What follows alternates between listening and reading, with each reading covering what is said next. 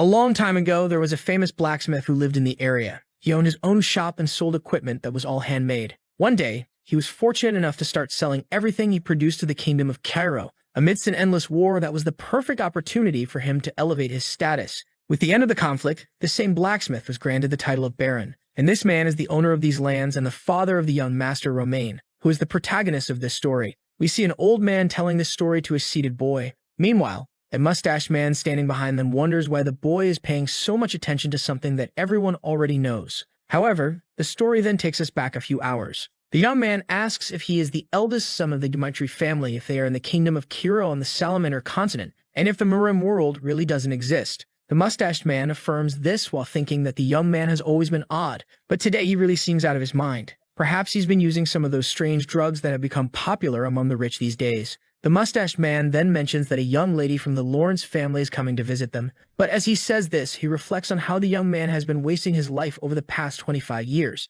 That's why he's known as the Dmitri family's trash. The man tries to explain the importance and values of the girl, but Dmitri interrupts him, saying there's something more important. He asks for the oldest person in these lands to be brought to him, someone much more important than this young lady, because he needs to learn how to live in this current world. The mustached man is confused as to why a 25-year-old would say something like that, but as a servant, all he can do is obey. The story then returns to the present. The old man says that's all he knows about these places. Dmitri thanks him and says he will give him a reward, but the old man simply responds that it was an honor to speak with the young master. Now Dmitri knows that everyone knows him as Roman Dmitri. However, his true name is Bak Jong-kuk. He's a person from the Murim world who lived a life of wars, conquered everything he wanted, and died in peace at the end. But for some strange reason, he woke up in this body. He doesn't know if this is the will of the heavens or a punishment for not accepting ascension. Suddenly, they hear a noise outside, and someone yells for a bastard. A boy gets kicked in the face while everyone watches. Surrounded by thugs in front of a small shop, he bleeds and can't respond, while the men keep calling him a filthy bastard and continue to beat him mercilessly. Dmitri's servant approaches to take a look, but is immediately shocked. He recognizes that red fang tattoo all too well. Beside him, someone asks what's going on. Dmitri orders him to answer quickly. The servant explains that these are the Blood Fangs, a group known not only in Dmitri's territory but also in the nearby regions. It seems the boy on the ground owes them something. The servant tries to tell Dmitri not to get involved because it will only cause trouble. However, the young man has already disappeared from his side and orders the thugs to stop. As Dmitri calmly approaches, the servant desperately tells him not to do anything, but Dmitri continues to walk forward. A bald man appears, recognizes Dmitri, and laughs in his face, warning him to stay out of it and not to think he has any authority just because he's of noble birth. Everyone says it's better if he doesn't interfere because it's none of his business. The servant continues to insist that they won't gain anything by going against the Blood Fangs. But Dmitri simply calls for Hans. He doesn't know the rules of this place, so he wants an explanation. Who broke the rules of this land and who should be punished? Hans hesitates for a moment, swallowing hard with fear before speaking. He says that if the boy really is in debt and didn't pay, he is guilty. However, the Blood Fangs don't have permission to punish someone like this. Worse still, they disrespected the eldest son of the Dmitri family, which in itself is a crime punishable by death. According to the rules of this place, it wouldn't be strange if they were executed for this. The thugs just stare, while Hans wonders if he should have said that. Dmitri then asks if they heard the explanation. He picks up a stick from the ground and declares that as the eldest son of the Dmitri family, he will have to punish them all. The bald man tries to explain that Dmitri is a noble and doesn't understand how the world works. He tells him to look at their shoulder tattoos and warns that if he continues acting like this, everyone will be in a difficult situation. Dmitri only says that this proves what he wanted to know. The bald man, now confident, asks what Dmitri is talking about. The young man explains that from what he can tell, they are nothing but trash since they speak this way about the lord of this land. He advances, saying that he doesn't care about the reputation they have in this place. The thugs are taken aback because they didn't expect the boy to actually attack like that. But now he will have to defend the honor of the Blood Fangs. And he slashes at Dmitri's neck. However, he immediately feels something strange. Dmitri had already plunged that branch into him. Without hesitation, Dmitri pulls it out and turns toward the other two thugs, but they only curse him, calling him a bastard and vowing to take revenge for their leader. Hans warns Dmitri to be careful, pointing out that the thugs are far better armed than he is. Yet Dmitri easily dodges their attack. He lands a swift kick to one thug's shin and follows it up with a punch to the face. The servant is bewildered. He had no idea that the young master could fight like this. To him, it doesn't even make sense that this could be the same Master Roman. The first thing Beck saw when he opened his eyes was a farewell letter on the floor and scattered drugs. The kingdom of Cairo, always at war, had to choose a representative from each of its noble houses to serve in the army. Roman was chosen to be his family's representative. However, he chose to take his own life instead. Beck reflects that it was a pathetic life, regardless of what Roman went through. But the current owner of this body is the leader of the celestial demon sect, and now he will live as he pleases. And boy, with just a stick, he painted the entire town red. Unfortunately, I'm going to have to censor this part because the boy is just too cruel. Behind him, someone calls him a monster. One of the last remaining Bloodfangs tries to flee, but Dmitri grabs him by the hair, slams him to the ground, and declares that the law must be obeyed. He warns that this last one will be allowed to live as a warning of what happens when the law is disobeyed. He gathers everyone in the town and declares that his name is Roman Dmitri. If anyone disagrees with the punishment he has dealt to these people, they can come find him at any time. Back Jong-hyuk. He reached the pinnacle of the Mirim world with incomparable strength. Hundreds of thousands of martial artists were defeated and massacred by him. When the blood of his enemies formed a river, everyone recognized that the celestial demon sect controlled the Mirim world. But now in this moment he has to exert himself just to deal with street rats. He calls for Hans and instructs him to notify the guards about everything that happened and to have someone clean up the place. The servant simply replies that he will do it immediately and runs off. Dmitri reflects on how weak and useless this body he inhabits is. He needs to accelerate his efforts to gather information on how to strengthen himself. Just then, the boy he had saved earlier gets up and thanks him for saving his life. Dmitri remembers that this was the boy who was being beaten but tells him that what he did was not intended to help him. The Bloodfangs broke the law and were punished, and that's all. Now the boy will have to explain his situation if he wants to keep his tongue. The poor boy, having just tried to express his gratitude, receives a threat instead. However, he says he will explain. His relatives borrowed money from the Bloodfangs to complete the purchase of some land and start farming. They would have easily been able to repay the amount they borrowed by selling their crops. But the damn Bloodfangs went to the land and destroyed all the crops so that they couldn't pay back the debt. Only later did the boy discover that they did this to blackmail his family and take his younger sister. The boy screams that the world isn't fair because even though they didn't have much, they never harmed anyone. The only thing he begs for is for Dmitri to save his sister. But Beck just observes the boy's eyes. That look reminds him of the Mad Demon, one of the 4 superior kings and someone he also met in a place as wretched as this. He then asks the boy his name, to which he replies,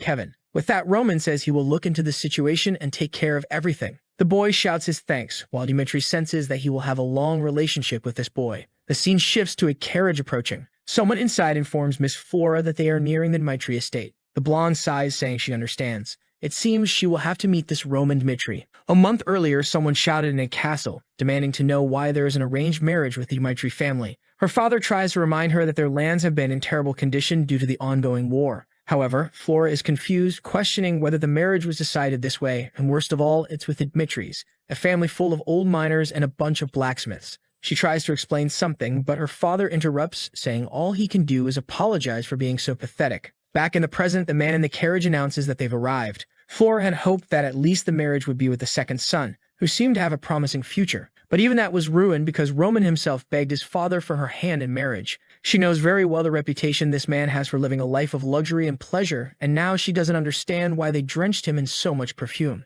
As she walks through the corridors, she thinks that no matter how much her father needs this, she won't accept it, and she needs to make that clear. At that moment, she turns to Dmitri and says she wants him to forget about this marriage. Radiantly, he replies that it's indeed a great idea. At this point, the poor girl is utterly confused. Dmitri explains that he thought better about this marriage and realized it's foolish for someone as amazing as her to marry the idiot of the Dmitri family. Flora is left bewildered, wondering if he's being serious. He then tells her that something very important has come up and he needs to speak with his father immediately. However, she stops him, asking what's going on. She had heard that this marriage was only happening because he asked his father for it, but now he's suddenly canceling it without hesitation, which leaves her perplexed. Dmitri simply asks her if she really wants to marry him, and when she replies no, he tells her that in that case, they no longer need to cause problems for each other, and he'll take care of everything. He reassures her that she doesn't need to worry because he will take full responsibility. Since he's already called the idiot of the Dmitri family, he doesn't mind being called the divorced one as well. She can understand why he seems so determined.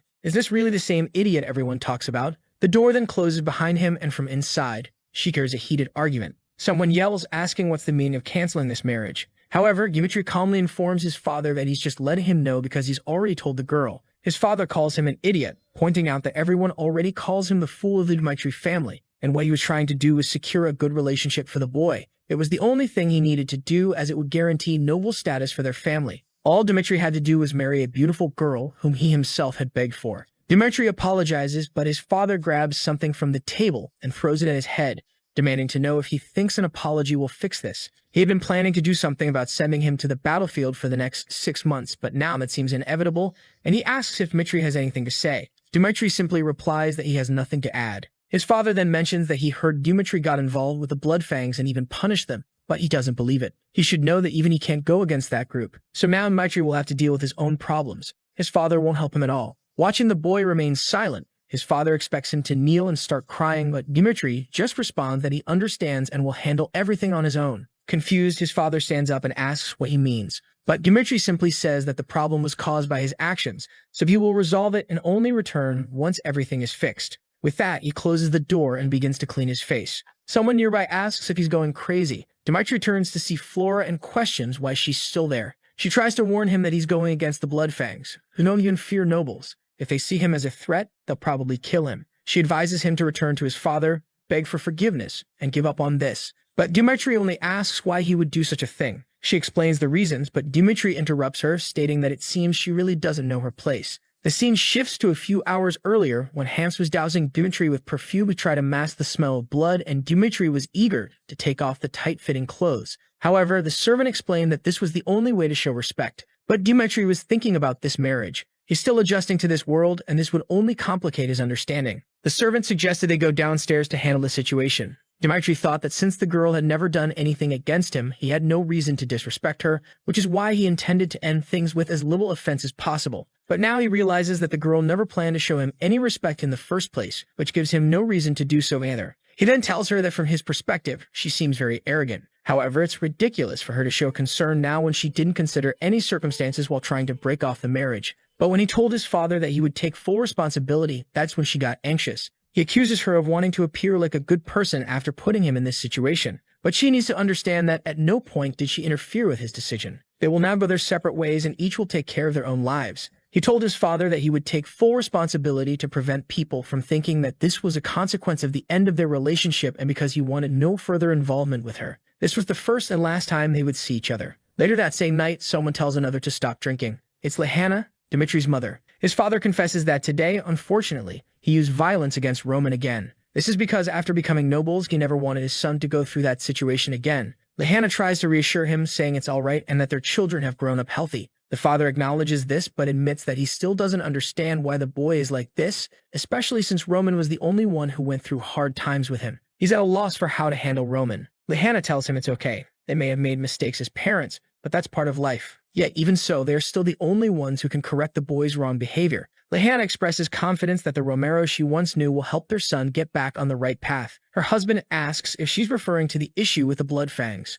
She nods, saying she surely spoke out of anger, but since he can be a bit headstrong, it might be wise to talk to Captain Jonathan to help the boy out. He then calls for the servant and instructs him to summon Captain Jonathan. The next morning, Roman is walking through the town and Hans is trying to stop him, warning him that the Bloodfangs will likely try to take revenge for what happened yesterday. But Roman simply asks when Hans thinks these men became so powerful. Hans admits he has no idea. Roman explains that in war, fame is what generates fear. Because the Bloodfangs are ruthless, that fear has made them more efficient at completing their missions. Hans then asks if Roman is saying they aren't dangerous or that they are weak. Roman responds that they are only as weak as the amount of fear they can instill in him. The scene shifts to a restaurant where someone delivers a feast they had ordered. Hans is delighted, saying the food looks delicious. However, Roman stands up and says he's going out, but instructs Hans to stay behind, telling him that he'll continue the investigation, but that it would be too dangerous for Hans to accompany him. Hans jumps up, desperately insisting that he cannot allow something like that. Even if it means putting himself in danger, he must remain by the young master's side.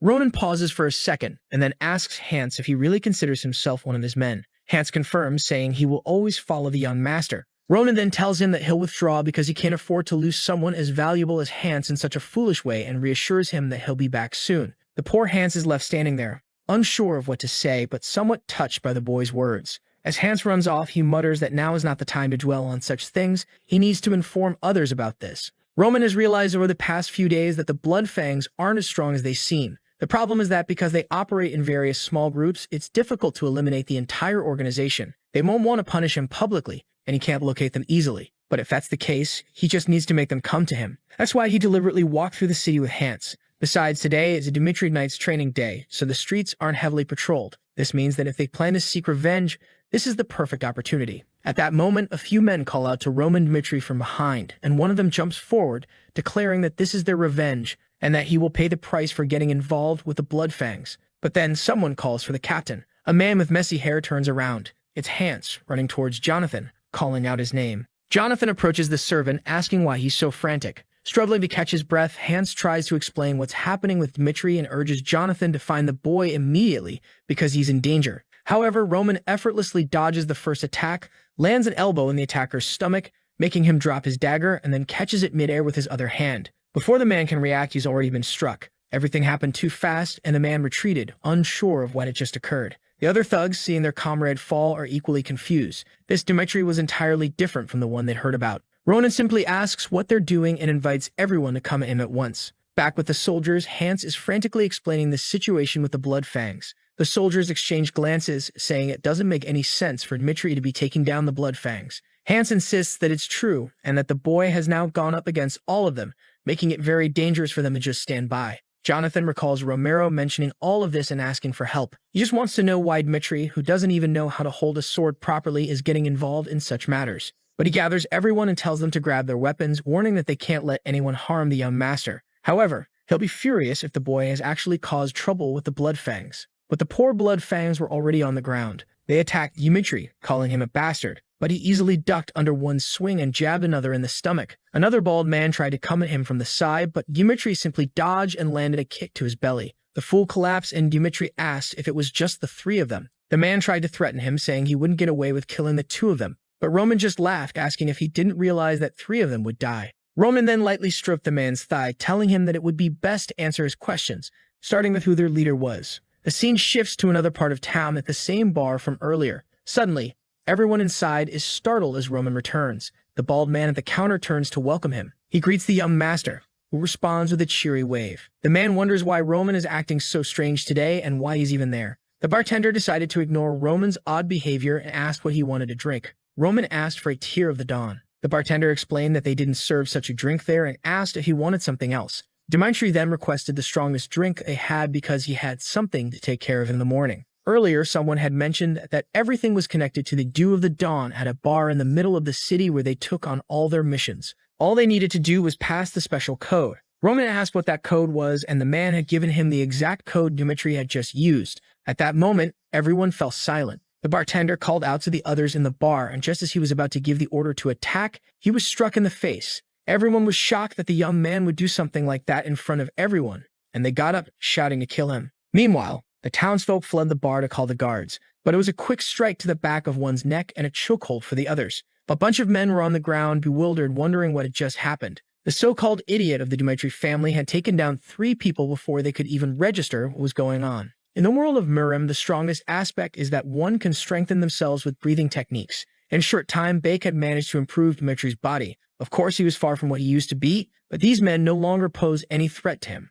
A little later, the bartender began to get up, trying to understand what had happened. Ronan commented that he had gotten up just in time, as he was about to finish everything. The bartender, a chubby man, asked why Roman was attacking their establishment. Dmitri called him an idiot, pointing out that he knew the bartender had sent the men to attack him. However, there were some things he was very curious about, so they would need to have a little chat. Sometime later, Jonathan arrived at the scene and questioned whether this was really something the young master had done. At that moment, a soldier appeared on the second floor, informing Jonathan that it seemed the young master had gone to the Lawrence estate. Jonathan was confused and wondered why. The soldier reported that it appeared the base of the Bloodfangs was located there. An hour earlier, Dmitri had told the bartender that it would be better if he confessed everything immediately. At this rate, he would be running out of fingers before he told the truth. The bald man warned that he had nothing to say to the boy, that Dmitri might kill him, but the Bloodfangs would take revenge. Roman then smiled, saying that now he liked the man's attitude. The people who resist the most before telling the truth are the ones he enjoys making talk the most.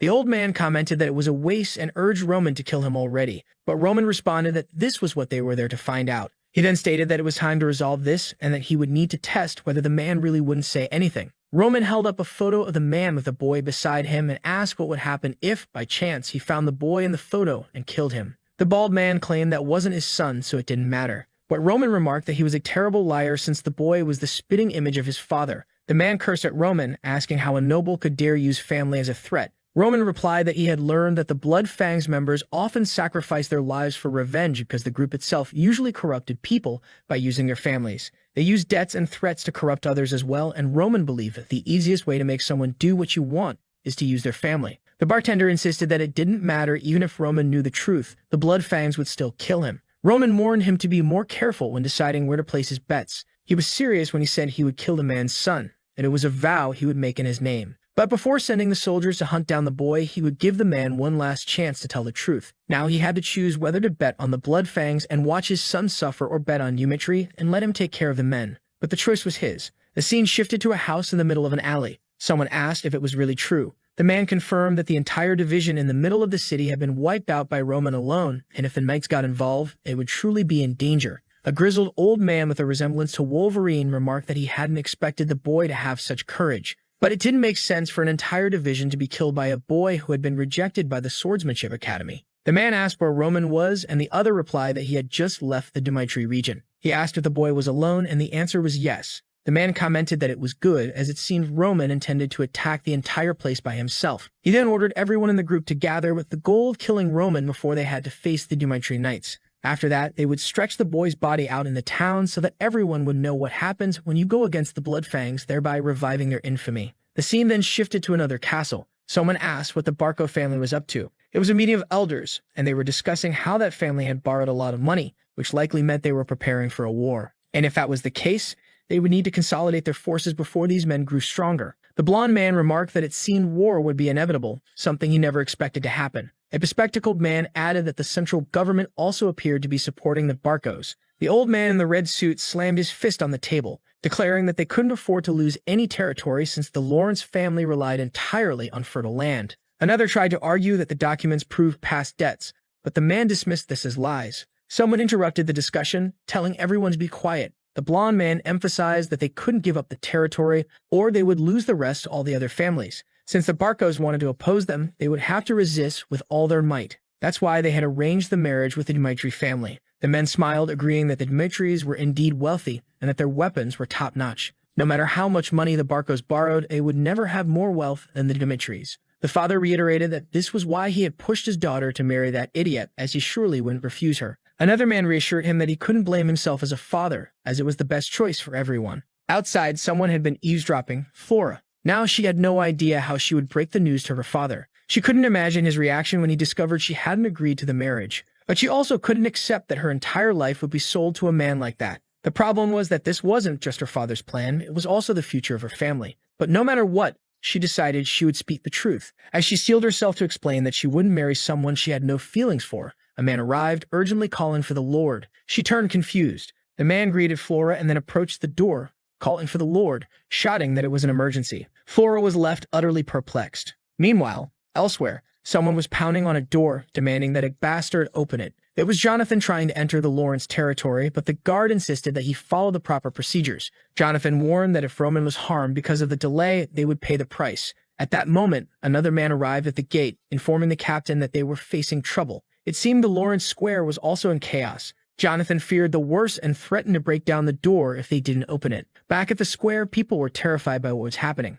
Someone was hanging, and they were unsure whether they should intervene. It was the old Wolverine figure begging for someone to spare his life. He had been confident that defeating a single noble idiot would be simple. All they needed was anyone from the gang to handle it. But in reality, they had multiple armed men. He had been sure there was no way they could lose, or at least that's what he had believed. That is, until he saw everyone dead in front of him. Then he knew he was going to die too. He began to stumble over his words, pleading not to be killed, terrified of losing his life. Stuttering, he begged for mercy, grabbing Roman's leg and asking not to be killed. But Roman simply threw him into the middle of the city in front of everyone. The man pleaded, saying that if they spared him, he would serve as a dog for the rest of his life. Roman coldly responded that if he wanted to offer to become a dog, he should have done so before showing his fangs. He then announced to the city that this man was the leader of the Blood Fangs, and everyone knew the kind of person he was. They had threatened the Dmitri family and used dirty tricks to deceive people. The crimes committed by this organization were clear, and Roman declared that he would destroy the entire organization along with the evil they had spread. As the crowd stood in shock, Jonathan approached the square, and the scene left him speechless.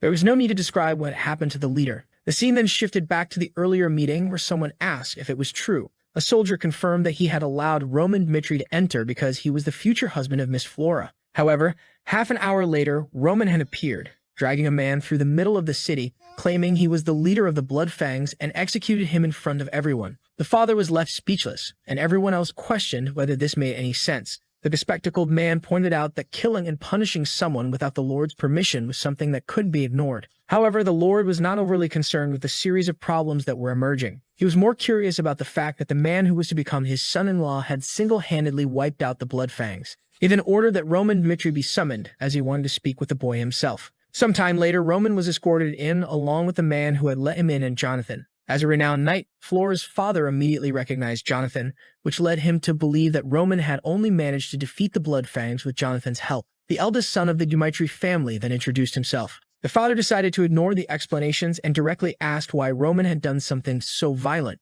Roman explained that a few days ago, the Bloodfangs had committed a crime and beaten an innocent citizen. That's when he executed everyone in that very place. Outside, Flora was trying to eavesdrop on the meeting. She called a knight over and asked him to come closer. She questioned if he had really taken Roman Dmitri inside, and he confirmed it. She then asked why Roman had gone to her father's room. The knight hinted that she might be one of the last to find out, which understandably left her alarmed. Back in the meeting, Roman continued, explaining that was why he had to invade the Bloodfangs base and kill their leader. That was the summary of everything that had happened. However, the Lord pointed out that Roman didn't have the authority to execute someone on Lawrence land. Roman acknowledged this but doubted their ability to handle such men, given that the Bloodfangs were infamous in the region, abusing the local citizens while nothing was done about it. That's why he took matters into his own hands, because he couldn't trust the Lawrence family to do it. The two servants on either side were shocked and drew their attention to Roman. But Roman expressed disappointment, saying he had expected to be called here for praise for doing the job they had ignored. He then asked the Baron if what he had done was truly wrong.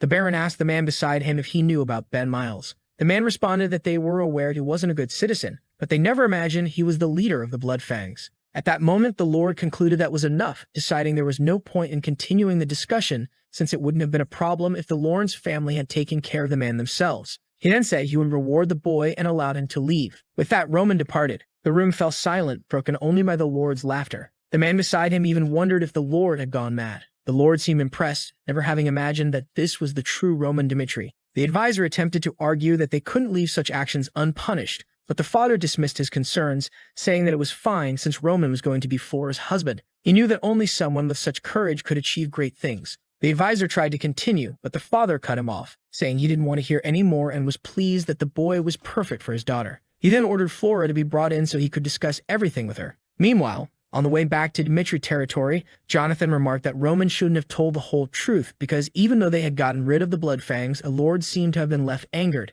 But Roman simply replied that all he did was show that the situation had escalated due to their negligence. And since the lord still didn't know about the canceled marriage, he wouldn't punish his daughter's husband. Jonathan quickly realized that Roman had planned everything, leaving him puzzled as to who this person before him really was. It was clear he was no longer the Roman Dmitri they once knew. A voice echoed in Roman's mind, calling him by his true name, Bak Jong-hyuk, and reminding him that, as the son of the celestial demon, he would have to prove he was qualified to succeed him. First, he would have to survive hunger, cold, and the hard ground. But his father had warned that if he died, it wouldn't matter since he could simply have another son. The only way to prove his worth was to rule over everyone. Of course, Bak had already been beaten down. A chubby kid laughed, saying he thought Bak would be stronger as the son of the celestial demon, but in the end, he was just an arrogant brat. Bak stood up only to be struck in the face again. The poor boy couldn't do anything. The other children, who stayed out of it, just thought he was an idiot. While most children were protected by their families during childhood, Bak had been forced to live in a world where only the strong survived. Back in Dmitri territory, Roman was now relaxing in a bathtub,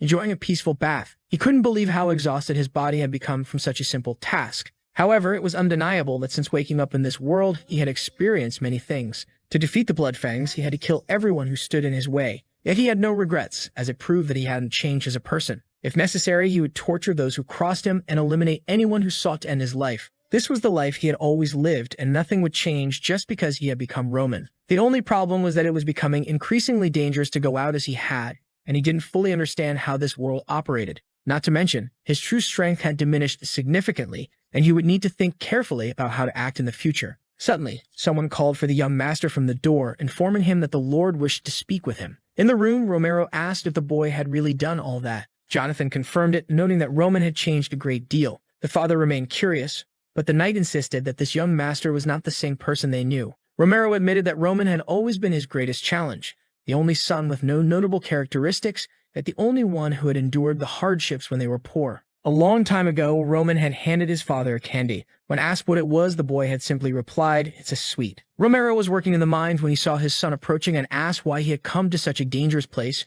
reminding him that it wasn't safe. But the boy just smiled and said that his father worked too much, so he brought him a sweet to give him energy to work faster and come home sooner. All Romero ever wanted was for his son to be happy. That's why he always favored him and gave him money so he wouldn't be called poor. He never imagined that this would lead Roman down the wrong path. Part of him had already given up on the boy, but hearing that he had taken down the blood fangs filled him with a renewed sense of hope. At the door, Roman asked to enter. Romero thought to himself that regardless of how Roman had achieved it, he had managed to eliminate the blood fangs. If that was the case, he was ready to do anything for his son. This would be his excuse for having failed as a father before. When Roman entered, Romero remarked that he had heard that Roman had taken down the blood fangs by himself. Bake, now inhabiting Roman's body, observed the boy's father. He could see that the man was anxious and full of hope for what he was about to say. Buck knew that if he told the truth, he would be seen in a completely different light. The problem was that accomplishments beyond expectations always came with a price. If he downplayed things now, he might buy himself more time to develop further. As his father continued calling out to him, Bake debated whether to tell the truth or lie. Hiding the truth seemed the more rational decision. Back's thoughts flashed back to when he was being beaten as a child. The bully taunted him, asking if that was all he had. But then Bake grabbed a rock from the ground and smashed it into the bully's face without mercy. The boy was badly hurt, falling to the ground, and Beck stood up, picking up another rock to finish him off. From that day on, everyone was afraid of him. That was when he learned that in a lonely world, the most powerful always reigns. He declared to everyone that the boy he had killed was the former leader of their group, meaning that now he was in charge. Demonstrating superiority was the only way to ensure total victory. That's why Bake, now Roman, decided to say, "Yes, I was the one who took down the blood fangs." He and the celestial demon didn't know how to hide their superiority. Sometime later in the city's training grounds, the young trainees were practicing their swordsmanship when someone ordered them to stop and show respect to the lord who had arrived. Everyone immediately bowed, and a blonde boy in the group looked surprised, wondering why Roman Dmitri was there. The trainer announced that they would be testing their swordsmanship against Mr. Roman and invited anyone who wanted to participate to step forward. Strangely, everyone was sweating, and no one wanted to volunteer. The blonde boy couldn't understand why everyone seemed so afraid of Roman, or more accurately, why anyone would want to fight the idiot. An hour earlier, when Roman had confessed to his father that he was indeed the one who had taken down the blood fangs, his father asked how he had managed to defeat them. Needing to avoid raising suspicion, Roman explained that he had been secretly practicing swordsmanship. His father asked why he had kept it hidden, assuring him that he would have given him all the support he needed. Roman replied that he was tired of wasting his life and wanted to prove that even the idiot of the Dmitri family could accomplish something on his own. However, Romero found it hard to believe, saying it was impossible for someone to learn swordsmanship on their own to the point of killing those men. Roman explained that the Blood Fangs maintained their operations through threats, which was why he set a trap to lure out their leader. His father asked how he did it, and Roman explained that the Blood Fangs always retaliated against weaker nobles, so he used himself as bait. Romero said it was very risky because if they sought revenge, it would be easy for them. But Roman explained that most of the members were kept in line through threats, and he knew that if he could kill the leader, no one would want to save someone who had threatened them. Romero thought to himself that it was an extremely well-thought-out plan, and Roman had shown a lot of courage to follow through with it. Impressive would be an understatement for what he had done. To think that Roman was capable of such a thing. His father then asked if he could request a favor, and Roman agreed. Romero said he wanted to see the swordsmanship that Roman had been practicing with his own eyes to understand how much he had changed. Now back at the training grounds, Romero was startled by the fact that no one was volunteering. The blonde boy thought that whoever hit Roman would be expelled, and whoever lost would also be expelled for being so bad, making no one want to participate. Meanwhile, Jonathan was thinking that they needed someone who could defeat Roman easily to demonstrate the knight's skills. He announced that if no one volunteered, he would choose someone himself. As the master, Jonathan couldn't participate, so there was only one other option. He called out the name Chris, telling the boy to step forward, which shocked him. Chris was the vice-captain of the Dmitri Knights. The first time he had met Roman was the previous year, when they had gone to a bar where people were complaining about a drunk causing trouble. There, they found someone shouting and demanding to know if they were trying to make a fool of him. The boy had asked if they really wanted to shut down the place. The attendants apologized and didn't quite know what to do. However, it was the drunken Roman who said that trash like them shouldn't even speak, and he ordered the guy to come over to him once again. They tried to say something, but he threw the bottle against the wall. That's when Chris told the boy that enough was enough, but he just asked who they were. Chris reached out to grab his wrist to get him out of there, telling him he was embarrassing himself. But he received a slap in the face, and Roman asked how a lowly knight like him had the courage to lay his hands on him. Well, with just that slap, Chris already knew that this boy had never trained a day in his life. His strength was at best below the average of a man. He felt sorry for the Lord for having a son like that guy, and he was absolutely certain that this was trash, better off dead. So why were they telling him to have a duel with this Roman? He tried to tell the captain that he didn't think it was a good idea and that there might be other more suitable people for it. However, Jonathan warned that the boy had taken down the blood prisoners, so it had to be him. Chris was about to say something, but Jonathan just cut him off. So he said he understood. Everyone was eager to see the duel, and the two calmly observed each other.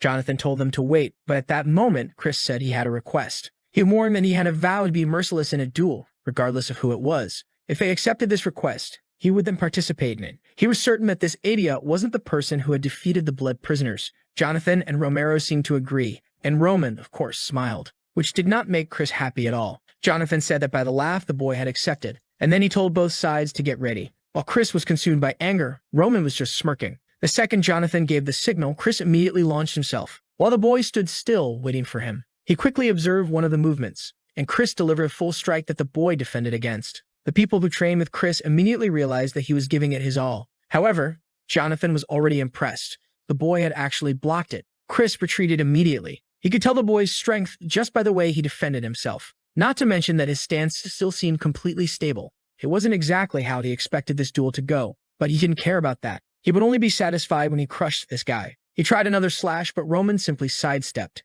However, Chris saw this movement. He spun his body to hit him from the side, but the boy defended again. Roman seemed calm, observing the attacks. When Chris found an opening at his back, for him the match was won now. It was just a matter of landing this blow, and it would be over. But Roman simply crouched. He saw an opening, and at that moment, Chris knew he was going to get hit. The attack brushed past his face, and the guy even got a new haircut. Terrified, he retreated. He realized how dangerous that had been, while the Lord and the captain couldn't believe it. For the people who trained with Chris, it made no sense that he was losing, and he himself wondered if this was really the skills of Roman Mitri that he knew. From defense to evasion or attack, nothing was lacking. Could it be that he had really defeated the blood prisoners? Because if so, at this pace, at that moment he said he was overthinking and Roman was still the same idiot as before. But that's when Roman said that was enough warming up, and he said that this time he would go first. And the poor guy hadn't even reacted yet. Too late when he realized it. He managed to defend himself the last second by sheer luck. While he couldn't believe that the boy was that fast, he made a move backward,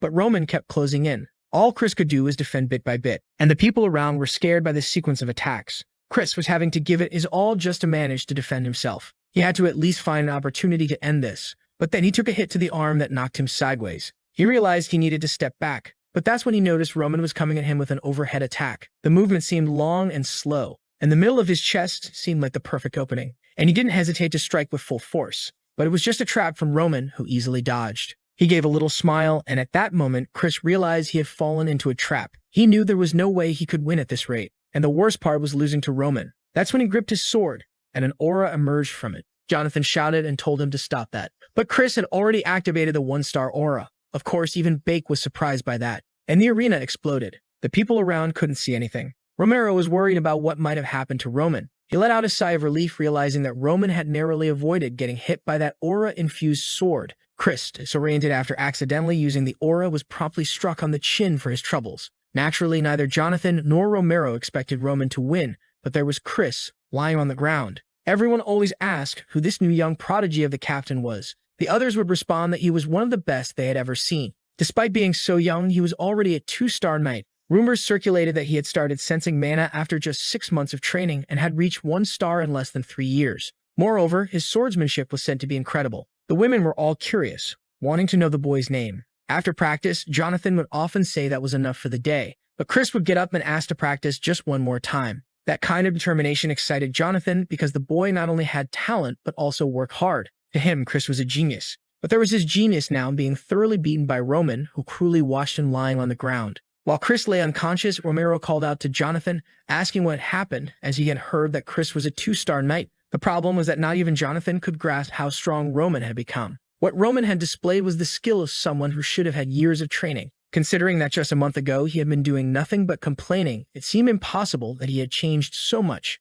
But nothing made sense, so Jonathan simply told Romero that Roman was a genius in swordsmanship. Roman, meanwhile, was just laughing as he looked at Chris, who was still unconscious. He was impressed by how aggressive and focused Chris was. With the skill he had shown, Chris could easily have taken down the Blood Fangs as well. It was easy to see why Jonathan was proud to have him as a protege. But to the Celestial Demon, Chris was one of the weakest. Even the weakest warriors of the Celestial Demon sect were stronger than this. However, that strange power Chris had displayed at the end had really caught his attention. As another Joker started to emerge, Romero began laughing like a madman. Once again, everyone was confused. But of course, Romero said it was great to see this. To him, it was incredible to have a son who was a genius in swordsmanship. He asked Jonathan if he was sure. Jonathan replied that it was impossible for someone to have evolved so much without being a genius. Naturally, the father was all smiles. He called Roman over, telling him to come closer. Romero said it had been a long time since he had been this happy and that he wanted to applaud his son. To him, Roman deserved whatever he wanted, so he could ask for anything.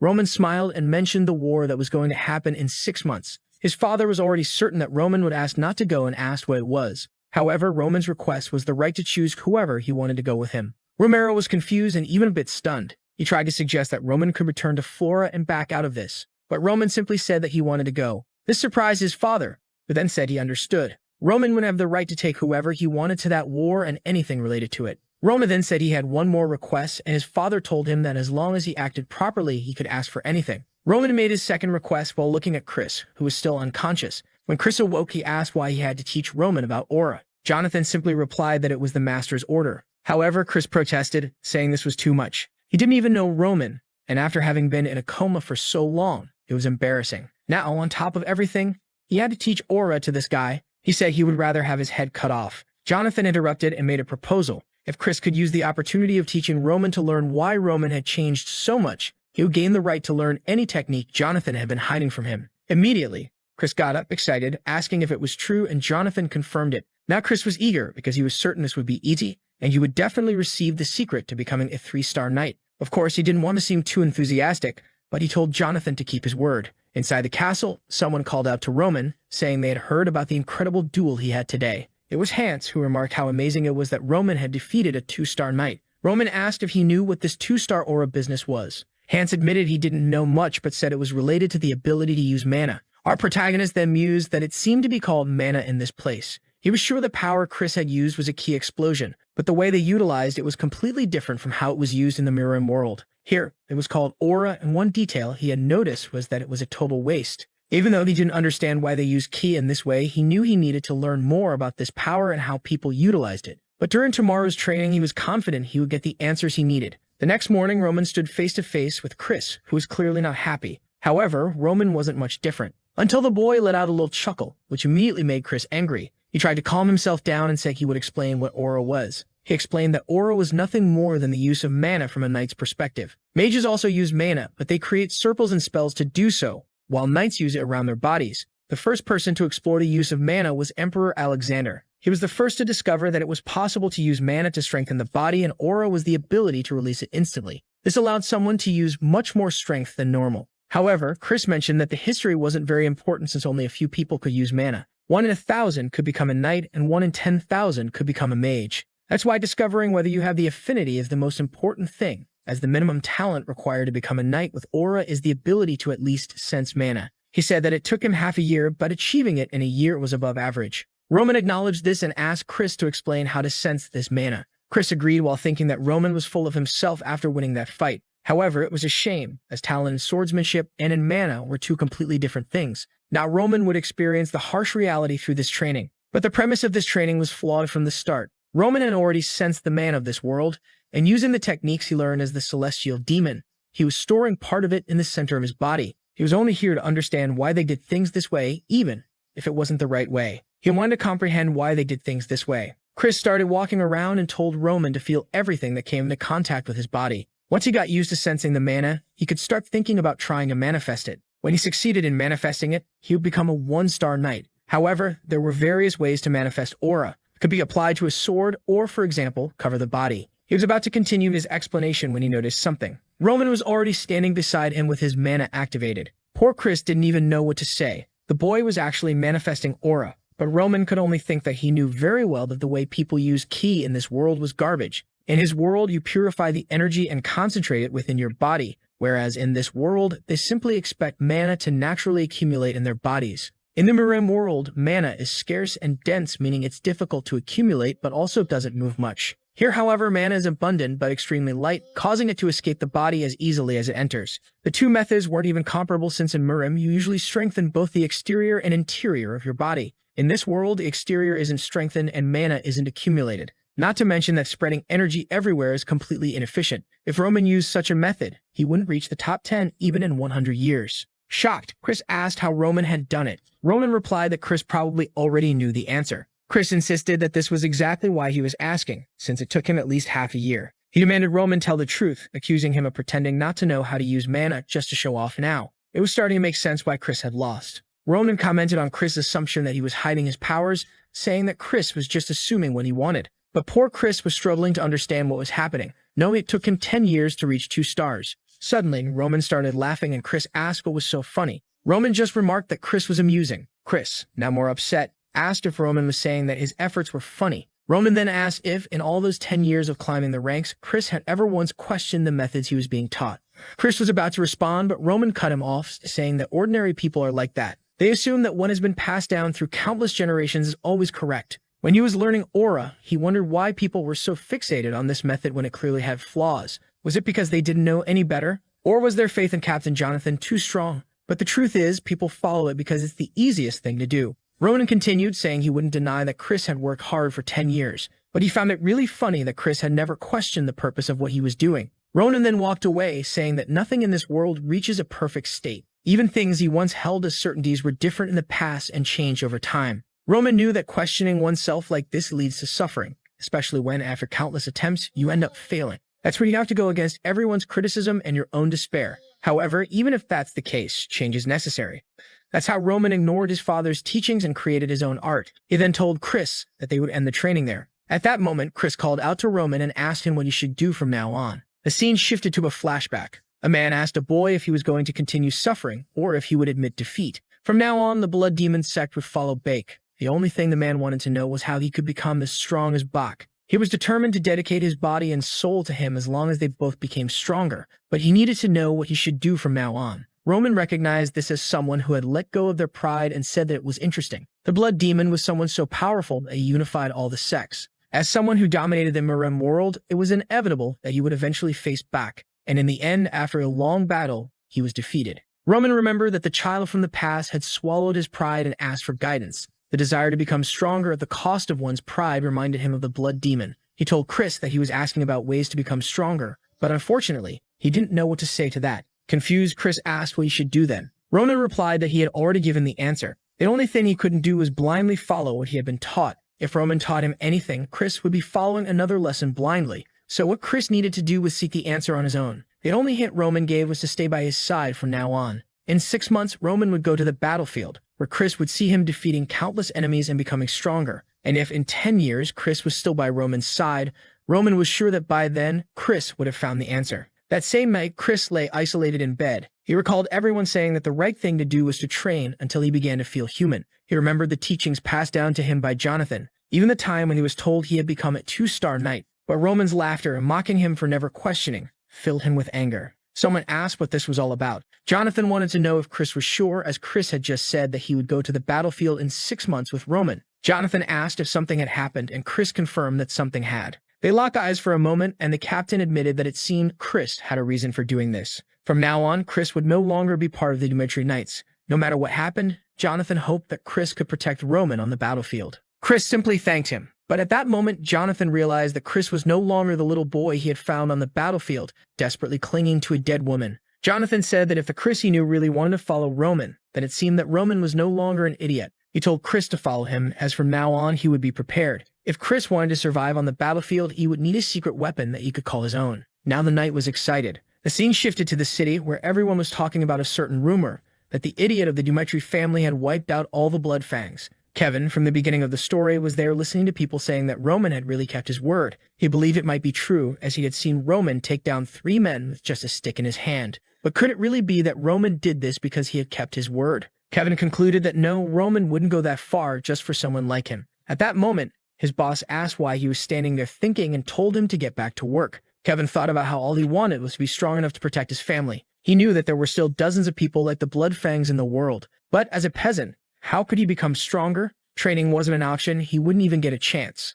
Just then, someone called out to him, causing the crate he was holding to fall to the ground. It was Roman, who said that it had been a while since they last saw each other. Kevin asked what Roman was doing there, but then quickly corrected himself and threw himself to the ground, thanking Roman for saving his family. Roman asked if things had improved, and Kevin confirmed that they had. The Bloodfangs were no longer pursuing them, and he had even found a job. The only thing Kevin didn't know was how to express his gratitude. Ronan told him not to worry because there would be an opportunity as soon as Kevin heard his proposal. His family would never have to worry about money again. Additionally, they would have a house and good food. They wouldn't need to work in exhausting places anymore. Kevin's entire family could be blessed with this new life, but the price was that Kevin would have to swear loyalty and live for Roman. Kevin was silent for a moment before he bowed his head to the ground, saying he would live for Roman. He would die if Roman asked and kill if Roman commanded. If Roman promised to take care of his family, that would be more than enough. Roman saw that Kevin was the kind of person who showed loyalty with his own blood. In his past life, the Mad Demon was someone who could wipe out entire clans with just one word.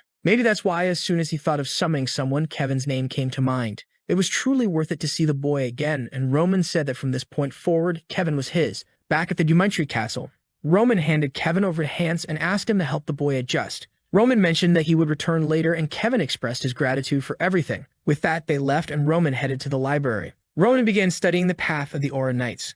The first stage was the manifestation, which qualified someone as a 1-star knight. To reach 2 stars, one would need to cut through steel with their aura. At 3 stars, one transcended logical comprehension and was treated as someone special in any kingdom. On the Salamandra continent, there were a few 6-star knights, but no one had ever heard of someone reaching the 7th rank. Even among the 10 strongest in the world, not all were 6-star knights. Roman mused that given Chris's strength, Jonathan must be a 3-star knight, and that 6 stars in this world were practically incomprehensible. The aura of someone like that could reach 12 meters in height and impact the entire world. Currently, there were only 12 6-star knights in the entire world. Roman realized that these individuals were indeed powerful, especially if they could achieve such feats in an inefficient way. On the other hand, there were the so-called Archmages, a title given to a sorcerer who reached 7 circles. In this world, they were considered half-god, half-human, as they could bring destruction wherever they went. A single spell from someone like that could split the sky in 2. Unfortunately, magic was something that didn't exist in the Mirim world, and now he at least had some idea about it.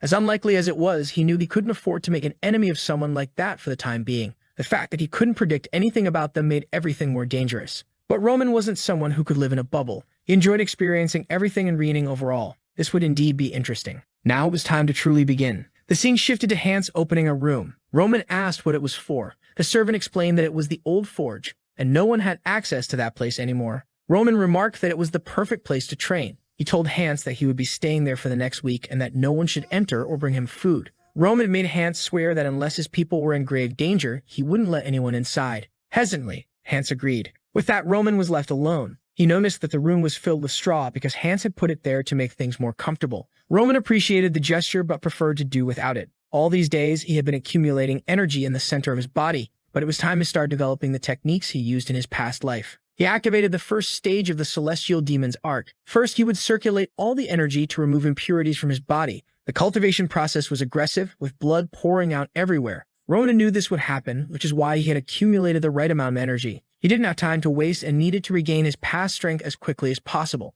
The first stage of this technique was called the human stage, and it was the first step toward his goal. The scene then shifted to a week later. A bald man offered to bring tea and drinks for Count Lawrence and Miss Flora. The Lawrence entered and asked where Roman was. The bald man explained that Roman was currently handling some business and then closed the door, leaving them inside. Lawrence remarked that it was clear they weren't welcome there. He told his daughter they would have to wait and instructed her to sit down. He then called her by name and explained that he had arranged this meeting to reverse the mistake she had made. Flora replied that she understood perfectly. Back in the moment when he had shouted upon discovering that she had broken off the engagement, Flora explained that she had already discussed her situation with Roman and even tried to follow her father's advice. But he interrupted her, calling her by name and reminding her that he had always believed she was an intelligent child, so he hadn't expected her to do something like this. She needed to understand that the Barco family had borrowed a large sum of money from the bank, which meant that a war would soon begin. The marriage with the Dumitry family wasn't just a decision. It was inevitable because they were the only family capable of standing against the Barcos in this region. Flora argued that the Lawrence family wasn't weak and questioned why they thought they couldn't win without the Dumitrys.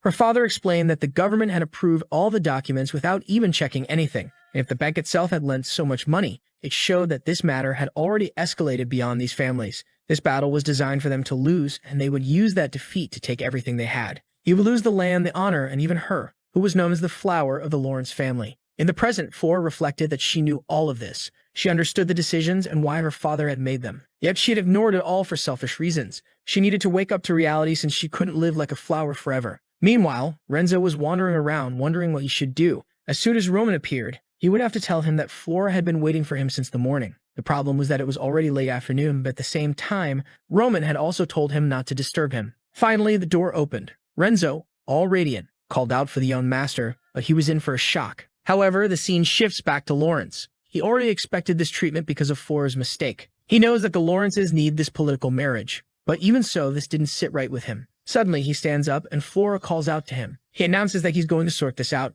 and find Baron Dimitri on his own. Someone calmly takes a few notes. Then suddenly, Lawrence opens the door and asks why he's making a visit and waiting so long. If he's dissatisfied, he could have just said so. He never expected the Dimitris to be so petty. However, Romero is just standing there observing. He says he understands what he said, but asks if today's meeting was scheduled in advance. The Baron mentions that he understands that he showed up unannounced, but it's been a week since he's been asking to speak with Roman. If, at least, they had refused from the start, they wouldn't have been offended. However, Romero asks why he would refuse a visit from the Lawrences. But now, he wants to know if that's all he has to say, and if really he barged into this room to complain about being tired of waiting until noon. On the day Flora visited, Roman himself said he wanted to end that marriage. Even though they argued with the boy, he is sure Flora didn't want that marriage either. Even if it was a disgrace to the Dimitris, he decided to say nothing and stay quiet like a fool. After all, it was she who came there just to say it wouldn't work out. Even though, at the beginning of it all, it was the Lawrences who were pushing for it to happen. And now he's there,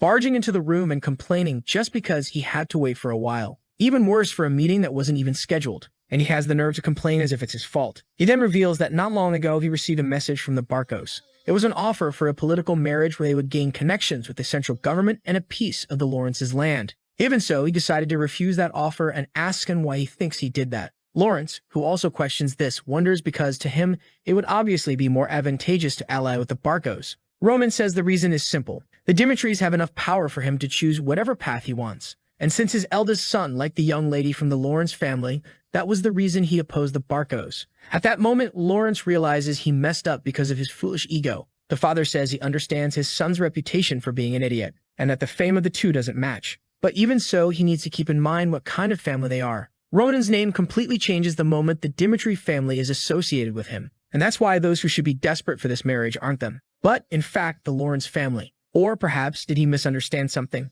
Suddenly, Flora remembered the days she used to go to the academy when she was younger. That was the place where many children from renowned families went to build their knowledge as nobles. However, there was one family from the north that had only one person there. The boy was so quiet that one could question if he really existed. That was the son of the Joel family. In a place where the children believed they were treasures born into this world, he was distant. Until one day, he made a small mistake. For the other children, that wouldn't mean anything, even if they made big mistakes. However, in his case, it resulted in a disciplinary committee. And on the day the teacher scolded him, a father approached and apologized. He begged for his son to be forgiven and said he would teach him better. At that moment, from a distance, she could only think of one thing. She felt sorry for him. However, right now, all of this seems funny to her. The Viscount apologizes and says he has nothing to say. Meanwhile, Flora realizes she had no right to feel sorry for that boy. And the Viscount says his daughter made a mistake out of immaturity. At that time, Joel was weak, and this is the same case for the Lawrences today. Once again, the father apologizes, saying that his entrance was disrespectful, and Flora understood that the weak had no choice but to bow to the strong.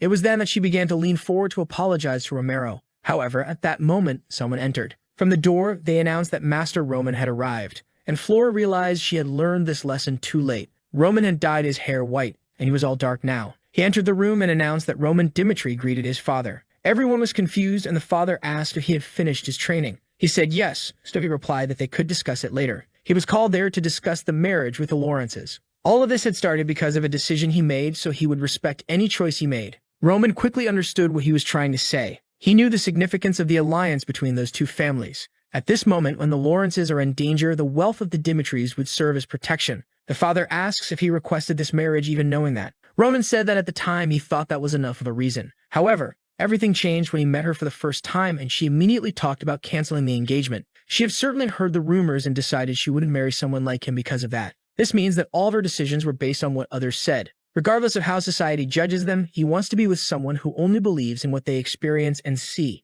And it is for this reason that he votes to end the engagement. At that moment, the room fell silent. Lawrence thought that now it was the end of everything, as this marriage was the last card they had. No other family would accept a political marriage in this situation. This means they would have to solve their problems with their own power. The problem is that if the Dimitris and the Barcos really combined forces, it wouldn't stand a chance. He needed to do something to at least prevent that. He then bowed and said that the Lawrences took full responsibility for this. As an apology, they would no longer collect any taxes from a Dimitri merchant passing through their territory. He knew this wasn't much for someone as wealthy as they were, but it was a way to show they were sorry. Romero said he couldn't accept that, as the Dimitris couldn't profit from his son's future. All they would need to do is announce that it was Flora who canceled, and they wouldn't join forces with the Barcos. Lawrence simply thanked him. Of all his fears, this was the greatest. And with that, they left the room. Not before he looked back just to see Dimitri standing there. If he had known the potential of this young man a little earlier, he would have been more assertive when he spoke with Flora. In the end, he too had made a big mistake. Romero then called Roman and asked what had happened to him in the past week.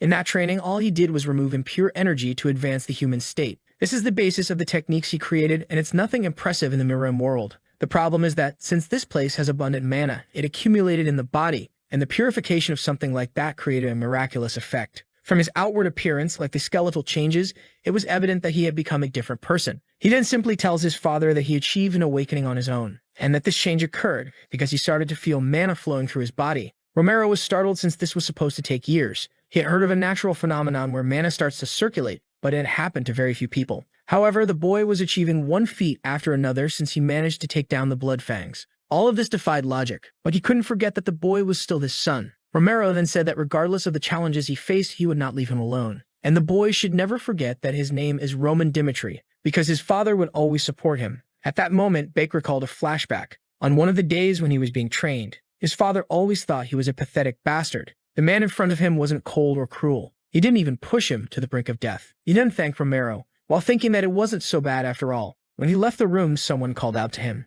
It was Floro, all awkward, not knowing what to say. She apologized for judging him so hastily and causing trouble for both families. He simply walked away, saying she didn't need to apologize. After all, he hadn't planned on accepting it from the beginning. She continued, saying that she understood he didn't like it. Even though it was something meant for both of them, she was the one who decided to break that promise. However, there was something she wanted to say while she still had the chance. The reason she broke off the engagement, it was at a social gathering in the north where the nobles gathered. The moment they found out she had been promised the Dimitris, they started spreading all sorts of terrifying rumors. And the worst of all was discovering that he and Roman Dimitri used drugs. This one came from Dare. She knew that drugs eat away at reason and intelligence. She just wanted him to know this. She didn't know if they were true or false. It's just that she couldn't ignore it. Roman cut her off and said that whatever happened didn't matter since it didn't change the relationship they had. She didn't need to worry about him anymore. The poor thing was left there abandoned. Later that night, she had a conversation with Hans. He found it strange that she mentioned drugs since he didn't feel anything like that in this body. Even though there were some impurities, that metamorphosis had already removed all of that. He then called for Hans and asked if he had ever heard of him using drugs or doing anything like that. The guy was all confused, unsure if he should answer or not, but Roman said he wouldn't reprimand him. He was just trying to understand better the choices he had made in life. Hans, excited, said that not with his own eyes. However, there were moments when he thought the boy's behavior was a bit strange. Roman then asked when that was. Hans explained that the last time was 15 days ago when he saw him returning from a social gathering. Nothing major happened at that place, but the moment he returned, he seemed to be in a strange state. After that, he seemed to have lost the will to live and stayed in his room all day. Not to mention that every night he asked for an excessive amount of alcohol. This was one of the reasons Hans suspected he was using drugs. But now that he thinks about it, it really seems like a foolish idea. He remembers Flora mentioned those noble gatherings and asks who organized that party. Hans says it was the eldest son of the Barcos named Anthony. Roman begins to realize that all of this is very suspicious. The moment others find out he's going to be her fiancé, he suddenly takes his own life. Now he has a rough idea of what happened. There were some things that bothered him about Roman's death. In the message, it only said that he was afraid to go to battle, and that's why he took his own life. However, at that time, the marriage to Flora had already been decided, but he didn't mention anything about it. Not to mention that it would have been extremely easy for him to avoid the war with this marriage. But even with all of this, he took his life out of fear. Something about it didn't make sense. Roman then asked if he and this Anthony had always been close. Hans said they had been friends for a long time, but recently things didn't seem to be going well. It started when that marriage proposal with the Lawrences came up, because that would create a huge obstacle for the Barcos who wanted to conquer the Lawrence lands. And the quickest way was to prevent that marriage from happening. This confirmed to Roman that these guys were behind that letter. Hans then mentions that a few days ago, another letter with an invitation to a Barcos party arrived. This makes Buck curious. Hans explains that he didn't deliver it because Roman was in isolated training and asks what he should do with it. Now Roman laughs because it seems these guys are underestimating him. And that's one of the things the celestial demon hates the most. He asks when the party will be, and Hans says in 2 weeks. With that, Roman orders him to inform him that he will definitely attend. The scene shifts to the next day. Kevin was being guided to speak with Roman. However, Hans had already warned him not to be surprised by his change in appearance. He entered and asked if Roman had called for him. Roman turned and confirmed, but at that moment, Kevin was startled and asked what had happened to the young master. Beck ignored this and asked if he was adjusting. Kevin said yes, that the place was very good, and he had no problems. However, there was just one detail. He was still trying to understand what his role would be in this place. He offered to live for Roman's sake, but he didn't know what an ordinary and commoner like him could do. Roman simply said that he would be used as one of his swords. Kevin asked what that meant. Roman once again ignored him and said that it was impossible to choose someone's path for them. So he would give him 3 options. If he was afraid of killing, he wouldn't be a sword, but instead the hands and feet. He would learn everything from Hans to become a loyal follower. The second option was to become the sword and protect him by his side. Kevin interrupted, saying he had never used a sword, so it was impossible. Roman said he had already figured the boy would say that. He explained that if he chose this option, he would have to go through skeletal contortion. Obviously, the boy wanted to know what that was. Roman explained that it was a process where the pain caused would make a person feel as if their bones and muscles were being broken.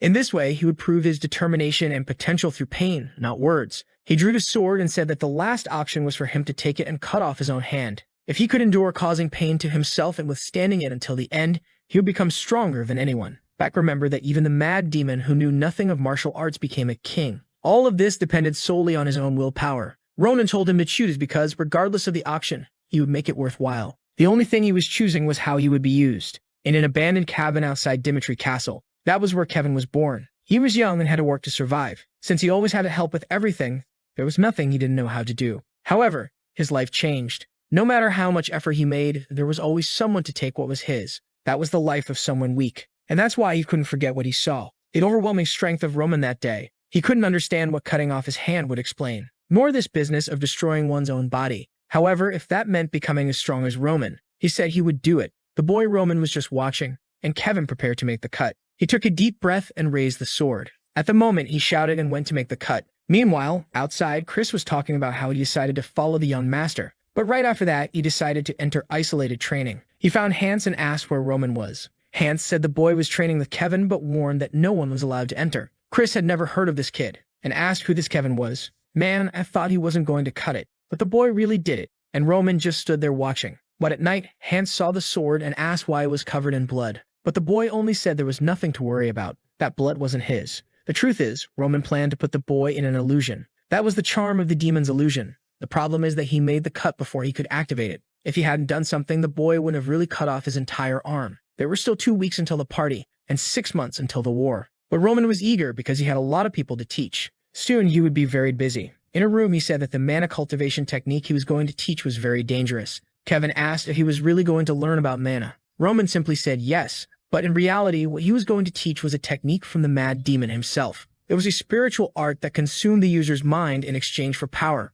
However, that could only be used by someone who could withstand extreme pain. And it was by putting the mad demon through that process that he managed to make him useful. If the boy didn't hesitate even to cut his arm, Roman believed he could learn it. He warned that it was a technique that would make him stronger. However, the pain would be much greater than yesterday. Even with all that, there was only one reason he was teaching it. Not only was it the fastest way for an untrained teenager to grow stronger, but it was also a technique that would allow him to protect whoever he wanted when he reached his peak. Kevin got excited and called for the young master. He said he couldn't express how grateful he felt, but he just didn't understand why Roman trusted him so much. He might have sworn loyalty, but nothing would stop him from running away after learning it. That's why he wanted to know why Roman trusted him so much. But the boy just said he trusted him because he did. Obviously, that left the boy even more confused. But Roman ignored him and told him to rest because the training would start tomorrow. Still, he thought that the mad demon had asked the exact same question. But unconditional trust is only received when you believe in the person. However, he knew Kevin wouldn't betray him. As soon as he became stronger, he would realize how dangerous it is to betray the celestial demon.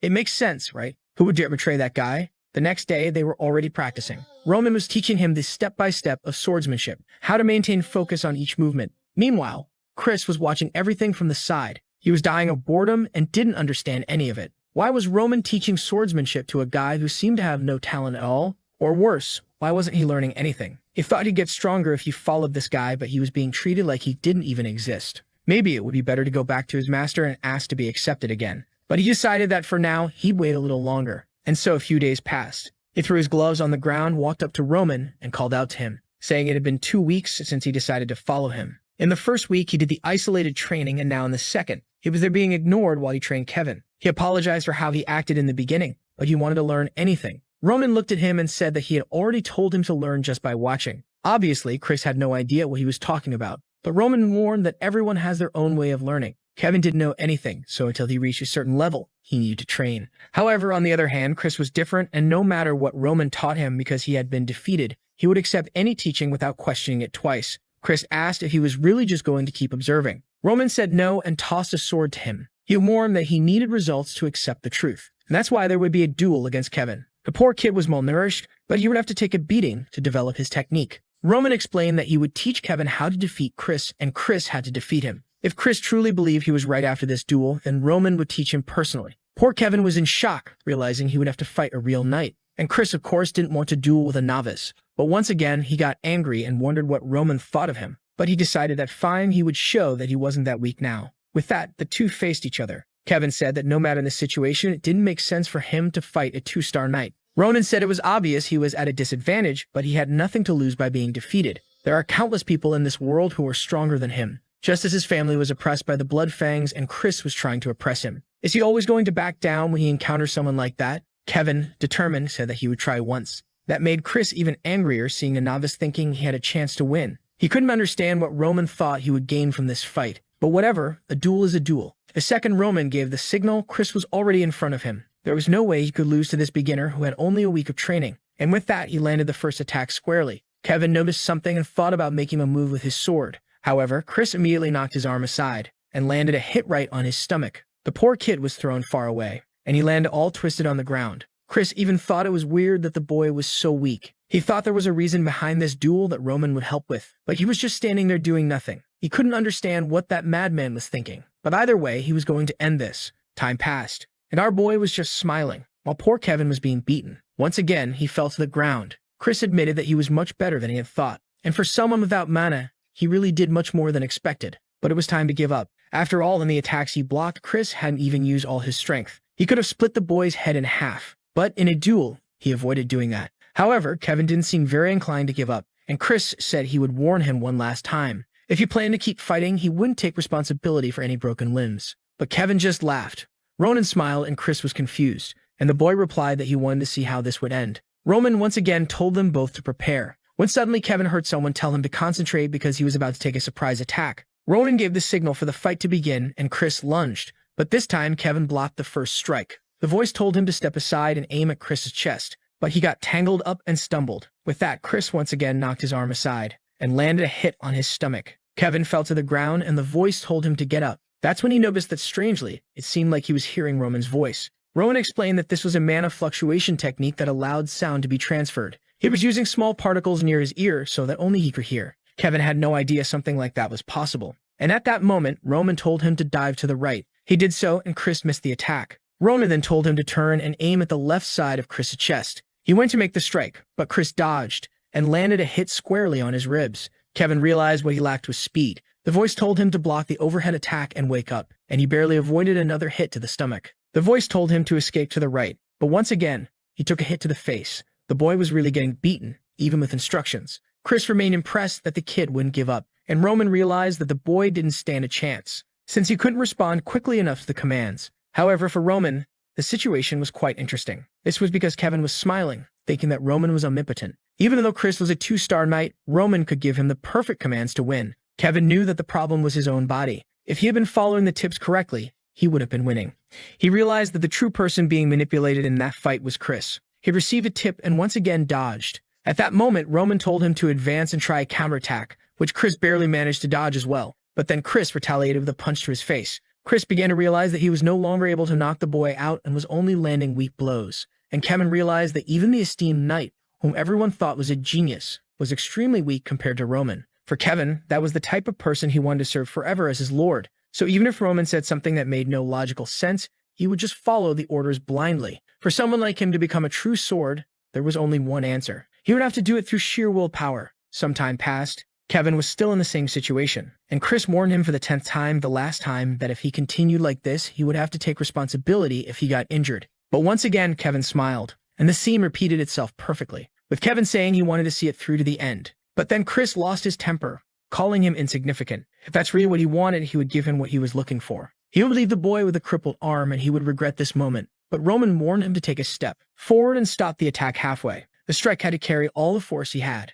and Chris soon realized he had put himself in a bad position. However, he managed to move aside. Chris couldn't believe the kid had the courage to step forward in such a situation. And Roman told Chris to calm down because it wasn't over yet. He had to turn and go forward once more, and there he was obeying blindly. But Chris got angry because the attack was slow and full of openings. But he was startled. Once again, Kevin had set a trap and dodged, and now it was Chris who had no way to dodge. And with that, the strike was made. Roman was just smirking, and Chris couldn't believe it. He had almost been defeated by a boy who had been training for a week. Angry, he got up and struck Kevin's hand, making him drop the sword. Exhausted, the boy fell to the ground. Roman was just standing on the side, watching. He was impressed that Chris had really noticed that the second attack would be a feint. Chris only thought that the boy was a crazy fool. But Roman walked over and said that indeed Chris had won. So if he wanted, Roman would personally teach him from tomorrow onward. But the choice to learn would be up to him. Sometime later, Chris was worn out. He had no idea why he accepted that fight. He had nothing to gain from it and almost lost in the end.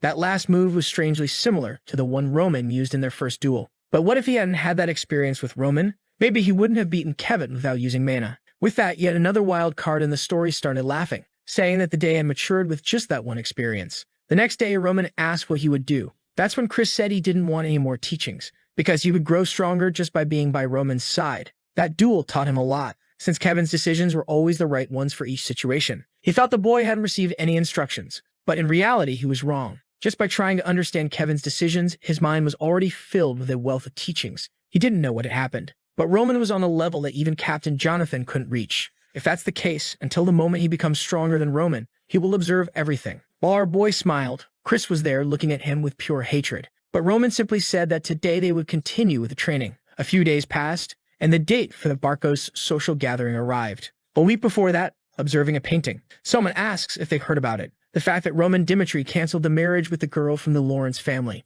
A guy comments that apparently it was Flora's mistake. But people seem to believe that her father just felt sorry for her when he saw the appearance of that Dimitri idiot. A woman says that's crazy, considering they're about to go to war with the Barcos. And the man next to her responds that it just proves the eldest son of the Dimitris is worse than they thought. A maid mentions the fact that he supposedly defeated the Bloodfangs. But another says that's probably a lie just to cover up the end of the marriage and avoid embarrassment. Meanwhile, someone is dying of laughter, saying he can't believe it's so easy to manipulate the boy into breaking the marriage. He asks the butler if the boy will attend the party, and he confirms it. It's Antonio Barco, who says everything is going exactly as he planned. He's very excited for the coming week. On the day of the social gathering, Roman is questioning whether he really has to wear something like that. Hans says that since it's the first meeting after breaking the engagement, he must wear something amazing. He tells a long story about how incredible and expensive those clothes are, but he already knew the boy wouldn't wear them, even if he had spent his whole life preparing that outfit. Roman smiles at this. He says that if Hans puts so much effort into it, then he will wear it. Meanwhile, in front of the carriage,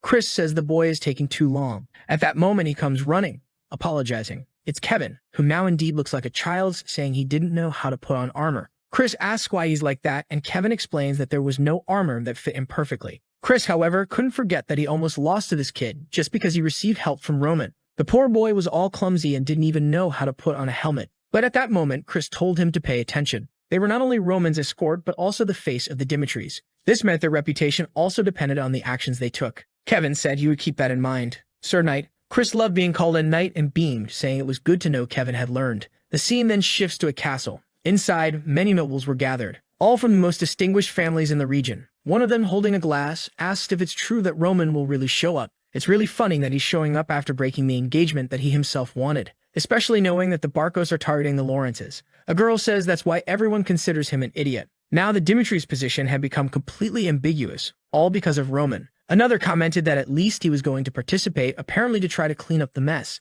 The blonde girl asked what this Roman Dimitri was like. The guy next to her just said that he leaves a terrible impression since he's not powerful, not handsome, short, and weak. Another comments that any woman would try to break the marriage if forced into it. At that moment, the butler coughs in the middle of the room and announces that the eldest son of the Dimitris was arriving. With that, our boy appears, obviously shining with his platinum hair. No one could recognize him. The girls were all flustered, wanting to know if that was the Roman Dimitri. It didn't make sense for him to look so different, since he was shorter than everyone before. Not to mention that even his hair was different. The blonde girl was now standing there, taken aback, and immediately headed toward him. She said it was an honor to meet him and introduced herself as Sophia from the Gristle family. She said that perhaps he hadn't heard of her family since they were small, but her father dedicated his entire life to the kingdom of Cairo. Roman said he indeed knew them, and she was impressed. Ronan mentioned that it was impossible not to know a family with a history of hundreds of generations. Some time before, Hans had given him a book about all the families in the northern region, but he questioned Roman why he wanted that out of the blue. Roman responded that it was the least courtesy to know a little about the people he would meet. He would know the legacy of each person there and where they came from. That was an effort required for him to win the favor of others,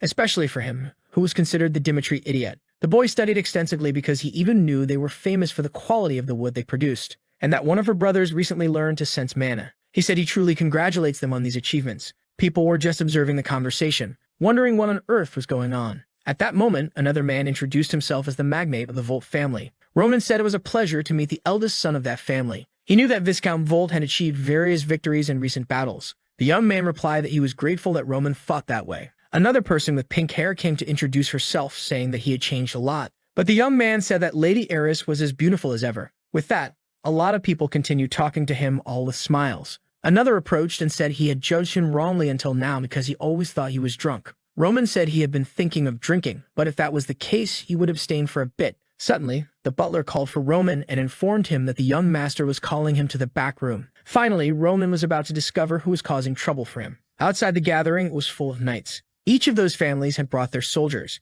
Kevin asked what the deal was with this social party. Chris told him not to be interested as he would never attend one and ordered him to fix his helmet. A knight was watching what was going on, and one with green hair said that was the Dimitri escort. Kevin was innocently adjusting his helmet when someone burst out laughing and loudly said that it was a joke. He knew the eldest son was abandoned. He just didn't imagine he would bring a child who didn't even know how to hold a sword. Chris just told Kevin to ignore it. However, one of them asked what could be expected. Was that really the level of the Dimitris? The scene shifts to Roman a long time ago. At one of the social gatherings, he saw something. Flora for the first time. That's when Anthony approached and asked who he had his eye on. Roman asked if he knew the blonde-haired girl. His friend replied that she was Flora, known as the flower of the Lawrence family. Obviously, the boy fell in love. And now here's our Roman entering the room. All excited, he asks how much he's changed since they last saw each other. Roman was just observing. Anthony said he knew he had changed, but not this much, and told him to sit down and tell him everything that happened. Roman immediately noticed traces that some other people had been there. The fact that he made everyone leave as soon as Roman arrived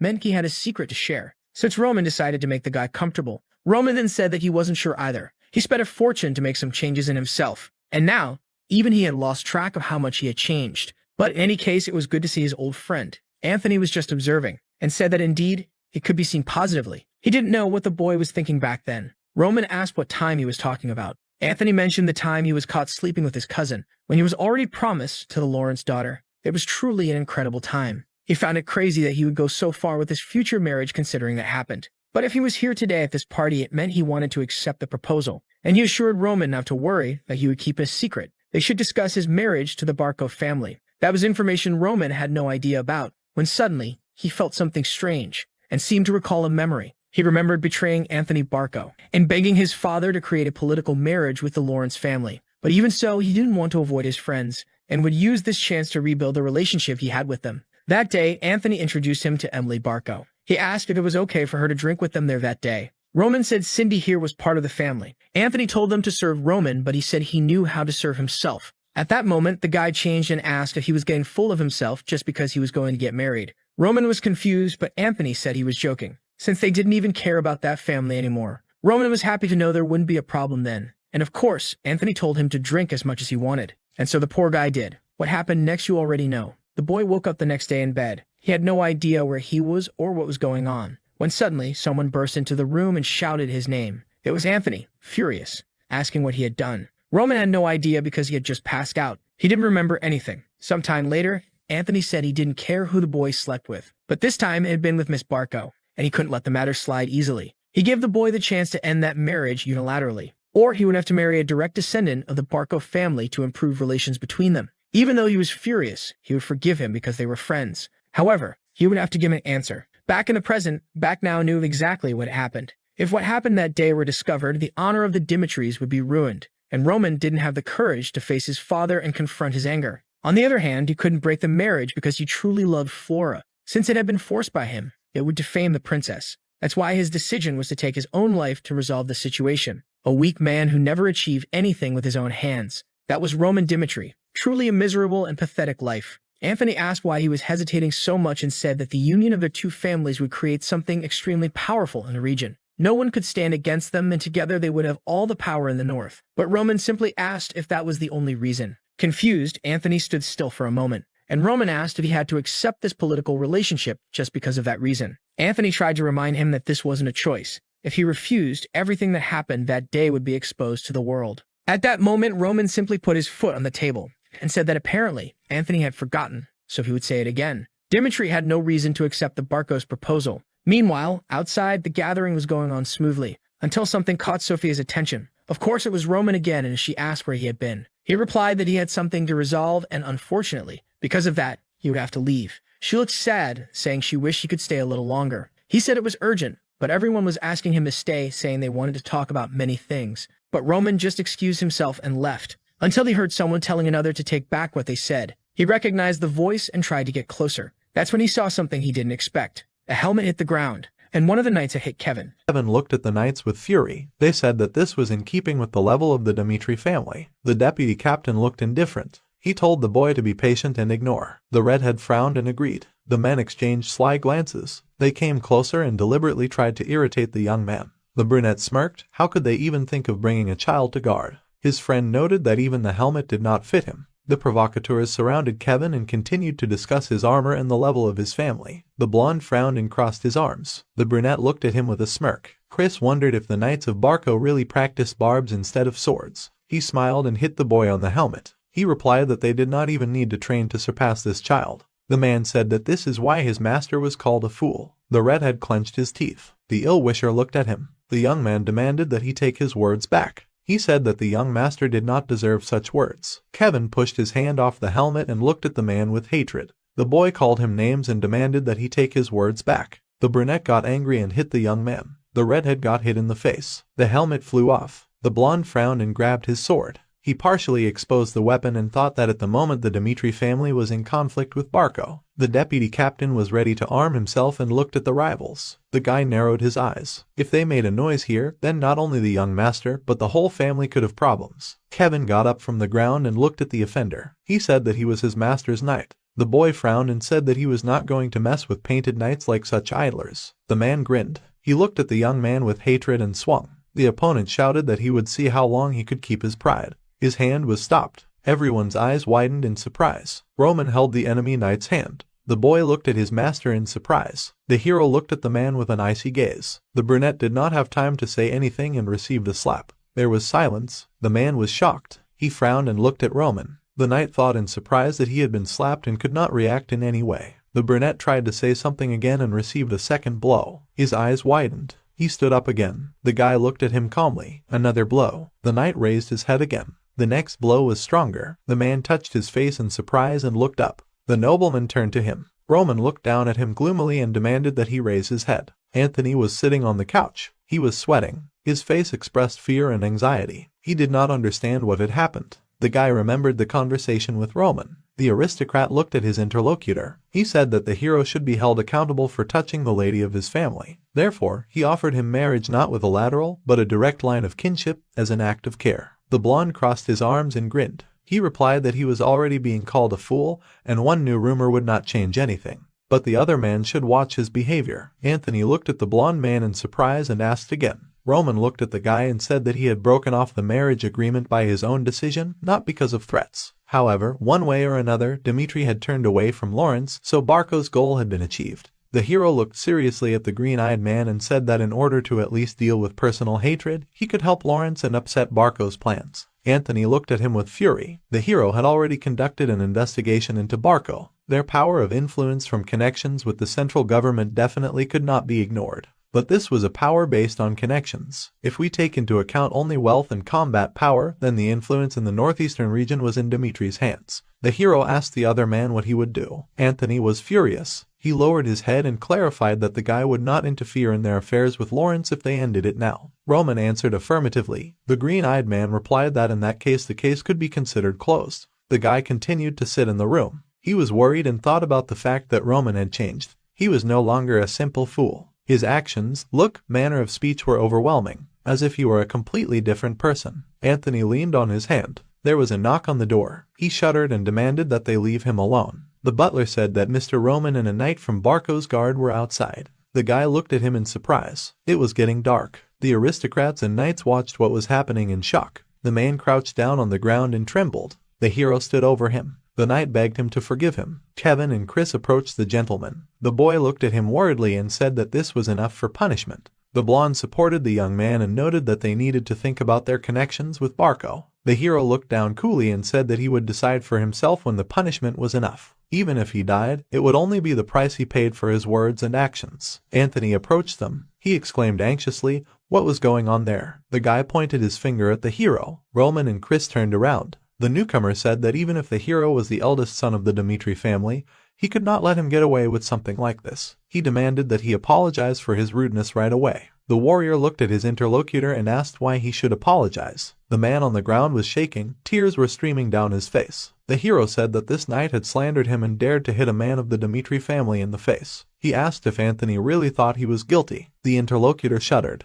The guy replied that he had crossed the line. Anthony sweated and looked tensely at the blonde. The hero said that the relationship between the two of them, based on hatred, could develop into a relationship between families, so he had better watch his behavior from now on. The aristocrat was horrified. The hero came close to him and said threateningly that his patience was not so strong. The interlocutor clenched his teeth and remembered their recent conversation. Anthony lowered his head and said that he was right, and in his place he would have punished the knight in the same way. Roman grinned. He stepped back and said that he knew that they would understand each other. The guy approached the knight on the ground. He flinched. The hero swung to strike and advised the servant to grit his teeth. The sound of a slap. The blonde stood with his back while the ill-wisher was carried away. The former Roman, even with the influence of the Dmitri family in the northeast behind him, was just a fool for the others, looked down on. The guy wiped the blood from his palm. His knights looked at their master. He said that they were returning. However, everyone who was there had no choice but to admit the truth. The fool they knew was no more. Sunset. The knights rode in the carriage with the master. Kevin looked upset.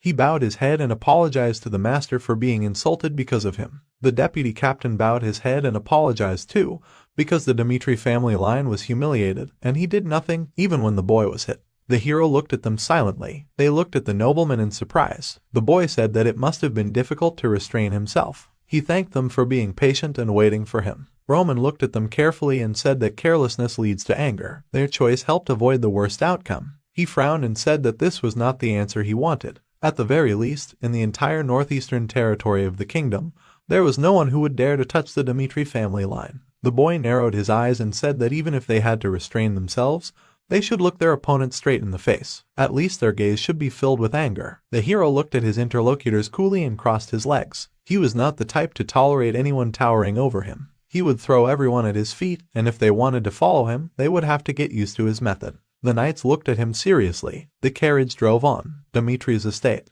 Hands handed over information about the Barco family line, ordered from the Black Moon Information Guild. The hero sat at the desk and read the papers. The butler waved his hand and said that, according to the Black Moon, their current position was worrisome. The blonde looked thoughtfully at the document. The Barco family line settled in the northeast over 100 years ago. Their power in the territory truly flourished since a man of their line entered the service of the central government.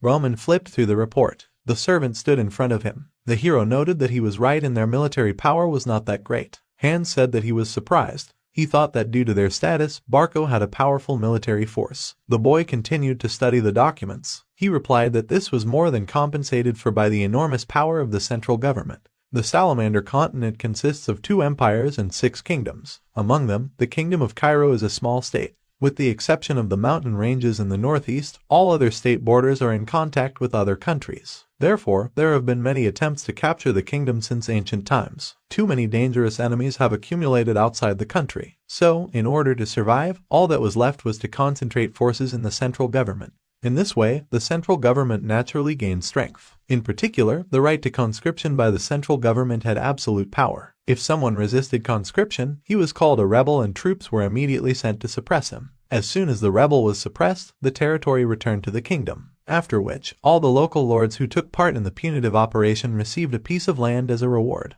and the rest of the participants became the new obedient nobility. Such a system of power gives a kind of abstract power to the Barco, connected to the central government. Hands nodded in surprise and noted that everything was so serious. The hero frowned. He agreed and said that thanks to this, they were able to borrow a huge amount from the gold bank. The guy looked at the document. He suspects that they took this loan without any special collateral, on one guarantee of creditworthiness, and the money received was invested in the mercenary group Burge. This group includes more than 100 people, led by an rank mercenary, Burge. The main task of the organization is to suppress rebellions in the territory of the estates for money. The butler looked at the gentleman. He said that, judging by the mass conscription of the people of their estates, they are going to attack Lawrence presumably within half a month. The blonde noted that the Barco had finished their preparations. The butler looked at the boy with concern and asked if there would really be a war. He suggested that Lawrence could hardly count on winning. The hero replied that even if they simply defended themselves, they would last a month at most. The blonde put his hands to his chin and thought. Although he had told Anthony that he would not interfere in their affairs with Lawrence in order to continue living under the name Roman Dmitri, he could not ignore the Barco that were threatening him.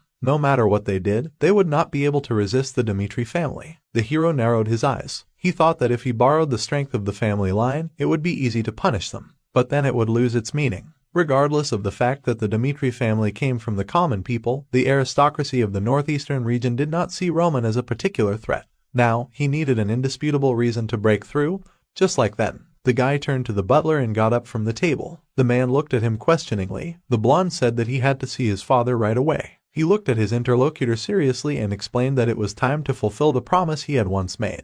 There were clouds in the blue sky. The townspeople turned around in surprise. A soldier in bloody armor was walking down the street. He sighed and took off his helmet. It was a guy with a scar on his cheek. He was sweating and looked ahead tiredly. The guy said that both then and now, Dmitri has not changed at all. This is B rank's mercenary, Lucas. A forge. There is worn armor on the table. The bearded blacksmith looked cheerfully at the guest and noted that, judging by his appearance, the battle was especially hard for him. The guy scratched his head and nodded, as if these idiots have nothing but shit in their heads. They just went and pounced on him. He almost said goodbye to his life. The pumped-up old man looked at the sword. He noted the poor quality of the equipment and asked where he bought it. The man exhaled and said that he found out about the new shop and almost lost his only life because of it. The blacksmith said that Dmitri had the best iron and equipment. How stupid of a mercenary. The guy stood up and said that that's why he relied on the local craftsmen. The man said that it would take a long time to make a full set of weapons. Lucas headed for the exit and said that he was staying in Dmitri for a while anyway,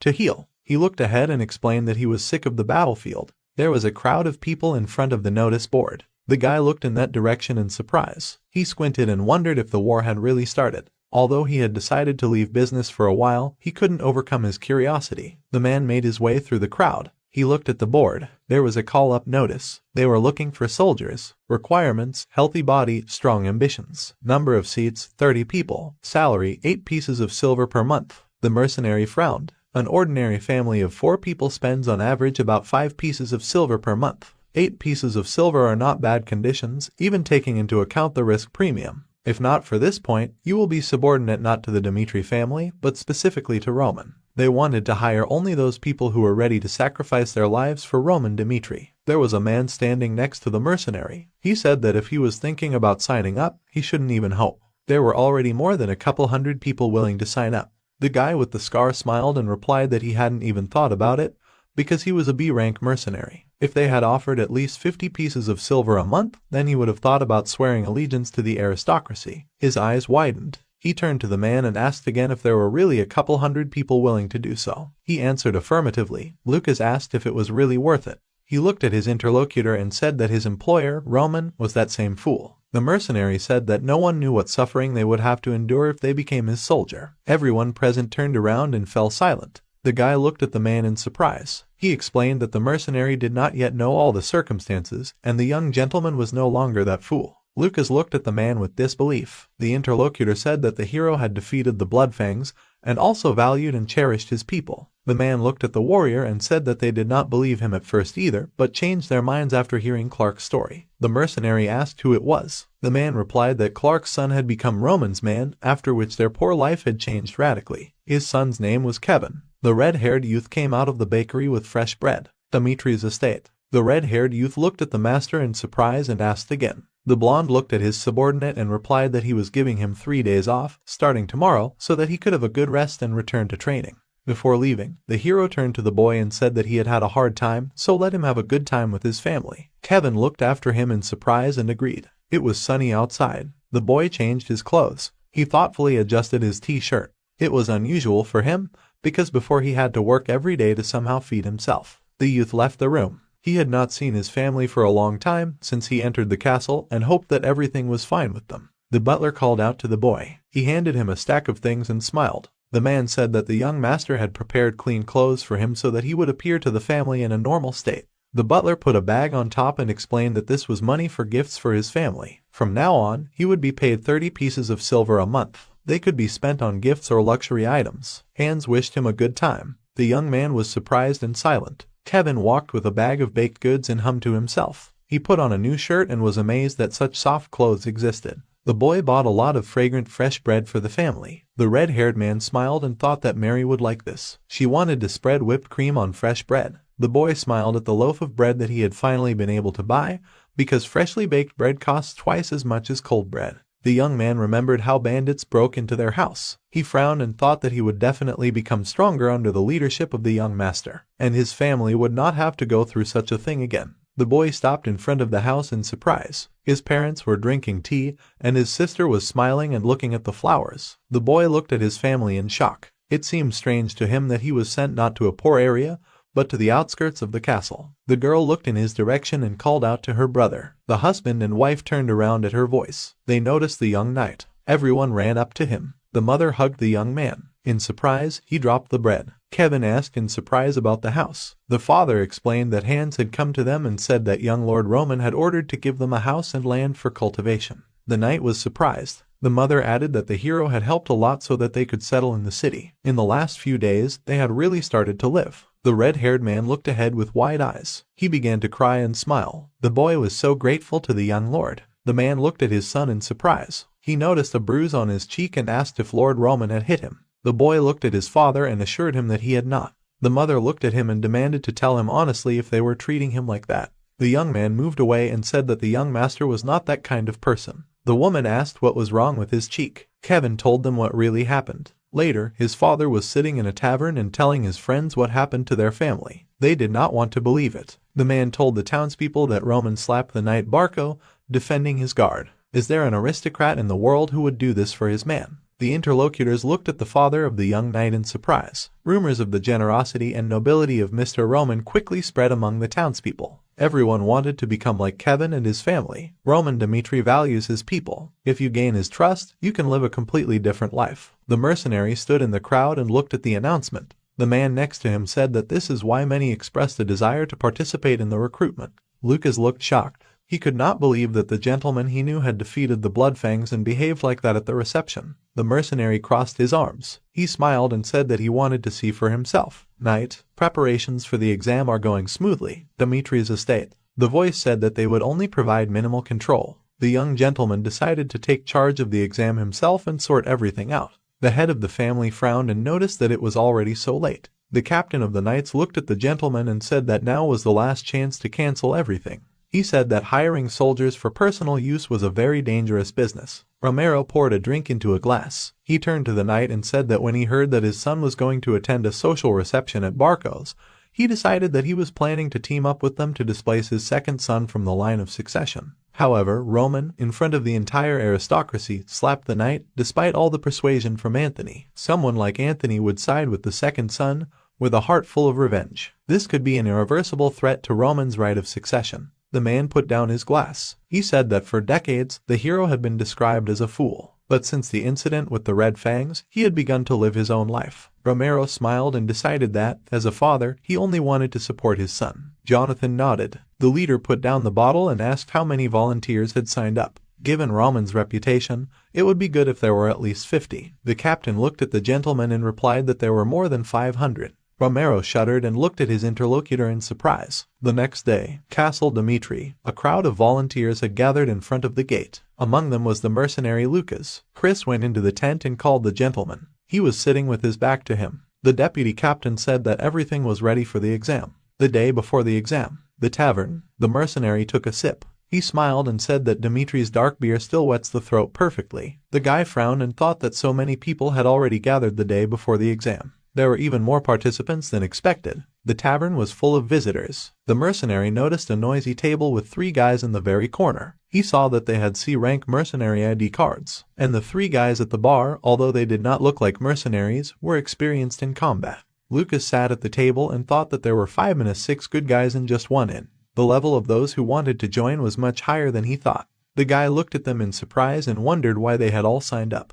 If they were not driven by curiosity, then he did not know the reason. He put down his mug. The guy behind him approached another table. The man turned to a certain Henderson and asked if he was going to become a soldier of the Lawrence family. Lucas turned around. There was a guy sitting at the table. He said that he had planned it that way because this was his homeland. The red-haired guy looked into his mug and said that he changed his mind when he saw Roman defeat the Bloodfangs in Lawrence. Perhaps those who were not there will not believe him. But that day, he saw with his own eyes how Roman Dmitri, covered in blood, dragged the leader of the Bloodfangs by the hair. A young gentleman from a noble family came to a foreign land to punish the Redfangs who caused suffering to his people. Henderson will never be able to forget what he saw. He was overcome with awe. People at the neighboring tables looked at the storyteller. The guy said that he himself felt that the hero was not a weak fool, as rumors say about him. The red-haired guy slammed his fist on the table and declared that Roman was a real leader who was ready to fight for his people. And this recruitment is a good chance to become Roman's man. Henderson said that he wanted to pass the exam and get a residence permit in Dimitri's territory. Lucas looked at him thoughtfully. He did not believe that someone like Roman deserved to give him his loyalty. However, suddenly this excitement was not a coincidence. On the day of the exam, Dimitri's training area, a crowd of candidates moved towards the entrance and laughed merrily. Lucas walked thoughtfully along with everyone. He was thinking about what he should choose if everything he heard turned out to be true. Some participants also hesitated because of doubts about the veracity of the rumors. As soon as Roman's true nature was revealed, then the moment of choice would come. Silence reigned. The mercenary looked around in surprise. Someone stepped behind them. The people parted and bowed their heads. Roman walked in front, followed by the knights. The hero looked calm and cool. He walked through the crowd. Lucas ducked with everyone else and stole a glance at his master. The guy noted that no one had given an order, but everyone unconsciously bowed their heads, making way. The rumors were true. The hero was climbing the steps. He stopped and ordered them to raise their heads. The people looked at him excitedly. The blonde man stood in front of the crowd. The guy said that today he would choose 30 soldiers here who would fight for him. However, he had a few words before he began. The hero looked forward resolutely and said that he, Roman Dmitri, was not going to live, whiling away his time on the outskirts of the kingdom. He would always fight to rise to a place higher than his current one, and in the process, deadly battles would not be avoided. Therefore, those who took the service under his command lightly can retreat at least now. Everyone looked at the master in shock. He stood above everyone and continued that later, having given their lives on the battlefield, they would feel regret. But not because of hatred for him who drove them to fight, but because of annoyance that they could not be there and see how he would rise to the top of the continent. The recruits looked at the leader in shock. The mercenary stared in surprise. He thought that even the hero's position in the family was shaky, so what top of the continent was he talking about? There must be a limit to arrogance, but for some reason he felt that this was quite possible. The hero's face was unwavering. Chris stepped forward and said that he would now tell about the method for conducting the first stage of the exam. The blonde looked at his partner and said that the participants would have to stand in the designated place. The archer present would shoot 3 arrows at the participant. The arrow will be shot almost point blank and can either pierce the boards behind the back or pierce the participant's body, causing a fatal wound. The deputy captain narrowed his eyes and said that only those who do not move until all 3 arrows are released will earn the right to pass the first stage. The exam is held in the order of the named queue. He began to call out by name. The archer prepared his weapon. The first participant came forward. The man was nervous and thought that where would you find a psychopath who would conduct the selection of soldiers through death. The guy pulled the bow. The man thought that the shooter must have incredible skills and would never make a mistake. The man released the bowstring. The arrow pierced near the participant's neck. The guy was scared. The next contender thought that this was a mental battle. You need to endure, believing that nothing will happen. The archer prepared to shoot again. The next shot pierced the guy's leg. Everyone was shocked and scared. The guy screamed in pain and fell. Chris ran up to him and called a military doctor. The wounded man was carried away on a stretcher. Everyone was surprised. The blonde called the next one. The name was called. The man's eyes filled with fear. He looked at the bloody trail from the previous participant. The man thought that if it had been not the hip, but the head, it would have been instant death. A man in the crowd muttered that this was madness, and he took part in order to get a chance to become a knight through a soldier. Chris looked away and thought that everything was as the gentleman said. The blonde said that the behavior of the second participant would be considered a refusal. The trembling man headed off. The deputy captain reminded that it was not too late to give up if someone was afraid of catching an arrow. Those who, gritting their teeth, continued to endure even with an arrow wound would earn the right to pass the stage. The hero watched attentively. Chris frowned and declared that all cowards should immediately get off the site. Yesterday, Roman said that he would explain their roles once again. Several soldiers stood in front of him. The hero said that tomorrow, during the first stage of the exam, they would actually be hit by an arrow. Roman crossed his arms. An archer stood next to him. The hero said that the shooter was famous throughout the area and his arrows would not cause fatal wounds. The guy assured that he would not make a mistake. The deputy captain approached the four men. Roman said that they would receive their next reward for this. Chris opened the chest with gold coins. The soldiers were happy. The hero looked at them carefully. He said that a military doctor would also be on duty nearby. The wounds would not cause serious harm. But, one way or another, they would be hit by an arrow. The guy asked if they agreed. The man looked resolutely at the gentleman and agreed. When they left, the blonde looked worriedly at the owner and asked why such measures were necessary. The hero sat down at the table and took out the documents. The deputy captain stood before him. Roman replied that he would not be able to find the people he needed by threatening them with danger in words. In order for the truth to be revealed, their lives had to be put in real danger. Even if only 1 out of 100 arrows missed, there was a 1% chance that most of the volunteers would be overcome with fear. The blonde asked what conditions had to be met to become Roman's man. The hero looked at him carefully and replied that he needed people with an unbending will, namely those born with the heart of a wild beast. Chris asked again in surprise. The guy looked at him and explained that those with the heart of a wild beast would quickly become stronger, even if they had to start from the very bottom. And only such people would be able to be with him. Today, someone exclaimed that this was an abnormal exam. The crowd was leaving the castle. People were discussing their refusals. The blonde looked at them carefully. About 100 people had dropped out. The deputy looked at the gentleman and turned to him. The hero looked ahead thoughtfully. The heart of a wild beast is an innate talent. Like Kevin, who took up a knife without hesitation, having received an order to cut off his hand. Or Chris, who, after a shameful defeat, asked the winner for a way to become stronger. Such criteria can indicate a person born with the heart of a wild beast. And no matter how strong those who cannot do this are, they will never win in a fight with a creature that is different from them in origin. The exam should identify people of this category. The hero looked at the participants and ordered to continue the exam. Clouds floated over Dimitri's castle. The guy was breathing heavily. The mercenary looked at him, looking into the crowd. Lucas remembered that he was at the inn yesterday. Henderson stood on a wooden platform. His words were sincere. He did not leave, although he was shaking like an aspen leaf. The guy bit his lip. Tears came to his eyes. He thought that this was a chance to swear allegiance to Roman. The guy can't just give up without a fight. The archer pulled the bowstring. The first arrow hit the contestant's head. He looked at it in tears. The shooter prepared for the second shot. The guy thought about whether he should give up, because with death everything would lose its meaning. The second arrow flew near his shoulder. His eyes widened. He might as well give up now. He started to speak. The archer fired. The guy froze in horror. The arrow pierced his thighs. The contestant collapsed to the floor, exhausted, and exhaled. Chris announced that he had passed. The mercenary chuckled and thought that the young man was lucky because he had almost given up himself. So he passed the first stage without any problems. Excluding those who gave up, there were 400 contestants in total. 120 people passed the first stage of the exam. Roman looked at the soldiers, crossing his arms. The first stage helped decide which of them could still be useful. There are those who tremble all over after the test, and those whose faces are imperturbable. The hero looked at them carefully. In his opinion, the difference between them is not that great. What matters is the courage that can suppress one's own fears. Everyone has their own story and their own goal, and he needs to choose an uncut diamond from them. Those who, even when faced with it, will not experience fear but awe. Roman looked calm. He announced that they had passed the first stage of the exam. This text proved their value as warriors,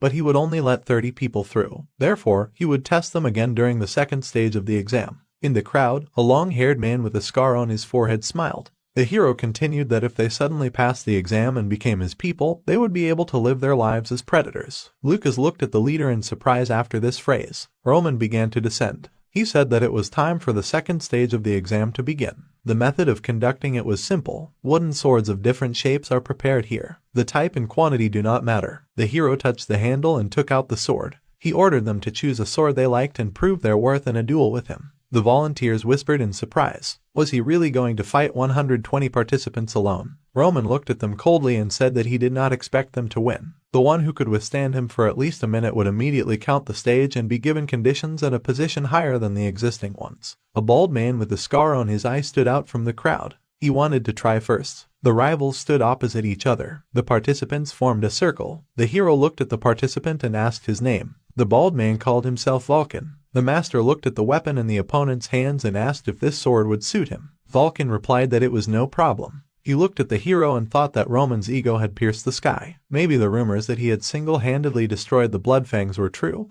but even so, he would not be able to defeat the bald man in 1 minute. The deputy captain took the hourglass and told him to get ready. Vulcan thought that he would pass if he held out for just a minute, but he was not going to do that. Although he might become his master in the future, here and now, the participant must clearly imprint what he is. The blonde turned the clock over. Let's go. The bald man swung and moved towards the hero. He did not move. The opponent swung and cut the air. His eyes widened. The master dodged and looked at the bald man from the side. The blow missed. The man tripped over the nobleman's leg and fell. He turned sharply. The hero had already put his sword to his throat. Roman looked down at him and said, "Next." The mercenary watched in amazement. He didn't understand how he could move like that. The guy dodged with such a light and fast movement that it seemed completely different.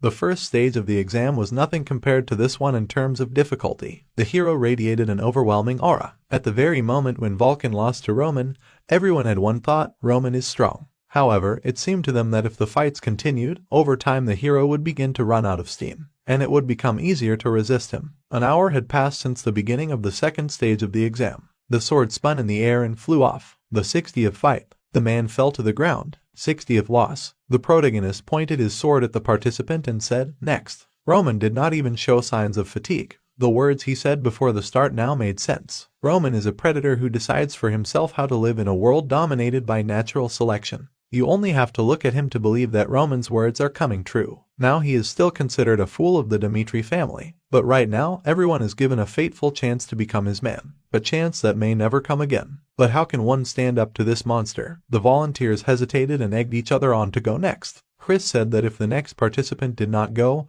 everyone present would be expelled. The mercenary responded that he was coming. He chose a sword for himself and went out onto the platform. The guy resolutely looked ahead. The 61st participant is Lucas, a monster. Roman Dmitri is a monster. Even without taking into account his amazing power, he is overwhelming with just his aura. The mercenary looked at the hero. He is completely different from how Lucas remembers him. As Lucas himself said, Roman is no longer the one who will rot on the outskirts. An eagle circled above the guy's head. It is obvious that one day the hero will subjugate the continent. The mercenary armed himself with a sword and a blade and prepared for a duel. He thought that he didn't care whether it was 8 pieces of silver or not. The guy decided to give himself just a year to see if Roman's words were true. Chris turned the clock over. They began. Lucas rushed to the attack. First, he needed to pass this test. The blonde watched carefully. The opponent rushed forward without hesitation. Except for the first participant, no one managed to hold out. Besides, this method of attack was familiar to the deputy captain. Aiming for the head with the sword, aiming for the heart with the dagger. The mercenary struck. The hero parried it. Lucas narrowed his eyes. He analyzed. The master dodged the dagger, taking a step back, and lunged with his wooden sword.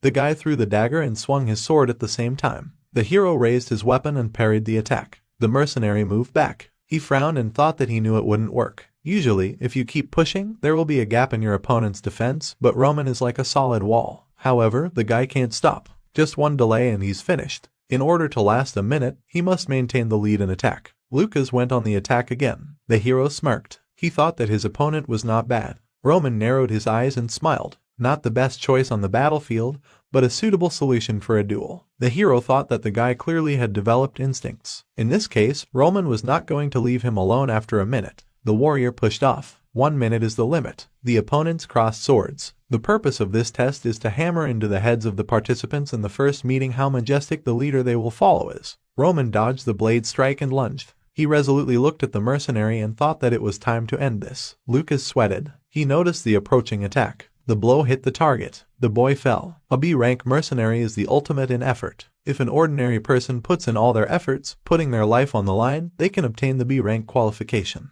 but without mastering mana, the A rank realm is inaccessible to them. Starting from the A rank, one must have a powerful force that surpasses others, and the main condition for this is the flowering of mana. Therefore, Lucas has reached his limit. No matter how much he struggles, he cannot escape the B rank realm. And yet, he survived. On the battlefield that takes many lives, time after time. And in the process, he realized one thing. To survive, to win, one must use all methods and tricks indiscriminately. The mercenary threw a bag of sand at his opponent. Chris watched in surprise. He only needed to hold out for a minute. There were no further rules. Lucas fell to the ground. He quickly grabbed the dagger and stood up. The boy rushed at the master. His eyes widened. Roman was standing in front of him. His eyes, reddened by the sand, looked straight at the mercenary. The guy smiled nervously and laughed. He dropped his weapon. Lucas lowered his head and surrendered. Heavenly Demon Sect. In the sect, before actually starting to master martial arts, the very first training is this: a way to keep your eyes open. If you blink just once during an exchange of blows, you can say goodbye to life. Just as the sequence of breathing is important during the circulation of Kai and Nigong, so in combat, impeccable calculations are important, right down to blinking. For this, they were trained to keep their eyes open in any conditions. We are talking about absolutely any situation. The hero was handed a flask of water. Roman washed his eyes with water. The mercenary stood behind him. He bit his lip and thought that he would not have used sand if he had known that this would happen. He held out for a minute, using any means and methods, and as a result, he received a pass. The boy clenched his fists and thought that this was a miserable outcome. The hero looked at the participant. The participant thought that the master was disappointed with him, although he must have had no hopes from the very beginning. The boy thought that the leader would take out his anger on him or maybe even punish him. Roman turned away and called the next one. Lucas looked at him in surprise. Everyone present was dumbfounded. The young master did not get angry and did not even ask why he used the forbidden move. Roman frowned. He knew about Lucas's plan in advance. When he jumped and dodged, the hero saw his hand reach for the pouch. But the nobleman wanted to see everything he was capable of, so he deliberately did not dodge. Lucas is an experienced fighter, hardened by difficulties. It is unknown how much blood he had to see. But the spilled blood that the hero had to see during the time of Junghyuk is enough for an ocean. And this was done by a heavenly demon. Roman narrowed his eyes and asked if there was anyone else. The clock turned over. The fights continued. Chris frowned. A precedent called Lucas had happened. Now the participants use any methods and means to hold out for a minute. The hero kicked one of the contenders in the face. The mercenary watched from the side. He thought that unfair methods were not a condition for exclusion, but once they crossed the line, there was no hope of getting off easy. The contestant grabbed his face and screamed. The master called the next one. The mercenary assumed that if he had not given up in the middle, he would have ended up the same way. A whole 2 hours had passed since the exam began. This was already the 100th fight, and Roman did not even lose his breath. The guy looked at his opponent with cold blood. When playing with death, you do not get a break just because you are exhausted. If you can't control your breathing, your movements will slow down, and then you'll become one of the corpses scattered on the ground. Therefore, you must learn your own fighting method. Inhale once, then exhale again. The hero inhaled and exhaled. Natural mana obtained through breathing, which consists of a number of processes, circulated throughout the body, removing fatigue from the body. Together with moderate control of the physical body, strengthened by changing the bones, the guy kept the body in its original state. The master repelled another attack. During the time of the conquest of Muram, he even had to fight continuously for 4 days. Such an easy duel will never exhaust his stamina. Roman calmly looked at his opponent. Chris shouted for all the participants to gather. The blonde looked serious. He said that there were 0 people who passed the second stage of the exam. The participants shuddered. The deputy guards crossed his arms and said that this did not mean that no one passed. Among the 120 present, 30 people will be selected and their names will be announced later. Everyone can leave. Light from the window fell on the grass. The hero handed his subordinate a sheet of paper with a list of those who passed. He assigned Chris to take care of their training. The blonde took the list and nodded. The guy studied the names in surprise. Falcon was among them. The master must have appreciated his courage to be the first. Henderson was also listed, although he seemed rather ordinary. The deputy frowned. He looked at the master sitting at the table and said that Lucas had also passed. The hero asked if there was a problem with that. The blonde admitted that the mercenary had worthy qualities. However, he resorted to a dirty trick and then immediately gave up before the fight was over when he thought he had already lost. The knight frowned and said that such a guy would be poison on the battlefield.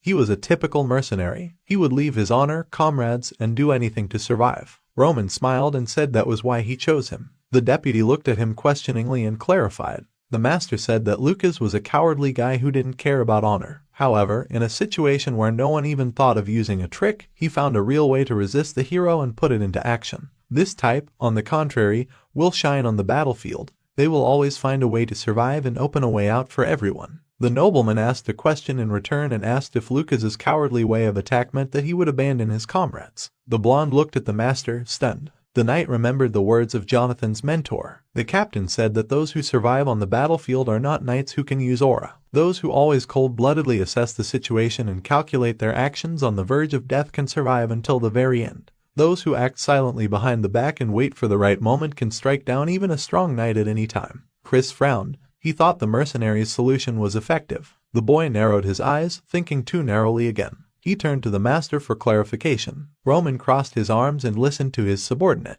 The deputy said that there were still 5 months before he was going to the battlefield. Moreover, aristocrats were not dragged to the front lines just because they were called up for service. The blonde wondered what the reason was for recruiting soldiers so early. The hero became serious and said that someone must be announcing it right now. An official statement from the Barco family. They remembered the previous promise and had been waiting for Lawrence's decision all this time. However, they disgraced the honor of the aristocracy and undermined the trust of Barco. They endured for a long time, but finally decided to draw their sword. Lawrence's guilt is obvious. They did not pay the debt left by their ancestors and showed the utmost disrespect by not wanting to give up the lands left as collateral. Thus, with this statement, Barco notified the people of the Kingdom of Cairo. If Lawrence did not pay the debt or give up the lands left as collateral within the next week, then the Barco family line, with the approval of the central government, would declare a feudal war with Lawrence. Chris looked at the master with alarm. The hero smiled and replied that from now on they were preparing to intervene in the war between Barco and Lawrence. Flora abruptly woke up from a nightmare. She was haunted by the words of her father and young master Dimitri. She sat up in bed, breathing heavily. The girl grabbed her head and muttered what she had done. Lawrence estate. The maids looked at the door to the mistress's bedroom and discussed how she had not come out since her visit to Dimitri's estate.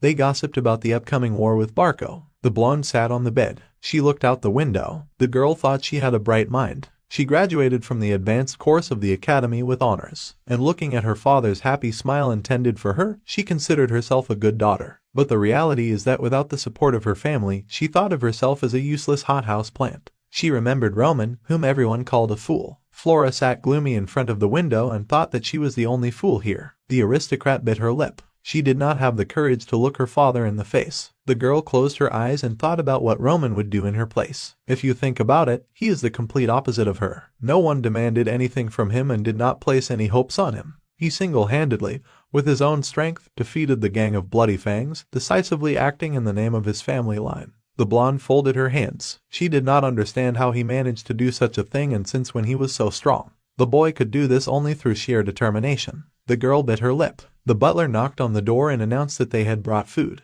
No one answered. The servants exchanged glances. The blonde went out into the hallway. The butler looked at her in surprise. The girl gathered her hair. She looked at her subjects indifferently and said that she needed to go to the library. Her father was doing everything possible to enlist the support of other families, but in the current situation there was no place where they could help. The girl opened the book. She decided that they themselves should find a way to resolve this problem. The man turned the pages. The servant reported that the Mardell family had rejected their offer. The master ordered to contact the Vastra family. The butler looked at Viscount Lawrence and replied that they had also rejected their offer. They said that they would support the construction of the circulation channels they had always asked for, but they could not help in this matter. The leader jumped up from his seat. The servant looked at him with concern and said that, one way or another, due to the pressure from Barco, it would be difficult to get outside help in the current situation. The man slammed the table. The advisor looked at the lord and said that there were rumors that those who tried to interfere in this northeastern conflict would definitely face Barco's vengeance. The herald read out the contents of the declaration of war. The girl closed her book. She sat dejectedly at the table. Flora covered her face with her hands. There was only a week left until the war. The lord slammed his fist on the table. The man frowned. He was indignant that before the conflict everyone was bending over backwards to curry favor, and now they were pretending that they did not exist. The chief asked if there was a response from the Golden Bank. The servant replied that they would consider the offer of land as collateral, but most likely it would not be limited to a week. Given their huge investments in Barco, they decided that it would be more profitable to help them. Lawrence covered his face with his hand. Could it be that everything they had achieved with sweat and blood really meant nothing? One of the advisors suggested that it would be better to surrender. The long-haired brunette looked down and said that because of Barco they were deprived of outside help, and the difference in forces was obvious. Therefore, if they surrendered and did as they wanted, they would protect innocent soldiers and be able to save at least part of the family lands. Everyone was silent. The leader was gloomy. He frowned and said that there was sense in these words. A knock on the door. The butler announced that Mrs. Flora wanted to see her father. The man said he was busy. The girl entered the office. The lord looked at her questioningly. The blonde looked at him seriously and said that she had something to talk about. Roman calmly looked ahead and said that he planned to involve the Dmitri family in the battle. He sat in a chair opposite his father. The leader asked if he understood what this meant. The son answered affirmatively. The man forcefully put down his teacup. He exclaimed that the war between Barco and Lawrence was a legitimate battle approved by the central government. Romero looked at his interlocutor with displeasure and said that after the termination of the marriage agreement with Lawrence's eldest daughter, their reputation was gone. The leader said that if Dmitri interfered, the aristocrats of the northeastern part would break their agreements with them, and in the worst case, the central government could send an army to defeat Dmitri. The man put his hand to his head and said that if the guy decided to help Lawrence because he was just coming, then it would be better to stop. The hero interrupted him. He asked his father what he would like his future life to be. Romero looked at the young man with displeasure and exclaimed why he was asking about this. The guy looked at his father seriously and said that his desire to interfere in the war was not at all due to a simple whim. He said that recently the elder Anthony Barco tried to threaten him. This was done because they were afraid that Roman's marriage could interfere with their plans. The hero has no evidence to prove what happened that day, but he has an idea. Even though people consider Dmitri to be the real power in the northeast, Barco thinks that they have already subjugated them. The man shuddered. The boy said that even with his strength and power, his father does nothing. They must think that he is completely satisfied with the current situation. The hero looked at his interlocutor confidently and said that he was different. He wants power and is not going to silently watch as not only Barco, but anyone else denigrates Dmitri's name. The boy was calm. Roman said that there are enough reasons. Just as Barco came up with a non-existent reason to declare war. For those who have power, a reason is nothing more than a joke. New life. The hero still feels like he is crossing an ocean, but he is sure of one thing. His true nature has not changed at all. His life must be filled with power. Roman looked at his father and said that he was not asking to borrow the power of the family line. His intervention was dictated by a personal reason, so his father can simply observe what steps he will take and how he is going to live his future life. No matter how much you climb, you cannot change your origin. Romero looked thoughtfully out the window. He said that no matter what feats you perform, no matter how much wealth you accumulate, even if you have land in your domain, you will still remain a commoner. Rihanna sat on the couch and looked at her husband with a smile. She said that in the capital he collaborated with other aristocrats. The man sat down next to her and grinned.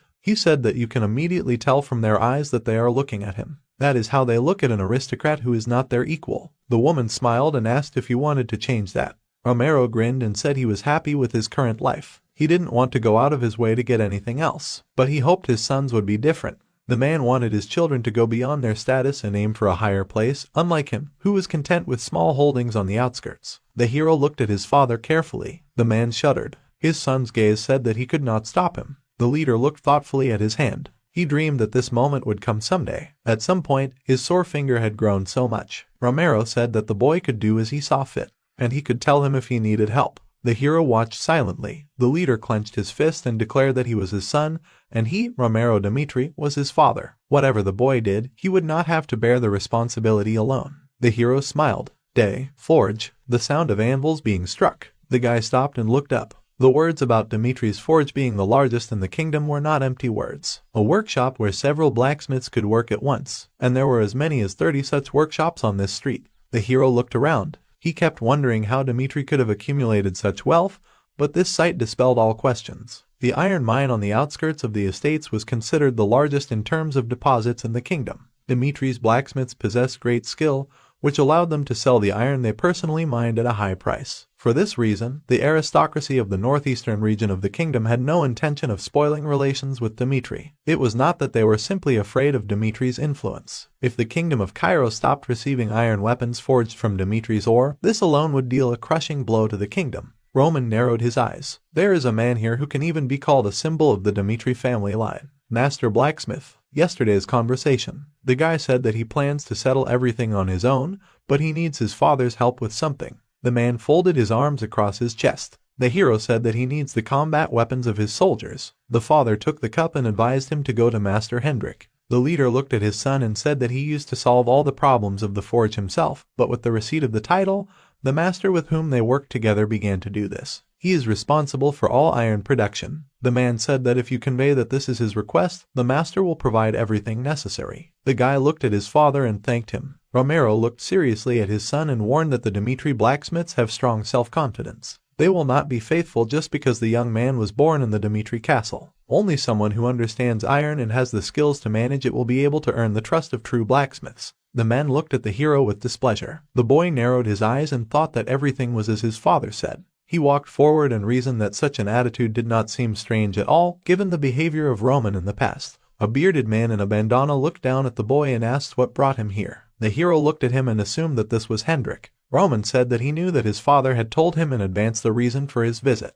The man put his hands on his hips and said that he heard that the boy needed equipment for 30 people. The blacksmith frowned and said that he thought that they had run out of money for entertainment again and the boy had come to steal something to sell. The hero looked at him in surprise. He looked at the mountain of armor. The man said that this was enough to equip 30 people. Let him take it and leave. The boy looked at them coldly and asked if the blacksmith was offering to take it. He answered in the affirmative. The man crossed his arms over his chest. Roman asked if this was all the master could do. The blacksmith told him to get lost if he wasn't satisfied with that. The young man grabbed the hilt of his sword and turned to the master. The boy took the sword and looked at his interlocutor. The hero said that it seemed that Dmitri's iron products were undeservedly reputed to be the best in Cairo. He asked if the master was passing off this trash as weapons for soldiers. The man shuddered. The young man asked again if that was the blacksmith's limit. He clenched his teeth. The master frowned and said that he swears that Dmitri's iron products are of the best quality in the kingdom. He added that a young man who hasn't shed a single drop of sweat in front of a red-hot brazier does not dare to evaluate their products. The blacksmith said that if it weren't for his father's request, he wouldn't have given even that. The boy looked at his interlocutor and listened. Hendrik said that the hero's younger brother Rodwell carried out his orders for several years in a row. Being the heir, the eldest son chased skirts and wasted his life. The blacksmith declared that Roman was even more irreparable trash than the things lying on the ground. The man pointed at the boy and exclaimed that he could not do anything, being the eldest. The hero looked at him calmly and replied that he could understand his anger. However, this sword has a tint as if it was simply held in the sun, and in the process of forging the sword, the master failed to distribute the force evenly. He raised the blade up. The boy assumed that this was the result of unsuccessful forging by an inexperienced blacksmith. He looked at his interlocutor and said that this cannot be called a product of Dmitri. The master cannot deny this, so we will decide to criticize the boy with his help. The blacksmith looked at the gentleman in surprise. The hero swung the sword and turned to the blacksmith. The boy said that his soldier had just died because he could not cut the enemy with this trash sword. The blade with an uneven surface could not perfectly cut the flesh, and the soldier, who could not remove the sword stuck in the muscles, lost his head with a confused expression on his face. The boy asked how unfair it was. The blacksmith looked at him dumbfounded. The boy said that the soldier did everything possible to survive, but because of the trash that the trash gentleman gave him, he had no choice but to die. The boy picked up the chain mail from the ground. The man flinched and asked what he was trying to say. The hero asked the blacksmith why he thought the boy was wearing armor. The gentleman picked up the armor and looked at the master. The boy said that in order to protect the body from an enemy attack at least once, the armor must withstand its bulky weight. He threw the object on the ground and added that a soldier who put on such a chain mail would be betrayed by his equipment and killed. A warrior may believe that tightly woven pieces of iron will protect his body, but an experimental product of a nameless blacksmith will not be able to stop an attack. The man frowned and asked what the man was trying to tell him. The boy thought that his anger was justified. The eldest son had never been interested in the affairs of the forge, and here he came only when he needed help and began to evaluate the products. He understood his thoughts, feelings. However, the blacksmith crossed the line. The boy stuck his sword into the chain mail and frowned. The hero said that if the master had not suddenly recognized the trash in the products lying on the ground, his loyal soldiers would have entrusted their lives to trash, unaware of anything. Roman said that this was not something to avenge personal petty grievances. The lives of 30 people depended on it, and even if he did not know it, he turned his back on the truth. The boy clutched the sword and asked if the man could safely call himself a master representing the Dmitri family line. The boy approached his interlocutor and exclaimed that innocent people almost died because of the trash he gave him for personal reasons. The master was shocked. He tried to justify himself. The young man said that his intentions did not matter. The purpose of the weapons and armor was crystal clear. The hero asked for Romero Dimitri on behalf of his father, and in the end he received this trash. Roman looked at the man with displeasure and asked if this could be considered disobedience to his father. They stood opposite each other. The boy said that he knew that the master simply did not want to give him good equipment, but this problem in itself could be considered disobedience. The hero frowned and noted that this was not just his personal request. The owner of this land ordered to equip him with good weapons and armor. Hierarchy. The moment the line between master and servant is erased, hierarchy and order collapse. Both the loyal servant and the one who is like a friend must be punished to the fullest extent if they cross this line. The young man looked at the blacksmith coldly and asked again whether the actions towards him could be considered as disobedience to his father. The man answered that such a thing could not happen. The other blacksmiths left. The boy asked to explain why the master gave such equipment. The hero looked away. The other masters looked at him with displeasure and said that the boy should not dare to pick on Hendrik. They noticed the sword in the boy's hand. The blacksmiths got angry and decided that he wanted to do something to the master. The men wanted to grab him. The hero narrowed his eyes. Hendrik shouted at them to stop. One blacksmith wanted to object, but the man stopped him. He closed his eyes and apologized to the master, admitting that what had happened was his mistake. The blacksmith remembered his youth, how he was kicked out of the forge and punished. The young master was collecting firewood and complaining that he was not allowed to do real work. He turned around at the noise. The young man held out one coin and said that he wanted to buy a sword. It was all his savings. The guy promised to pay him back 10 times more later. The blacksmith crossed his arms and chased him away. Young Hendrik watched this. Then he caught up with the guy, holding the sword in his hands. The young man looked at the weapon and was surprised that he was just giving it away. Hendrik looked at the guy and said that he had heard a story in the workshop.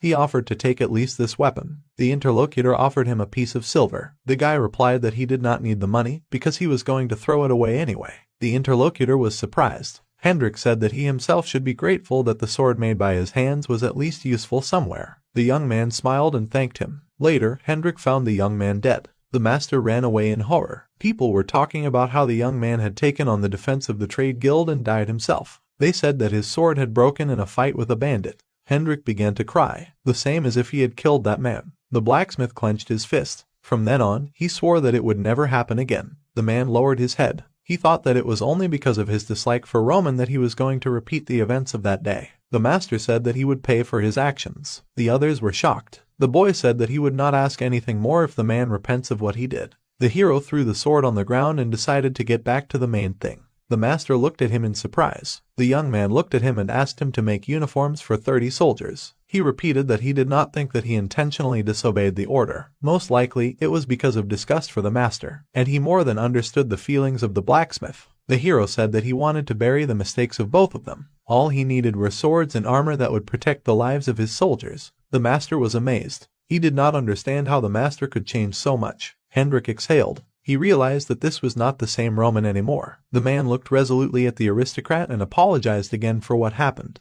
The blacksmith promised that this would not happen again. The young man smiled. As an apology, the master would prepare armor and swords from the best iron, which Dimitri was proud of. He ordered everyone to return to their places and get to work. Coal was burning in the furnace. The blacksmiths were actively working. The guy asked if he really stole the sword of the master Hendrik. The hero stood behind one of the blacksmiths. He replied that the young man probably did not remember anything because of alcohol. It was 3 years ago. The lord deprived the young master of his pocket money, and in order to get it, he secretly snuck into the forge and stole the master's sword Hendrik. Then he sold it to a roadside merchant for a pittance. That sword was the master's greatest creation. It took only half a year to draw it, and then the master spent 3 months in the forge to finish it. The man said that the young man did not know what it was like to have your best creation sold for next to nothing. The boy frowned. It turned out that the previous Roman had crossed the line. He left the forge. He was called. Hendrik approached the aristocrat. The hero looked at him. The man said that he had not fully forgiven him for that offense. Because of his mistake, the master will fulfill the request,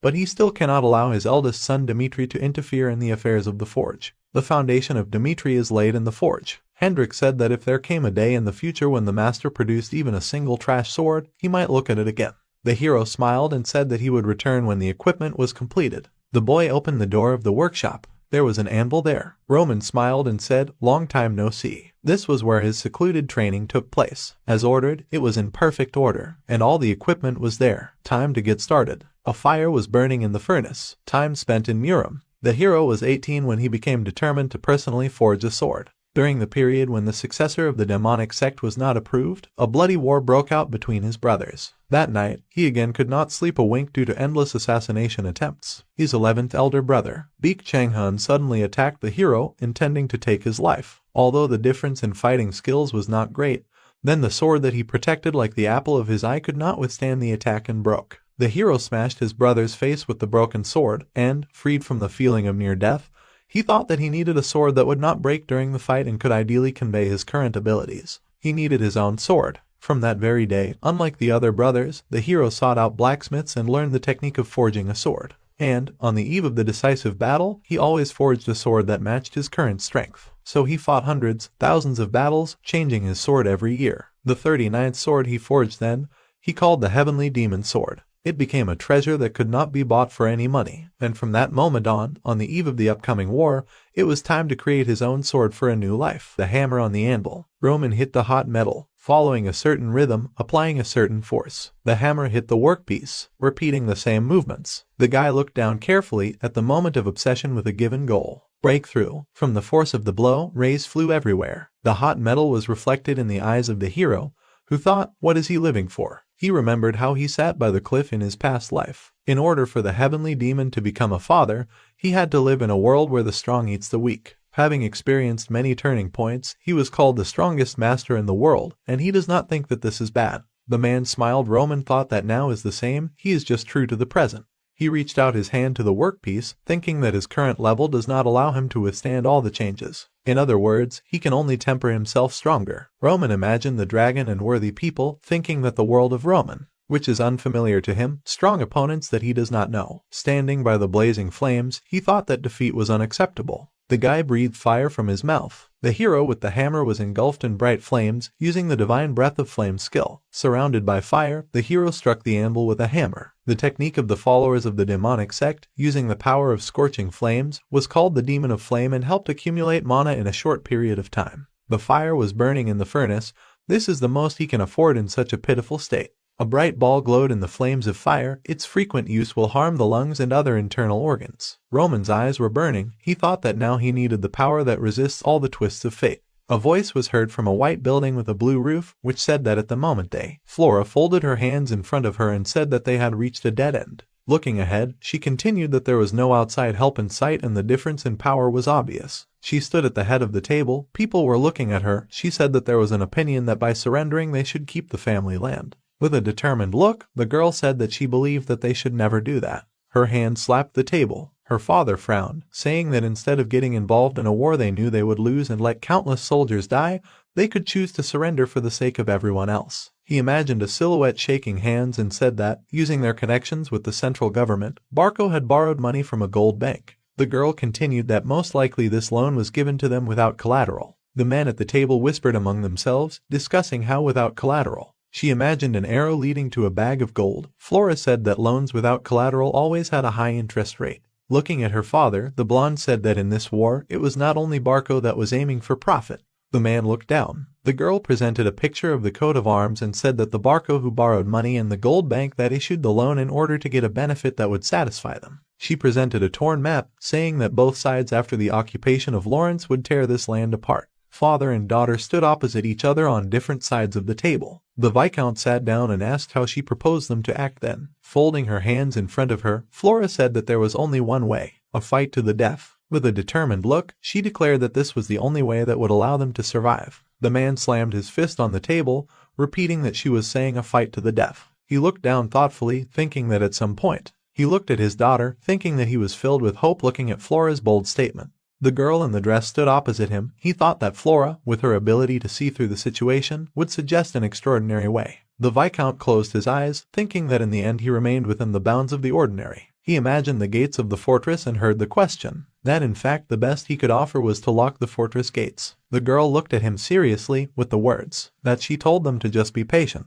She imagined a blazing space, saying that they should abandon this year's harvest and give the fields over to the flames. Imagining a storage with cans and sacks, she said that by collecting maximum reserves of provisions they would be able to hold out. The mountains were covered with snow. Flora continued that until winter came. Lawrence frowned, repeating, "Should we hold out until winter?" The girl standing at the table said that yes, although the Barco family was able to borrow a huge amount thanks to connections with the central government, but that was all. The interest on the loan would grow every minute. The blue eye looked ahead carefully. She imagined the bank logo, thinking that great power, its influence was capturing the entire continent, a gold bank. She imagined a hand reaching out to the frightened man and thought that if the war did not end quickly and time dragged on, the Barco family would be pressed with interest. The men sitting at the table heard that the gold bank was not a power that could be intimidated by close ties to the central government. She imagined warriors with flags saying that mercenaries acted for money and this money came from the gold bank. With a determined look, Flora said that when winter came, it was not a good time to siege a fortress. Looking with blue eyes, she finished that they would exhaust themselves. Her father looked at her in amazement. The men began to discuss, saying that they did not think there was such a way. Someone said that it made sense. Another confirmed that it was true. It would be a fight against time. Lawrence sat listening to these words. He imagined his daughter playing with birds and thought that when the incident with Dmitri happened, he decided that he had spoiled his daughter too much. However, the reality was different. He looked at the blonde and thought, when did his daughter manage to grow so much? The man clapped his palm, standing up.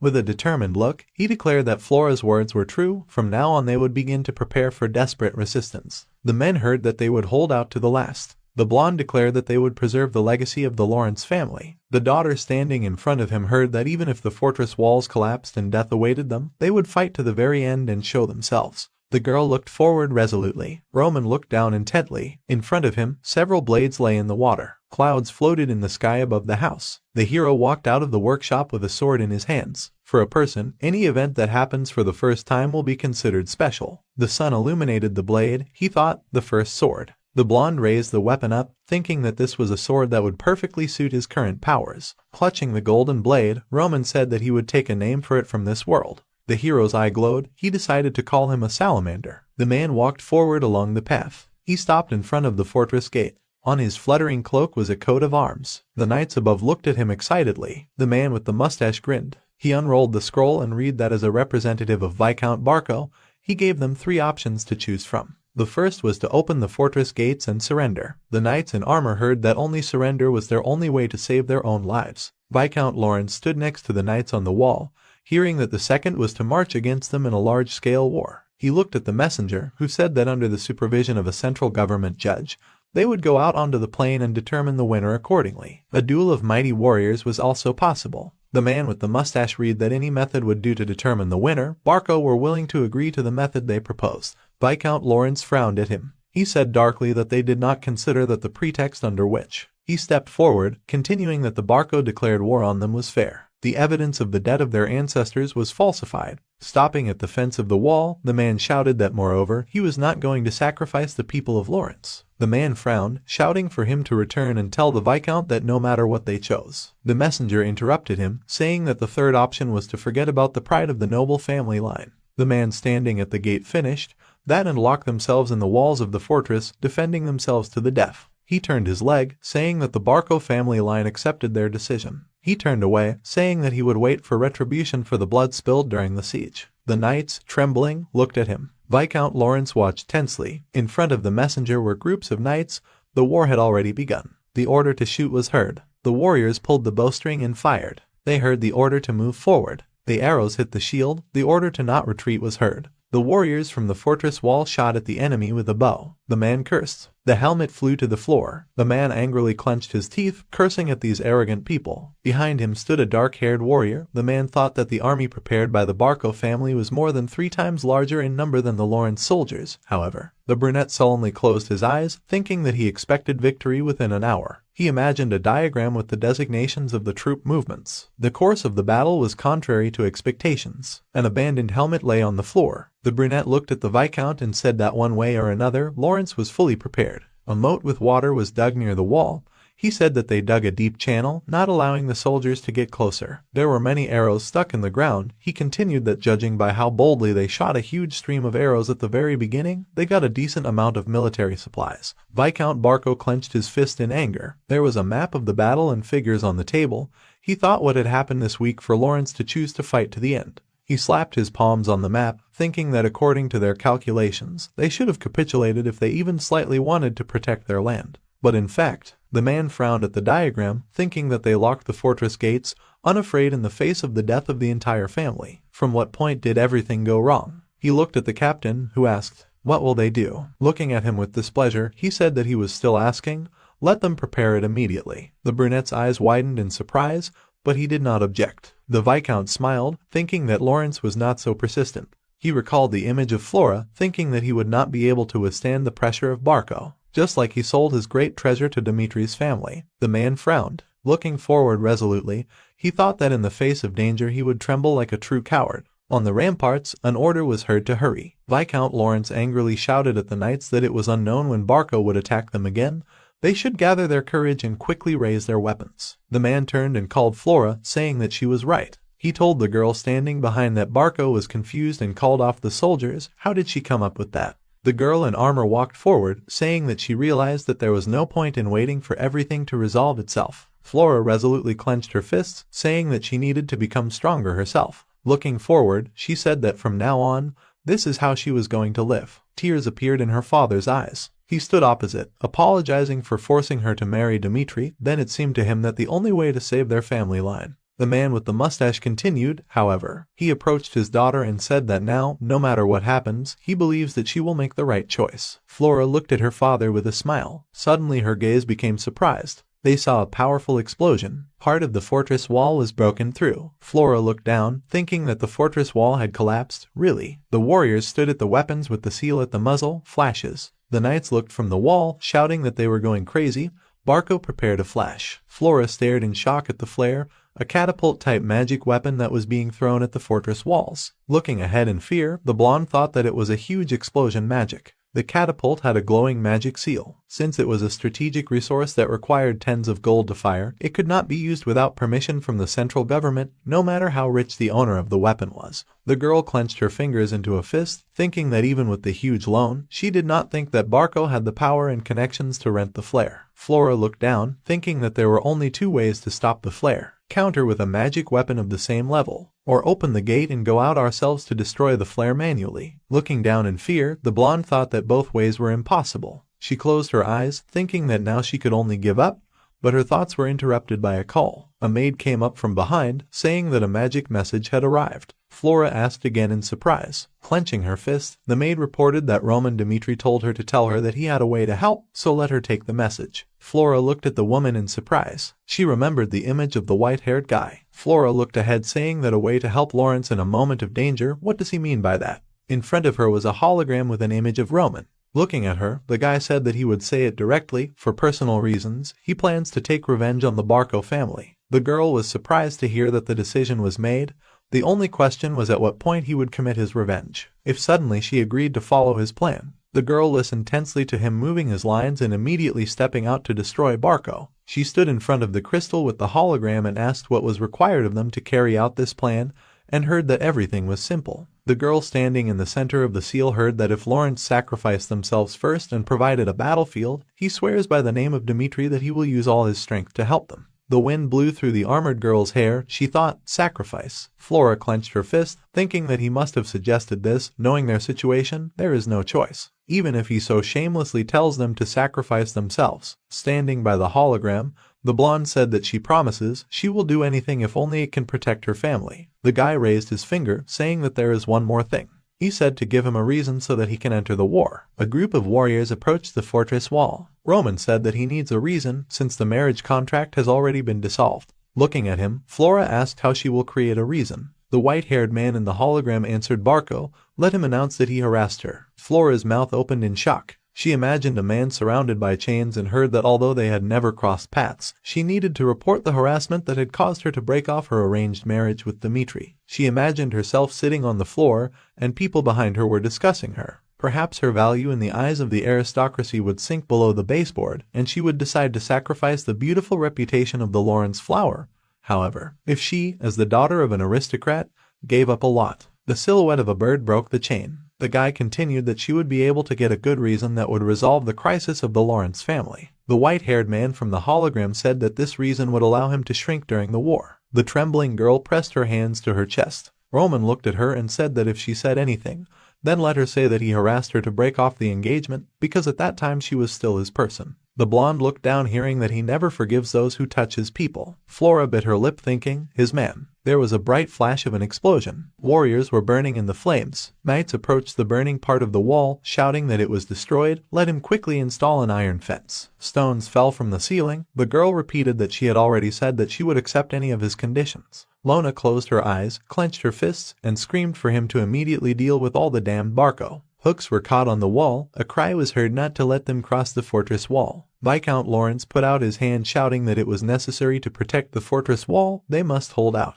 An enemy warrior climbed the wall. He attacked the man with a sword. A cry was heard calling the Lord for caution. The blade was approaching the man's face. Suddenly the enemy was knocked down by a bright beam. The girl held a bow in her hand. Lawrence turned around, recognizing his daughter. Flora looked at him seriously, saying that they should open the fortress gates and confront Barco head-on. Father looked at her in amazement and exclaimed that she meant to say open the gates. The blonde explained that Roman promised to help. She introduced the guy with the warriors standing behind and said that if they opened the gates and went out, it would distract the enemy, and then Roman would appear with his army and destroy the outbreak. Father repeated in surprise and asked why. Flora replied that there was no time to go into details, but she was absolutely sure. Resolutely looking forward, Flora said that Roman was not one to throw words to the wind. There was a communication crystal on the ground. The guy in the red cloak stood next to it. He was looking down. Chris, who was standing behind, asked if he was going to attack right now, to which he heard the answer no. The blonde warrior exclaimed that if they pulled any longer, Lawrence could be destroyed. Chris stood next to the guy and said that the flash was a powerful weapon capable of destroying an entire fortress wall if he really planned to help Lawrence by disrupting Barco's plans. In the distance, a smoking fortress wall was visible. The blonde said that they needed to immediately attack the enemy from the rear. Turning to him, Roman asked why he should do that. Chris's eyes widened in surprise, and he heard that the question was not whether Lawrence would be destroyed or not. The white-haired man called Chris. He imagined an army lying in blood and said that compared to the death of a few hundred strangers, it was more important to him that none of his men shed blood. The hero imagined a dead fighter, saying that many of Lawrence would die because of this war. Blood and tears were streaming down the man's face. The hero said that their problem was that they followed an incompetent leader. A trail of blood trailed towards the standing Roman. He said that unlike them, he was not going to senselessly sacrifice those who had sworn allegiance to him. Frowning, the blonde agreed. Standing behind, he said he understood. The drawbridge slid back as the order was given to open the fortress gates. It fell to the ground. Opening, someone said that they would punish the cruel villains of Barco. The Viscount shouted, giving the order to attack. The soldiers marched forward in formation. They were approaching the enemy army. The man with the red beard grinned, saying that they had come out without even knowing their place. The blow left a bright mark. The warrior smiled predatory. It was a squad of Burge mercenaries. The warriors were amazed to see the torn-off limbs. They trembled with fear, looking at this, and then they ran, screaming and begging for help, saying that they were finished. Flora, standing on the wall, pointed with her hand and shouted for them to stand to the last and not retreat. She looked down in fear, thinking that if they could not even play the role of bait, he would never appear. Dust rose from the hooves of the running horse. There were tents of troops on the plain. Viscount Barco turned and asked what was that. Roman was approaching him on horseback. More knights were riding horses. The moment when the soldiers had to put their lives on the line had come too soon. Chris looked ahead with concentration. Worry. Kevin looked scared. Anxiety. The white-haired man looked ahead, thinking about the reality that they would have to experience on their own. If they managed to survive under the banner of his army, he would give them the promised life of predators. But whether they survived or not would be determined by their own strength and will. The riders rode behind the leader with the sword. Standing in front of them, Roman stated firmly that their primary objective was to attack Barco from the rear and destroy their assault weapons. The hero stood in front of the army, saying that perhaps Lawrence would not be able to play the role of ideal bait. He did not expect much from them in the strategy. Looking ahead, the white-haired man said that he would take the front line. He would run ahead and cut down the opponents, clearing the way, and they should follow with one and finish off the remnants of the defeated army. The warriors looked at Roman, who told them to remember that their main objective was to destroy the assault weapons. The mercenaries looked at the approaching horsemen. Viscount Barco frowned, telling them to look at their appearance. How were they going to resist them? Walking away, he ordered the soldier to immediately prepare to meet the crazy guests. The warriors put out shields and spears. Roman approached them. He decisively raised his sword. Bright purple marks remained from the chopping blows. Once upon a time, the Murim people belonging to the Orthodox clan said.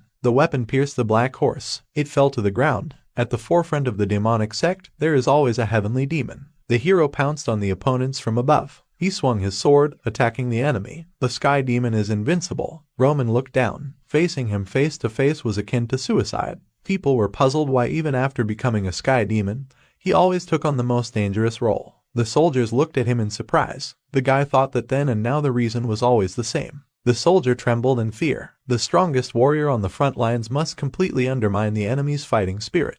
Roman was surrounded by a purple glow, saying that if he does not attack, they will attack, then he will. The soldier clenched his teeth, and closing his eyes, he shouted the order to attack, "Let them follow the master." Chris looked back. The soldiers on horses looked at him. The riders rushed forward amid splashes of blood. A spear pierced the horse. The rider angrily looked at the enemy. Blood splashed near the helmet. The guy struck the enemy, shouting to follow the master. The eyes were a little crazy. Chris, with a sword surrounded by a blue glow, thought that just a little more. He quickly cut the enemies, thinking, even closer to the master. Roman approached the enemy line, who thought that they should stop this monster. The hero swelled the soldier's head. He resolutely looked forward, thinking that this thing was the goal of their plan. He continued to move towards the magic weapon, saying that this was a flash. The captain of the mercenary squad birds looked forward in amazement, asking what is this, Roman? He imagined a chest of gold, thinking that a huge amount was at stake in this task. Since the fate of the mercenary squad birds depended on it, he would personally sort it out completely. Surrounded by fire,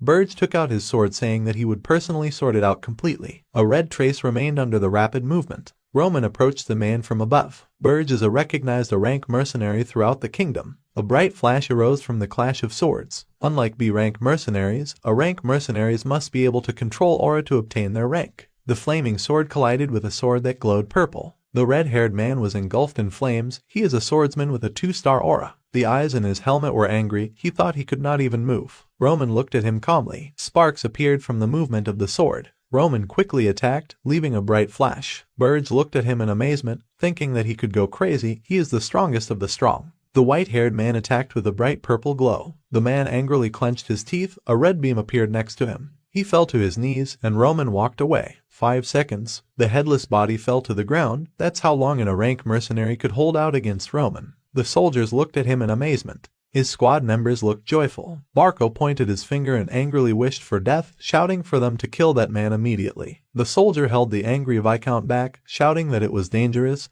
He should take cover first. Roman looked forward seriously. His gaze was resolute. He thought that the flash was a creation of magic that was not in Urim. The white-haired man stood in front of the catapult with the round seal. Black flashes appeared around him. He thought that it was the unique merit of the heavenly demon. The silhouette of the demon appeared above the tip of the sword. Heavenly demon sword technique. Swift movement. First formation. The black beam was surrounded by purple flashes. Barco and his troops opened their mouths in shock. Half of the catapult fell to the ground. Roman stood next to the broken weapon. Opening his mouth, he shouted, ordering them to listen to him. He is Roman. The boy raised his sword, shouting that he destroyed Barco's assault weapon. The Lawrence troops on the wall and in front of it rejoiced. Flora covered her mouth with her hands. She looked ahead with tears in her eyes, saying that he really succeeded. Smoke rose from the broken weapon, the destruction of the flash. Having lost the central power, Barco had no choice but to retreat. Roman heard the army with white flags shouting that they would still see. There was blood on the guy's armor. In this battle, Chris used the aura in a slightly different way than before. Surrounded by a blue glow, the blonde held a sword. His hands squeezed the handle of the shining blade. He tried to concentrate the aura as much as possible, as Roman does. As a result, even in a fierce battle, the mana consumption was small. Everyone around laughed. Why was he trying to repeat after Roman? But Chris continued to progress. Behind the guy surrounded by the glow lay bloody bodies. The blonde smiled, thinking that now all that remains is to admit. Smiling, Chris hid his sword, thinking that the master had used the right method. His gaze became surprised. His comrades were sitting on the ground and breathing heavily. The guy looked at the soldiers in surprise, thinking that, gritting their teeth, they rushed after the master, trying to keep up. Naturally, they were tired. The blonde looked at the others contentedly, thinking that nevertheless, not a single one of the 30 soldiers broke away and no one was seriously injured. The warriors bowed their heads, breathing heavily. Chris thought that this was why the master chose them. The guy in armor looked forward tiredly, thinking that they were able to survive only for one reason. Roman in a red cloak walked towards them, a monster going beyond common sense. The soldier looked at him in surprise. Roman looked at the army, saying that he saw that they successfully survived. Chris thought that it was all thanks to him. The hero said that their role was over. The drawbridge near the fortress was lowered. Roman with the soldiers walked along it. He walked inside and looked around. The villagers surrounded him, shouting their gratitude that he was a hero and that Lawrence would never forget Roman Dmitri. The man looked at the white-haired guy thinking what a pity. The Viscount looked ahead thinking that he knew he was unusual from their first meeting, but to destroy the outbreak with his own hands. Roman waved his hand as if he had a halo around his head. The man thought it was an overwhelming talent. He imagined a beast surrounded by radiance thinking that Dmitri gave birth to a tiger. If everything had not gone wrong, this tiger would have become his son-in-law. He imagined how the predator approached him. The man clenched his fist thinking that it was a pity, but now it was in the past. Throwing up his hands, he said that Roman was a great hero who came to them from Dmitri. Extending his palm, the Viscount said that he was glad to meet him again. Roman smiled. The heroes shook hands. The walls were decorated with columns. The white-haired man stood at the door. A girl came up from behind and said that Flora folded her fingers and thanked her timidly. Standing nearby, the girl said that they could not adequately play the role of bait, but even so, they did not turn away from Lawrence in a difficult moment and helped. The blonde looked at the guy standing by the door and said that she wanted to sincerely thank him. Looking at her indifferently, Roman replied that the speech played its role as promised. He looked at the girl saying that they played their roles exactly as he planned. Holding her hand to her chest, Flora said that this is how, and yet she wants to repay him for his favor, although she thinks that he does not need to accept her gratitude, but as a representative of Lawrence, she will definitely. The guy nodded, hearing that if he wants something, he can safely ask for anything at the meeting. Timidly folding her hands, Flora promised that she will definitely listen to him and reward him. The guy smiled. Looking at her, he said that if she was not going to change her mind, there was no point in him refusing. He put his hand on the door handle. Opening the door, he invited the girl to go into the meeting room first. The men were sitting at a long table and talking. Roman touched his chin, hearing their words that this was their chance. If he offered Barco to end it here, they would definitely agree. Someone said that Barco truly still had impressive fighting force. Instead of needlessly raising a stir, bringing trouble upon themselves, they should bury the past and find peace. Flora stood next to her father at the head of the table. Roman looked ahead, thinking that the name was herbivores. The Viscount looked ahead, saying that they were arguing correctly. This time they were helped to avoid a catastrophe, but their strength alone would not be enough to hold back Barco's onslaught forever, so now they would send. Touching his chin, Roman interrupted, asking if he could speak out. The table became silent. There was a voice saying, "Speak up." The guy stood up, thanking them. He stood at the edge of the table, saying that Barco was suffering from the oppression of the money issue. The guy went forward, saying that in order to pay off the huge debt, they could only defeat Lawrence by any means necessary, and even destroying the outbreak would not change anything. This was just his guess. The white-haired man looked down and said that they would most likely receive the messenger's bloody head in return. The man coughed into his fist. The long-haired man was silent. Viscount Lawrence concentrated on hearing that the soldiers outside were now carrying corpses. Looking at all this, did they not feel anything? He remembered the soldiers removing the bodies and said that Barco should not be forgiven. They must clearly show the whole world how Lawrence was taking revenge on the monsters. Walking further, Roman resolutely continued that they dared to touch them. Rising, Lawrence asked. He thought they did not understand this, but what else could they do? They did not have the necessary strength. Without turning around, Roman said he would say one thing. He approached the Viscount. Behind him were the eyes of a monster. He decisively declared that there was a way. The man looked at him in fear. Roman thought that the only thing left for herbivores was to become food for predators. A scream was heard from the tent under the sky. Viscount Barco slammed his fists on the table, shouting to Roman under what pretext he decided to interfere with them. Grimly bending over the map, the man said that in order to change the unfavorable situation, there was only one left. Gritting his teeth, Barco and calm Roman simultaneously said a duel of great warriors. On the scroll was written a duel of great warriors. 1. The battle determines the victory or defeat of the family line. 3 swordsmen enter the battle. 2. The place is considered sacred and has received the blessing of Valhalla. Both families must submit to the result. 3. The authority of the person in charge is extremely important. As soon as both parties come to an agreement, the decisions are sent to the central government. After the decision is approved, the duel is held. Viscount Lawrence frowned. It had been a long time since the great warrior duel had changed to a battle of connections and wealth. Their opponent was Barco. They had connections in the central government, and with the amount borrowed from the gold bank, it was scary to imagine what kind of master they would invite to come out for a duel. The hero said that he understood what he meant. He smiled and said that he would give them confidence in victory right now. Everyone present was silent. The head of the clan looked at the young man in surprise and asked again. Roman looked at his interlocutor and said that there was no better way for them than a duel of warriors, if only they were sure of victory. The boy said that, first of all, Barco had a 3-star swordsman. Most likely, he would come out as the first warrior. Everyone present shuddered. The hero looked at his allies with a smile and said that he would participate in the first duel on behalf of Lawrence. Whether his opponent was the knight Barco or a visiting master, the boy would guarantee with absolute certainty that he would bring the first victory. The Viscount looked at the boy and shuddered. The hero continued that no matter how outstanding the talents of the enemies were, but against 1 victory and 2 defeats, it lost its meaning. The third duel would be completed by his man, Chris. Despite the fact that he had 2 stars, he possessed the genius that could lead to victory in a battle against a 3-star opponent. Roman looked at those present and asked if that was not enough to consider the battle won. If they won the warrior duel, Lawrence would be able to regain its lost reputation. The boy turned to Flora. He smiled and asked her to make a decision. The girl looked at him in surprise. She remembered how she promised to fulfill his every request at the meeting. The blonde frowned. Apparently, this is what he wants. The girl looked at the hero carefully. He whispers that he will take part in the warrior duel, but in return Lawrence must bear responsibility in case of a change. The young man smiled. Indeed, he is a dangerous man. Flora closed her eyes and declared that she supports the warrior duel. By agreement of both parties, the warrior duel was approved. Everything was decided within a week after the order was given. The day of the duel. In the judge's place sat a dark-haired man with a beard, Count Ertz. He said that the warrior duel is a sacred place, blessed by Valhalla. Viscount Lawrence sat in a chair. Behind him stood his daughter and the main character. The judge reminded that, whatever the results, both family lines must accept them. If this rule is violated,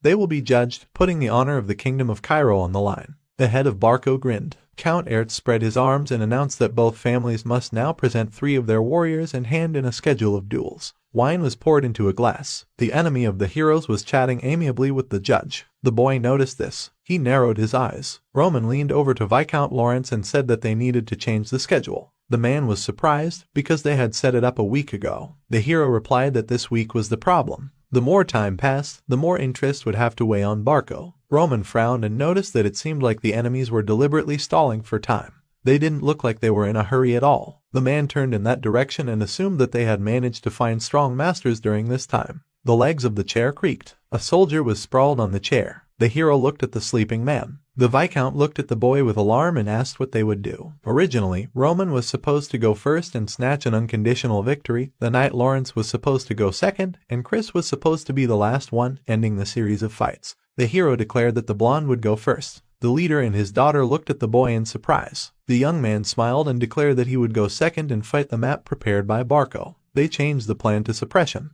The crowd was noisy. Chris stood on the platform and looked at his opponent. In front of him stood Jansen, a swordsman of a 3-star aura. The blonde looked closely at his opponent and also introduced himself. The spectators were discussing him as Jonathan's disciple. The boy narrowed his eyes and thought that in order to become stronger, one must endure danger. This is the reason why he climbed out of the well and followed the master. Begin. The banner fluttered. The opponents pushed off from their places. Jansen swung and quickly struck with a fire sword. Chris learned one thing the first time he fought the master. The boy dodged. No matter how strong your aura is, only by mastering it can you give it meaning. The enemy attacked again. The blonde quickly moved from one place to another. He gritted his teeth. He had to dodge again and again to wait for his only chance. The 3-star knight struck again and asked how much longer the boy would run. The enemy swung. He was surrounded by red energy, a wide-range aura. The blonde looked at the enemy hanging over him. Chris froze in shock and thought that he could not dodge and needed to think of something urgently. He remembered the words of his master. The hero advised him to break free from the usual laws of the world. The knight frowned. An indistinct splash of mana would never show the full power of the aura. The boy clenched his sword. A blue light appeared around him. Just like the leader showed his greatness with a grain of mana, from a plane to a beam, from a beam to a point. The knight concentrated the power of the aura in one point. The enemies glared at each other. The blonde landed behind his opponent. Jansen lost his head. The crowd held. Chris had won. The guy was breathing heavily. He, a 2-star swordsman, had defeated a 3-star. The hero looked at his subject with satisfaction. The judge announced the next duel. The spectators were shocked by the result. The head of Barco clenched his fist until he was shaking. He did not believe that Jansen had been defeated. The man frowned and clenched his teeth. He had planned to snatch victory in the second duel, but now the last one would be decisive. The Viscount bit his lip and thought that there was no need to worry about the second duel. After all, he had an invincible ace up his sleeve, which was worth a lot of money. The guard approached the second participant. The man woke up and asked if it was his turn already. He went up to the platform and yawned. The blue-haired man with a scar on his nose scratched his head and introduced himself as Homeros. He was a swordsman with a 4-star aura. The head of Lawrence, Flora, and Chris were shocked and scared. Everyone was talking about the wandering swordsman. Many were seeing a rancor in person for the first time in their lives. The man sighed indifferently. He was here at the request of the guild master. 49th place in the ranking. The ranking originates from the Valhalla Empire, a sacred land where all those who died a heroic death in battle go. They put their lives on the line to get to Valhalla and wanted to get proof of their strength. All the results of victories and defeats were recorded. The names of brave warriors were immortalized on documents. This was the origin of the ranking. It belonged only to the Valhalla culture, but with the expansion of the empire's influence, it spread throughout the continent. The top brass of the Valhalla temple personally select the people for the top 100 places in the ranking. Viscount Lawrence was horrified. Who would have thought that Barca would be sent to duel the warrior Homeros? There is no one in Cairo who does not know about his reputation. Wandering all over the kingdom and enjoying duels with strongmen, he received the nickname of the Wandering Swordsman. The spectators were nervous. Everyone shared rumors about the warrior and assumed that Lawrence would now refuse to participate, even though they managed to win the first duel. Homeros yawned again. The hero smiled. He crossed his arms and looked ahead. The boy had been tracking Barco's actions with the help of the Information Guild, but he had only managed to obtain information that was already on display. So this is the secret map hidden with the help of information warfare. The young man moved to the site. He was impatiently waiting for the duel. Just as the opponent hid his strength, they also failed to find out what the hero was like. The boy would give them a chance to witness a battle of strongmen they had only read about in books. Flora grabbed the boy's hand and worriedly advised him to refuse. She looked at her ally and said that his opponent was ranked 49th. He was considered a great warrior who would rise above 30th place in the future. The blonde looked at the boy nervously and asked him to refuse the fight, at least to save his life. The hero turned to her. The girl said that they would sincerely pray that victory would be on their side in the next duel. Homeros looked at his opponent. Absolute superiority was clearly visible in that look. Roman frowned. He did not like this guy. Flora stood next to the hero and said that it was time to pay for the change. They would put out their night. She frowned and blushed, saying that there was no reason to risk his life in a duel she was sure she would lose. The guy pulled his hand free. The girl looked at him with concern. The hero said that he didn't want to put everything in its proper place and advised her not to interfere. He stepped forward and walked up to the platform. The guy looked forward with determination and introduced himself. Roman took the sword.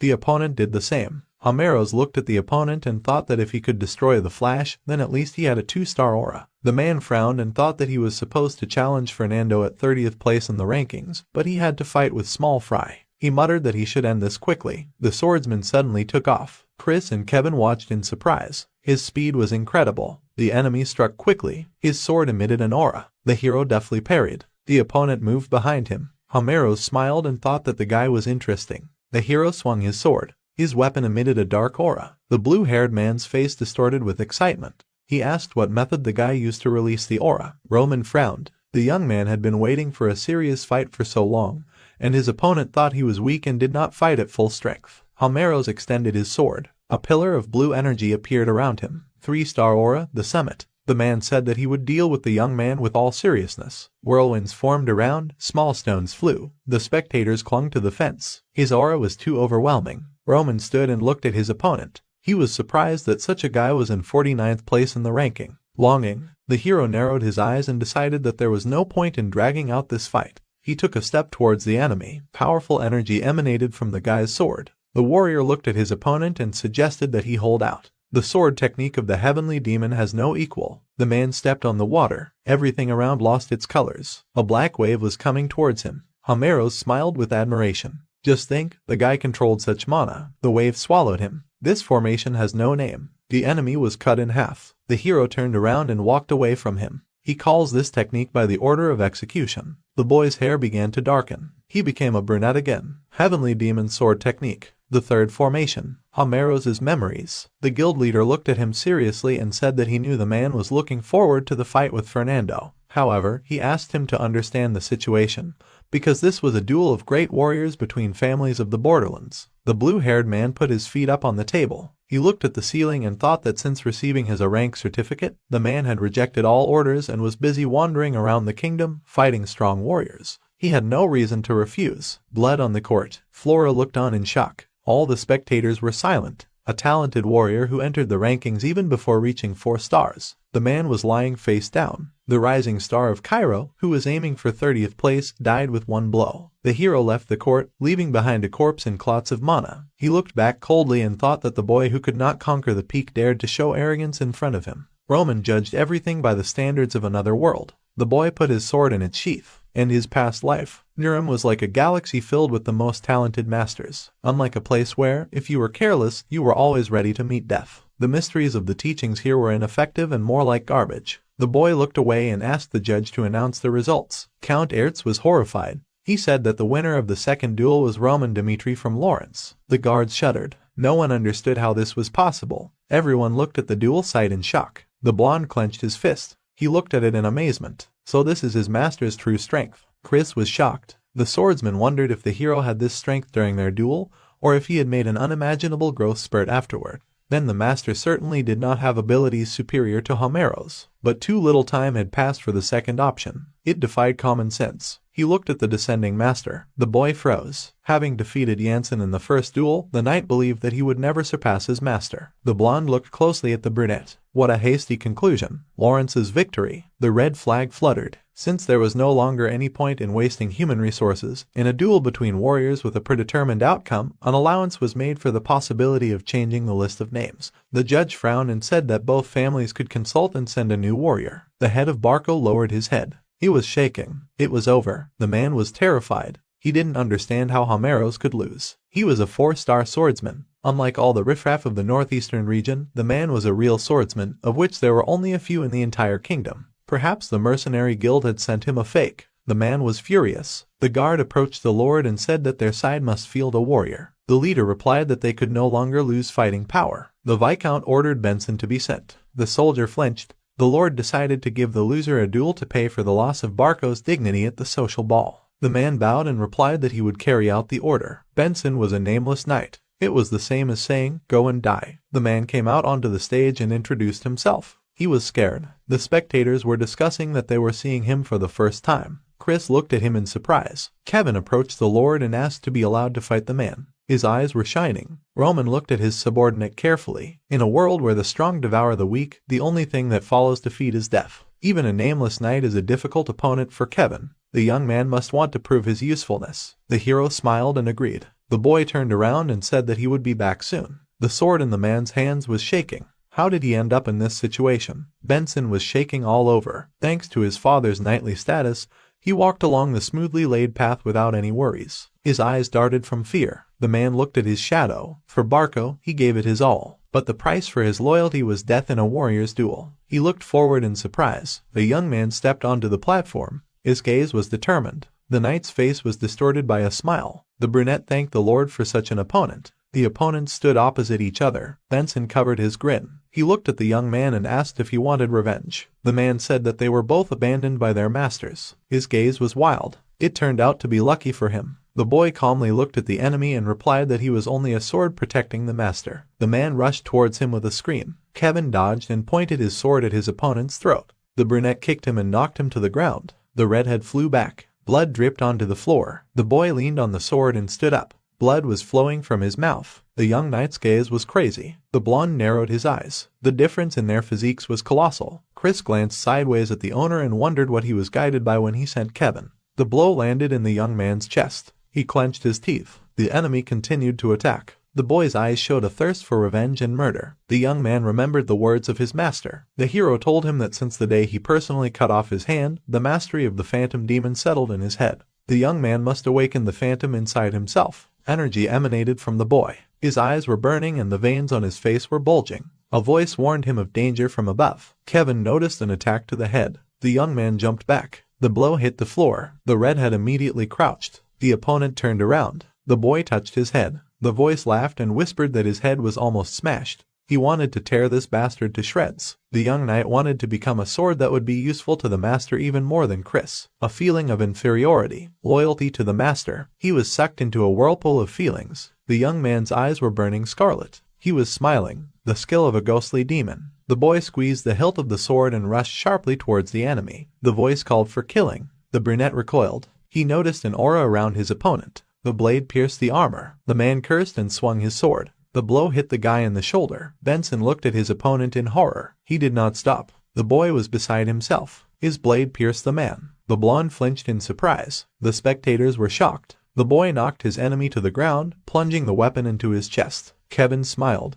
He continued to plunge the sword into the body. Blood spurted everywhere. Viscount Lawrence and his daughter watched in horror. The young man stood up, walked down the platform and knelt before his master. He said that he had returned. Roman looked at his subject with a smile and praised him. The boy smiled happily. Kevin was covered in blood. A duel of great warriors between Lawrence and Barco. 3 victories out of 3. Lawrence's undisputed leadership. And at the center of it all was Roman Dmitri. Like the tales of heroes that have been told since ancient times, truth and fiction were mixed in rumors. Here and there, people began to praise Roman's exploits. The man put his mug on the table and asked if the other had heard that story. The other replied that Barco would have a hard time. They made such a fuss, and in the end they lost Lawrence. Another city dweller joined in the conversation. Roman became none other than the savior of Lawrence. Single-handedly, he exterminated hundreds of Barco soldiers at once from behind, and also destroyed the Flash with one blow. The entire tavern was filled with these conversations. Roman Dmitri is a hero, and heroic stories about his adventures began to accumulate one after another everywhere. Barco Castle, a stack of books on the table. The Viscount sat at the table, clutching his head. He muttered that this was definitely the end.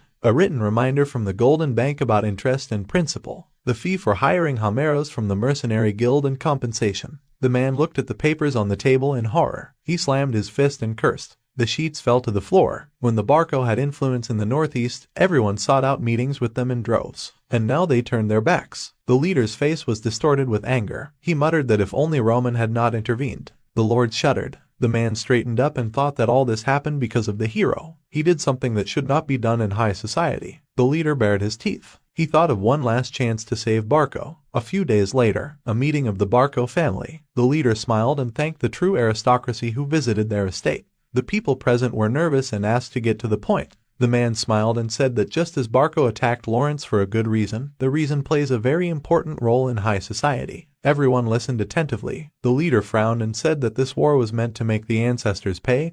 Even the central government thought it was right to single out a judge. However, Roman Dmitri intervened in this war without any reason. Because of his unexpected attack, Barco lost their Flash. Moreover, even at the warrior duel, there was not a single person from Lawrence. The leader slammed the table and said that this defied explanation. He frowned and noticed that the two families had broken off their engagement. This meant that Roman was a stranger to Lawrence and had crossed the line. The others supported this thought. The Viscount grinned and thought that this should be enough. If he could only pin the blame on Dimitri's family and get a huge payment as compensation, he could solve the issue of the money borrowed from the gold bank. There was a knock at the door. The protagonist entered the room. He smiled and said that he had heard that they had complaints about him. The Barco leader looked at him in surprise. The guy looked at the Viscount confidently and asked him to voice all the complaints in person. A little earlier, Chris looked at the owner with alarm and asked if he was really going to Barco. The hero was saddling his horse. The knight looked at him and said that this was akin to suicide, because the Viscount would not leave him alone. The brunette turned to his subject and asked how he thought his relationship with Barco would develop. The blonde shuddered and said nothing. He frowned and said that for them the hero was a sworn enemy. The knight believed that it was better for them to avoid each other if possible. The hero objected. Roman turned to the blonde and said that if you start something, you need to see it through to the end. It was no secret that Barco had a grudge against him. The brunette mounted his horse. The knight looked at his master in surprise. The hero looked at him and said that now, when the enemy's position was precarious, it was best to nip their revenge in the bud. He smiled and said that he would go alone. The guy stood in front of the meeting table. The brunette asked why they had gathered everyone here. The leader gritted his teeth. The man was angry that a boy who had not even inherited the title dared to ignore the difference in positions. The leader looked at him gloomily. He said that, apparently, his low birth had not taught him the laws of the nobility. The Viscount frowned and said that in the kingdom of Cairo, it was forbidden to interfere in a war without a reason. Barco announced the reason, in accordance with the laws of the nobility, received approval from the central government, and only then declared a feudal war. He looked angrily at the young man and asked if he thought that this rule appeared because the aristocrats were stupid. It was all for the sake of preserving each other's good name. The brunette calmly looked at the leader. He slapped the table and said that ignorance of the laws was no excuse. He shouted at the boy that because of him, the Dmitri family would have to endure a severe insult. The hero remained calm. The Viscount jumped up and exclaimed that because of the misdeed of one son, they could not avoid the reproaches of all the nobility of the northeastern region. Silence fell. The young man asked if his interlocutor had finished. The leader shuddered in surprise. The boy bared his teeth and said it was his turn to tell the reason. The Viscount looked at him in fear. Roman looked ahead and said that Lawrence and Dmitri had originally been bound by a marriage agreement, but now he had turned into a fool rejected by his bride. Everyone tensed up. The warrior asked what they thought was the reason for the agreement being broken. The boy said that the rumors about his reputation and his escapades with women were not true. He pointed ahead and said that the threats of Barco's eldest son, Anthony, were to blame. The leader jumped up in surprise. The hero walked slowly around the table. Being on friendly terms with Anthony, he had attended a party at his invitation before marrying Lawrence, and there he had fallen into a trap. When he came to, he found himself in the same room with Emily Barco, and then Anthony threatened the hero to break off the engagement. Only then would he keep it a secret.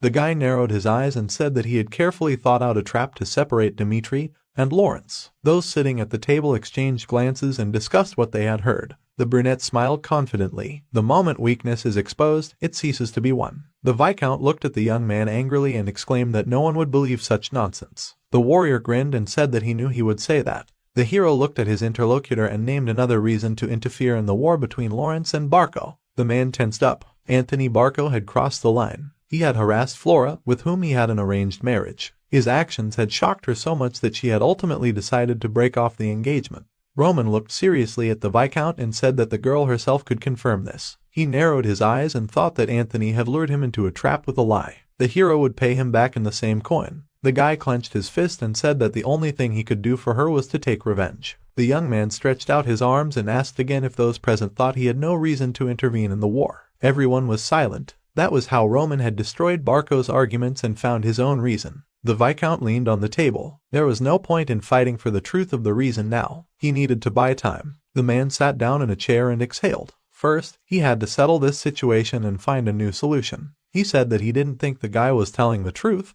but he would check the veracity later. The hero turned to him. The Viscount shuddered. Roman stood in front of him and offered to either end with Anthony being punished for his personal insult or to blow this incident up into a family-level problem. The brunette looked at his interlocutor predatorily. The aristocrats looked at him in amazement. The young man said that if the leader didn't make a choice right now, he would return home and tell his father everything. The man was horrified. He could not choose war with Dimitri under any circumstances. One way or another, a clash with them in the current crisis would lead to the collapse of Barco. The Viscount squeezed the arm of the chair and thought that this was a very cruel boy. The leader lowered his head and said that at his command, Barco's eldest son would kneel before the hero and ask for forgiveness. The guy looked at his interlocutor and said that he did not ask to put Anthony on his knees. The leader flinched. The brunette folded his hands behind his back and said that he would choose the punishment himself. The voice of Barco's eldest son was heard from behind the door. The Viscount closed his eyes and apologized. The guy was kneeling before him and exclaiming that he did not want any refereeing duel. Was the leader really going to hand his son's life over to someone else's hands? Anthony was crying and trembling, saying that the guy would never spare him. The leader shook the young man and demanded that he come to his senses. He stood over his son and said that from that moment on, he, the boy, took the place of the successor. His duty became to share his life with the fate of the family. The man looked at the young man with rage and resentment and ordered him not to forget this shame and to be ready to give one hand for it.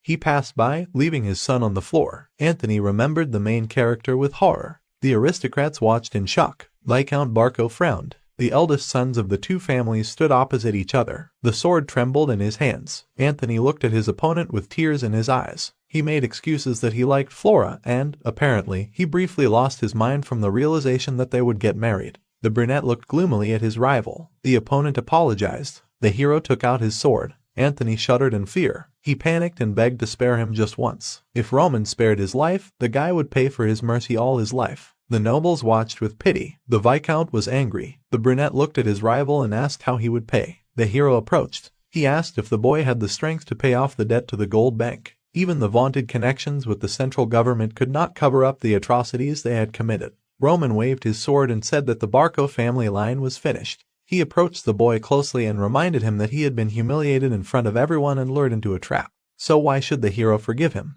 The head of the family looked at the duel with horror. Roman plunged his sword into his opponent's stomach, saying that he had no reason to forgive him. He looked at the boy coldly. He coughed up blood. Junhyuk had once waged a bloody feud in order to survive. He had withstood the attacks of his older brothers, who tried to kill him every night. And instead, he had plunged the sword into their hearts, taking their lives. Then the older brother Bikoyel said that the boy did not know how to compromise. Once he sees an enemy in his opponent, he dives headfirst into the situation. The hero does not show even a bit of generosity to his opponent. Bikoyel was not just a strong warrior. He fought off enemies one after another, but he had the generosity to gather them under his command. But the hero replied that his method was to trample and destroy the creature that showed hostility towards him. Only death, the only way to eradicate all variables. The death of Anthony Barco. The hero drew his sword. No one could have foreseen such an end. The opponent fell. His father rushed to him. He screamed and ran to his son. The Viscount looked at the fallen Anthony in horror and screamed,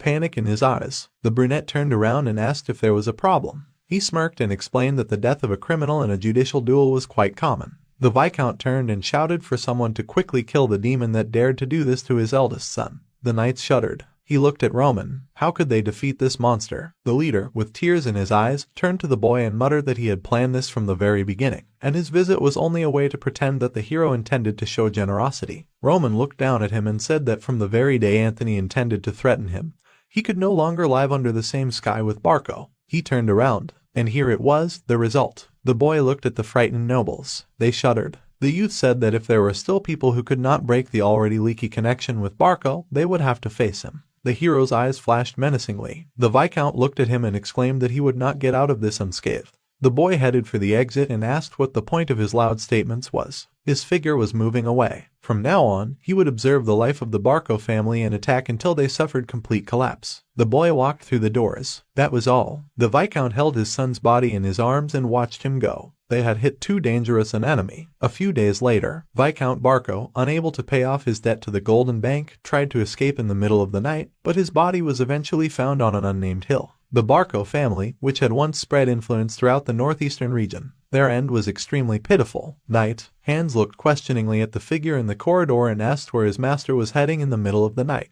The boy stepped into the light and smiled. His clothes were covered in blood. He replied that the moon was shining so brightly today that he wanted to take a walk for the first time in a long time. The butler shuddered. He took the dirty suit and said that everyone had been very worried lately. The hero changed his shirt. Hans looked at him and said that they were extremely happy that the young man had received recognition. However, he was getting involved in such dangerous adventures as war. The man looked at his master worriedly and asked him to be careful. The brunette looked seriously at the butler and reminded him that he was his man. They looked at each other. Having defeated countless enemies, Jung-hyuk had killed so many that there would be enough blood for an ocean. The only rule that allowed him to become a heavenly demon was to protect his people. Hans looked at the young man questioningly. One person behind the fence was more important than hundreds, thousands of enemies. The brunette smiled and said that he would do everything possible to protect himself and his people. This was more than enough. Around the same time that the hype around the Barco case was supposed to flare up, the Melik family clan organized a social gathering. An outdoor tea party. The woman smiled and covered her eyes with a fan. She noticed that even the wives of former Barco supporters, usually slow to rise, had come in a crowd.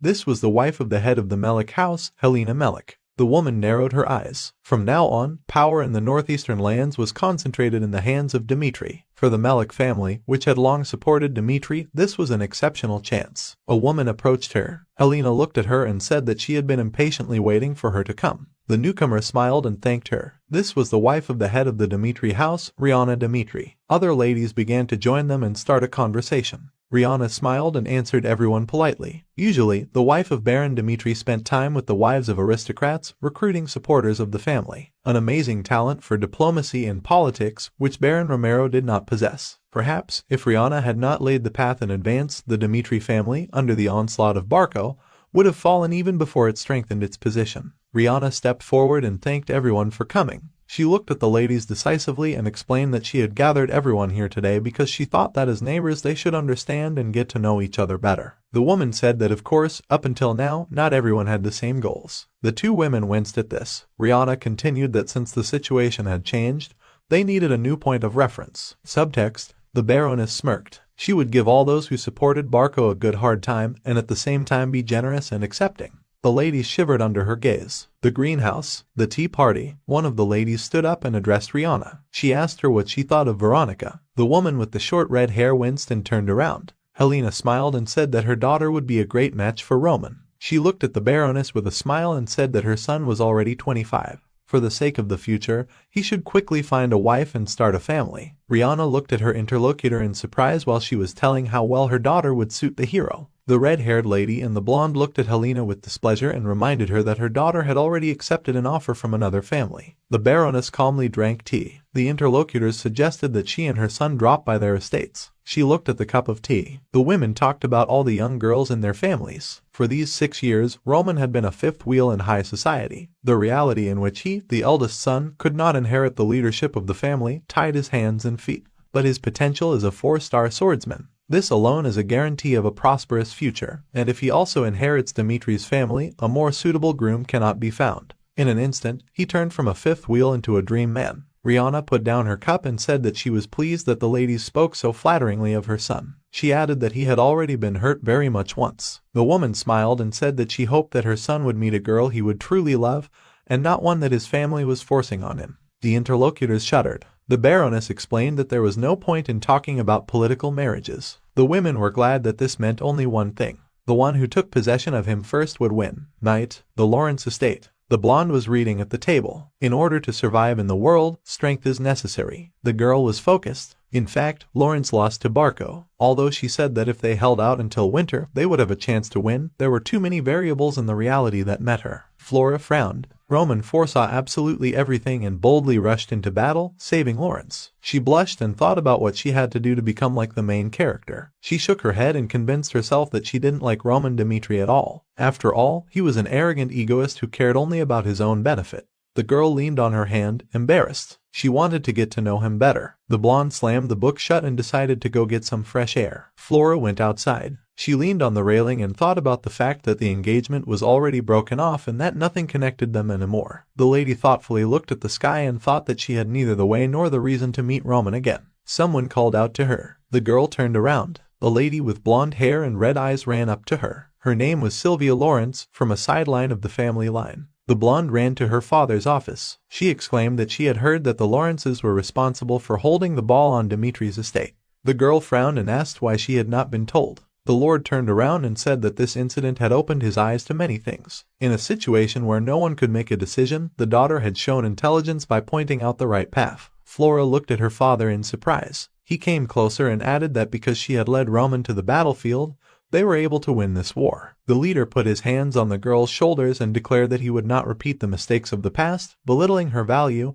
and would support any initiative. Therefore, from now on, he would no longer force her to do family business. The blonde looked at the leader in shock. The man told her to live for her own dream. He smiled, and the girl looked away and thought that this was all, of course, touching, but she wanted to go to the ball. Flora frowned and asked why Sylvia was invited to the ball. Considering that she had come all the way from the capital, her visit had another purpose. The man replied that it was his whim. The girl turned pale and thought that with the help of her sister, they wanted to restore the connection with Dimitri lost due to the breakup of the engagement. The blonde smiled confidently and declared that since she owed Roman for his favor, she would follow Sylvia and take on the role of her escort. Her father shrugged and said that she did not have to interfere, since he could make it so that she would not have to deal with her family. The girl clenched her fist and looked demandingly at the head. The capital of the kingdom of Cairo, Kairos. The temple of Valhalla, a branch of Cairo. The man unrolled the scroll. He sat at the table and read how the son of a provincial noble, 25 years old, killed a 4-star swordsman with one blow. The priest smiled.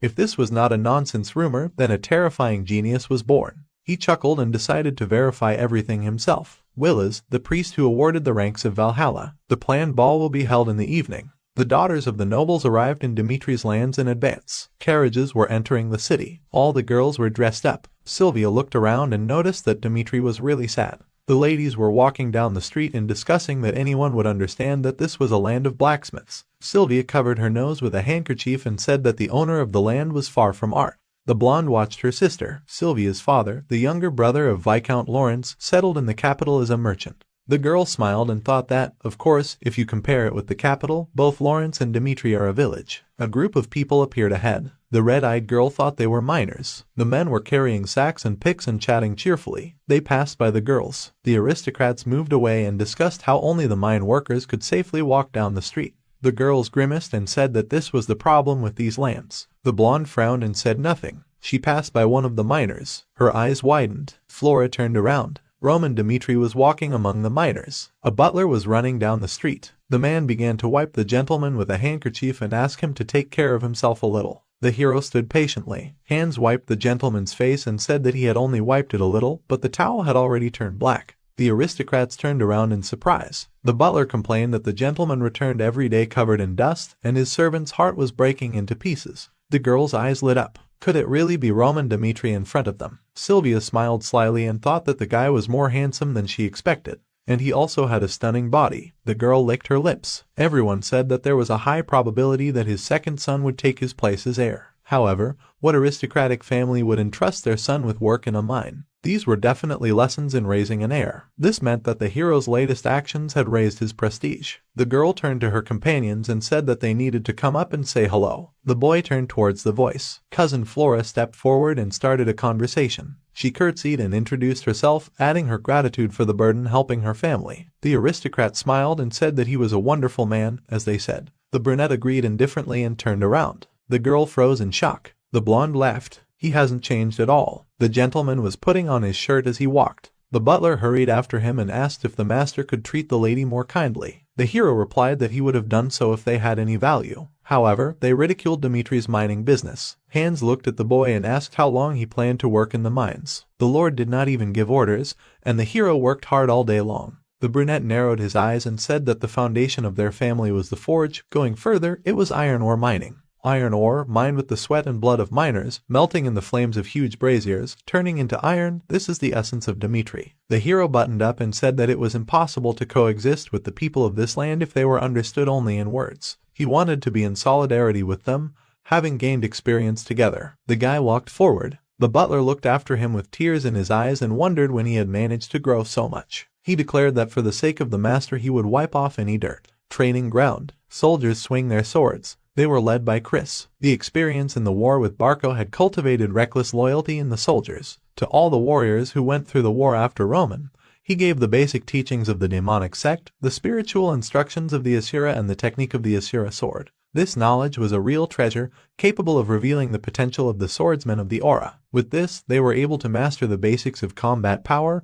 but this was still not enough. The hero watched the training. He needed a personal reconnaissance force that could get all the enemy's background information. The guy narrowed his eyes and crossed his arms. The problem was that creating a reconnaissance army required the appropriate money and talent, and he didn't have that kind of freedom yet. The brunette called Chris. The blonde approached the master. He asked how the training was going. The knight smiled and replied that everyone had amazing enthusiasm and a high learning speed. Progress could be expected in the near future. The guy was serious. He said that it was time for the blonde to learn a new technique. Chris looked at his master in surprise. They stood opposite each other. The hero noted that the knight's starting point was different from the others. He had already built his own world. It was difficult to accept new knowledge in such a state. The brunette smiled and said that his interlocutor was ready to receive something new. The warrior looked closely at his subject and said that he was going to teach him the lightning technique. The knight was shocked. The lightning sword that once subjugated all of Murim. It was at this moment that Chris inherited the deadly technique that earned its owner the nickname of one of the 10 greatest masters. The ballroom. The arrival of young Master Roman Dmitri was announced. All the girls turned to look at the door. The brunette entered with a confident smile. The aristocrats blushed. They crowded around, asking why the guy left during the day. The hero smiled and replied that he had just finished work and wanted to appear before them in a more dignified form.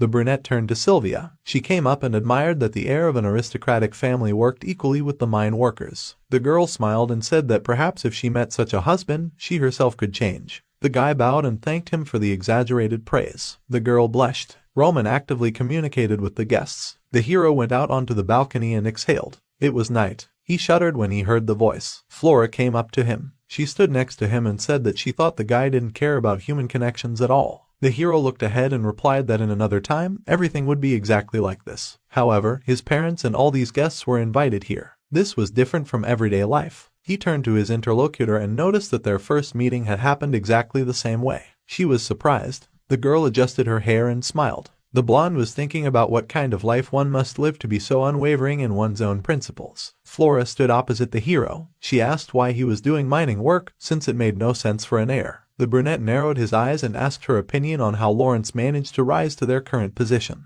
The blonde asked again in surprise. The guy looked at her and said that people believe that Lawrence was reborn thanks to fertile lands and agriculture. However, in fact, the Lawrence family line succeeded in business. By selling their own crops or bartering, they created the current Lawrence. This also explains the reason why the Viscount's younger brother became a merchant in the capital. The girl looked at him in shock. She herself had only recently learned about the origins of her family, and he described everything with such precision. Flora leaned forward and asked what this had to do with being a miner. The guy answered that Dimitri's origins were in iron ore mining. If there were no miners who spent their days tinkering in the dust, extracting iron, Dmitri would not have been able to rise to his current level. The brunette looked at his interlocutor resolutely and explained that time spent in the mines would greatly help to understand and share their feelings. In his opinion, this was the duty of a person inheriting the Dmitri fortress. The lady was amazed. The hero said that it was time for him to return. The girl was left alone on the balcony. She looked up and smiled. Flora had made a decision.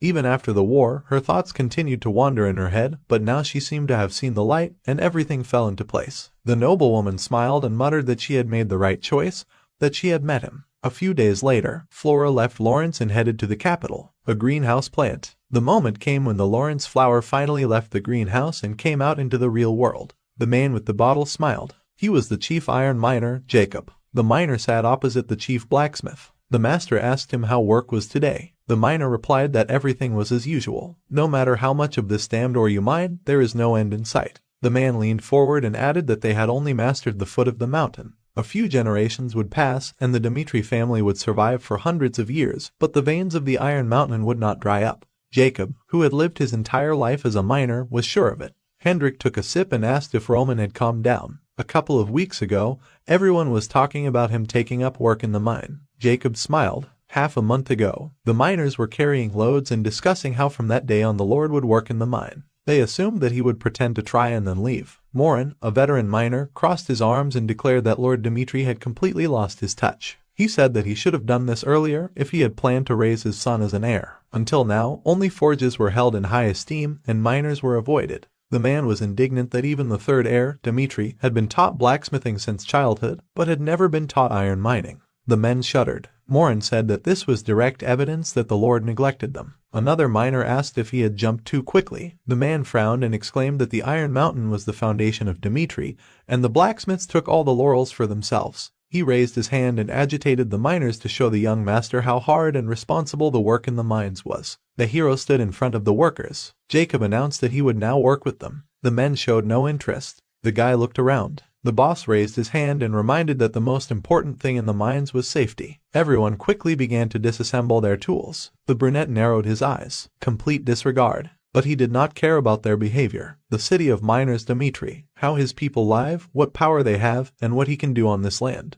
The gentleman resolutely looked ahead. To implement the future plan, he must find out all the ins and outs of Dmitri. The boss was driving a cart with coal and shouting at the workers not to relax because they were still far from the daily quota. The guy took the bag. He straightened up and noted that everything was systematized. The hero watched the miners. Roman thought that the responsibilities were clearly distributed, and the mine shaft was quite safe. Why does the iron of Mount Dmitri attract everyone's attention? The miner wiped his sweat and said that it is not only that it is perfectly suited to processing in forges. The iron ore itself is of the highest grade, which is why people recognize its real value. Iron ore mining in other areas causes great losses to trade. The man smiled and added that Dmitri can make up for all stages of the process on their own territory. This is where such a large profit comes from. The hero listened attentively. The miner laughed and said that it is not for nothing that their family is called billionaires. Both the supply of material and the turnover of goods are feasible within the boundaries of the estates. Bearing the title of the city of blacksmiths, Dmitri makes a premium, and the prices are higher compared to other iron. This has been going on for decades. Perhaps the wealth Dmitri had accumulated was much more impressive than the hero had assumed. The boy shuddered. The voice said that this was no place for idle chatter. Morin slung his pick over his shoulder and asked not to disturb the others if the gentleman was not planning to work. They looked at each other. The brunette apologized and offered to get back to work. The miner was surprised. Roman slung his sack over his shoulder. The man watched. A week later, there was lunch on the tray. The hero chewed bread and watched the others. They had worked together for a whole week, and they only spoke to him when he asked questions. The brunette squinted and wondered if this was some kind of local hazing. A man approached him. Morin sat down opposite him and said he wanted to ask a question. He had been watching the gentleman for a week and could not figure it out. The miner looked at the guy and asked why he was working here at all. Even the apparent heir to the family, Dmitri, the second son of Rodwell, had never shown his nose in the mine. And now the eldest son, Roman, showed up, supposedly to teach the heir lessons. Naturally, Morin thought that he didn't value the miner's work at all, so he worked nearby specifically to watch him. But he turned out to be more diligent than the miner expected. Or rather, he worked even harder than the others, fulfilling his assigned quota. The men discussed what they had heard, that the Lord had not ordered the young master to work in the mine. It turned out that this was his independent decision. Morin looked closely at the aristocrat. The guy smiled and asked what answer he wanted to hear, the ideal or the truthful one. The man wanted to hear both. The hero grinned and decided to start with the ideal. Dimitri is a mining town. The mine feeds all its inhabitants. The guy wanted to understand the inhabitants not just by statistics, observing them from afar, but to personally try to live their life. The miner looked at the gentleman and asked if there was any need for that.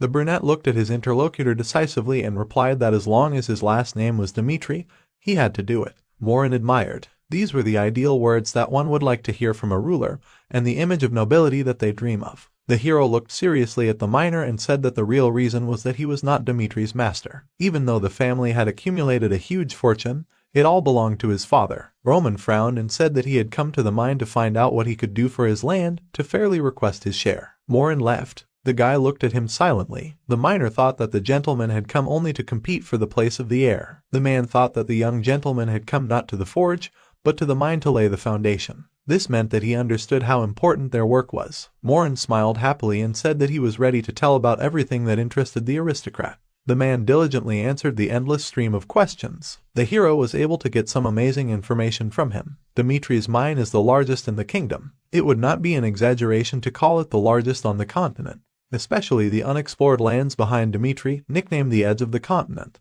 An endless mountain range. If they master everything up to this place, the wealth of their family will know no bounds. The miner thoughtfully rubbed his chin and said that the production volume is not that great for the conditions that Dimitri has. The workplace is too dangerous, which reduces the speed of ore extraction. Ultimately, this leads to a decrease in production. Morin noted that the Lord provides all kinds of support to ensure safety, but the entire mining industry is one big danger. Earthquakes often occur in the mountains of the northeastern region. The man added with a smile that ordinary people cannot prevent a natural disaster. At these words, the earth trembled. The guy shuddered. Everyone jumped up. Morin ran up to the workers and asked what was going on. The man turned to him and said that the 8th shaft of the mine had collapsed and buried one laborer. The team stood in confusion in front of the pit. The hero looked down and said that he would go. The miner looked at him worriedly and objected, because he was the eldest son of the Dimitri family. Even if he was an Aura swordsman, if the shaft collapsed again, he would be in danger. Morin said that they needed to scout out the situation first.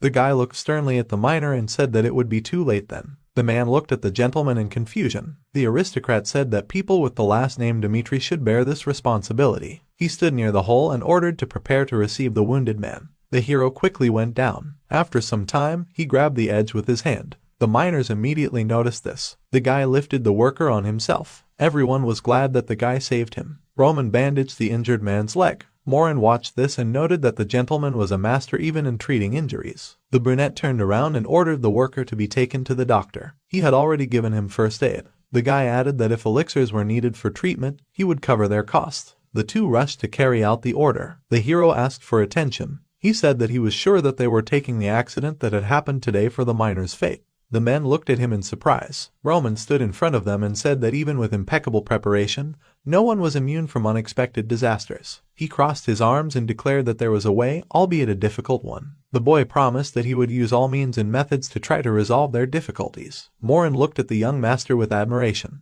The hero looked forward resolutely and said that perhaps it would not take that long. Romero sat at the table. His son stood opposite him. The leader asked if he was injured anywhere. The boy assured him that he was not. The man asked what he was thinking when he stuck his nose in there. The Baron frowned and said that even being an Aura swordsman, the boy could not be insured against natural disasters. He slammed the table and added that because of his recklessness, he almost lost his son. Romero looked at the hero darkly and said that if it were anyone else in his place, he still could not allow 2 lives to be lost in order to save one. The hero calmly looked at his father and replied that he was only doing what he had to. The man shouted out his son's name. The brunette looked at his interlocutor seriously and said that even if he returned to the past, his decision would not change. There was an accident in the mine, and he believed that, as the person responsible for the Dimitri family name, the guy had made the right decision. The man sighed and asked him to leave mining for now. He had not told his firstborn to do something like that and could not understand why he had made such a choice. If the guy had taken up blacksmithing, his father would not have stopped him.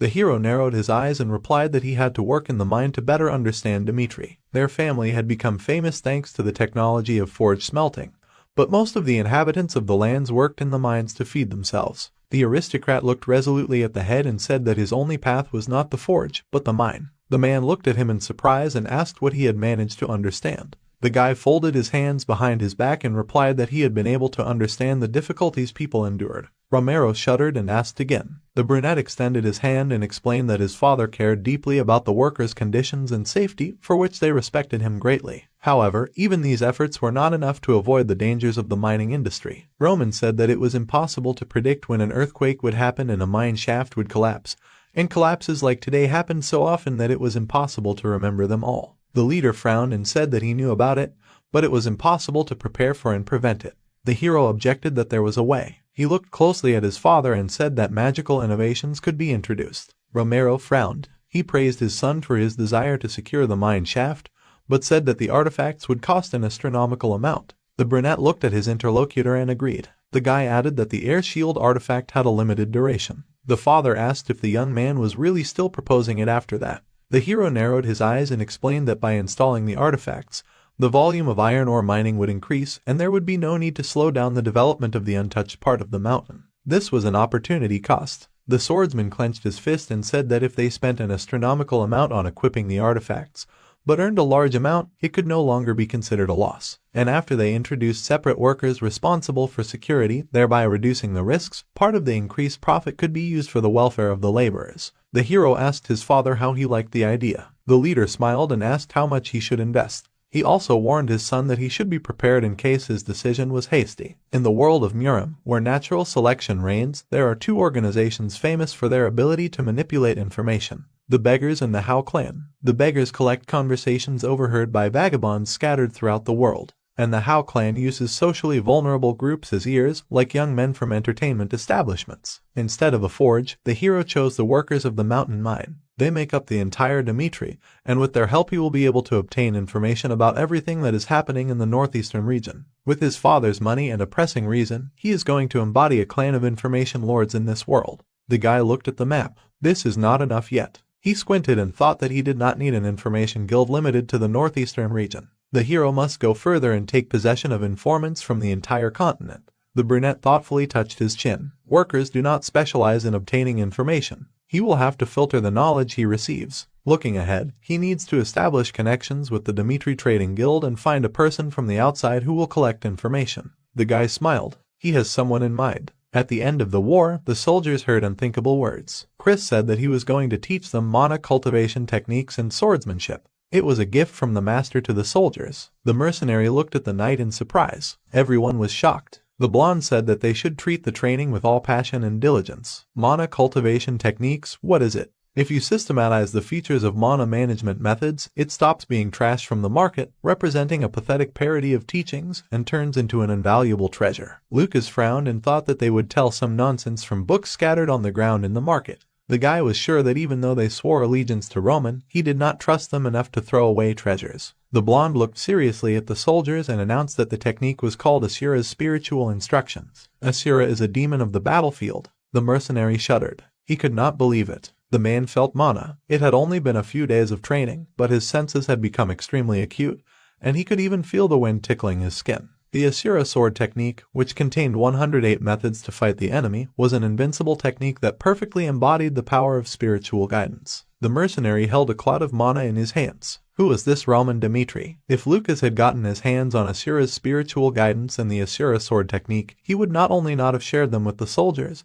but would have kept them a secret even from his family. He, who had once spent all his property on learning the mana cultivation technique, spent every day with the feeling that this was the biggest turning point in his life. Lucas was happy. The guy looked at the master and said that he wanted to be by his side. The brunette folded his hands behind his back and looked at the soldier, a well-connected opportunist who had proven himself during the exam and a veteran mercenary who had been through thick and thin was a perfect fit. But he refused. The guy looked down and explained that if he took over the information guild, he would have to leave his master. The mercenary excitedly hit his chest and asked not to send him away. The hero smiled and mentally noted the worthy acting. The nobleman asked why he taught them Asura's spiritual teachings and Asura's sword technique. Lucas looked at the master in confusion and said he didn't know. The guy explained that it was a gift for their loyalty. The brunette grinned and asked what the other man thought of him. Was he a man who would give everything he had to thank the soldiers for their loyalty? They looked at each other. Roman said that he didn't need unreasonable loyalty. It was just payment for putting their lives on the line by following him to war. The hero grinned and asked what he would give to a man whose value was higher than a soldier. The mercenary shuddered in surprise. Could it be something more than Asura's spiritual teachings? Lucas bowed and declared that he would follow the order and create the best information guild on the continent.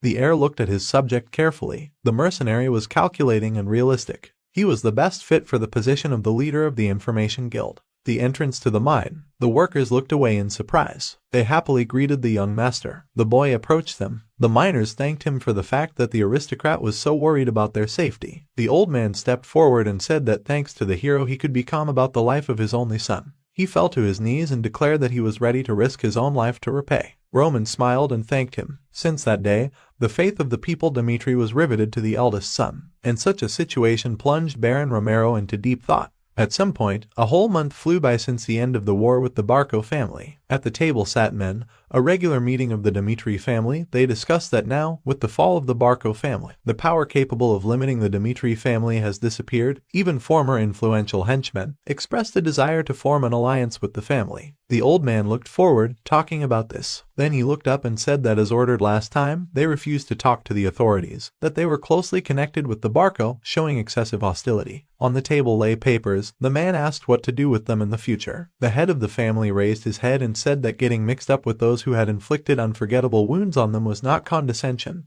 but arrogance, and there was no reason to form an alliance with them. He sat in front of them and said that he would make it clear to them what it meant to make an enemy in the face of Dmitri. Everyone looked at him, after which the men said that they should move on to the next topic on the agenda. The young man to his right said that in this war, Barco had secured support from outside, demonstrating what changes this could entail. He presented the seal and added that if the family encountered Barco, changes such as flares and Homer would expose them to great danger. The boy presented the knight so that, along with expanding combat power, able to withstand unforeseen situations. The knight turned and said that he would like to acquire a magical weapon, military force. Romero lowered his head and thought that there was no more reliable stabilizer than this, and the boy added that thanks to young Master Roman, their budget can afford it. They presented the magic seals. A lot of money was spent to install artifacts throughout the shaft of the mine. He pointed to the document. This led to an increase in production volumes by 30% in the shortest possible time. The old man turned around and said that with such a growth trend, one could soon expect that the production result would be twice the previous volume.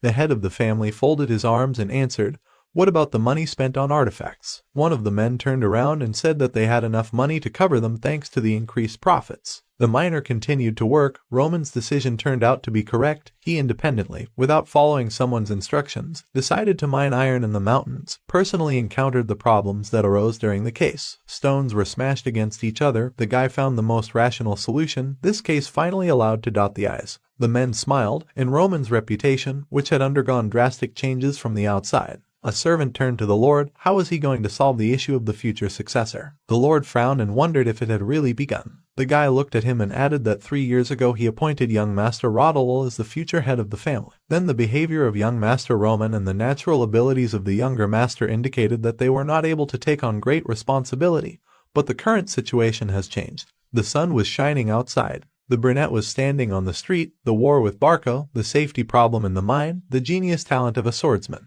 There was a picture on the wall. The conversation continued. In the current actions, the young master shows the quality of a competent ruler. Everyone said that this is true. They also think so. The old man looked at them and answered, although they have not yet made an official statement, he believes that fair competition is necessary. They introduced two brothers, the rivalry of the heirs of Roman and Rodolol. This sent ripples across the quiet surface of the Dmitri family. The man folded his arms and thought about his sons. In a short period of time, the eldest had proven his worth, but the middle one, a young man, had taken on the responsibilities of successor. However, would it be right to belatedly pit them against each other? He continued to think. Then he raised his head and said that first of all, he would observe the situation and think about what decision to make. The Lord clenched his fists. He was sitting in his office. The question of the heir must be decided by the consent of key figures, personal officials, the owner of the mine, and finally, the owner of the blacksmith Hendrik. The man threw back his head. At least a third party must agree, so that the Lord could arrange a rivalry between them, even if it would raise a ruckus. Then he ordered to call hens. The servant stood in front of him and said that he did not understand what the man was talking about. He looked at him and replied that he asked him if Roman was suitable for the role of successor to the Dmitri family. The subordinate was shocked. He put his hands behind his back and answered that if he had been asked this question 3 months ago, he would have answered that no. Well, the current young master is different. His eyes widened and added that he had been watching him, and he had grown into a man worthy of being called a successor. Romero asked him to tell him more. Hans looked at him and said that the young master said that he went to work in the mine to better understand the people of the land of Dimitri, to unravel their souls, bowed his head. He imagined how the guy walked with the other miners and worked hard, probably with others, to come face to face with the reality of Dimitri. Then he put his hand to his chest and said that the guy was thinking about the responsibility that the name Dimitri placed on him. The Lord replied that he understood him and let him go. When the servant left, he told him to call the owner of the mine now. He wants to ask him about the collapse. When they arrived, the man thought who was standing behind Jacob. The man lowered his head and said that he was told the Lord would like to hear about what happened in the mine, and he brought the one who was there at the time of the collapse. He patted him on the stomach. He said that his name was Morkan from the mountain mine. The gentleman thought about it. For him it was a familiar name, asked to tell in more detail about what happened. The guy introduced himself and other miners. The accident happened a week after the young gentleman appeared in the mine. The shaft of the mine collapsed and buried one of the workers. Due to the danger of a subsequent collapse, they had to choose a safe way as dictated by the management, but then Roman. The guy remembered his crazy eyes. He said that he could save the worker on his own. The worker looked up and said that despite persuasion, he went to the site of the collapse and called the victim. Then he lowered his head and added that, to be honest, at first, he did not like the young gentleman, but now he understands how stupid he was, if he thought so. The servant looked at the Lord and said that at the time of the incident, the young master said that he was Dimitri's eldest son, and that he was responsible for solving the people's problem. Saving one of the workers was entirely Roman's decision. He remembered how the young man said that he would go himself. Then he bowed his head. If the Lord suddenly asked how they assessed the young master, he would say that the guy was Dimitri's true successor, whom he would like to follow faithfully. Romero listened attentively and thought that everyone was saying that the young man was suitable for the role of successor, but even so, it was still impossible to make a decision. The most important opinion of the forge remained. Meanwhile, in the forge itself, the young man entered the room and said that the young master's uniform had been sent. What should be done with it? The master replied that it should be accepted. The young man was surprised. The man turned and asked if his ears were clogged. He said to accept. Hendrik lowered his head and thought that, frankly speaking, he would gladly refuse, but after listening to the stories from the mine, he felt guilty that he had been plotting against him in vain. The workers looked at the mountain of equipment, everything in disarray, how much training it took to bring them to this state. Suddenly they saw a shining sword. What was that? The owner of the blacksmith raised it up. The smooth blade and hardness were just right. The chiseled handle felt like art in his hand. The man looked at it and thought, such a good sword is hard to find even in Dimitri, which can be called the heart of blacksmithing. Asked where the guy got such a thing. Everything around began to burn. The blacksmith realized that Mana was reacting in a special way. He came closer, thinking that such a result, although he did not even pour mana into it, the swordsmen of the aura would simply lose their heads. He lowered his head and thought that he was sure that his ironworking technique was the best on the continent, but high resonance was a completely different matter. It was still worth asking in person. In front of them, a mountain of armor was still lying around. The blonde looked at it and asked if they had finished it yet. He thought it would take at least 2 weeks. The worker looked at him and replied that he thought so too. There was work for 2 weeks, but the master seemed to have gone crazy. He harnessed all the blacksmiths to do it. The young man turned his head. Hendrik approached him and asked where he got this sword. Then he came closer and asked who the master was who forged it. He had to tell everything he knew. Roman smiled and thought that he expected this.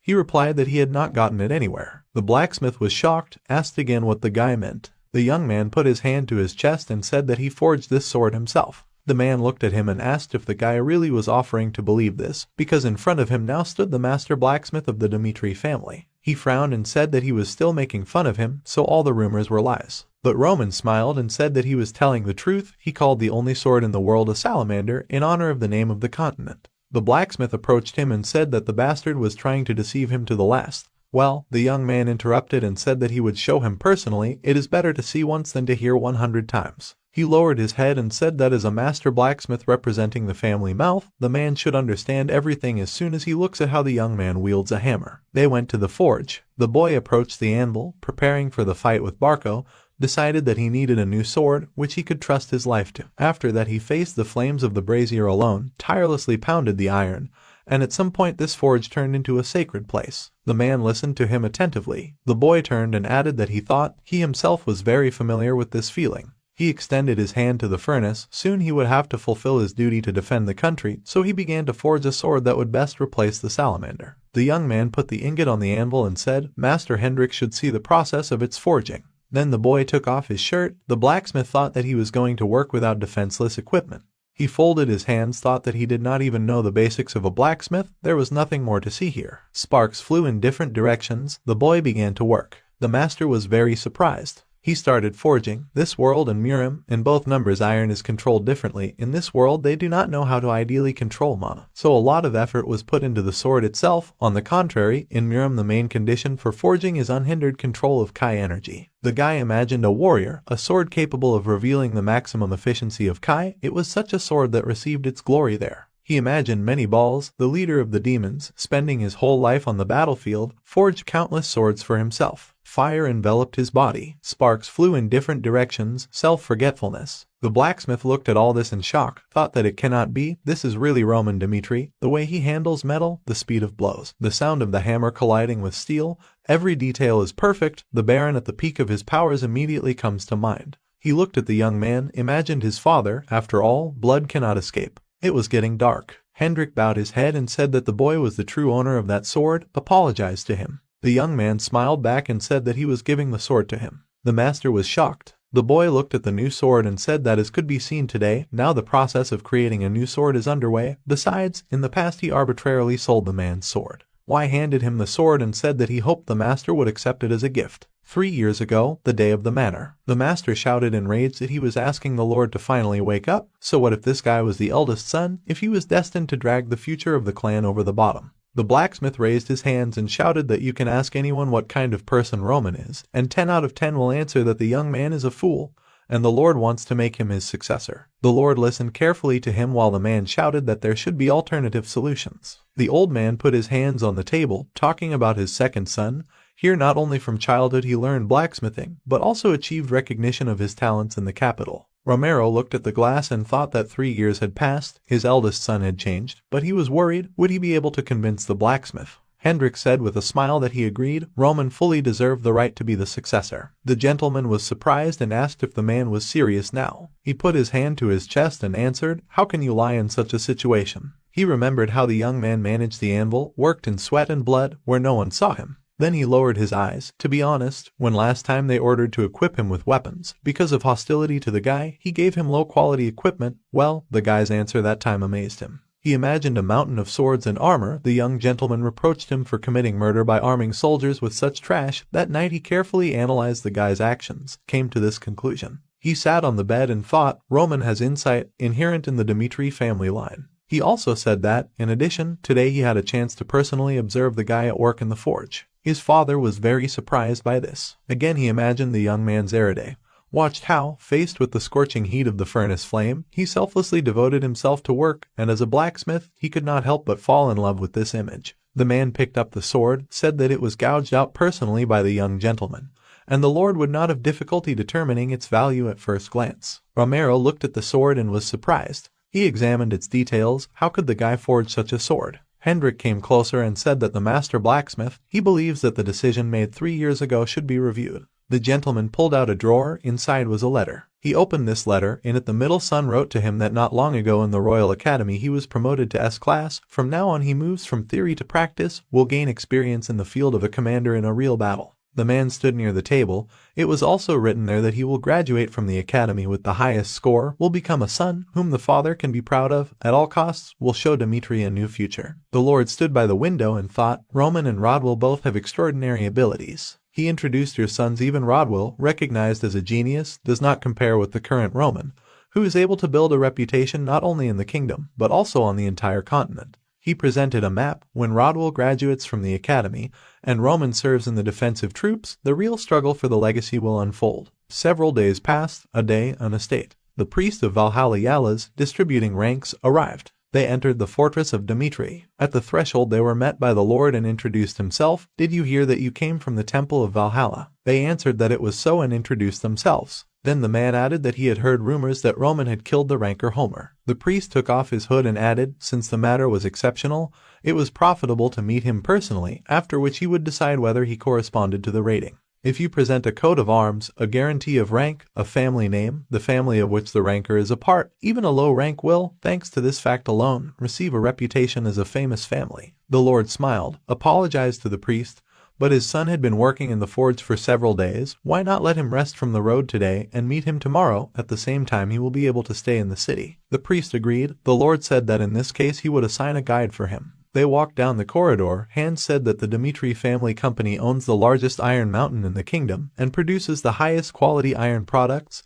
You can see it yourself by looking around, but all the buildings are made of iron. While the servant was saying that even the fortress gates say that the earth. The priest turned around and heard some sounds. He saw that warriors were training outside, asked if he could take a look at the training. The man replied that only from afar. Swords were hitting each other. Sparring was taking place. One of the guys raised his head and said, "Does his opponent think that he will remain in one piece if he ignores defense like that?" Kevin looked at him and replied that first you need to win, and then talk. They looked at each other with wild eyes. It's worth checking. The priest was shocked. He watched the battle. Both soldiers were Aura swordsmen. There was a crowd of soldiers. Among them there was not a single Aura swordsman. Roman folded his hands and said that the guy was born with a warrior's build. Then he scratched his head and asked again. Until now no one could understand the meaning of the words spoken, and after a couple of weeks, one fine day, Bucky looked at the sword in surprise. Successfully awakened mana. Since then the soldiers' attitude to training has changed dramatically. They worked hard to become stronger. To break through the barrier, they put their lives on the line. Swords clashed with each other. The guy shouted for him to try to fight back. Then he struck a very strong blow. His opponent became wary. Bucky screamed that the young man was a bastard,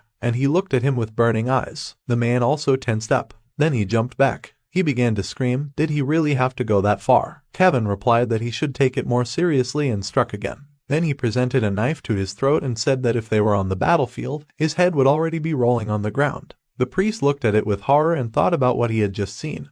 All the soldiers were using the same style of fencing, and their achievements ranged from precise to ideal, and this was not a provincial army. The man became wary, as if he was looking at the Valhalla Empire in miniature. He continued to watch and thought that he was sure they were not simple soldiers. It must be a knightly order, returned with blood and sweat. Dmitri, since when have they had such power in their hands? The question. At that moment, the soldiers looked at each other. The priest imagined them on the battlefield. He admitted that the family company had influence in the northeastern lands. However, this could not be called an army of backwater lands. His assistant turned and asked if the Reverend was sure that the city of Dmitri was focused only on the mining industry. He replied that he himself had now begun to doubt what he had seen. He took a step forward and added that one thing was clear: they were not simple soldiers. The priest looked at the meadow and said that it must be the knightly order of Dmitri, subordinate to Baron Romero. Hans smiled and replied that this was not a knightly order at all. Those they were seeing now did not belong to the family line. This was the personal army of the young Master Roman. And he smiled embarrassedly. Yalas looked at him and asked in surprise if it was true that these were ordinary soldiers. He grabbed the servant by the shoulders. He approached him and began to shout, "How can you treat Aura swordsmen like ordinary soldiers? Maybe they were hired for a lot of money, or are they recruits preparing to join the ranks of the knights?" Hans replied in fear that he did not know for what purpose the man was asking this question.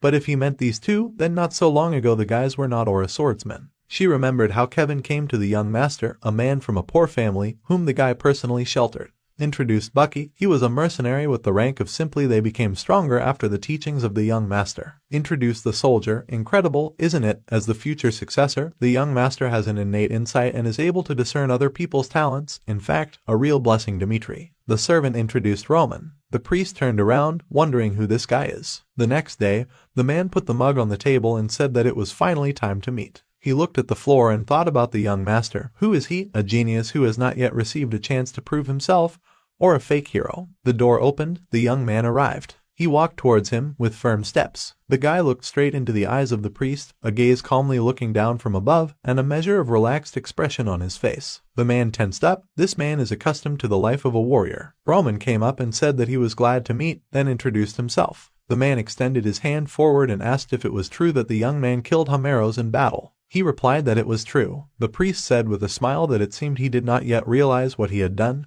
He was not just the 49th ranker. He had reached the 4-star level, preparing to rise in the ranking, and a guy who had barely reached the age of 25 had defeated such a person. The young man listened to him attentively. The man introduced the star, asked if the guy understood what it meant. He would not be mistaken if he called the young gentleman the most talented warrior of the kingdom of Cairo. Roman replied with a smile that the man was speaking so veilingly that what he had done defied common sense. It was worth skipping this part and going straight to the point. The priest tensed up. To establish the truth, he needed to talk about the ranking rules. Introduce the pyramid. The battle for assigning a rating is divided into official and unofficial. For an official battle, the guy must get permission from the temple, prove his strength by defeating the enemy in front of observers. Victory and defeat in an official battle directly reflect the place in the rating, after which a status certificate is issued confirming the rank. But if someone unexpectedly defeats a ranker in an unofficial fight, the place of the defeated one is vacated, and after a year, the main rankers move up a level. Introduce the fight. Winning an unofficial fight will never assign him the rating of the defeated ranker. Yahello looked at him and said that if he proves his qualifications, the winner of the unofficial fight will be awarded the last place in the rating. The young man listened carefully and thought that, in other words, he can rise to the 100th place in the rating if he proves his strength. The man continued to say that the temple only believes in what he personally confirms. He put the device on the table and said that in order to confirm the qualification of the winner of an unofficial duel, an aura meter is used. Then he raised his head and said that the method of proof is simple.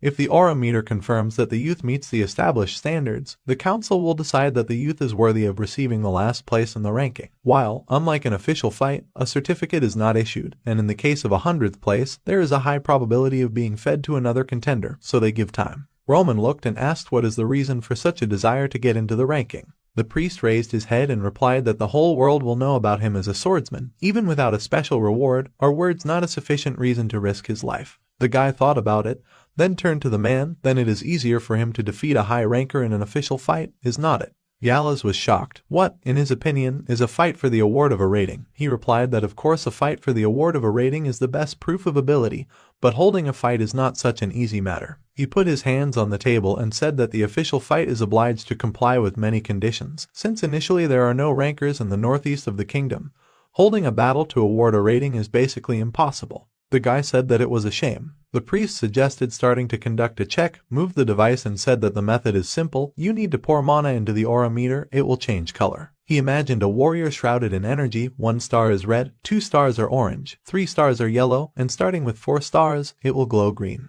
The man came closer. For reference, since the guy killed a 4-star aura swordsman, he must prove that he has at least 3 stars. The guy agreed. Then he put his hand on the ball, a progressive world of magic, unlike his world, a device that can easily measure the combat strength of a warrior. Who are these magicians? He looked down and thought, someone like spellcasters, or not celestials who have reached the god's domain. He imagined his past incarnation. He absolutely cannot ignore the magical power. The priest said to begin. The young man looked at the ball. The foundations of both worlds are different. I wonder what will happen if he releases mana using the method here. The guy smiled and thought that, well, it is worth experimenting. The whole room was filled with an aura, purple. Everything around was shining. The priest came closer. He was simply in shock, did not understand what was happening. The guy touched the ball. Suddenly it changed color to red. The priest watched in shock. Red? No, already orange. Usually it takes about 5 minutes to measure. After some time, the ball turned yellow. Yahello continued to watch.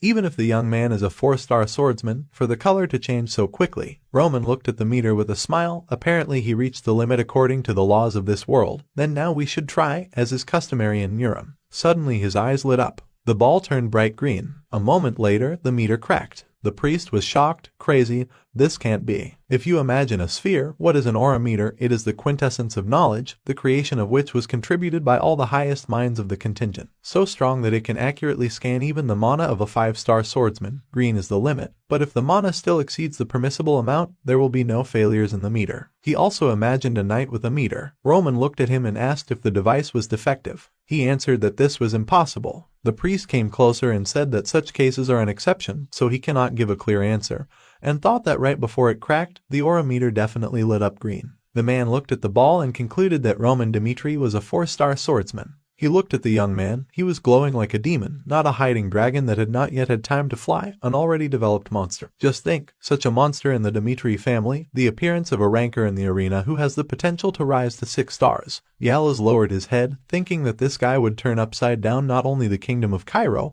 but also the entire continent of Salamander. In front of his eyes was the young man. The priest adjusted his glasses and apologized. Then he took the device. This is his first time, so he cannot make hasty decisions. He will transmit the results in the coming days. He looked at the crack in the ball, thought that the purpose of the empire, with which the temple of Valhalla was built on the territory of the kingdom of Cairo, must be fulfilled, said that he deviates with his permission. Leaving, the man thought that he needed to know more about this man. Yahello was sitting at the table. Roman, who or what is he? After 25 years, his life has changed dramatically. Can a person change so much? Then he picked up the document. From the extermination of the Bloody Fangs to the war with Barco, he worked cleanly everywhere. The audacity that allows him to risk other people's lives for the sake of implementing his own plans, and the ability to implement them into reality. The man frowned. The guy not only has the fighting strength of a monster, but also has a head on his shoulders to use it. He continued to study the paper. There was no problem with the aura meter. It remains only to think that it darkened and cracked because it was damaged by an incomparable force. The normal result is green.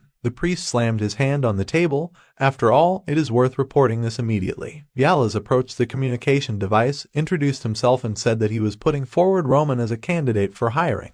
The Valhalla Empire, its warriors, are not barbarians obsessed with battles. The fighter stands in front of the priests. The Empire knew how to prevent, to gain status, and came up with a way to lure foreign talents to themselves using the so-called rating system, tradition. A squad of knights, a warrior of each country, considered it an honor to get into the rating and nurtured a dream of becoming a ranker, thanks to which the Valhalla Empire could find talents, even without having large human resources. The man in the cloak said that the boy was definitely worth getting, that he needed to be promoted to a rank and that a way to recruit him would be found. He turned around and said that he was repeating that when recruiting warriors from abroad, safety was the first priority, and that he needed to make him feel the soul of Valhalla as casually as possible. The priest replied that it would be done. He bowed his head and added that he would tell Dimitri's family that the aura meter had malfunctioned, that Roman had 3 stars instead of 4, and would end by unofficially assigning him the 100th place. Yahello smiled sarcastically and said that in a small kingdom like Cairo, there was quite a fuss just because someone had made the list. The boy stood in his armor. The next day the kingdom of Cairo was turned upside down by the priest's announcement, and the youngest ranker was born. Day, the capital of Cairo, Kairos. The man wrote and asked if it was true. The servant stood in front of him and replied that yes, Yahello from the Valhalla temple personally visited Dimitri and confirmed that the young man was a 3-star aura swordsman, and that he had indeed defeated Hamer, but in his opinion, the man was careless and was defeated before he could manifest a 4-link aura. Benedict lowered his head. He is an influential person in the central government. He looked at the servant and asked how old the young man would be this year. He replied that he was 25 years old. It was a clear day. The nobleman replied that by the age of 25, a suspicious nugget would appear on the outskirts of the star level. He frowned and asked what about the movements of other forces. The servant presented a map. Everyone immediately took action. The empires were especially active. Benedict was furious. Damned imperial authorities. This talent appeared in Cairo, but they have the audacity to get to him before them. If you imagine a map, the current kingdom of Cairo is divided into 4 factions. The royal faction that governs the country, the aristocratic faction whose core is Benedict, the faction of the close associates of the Kronos Empire, and the faction of the close associates of the Valhalla Empire. This was the reality of the small state of Cairo. The man thought he must hurry to send people so that other authorities do not take Roman away from them. Then he scratched his chin. He was especially worried about the royal family. He must not allow the guy to fall into their hands. Night, a fortress, the front line in the west of the kingdom of Cairo. Map, in the west the kingdom borders on the Kronos Empire, and in the south on the kingdom of Hector. There was a fierce battle. The Kronos Empire, which owned the 2 largest mountain ranges of the continent and was the homeland of the emperor, demanded that the kingdom of Cairo become part of it, and had been resolutely attacking the borders for several years. Shells flew one after another. Cairo soldiers were dying on the front lines, and inside the country, traitors to the motherland, being supporters of Kronos, urged everyone to surrender. Mountains of corpses lay on the ground. Damned imperial dogs. The guy threw his hands behind his neck and said that they fought for the country, but they did not have the right to even a normal funeral, then asked if Rodwell was okay. The young man lowered his head and replied that he was already used to it. After all, not a day or 2 had to stew in this. His comrade stretched and said that he did not know that the realities of the front were so terrible. 10 times a day he thinks to send this academy diploma to hell and return to the motherland. The boy threw the torch onto the corpses. The 2 of them watched as the bodies burned. Rodwell watched and thought, this is the pitiful reality of a small state. Because of the external forces targeting Cairo, there was not a single day that would pass peacefully on the western front line. A comrade turned to him and asked if he heard the news about his brother. Roman rose to ranker. The young man frowned. He clenched his fist and thought that he really rose to the level of 3 stars. No, his brother from his replenishment was simply not capable of this. Then he turned and said that this was all nonsense. He did not know what kind of trick his family was using. Roman not only became a ranker, he could not even protect himself. The boy continued to look at the fire. The truth would be revealed very soon. Day, estate, a foreign guest arrived to the eldest son. The boy ordered everyone to retreat. The man sat down opposite him and said that he would get straight to the point. He serves His Majesty King Cairo, and the reason for his visit is. The ambassador folded his arms and said with a smile that he wanted to choose the boy as a royal knight of Cairo. The young man looked at him. The 4 factions of Cairo began to take immediate action. He also introduced the face of Benedict. Their goal is to get the dragon Roman hiding on the outskirts. The guy was pleased with himself. The masked man held a sword. Being in the royal guard protecting the king of the country is the highest honor allowed to a knight. The man folded his arms and said that he would tell the truth. It is an extremely rare case when someone is personally offered to become a royal knight. Usually such an honor can only be awarded after passing a rigorous selection controlled by the royal family. Then he smiled and added that Mr. Roman was an exception. If he moved to the capital now and swore allegiance to His Majesty, he would be able to join the guard without any tests. The young man asked if that was all. The ambassador frowned. Was the young master really going to refuse? And the young man looked at him and asked, wasn't it obvious? As the eldest son of the Dmitri family, he was happy with his life and did not experience any hardships, so why should he move to the capital, complicating his life, and become a royal knight? The man leaned forward and said that by becoming a royal knight, the guy would receive a personal estate in the capital, and the Dmitri family would be granted a higher title. But to this the guy asked, is this the maximum of the royal family? The man was shocked. He asked again. He slammed his hand on the table and shouted, it seems to him, the young strong lord is mistaken. His Majesty wished to get the guy into the ranks of the guard, because he highly appreciated his future potential. He continued to shout, the title of royal knight, a new title and an estate in the capital, in the current situation, and such a reward is already an unaffordable luxury. Roman looked at him and menacingly said that he was mistaken here, not the guy. The man asked what it was about. Then the young man believed that 5 days ago a man of Count Gregory came to him and promised him an estate in the capital, thousands of pions of land and a mountain of valuables, if he swore allegiance to them, also wished to become related through political marriage. The ambassador was shocked. The bastards from the Kronos Empire faction had already made their move. The young man continued to tell, 3 days ago the family named Enro wished to become his patron. He thought that this family belonged to the Valhalla faction. The guy leaned forward and said that he had also met with a man from the Benedict family the previous evening, and they had made a much more astonishing offer, promising to triple what the other families had promised and make Dmitri a Viscount family within a month. The ambassador sat and thought that it was all over. He clenched his fists. They were only one step too late. Then he began to shout, could Yura still choose them? All those mentioned earlier were terrible traitors who only dreamed of swallowing the kingdom whole, at least thanks to the captain of the Royal Knights. Nicknamed the First Sword, they were still able to suppress attempts at rebellion. He introduced a man in armor and added that the royal power was already occupied. The young man listened to him attentively. The man added that the laws were deaf and blind to them, and it was difficult for the royal family to fix this. The ambassador lowered his head and said that Cairo was a small state. To tell the truth, even their proposals could cause discontent among the nobility, and the only thing that could be promised was the position of a royal knight. Well, stepping on his pride, the man still begged him. He put his hands on the table and said, could the boy share his strength for His Majesty the King? The youth smiled. 4 forces against 1 kingdom. For him, the 12th son of a heavenly demon, an extremely unfamiliar situation. Then he folded his hands and said that the proposals of the previous 3 ambassadors and the royal power did not sound tempting to him at all, so he was not going to accept any of them. He also added that he did not plan to compromise his moral principles right now. The man smiled and thought that there was still hope. Roman stood up and said that he had better leave for today. The man agreed. Then he bowed and said that he would wait for the day when the boy swears allegiance to His Majesty. The young master stood up and thought, 4th offer, 4th refusal. He did not plan to kneel before any of the authorities. He lowered his eyes and thought that if they were to become enemies anyway, it would be better to drag out the time. Keeping his distance with all his might, this was the only right way. Training was underway. The boy raised his hand. Someone approached him and asked permission to introduce himself. One guy stood there, introduced himself as Meekin from the Valhalla Intelligence Agency. The young man was surprised, because this man was wearing the uniform of his family's servants. He looked at him and asked what was the matter. Then he lowered his sword and said, wasn't his opinion about the Dendra family expressed a couple of days ago? The servant smiled and said that first of all, he wanted to apologize for using such an unsightly way to meet. Then he bowed and said, then because of the looks of others around, they had to abandon the generally accepted methods, and therefore it can be considered that Valhalla is serious. The family has fallen in love with the potential of the master. The young man extended his hand and said that however, citizenship is an issue that is not so easy to solve. Moreover, it will be difficult to leave the family that has accumulated significant wealth. Along with the title of Viscount, the family will grant him fertile lands, including a mountain with iron deposits.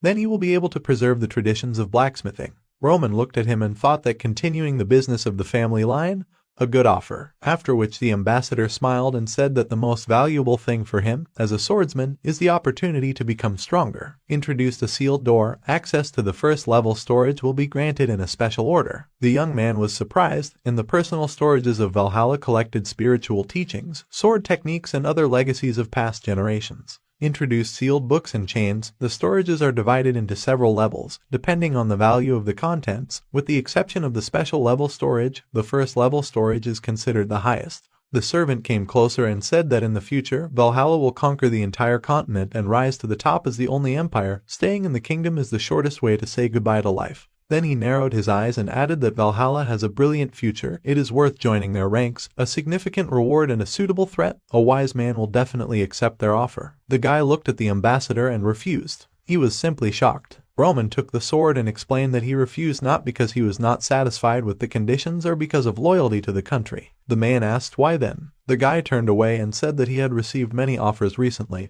and he was thinking about how to increase his own value without making any choice. He imagined all the supreme empires. Think about the current situation of the Cairo kingdom. He does not just need to fasten his loyalty to one of the four forces. He needs to decide for sure what his future steps will be. It was like a game of chess, and now, standing at the crossroads, he does not need verbal offers. He wants to personally test with time whether it makes sense to risk his life. The servant was shocked. The protagonist smiled and thought that he needed to present himself in the eyes of others as an honest person, completely and utterly devoted to the country. In the eyes of Meek and Roman seemed like a person who is difficult to make bend his knee. But if he gives his heart, he will be faithful to the oath until the end of his days. The guy smiled. It touched him, even though he did not know that this was completely intentional. Then he raised his hand and said he did not know how the young master planned to test the value of Valhalla, but they could not wait too long. Then he nodded and said that he hoped the young man would be reasonable and would not delay in answering their offer. He smiled and answered in the affirmative. While the young man was leaving, the servant added. He looked at him and said that he had prepared a gift in the name of the future of communication. He looked at the young man sarcastically, advised him to beware of the southern front line. This place is like a time bomb that can explode at any moment. The parents stood in front of the young man and said that he had decided to leave them after all. Roman looked at his father and said that he would return safe and sound. Then he turned around and left. Rihanna looked at our husband and said not to worry so much. This is not the western front line, bordering Kronos. Afterwards she raised her hand and said that their son had been assigned to the quiet southern lands. She was sure the young man would return safely. The man frowned and said that he knew, but it was his son. He could not calm the excitement in his chest. The parents' gaze followed the boy to war. He went out into the street and said that it was time to go. Soldiers stood in front of him. They agreed. At that time no one knew how Roman's march to the southern front line would turn out.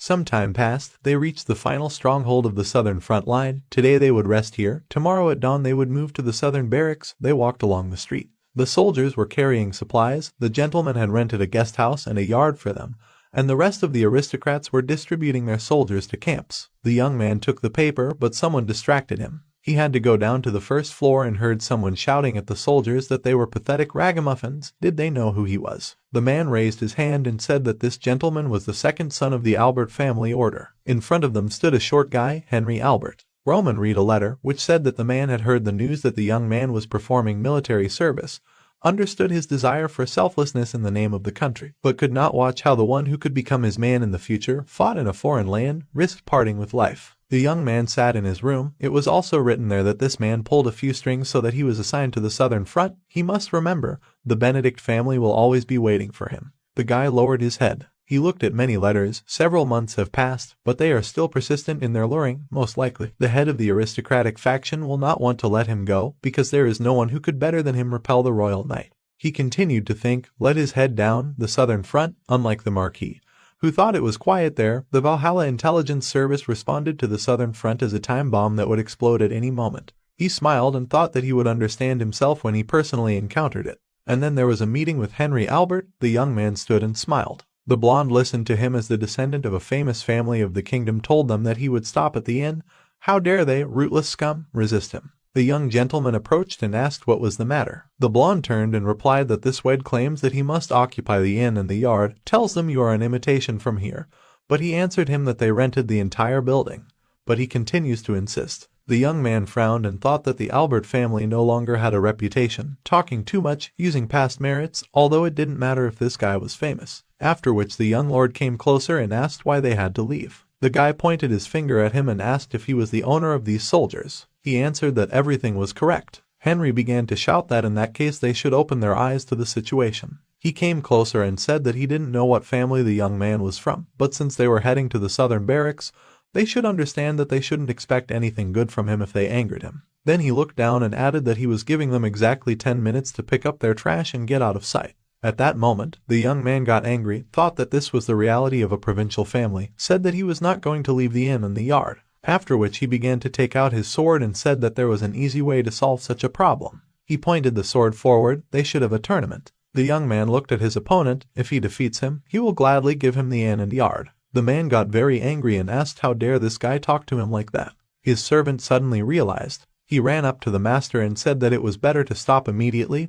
This man is Roman. The guy began to shout that the young lord recently entered the ranking as the youngest ranker. The man thought, this boy is that same Roman. He looked at his burning eyes. The youngest ranker, Cairo, during the war with Barco, right in front of the corner family, killed his eldest son. The young man looked like a demon who knows no mercy. This is that same Roman Dmitri. After which the main character asked why the man did not draw his sword. He looked at him in fear and thought that all his days were numbered. He looked at the burning eyes of the guy, thought that he would die as soon as the sword was taken out of the sheath. Then he looked away in fear and said that he had completely forgotten that he had agreed to meet. He rubbed his forehead and said that he should consider himself an apology for this incident and that it was time to end it. He looked at the guy from under his brows and added that if he had his way, he would sit down for his family there. At that moment Roman came even closer to him. The man was very scared and quickly left the inn. The young lord looked at him and thought that this was the reality of the southern front. 3 similar situations had happened that day. He remembered the faces of the sons of noble families. As soon as they heard the name Roman, they were immediately blown away like the wind. The girl at the bar lowered her hand and said that this happens here often. Unlike the Western Front, the Southern Front is not so dangerous due to the complicated relationship with the Hector Kingdom. Then she turned and added, that is why all the sons of the aristocracy who could not avoid military service are going out of their way to get to the Southern Front. Nicknamed the resort, no one bothers with training and nothing threatens life. This is the best place for military service and aristocrats. The young man listened to her attentively, and then he looked at the map. 48 days ago, the Hector Kingdom's intelligence crossed the state border. The guy carefully studied the map. The intelligence immediately returned as soon as they checked the situation on the southern front, but even after that, they were seen checking the southern front 3 more times. It is not yet possible to confidently say that they are planning to start a war. He stood in his room. Even judging by the latest fragmentary information, the current southern front is not so safe. Roman smiled and thought that since the war was on the tip of his nose, he could smell the familiar smell of blood. The man stood in front of the soldiers and said that he was the commander, Viscount Bale Frank. In the South Barracks, the soldiers assigned to the Southern Front would be trained in military basics, and after 3 weeks of training, they would form a reserve army. Everyone stood and yawned. They would spend the rest of their service in this army, regardless of their title before service. Within the walls of the barracks, they were just soldiers performing their military duty. The protagonist also listened attentively. If someone violated the regulations, deciding to act arbitrarily, they would be sent to the Western Front as punishment. The man was speaking from his stand. The guy smiled and thought if this was really called punishment, who would do so much? Then he suddenly noticed the other guys standing in horror. Seconds continued to say that in the evening they would be informed about the training schedule. Now they could go unpack their things at their new place of residence. After which one of the knights approached the young man and said that the commander would like to meet him alone. The man smiled, told him to pass quickly and asked if the road to the southern lands had tired the young man out too much. He replied that everything had gone well. The Viscount raised his hand and told him to make himself comfortable. Then he put a cup of tea on the table and said that he was very excited to learn that the guys had been assigned here. Roman was the youngest ranker in the kingdom of Cairo, and the news that an undiscovered genius had appeared in the family had excited him. They were sitting opposite each other. To be honest, the man had called him separately to clarify something. He moved closer and asked if it was true that the vile Benedict had fussed over the young man being assigned to the southern front. While he was drinking tea, he replied that he had, although he had not asked for it, but he had heard that the Marquis had said so. The man smiled sarcastically and thought that the vile diplomat was trying to curry favor with the guy, but if he established a relationship with him in advance, there would be a chance to get into the central government. He introduced the city. Then he raised his head and said that he would get straight to the point. He wanted to prove himself to Benedict. The man leaned back. The southern barracks were also quite good. Well, it did not compare to the luxurious life of the central government, so while the young man was here, he would take good care of him so that he would not feel lacking in anything. But in return, when later the young master met Benedict, I must say that Viken from the southern barracks provided him with all the comforts. That would be enough. The guy smiled, quite a frank statement, and there was no particular reason to refuse. At the moment the young lord left the room, a man shouted at him. Henry came closer and said that the young man touched the wrong person.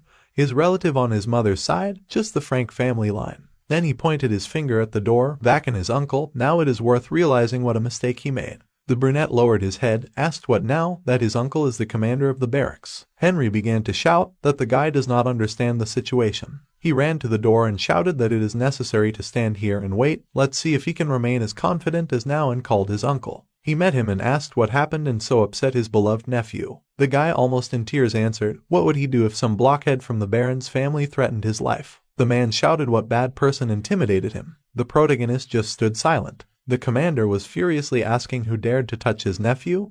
His uncle will now raise him to the ground. And the guy walked happily and said that this man was right outside the door. They both left the office and saw the protagonist, after which the man struck. But he only hit his nephew. The young man ran to his uncle. The man greeted him joyfully. He picked him up and started spinning him around. He and his uncle had been very close since childhood. He had fulfilled his every request. There was a time when he loved his uncle even more than his parents. And now he was sitting on the floor and did not understand why he had been slapped. He looked at the commander with tears in his eyes. He turned around and thought that his opponent Roman, a vile Democrat, was telling him, and it was unknown what heights he would reach in the future. He turned around and said that this was bad luck. A strong one was apologizing. He approached the young man and added that he should have approached his nephew's upbringing properly. Let him apologize instead of him. The young man looked and said that for his sake they would turn a blind eye to what had happened. They, camp, the young man asked to be excused. After which the Viscount began to shout at his nephew, what a fool, this guy was being looked after by the vile Democrat himself. What was the benefit of having such a person as an enemy? The boy held his cheek and replied that he didn't care what he was hit for. The man knelt down and asked when his nephew would grow up. If he behaved here like in a family, the commander wouldn't be able to protect him. Suddenly, something distracted him. He stood up with a smile and said that today could have left a bad impression on the young gentleman. So now, from training to the formation of the reserve army, the boy would be paired with Roman.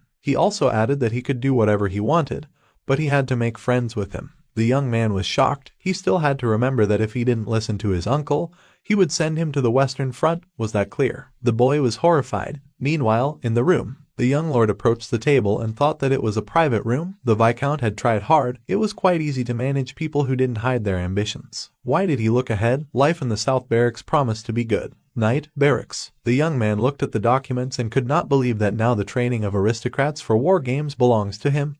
It was 3 years ago. The chief instructor of the Southern Barracks, McBurney, was sitting at the table. He remembered himself on the battlefield. Only loyalty to the kingdom prompted him to volunteer for the Western Front. For 10 years the guy survived dozens of battles, defending the kingdom of Cairo. He remembered himself in battle, starting from the very bottom, rose to the rank of commander, leading an army of 10 people, but only a moment separated him from falling into the abyss. During the battle, the guy's hand was cut off. Defending the Western Front, he lost his right hand, in which he held a sword. At that moment the boiling pain tormented him more than the realization that the life of the warrior was ingloriously cut short. The boy sat in front of the commander, who said that in recognition of his exploits in the military field, he was going to appoint him as an instructor in the Southern Barracks. The warrior lowered his eyes and listened to how, although he would have to leave the battlefield, they hoped that the young man could continue to work for the good of the kingdom there. It was painful for him, but he decided to accept reality. He closed his eyes and said that he would obey. However, the training system that met him upon arrival at the barracks was in complete disarray. The man looked at the recruits. In the Western Barracks everyone trained equally, but the aristocracy of the Southern Barracks was completely exempt from training.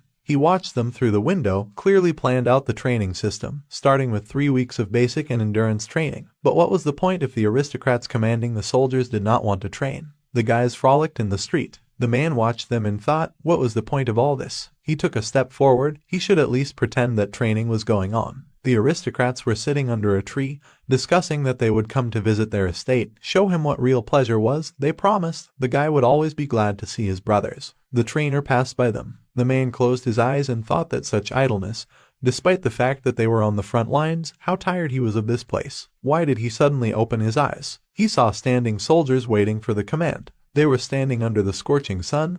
The men did not understand that here, in the Southern Army, someone lined up in perfectly even rows. There was not a single incorrect formation, and in front of them stood the commander, the main character. The trainer thought, is it possible that the guy is not yet familiar with the southern barracks? He came closer and said that the southern barracks does not force aristocrats to train. Then he closed his eyes and added with a smile that if they wanted to rest, they could sit in the shade with the others and watch the training. The guy turned to the side and asked if this was really happening because of them. In the background, there were young men resting in the shade. The trainer replied that it was true. But the young gentleman lowered his head and said that an enemy attack on the battlefield does not divide people by status, and war does not only take place on the plains. He imagined their lands, a river, mountains, a swamp, and so on, so that the commander could fulfill his duties regardless of the landscape. At least he must not be inferior to his soldiers in strength. Then the guy took a step forward and added that it follows from this that the commander, in whose hands the giving of orders is also required to undergo training. In addition, training is supposed to be a process that helps soldiers reveal their potential and gain experience. The trainer listened to him attentively and was shocked. The man stood and thought that the young man had a perfect understanding of the purpose of training. After which Roman added that therefore there is no need for these ingratiating smiles in front of him. He is ready to drop his status and go through any training that the coach orders. The man clenched his hand into a fist. In his memory, this is the first aristocrat who expressed his readiness to follow the training regularly. People risk their lives for those who are ready to admit them. He was also going to offer a compromise during training, but not now. He went towards the podium. He moved forward and thought that he would give it his all in these 3 weeks. After he climbed up, he exhaled. Then he raised his hand and said that they would begin the first week of endurance training.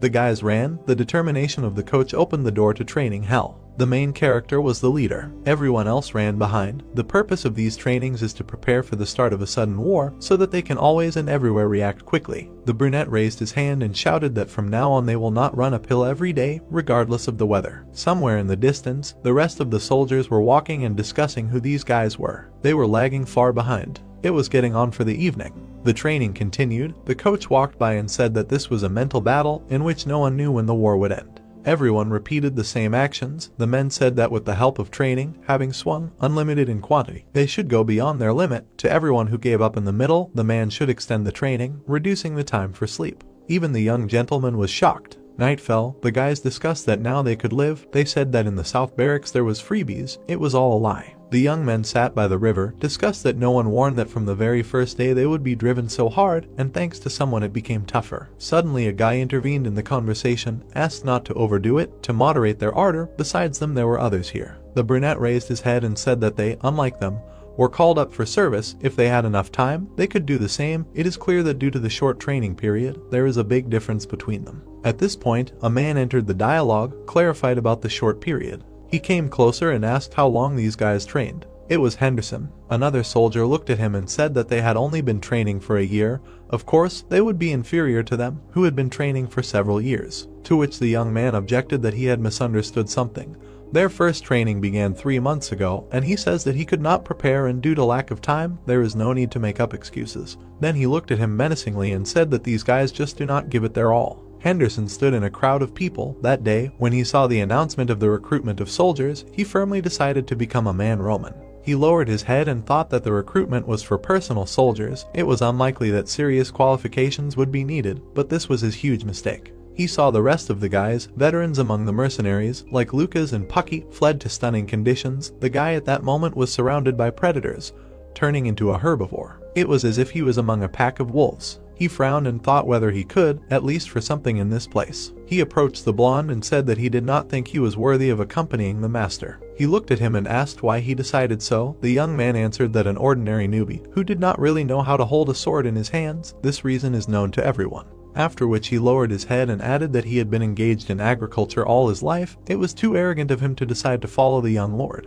Well, the man looked at him and said that he surrenders to someone who is inferior to others in level. The boy replied that he is. Chris lowered his head and said, when he first met Kevin, this guy had nothing but malice in his eyes. To be honest, he did not understand why the master picked up a boy from a poor family. The young man listened to him attentively. He added that it was worth looking at the boy now. Imagined a good warrior. In such a short period of time the guy turned into a soldier that no one dares to ignore. Funny, but he was the same. He remembered their fight with the master. At the first meeting with blindly attacked him, almost lost his front teeth, then he was no better than a frog stuck in a well. The man raised his head and added that there, like Kevin, he changed thanks to the instructions of the young lord. Then he ordered to listen to him carefully, to accept him into the ranks of the soldiers. It was Roman's decision. Let him look pathetic now, but he can grow up like him and Kevin, because their master is the one who will give him this opportunity. The guy listened to him in shock, after which he clenched his fist and said that, frankly speaking, he couldn't believe himself. But if this man had chosen him in a crowd of 100 volunteers, then there must be reasons for that.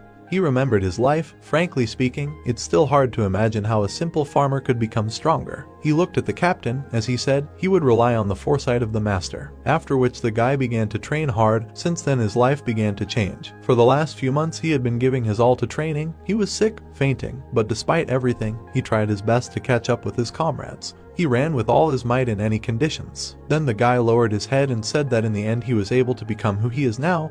What is war for them anyway? He looked at another soldier and said, when he stands on the border between life and death, where you can only survive by killing, will he also say that he can't fight because there was little time to prepare? He frowned and added that, realizing their weakness, they not only do not try to become better, but also drag others down with them. Then he put his hands in his pockets and added that he saw no reason to fulfill their pathetic request. Everyone around him fell silent. Henderson, leaving, added that they were pathetic idiots. In their hearts, Roman soldiers had already started the war. They ran through the forest. Tough endurance training continued. With each passing day the difficulty only increased. Someone had weights on their legs. The protagonist soldiers, gritting their teeth, went to the very end. They ran through force without stopping. At this time, the aristocrats sat in the shadows and discussed why these guys were going out of their way so much.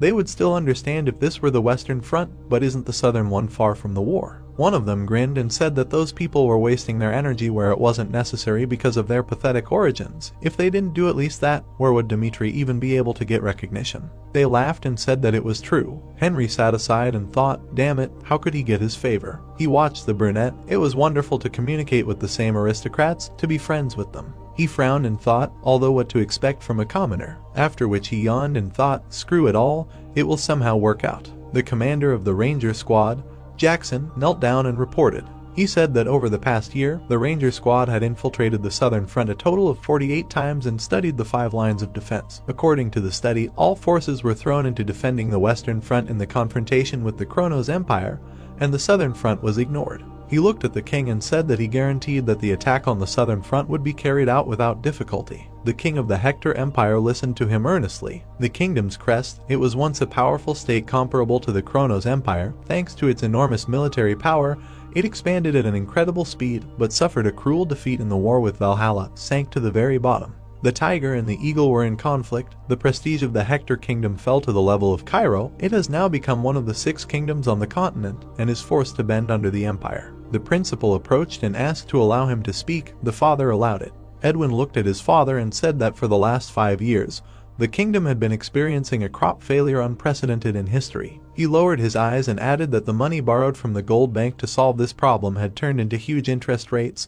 They were choking them. The kingdom no longer had the strength to hold on. He imagined an empty treasury. If this continued, Hector would lose the meaning of being called a kingdom. The king grabbed his head and said that he understood this too, if only his ancestors knew what the result of the unleashed war would be. Then the son came closer and said that having lost the war, the kingdom had distanced itself from further wars and from this history so as not to make the same mistakes again. He looked at his father and said that now everything was different.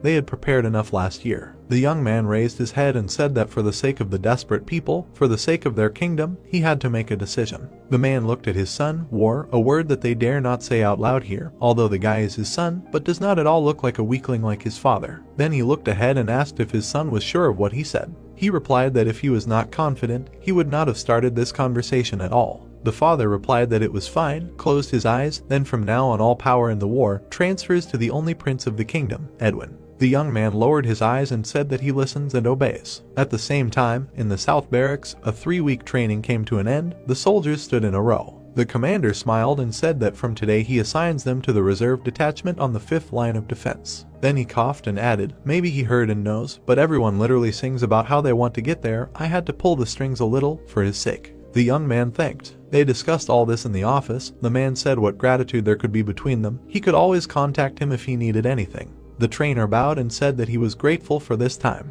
He raised his eyes, looked at the guy and his squad. Thanks to them, he realized what he was working for, and in the future he would be able to train new cadets with greater pleasure. He handed over a piece of paper and said that it was a trifle, but they could use it. He collected information about the southern front and the local landscape.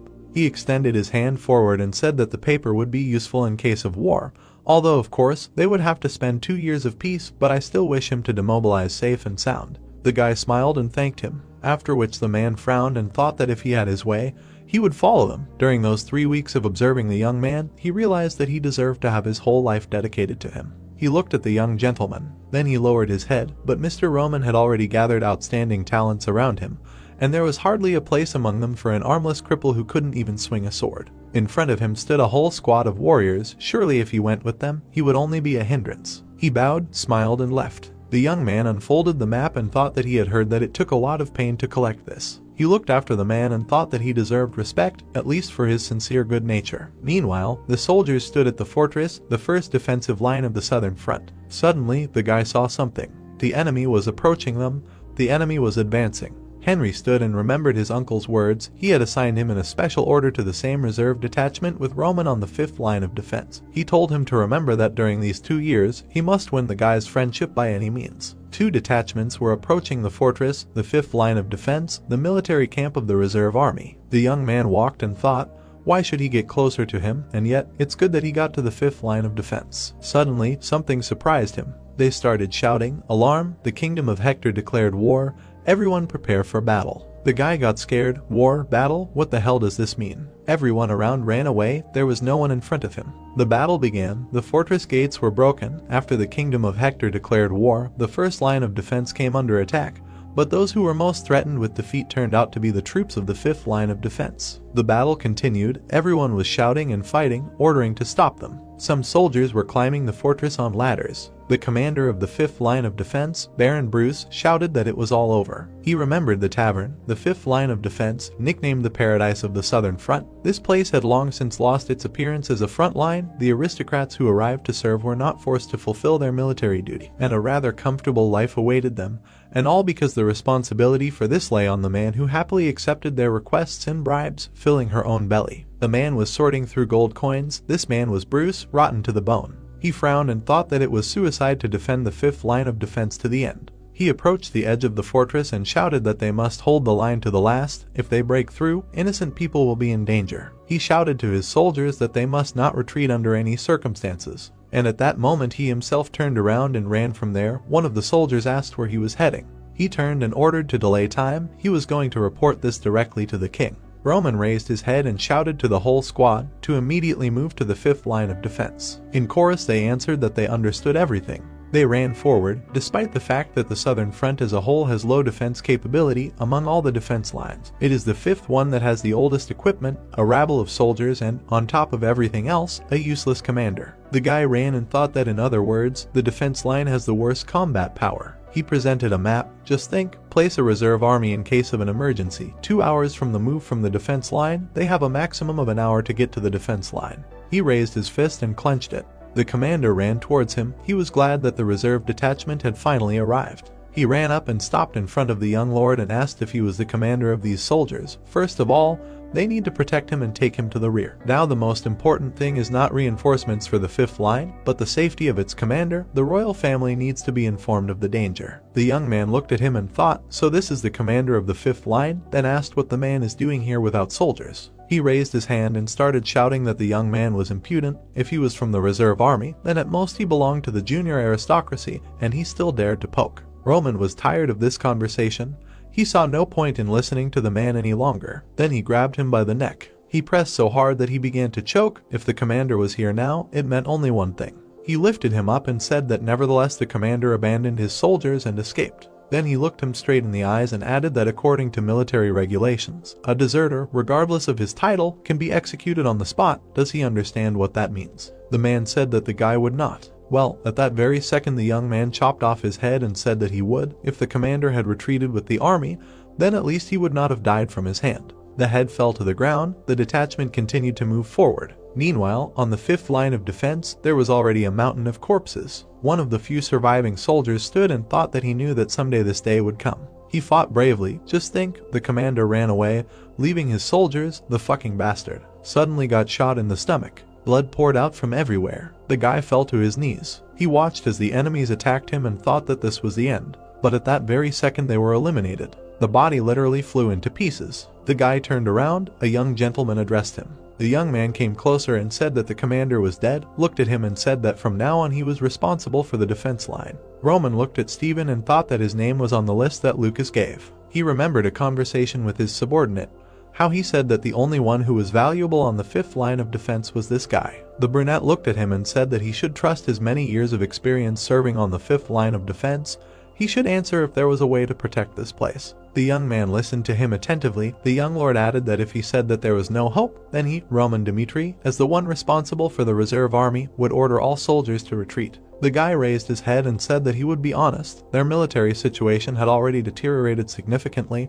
Retreating would be the right decision, but then they would give the enemy an advantageous position. He presented a map. If the kingdom of Hector occupied one of the 5 lines of defense, he would have a route at his disposal along which provisions could be delivered, and in this case the war would drag on for a long time. They exchanged glances, then there was only one way left. The brunette turned away and thought that it was necessary to use an iron fence to prevent the enemy from passing through the fortress gates, adding that from now on he would gain time to install it, and Stephen should immediately take the soldiers and prepare the fence. The young man looked at him in shock, having agreed to such a reckless plan with such ease. He raised his head and shouted that it was very dangerous. Even now the enemy continues to be on the territory of the fortress. If they do not isolate them, they will not be able to guarantee that they will survive at all. The young gentleman said that he understood his concerns.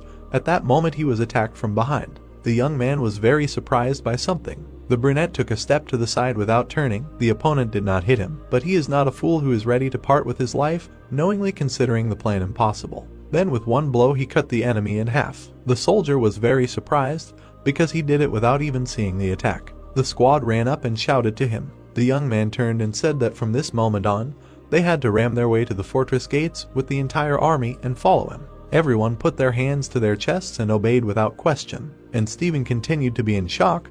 There was not a drop of fear in them. Was such a strong relationship between a master and a subordinate really possible? After which the young master turned to the guy and said that he had been preparing. The war was beginning. The young man watched them, looked at the warriors' faces, and now he understood that their loyalty came from respect for the master. The entire squad headed forward. The main character killed opponents and wondered whether he, even with his 5th love for this country, should expose himself to danger for its sake. After all, war is a game where the weak have no choice but to sacrifice themselves. Now that the kingdom of Cairo has recognized his value, received special privileges. He looked ahead and thought that there are many ways to avoid war. The guy dodged the blows, but the circumstances were more complicated. The reality of a small state, from such nasty realities, the blood, on the contrary, only boiled in the veins. A copy was flying at him.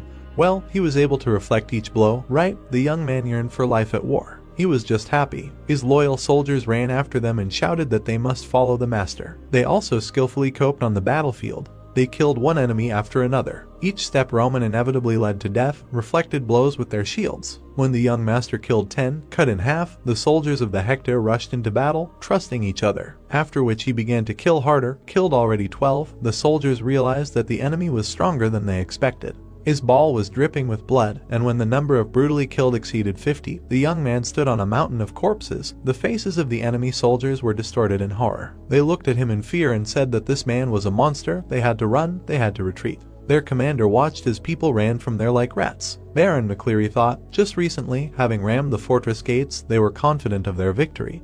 But at some point their forces began to push back. Could this really be that man? He saw a brunette running towards him. The young gentleman and the commander crossed eyes. The man was simply furious. He did not understand how the guy caught his gaze from such a distance. After which he continued to attack. The Baron looked at this and thought, was the young man really going to kill him alone? What arrogance. He raised his hand and ordered to kill the boy before he got even more furious. There was only one enemy. He had to be stopped. A crowd of knights began to attack. The young gentleman's eyes lit up.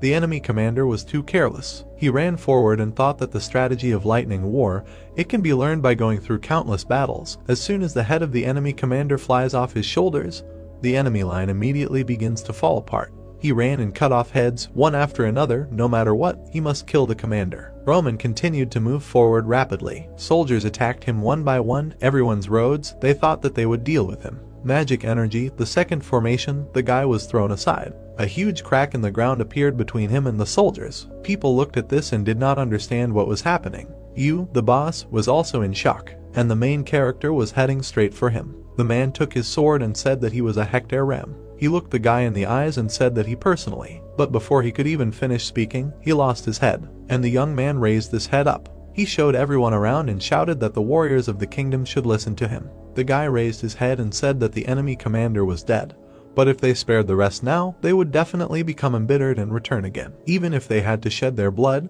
they had to put their lives on the line and punish their enemies. Everyone listened to him attentively. Henry watched all this in shock and did not understand what was happening. In the distance he saw a young gentleman. Now he understood why his uncle ordered to get closer to him by any means. Some time passed. Having lost their commander, the Hector soldiers scattered in all directions, and thanks to the courage of the young lord and soldiers, the fifth line of defense was protected. Chris stood in front of Roman and said, 30 people. Besides him, there were no casualties. The whole squad looked at the commander. He said that this was an excellent job. Then he took a step forward and said to use the elixir to heal the wounds. Everyone heard. Stephen watched everything from the side and wondered if he really supplied all the soldiers with SRs. If you imagine a bottle, an elixir, this healing potion developed in the magic tower, it is known for its boss class price even for the lowest rank. If by the elixir hand, overwhelming force, reckless decisions, and generous attitude to soldiers. Standing aside and thinking that the trust between the young master and the soldiers is not just a formality, if such a person says to jump into a fiery pit,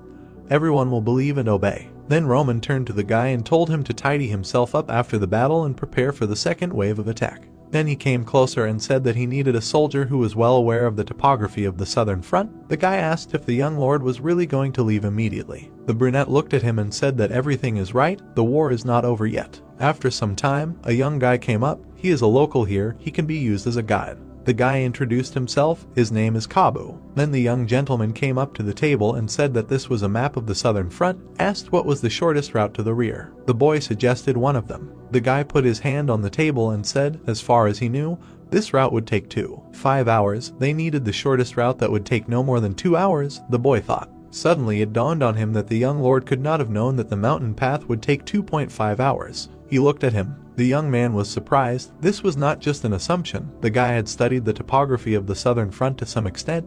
He said that he did not know that the young lord was so familiar with the area. Then he thought, why then was he chosen as a guide? The brunette raised his head and said that when Stephen received his assignment, he most likely decided that he was not familiar with the southern front at all. Then he took a step forward and explained that he had studied the basics in case of an emergency, but did not understand everything thoroughly, so his help would be needed as a local. The boy was surprised. Roman was different from the aristocrats who came to the southern front for a carefree army life.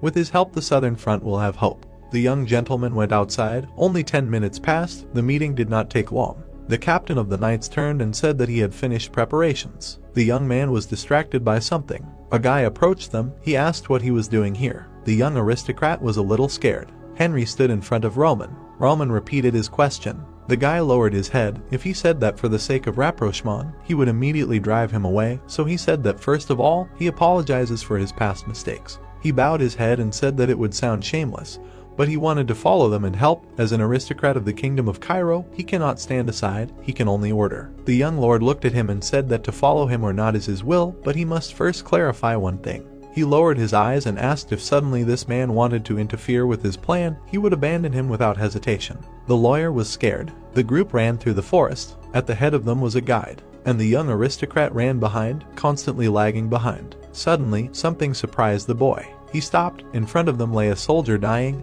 It was a soldier in the southern barracks. Having seated him on a tree, the guy asked what happened. He answered that the southern barracks was attacked. Then he lowered his head and began to ask for help. The young gentleman stood up and wondered if they had attacked not the front line, but the southern barracks of Chalu. Apparently the soldiers had fled, having managed to get to this place. Everything was on fire. There was a high probability that the attack had happened no more than half an hour ago. Then it turned out that the kingdom of Hector had attacked 5 defensive lines. He presented a map, at the same time using the rapid response army. Suddenly it dawned on him, could it be that? Then he decided that he first needed to get to the southern barracks. The man held his sword tightly. 2 opponents stood in front of him and discussed whether it was worth leaving him, and without this the soldier would not last long. Maybe it was time to surrender, then they would kill him painlessly. But the one-armed coach stood and shouted for them to go to hell. He put his sword forward and asked if they really thought that he would die here alone. Even if he had to sacrifice his life, he would definitely take one of them with him. It was worth the risk of attacking. Then he looked at his hand. Damn, if only his right hand was still there. The man gritted his teeth and thought, I wonder what happened to Mr. Roman.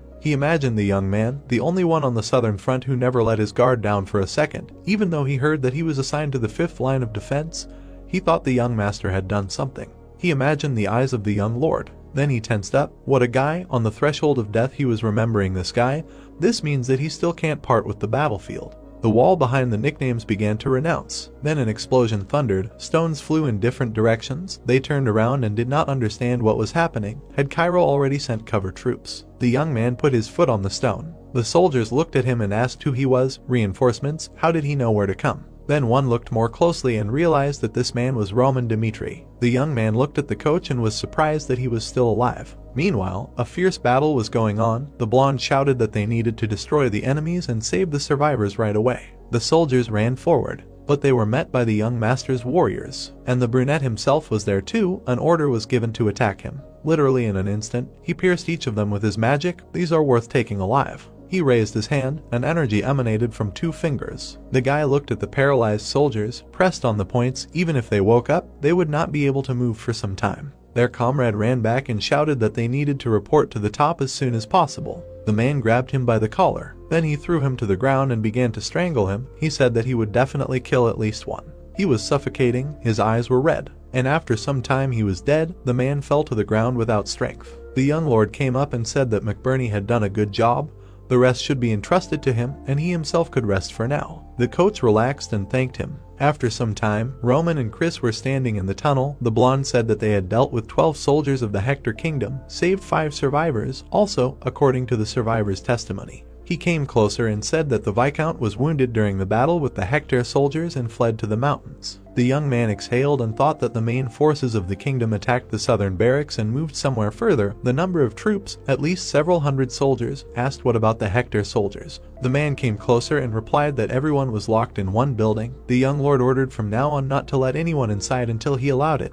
This is an order. The door opened slightly. The kingdom certainly had a reason to use the tactic of a deceptive maneuver. The young man went in there with burning eyes. He needed to find out everything. Inside sat tied soldiers. Starting from this moment, the young general gives them 3 minutes. He came closer and explained that if they answered his question correctly, he would kill them painlessly. Otherwise, they would suffer terrible torments until the very last moments of their lives. In response to this, the men began to shout to just kill them, do it quickly. Roman looked at them and asked the first question, what is the purpose of the kingdom? One of the soldiers smiled and sent him to hell. Then the young man asked the second question, what are they doing in the south barracks? He again asked to just kill him. The young gentleman said that the 3 minutes were up. He touched his shoulder. The man began to scream, spitting blood. Roman raised his hand and said that they call it the method of separating tissue and squeezing bones. You will feel the pain of twisting muscles and bones throughout the body. This way you can meet a very slow and painful death. I am sure they should have been prepared for torture, but they definitely experienced something like this for the first time.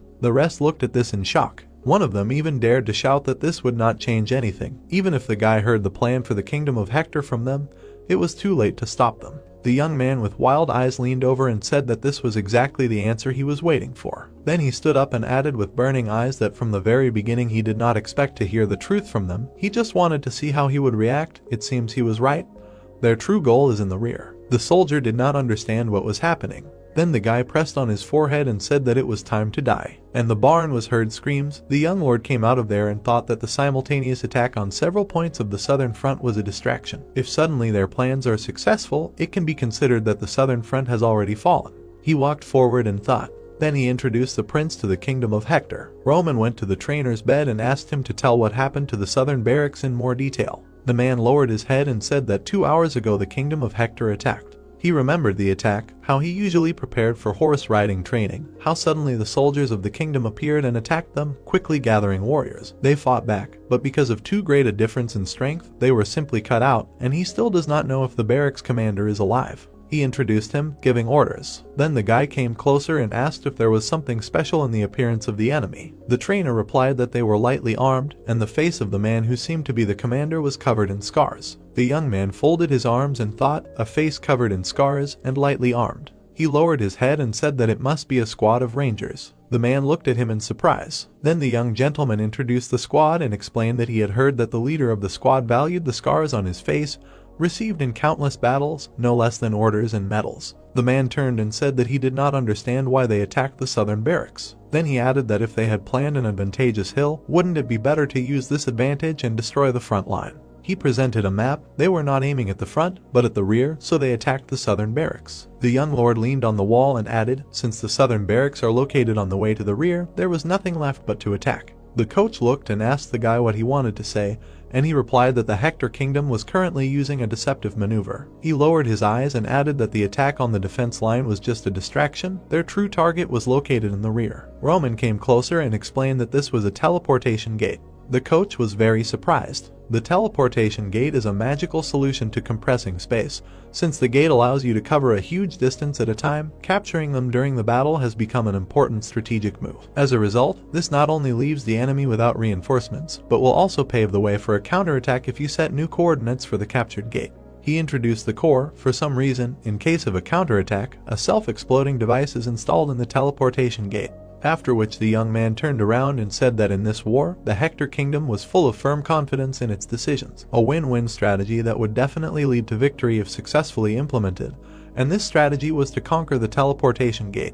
The man began to shout that then we must immediately go to help the rear, but the boy folded his arms and said no, asked if he had received a request for help in rear. The coach clutched the blanket and said really. The young man presented a map. The kingdom's ranger squad had left the southern barracks an hour and a half ago. Now the teleportation gate should have already been conquered. The enemies were present. They were now both on the defensive line. He presented the rangers and in their rear. He also said that the entire fighting force of the southern front, including them, was completely isolated. The young master looked down and said, from now on they would have to survive on their own, without help from the kingdom. Meanwhile, the state border of the Hector kingdom, a subordinate approached the prince and said that he was reporting. He received a message that the soldiers had overcome the southern barracks and were now almost at the rear position. The prince stood at the teleport, repelling an attack on the defensive line. The Cairo kingdom was completely unable to figure out their strategy. The soldier knelt down. The guy looked away and said that it was too early to relax. He approached the portal, talking about an attack on defense. In those places where the enemy was not going to surrender, time would inevitably drag on. He also said that their goal was to destroy not the fortress wall right before their eyes. He imagined his hand hovering over the fortress. If the strategy succeeded, they would be able to take over the entire southern front in the only way. The young man looked ahead and thought that the key to the success of the strategy was security. They had been studying the structure of the southern front border for about a year, introducing a detachment of rangers into it. If they had put all their efforts into the attack from the very beginning, they would have been able to crush everything in just 4 hours. He stood in front of his subordinate and thought that at the moment the most important thing for them was the existence of teleportation. There were the same ones behind him. The principal looked to the side. In case of the worst outcome, it is necessary to be ready to destroy these gates. If the plan fails, it will be necessary to destroy the teleportation gates and switch to the background. The soldier listened to him and thought that this was a terribly rational judgment. It is not for nothing that the prince is called the star of the kingdom of Hector. The teleport was activated behind the young man. The existence of this man will revive the kingdom again. The man killed the soldier. From this moment the battle with time begins. He looked at the allies. Before the enemy revealed the plan, we must hurry. We must successfully restore communication. A year before this, the prince sat at the table and told Jackson that they no longer had the strength to hold on. The more pressing the interest of the gold bank is, if next year there is another crop failure, the state treasury will lose its last savings. He looked at the man and said that therefore he wanted to make him an offer. He extended his hand and asked how he felt about trying to conquer the southern front of the Cairo kingdom with him. After which Hector spread a rumor that the prolonged crop failure was a curse from God, in a situation where the country could collapse at any moment. Edwin, nicknamed the best genius in the history of the kingdom, became a hero, like fate, born in troubled times. The man looked at the prince. So during the year, the Hector kingdom penetrated the territory of the southern front 48 times, and using spies, dug a tunnel to the rear. Secretly penetrating through the finished tunnel, a squad of rangers was able to seize the teleportation gate. Their leader showed that they must move quietly. One of the rangers sat on the floor and said that the connection was successfully established. Everything around began to shine. Everyone began to greet Prince Edwin, who was walking along the corridor. The boy turned and addressed one of his subjects. He entrusted him with the 1st Division. It is necessary to deal with the remnants of the defeated army of the rear, and firmly strengthen the defense in case the kingdom of Cairo sends reinforcements. He listened and obeyed. Then the leader of the rangers knelt down. The principal looked at him and said that the connection with the Baron in charge of the 5th line of defense was lost. It is necessary to find out everything about it. The man lowered his eyes and said that while they are figuring out what happened, but this is the 5th line of defense, there is no reason to worry. He introduced the Baron, their squad. It is known as the most problematic on the entire southern front. It was decided that a small squad would be enough to crush it. After which the young man raised his head and said that he remembers telling them that they should not attack, but rashly, no matter what the situation. No. The man agreed. The young prince clenched his fist and said that when the plan was completed, the ram would receive a separate punishment, regardless of achievements. He lowered his head. He did not notice that despite the detailed plan, 2 variables were still formed in it. Meanwhile, the first line of defense, people walked around the fortress and shouted that they needed to repair the wall before the enemies attacked again. A soldier came up and turned to the commander. The man turned around. A message came from the South Barracks. He was surprised. Count Donald approached the communication device. Roman introduced himself and said that he was from the reserve troops of the 5th line of defense. The man asked what made him contact him in the current situation. The young man looked at him and said that he would get straight to the point. It seemed that the Hector Kingdom had used a feint, capturing the teleportation gate located in the rear. Before the Hector Kingdom surrounded them from all sides, they should abandon the fortress and take refuge in the mountains, ordering all the remaining forces in the south to gather there as well. The man listened to him. The mountainous landscape of the south is so complicated. Is the guy really just saying this as advice? While the guy was trying to convey the information to him, he waved his hand and said that they would figure it out themselves. That was all. And he simply hung up. The young lord turned around and thought as he left, since this had happened, he should abandon all the remaining lines of defense except for the 5th. He walked up to his soldiers and ordered them to pack their things. He frowned and added that they were heading to the mountains right now. The transmission reported that the base in the rear was not responding. The man began to bite his fingers. Damn it, were the guy's words really true? He grabbed his chin, thinking that even if the lands closest to the southern front promised to send reinforcements, the road there would take them at least half a month. Is there really no way? No. He lowered his head and thought that if the fortress holds out until reinforcements arrive, then they too will have a chance to win. 4 hours later, the troops stood on both sides of the fortress. How is this possible? They are completely isolated. The man was shocked but watched all this and thought that they occupied all the teleportation gates. Adding to the military power, the first line of defense was also blocked from all sides by Hector's soldiers. Everything around was in smoke. But no, he needed to calm down. The fortress walls were completely patched up. The soldiers were loading cannons on it. They also took apart materials for the defense of the fortress so as not to repeat the mistakes made in the first battle. There were people in armor at the edge. The man began to panic. They would be able to hold out. Everyone needed to prepare for the attack. He looked down. The soldiers of the first line of defense must listen to him. The kingdom of Hector recaptured their teleportation gate. They listened to him attentively.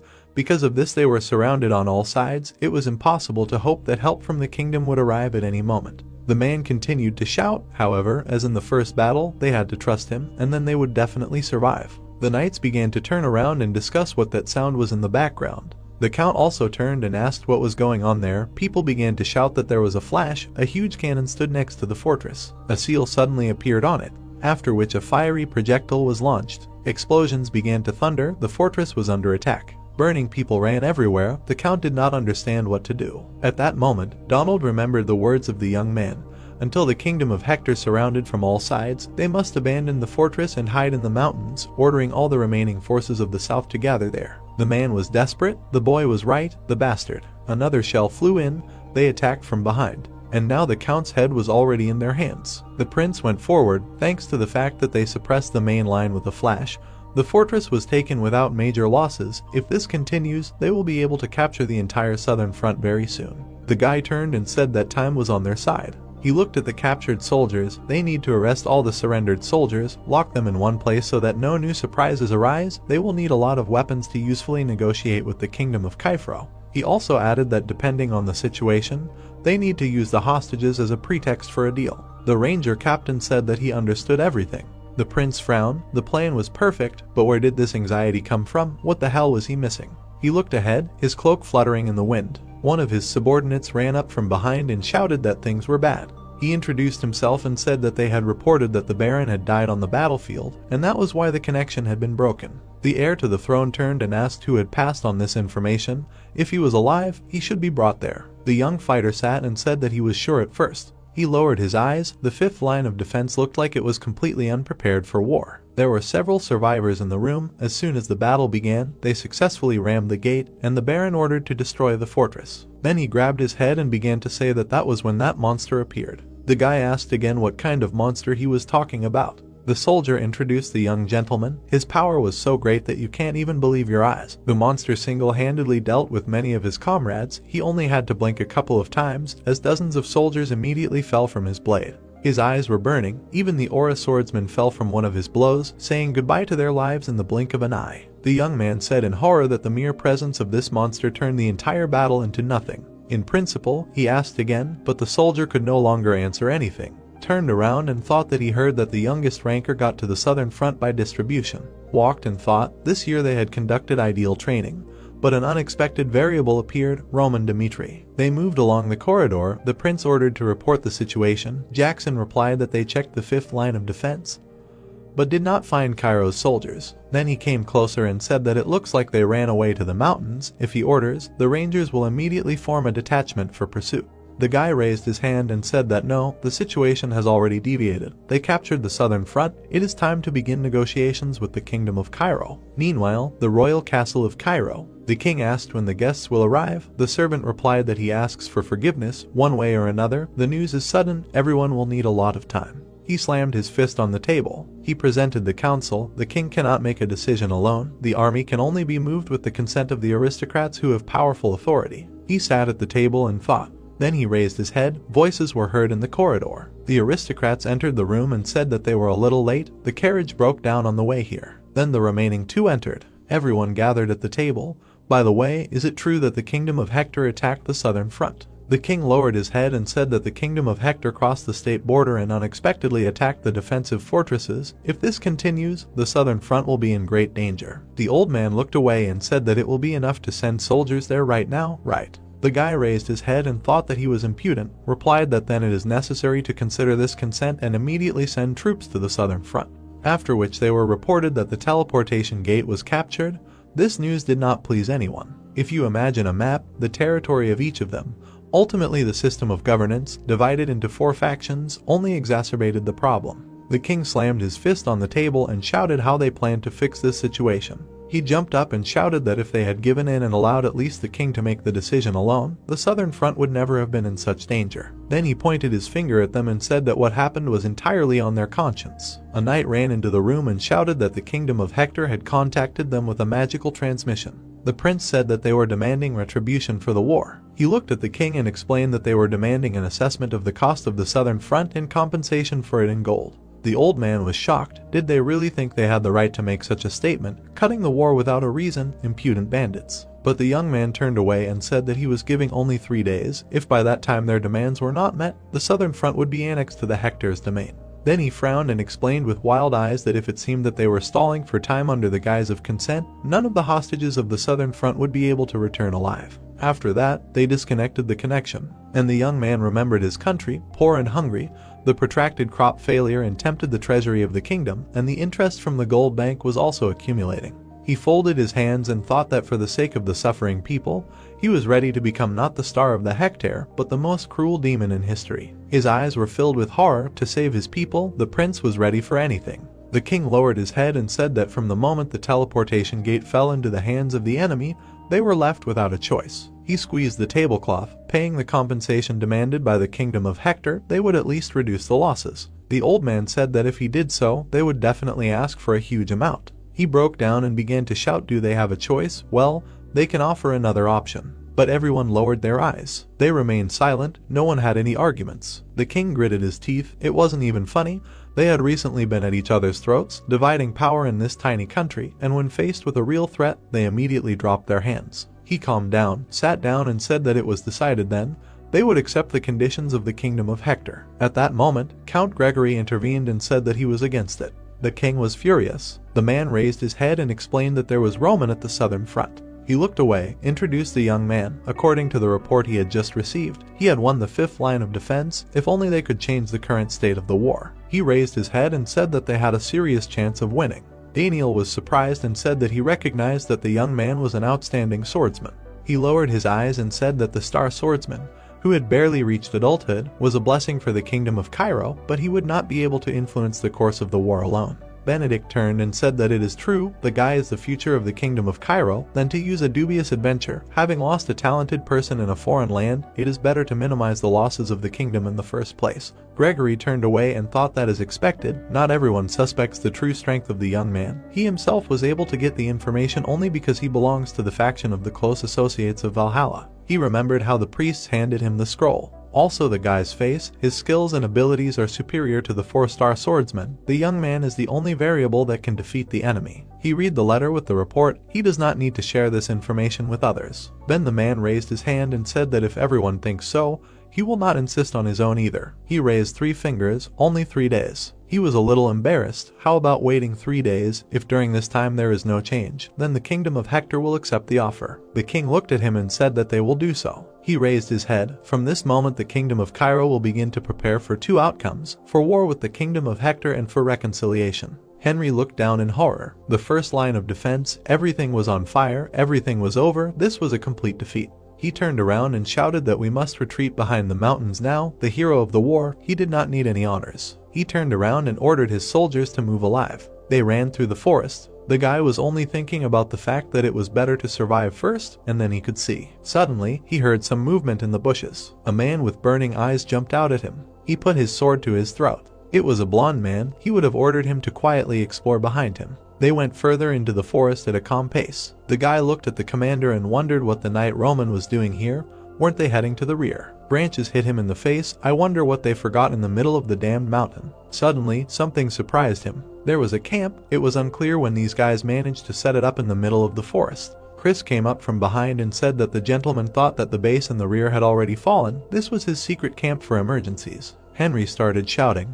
If the base in the rear had already fallen, they needed to run. Why did they have to set up a camp in this place? The blonde with glowing eyes replied that the war was not over yet. He came closer and said that they stayed here to protect allies like them and to fight the enemies climbing the mountains. If the guy was a man of the kingdom of Hector, they would have already lost their lives. The commander looked at the guy very frighteningly. He was scared and thought that the man was a monster. The only question was, how did the Dmitri family manage to get hold of such monsters? Then he raised his head and asked where Mr. Roman was now. He had not been seen for a long time. The blonde looked at him and replied that the gentleman was now personally dealing with the enemies on the front lines. The young man clenched his fist. That's how it is. Their commander is a real monster. People ran screaming through the forest. One after another they died, fighting each other. Adjutant of the first line of defense Brandt fought and thought at least those who remained should survive. Donald is a bad commander. The battle continued. Knights died because their commander was hasty in making decisions.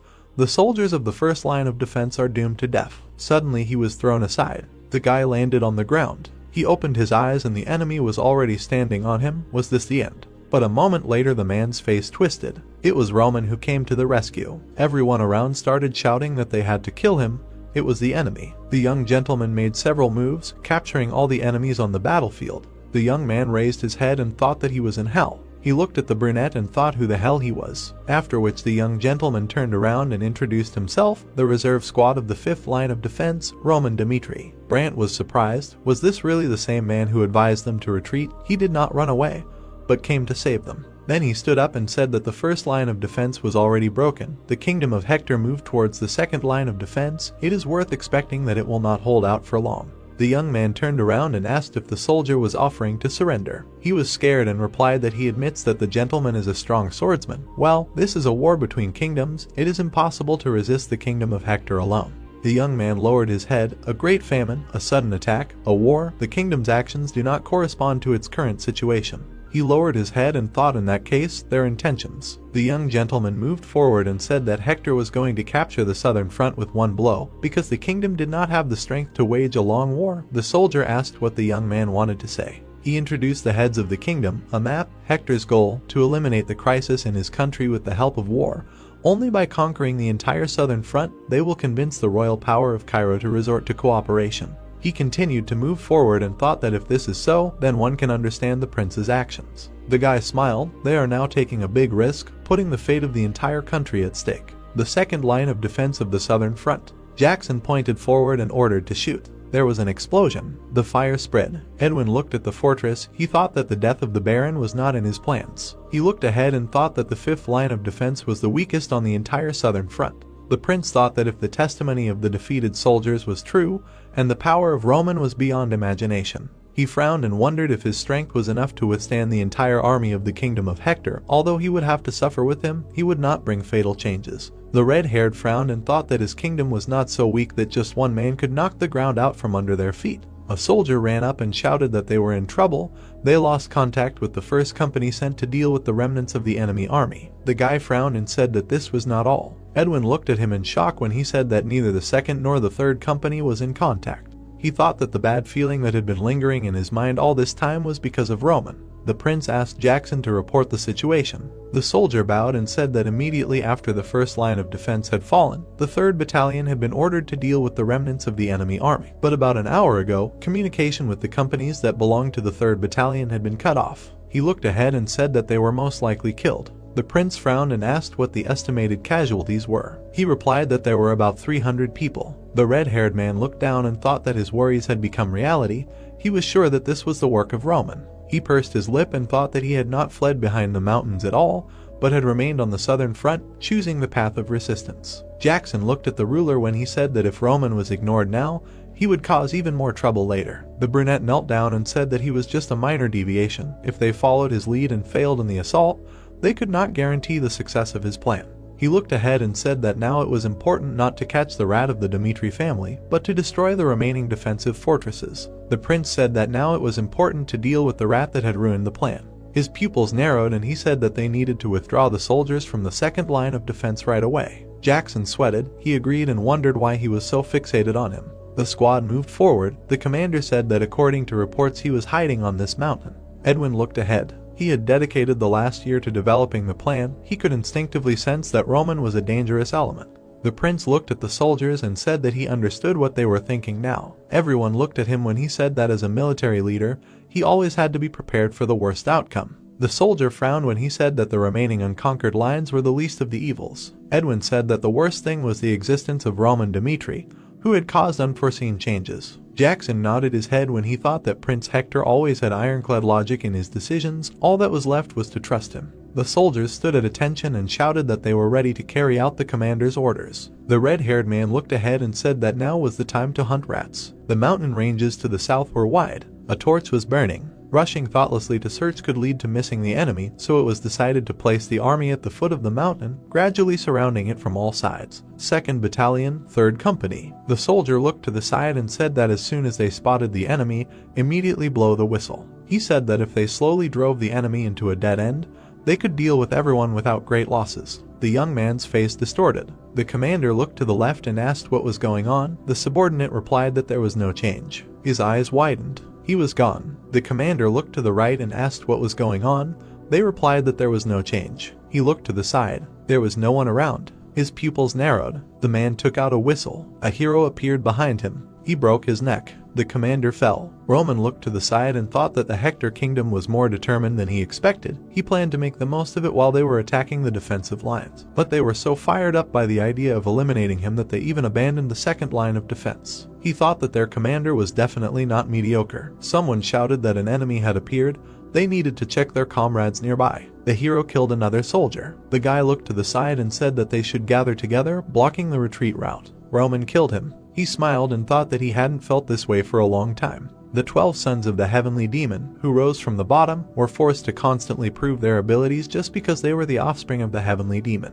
The heavenly demon looked down and told Jung-hyuk that from now on, he would live as a dark demon for a year. His first mission was to hunt down and exterminate the low-ranking followers who ran away after causing trouble in the demon sect. He successfully dealt with all of them in 3 days. However, the missions became more and more difficult each time, even to the point where it was impossible to win in a direct duel. Therefore, the hero had to look for other ways. In the storage of the demon sect, he found the Dark King's combat technique. The Dark King was once a petty thief. He mastered the way to use darkness on his own, after which he achieved unprecedented power and became famous as a great robber. Although he met a terrible end because he coveted the heavenly demon's vault, he still managed to make his mark on the history of his world. Jung-hyuk learned all the methods of the Dark King and carried out the mission without hesitation. A year passed. The hero killed 38 famous masters, was called the ghostly shadow of the demon sect. The Dark King's martial art was the very embodiment of darkness. Someone shouted where the hell he was. The knight clutched his sword and said that they would take the front position. The Aura Knight Order shouted for everyone to retreat. The hero frowned and thought that he would make them regret setting foot on the mountain covered in darkness. He approached the company commander. Someone shouted that the first company commander was dead. The guy cried and thought what the hell was going on. He needed to report this immediately. He opened the communication device and told the commander that there was a ghost and soon they would all die. The hero appeared behind him, the guy asking for help. Edwin frowned. He brought the communication device closer and told him to concentrate. The enemy was just using the darkness. Thompson shouted that no matter how much he checked, he could not see the enemy. He looked ahead and said that the soldiers were dying one after another, but he could not calculate where and how the enemy would attack. The man frowned and said that it was impossible to resist a formless ghost. The redhead frowned and thought that Thompson was an aura swordsman. He thought that an aura swordsman, whose senses were many times stronger than an ordinary soldier, could not detect even traces of his presence. It was simply impossible. The prince clenched his jaw and thought how likely it was that this was magic. He thought that invisibility magic, making the body transparent, or magic like concealment, of course existed, but magic initially took a long time to recover and it could not be used for a long time. Edwin said not to let the darkness blind him. He was heading towards them now. Thompson clenched his teeth and thought that there was no point in cowardice. The allies were spread out around the area. They only needed to hold out for a little while and they would be able to completely surround this area. They needed to hold out until the prince arrived. He looked to the side and told the soldiers of the first company to listen. The enemy was now targeting their lives. They needed to form a defensive line or repel the enemy's attacks. He put away the communication device. He clenched his sword and mentally told the enemy to attack. The man looked to the side and thought that he was here. He made a strike. Thompson looked up. On his sword was his soldier. He thought that the enemy was using an ally as bait. Roman appeared behind him and said that no matter how much he hunted enemies in the dark, they all thought the same. The captain waved his sword and said, "Stop hiding like a coward, let him show himself." He looked ahead. Roman came out of the shadows and said that it was a huge mistake to think that you can win by finding an enemy you couldn't see. He asked why everyone made that mistake. The hero looked ahead and asked, did he really think that if he just found him, he could defeat him so easily? Thompson rushed forward and thought that he would have to snatch victory. Their swords crossed. The brunette hit his opponent. The captain was bleeding. He fell to the ground. The man screamed to run here, the enemy is here. Roman said that it was useless. He said that he blocked the sounds with mana. His voice would not reach the soldier's ears. He plunged his sword into the soldier. The guy made another strike. He looked down. Thompson was lying on the ground. Roman took the device from his pocket. He turned it on and asked if they could hear him. He said that he knew what they were thinking at that moment. That now, when the inhabitants of the country were dying from an unprecedented famine, the question was why their kingdom risked their lives to attack the southern front, from which there was nothing to gain. The hero looked down and said that there was only one correct answer to solve the country's problem with war. He looked down and said that he was sure that they were going to shake a huge amount of money out of their kingdom, using the southern front as a hostage. The miscalculation was that he knew about this plan. He said that they did not have time. With such a shortage of provisions, they would not last even 3 months. He would interfere with their plan until the very end. Roman thought that his goal had been achieved. They could no longer ignore his existence. The voice from the device asked if he was Roman Dmitri. The hero smiled and thought that he had appeared. Edwin frowned and said that he would not deny what he said. The Hector kingdom was experiencing a severe famine and they could no longer borrow money from outside. He said that in order to free themselves from the shackles of endless debts, they had only to make this decision. The hero asked if he was asking him to understand his situation. He said no. The prince frowned and said that this was to explain how desperate they were. The fate of their kingdom depended on this war. He said that he was right in noting that they had no time, but this did not mean that they could retreat, even if they had to go under the corpses of their fallen comrades. Edwin said to tell the royal family of Cairo, if suddenly they failed to get anything, then they would spray the corpse poison of the necromancers everywhere and turn this place into a land of death. He frowned and said that his name was Edwin Hector. As the prince of the kingdom, he was ready to do anything to save his people. Roman looked at the device when he asked him what his choice would be. The prince asked if he would go with the kingdom that was driven to the edge of a cliff or would he agree to cooperate. The hero looked at the device when he was told that the life of the Cairo kingdom depended on his choice. Roman thought that he had often come across his name while studying the southern front. He remembered that unlike his useless father, he, thanks to his outstanding abilities, took the place of the central core of the kingdom, received recognition both at home and abroad. He thought that he was the one entrusted with the command in this war. The guy frowned and thought that he could not help but recognize his abilities, but he did not dare to threaten him. He stabbed the sword into the soldier. Edwin frowned and asked what he was doing. The hero held the sword and said that his sword had just pierced his thigh. The prince said that it was better to kill, even if it was an enemy. Why resort to torture? The brunette looked down and said that this was a very touching reaction. He did not care at all about the circumstances of the Hector kingdom. He was hurting the captain. The hero said that the war had already begun and that they were the ones who had crossed the line first. They had no right to ask him to show humanity. Edwin frowned when he said that he would do what he thought was right. Roman pulled out his sword and said that they should try not to get caught by him.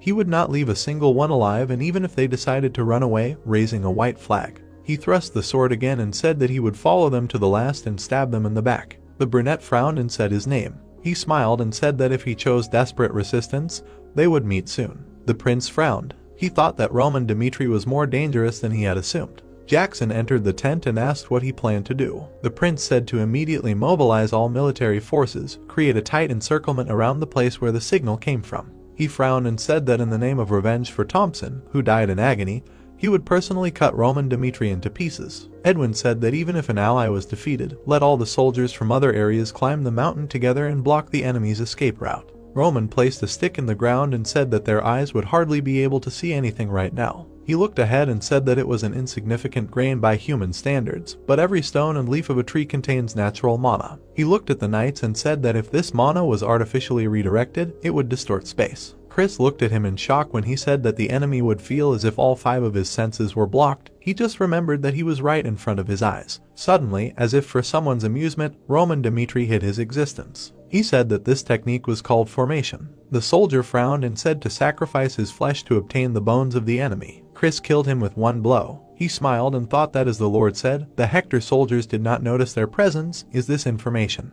The knight looked to the side and said to attack the enemies. The soldiers began to fight and did not understand where they came from. After the duel of warriors, Chris was reborn as a completely different person. In order to become stronger, he worked tirelessly in joint training with Roman. Just one short delay could prevent him from fully absorbing Roman's teachings. Therefore, he stubbornly leaned on training, even if he fell dead after it. As a result, the swordsmanship of one of the 10 strongest masters standing on the top of Miram appeared in this world. Chris killed the enemies one after another. He stopped. The knight thought that by the order of the Lord, all the enemies were killed until more Hector soldiers ran here. He looked to the side and shouted to retreat. He thought that he needed to get to another point. At the same time, in another area, a battle was also unfolding. Someone was shouting that it was the enemy that needed to be stopped. Kevin looked ahead. His comrades had nicknamed him the monster that evolved the fastest. He thought that by taking his place next to the master, he had been observing how to deal with the enemy all this time, and he would pursue the values that the master aspired to. He smiled and thought that the master's methods were absolutely correct. At the same time, elsewhere, Vulcan completed the mission. Bucky smiled. The lightning attack of the army that was divided into 4 groups for each branch was carried out simultaneously, and the strategy was successful. The soldier frowned and said that there was definitely a magician in the Cairo camp. He knelt down and said that soldiers suddenly appeared from the empty darkness and attacked them. Jackson looked at the prince and said that it seemed like the enemy had set a trap. Edwin frowned and said that there was no magic that could teleport a large group of people. He said that it was only possible with a magic scroll, but the high circle scrolls were strictly controlled by the magic tower. It was unlikely that the southern front, which was on a tight budget, would have such luxury. The redhead frowned and said that in that case, there was still the possibility of a mage, but would there be a high-level mage in the south? He looked down and said that it couldn't be. Mages were even more valuable than aura swordsmen, and most of them were part of the neutral organization Magic Tower. The Magic Tower operates throughout the continent, and everyone who is naturally endowed with mana dreams of joining its ranks. The Magic Tower is a storehouse of knowledge, so there is no other path for a mage. Edwin frowned and thought that because of this, each country has only a small number of mages. This is not magic. If he goes personally, he will be able to figure out what kind of trick they are using. He thought that the soldiers are now dying for their kingdom. It is not time yet. He must wait until Roman Dmitri falls into his trap. Someone was pierced with a sword. The soldier coughed. He smiled and said that the hero was finally caught. He looked at him in shock. The light began to turn on. The sound spread through the forest. Someone shouted that it was Roman. He ran deeper into the forest. The soldiers shouted to surround him. Fragments of light scattered in all directions after the explosion of the artifact. They covered Roman's entire body like a firefly, giving away his location. The soldier held up a communication device and said that Roman Dmitri was heading north and had just changed direction in the opposite direction. He shouted to the second company that the rat was heading their way. The soldiers looked at him and said that they had to avenge the death of their comrades. The hero used the heavenly demon sword technique. He knelt down and thought that his stamina was almost at its limit. The soldier lay on the ground and said, Does he really think he can get out of here alive? Thousands of soldiers surrounded this place. No matter how strong he was, he would still die at their hands. Roman smiled and asked, maybe he should have thought about why he personally jumped into this trap.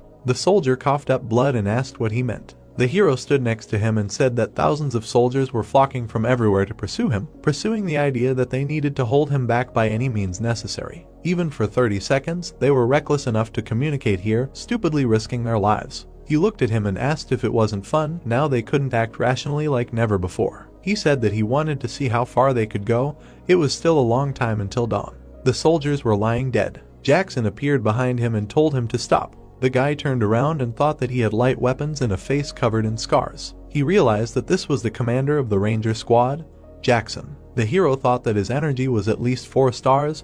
Hector hid some information. The guys looked at each other and clashed in battle. Jackson frowned and said that he was finally caught. Even though Jackson is a 4-star swordsman, his name is not in Hector's ranking. Outside the kingdom, it was only known that he was the commander of the Rangers, but since his name did not appear in the rankings, no one could say for sure how strong he was. Energy emanated from the fighters. The blue-haired man frowned and thought that he did not even flinch from his attack. He thought that they underestimated Roman Dmitri. In the world he is known as a 3-star swordsman, but this is all a lie. Jackson thought that a level starting with 4 stars is already a disaster in itself. Now he understood why the soldiers suffered an inglorious defeat. They struck with swords. The guy clenched his teeth and thought that his opponent was strong. The hero emitted a glow. The opponent struck with swords again. Jackson thought that he was giving up ground. He admits that he is an outstanding warrior, but he has no chance to escape. The blue-haired man retreated. He took a whistle and whistled into it. The soldiers shouted that they need to surround Roman, help Commander Jackson. They surrounded the hero. The commander told him to surrender. The prince smiled and said that it was a funny offer. It seems they still do not understand the situation. There was some misunderstanding.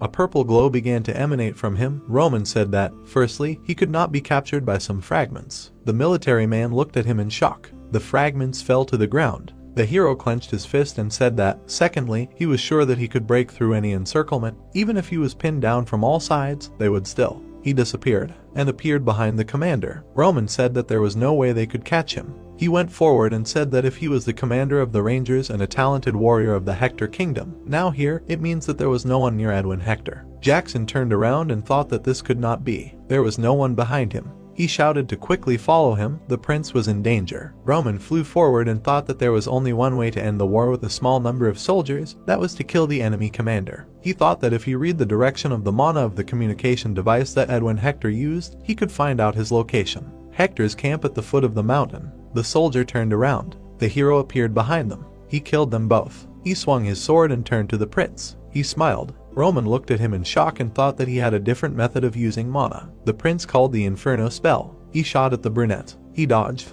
Edwin's eyes lit up and he asked where. He called the fetter spell. Roots appeared from the ground. Roman cut them off and said that such magic could not stop him. A warrior appeared from the side and shouted how dare he attack the prince. The warrior aimed a spell at him and said that his arrogance had crossed all boundaries. The brunette looked at him and thought that he had an unexpectedly powerful aura. Who is he? The man took the hood. He was the second in the ranking of the Hector kingdom, the captain of the royal guard. He took off the hood and said that Roman will not escape anymore. He turned around and thought that you were expected. The prince had originally prepared to catch him. Edwin looked at him and thought, no matter how much he struggled. The hero looked at the prince. He thought that he could not stand against the union of a 4th circle mage and a 5-star swordsman. He thought that this time he would take his life. Edwin called the wind blade spell. Butler swung his sword and told him to die. Roman frowned in shock. He was attacked from both sides. He clenched his teeth and reflected both attacks. The artifact glowed. A strong beam of light began to emanate from it. An explosion occurred. The hero was on one knee and thought that he expected that there would be a trap. Edwin looked at him as he thought, who would have thought that Prince Hector would be a mage and bring a 5-star swordsman under the guise of an ordinary soldier? He smiled and thought it was interesting. His eyes and thought that now, balancing on the edge between life and death, he finally felt alive. Butler frowned as he thought that he was at a level that could withstand their joint attack with the prince. Moreover, he was only in his early 20s. Where did this monster come from? Roman stood up. The knight thought that fortunately he had not yet reached his level. The prince frowned and shouted why he was hesitating. He was exhausted now, and called a double spell. The hero attacked him. He smiled and used the technique of the heavenly demon sword. The warrior rushed forward. He stood in front of the prince. The dust settled. Butler turned around and asked the prince how he was. The prince replied that he was fine. Roman looked at him and thought how he parried such a blow. It was not for nothing that he was a 5-star swordsman. He had already used the heavenly demon sword technique twice. His strength was at its limit. It was a pity that now he could only retreat. Edwin's eyes widened in shock when he told him to remember. Roman extended his finger forward and said that when they met again, he would no longer be able to survive like today. The hero had disappeared. Hector's army had been routed by just one man. They had even almost lost their commander, a reality that was completely impossible to accept unfolded right before their eyes. The prince clenched his fist and thought that this was all because of him. He had been too self-confident. He judged that the flaw in Roman's face could be corrected. He thought that a fleeting decision had led a plan that seemed like the least evil to its worst outcome. In this battle, Hector had lost. The prince frowned and thought that this was his loss. Someone shouted that the bodies of their comrades had been brought.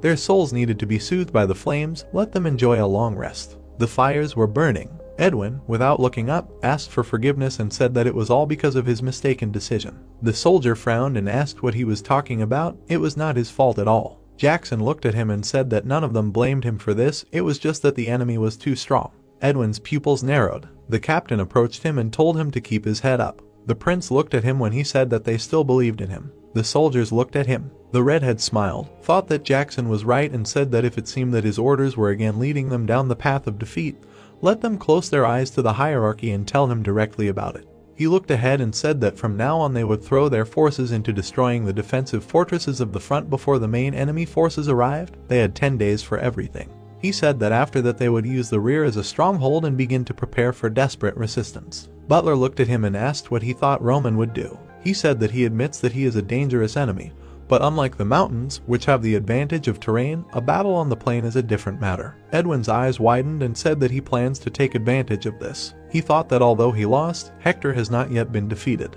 Jackson frowned and asked if he is sure that he can extract compensation from Cairo with just a desperate resistance. The prince looked at him and said that there is no need to receive compensation from them. They will offer a deal to the Kronos Empire. The royal castle of Cairo. Ager said that over the past year they have already invested a lot of money in the Western Front due to Kronos' frequent provocations.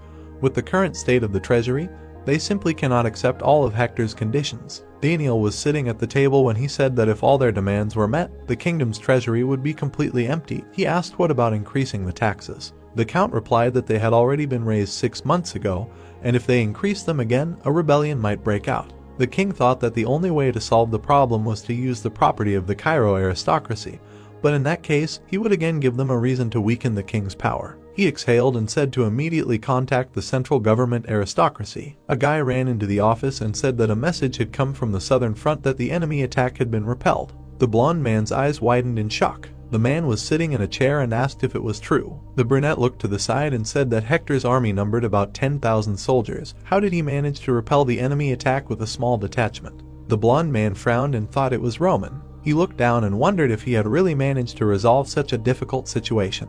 He turned on the device and said that he would contact the southern front immediately. A hologram appeared. Daniel looked at the image of the man, asked who he was, what his status and affiliation were. Henry frowned and said that he was the second son of the Albert family. Someone said that he did not know such. Benedict smiled and said that he remembered that in the past his family line raised many outstanding talents and even held a place in the central government. The guy confirmed. The old man frowned and asked why he took the call and not Roman. He answered that he joined the squad under his command. The man looked at the hologram. The guy said that Roman was supposed to hold the connection, but he said that he needed to be alone and left him, the only aristocrat, as his representative. He began to tell their story with the hero, but Benedict stopped him and asked if he really decided to retell everything from the beginning. He said to get straight to the point. Henry clenched his fist and thought that he was sure that Roman would earn glory not only in Cairo, but also on the entire continent. He frowned and thought that he needed to get into a relationship with him now, before he revealed his true value. He said that the success of this plan rested entirely on Lord Roman. The boy put his hand on his heart and said that as soon as he learned of the Hector Kingdom's attack on the southern barracks, Lord Roman immediately guessed that their target was the teleportation gate. He said that he immediately went up to the mountains and set up a secret base. Henry pointed out that if the commanders of the southern defense lines had listened to Lord back then, the southern front would not have fallen so easily. By denigrating fools, he was raising Roman's feet to the top. Knowing that Roman's subordinates were nearby and listening to his words, Henry deliberately raised his voice. He frowned and said that until dawn they fought under the Lord's command, standing to the end. There were no more than 200 of them. But when he took command into his own hands, they managed to resist the enemy, which outnumbered them by tens of times. The guy clenched his fist and said that they managed to win the victory. He and his comrades are ready to resist the Hector kingdom in this war to the last. After a while, Daniel looked ahead and said that they were weak. He smiled and said that Roman fought to the victorious end, despite the hellish conditions, but the so-called Cairo upper crust had already decided to surrender in advance. Benedict said that His Majesty was right. From the moment Hector captured the teleportation gate, they had already mentally admitted defeat. He raised his hand and said that this proved that the Cairo warriors have an unbending willpower. Now that a hero named Roman appeared on the southern front, it was their turn to use the chance given to them to counterattack. The brunette hit the table and said to immediately send additional forces to the southern front. It is necessary to teach a lesson to Hector, who has entered the state borders. The king frowned and said that he will break the agreement with Hector. From now on they will direct their forces to return the pride of the kingdom. They stood up and said to immediately gather the servants of other families and collect all the information about the southern front.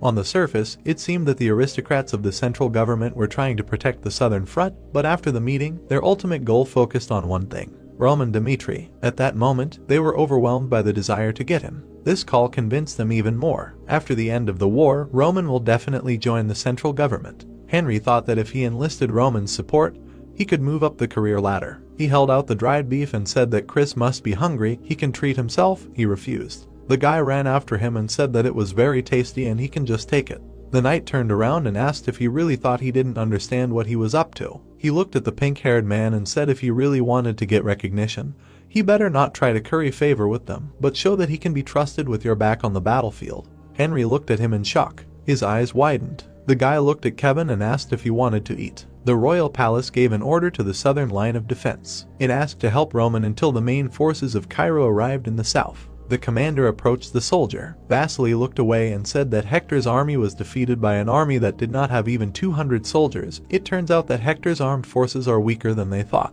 The soldier looked at him and said that he thought so too. Moreover, there was a rumor that the enemy had been suffering from a prolonged famine in recent years and was about to fall. They only take numbers. In fact, nothing special. The baron frowned and thought that he had been rotting on this outskirts for 3 years. Perhaps this was his chance sent by the gods. He looked down and wondered if he should help Roman and stall for time. If the boy could take command, then he could too. He shouted to call the army immediately. He would use a guerrilla attack to teach the kingdom of Hector a lesson. In order to deal with the defensive fortresses as quickly as possible, the Hector army divided its forces and attacked. Among them, the army aimed at the third line totaled 3,000 people. In an effort to rip off the honors, the baron hid and attacked them from behind. But contrary to his expectations, they were not met by a scattered rabble ready to fall from one blow. Vasily darkened and said that it was simply impossible. Hector's soldiers, overcome with anger, acted cold-bloodedly, and the soldiers of the southern front, languid from comfort, could not resist them. Victory in the mountains could only be achieved thanks to the protagonist, and it didn't take long for the Cairo commanders to realize it. The baron's eyes widened. He had been killed. The soldier bowed and said that the commander of the third line of defense, Baron Vasily, had died during a fight with the enemy. Another soldier came running and said that the third and fourth lines had fallen under the enemy's onslaught. He said that a message had come from the second line of defense. The man in the hologram said that at this rate they would not be able to hold out for 10 days. He begged to save them. The king frowned and asked if the entire defense line had really fallen in just 24 hours. He looked down and thought that if the Cairo warriors were strong, it did not mean that the Hector warriors would be weak. He thought that it turned out that a person named Roman had led the kingdom to a stunning victory. He clenched his fist and thought that he had been careless. He asked where Roman Dmitri was now. The hero thought that there were still many things he didn't know in this world. For example, magic. If Miriam cultivated fighting power based on the use of natural energy, then this world created a new realm called magic. He thought that if Edwin Hector was a more outstanding magician, he wouldn't be able to escape from there. He still hadn't reached the level of magic he had as a heavenly demon, and a hasty decision could drive him to the edge of a cliff. Prince Hector predicted his attack and waited, spreading his spider web. Roman looked down. He remembered that there was a powerful pillar of flame at the beginning. He thought about what would have happened if he had suffered damage back then and attacked Edwin. The hero imagined using a lightning discharge on him. Their swords clashed. Butler parried his attack. He thought that his current strength was not enough to defeat the union of a magician and a swordsman. Roman supposed that maybe this was what he was waiting for, a victory for which he would have to put his life on the line. This was a new challenge for him, a new strong opponent. He thought that he was not able to live a comfortable life. He imagined possible battle scenarios over and over again. The prince was wounded in the side. He fell to the ground. The hero looked at him and thought that the preparations were complete. Henry frowned and asked if Master Roman had said when he would come out. He looked at the knight and said that he did not know what he was doing now, but the royal palace was desperately looking for him. Chris looked down and said that until the master came out, no one could disturb him. The nobleman widened his eyes and asked why such extremes, what was he doing there alone? A silhouette appeared in the cave. Roman walked forward. The guy asked what was wrong with his appearance. Chris folded his hands behind his back and said that as he thought, in just one day, the third and fourth lines of defense were destroyed. The second line was also significantly inferior to the enemy in level. He said that yesterday Hector had gathered all the ammunition and had settled in the fortress in the rear, most likely preparing for a life and death battle. Henry turned and said that the entire Cairo royal court was on edge right now. They were eagerly waiting for him to contact them. The guy frowned and said that they had done all they could. Why not leave the rest to the main forces? The hero did not look at him and told him to connect him with the king. A hologram appeared. The hero said that they were reporting from the southern front. The king frowned and said that he had received news that all the defensive fortresses of the southern front had fallen, and what had he been doing during this time? Roman said that he had reorganized the battle group within a week. Daniel looked at him and said that he had made outstanding achievements and he did not want to judge his decision, but in this time the entire southern defense line had fallen to the enemy. He frowned and asked if he could provide them with at least a little help. The hero said that he had good luck in the battle with Hector. He frowned and said that if it was a battle on the plains where there was no advantage of the mountainous terrain, even he had no way to help them. He said that in this war, Hector had bet his life. Butler, the second ranked of the kingdom, had joined the battle, and the enemy prince commander-in-chief had confirmed that he was indeed a mage. The king frowned and asked if a 5-star swordsman and a mage were fighting against them. The hero said that everyone knew that a mage's full potential was revealed on the plains. He was thinking about how he would have to fight when the main forces of Cairo arrived. Benedict looked away and thought that Roman had made the right decision. Now the southern front did not have the strength necessary to win. The nobleman thought that Butler himself was participating in the war. The Hector kingdom had really bet everything. Benedict looked away and said that he didn't see the point in interrogating the war hero anymore. Calco grabbed his head and said that he wouldn't continue questioning. He told Roman that the main fighting force of Cairo would soon arrive to him. He removed his hand from his face and said that Hector had already settled in the rear fortress. Once the main army finished all the proper preparations and attacked, the hero should join them and provide assistance. The boy looked down and thought that even if Hector broke the agreement with Cairo, he had not given up on continuing the war. He thought about what the best choice the enemy could make and what the worst thing for them would be. The hero said that time was not on their side. The king frowned and asked what he meant by that. He said that they had a maximum of 3 days after the main force arrived. If they couldn't destroy the rear fortress in that time, Hector would definitely involve an outside force like the Kronos Empire. Daniel's eyes widened and asked what they should do. The hero smiled and said there was only one way. He looked ahead and suggested that they destroy Hector's army before that happened. The Count of the Kronos Empire smiled and said that crossing south of Cairo and the gate was quite a tempting offer. He said that it would be difficult to accept the terms of the Hector kingdom right now. Hadid leaned back in his chair and said that having the young front was certainly nice, but what reason did they have to suffer the wrath of Cairo on their own skin? Edwin looked at him in shock when he said that if they held out in the rear for the next month and did not let the fortress fall, they would agree to a deal with them. The prince thought that even in this situation, they intended to take advantage. Hadid smiled and asked what they thought. The redhead pursed his lips and thought that it was unfortunate, but they had no other choice. He said that he accepted the offer. He turned to the knight and told him to contact the Hector royal family immediately. He bowed when the prince said that they needed to deliver men and ammunition, which should be enough to hold out for a month. Edwin thought that it would take at least 3 days to establish contact with the Hector teleportation gate. He thought that if they held out all that time, they could survive. He would return to Hector at all costs and give them hope. The commander of the main forces, Count Phadius, looked at the fortress and said how dare they plant their flag on their territory. He frowned. Some time later, in the camp, Baron Talls, the commander of the main forces of the Kronos Empire, sat with his arms crossed. Baron Brahim, the commander of the main forces of the Valhalla Empire, looked at him. There was silence. Hadid frowned and thought that despite the lack of benefit in this war, the big shots of the central government came here in person. This proved how necessary it was to enlist the support of Roman Dmitri. The guard announced that he had arrived. The hero entered the tent. The count stood up and greeted him, saying that it was an honor to meet the hero of Cairo in person. Roman looked ahead. Benedict looked at Phadius and said that he did not care what happened to the southern front. His first priority was to gain Roman's position. He raised his hand and said that if the war with Hector was lost, the responsibility could be shifted to the shoulders of the royal family. But if Roman was taken away by another faction, it could upset the balance of power. Phaedius frowned and thought that this was the eldest son of the Dimitri family, famous throughout the northeast, Roman Dimitri, although he was worried about the fact that the family came from commoners. But he was barely over 20. If he could attract such talent to his side, the Marquis would begin to trust him with more serious matters. The Count pointed to a chair and invited the hero to sit down. He put his hand on his chest and said that he served Marquis Benedict and heard that the Marquis personally connected him with the southern barracks. He smiled and said that the Marquis asked me to tell him that although he did it with the best intentions towards him, he felt guilty that everything turned out this way. The hero sat down and said that everything was fine, no one could have predicted this. Talls frowned when the Count asked for a moment alone with him, as the Marquis had prepared a special gift for him. The Baron looked at the guy and said that Count Gregory was also waiting for him to contact him. He said that he had extremely useful information for him. Graham turned and said that Count Dendra sent soldiers from the family's private estate. Roman frowned and asked what they were doing now. Talls looked at him in shock. The guy looked ahead and said that he was not so naive as to not understand why they sought a meeting with him. He said that right now the enemy was marking their territory with its flag under their noses. Holding his head high, he did not think that in the current situation it would be right to discuss his position. The hero said that after Hector was crushed, he would challenge the Rankers to become the strongest sword Cairo. He folded his hands and said to be patient until then.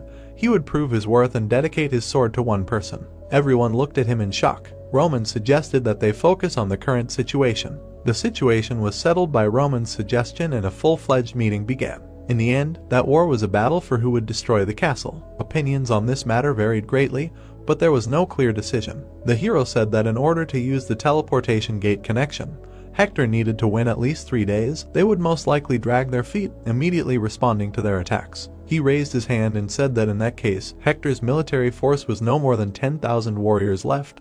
They brought 20,000 soldiers here. Don't they have enough advantage to win even in a head-on clash? Roman looked at him and said that thanks to the support of the main forces, they outnumbered them. But as long as the mage Edwin existed, he could not claim that the advantage was on their side. He smiled and said that it did not mean that there was no way at all. The soldier shouted that the enemies were advancing. The main forces of the Cairo kingdom had arrived. The Earl looked forward. The hero took a step forward. He shouted for the Hector soldiers to listen. He raised his sword and said that he was a warrior representing the Cairo kingdom. He was challenging the butler to a duel. The prince looked at him in shock and thought, what is he up to again? The guy frowned and said that he did not want any more senseless sacrifices. He looked up and said that if they were to win this battle, Cairo would humbly accept Hector's offer. But if he were to win, they would leave their territory. Edwin frowned and thought that with his current strength, Roman would not be able to defeat Butler, yet he stubbornly insisted on a duel. Was this some kind of trap? The hero gripped his sword and said that if they did not accept his offer, he raised his sword and said that he would crush the rear fortress, even if it meant losing his life. The prince looked down and thought that this was a dilemma. Butler frowned and said that he would fight. Edwin looked at him and said that was out of the question. The knight raised his head and said that he needed to believe in him. He would cut Roman's throat and find a way for Hector to escape. Red jumped up and shouted that it didn't mean he didn't trust him, but they had lost 700 men in just one night, falling for his provocation. He said he could still smell the soldiers' scorched flesh. The boy frowned and said he had faith in him, but Roman was definitely up to something. Butler frowned and said he was sure he could crush him to smithereens, no matter what he had prepared. The knight said he had dedicated his life to serving him. Did he really look like a coward in his eyes, unable to accept a challenge for fear of falling into a trap? Red bowed his head and asked him to promise him just one thing. Butler's eyes widened when he said he didn't want to lose him. If he sensed even a hint of strangeness, he should run immediately. He walked out of the gate and said he would be back soon. He came out of the fortress and said that he had met many psychos in his life, but one like him was the first. The man frowned and said that he did not know what kind of trap he had prepared, but he would do his best. Roman looked at him and said that at the very moment when they clashed swords in the mountains, he wanted to see what the outcome of their battle would be. There was no trap. He hoped for a demonstration of true abilities. The guy smiled and told him to do his best. Killing him here would give him what he wanted. The knight smiled. They clashed in a duel. Having reached the level of 5 stars, you can prove your strength to the entire continent. Just one person is enough to change the course of the battlefield. Butler capable speed. I drove an aura through my body. Since the honor of the Hector kingdom was at stake, he did not plan to drag out the fight for long from the very beginning. The man frowned and thought that he would finish him with one blow. The hero looked at him in shock. The ground beneath them began to crack. Edwin looked at them in shock. Phaedius frowned. The crystal glowed. Butler struck. He jumped. Roman frowned. A swordsman appeared behind him. He managed to block the blow. The shockwave cut through the ground. The crack extended far. Thaddeus frowned and thought that, wanting to curry favor with Roman, he reluctantly agreed to this duel, but if he lost now, all their efforts to recruit him would lose all meaning. Calls frowned and asked, "He won't lose, will he?" Butler was advancing. Roman gritted his teeth. The guy clenched his fist. The soldiers encouraged the swordsmen. They closed their eyes and shouted at him to avenge his comrades. The blow occurred. The hero parried the blows in shock. Butler thought that his counterattacks were becoming faster. He smiled, and the swordsman thought that he was not just parrying, his sword was repeating the path of his sword. He frowned in shock and thought, is he really studying him? Roman frowned and thought that he could finally understand what his position was in the new world. He was enough to defeat a 4-star Homer with one blow, but he could not defeat a 5-star swordsman. He thought that the current him should look up to Butler with respect. His sword glowed. He jumped back. He looked up and thought that he would break through this wall and rise to a new level. The man screamed. The hero thought that he was using an aura explosion. It is obvious what disadvantages an uncontrolled release of Kai has. Those who are called aura swordsmen do not control mana with pinpoint precision, but spew out power like an explosion. In other words, the power covering all parts of the ball is not balanced among themselves. He thought that if the tip of the sword exposed 120% of the aura power, then the blunt side carried only 80% of the power. The hero decided that if he counted the mana flows, he could calculate the weak points. He struck the sword with mana. Butler frowned. Roman's eyes lit up. He knew where to attack. A pillar of darkness appeared in front of the swordsman. He looked at it in shock. Even the 5-star swordsman was pushed back. The people of both sides were in shock. The soldier raised his eyebrows and asked how this was possible. He shouted that Roman was a 3-star swordsman.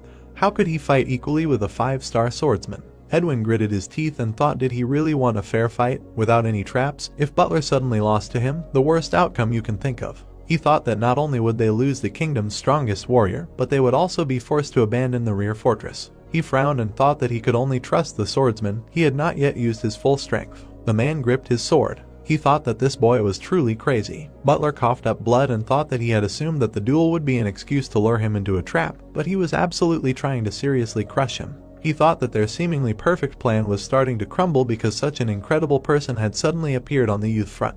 The swordsman thought that if he were to let him go alive, their kingdom might one day encounter a monster that they could not withstand. He frowned and thought that he must kill him at all costs. Butler said that he would spare no effort. His eyes were shining. He raised his sword. Until now, only 2 people had been able to repel this attack from Butler. The first one became the strongest sword in the kingdom, and the second one entered the continental ranking. The warrior thought that it was all over. He performed the secret technique of the sun strike. The fireball was approaching the hero. He opened his eyes and thought that if he faced this secret technique at its current level, he would definitely die, in which case he should only focus on defense. He thought that if this was Butler's most powerful attack, then he had the strongest shield in the arsenal of the heavenly demon. The brunette looked forward and put up a shield. The ground cracked. The prince frowned. The hero mentally told the enemy to attack. He smiled and thought that either his spear or his shield would win. An explosion occurred. The smoke cleared. Roman took a step. Edwin looked at him in shock. There was a hole between the hero and the swordsman.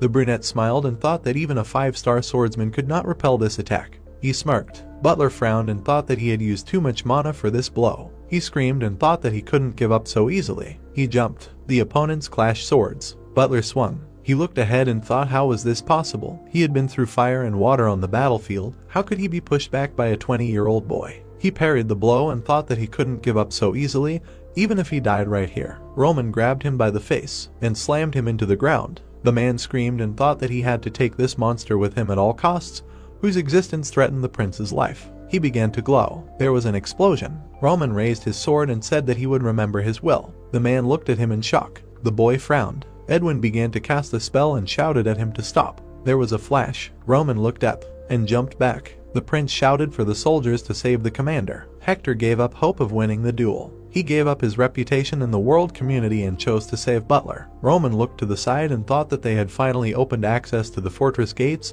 This chance should not be missed. Thaddeus looked ahead and said that even if a miracle did happen, what would be his next move? The hero looked ahead and said that he had been watching them from afar. He said that even after a sleepless night of fighting, they came down from the mountain to take care of the bodies of all their fallen comrades. He noted that despite the fact that they needed to hurry and crush the remaining defensive fortresses on the southern front, they mourned and burned the corpses of their comrades. He said that Edwin was such a sensitive commander that he even gave time to say goodbye.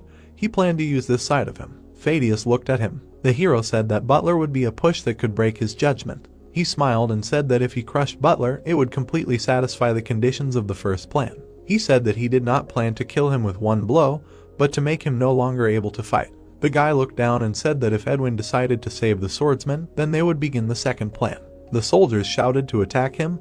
They needed to buy time to save the commander. The brunette frowned. He killed soldiers and thought that Edwin was a good ruler, but he had no place in the war. The soldiers approached the man and said to save him first and buy time. The archers said that he had mixed with the allies and they could not attack. Phaedius frowned and thought that everything was really going as the hero had said. He looked ahead and said that it was just like magic. He smiled and thought that Roman was the most talented warrior in the history of Cairo. Now he understood why the Marquis did not shun any means and ways to recruit him. The man thought that it was enough to get Roman to deal with both the incompetent king and the puppets of the two empires. He pointed his hand forward and ordered the army to attack. The warriors screamed. Edwin looked down and thought that his rash decision had led to this situation. He lowered his head and thought that as the commander-in-chief, he should have kept a cool head and a clear mind until the last. He exhaled and thought that seeing Butler's defeat, he had lost his mind. The prince thought it wasn't over yet. If only they could save the swordsman and close the fortress gates, there would still be a chance to win. He cast a spell. A fireball hit the ground.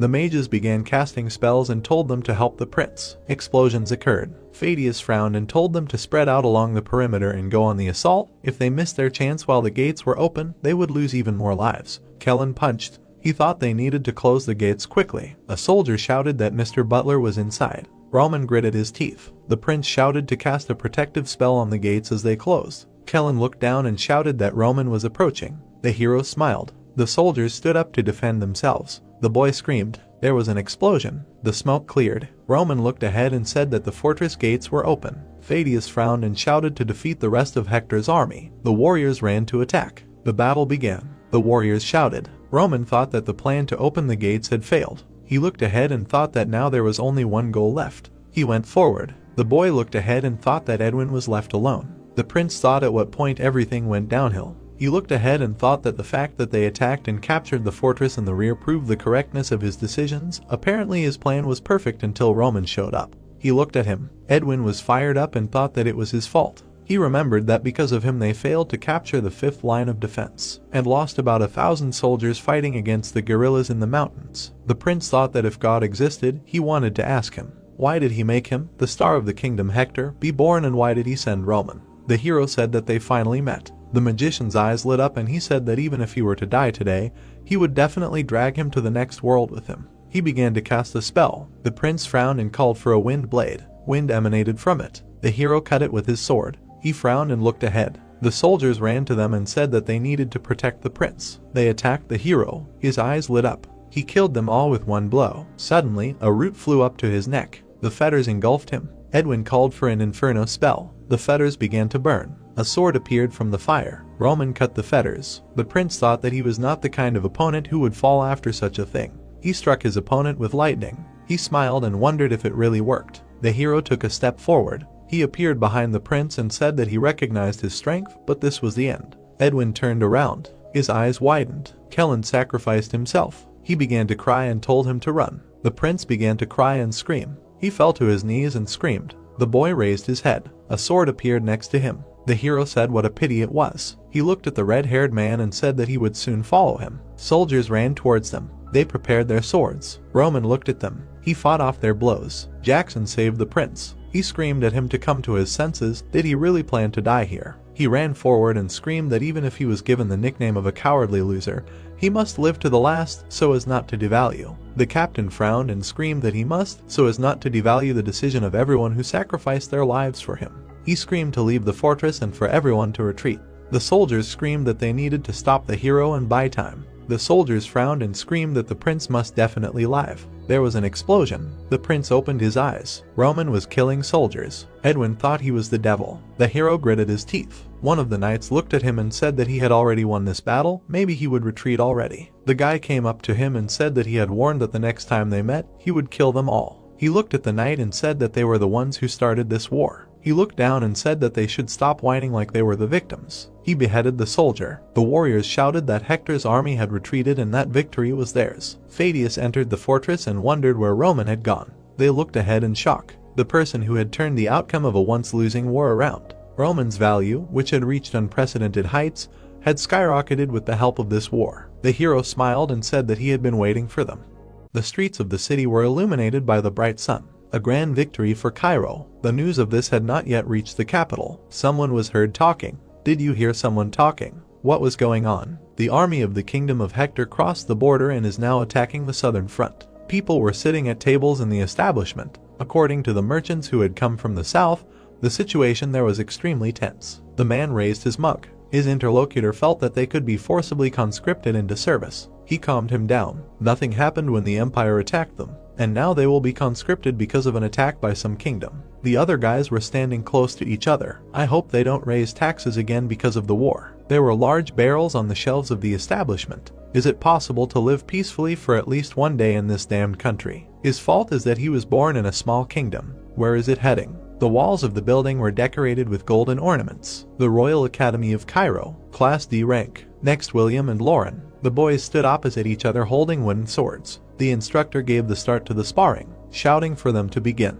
William took a step towards his opponent. Lauren was able to block the attack. The wooden swords made a loud click, but his brother continued the onslaught. It was difficult for the dark-haired boy to hold him back. He screamed at the top of his lungs. He rushed to attack, but missed. William was glad of his mistake, saying that he was weak, and hit him hard on the back. The boy fell to the floor in pain. His brother was pleased with himself, as expected of William. Lauren, the teacher said. He crossed his arms looking at the young man. He claimed that by entering the Royal Academy, he would study the art of fencing. But he himself could not even keep track of his opponent's sword, squinting his eyes in fear. The man frowned looking at his student. What a pitiful sight. The boy looked at him in confusion. If he did the same during the exam, he could start preparing to transfer to Class E. He clenched his fists. If he transferred to a class of 15 at 18, no one would take him seriously. A little later, he was sitting on a bench in the garden. His brother and his friends were passing by. They noticed him, and he came closer. Oh yeah, funny, right?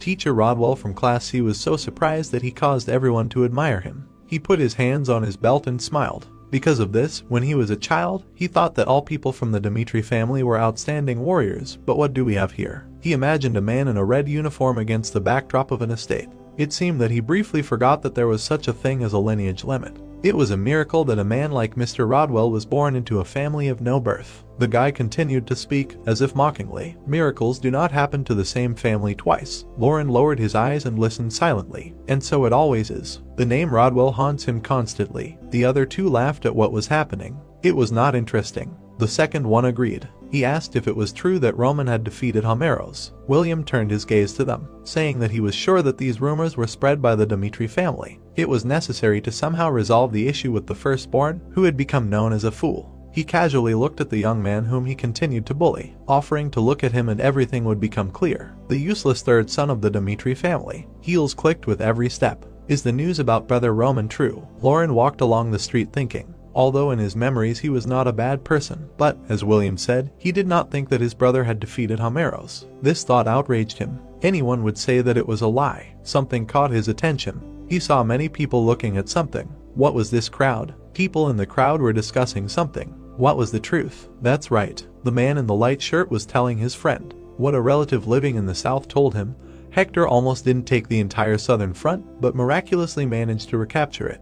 But there is something that is even more shocking. He imagined a warrior with a red fluttering cloak and a bloody sword in his hand. Roman made the biggest contribution to this. The sunlight fell on his brown boots. The young ranker who defeated Homeros. That's right, he is the one. They say he forced the kingdom to retreat, having only 200 soldiers under his command. But that's not all. They imagined how the guy defeated a warrior with a huge sword. In a duel, he defeated a 5-star swordsman. It is so unthinkable that he himself could not believe his ears. The young man looked at the crowd in surprise. Are they really talking about the brother he knows? The guy continued to listen to the crowd's conversations in shock. He repelled the attack of Hector with an army of 200 people, and on top of that defeated the swordsman of the Aura Hector. This is already blatant nonsense. A man in armor and a blue cloak shouted at the crowd, ordering them to part. The heroes of the southern lands are coming. A horseman and knights behind him walked along the stone road. The crowd looked at him in amazement. The hero noticed someone among the people. Brother Roman. Later in the palace, the king sat on his throne. He was glad to meet them. Roman knelt down in front of him,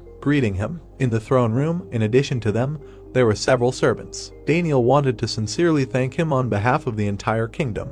He showed Cairo's true will. The king slightly leaned towards the hero, asking what he wanted. He was ready to fulfill any of his wishes if it was in his power. Roman silently looked at the king. He was looking for a successor to the strongest sword and captain of the royal knights, Count Nicholas. The king bowed his head and smiled. If he wanted, the log would grant him the title of vice captain and grant him free entry to the royal family treasury. He would also be exempt from the remaining military service. The hero sat silently on one knee. The king bared his teeth. Daniel, due to the imminent death of the previous king, ascended to the throne at an early age, becoming the Scarecrow King. The young king clenched his fists. If Roman became his man, the aristocratic faction would no longer dare to oppress him. The king imagined the people bowing to him. They called him the Sissy King, but this could not go on any longer. He heard someone address him. It was a gray-haired man with a beard and mustache. The aristocratic faction Benedict. When had it ever been a reward to shoulder another's debt? The man frowned. The king was only forcing a young talent, who was guaranteed a brilliant future, to sacrifice himself, and demanded to revoke the order. The man and the knight were in front of the steps to the royal throne.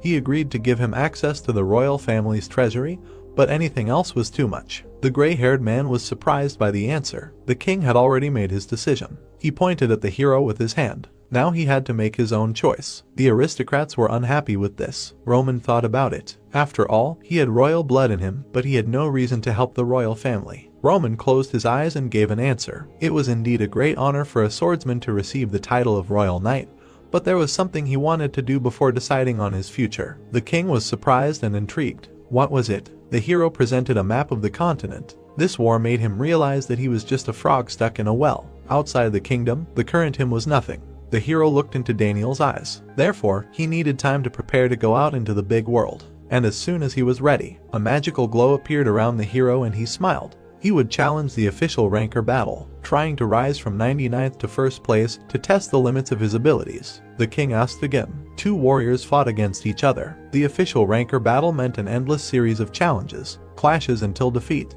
A fighter fell before the opponent who defeated him, and when the opponent fell to his knees, his place in the ranking passed to the winner. The king looked at the knight. He was determined. The official ranker battle was dangerous. At the slightest provocation you could lose your life. This was not something you could talk about so simply. He knew it. Daniel looked at the hero with displeasure. He could have received great fame and fortune, but he gave it all up for the sake of a new challenge. Amazing self-confidence. The aristocrats were pleased. They discussed what they heard. As expected of a hero, incredible determination. He had defeated the battler from Hector himself. Who could stop him? Benedict thought as he looked at the hero. To reject the offer to become the king's knight. He said that he wanted to prove his own worth, and there was no reason to stop him. Two people were thinking about it. Roman was only in his early 20s. With the help of an official ranker battle, they would be able to assess his true abilities. The guy walked across the field among the defeated enemies. Very soon, he would show everyone who he really was. He was kneeling in front of the king, and then he would decide which path to take next. There was a smile on his face and confidence. When the ranker battle was over, he would not be someone's sword, but the master of a new territory. Red was clearly filling a glass. The man sitting in the chair picked it up and brought it to himself.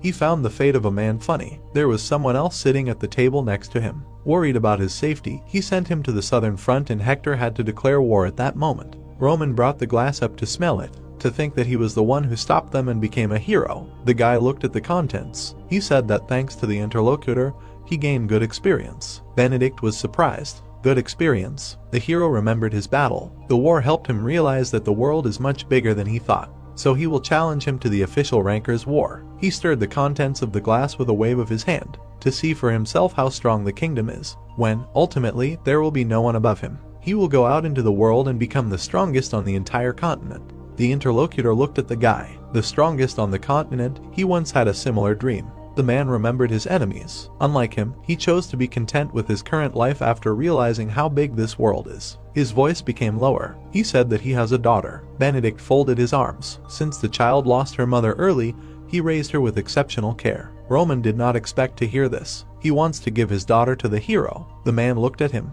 He had heard from Fabius that the guy was far from simple, and today, looking at how he said that he would challenge the battle of rankers, Benedict mentally transferred to the past. He remembered the monsters he met on the continent in his youth. They laughed at him. Although he was not their equal and was not born with outstanding talents, at least he had the ability to recognize. He looked closely at the interlocutor, believing that Roman would reach such a height that he could compete with them on equal terms. There was a candle burning on the table. He knows that his engagement is broken off and is not going to impose it on his daughter. However, he will organize a meeting. The girl had long white hair. If sympathy arises between them, then good.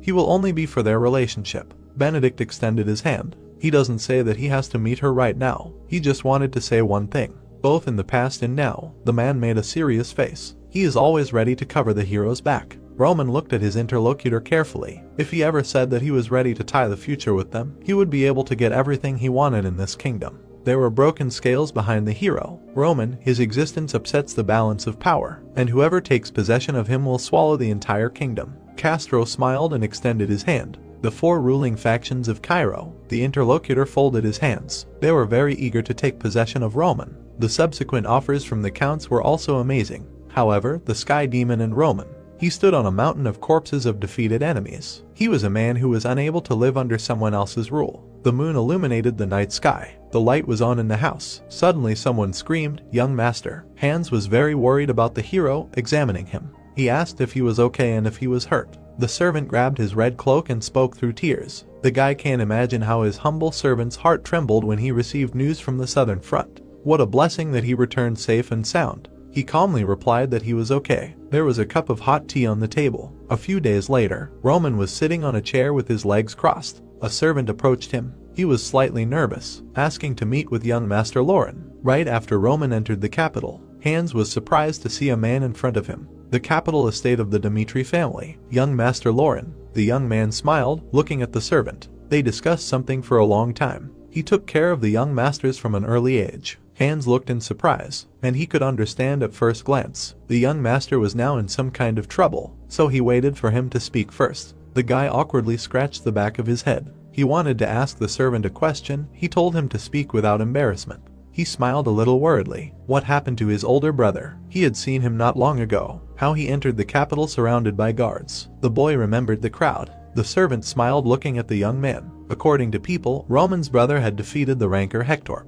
The man replied that during his absence, a lot had happened in the family. Lauren was surprised by what he heard. He had heard the rumors about the young master going around the world, hadn't he? It was all true. The boy imagined the breaking relationship with the girl and how his brother was defeating the enemy. He had broken off the engagement with the Lawrence family. He had entered the war with the Barco family, threatening Homeros. And this time, the servant himself was surprised by what was said. He had performed a brilliant feat on the southern front. The young man was very shocked. So these weren't rumors, but the truth. His parents were very happy. Lately, even his father couldn't get enough of the change in his son. Hans gestured towards the entrance. How about not feeding yourself with talk, but meeting him in person? He will return to the manor tonight. Lauren was frightened and began to wave it off. No need, and thanked the servant. He began to quickly leave the yard. All three Dmitri brothers were born with different temperaments, and among them, the young master has the most vulnerable soul. Hans stood with a teapot in his hand. He suspected that the boy was being bullied at the academy. Roman took a sip of tea from his cup. He assumed that he wanted to ask for help, but did not dare to ask him. The hero thought about it. Lauren, the younger brother with a big age difference. His fingers gripped the handle of the cup. There is no need to take care of him just because he is his younger brother, but he surprised the servant with his words. He agreed to meet him. He was very happy to hear this. He thanked his master. The hero frowned. For some reason, thinking that since this was Hans's request, why not fulfill it? Both were near a table that was exposed to sunlight. Someone was walking quickly down the street. Roman's recruitment had been postponed indefinitely. The man with blue hair and a mustache was in a hurry. However, he still had a way to snatch points for the Marquis. He smiled maliciously. I'm sure he'll be happy. The man introduced a group of warriors. Although all the people's attention was focused on Roman alone, in fact, his subordinates weren't weaklings either. The man frowned. If he recruited them, he would definitely please Benedict. He remembered the blonde, especially Chris. With such talent, any aristocrat in the capital would welcome him with open arms. The Vaughns fought against each other on the battlefield. On the other hand, he himself would never have known about it if he hadn't been to the southern front personally. They were all more than worthy of joining their ranks. The knights were dressed in shining armor. He should lure all of Roman's subordinates to his side, including Chris, and instantly gain the trust of the Marquis. The guy was holding a sword in his hands. At their first meeting, the distance to the master was no more than an outstretched arm. Chris trained in the use of weapons. Therefore, he believed that someday he would be able to surpass him.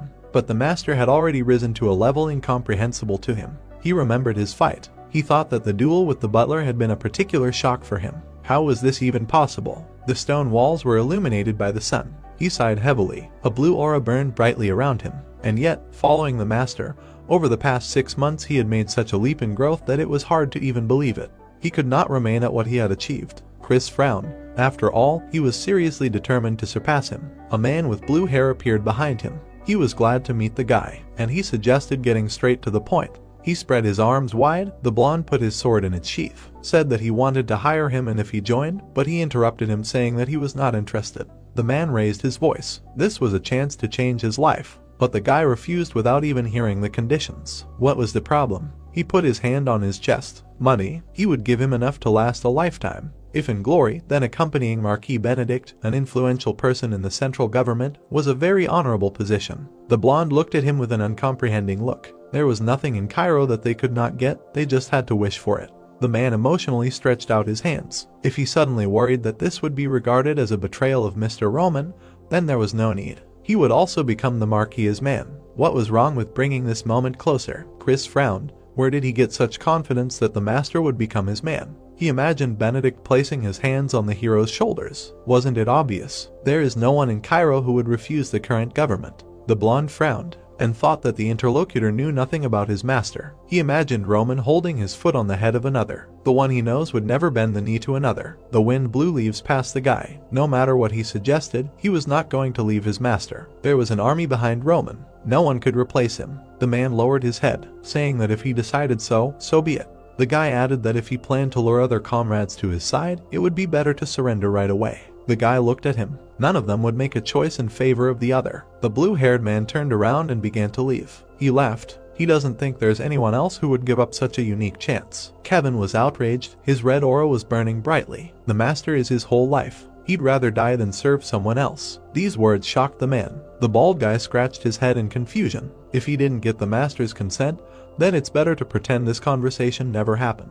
The other one got nervous and started waving it off. If he hadn't met the master, he would have become nobody. He wouldn't even dare to think about betrayal. The man was very irritated. He emphasized that this was not betrayal. Someone's footsteps were heard nearby. Henderson ran past. As soon as he saw the man, he immediately covered his ears and started screaming. He was confused. What was the reason for their unwavering loyalty? Lauren was training with a sword on a dummy at sunset. Another blow broke the dummy. He was breathing heavily, sweat was pouring down his face. Lately, even the Baron couldn't get enough of the change in the young master. The young man clenched his teeth. What had happened to his brother? He had hit the dummy with all his might. From the fool Dmitrian to the youngest ranker, now he was being praised as a hero. He was very angry. If his older brother had changed so much, he imagined William in front of him. Then why was he still so base and pathetic? And he began to swing his sword furiously. Then he fell to the ground. He closed his eyes. Roman approached him, asked what he was doing there. The hero looked away, said that Hans had told him that he was looking for him. He stood up on half-bent legs in front of him. If he had something to say, let him say it. Lauren scratched his head shyly. Nothing serious. His older brother looked at him seriously, called him a pathetic boy. He turned around, and he started to leave. The young man screamed. He would tell everything. The hero stopped. A wooden bench stood near a stone wall. When he heard the rumors, at first he did not believe them. The young man was sitting on a bench. The hero was leaning against the wall. He was telling me that he remembered his brother, who not only could hold a sword in his hands, but asked him to go into military service instead of him. Roman lowered his head and thought. About a year ago. His memories were not that old. He continued talking. During the time they had not seen each other, he had changed beyond recognition. The young man clenched his fist. Now, looking at him, people call him a hero. How did he manage to change so much? Lauren lowered his head and cried. After all, they were the ones on whom others did not place any hope. He wants to be like that. And he imagined his father laughing and rummaging through his hair. He, too, wants to become his father's pride. The young man began to wipe away his tears with his hand. He no longer wanted to force a smile at every meeting, pretending that everything was fine and he was doing well. He wanted to show what success he could achieve. The hero looked at his brother, thinking that he was a soft child. He had barely turned 18. He was not strong enough to withstand reality. He looked at his boots. How should he treat him? Roman remembered all the people close to him. The locals accepted the new him. They did not get hung up on the already established perception, but looked at the changes with a new look. The hero thought. The same thing with him, like Lauren or Rodwell. His assessment should be based not on memories from the past, but on personal experience. He walked up and stood in front of his brother. The latter raised his head and looked at the hero. He did not want to see how a person with the same last name as him was subjected to ridicule and persecution. The sun's rays fell on his face. This spoils the authority, not only Dimitri's family, but his as well. Lauren looked at him in confusion. If he wants an answer to his question, then he should prove himself worthy in the fencing exam. The brothers looked at each other. In the past life, the brothers had no choice but to kill each other. But Roman, unlike then, in this life, wanted to give his brothers a chance. The student stood in front of the teacher. He announced the start of the fencing exam. The young man stood watching the duel. In his head, he heard his brother's words that he needed to prove himself worthy. He went next. Lauren frowned. William became his opponent. He looked at him and grinned. Life, a funny thing. The young man smiled evilly. He was put in opposition to him. This time he would be lying at his feet. The instructor folded his arms across his chest. He said that the exam was not assessed by victory. The main criterion was how successfully the knowledge they had acquired was applied in practice. He also asked them to refrain from deadly attacks. The exam begins. William rushed to attack, but he managed to block it. The red-haired guy called him a pathetic coward. He continued to deliver strong attacks, shouting that he would suffer. William raised his sword above his head and almost hit the boy on the head. This is the end. Lauren suddenly remembered his brother with his arms folded across his chest. Let him make it clear to them during the exam what would happen if they looked down on a man named Lauren Dimitri. The young man immediately responded with a blow to the chin of his opponent. He got a bruise, and he cursed at the guy. He looked at him with a crazy look. He needed to keep this attitude. He would prove his worth. He imagined his brother looking at him, deciding that he would become like him, and again attacked the enemy. William began to retreat, surprised by his attacks. He lunged, but the boy was able to dodge the wooden sword. He was also Dimitri. After some time, the boy opened his eyes lying on the floor. The teacher was standing over him, saying that he was close to death. The young man raised his head and turned to the man. The moment William's attack fell on him, he managed to avoid a direct blow. The boy remembered that moment of the fight. If he had not dodged, they would hardly be talking now. The mentor smiled looking at him. He had distinguished himself well today. Watching him all this time, he had never considered him talented. Young Lauren was trembling as he held the wooden weapon in his hands. He always got confused in his thoughts and began to tremble, so he had not been able to reveal his potential until now. The two boys stood next to each other. Both in the last sparring and in today's exam, he paired them because he believed that he should overcome this. The boy looked at the mentor in surprise, asking if he was serious. He stood with his back turned. Would he deceive the student? He needed to believe in himself more. Tears appeared in the boy's eyes. In the teacher's opinion, he was not much different from William. Therefore, one should not give in to fear in advance. The boy bowed to the instructor. If he lets his spirit break, there is nothing he can do. William was angry. His friend standing next to him tried to calm him down. He cursed at the boy. They asked him to pull himself together. He only got angrier. He thought he had been too soft with him, so he became bolder. The boy remembered the crazy look of his opponent, and now he dared to look at him with such a look. The boy turned to his friends and shouted, "He will not let this go. The boy must lose at least an arm."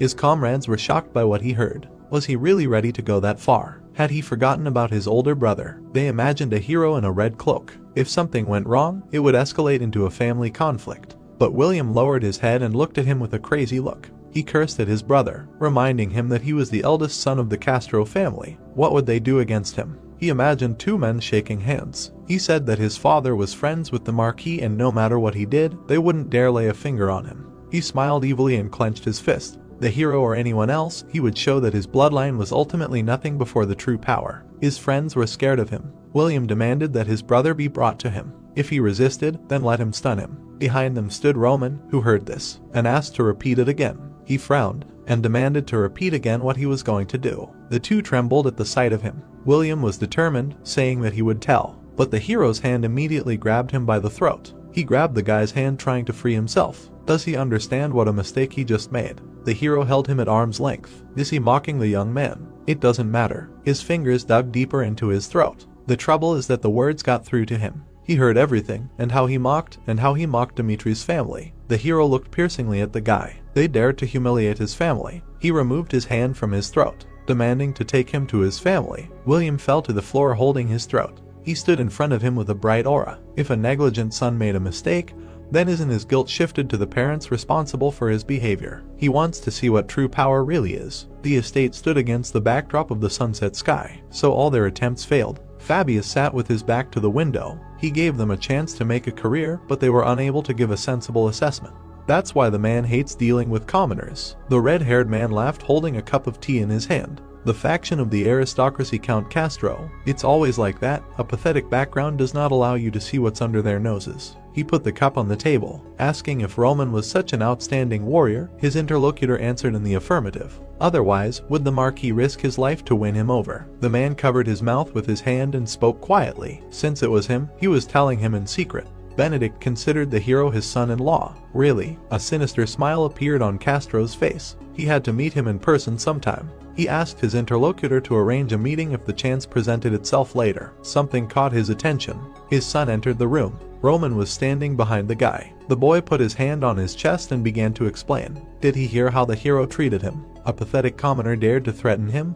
The eldest son of a Catro. The man frowned, mentally cursing. He got up from the table and turned to his son, interrupted him and demanded that he shut up. Castro grabbed him and threatened him, asking if he knew who he had just touched. Mr. Hero, who saved Cairo. He threw the boy forcefully to the floor, and he dares to slander a great man. Roman watched the proceedings in silence. The man bowed to him, asking for forgiveness. His negligent son had caused him inconvenience. He would be severely punished. He would carry out educational work so that such things would not happen again, and asked for mercy. A smile appeared on his face and he gestured for the hero to sit down at the table. If he had a minute, would he like to have a cup of tea? Castro looked at the guy with a satisfied smile, and he thought that this was only to his advantage. He didn't think that the chance to establish relations with Roman would come so soon. He wouldn't reject such an apology, would he? How should I understand this? The hero looked seriously at his interlocutor, having said that it was he, not Castro, who decided whether to accept the apology or not. The hero looked at the Count. His son had created a problem affecting Dimitri's family. For a long time, William had been bullying Lauren, and right in front of him, he said that he would break his arm. The hero bowed his head and frowned. As soon as the words fly out of his mouth, they gain power. He cannot close his eyes to the current situation. The Count was indignant. What was he suggesting? Break his son's arm. But a little later he took a deep breath, offering to think and find a rational solution. What should he do? The guy was shocked by what he heard. Let William find his brother and kneel down and ask him for forgiveness in front of everyone. Roman looked into Castro's eyes. He would also have to leave the Royal Academy, thinking that he did not want his brother to breathe the same air as garbage. But if his father was not satisfied with this arrangement, the Count was stupefied. The hero would not refuse to fight. Would he fight him with his family, or would he agree to the offer? Roman looked piercingly at his interlocutor, saying that the choice was his. He turned away and sighed, saying that mongrels were nothing but a headache.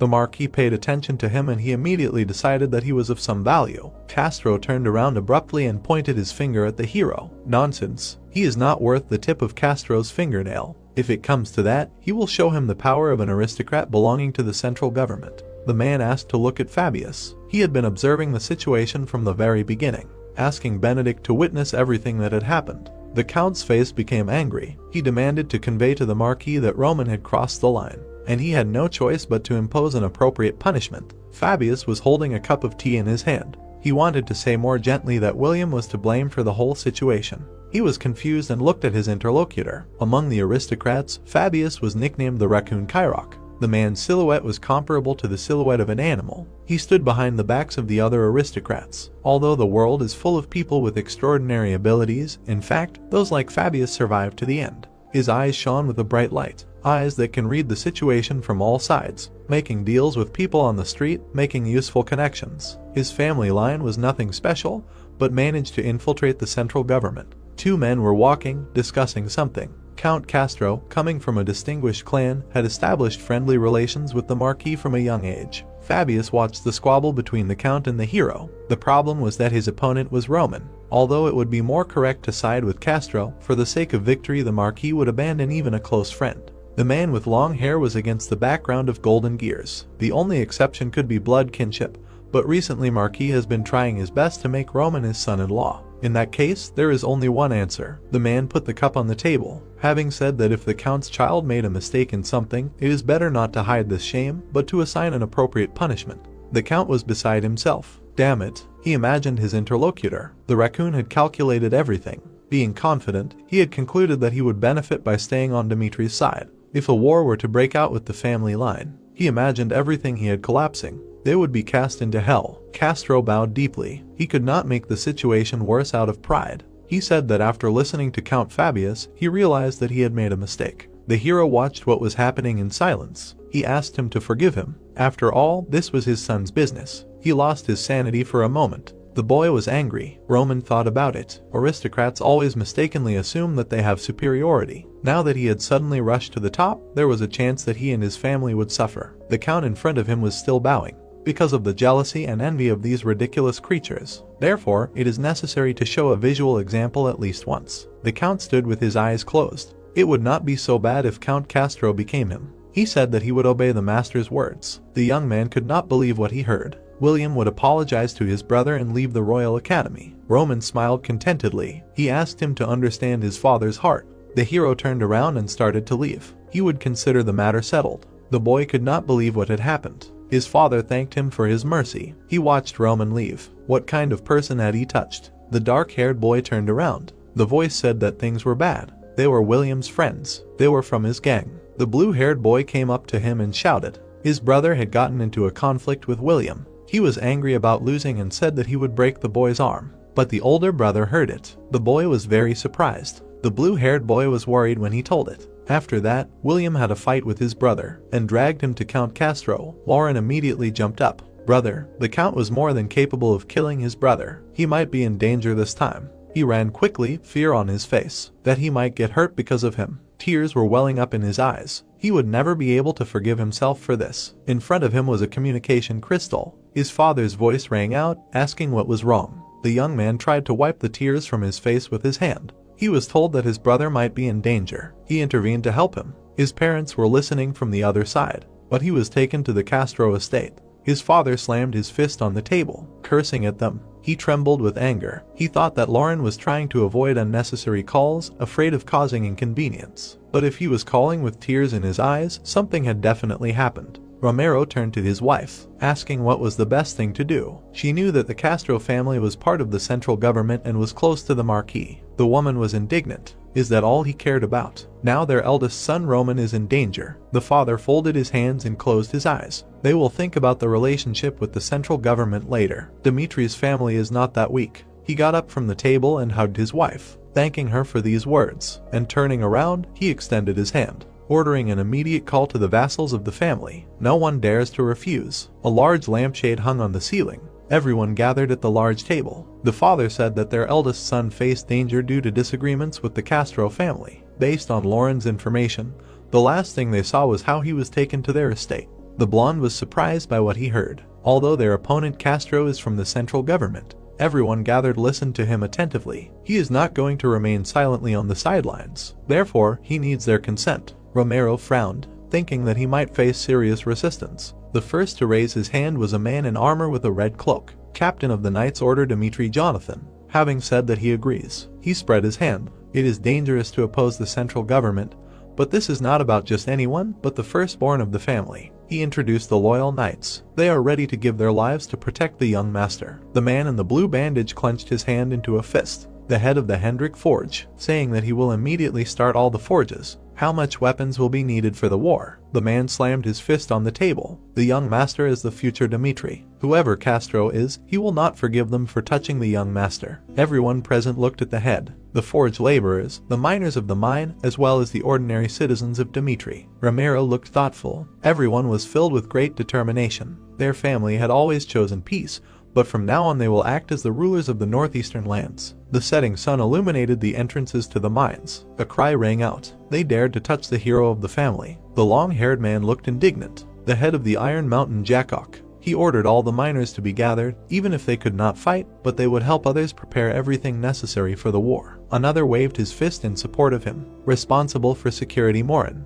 the capital aristocrat, attempted on the life of Mr. Roman, destroying that they would increase production, even if they had to forget about sleep. The blacksmiths worked without a break. The sooner they finished, the sooner the young master could return home. Hendrik was a hammer on an anvil. He said that everyone should forget about rest for the sake of the young master. Everyone who lived under the Dimitri family threw all their strength into saving one person. Less than an hour later, the work was in full swing. The whole city was involved in the work. The hero calmly left the estate. His brother bit his nails from excitement. No one from the capital could even imagine what kind of bomb Dimitri dropped. The boy walked down the hallway. He had contacted his father, who had definitely come to the people's aid. But what should he do until then? He broke into a run again, telling himself not to think about it. First of all, he needed to find his older brother, and he came across a group of students who had gathered and were discussing something. Why were there so many people here? And suddenly he saw something he didn't expect. In front of him, his brother was holding the bully at arm's length. Roman, he threw William to the floor, turning his attention to his younger brother. He turned back to the bully. Other students were standing around. He told him to apologize. If he couldn't, his family would pay in full instead. His father stood behind him and yelled at his son. William swallowed his pride. He began to apologize for bullying him all the time. He had only suffered because of his whim. He clenched his teeth, asking for his apology to be accepted. He was leaving the academy and would never appear before him again. The boy stood there distracted. What did all this mean? Castro supported his son, asking him to accept his apology and promising that it would not happen again. He bowed his head to the boy, sincerely apologizing. Later, both brothers went outside. He asked how the older brother managed to do this. He told him to listen carefully. Today, he had not intervened only for him. Roman looked away, saying that they had insulted the entire family, and he, as its representative, felt the need to put them in their place. Lauren listened to him in amazement. If they continued to mock him, forcing him to bow his head, people would begin to belittle Dimitri's authority. The young man lowered his head, asking for forgiveness, but his brother told him to raise it, and he looked seriously at his younger brother. His name was Lauren Dimitri. He wished that each of his younger brothers never had to experience something like this again. 2 horses were drawn on the shield, 2 hammers and a dagger were in front of him. Therefore, he must understand what his strength is and what he can do next. The boy was a little worried. If Castro had known from the beginning how powerful the family was, he would not have been able to treat him so frivolously. He was touched by the fact that he called him his younger brother. The young man frowned and put his fist to his chest. He said that he would remember the words and would not let himself be offended by pain. Roman smiled contentedly upon hearing these words, thinking that he, too, no longer wanted to be cannon fodder in the fight between brothers. The guy was suddenly struck by lightning. He was terribly scared, saying that he needed to contact the family immediately. Otherwise, his father would definitely do something. Castro hit his son hard in the face, calling him insignificant. He grabbed his cheek, and he was his son. Did he even realize what a mistake he had made? The man introduced the entire Dimitri family. Roman was a deity. The strongest kingdoms had fallen off their feet to lure him to their side. The guy was dressed in armor with a red cloak. The count began to yell at the guy again. Did he harm his younger brother? At the very moment when he, Castro's eldest son, knelt down, William turned pale. The prestige of their family had fallen to an all-time low. He pointed at him with a small finger. From now on, in the eyes of the people, they would become idiots who were unable to grasp the true state of affairs. The count grabbed his head, thinking about how he would show himself to Marquis Benedict now. Their servant ran down the corridor. He reported that a magical signal had been received from the Dimitri family. He turned his head in confusion, asking why. Baron Dimitri. Romero's image appeared before the count. The aristocrats of the central government may not take them seriously, but they dared to touch the blood of the family, and they would never stand aside. Castro was completely shocked. He was already all worked up. Why did the Baron once again raise an already decided issue? Romero raised his fist, saying that tomorrow at dawn they would submit a request to the central government for a feudal war. The gold coins fell through his fingers. From now on, the Dimitri Trade Guild would freeze all shipments related to Castro. They would get all the Castro bonds remaining in the gold bank. The count listened in silence. For an enemy preparing for war, money was a significant threat. But that was not all. People were coming to support another man. He had contacted all the forces hostile to Castro. They were ready to cooperate and invest large sums of money in the war, among other things. The man continued to listen to Romero. He told them to use any means and goals to crush his family. The speaker's face was extremely serious. No matter what price Dimitri paid for it, he would destroy Castro at all costs. The count felt weakened. This could not be allowed. He clenched his teeth. There was no mercy in his words. Romero was his father's son. The Baron lowered his head. He warned them for the last time to let his son go. This confused the count. He spread his hands and screamed. The Baron was deeply mistaken. They are not holding anyone from Dimitri's family. The man remembered the boy's apology to the other. The problem with Lauren was also solved. His son William begged him on his knees for forgiveness. What war was he talking about? Romero lowered his eyebrows. Really? He replied that it was. They had already talked to Roman and decided everything. They would be careful so that something like this did not happen again. The Baron agreed, and ended the connection. The Baron walked down the corridor. Having decided that his son was a natural leader, he went out onto the balcony. Many people had gathered below. From the top, the forge masters, to the miners in the mines. At some point, Roman completely captured the hearts of these people. They looked up intently. When did he manage to grow so much? Romero extended his hand, announcing that the war was cancelled. They needed to prepare for the banquet. The crowd rejoiced. They could eat as much as they wanted, drink as if it was their last day. The streets of the city were illuminated by the sun. Someone said that he had seen it with his own eyes. Count Castro, one of the influential people in the capital, but he made his eldest son kneel and apologize to his third son Dmitri. The hand took a mug from the counter. He claimed that the Cairo power system was changing. Although it lasted no more than a couple of hours, the man refused to cooperate with people. All the merchants cooperating with the Dmitri Trade Guild said that they were ready to break off deals with the Castro family. The man smiled evilly, asking if they understood what this meant. The Dmitri family planned to start a war with the Castro family. Another guy answered in surprise. A provincial family against a clan family. But what is more frightening? Chests of gold began to appear near the Dmitri coat of arms. As soon as everything happened, large investments went to this family. The guy smiled, holding a mug in his hand. They considered that, about the confrontation between the capital and provincial families, Dmitri had a better chance of winning. The guy smiled broadly. This incident completely changed Dmitri's position. Roman sat in a chair with a cup of tea. The Dmitri family denies wars, but for him, they made this decision. The hero looked into his cup. This was not the Baron's sole choice. It was only possible with the consent of the key figures who formed Dmitri. He imagined the city outside the walls. A small community called Dmitri, settled on the outskirts, was ready to go to war to save him. He remembered his past, how he stood covered in blood. The life of a heavenly demon was held under the auspices of the survival of the strongest, in a world where everything was allowed. He remembered the eyes with which he looked at everything. He had seen many deaths, which radically changed his character. Now he drank tea with a smile. But this life is different from the past. Gray walls illuminated by stars, kingdom of Hector. Two people leaned over someone. One asked if the prince was awake. Edwin was lying in bed, all bandaged, asking how long he had been unconscious. The warrior broke through the enemies, an amazing creature named Roman. If he had the opportunity to turn back time, could he completely crush him? Edwin was covered in bandages. He decided that it was impossible. He remembered the battle. He had brought the kingdom of Hector to the deepest depths of despair with his own hands. Dead soldiers lay around. If he had not started the war, he could have bought more time to prolong the existence of the kingdom. The green-haired knight lay defeated on the ground. Instead, Kellen had substituted himself for the knife. Seeing him, the prince gritted his teeth. Because of him, Hector faced the worst possible outcome. From now on, he must do everything to find a way to Hector. Many bloody hands reached out to him, as long as there were people whose gaze was directed only at him. The prince frowned.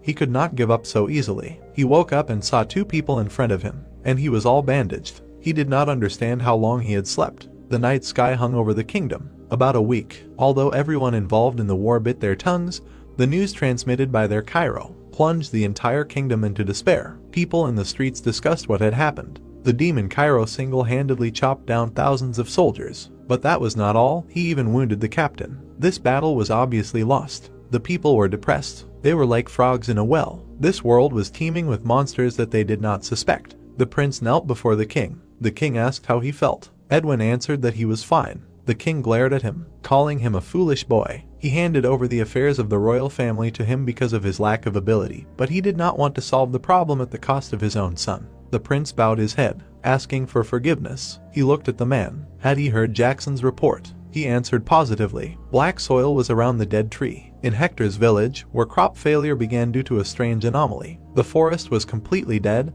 There were no leaves on the trees. The earth turned black and all living things died out. The skeleton stretched out his hand holding a book with black pages. Apparently, the necromancer's curse was mixed in here. This stunned the old king. The necromancer walked on the ground from which eyes looked out. It is possible that the crop failure that has been plaguing Hector all this time was sent intentionally. Moreover, the entire territory of Hector was affected. The map with the name of the settlement was burning, and this means that black magic, spread over several years, was not without it. The king looked scared. In other words, he said there was a force that was just waiting for them to attack Cairo. The sun looked at him. This force lurked in the shadows and deliberately started a war between the two kingdoms for its own benefit. The old man lowered his eyes. The curse that had spread throughout the kingdom could only be dispelled by a great priest, but they had no more power left. The boy remembered how the figure in the plaza ruffled his hair. He asked his father if he remembered how, when he was a child, the master of the heavenly tower had offered to give him anything he wanted. The young prince looked very happy. If he renounced his title of prince and dedicated his life to the magic tower, the king jumped up from the throne. The prince would sell his time to the heavenly magic tower. Edwin, he shouted. But the prince only frowned. He only needed a year. This was the only way that could solve the problem. The mug hit the table with a loud bang. The man in the dark cloak looked drunk. If he was going to die, he wanted to do it on the battlefield. He leaned over the table. Would there be room for a one-armed swordsman? Hardly. That was the reality. Footsteps were heard from behind. Someone said that they hadn't seen each other for a long time. Roman looked at him with a smile. He decided to ask him directly. What he heard surprised the man. Had he ever thought about joining his wing? He wondered why Mr. Roman would do that. He stood up and bowed. He said that he was sincerely grateful for the offer, but he only had one arm. The warrior stood hunched over. What use could such a man have for him? He was completely useless as a swordsman and would only drag him down. The hero looked at him with a smile. For some reason, this did not sound like a refusal to him. Or was he wrong? McBurney looked at him in surprise. The man asked if he had ever heard of a left-handed sword. A one-armed warrior walked in the middle of the forest. Left-handed swordsman Songbeek. He served as a guard for the imperial family, but devoted himself entirely to the country, losing his right arm in the war. There was a lot of gold in the open chest. The palace recognized his many years of service, rewarding him with wealth and glory, but a warrior who spent his life on the battlefield could not come to terms with a peaceful life. The man stood on the edge, looking at the mountains around. He decided to leave the soldier, even if it would lead to a miserable death. The man trained by hitting a log with a sword. He put many years of sword training until his left hand adapted to the new living conditions. After that, he began to challenge other warriors to duels using a left-handed sword he created. The warrior let his opponent's blood with one swing. The disturbed balance of the body, which was always perceived as a weakness, he skillfully turned to his advantage and used it in attacks. Many warriors died from his blade. Opposite the warrior stood a white-haired man. His last opponent was he from whose hand he met death. Roman smiled. If he follows him, he will tell him about the technique of the left-handed sword. He looked into the eyes of his interlocutor and promises to make him more profitable than anyone else. McBurney was surprised. Will bring profit. This man is his savior. He imagined himself among other warriors. If only he could live the life of someone other than a one-armed cripple. He will do whatever it takes. The warrior knelt before the hero. It was enough for him to say that he would benefit. The hero folded his hands behind his back. From now on, he will devote his life to Lord Roman. That day, McBurney found new hope. The war changed the lives of many people. The bloody sword stuck out of the ground. The prince was wrapped in a cloak. McBurney smiled. The warriors followed the rider along the forest path, and even the slob of the Albert family, Henry, they were all drawn into the maelstrom of change. The boy with pink hair looked up, tears welling up in his eyes. Mr. Roman was so cruel. After all, they had been through the war together. He was sitting on a horse. He could have taken him. The warrior had arrived at the castle walls. It was better to live among people who respected him. Oh well, he suddenly saw something. It was enough for him that he had been released from service. In front of the entrance gates with congratulations to the hero, Henry had done nothing in the war with Hector. The people on the walls were greeting him. But the truth alone that he had been with Roman on the battlefield was enough to change his status radically. The boy was very surprised. A man with a long beard appeared on the screen. He was from the Royal Academy. He couldn't give a lecture about the war that had broken out in the south. Henry was happy. That's it. To increase your Zeknanost, you need to tell how great a man Roman is. The boy was actively giving lectures. He led her praising Roman, playing the role of a mouthpiece that spread his glory throughout the world. The guy gave an emotional speech. This moment became a turning point in the life of an idle aristocrat. A few days later, the warriors followed the hero. The crowd wished him a happy journey. The king watched him from the wall. When he returned to the capital again, the marquis stood on another wall. He would have to make a choice. The guy looked at them. Until then, the entire Northeast would submit to his power, and he smiled, so that he could resist the central government. The army followed the hero along a forest path. Suddenly, someone's cry was heard, which attracted the warrior's attention. My God, this year's entire harvest is ruined. What bastards. Roman turned his head and saw 3 people in the field. They were thinking about how they would now feed their families. The guy asked who they were. Chris approached the hero. They must be farmers, his families. He asked how Dimitri's people ended up on Conrad's lands. The blonde turned to him. There wasn't much land for construction on his territory. Some of the villagers had borrowed land here to farm. Roman lowered his head and thought. Then he turned to him. Having ordered them to be brought, he had to listen to what had happened from start to finish. The peasants stood before the hero with their hands folded. They said that they had signed a contract with the Conrad family, borrowing land here for 10 years. Tears appeared in the man's eyes. In a month, it would be time to harvest, but the Conrad family had announced that they would vacate the land in a week. A knight on horseback was walking through the crops. They held on, saying that they couldn't leave, but they sent the people away, turning the land into a bare field. The man closed his eyes and screamed. That wasn't fair. If they couldn't harvest, how would they live on and what would they eat? Chris listened to the peasant and turned to Roman. He said that what had happened was sad. but they couldn't interfere in this matter. The map showed the boundaries of the lands. The land they had borrowed belonged entirely to the Conrad family. That this could cause a conflict. The blonde looked at the hero. In addition, the Conrad family, along with other aristocrats of the northeastern lands, had formed their own alliance. Their coat of arms was a shield with ornate designs and crowns on top. The Northeastern Alliance, a small union created by influential families, for their own benefit, where everyone covers for each other. The guy was surprised to hear the answer. Inaction will only make things worse, Roman said. He looked seriously at his comrade. They must get to the root of the problem before they feel permissive. But he still bowed in response. If the master has made a decision, it is the duty of the subordinate to follow his will. They were joyfully greeted in the city. The army entered through the main gate, following the hero. He greeted the people on horseback. He was their pride. The father greeted his son with open arms, calling him to him. The boy came up and they hugged each other. He noted that he had tried his best. The boy asked if everything was okay. He nodded happily. How could it be otherwise? As if something special was happening in their lands. The man put his hands on his son's shoulders. He had prepared a grand banquet in his honor. Let him eat his fill today and let him drink as much as he wants. The main thing is to have fun. Roman frowned, asking for a minute of his time. Later, they were standing in his office. Romero replied that he had heard about it, but they had no way to stop the Conrad family from taking back their lands. The man was serious. If they interfered this time, it would be difficult for their peasants to cultivate the land in their territory in the future. The hero was surprised, asking if they were Benedict's people, would they take away their peasants' lands like they were doing now? Father thought about it. Benedict stood as if above everything. Markic was the living embodiment of power. No one would even dare to think about touching his people. On the coat of arms there were horses with hammers and a sword. In that case, what place did he think their family occupied in the northeast? He imagined the burning ruins. He was more than sure now that the Barcos were destroyed. There was no family stronger than them in the northeast. Romero put his hands behind his back. He did not deny his son's words, but he did not see the need to inflate an insignificant problem. The Baron stood in front of the Marquis and his people, setting the locals against Dmitri. Roman answered calmly, saying that there was a need. He lowered his head and frowned. Now the real power is in the hands of Dmitri, but the aristocracy, including the Conrad family, flaunts its idleness. A huge estate stood behind the aristocrat. In the end, Dmitri is just another family to them, and since they are not protected by the central government, as was the case with Barco, they do not see them as a threat.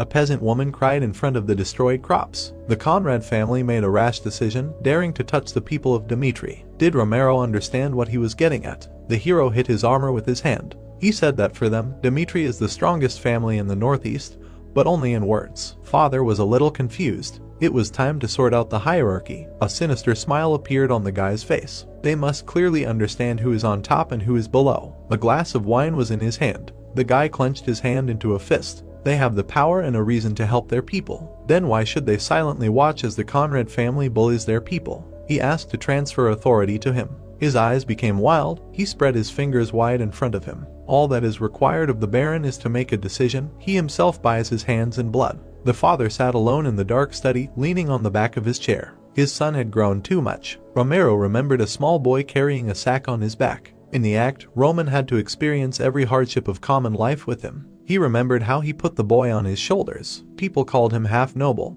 but perhaps it was this pain he had experienced that made him who he was now. The Baron looked at his reflection in the wine. True, now Dimitri's family lacked not strength, but the determination of the owner. The moonlight fell through the window behind him. Now it was his turn to take matters into his own hands. A new era had arrived. The white walls of the estate were illuminated by the sun. A few days later, a grand banquet was held for Dmitri. It celebrated the return of Roman. People in different outfits walked to the entrance, getting out of carriages, and all the nobility of the northeastern lands gathered there. Everyone gathered in the main hall. The Bolt family arrived. Someone came to congratulate Mr. Roman. The girl laughed, covering her mouth with her hand. Although they did not acknowledge the Dmitri family as the dominant one, they did not deny its influence. The Svetlovskaya girl in the dark dress smiled. She asked if the hero remembered her. Mrs. Sophia, of course he remembered her. The boy smiled back. They had talked at the last banquet, he asked. She was surprised that he actually remembered. The girl looked at him carefully. Indeed, she thought, he was no longer the Roman he had been before. It would be wonderful to marry such a man. Another boy approached them and bowed to the hero. He introduced himself as Viscount Conrad. It was a great honor for him to greet the hero Cairo, who had repelled Hector's attacks. The hero smiled and turned to him. So it was Viscount Conrad. He replied that he was at his service. The man smiled and extended his hand. He said that he had heard that he had defeated a 5-star swordsman in this battle. He chuckled, adding that he couldn't believe that at such a young age he had achieved such heights. The boy replied that he was exaggerating. People around him began to pay attention to their conversation. In all this time, no one from the northeastern lands had ever made it into the rankers ratings, but he thought that the boy might be aiming for the very top. The hero bowed his head, saying that he had one personal question. The man smiled, thinking that the conversation was in a good mood. Even though the boy was a commoner, he was quite smart. He replied that he could ask him anything, but what he heard surprised him. The hero heard that he had unilaterally broken the contract with Dimitri's tenants, taking these lands from them. The guests were scared and began to discuss it. Could he ask the reason? Viscount began to worry and wave his arms. One trade guild offered a higher price for these lands, that's all, suggesting that they stop this meaningless talk. Roman smiled back. For that reason alone, the man looked confused. He said that everyone was here to enjoy the celebration in his honor, so why did he decide to bring up such a sensitive issue? Viscount started speaking louder and spread his arms. He had come with good intentions to congratulate the gentleman on his return, so why was he trying to tarnish his good name in front of everyone present? He turned away from the hero. With this attitude, he could no longer keep a smile on his face, and he began to walk towards the exit. With that, he would take his leave. The boy stopped him. He bowed his head, his voice becoming more serious. If he cut off the conversation now and left, he would interpret this gesture as hostility towards Dimitri's family, and he pointed his finger at the place in front of him, repeating that he should return. Viscount Conrad turned around gloomily and asked what he had just said. He waved his hand and shouted that he had indeed driven Dimitri's peasants off the land, but it belonged entirely to his family. The man angrily shouted that he was getting his own back, or should he report every little thing to Dimitri? The man's face was gloomy when he asked this. Roman, clenching his fists, stood in front of him and heard the words of people who said that Viscount Conrad was right. Baron Romero should have organized a meeting to resolve the conflict between the families himself. By what right did Roman bring this issue up for discussion? Besides, how could he be so rude to people who had gathered to congratulate him on his return?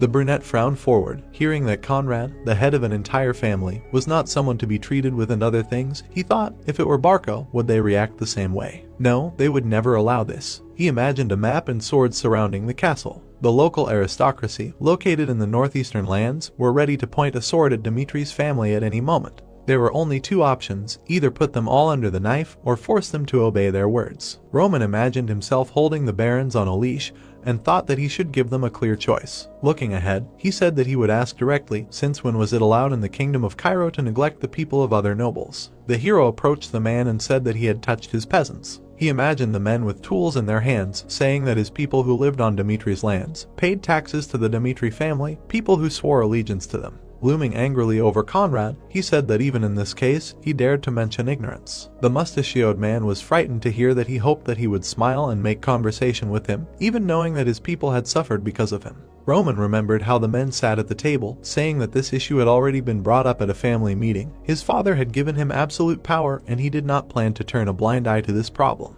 The Viscount's eyes widened. He asked what this meant. The guests who had arrived were talking among themselves when they heard the question. He was not going to apologize yet.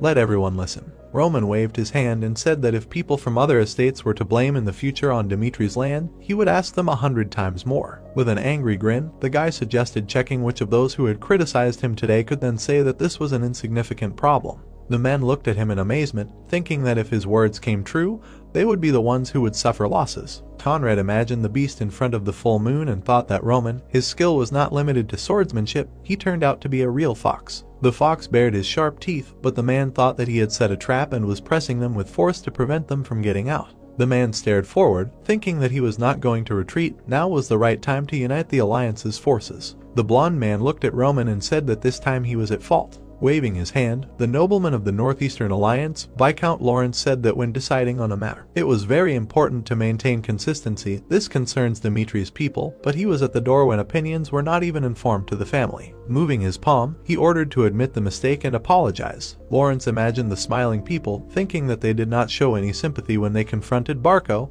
The Northeastern Alliance is only in name. Lawrence can live if they follow Dimitri's family. The man spread his arms, walking closer, and asked the ladies and gentlemen, do they also think that he is right? Conrad tensely heard the others confirm and tell him to apologize to Roman immediately. What kind of aristocrat could smile and walk over the situation? The man turned to the side, thinking that the people close to Dimitri's family had joined forces to corner them. He bowed, thinking that it was best to retreat now, and said that he would be more careful in the future. Romero asked sullenly if he was sure that their categoricalness would not cause problems. He sat at the table and told his son that the Northeastern Alliance would never retreat. Roman looked at him and said that in order to once and for all put the hierarchy in order, they had to make the rivals exhaust all their strength. He imagined angry men with burning eyes and said that only by uniting and opposing Dmitri, trying to destroy them in every way. Roman raised his palm and said that they would be able to feel absolute powerlessness and raise the difference between them and Dmitri's family. Only in this way would they be able to complete their plan. The man slammed his hand on the round table, shouting that this was an arrogant boy, once known as the fool of the Dmitri family. Now that he had gained recognition in the capital, he could not see beyond his own nose.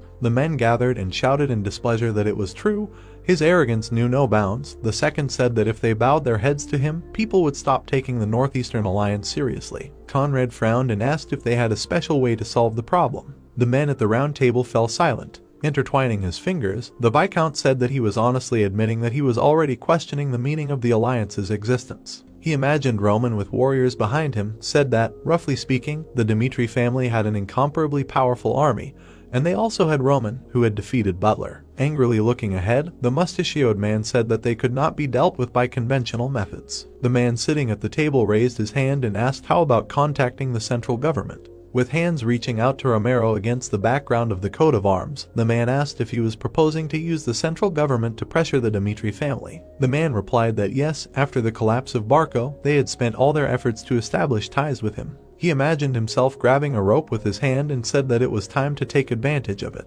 The man sitting at the table thought that it was true. They needed to use the central government to create favorable conditions for the alliance, and he said out loud that he would contact them right away. The mustachioed man put his hand to his chest and asked Fabius to allow him to make a request, and he ordered him to speak. The blue-haired man with the mustache smiled and said that he could not help but listen to the requests of Viscount Conrad himself. This is an aristocrat of the central government, Count Fabius. The man touched his chest and said that the matter was that they had recently had disagreements with the Dmitri family. Would Fabius allow the use of the central government to pressure them once? The man and the people standing behind him saw the hologram disappear. The Viscount turned around angrily and asked, "He can't even handle the connection. Count Fabius might be offended. Let him reconnect to the connection immediately." An image of the disgruntled count appeared. The man apologized, saying that the connection was unstable. The blue-haired man said that he had to be such a fool. The man in the hologram looked angry, saying that they apparently plugged their ears on their outskirts. Were they asking to threaten Dmitri? Conrad was surprised to hear that Count Benedict guarded Roman like the apple of his eye. Now he was making every effort to make him his son-in-law, and they were talking nonsense about threats. The image disappeared, and the man finally said that they had enough of this nonsense. Let them think about how to curry favor with Roman. Conrad thought in amazement, a political marriage with the Marquis's daughter. The green-haired boy standing behind him asked why he didn't apologize first. The man stood on the stage with a scroll, and so the conflict with the Conrad family was resolved. Viscount Conrad apologized to the farmers and promised that he would not touch them until the end of the term specified in the contract. The people bowed to Roman standing next to him and thanked him. The worker touched his chest and told the young master that they heard that he fought for them. From now on they are ready to do anything if it concerns him. As expected, the Northeastern Alliance retreated. Roman smiled and said that he was only fulfilling Dmitri's duty. He thought that although they planned to involve this central government,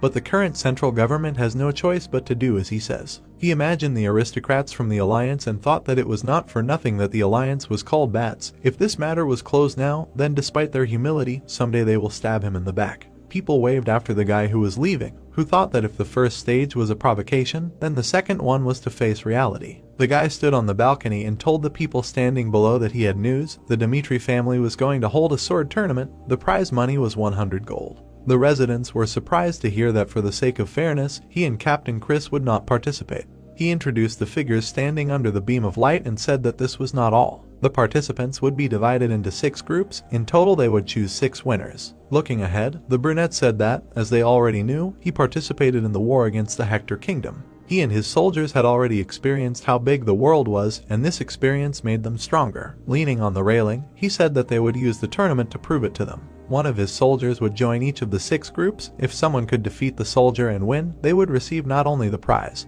He imagined the coins falling on his palm and continued that it was also an opportunity to make a wish come true. One of the men raised his hand and asked, "Can people from other families also participate?"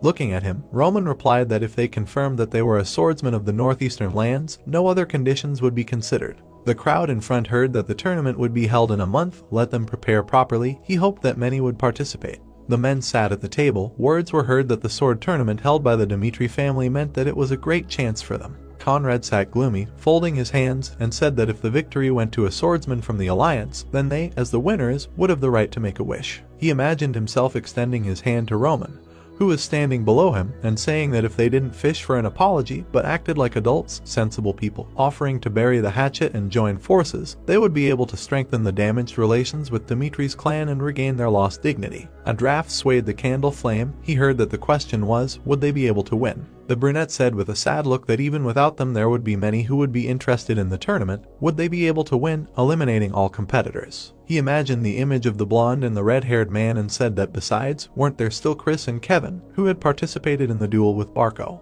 The soldiers smiled confidently, and words were heard that if these guys took part in the tournament, it would not be easy to win. The Viscount waved his hands, saying that the tournament would be divided into 6 teams. Regardless of Kevin and Chris, they just needed to select a winner for each group. He presented a chart with numbers and participants, saying that if they mobilized all the forces of each family and put up an equal number of participants, at least one of them would take the victory for their team. The man sitting at the table said that made sense. Another said that at least one sounded like a good plan.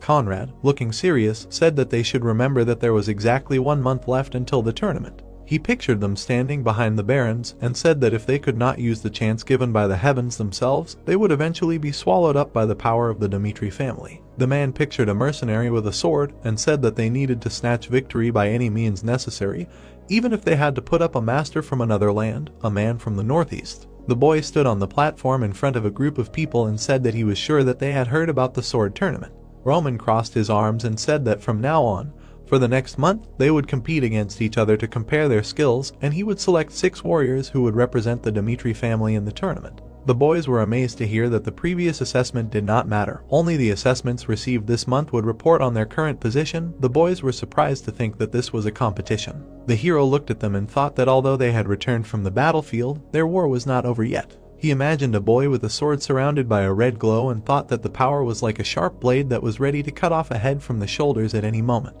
In order for subordinates to strive for such power, they must be given a suitable reason time after time. Roman looked ahead, saying that the one who raised the prestige of the Dmitri family by representing it in the tournament needed a worthy reward. The men standing before him heard that if any of the 6 selected swordsmen were to win, he would teach the winners a top-tier technique. He presented the notebooks, sword, and gauntlet, and said that whether it was spiritual practice or sword technique, he would help him rise to a higher level. Bucky was overjoyed, thinking that even a small part of the master's knowledge would be able to ensure rapid progress. The master was on a completely different level. The soldiers thought intently that the chance to master a top-tier technique was undoubtedly a great fortune. Looking at them, the brunette thought that this tournament had 2 purposes: to make the aristocracy of the northeastern region realize reality and to train his subordinates to perfection. He smiled slightly, thinking that after the tournament came to an end, a very interesting situation would arise in the northeast. The men standing in formation responded, hearing that from now on, they would begin an endless competition.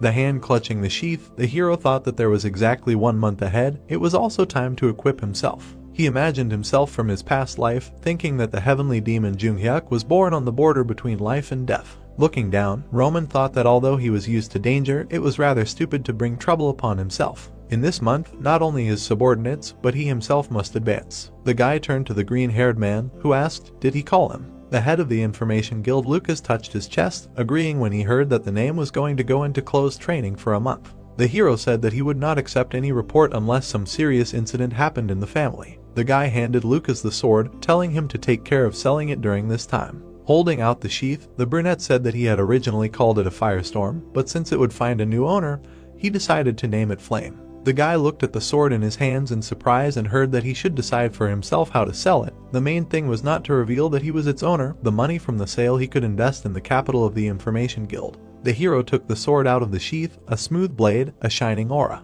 Thoughtfully looking at the sword, Lucas said that it was immediately obvious that the sword was quite something, so why would the gentleman sell it? First, he would look for a place to put it up for sale. He imagined an auction hammer, thinking that the gentleman had said that he could decide for himself how to sell it, maybe put the anonymous sword up for auction. The green-haired man grinned, thinking that it was true. Those who knew the prices of swords would definitely pay a tidy sum. There were market stalls and a monument with a sphere in the city square. This is Adelion, a city in the northeastern region with the most developed trade, since the teleport gate is located on its territory. The brunette looked at the hooded man and said that this is guest number 23. He moved the crystal over the sword, asking to let him check the thing first. The employee thought that the sword emitted extraordinary energy, and the artifact glowed blue, which means that the goods are of the highest quality. Having put the crystal in the case, the man asked what type of auction he prefers. Lucas answered that free bidding with complete anonymity of the seller. The guy in the hood heard that there is no minimum sale amount for free bidding, and you will also have to pay a 10% commission. He confidently, grinning, answered that he is sure. The man pointed to the arch and called him to come in for an assessment.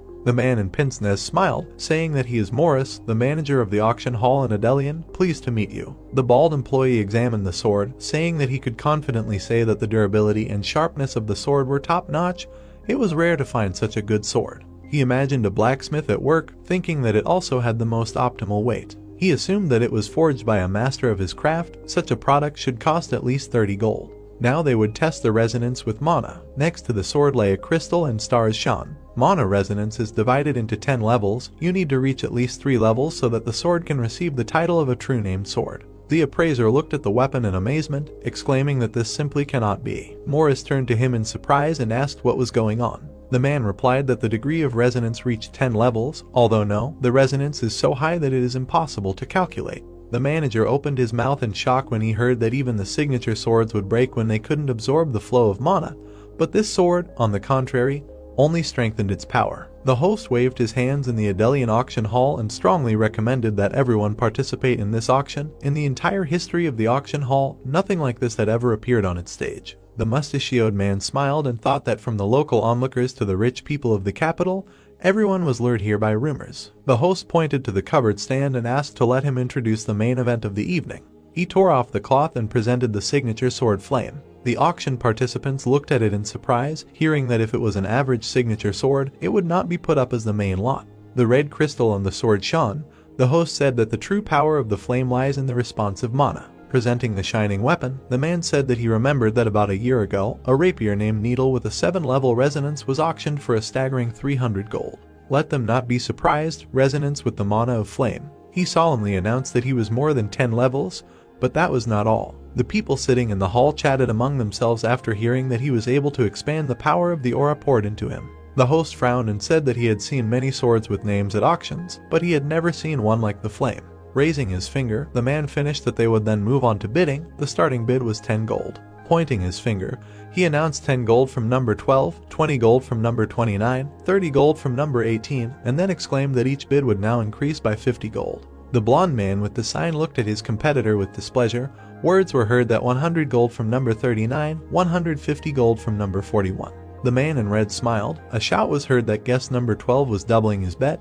His price had skyrocketed to 300 gold. The red-haired man smiled silently, hearing that they were now raising by 100 gold. The guy glanced sideways at the man in surprise, hearing 400, 500 gold, 600 gold again from number 12. The sign with number 53 rose up. The host, like a madman, shouted that guest number 53 was doubling his bet. The final bid was 12 gold. The man in red squeezed the sign in displeasure, hearing that such a price had never been heard in the entire history of the Adelion auction hall. The head of the trading guild that operates throughout the continent and the owner of untold wealth. He imagined a bird with its wings spread. Although he always tries to remain neutral in the political squabbles of the central government, for the sake of a good thing he turns into a fighting rooster, rushing forward no matter who his opponent is. The red-haired man rested his head on his hand. This is the VIP guest of the auction hall, Marquis Valentino. He imagined himself sitting on the throne, and people standing around. At that moment no one could guess what a wave would cover the entire kingdom of Cairo because of his purchase. With his arms outstretched, the host said that guest number 53 doubled the bid. The final bid rose to 12 gold. People turned to look at the sitting man. The host said that such an amount had never been heard in this auction hall. Valentino smiled, thinking that the true value of the flame sword was not only in the degree of resonance with mana. He imagined himself holding the sword and thought that it was a symbol of someone breaking through the 10th level for the first time. A normal sword crossed with a shining one, a named sword and a magic sword, a dilemma that every swordsman faces. The man held a blade that was emitting a glow. Only by using a simple weapon can one reach the peak of one's abilities and release aura, but some swordsmen with mediocre abilities believe that a sword that enhances skills will be much more effective, and so choose a magic sword. The knight with the sword was surrounded by a red glow. But for swordsmen who rose to the rank of ranker, only a named sword that could make maximum use of their aura had value. The man grinned, thinking that such a thing would be worth all the treasures if the master who forged this sword made it a second, third time. On the pedestal lay a blade. The value of the flame could not but rise, since this sword was a kind of first in history. Valentino looked ahead, thinking that the collection of a true master receives recognition of its rarity by one mark, the very first. The participants in the auction looked at the red-haired man in surprise. A greedy collector, obsessed with a passion for collecting, the Marquis Valentino. If someone in these circles was unfortunate enough to cross his path, you can say goodbye to life, so no one dared to act hastily. The man on the stage raised his hand, shouting that 12 gold. Sold to guest number 53 for 12 gold. Valentino stood in front of the man, who asked what kind of payment he preferred, and replied that he would pay everything on the spot. Only then would he be able to see the flame at least a little earlier. The manager replied that he understood. In the chest lay stacks of coins. Words were heard that, to be more precise, there were 13 gold. Morris said in surprise that the amount to be paid was 12. The redhead smiled, asking how he could not know about it. 100 gold, it was a gift from him personally. Let him consider it a sincere gratitude of a regular customer, that's all. The mustachioed manager smiled, saying that that's how it was. He thanked the Marquis. Valentino looked at him sternly and asked in return if he could tell him who forged this sword. He wanted to meet him in person. Morris closed his eyes in fear and said that it would be difficult, and apologized. The man standing opposite said that then nothing could be done. Morris bowed and thanked him for understanding his situation. The redhead replied that it was an obvious choice from the auction's point of view. He looked with a smile, imagining the blacksmith, and asked that if this master sent the thing to the market again, let him be the first to know. 4 white horses pulled the carriage. The man thought it was amazing. A true embodiment of art, a smooth blade, and also the ability to resonate with mana. Valentino looked at the sword with a wide smile, thinking that he had acquired many named swords, but he had never seen one like this. He said out loud that from now on they would throw all their strength and resources into finding the creator of the flame. The dark-haired assistant heard that, considering that his work was first put up for auction at Adelian, they should first check the head of the blacksmith's Dmitri. The man held the sword in his hands with a smile. Valentino's dreams were not something sublime. He looked at the blade. He was driven by a simple desire, that's all. During the month-long closed training outside, a lot had happened. The blonde dodged the blade. The guy tripped the second one. Chris told the fallen opponent that it was a reckless attack. Henderson turned around, gritting his teeth. The guy was surprised to see the blade in front of him. He said that he lost. The blonde was pointing his sword at him, saying that his efforts were commendable, but his attacks always lacked insight, and that he should not forget that his opponent was waiting for him to make the decisive move. Looking to the side, Chris called the next one,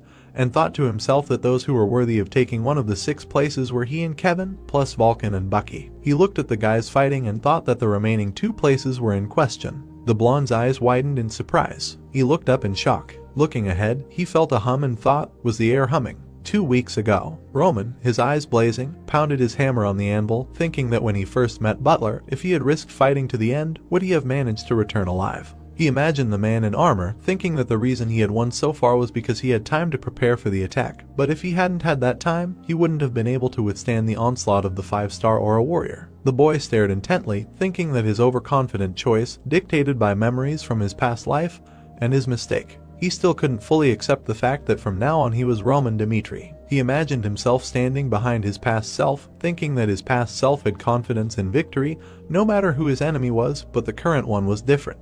The boy quickly struck with a hammer, thinking that in the future many battles awaited him, and this could happen again. In order to survive in battles with the strongest of this world, his current level would not be enough. Even if he met an opponent superior to Butler, he must live without wasting time on doubts. The brunette imagined himself standing on a cliff, thinking that this was what was called the summit. As the sun rose and set, surrounded by flames, the hero pounded his hammer. Roman continued to pound the iron tirelessly, standing in front of the brazier's flames. There were red burns on his body. His face was red hot from the heat. His skin began to melt. The guy clenched his teeth from zeal. His body was endlessly sending signals that it had already reached its limit. The fire was reflected in his pupils. There was not a shadow of hesitation in his eyes. With a blazing gaze, surrounded by flames, Roman screamed, "Everything must be reborn." Both he and the sword that mistook him for its owner. A stream of flame appeared from the guy's mouth. This is a fire-breathing technique. He inhaled the flames, absorbing the mana inside him. Surrounded by rays, the hero held the hammer, effectively acting as a conductor between the sword and the flames. Roman's body rushed towards the ideal.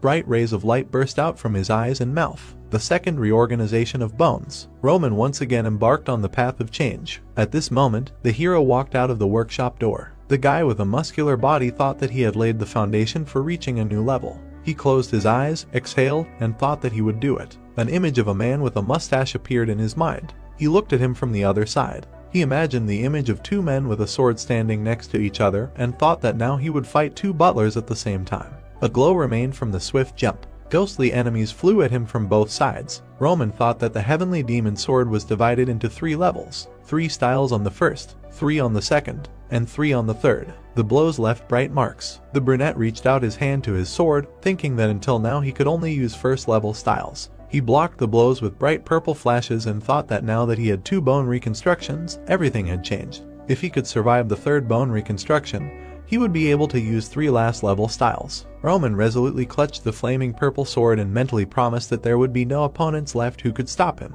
He imagined how people stood looking at the man sitting on the mountain and thought that, having the title of an invincible master behind him, which was the nickname of the heavenly demon Junghyuk in the past, bright rays cut through the image of the ghostly men. He thought that now that he had access to 2nd level styles, he could defeat the 2 butlers. The guy looked ahead gloomily, wondering if he was making a mistake by continuing to use the methods from his past life as they were. The ghostly butler glowed golden. The guy thought that the aura control that the swordsmen of this world released like an explosion sometimes showed great power, surpassing even that which existed in Muram.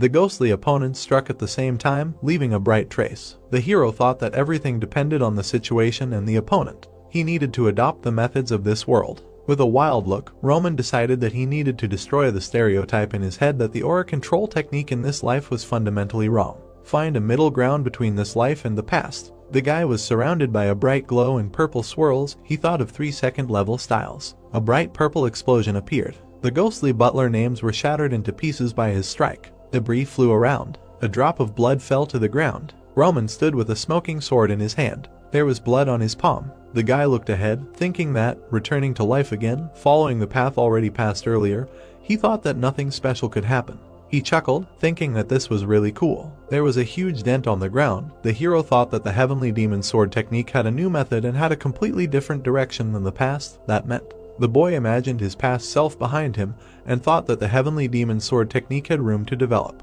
Standing under the clear blue sky, he thought that perhaps there were many variables in this world that he did not know about. Closing his eyes, the hero thought that they were constantly appearing, testing him and threatening his life. The hero looked at the sky, thinking that the trials that this world gave him would become the driving force of his life. The men climbed the steep cliff. The hero reasoned that by living as Roman, he again started from the bottom, but he would rise to the top. Chris, along with the others, ran to the master and shouted, asking if everything was okay. What happened? He looked ahead in surprise. The boys approached the huge dent in the ground and thought, how did this happen? Turning around, the brunette said that it was fine. The soldiers looked at him in shock, thinking that he didn't use magic, but he turned a piece of land into this. They heard him say that it was fine, so let them go. The subordinates bowed. Chris said that they were going back. He imagined himself standing next to the stone figure of a man. He thought that when people encounter a wall that they do not dare to overcome, they stop in awe, and Chris was such a weak person too. He gritted his teeth, thinking that the master had risen another level. What had he been doing all this time? The brunette seemed to him like he had a halo over his head. He thought that the master was constantly abusing his body and developing, which he hoped for when he showed a smug attitude towards his subordinates. The blondie bit his lip, thinking that someone like him. Clenching his fists, he stood there thinking that in this fencing competition, one victory would not be enough. He would defeat all enemies with an overwhelming difference. The soldiers walked away. Chris thought that he should become even stronger. A month later, Roman clutched the sword with purple stones and said that it was beautiful. Looking at the weapon, he said what name would be suitable. He remembered the salamander, Ifrit, if the previous swords meant new life. The brunette smiled, thinking that he wanted the 3rd sword to express his current self. He rearranged how he stood on a mountain of stretching palms and thought that this was the sword of the heavenly demon, an existence that puts opponents into despair. Resolutely looking at the weapon, he said that its name will be Darkness. Chris stood in front of the brunette's table and said that over the past month, as the master said, they held matches at intervals of every 3 days, and as a result, they selected fencers with a high percentage of victories. The guy handed over the documents, saying that here is the list. Roman carefully ran his finger over the document and read Chris, Kevin, Bucky, Vulcan. His gaze became surprised when he read McBurney and Henderson. The 4 before were expected, but these two were a surprise. With his hands behind his back, the blondie asked if they could continue. The brunette replied that they should just continue. Turning to the guy, Roman said that he believed that there was no significant defeat in the world, since this was a competition held under the name of Dimitri. The blondie nodded, hearing the order to prove that they were worthy of being his subordinates. The heroes looked at each other. The brunette said that he was looking forward to it. The day before the competition, the blue-haired guy asked his comrade that he was also participating in this competition. The pink-haired guy replied that of course, to get 100 gold for free. Does he even know how quickly he returned here? The guy pointed at himself and said he would show him how scary a mercenary's sword is, sharpened on the front lines, so let him take a closer look. The other guy exclaimed, seasoned on the front lines, he hoped he would get into a group with Chris and lose from the start. The guy exclaimed with displeasure. He introduced an angry Kevin with a dagger and said that then he would fall under him. He was just a devil. He remembered the two bald warriors and asked if he had ever seen Vulcan and Bucky. Their skills were no joke. The guy introduced the 4 warriors and said he would watch anyway.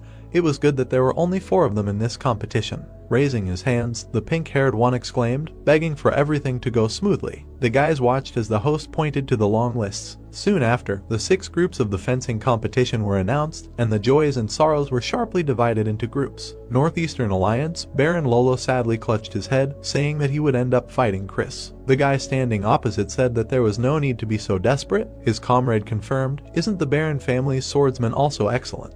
The man with the mustache smiled and said that there was no need to give up so early and lose motivation, and he thought to himself that he would destroy McBurney. He looked down, thinking that their family would have a winner then. Conrad intertwined his fingers, saying that the survival of the Northeastern Alliance depended on this competition. Their family would definitely win the competition and lead the alliance to victory. The guy raised his fist and shouted that it was true.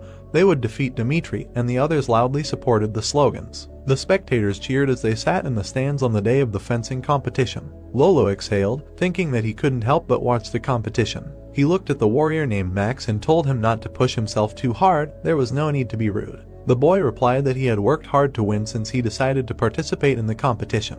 The boy had a scar on his face. He said that Chris was incredible, but he was also a 2-star swordsman like him, so there was no reason for him to retreat in panic. Tears appeared in the old man's eyes. He replied that he understood. Let him have a duel with Chris without regrets. Lolo waved his hand and shouted that instead, if he was ever in danger, he would help him. The boy knelt down on one knee and thanked him. Max turned away, leaving, and thought that this was a chance to leave a deep impression on his master and the crowd. He would definitely do it. As he entered the arena, he was determined that he would definitely win. Suddenly, his eyes widened in shock. He saw Chris surrounded by a blue glow and thought, what is this? The man pursed his lips. The man with the flag shouted that the first round of the competition had begun. Surrounded by a green glow, Mock rushed to attack. The blonde dodged the glowing sword. 1 second. With a sharp movement, he knocked the sword out of his opponent's hands. 2 seconds. The guy looked in surprise as the weapon approached him. The attack left a bright blue mark. 3 seconds. Chris sheathed the sword, standing over the defeated opponent.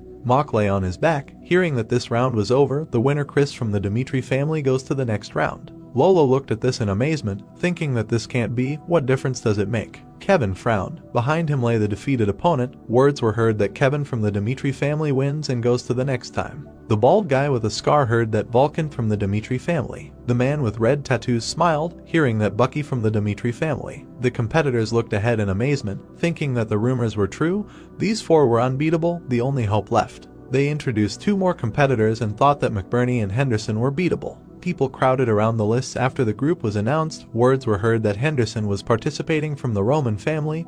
This could not be. The man crossed his arms, saying that the Henderson he knew could not even swing a sword properly. How could a guy born a farmer participate in a fencing competition? He introduced the warriors in armor, 6 representatives of Dimitri, each with their own reputation. He introduced Chris, surrounded by a blue glow, and Kevin, a red glow. They were called the Flash and the Ghost of Cairo. The warriors confidently cut down their opponents with a sword. Since many had seen their strength in reality, the participants wanted to avoid competing with these 2 as much as possible. 2 bald warriors towered over the men. Bucky and Vulcan, former mercenaries, their massive bodies were superior to others. It made the people watching them tremble in fear. Next to them stood 2 guys with swords. In contrast, McBurney and Henderson, a one-armed swordsman and a farmer, looked much more modest. The red-haired man's gaze was a little pitiful. To put it bluntly, Henderson had a reputation for being the weakest. The people in the stands shouted if he had heard about it. They said Henderson almost wet himself when he enlisted in the army. A cowardly farmer, guys like him screwed up by deciding to participate. Romero crossed his arms and turned to his son standing next to him. The man turned and said, "Is there any point in bothering to hold a competition to determine the ranking of the northeastern region?" He sat in a chair, saying that even if they held such a competition and showed a friendly attitude, the aristocrats from the association would not truly follow them. Roman replied that it was nevertheless a necessary process. He introduced the man, reaching his hand towards the mansion, and said that the Northeastern Alliance had the foolish confidence that they could handle Dmitri on their own. Looking at his father, the brunette said that if they didn't realize that they couldn't even get past Dmitri's wall, let alone win each group, they could subjugate them in one fell swoop. Roman turned his gaze darkly and said that taking control of the northeastern region began from now on. The participants stood opposite each other in the arena. The man announced the fifth group, the first round, Taylor and Henderson. One of the spectators laughed, saying that the opponent was a knight from the beginning. "This is the end. It's over." The second pointed his finger, saying that Henderson couldn't defeat Taylor. The man with the red scarf, a wandering knight from Lawrence, greeted the guy, saying that it had been a long time since they'd seen each other. The warrior standing opposite him recognized him. He remembered how he hit the stone. The hero recalled that the last time they met was when he came to help during the busy farming season. That Henderson dropped his farming tools and appeared before him with a sword, like a swordsman. Taylor pulled out his sword and said that given their relationship, he would give him one piece of advice. With a confident look, the boy stated that he had recently achieved enlightenment and was now a 2-star swordsman. Since this was not the first time they met, he would give him a chance. There was no reason for one side to bleed in a meaningless battle. The red-haired man tensely heard the proposal to withdraw from the competition. Lowering his head, he ordered that this Henderson be erased from his memory. Clutching the sword, the boy said that the moment he showed even the slightest mercy, he would not miss the opportunity to destroy him. The boy pointed to his forehead, saying that he hoped he would not regret this. A cry was heard to begin. A trace was left from a swift jump. Henderson quickly rushed to attack. The hero thought it was hard. Taylor blocked the sword with effort, thinking that this was not some half-baked imitation. Henderson ran forward, leaving a bright trail, and swung his sword using the Asura sword technique. Gritting his teeth tensely, Henderson thought that he had decided that he would become someone worthy of his master by any means. He remembered sitting in a meditative pose next to the guys surrounded by aura, and thought that unlike other people who quickly began to use aura, he had a lot of trouble sensing and manifesting it. He imagined a turtle, thinking that he was the one who always followed others until the very end. He was a turtle. Frowning, the red-haired shouted that even if it was slow, he would get better, he would move forward. With a swift movement, he blocked the sword of the cursed opponent. Taylor thought that he could not lose to him like this. A bright golden aura appeared around Taylor. Henderson jumped back and looked at him. The opponent frowned, thinking that he did not want to use aura against him, and shouted that he was sorry, but this was the end. Leaping high, he swooped down from above. The image of the opponent was reflected in Henderson's eye. He remembered standing in front of Chris, who said that when he first came, he was just a weak person, but now he has changed. Henderson was chopping a barrel in training. In the past month, when others admitted defeat, he continued to yearn for victory. If he had not tried at that moment, given up and put everything aside, his life would not have changed. Henderson looked forward in surprise when he heard this. The blonde extended a clenched fist to him, saying that he was worthy of being next to the master. He would guarantee it. The warriors' voices glowed. Surrounded by a yellow glow, the opponent approached. The sword in Henderson's hand glowed blue. Bright traces were left from the movement of the weapon. The guy with the scarf flew off, falling to the ground. But then he jumped up, clenching his teeth in anger. He was surprised to see the tip of the sword in front of his forehead. Sitting in front of the red-haired man pointing the sword at him, he thought that he had lost. A shout was heard. Group 5, Round 1, the winner was Henderson. The spectators in the stands cheered in amazement. Someone shouted, "He said Henderson. He defeated the knight." The man shouted that how could a guy who does farming use aura? The gray-haired man clenched his teeth, saying that it takes more than a year to feel mana. Henderson raised his fist, hearing his name being chanted. The men sitting in the chairs looked at this, hearing the shouts. The Baron said in fear that in any case, things seemed to be going strangely. The angry brunette turned to him and asked, "Didn't they say that Henderson was the weakest in this group?" The other man in the chair raised his fist to his face and asked, "Really, such a sad event as Henderson winning Group 5 will not happen." The mustachioed man angrily told everyone not to lose their composure. He placed his hand on the railing and ordered them to believe him. The winner will definitely be the Northeastern Alliance. A shout was heard further away. The second group, Kevin. The guy in the black boot thought he was 5 seconds slower than Chris. He imagined a blonde with a glowing sword and thought that if someone asked people who the main sword master was, they would all say Chris. The red-haired man frowned determinedly, thinking that he had to prove his worth to his master. Second group, the second round begins. The guy in the stands clenched his fist, shouting support towards Miles. The brunette was clutching a sword surrounded by a green glow. Kevin's opponent, the Knight of the Northeastern Alliance, Miles. The redhead managed to dodge the swift blow, while the opponent thought that he had to give it his all from the very beginning. Kevin hit the guy hard in the torso. He swung, leaving a bright mark from the blow, and cursed. Surrounded by a green glow, the guy attacked, mentally begging to hit just once. He screamed when the blow broke his nose and knocked out a tooth. Kevin swung his sword at him with a wild look, thinking that it was just a sword, but the shock was huge, let him give up. He struck with force, leaving bright marks. Miles closed his eyes, taking many blows, and thought, could he defeat this monster? The fans looked on in amazement. The trembling guy on his knees said that he gave up. The redhead smirked contentedly, hearing that it took a little time. Kevin from Group 2 won, confirming his advancement to the third round. Meanwhile, Kevin proved himself, breaking the will of his opponent. The man stood in front of the boys before the first round and said that as they knew, this competition was being held by Mr. Roman. It was also a tournament that Chris, the former vice captain of the Knights, was participating in. The man in the red cloak, the captain of the Knights, Jonathan, said that in order to advance as a knight, Dimitri needed to watch the performance of his seniors. The boys shouted triumphantly, "Yes, sir." The blonde in armor looked away. A shout was heard that Chris from the Dimitri family had won and was advancing to the second round. The people in the stands were talking. The boy asked in surprise, "Isn't this too overwhelming?" The man looked in surprise, thinking that Chris had grown a lot. The blonde looked down, thinking that he was a sword that represented his master. He imagined himself standing next to the lying knights, and thought that he must completely crush him. No matter who his opponent was, others would not be able to take his position next to his master. Chris's swift strike left a blue trail. A cry was heard that Chris had won Group 1 in the second round. The blonde man looked ahead with a wild look, thinking that it was still not enough. A powerful blow threw his opponent back. The guy thought, more and more. The gray-haired man fell over from a strong blow. Second round, 5 seconds. Third round, 8 seconds. Fourth round, 10 seconds. The blonde man clenched his fist.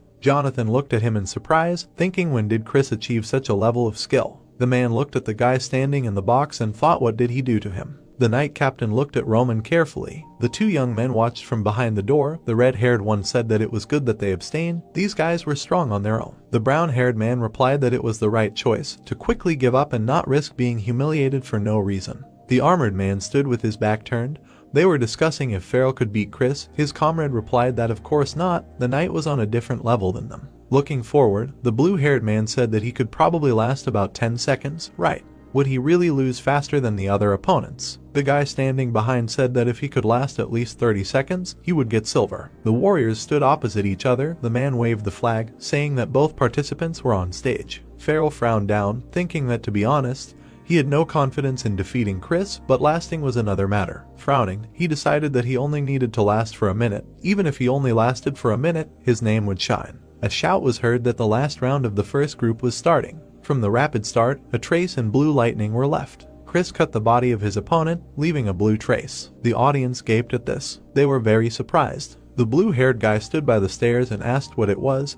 His comrade replied that he hadn't even seen him take out his sword. Farrell was lying face down on the ground, and words were heard that Chris was thus the winner of the first group. He left the arena to a shout with an offer to applaud and greet the winner. In just 5 matches, Chris's fight time was 27 seconds. This result was enough to shock the Northeastern Alliance. The guy's eyes emitted blue lightning. The first round, Chris's quick victories. Kevin held his opponent by the hair with a wide smile. The second round, Kevin's overwhelming strength confirmed his victory. The shaved-headed guys held shining swords. The third and fourth round, Vulcan and Bucky defeated their opponents with powerful physical skills. Henderson exhaled, looking away. The fifth round destroyed the expectation that Henderson would fall, but he confidently achieved victory and gave everyone a surprise. The man in the brown uniform. Now the Alliance's only hope was Group 6, which included the one-armed McBurney. Conrad stood in front of the blonde man and asked how he was doing. With a smile, the swordsman of Viscount Gabriel replied that he was in better shape. The man stood with his hands behind his back and thought that, having lived his entire life in the Conrad family,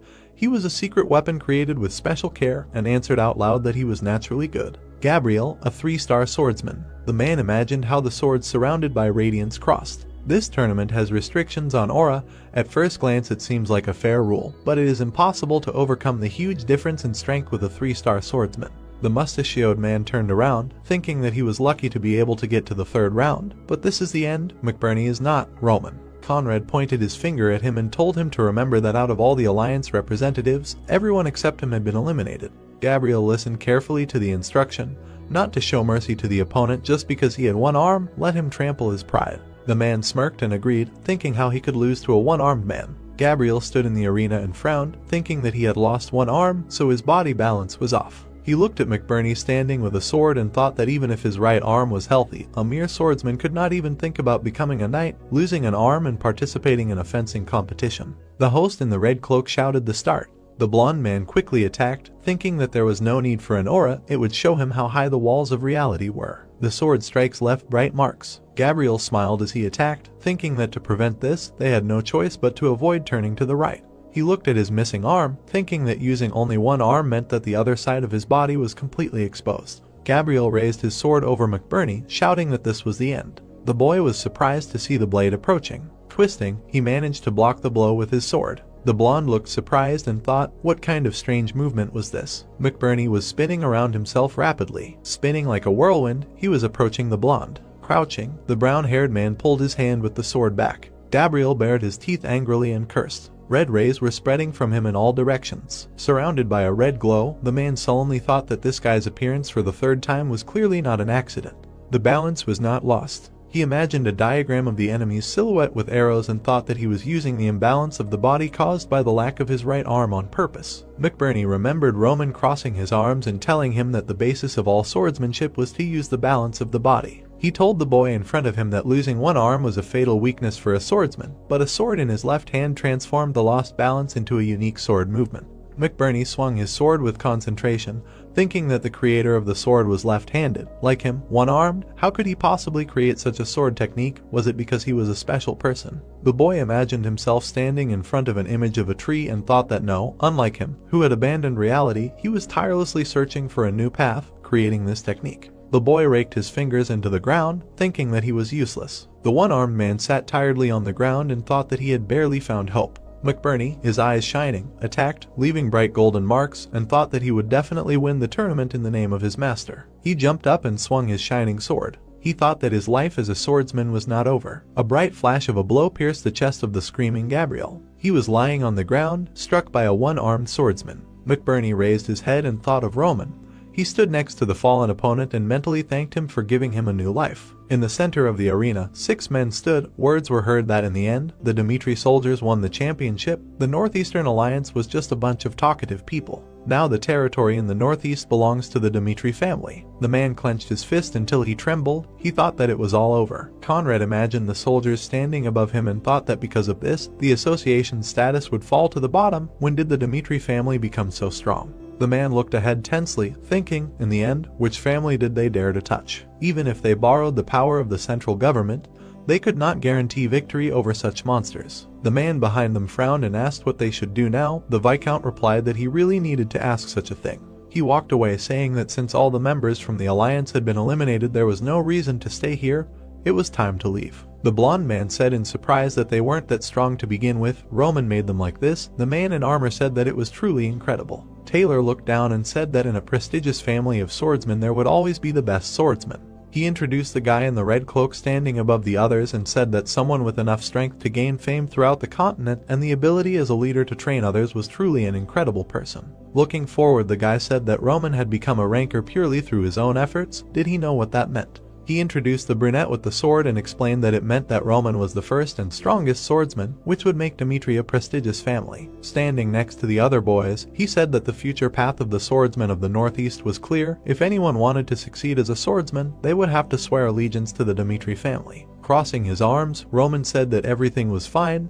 They tried. He stood in front of the men lined up and said that some people needed strength, some admired him. The boy with the scar looked ahead and heard that some had no other options. The brunette standing in front of them said that this is why they swore allegiance to him. He does not like complicated relationships. Roman looked at the soldiers and said that it is possible to build strong relationships based solely on emotions, but he thinks that the ideal relationship is one in which people have something to offer each other. He presented the rope and said that since they all wanted something from him, their relationship would remain unchanged, even as time passed. Looking at them with a shining gaze, he continued that he highly appreciated their passionate desire. Let them not forget. Henderson pursed his lips, hearing that they were the ones Roman chose, so let them not doubt themselves. The soldiers looked at him and heard that he never doubted their victory. The brunette smiled and said that last, he would give everyone 10 gold and 3 days of leave. crossing his arms, he wished everyone a good rest. The men thanked him in unison. Words were heard that it was a great honor for them to serve him. He would be loyal to him for life. Lucas touched his chest and said that as the master expected, they refused to confront Dmitri. Looking forward, the green-haired man continued that perhaps they would not confront Dmitri's family until such an opportunity arose. Roman sat at the table and told him that perfect governance was impossible in this world.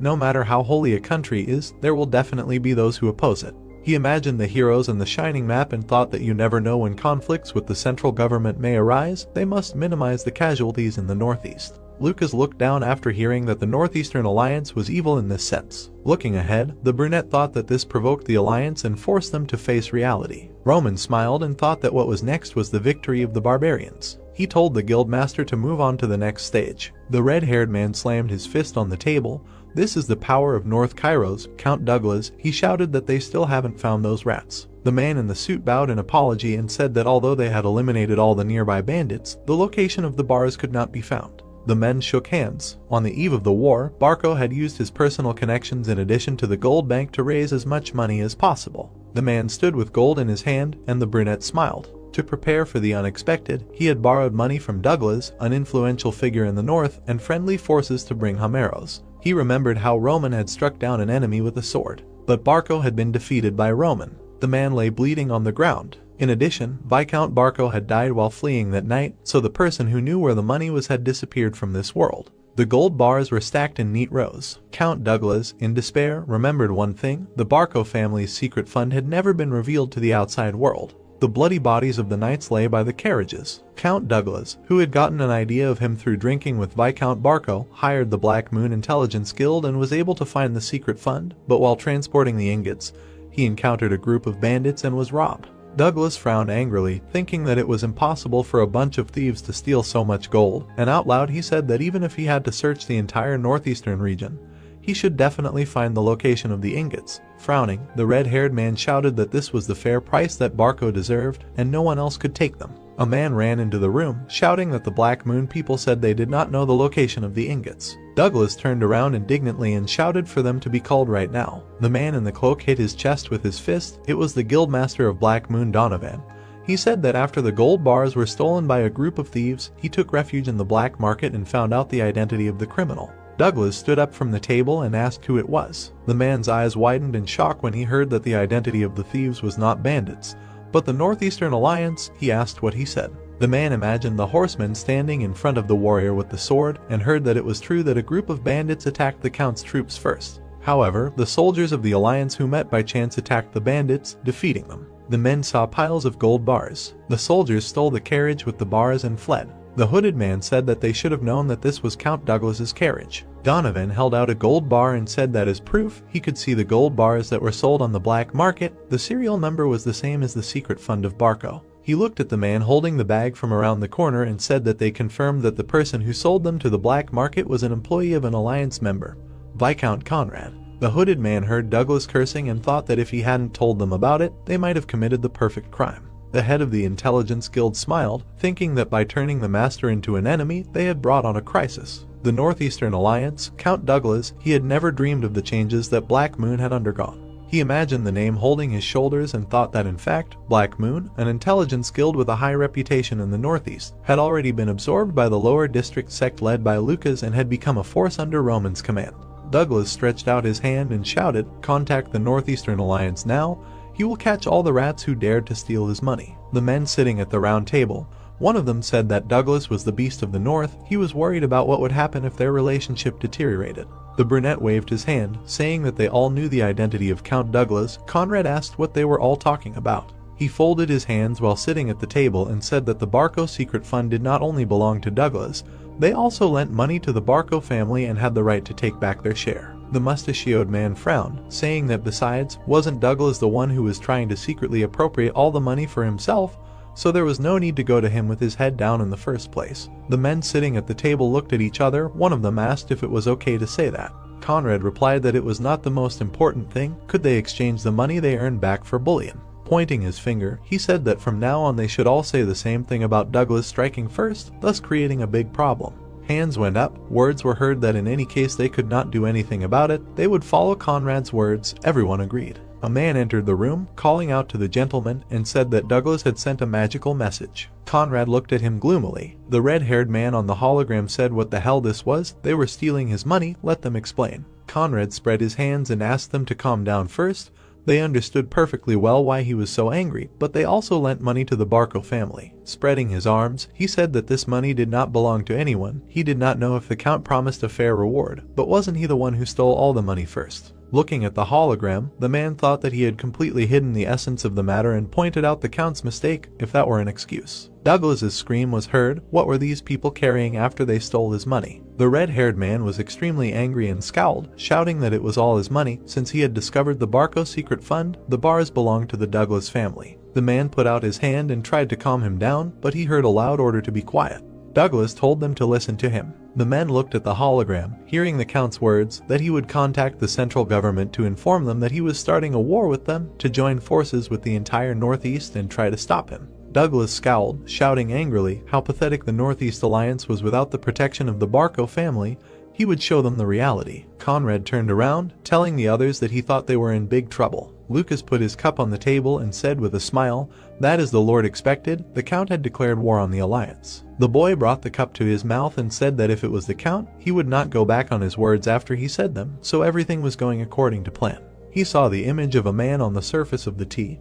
He said that the Viscount was not someone to be attacked without looking back. He remembered how the man bowed to him and said that if the Count was stronger, the Viscount would be the first to raise the flag, even if he had to give up his pride. He frowned slightly and added that in order to prevent this from happening, they needed to start spreading the word right now, then fighting would be inevitable. He crossed his legs, thinking that when a person is cornered, he thought he can let go of his little pride. The old man served apples in a bag. He said that the atmosphere in the northern region is currently frightening. The girl looked at him in fear, covering her mouth with her hand. The man added that the Northeastern Alliance is preparing to attack the Douglas estate. People passing by were talking among themselves. The man added that he would have to close his business for a while. The tramps sitting in the gateway were discussing that this was true, because one of them heard it directly from the family servant. After talking with the Count, he began to smash the furniture and throw it all over the room. The old man put his finger to his mouth and added that from what he heard, they were planning to crush the Count. The other man asked if they were getting involved in a war. The master's front men were walking around the market. He thought that there were rumors in the area that the Northeastern Alliance had evil intentions towards the Count. The merchants and servants who spread the rumors, all those who lived at the bottom of the food chain, belonged to the sect of the lower district.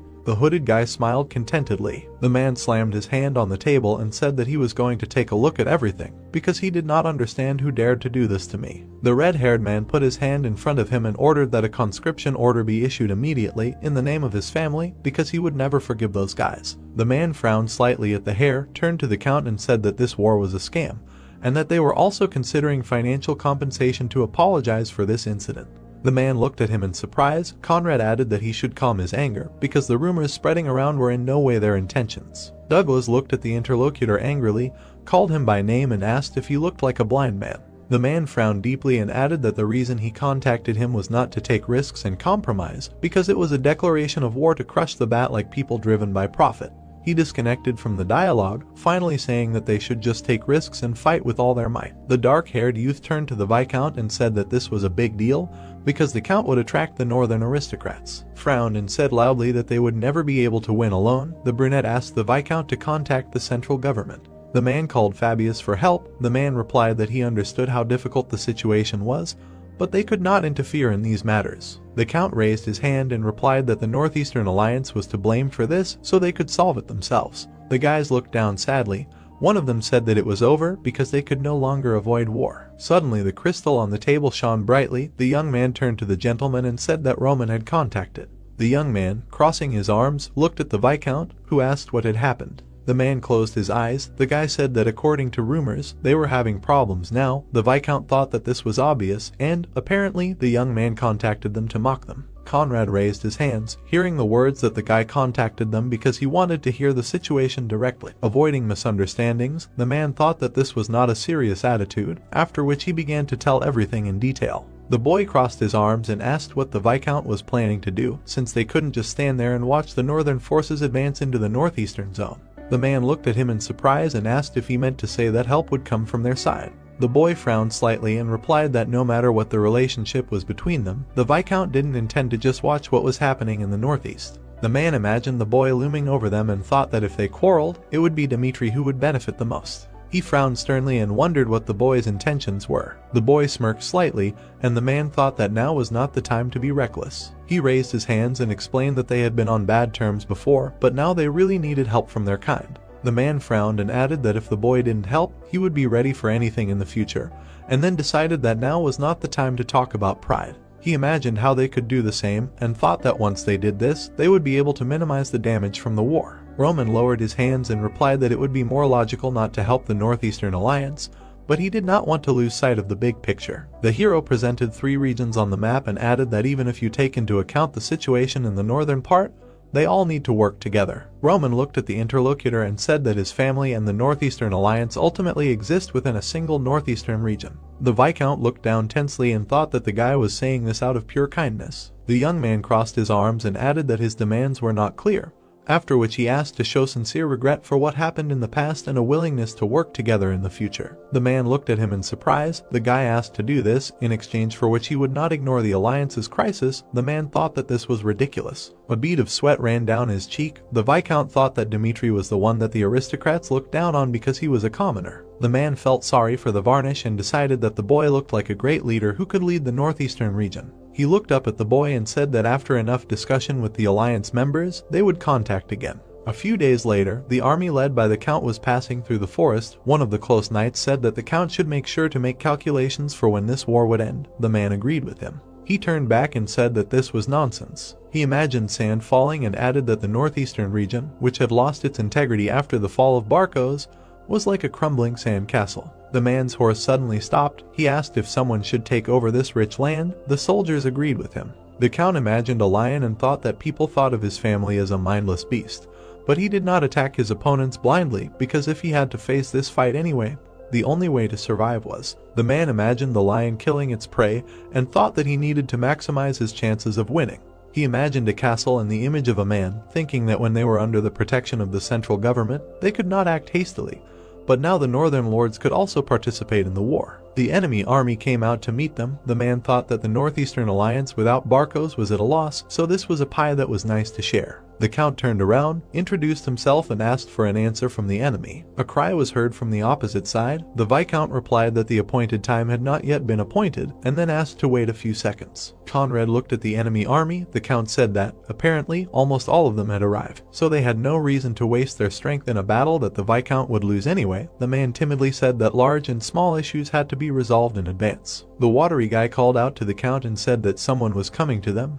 The man thought that, apparently, the opponents had called for reinforcements. The banner of the Dmitri family rose up. The man frowned in surprise, noticing this. The guy had arrived at the scene, being at the head of his own army. The Count turned around and asked him what was going on. Roman turned to him. He frowned deeply and shouted at the man, asking if there was a special reason for appearing on the battlefield, because just like the Count brought in the northern lords, the Count and the lords were surprised to hear that he had simply brought the Union troops. Douglas thought that bringing in the northern lords had become an excuse for their family to go to war. The boys looked at the Count. One of them said that the man did not say that this could happen. The other aunt added that if he knew that this family would participate in the war, he would not have come. The Viscount looked at the enemy and said that they were ready. The Count frowned angrily. Roman called out to the Count and said that they were giving the northerners a choice. He smiled ominously and said that the choice consisted of 2 options, close combat or a battle of the strongest warriors. The man frowned tensely and thought that now that the war was declared, nothing could be cancelled. Roman frowned ominously. The man thought that if they fought him, they would definitely lose, but this did not mean that they could choose close combat. The troops stood opposite each other. The man continued to reflect on the fact that the number of their troops exceeded the number of the Northeastern Alliance, but Roman had strong soldiers who won the war in the south, so they were not terrible opponents. The man lowered his head, choosing between answers. The boy stopped his worries and said that he had one suggestion, then said that they could arrange a battle of great warriors, but he would have to deal with 3 warriors at a time. The boy smiled and added that if they felt uncomfortable, they could increase the number to 5. Douglas frowned tensely, not believing what he heard. He gritted his teeth and acknowledged the strength of the boy, then thought that making such an absurd suggestion was too much. The young man raised his hand and said that he wanted to end this war as cleanly as possible. The Viscount looked back at his soldiers. The Count replied that he had to think for a moment. He turned to his allies. One of them suggested accepting the proposal. He clenched his palm and said that no matter how strong he was, there were 5 of them, so the powerful members of each family could not be defeated by one person. The boys looked at him incredulously. The blonde said that it was still dangerous. The dark-haired youth added that the fact that the opponent had won the previous duel meant that there was a chance that the boy had reached the 5th star. The count said that he knew this. He frowned deeply and added that they had no other choice because they would have to deal with this monster anyway. He introduced his 2 swordsmen and said that they had reached the 2nd star and had once defeated a 4-star swordsman with a coordinated attack. He looked at the allies and added that the enemy must be as strong as people said, but now that he made a reckless choice to show off his strength, they have a chance. Douglas imagined the enemy's body being cut by quick strikes and said that while he was still arrogant, they might be able to cut off his breath and devour the northeastern region. The guys decided to follow the count. Douglas imagined hanging over the guy's image, thinking that he would make him regret his arrogance. The night observer stepped forward and said that the warriors' battle would be held according to the rule of 1 against 5. The swordsman brothers crossed their arms and said in a voice that they would move from both sides, not aim for blind spots, and they should attack while he was busy. One of them frowned sternly and said that no matter how good the enemy's swordsmanship was, the moment he began to counterattack, gaps would definitely appear. The other brother looked around and said that the final blow would be dealt by the allies. If the Lord supported them, they could achieve glory and wealth together. The red banner rose into the air, the people cheered and announced the start. One of the brothers gritted his teeth, activating his mana, and mentally addressed his brother, declaring the start. They prepared for battle. Being embraced by mana, the younger brother agreed with the elder. They approached the guy from both sides at high speed. The men swung their swords, directing the attack at the enemy's head. The heroes grabbed the sword with both hands. In one movement, he cut both brothers in 2. The bodies of the men fell to the ground. The count was scared but looked at what happened and thought that he killed the twins with one blow. The guy lowered his head and said that an idea suddenly came to him when he learned that the count had declared war. The boy imagined a man smiling and telling something and said that when the Barcos family was in order, people always tried to solve problems through dialogue. He looked sternly at the opponent and added that they did not try to talk to them. The boys trembled in fear. The young man added that there was only one conclusion, namely that neither the count nor the northern lords cared at all about the existence of his family. The boy looked at them ominously and said that this fact irritated him. He took a step forward. Roman looked at the opponents and said that he would give them a chance to put an end to the battle of great warriors, after which he offered to compete in close combat. The count was scared but looked at him, hearing what was said. He imagined a huge number of soldiers' bodies and thought that in such a fight a huge number of them died. Roman stood in front of the opponents. The count decided that it would be better for him to sacrifice these 5 people instead. He answered with a trembling voice that there is a rule. The lords looked at him in surprise. The count added that they had decided to fight in the battle of great warriors, after which he suggested stopping there. The guy grinned and said that if the man wanted it, he agreed. The guy stood in front of the armed lords. They said that the battle would go according to plan. Suddenly someone called him. The dark-haired youth frowned and said that the mother was already finished, after which he suggested ending the battle of great warriors. The hero looked at them and said that the northern soldiers, like cowards, were raising a white flag. He plunged his sword into the ground and added that he would not use it. The guy raised his hand, threw off his cloak and asked if they liked it now. One of the lords frowned and told the guy not to regret the choice he had just made, after which he thought that it would be a shame if the swordsman backed down even under such conditions. An aura enveloped their bodies. The blonde stepped forward and said that he was not sure either, but it was worth it as long as the enemy did not have a sword. The men rushed into battle. The brunette let out a loud scream. The guy noticed the approaching blade.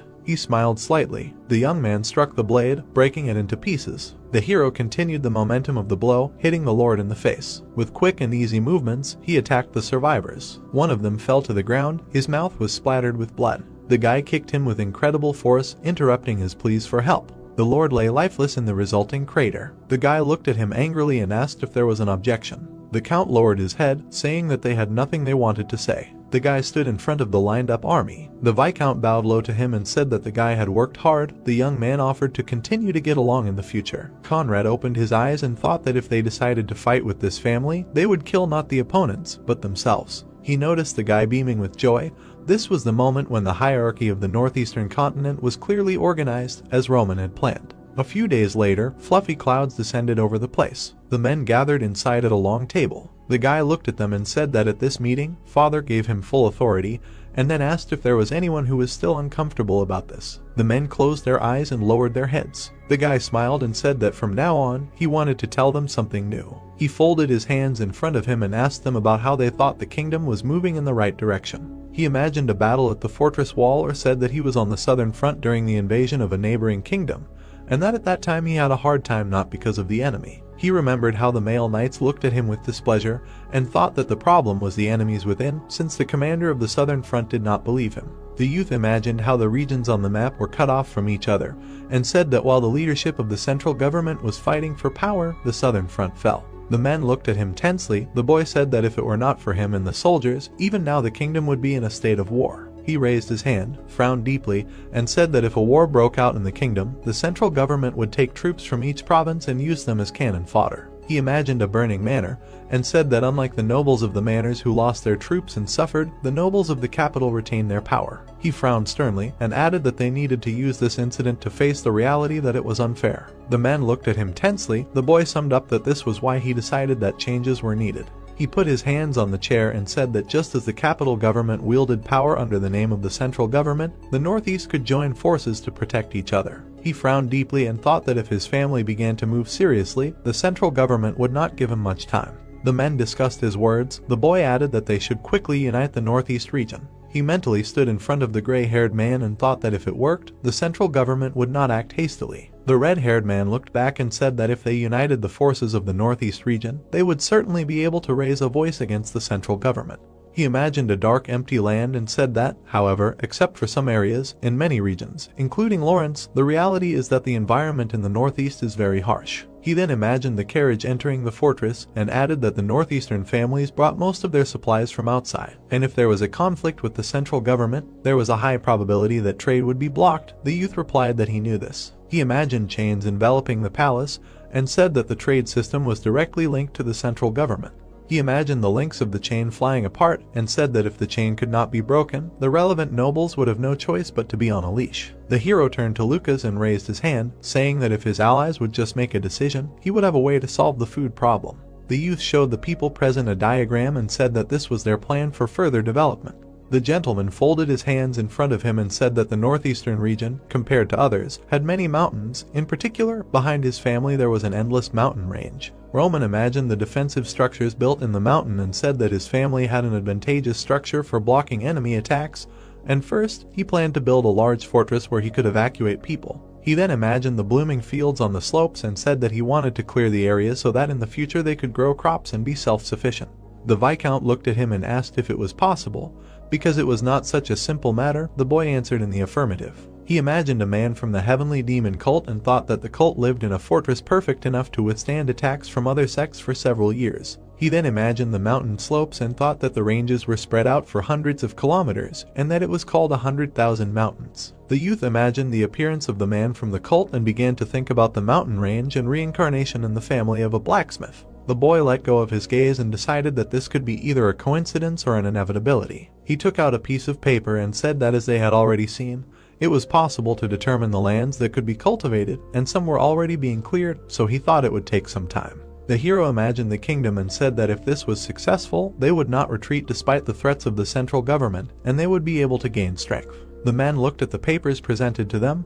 The old man said that it was truly amazing. The red-haired man was surprised but looked at the paper and thought that absolutely everything, from the development plan to the fortress blueprints, was carefully thought out, and instead of offering an abstract direction, the gentleman clearly stated how to act. The head of Lawrence touched his chest and said that he would follow the guy. The Viscount nodded, agreeing with his decision, and said that he would do the same. The rest of the people present also followed their example. The guy smiled and decided that the northeastern territory was finally in the hands of his family, after which he said that the name would be changed to the Dmitri Alliance. The hero's father held a glass in his hand. He took a small sip of the contents and thought that the current family would be led by Roman, and that it was moving in the right direction. He imagined the image of Rodwell and thought that he felt sorry for him for all the hard work, but now Roman was the leader of time, and this was something that no one could change. And he looked out the window and said that the moon was very bright. A month ago, Marquis Valentino was sitting at the table, sorting through papers. The letter said that the sword that Hendrik made had never been put up for auction. The man frowned and thought that if it was not the master blacksmith Dmitri, then he did not understand who the master who created the sword was. He folded the sheets of paper on which was the answer from the man, in which he wrote that this was not his sword, because recently he had not put a sword up for auction, and even if the Marquis searched the entire continent, he would not be able to find it. A dark-haired man ran into the hall, called out to the Marquis and said that in the master blacksmith's collection, according to rumors, a sword of a similar shape to the Ifrit was seen. The Marquis jumped up in surprise and told his subordinate to immediately take him to Dmitri. Hendrik put his hands on his knees and asked why they came. The Marquis sat down opposite him and said that a month ago at an auction he had won a bid for a sword called Ifrit. The blacksmith said that the man had already written about it in a letter. The Marquis smiled and added that, from his point of view, Ifrit was truly a treasure. He introduced the man forging the sword and said that he was sure that the master who had created this sword, which perfectly received mana, was the best in the kingdom. He put the blade on the table and showed it to the blacksmith. Hendrik looked at him in surprise. The Marquis noticed this and smiled, thinking that he was right. The man raised his hand and asked if the blacksmith knew this sword, because, according to rumors, a few days ago a sword similar to this one was found in his collection. The master raised his hand to his chin. The Marquis looked at him with a smile. The master said that he would show the sword, after which he thought that a successor like the Marquis would realize the value of the sword. He placed a blade with a dark edge on the table and said that it was called Salamander. The Marquis looked at it in surprise and thought that just looking at the blade made his heart skip a beat, so he was sure that the sword was made by the same person as the Ifrit. The blacksmith placed his hands on the table and said that, as I expected, Marquis, Salamander and Ifrit were made by the same person. The swords emitted a dark aura. The man added that, to be precise, Salamander was the first creation, Ifrit appeared after it. Valentino did not take his eyes off the blade, thinking that Salamander was probably his first work, and then remarked that he wanted to have it. The blacksmith bowed deeply when he heard the question of whether he could sell this sword, and then replied that this sword was not for sale. He raised his head and said that he received it as a gift, and as a collector, he feels that he cannot sell it. Mackey's probably completely understands him. Valentino was shocked by what he heard and asked if the blacksmith had just said anything about a gift. He silently looked at the master and thought that this was not his creation, but a sword he had received as a gift, which meant that the blacksmith knew the identity of the master. He imagined the image of the former baron and asked if he had created these swords. The blacksmith answered negatively. The master glanced at the blades and said that they were made by the eldest son of the family. The Marquis imagined the guy's frightening appearance and thought that he was the youngest ranker in the kingdom, but had already made the best sword. Valentino looked at the weapon in surprise and added that in every work, the story behind it is important. If the person who made the sword was just a master, he would be judged by the result, but, unexpectedly, it was created by the best swordsman. The man imagined how many hands reached for this sword and thought that people attach special importance to swords, and that the value of the sword will increase because it is incredibly rare. The Marquis gripped the arm of the chair and decided that he wanted to meet the young man right now. He looked up at the ceiling with a smile. The hero jumped back from the knight's blow. He turned his leg, placing it on the floor. The young man made several jerks, simultaneously blocking the enemy's blows. Suddenly he noticed the men looking at them. The blonde frowned and decided that this was his moment to attack. The hero looked down in surprise, noticing the approaching aura. Suddenly, a bright explosion lit up the room. The people around him looked at him in surprise. Roman gripped the hilt of his sword and said that it was a good trick. The knight was lying on the floor in front of him. The guy added that when he splashes out his strength and the desire to kill, a gap is formed in the attack, so he must have a trump card up his sleeve that will knock the enemy off balance. The knight agreed and said that he would remember this. Valentino watched in surprise. The boy called out for the next opponent. The Marquis thought that this was the level of the eldest son of the family. He remembered the boy's last battle and thought that the whole kingdom was talking about him lately, so he was curious about what place he would take in the rankings. He introduced the various rankers and added that he did not know what would be awarded to him after he defeated the number 2 in the rankings. The man frowned slightly and thought that looking at this in person, he realized that his abilities exceeded the rumors circulating around the world, and if you mention that he is also a blacksmith, then perhaps the kingdom. The hero put his sword on his shoulder and looked away. The man finished his thought by saying that the kingdom had the greatest talent on the entire continent. The butler turned to the boy and said that he had a guest. The Marquis smiled slightly when he heard the agreement, and the hero walked closer to him, extended his hand and introduced himself by name. Valentino looked at his palm with a smile and wondered if these hands had forged the Ifrit. He shook his hand and also introduced himself. The man put the sword on the table and said that he came to the boy because of it. The young man looked at the blade and thought that he had entrusted this sword to Lucas. The Marquis said that during this time he had mobilized all his forces and resources to find the master who forged the Ifrit. He looked up at the boy and asked if he was really the one who had created this weapon. The young man looked at the man's face and thought that the Marquis was the richest man in the kingdom, nicknamed the Greedy Collector, and that among the nobility, maintaining neutrality, he had the greatest influence. The boy imagined gold coins pouring into a handful and added that by owning the kingdom's trading rights, the man had amassed great wealth, the power of which was capable of shaking the balance of power. The hero imagined dark hands reaching out to the man and thought that despite 4 offers from the factions, he had made it clear that he would remain neutral. The hero smiled slightly and thought that this was an interesting person, and then confirmed the man's guess. He grinned and added that he had forged the Ifrit himself. The Marquis jumped up from his seat and said with a smile that it was a great honor for him, and that the boy had no idea how much he wanted to meet him. The Marquis remembered the first time he saw the sword and said that it was as if lightning had struck him at that moment. He raised his hands and said that, after all, their family was a shrine to blacksmiths, and that the boy must have inherited his father's talent. Valentino recalled the previous duel and asked permission to take a look at the sword the boy had just held in his hands.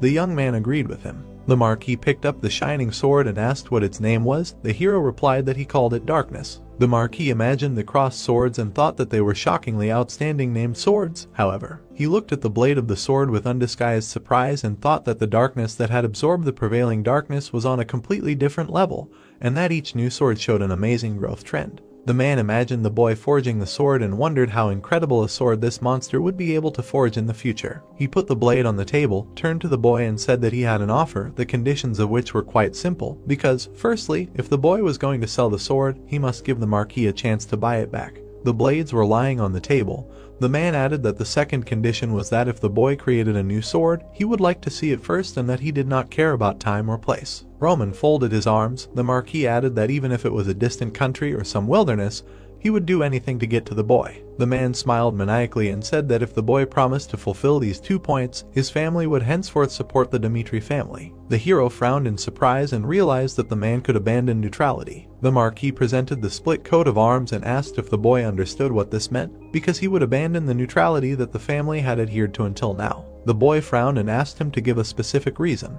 The Marquis introduced the other rulers and said that, frankly speaking, he had been under a lot of pressure from the 4 factions lately, and that they would not be able to remain neutral forever. Valentino scratched his temple and finished his sentence by saying that he had thought for a long time about which of the authorities to support. The man introduced the real youth in front and said that he had heard that the youth had approved the alliance of his own family and, in addition, the Marquis raised his hands and said with delight that he had confirmed that it was the youth who had forged the flash, after which he added that he saw no reason not to feel sympathy for him. He imagined the image of the father of the family, a former defense, and said that he understood that the family was not short of money. However, the Marquis folded his hands in front of himself and added with a smile that the more money the better, after which he thought that the youth had really touched him. The hero rose from his seat and said that the aristocrats of the alliance had sworn allegiance to him. He looked sternly at the Marquis and asked if his family was ready to follow Dimitri's family. The man smiled contentedly. He bowed to the boy and said that their family was ready to sleep on straw or jump into a fiery pit, because if it was the boy's order, they would do it with a smile. The hero grinned and thought that he could not even think about such connections, after which he said that he would rely on the Marquis. The man kept his head down, asking if he could reveal the truth about the hero forging the flash. He looked at the boy with delight and said that such a magnificent sword fell into his hands, and he would not stand it if he could not boast to an acquaintance. Roman crossed his arms and decided that the Marquis was a rather peculiar person.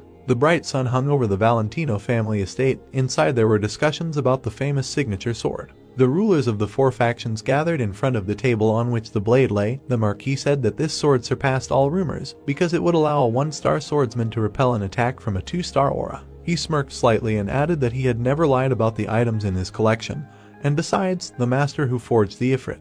The rulers presented the image of the hero. The Marquis finished the sentence by saying that this is the ranker who put Hector to flight and comes from a family of blacksmiths.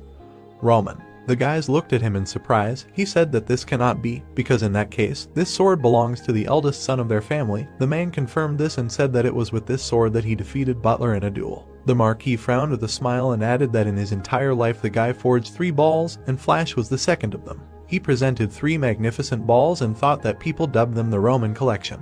Then he imagined Hendrik, who forged the sword, and thought that thanks to the guy's reputation, the business of their kind's forges went uphill so much that it became difficult to withstand such a volume of work. The youth walked along the night corridor. He turned around, hearing the voice of the man in the cloak, who said that the guy was able to repel the attack of Hector and defeat the butler. Nakin frowned and said that they underestimated him too much, and that the guy even united the northeastern region, monopolizing power. The hero stood with his back to him. The guy in the cloak added that the Empire cannot ignore the future possible threat, so he must choose either to submit to it or turn into an enemy. Roman raised his hand, smiled ominously, and asked why he should follow their choice. He turned to the interlocutor, Mac, and asked if this meant that he was ready to go against them. The young man frowned slightly and said that they should call a spade since they were the ones who threatened him in the first place. He imagined himself sitting on the throne that the man held and said that he was not going to swear allegiance to anyone against his will. The young man looked at the hooded man and thought that the kingdom was a tasty morsel for the empire, which it had been trying to get for many years, and if Valhalla decided to attack the kingdom, Chronos would never stand aside. He frowned sternly and said that if they did not plan to be hostile to him, then it was worth waiting. Macken fell into a stupor, hearing the words that the power that the young man would choose would definitely elevate the kingdom to the top, and people would begin to call his family the creators of the king. He fist and said that the young man was extremely brave in solving problems. Coming close, the guy added that if you strain your neck all the time, it will break someday. He imagined Butler and said that even he, whom the guy defeated with such difficulty, is nothing to the empire because the continent is quite large. His body began to dissolve into thin air. The guy added that they will give the young man more time and hope that he will make a balanced decision. Sheets of paper fell to the floor. With the foundation of the alliance, 4 factions contacted Roman one after another and insistently demanding to make a decision. The guy in the suit put his hands behind his back and asked the interlocutor if he was going to leave the hero alone. Benedict took the sheet of paper in his hand and said that if the guy chooses him, he will not inflate the incident. The man crumpled the paper in his hand and sternly said that if the young man prefers another direction, then he will make him pay. The young man looked out the window and decided that he could no longer use the balance of the power system. He imagined himself standing on a field full of wounded and dead soldiers, thinking that if he did not use the last year to good effect, there would be casualties in the coming war. He frowned slightly and added that first of all, he must find an effective way to ideally resist magic. The heroes imagined a gigantic building and thought that there were 13 magic towers on the continent, the very first of which, the Heavenly Magic Tower, held a scientific conference in which representatives from each of the towers participated to witness the successes. Then he imagined a hand next to which a fireball appeared and added that the Phoenix Magic Tower presented powerful magic of the 5th circle. People looked at the arena in which a fiery tornado raged. The boy added that the gazes of the magicians watching this were filled with coldness. He imagined the irritated faces of the people and thought that the reason for this attitude towards the phoenix was the fundamental problem that had been plaguing the tower lately. The old men looked down. One of them said that it was true that the Phoenix Tower had lost the magical teachings accumulated over generations. The young man finished his thought by saying that it was because the tower had no individuality. Felix grabbed his head and said that 3 years ago he was confused and agreed to temporarily replace the tower head, but this could not continue. He closed his eyes and added that due to the disappearance of the previous tower head's mentor, he was unable to inherit the magical teachings of combustion, which was the secret weapon of the Phoenix Tower, because of which the tower began to lose magicians. He sat down on the back of the chair and thought that one of the kingdoms cut off sponsorship, so he could be expelled at any moment, after which he said that his head was starting to spin. He suddenly looked down, noticing something. On the table was a letter signed by Roman. The blonde took the sheet in his hand and read the lines that the conditions were quite simple. Felix imagined the image of the gentleman.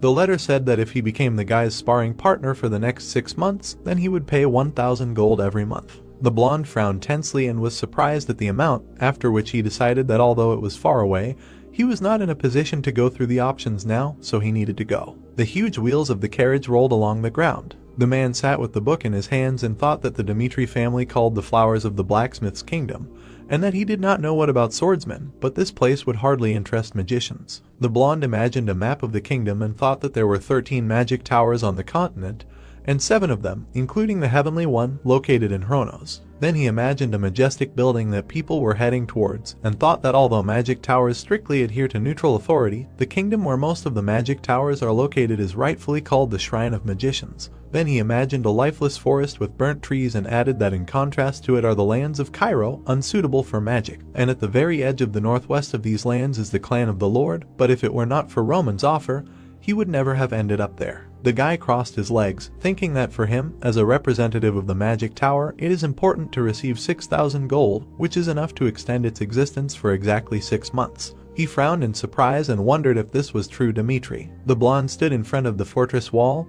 which had guards. One of the knights ordered him to stop and state the purpose of his visit. The blonde showed him the letter and said that he had come from the magical Phoenix Tower at the invitation of Mr. Roman. While the guards were talking to him, one of the knights examined the carriage. The blonde thought that the system was established and the guards' movements were polished. He noticed the magical devices installed in case of war and thought that even the fortress walls were arriving in perfect strength. The guy frowned deeply and decided that for a provincial town, it had a grandeur comparable to the possessions of eminent families. Roman extended his hand to the guest, introduced himself and said that he was glad to meet them. The magician shook his hand and thought that he did not look like an ordinary person, after which he also introduced himself. The blonde frowned and said that he would not beat around the bush, after which he asked if the young man confirmed the conditions stated in the letter. The hero smiled and answered affirmatively, repeating the words that if the man became his daily sparring partner, he would pay 1,000 gold per month for 6 months. Max closed his eyes, raised his hand and said that he did not quite understand the reason, because if this was a simple sparring, then there were many other mages,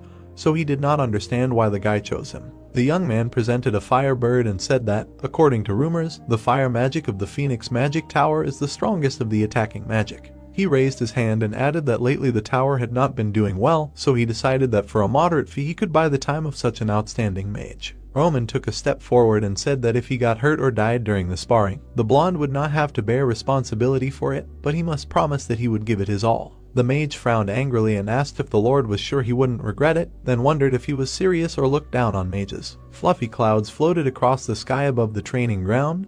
The lord said the mage could attack first. He took the sword in his hand and added that he would give up the right to choose. Felix replied that he wouldn't refuse it. He brought his hands together, created a fireball and decided that this was the first duel, so he should start by wiping the nose of the eldest son of the family. The man created shining spears of fire. The projectiles headed towards the guy at high speed. Suddenly, a powerful explosion thundered on the ground. Felix was surprised to see the lord behind him. He used the next technique, the release of the fourth circle. The mage put his hand to the side, created a magic circle and activated Inferno. The streams of fire blocked the escape routes. The young man looked around and thought that walls of fire appeared on both sides of him.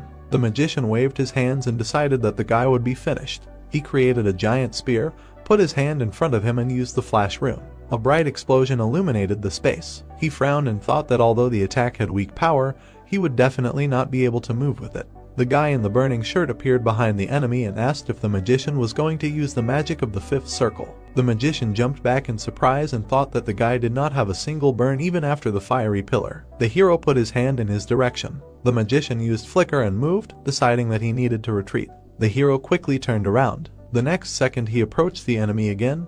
The blonde thought that the guy had already managed to catch up with him. He put his hands in front of him and activated restraint. The hero suddenly stopped. The man thought that he had shackled him by the legs, so this would help him gain about 10 seconds. Roman sank down, gathering his strength. He gritted his teeth, straightened up abruptly and broke the shackles. The blonde clenched his jaw, frowned and thought that he would prove to the boy that he was worth 1,000 gold. He spat out streams of fire and used incomplete combustion. He turned around in surprise at the flames. He jumped up, raising his sword above his head. The mage looked at him in surprise and said that this could not be. Roman quickly approached him and offered to end today's sparring. He frowned slightly, smiled and said that they would meet tomorrow at the same time. The mage looked at the ceiling in surprise and thought that the master had predicted every spell he cast. He spread his arms and legs and added that there was no technique in the world that could predict spells, after which he wondered how he managed to do it. He rose from the floor and wondered if he would be able to defeat the boy if they clashed again in battle. The blondie frowned and decided that at this rate he would never see victory, after which he tried to think of a solution. He imagined the former leader and thought that when the head of the tower disappeared without a trace, the burning that was passed down through generations was also lost, and everyone said that the end had come for the Phoenix Tower. The guy was sitting at the table in front of a giant book, throwing himself headlong into research. He successfully restored part of the spell, for which people called him obsessed. The next day, the blonde looked at his opponent standing in front of him. He raised his hands, created a magic circle under his feet and thought that if the opponent was able to predict the trajectory of magic, he needed to make it so absurd as to deprive him of the opportunity to calculate its point. The floor under his feet suddenly opened up. The man used the stone tip and climbed up on the resulting cliff. The brunette grinned contentedly. Magu looked at him and decided that the main advantage of magic is that it is not necessary to aim at the opponent.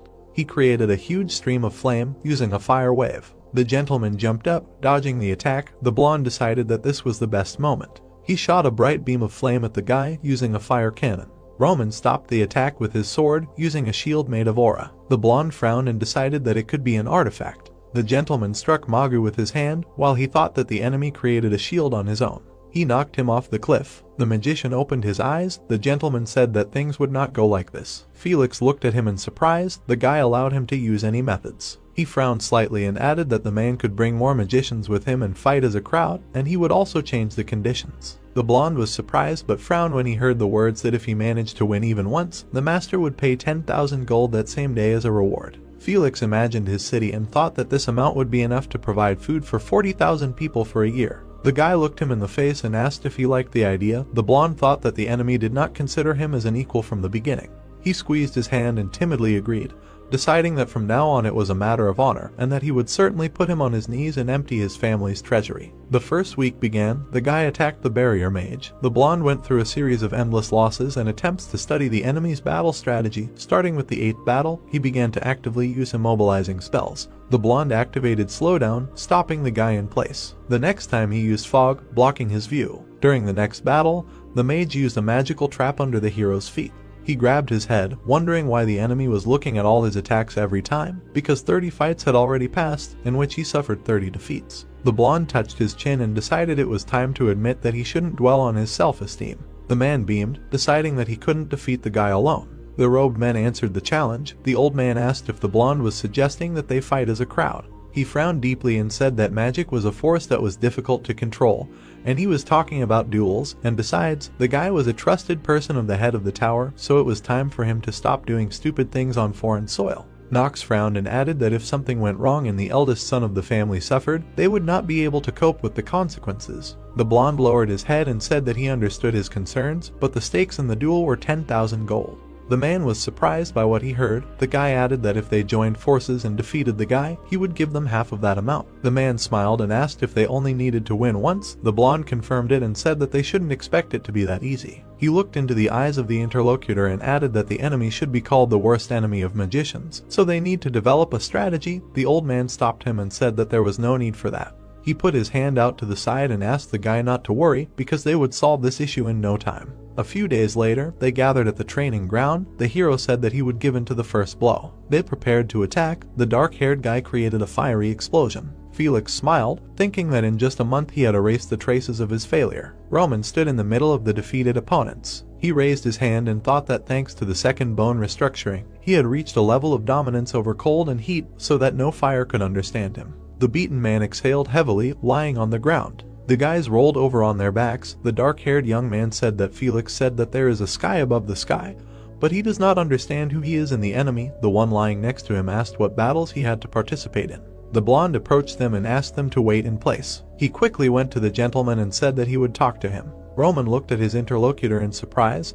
The blonde admitted that he was not sure that he could defeat him, but at the same time he could not contain his curiosity. He took a step forward and asked how the gentleman managed to predict the spell every time and neutralize it. The guy interrupted him and agreed to tell. He raised his hand and said with a smile that he would tell how he prepared for the fight. The blonde frowned in surprise. Felix looked around in the library and asked if the guy had read all the books on magic there. He imagined a book on fire and thought that mana coming from a magic cycle could resonate with nature, fire with fire. He imagined water and wind, thinking that water resonated with water and wind with wind. The blonde imagined himself gathering wind energy between his hands and thought that at the moment of casting such magic, a kind of signal and a rough attack pattern would appear. The brunette looked at him and said that it was possible to calculate in advance what kind of magic the opponent would use based on the amount of mana, its shape and attribute, which would allow him to react quickly enough. The mage looked at him in surprise and thought that, firstly, the ability to read resonance. Secondly, the knowledge that allows you to recognize the types of spells by just one resonance form. Thirdly, lightning-fast decision-making based on the information received, after which he noted that he could not believe that the master embodied all three conditions at the same time. He turned his back to him and added that his opponent was a monster that could hardly be called a genius. Felix imagined a destroyed building and thought that even such a monster tirelessly works on himself to become stronger, and he only used the disappearance of the mentor as an excuse to escape from reality, but could not achieve anything in the field of the acting head of the magic tower. The blonde turned around and decided to throw all his strength and time into preparing for sparring with the master. The soldiers stood in a row by the wall.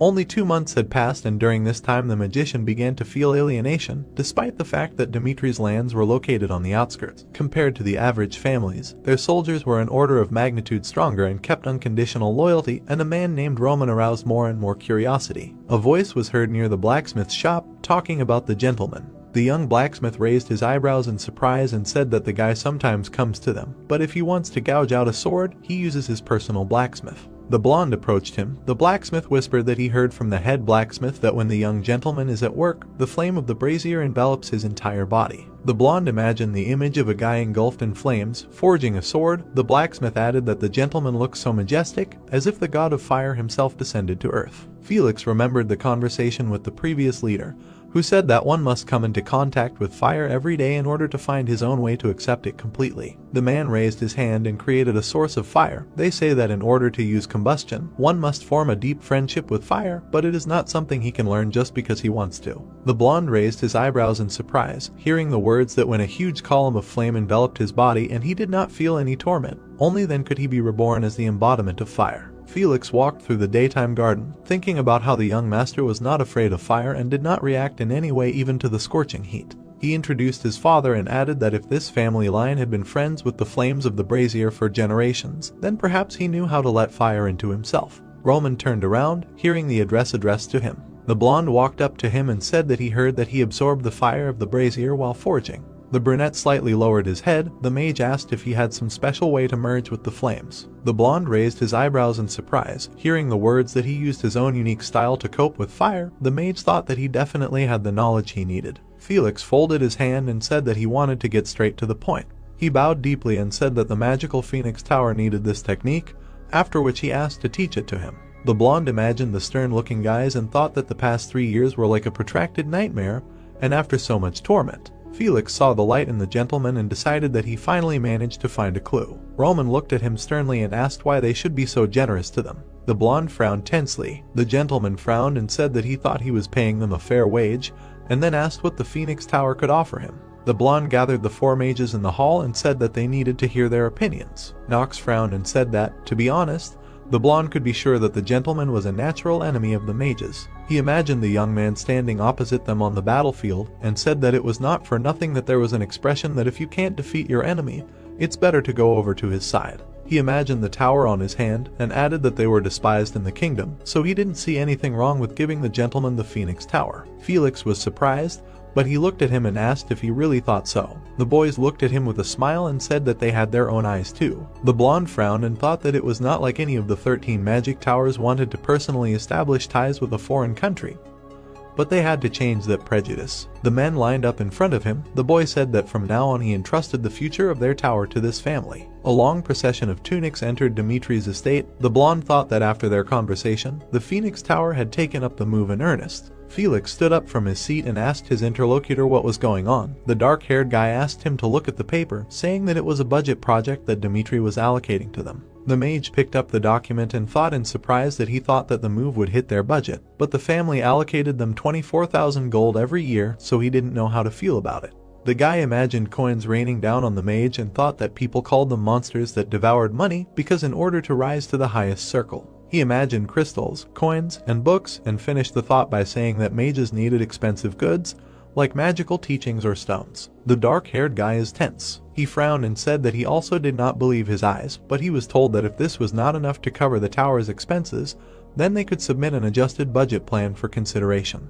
The blonde looked at him in surprise. The interlocutor added that he thought the head should go outside for a while. The man went outside and saw a gigantic construction. He frowned, not understanding what kind of giant it was. Chris looked at the construction with a smile and said that they decided that the Phoenix Tower would want to expand its influence, so now it will be able to take on 1,000 new employees. The magician approached him and said that he was still a little confused, because he did not think that the master would do so much for them. The knight turned to him and said that the young master, more than anyone else, values Utwo 100B, Utwo 100 buys people. Magu looked at him in surprise, heard the words that they would have to get used to it.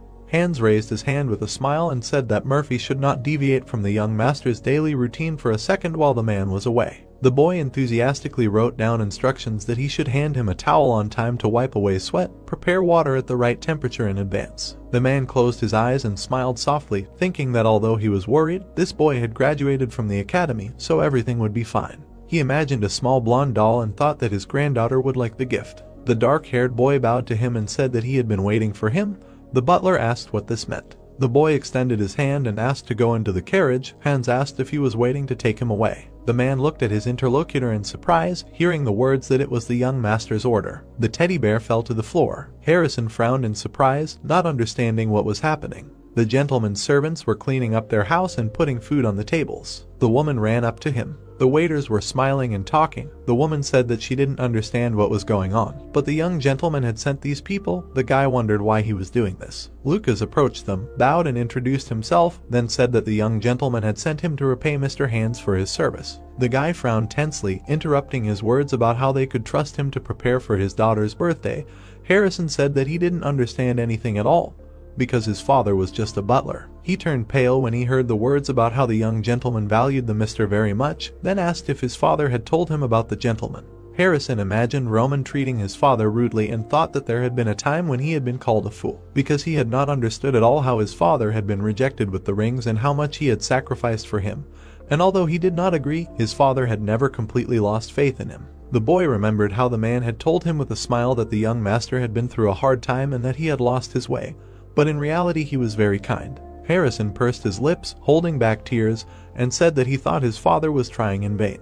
He wiped the tears from his face and thought of his father. A large banquet was laid inside the palace. The guests were surprised by such a feast. 3 guests entered Harrison's house and wondered if they had come to the right address. The sound of soldiers' feet was heard and everyone was ordered to move aside. The soldiers fired along the red carpet and the silhouette of a man was visible. Harrison didn't understand why the guest had suddenly arrived with security. Harrison saw his father with a gift. The blonde immediately ran as fast as he could to his father. The son hugged his father tightly, happy to see him back. A pile of chests with gifts stood in the corner. They understood that it was time to open the gifts. Harrison began to unpack the gift with his daughter, realizing that it was the first gift from her father. The delighted girl held a doll in her hands. Harrison understood that it was a beautiful doll and his daughter asked him to buy her a doll every day, so he thanked his father. The blonde looked away with a widening smile, wanting to open the next gift. He saw a red box with a beautiful ring, realizing that it was a ruby ring from Viscount Conrad. The 3 guests immediately drooped and were stunned by such an expensive gift.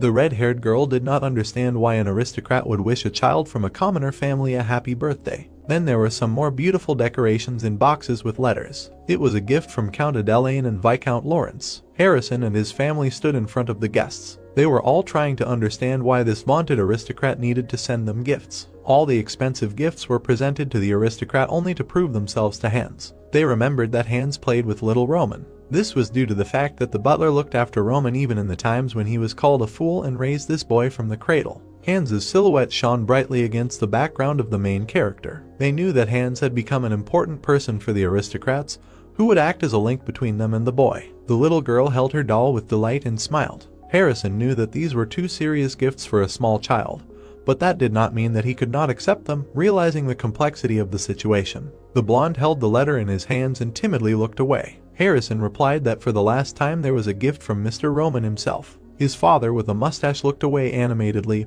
realizing that the young master had sent a gift. Suddenly, the boy's eyes widened and he was stunned. He held in his hands a letter of recommendation for admission to Glory Academy. He looked at this letter in shock and understood that for the sake of his daughter, Mr. Roman wrote a letter of recommendation to Glory Academy. He imagined Glory Academy under a clear sky. It was the best educational institution that a commoner could dream of, and it was not so easy to enter, even with money. The blonde quickly turned to his surprised father, realizing what was happening. The girl looked worriedly at her dad, who was crying into the letter. He was very happy with his father and young Master Roman for such an opportunity. They were transported to Roman's castle. The butler was telling his master that it was too expensive a gift. Hans was having a dialogue with the protagonist under the window. The assistant said that the fact that Roman remembered him and recognized him was enough to feel that his efforts were useful. The protagonist stared at his assistant. He remembered how the exhausted boy was holding his chest. The mentor with white hair looked to the side and asked the bloody demon if he regretted following him. The 2 of them stood on the battlefield with corpses. The bloody demon, kneeling, replied that he did not regret anything.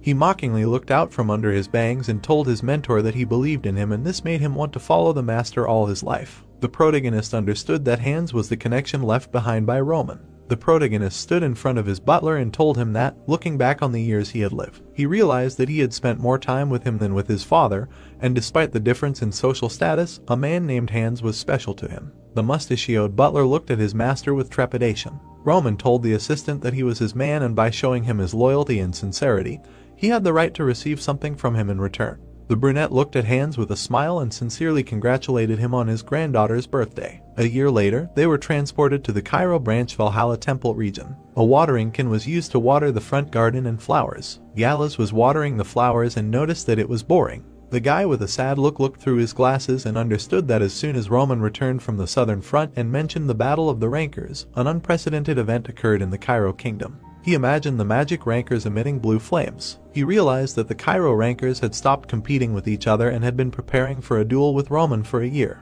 He imagined the main character in a red cloak. Yalas had a hard time telling where Roman's line was drawn, and after his duel with Homer's, he was officially awarded 100th place in the Cairo rankings. In another battle, Roman defeated the blonde, drawing blood. I didn't know that the master had also defeated Butler, who was ranked second in the Hector kingdom and thus showed his abilities. This was where the dilemma came from. He introduced the protagonist with a sly grin. Yalas was thinking that from 1st to 99th place, each of them could become his prey. The bespectacled man smirked slightly and thought about what would happen no matter what choice they made. Once Roman took action, there would be a huge change in the Cairo rankings. Suddenly, his assistant ran up to Yalas and said that a message had arrived from the master himself. Yalas looked back with a smile when he heard that Roman was about to start the official ranker battle. Benedict held the letter in his hands and was glad that the guy had finally made his move. He sat in his spacious office and knew that something strange had been happening on the border of Cairo lately. The light of the lamps was directed at the empty chairs. It all started with the head of the Phoenix Magic Tower from the Frank Kingdom, and then important figures of the magic towers located in Kronos disappeared.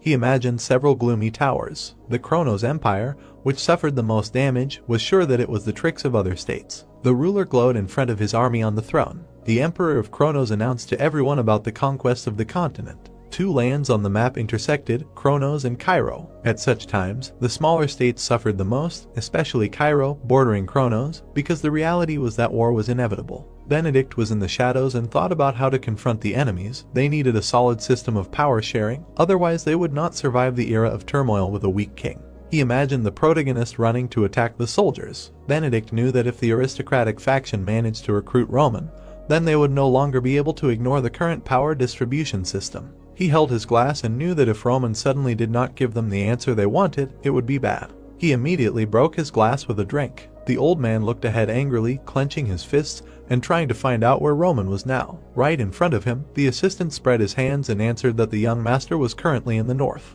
The old man stared ahead and thought about Roman deciding to rise from the bottom. At this time, Yalas held a letter and announced the official battle of rankers. The blonde grabbed his blade, being 99th place in the Cairo, Jaden ranking. The blonde remembered that the young master aimed for the very top and in the end, challenged him. The protagonist walked forward towards the armed blonde. Jaden knew that if the boy was truly such an incredible master as they said, he would hardly want to get involved in a protracted war, wasting his strength on low rankers. The brunette frowned through his bangs, and the blonde knew that if he looked closely, he was an ordinary boy. Roman stood in front of the blonde, preparing for a duel. Jaden heard that the boy had already scheduled the next fight for the ranker, considering him impudent. Jaden immediately surrounded himself with a blue aura, wanting to use his full strength in the fight. He immediately rushed to run into the fight. The blonde received a glowing blow to himself. Jaden ran in horror under the brunette's hand. The defeated blonde lay on the floor, when Yalas added that this fight was one-sided and there was no point in it. The bespectacled man crossed his arms and looked at his master, wondering if there was a need to go down the thorny path of the path of duels, and if it would not be better to start from 30th place right away. The main character grinned maliciously and said that even if people called him a hero, they tirelessly questioned his abilities. He imagined himself standing on the mountain and throwing off all the fighters. The nobleman realized that by defeating many rankers, he would prove that he achieved this solely due to his strength. Yalas was slightly surprised, realizing that this was true. He began to smile maliciously,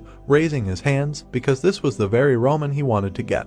There was an opinion among the people that Roman would not be able to rise from 99th place to first place through a series of victories. The main character stood in front of an army of fighters. They knew that even if he defeated a person a day, he would spend at least 99 days on all this. The protagonist defeated the 98th ranked player. However, less than a week later, people's fears were completely dispelled. Yalas enthusiastically shouted that 99 Roman defeated the 98th player Delhi and rose to this place in the ranking. The protagonist stepped aside with his foot. He arrogantly turned away from the fighter, wanting the next opponent. 97th place received a hard blow to his face. The brunette stood with a sword next to the defeated fighter. The two fighters looked at what was happening with alarm and realized that it was a very exciting sight, because Roman was able to defeat 3 rankers in just one day. The brown-haired one bared his teeth and realized that although they were the weakest rankers, they still had the strength of 3 stars. They saw how the red aura emanated from the protagonist, because they noticed that he spent less than 10 seconds on all 3 fighters. In just 2 days, Roman defeated all the rankers up to 91st place. The fighter's foot stepped onto the water's surface. Jaden tried to escape from the monster's mouth. The monster bloodthirstily slammed its mouth shut.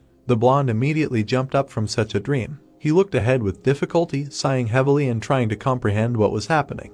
The healer looked back at the player and noticed that he had woken up. The blonde tried to understand what he was doing here. The healer raised his eyebrows, holding the box in his hands, and noted for the guy that he himself should guess, because he rushed headlong at a strong opponent and fell flat with 1 blow. At that moment, the player was lying unconscious, and the healer said that a whole day had already passed since he lost consciousness. The healer began to place flasks on the rack, and he was glad that, at least out of all those who fought Roman, Jaden was the only one who woke up. The blonde became curious about how many Roman had managed to fight. The blonde was dumbfounded and amazed when he heard that the gentleman had defeated 5 rankers in 1 day, including Jaden. The healer reached for one of the test tubes and asked the boy if he understood what that meant. The healer introduced the main character against the background of small fighters, and said that these rankers were not his opponents from the beginning. Jaden grimaced, clutching his chest. He bared his teeth angrily and realized that his body was about to fall apart. The healer looked back at the boy and said that he would not be able to move fully for a whole month. The healer noted that he did not know what kind of magic Roman used,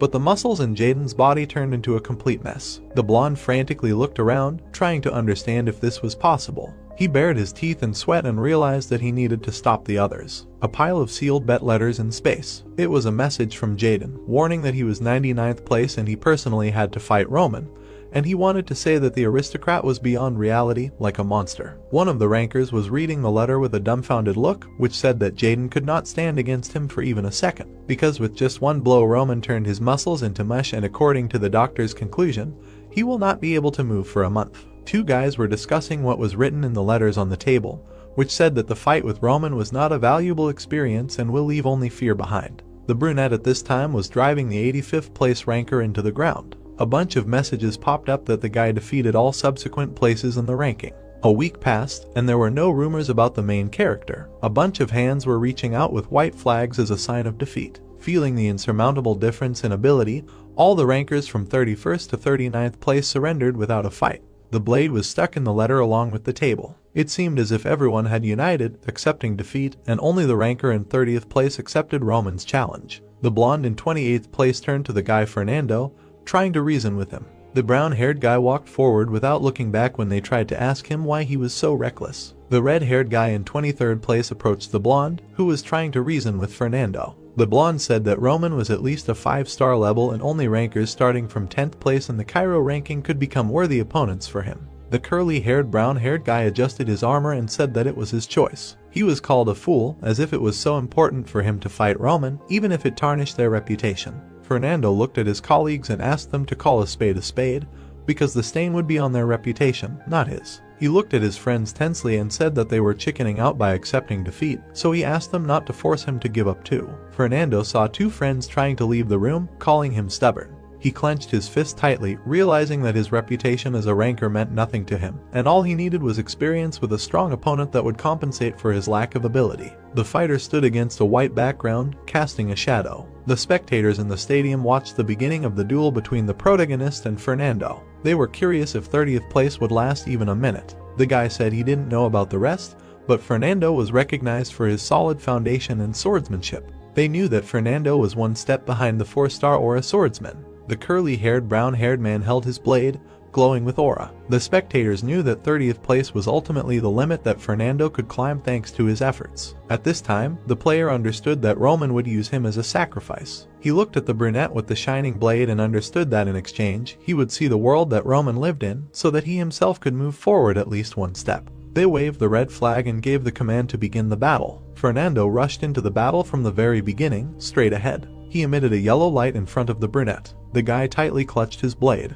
Fernando furiously looked at his victim. He cut with his blade, but Roman managed to duck. The fiery silhouette of the player hovered above the main character. The protagonist managed to dodge his head from the blow of light. Then he stood up abruptly, waving his cloak. Out of breath, Fernando stood behind the main character and understood that his enemy was only dodging, and he thought that he was too weak in his eyes. He bared his teeth angrily and realized that Roman could trample his pride as much as he wanted because he had long forgotten what it was. A stream of purple light flashed through space and a voice was heard addressing Fernando. The curly brown-haired man frowned in bewilderment when he was told that from now on he had to direct the flow of mana as he was told. He bulged his eyes in shock, realizing that Roman had spoken to him, thinking it was magic. The brunette stared at the enemy and informed him that the reason he was weak, even with 4 stars, was because of his unstable mana output. The brunette added that if the guy continued to use the same methods, he would never be able to become stronger. He imagined 2 streams of mana running along the limb and stated that with a normal mana output,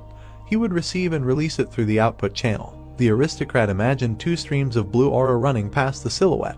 The protagonist knew that it was not only the Cairo kingdom, all swordsmen on the Salamander continent used the same internal mana channel. The brunette looked through his bangs with enthusiasm and noted to the enemy that there was more than one mana channel. The curly-haired player was horrified by this news, thinking that it was the delirium of a madman. The aura stream was thinning out blue light. It was an emission of aura, in which a person splashes out mana through his channels, although each uses his own, different from others, technique, but the formation of a channel using a generally accepted algorithm is known to everyone and the only true principle. Fernando was surprised with a puzzled look that there was more than one mana channel. The fighters stood opposite each other and the brunette said that it would be difficult to master the already formed channel again, but said that it would be worth the risk once, because it was worth it. The curly brown-haired man angrily grinned and did not know exactly what his enemy was thinking, but still decided to play along with him once, because he did not care about other people's views and reputation. They immediately clashed in a furious fight with swords and Fernando decided to trust him, even if it turned out to be a whisper of the devil. Roman asked him to suppress the mana energy and hold it.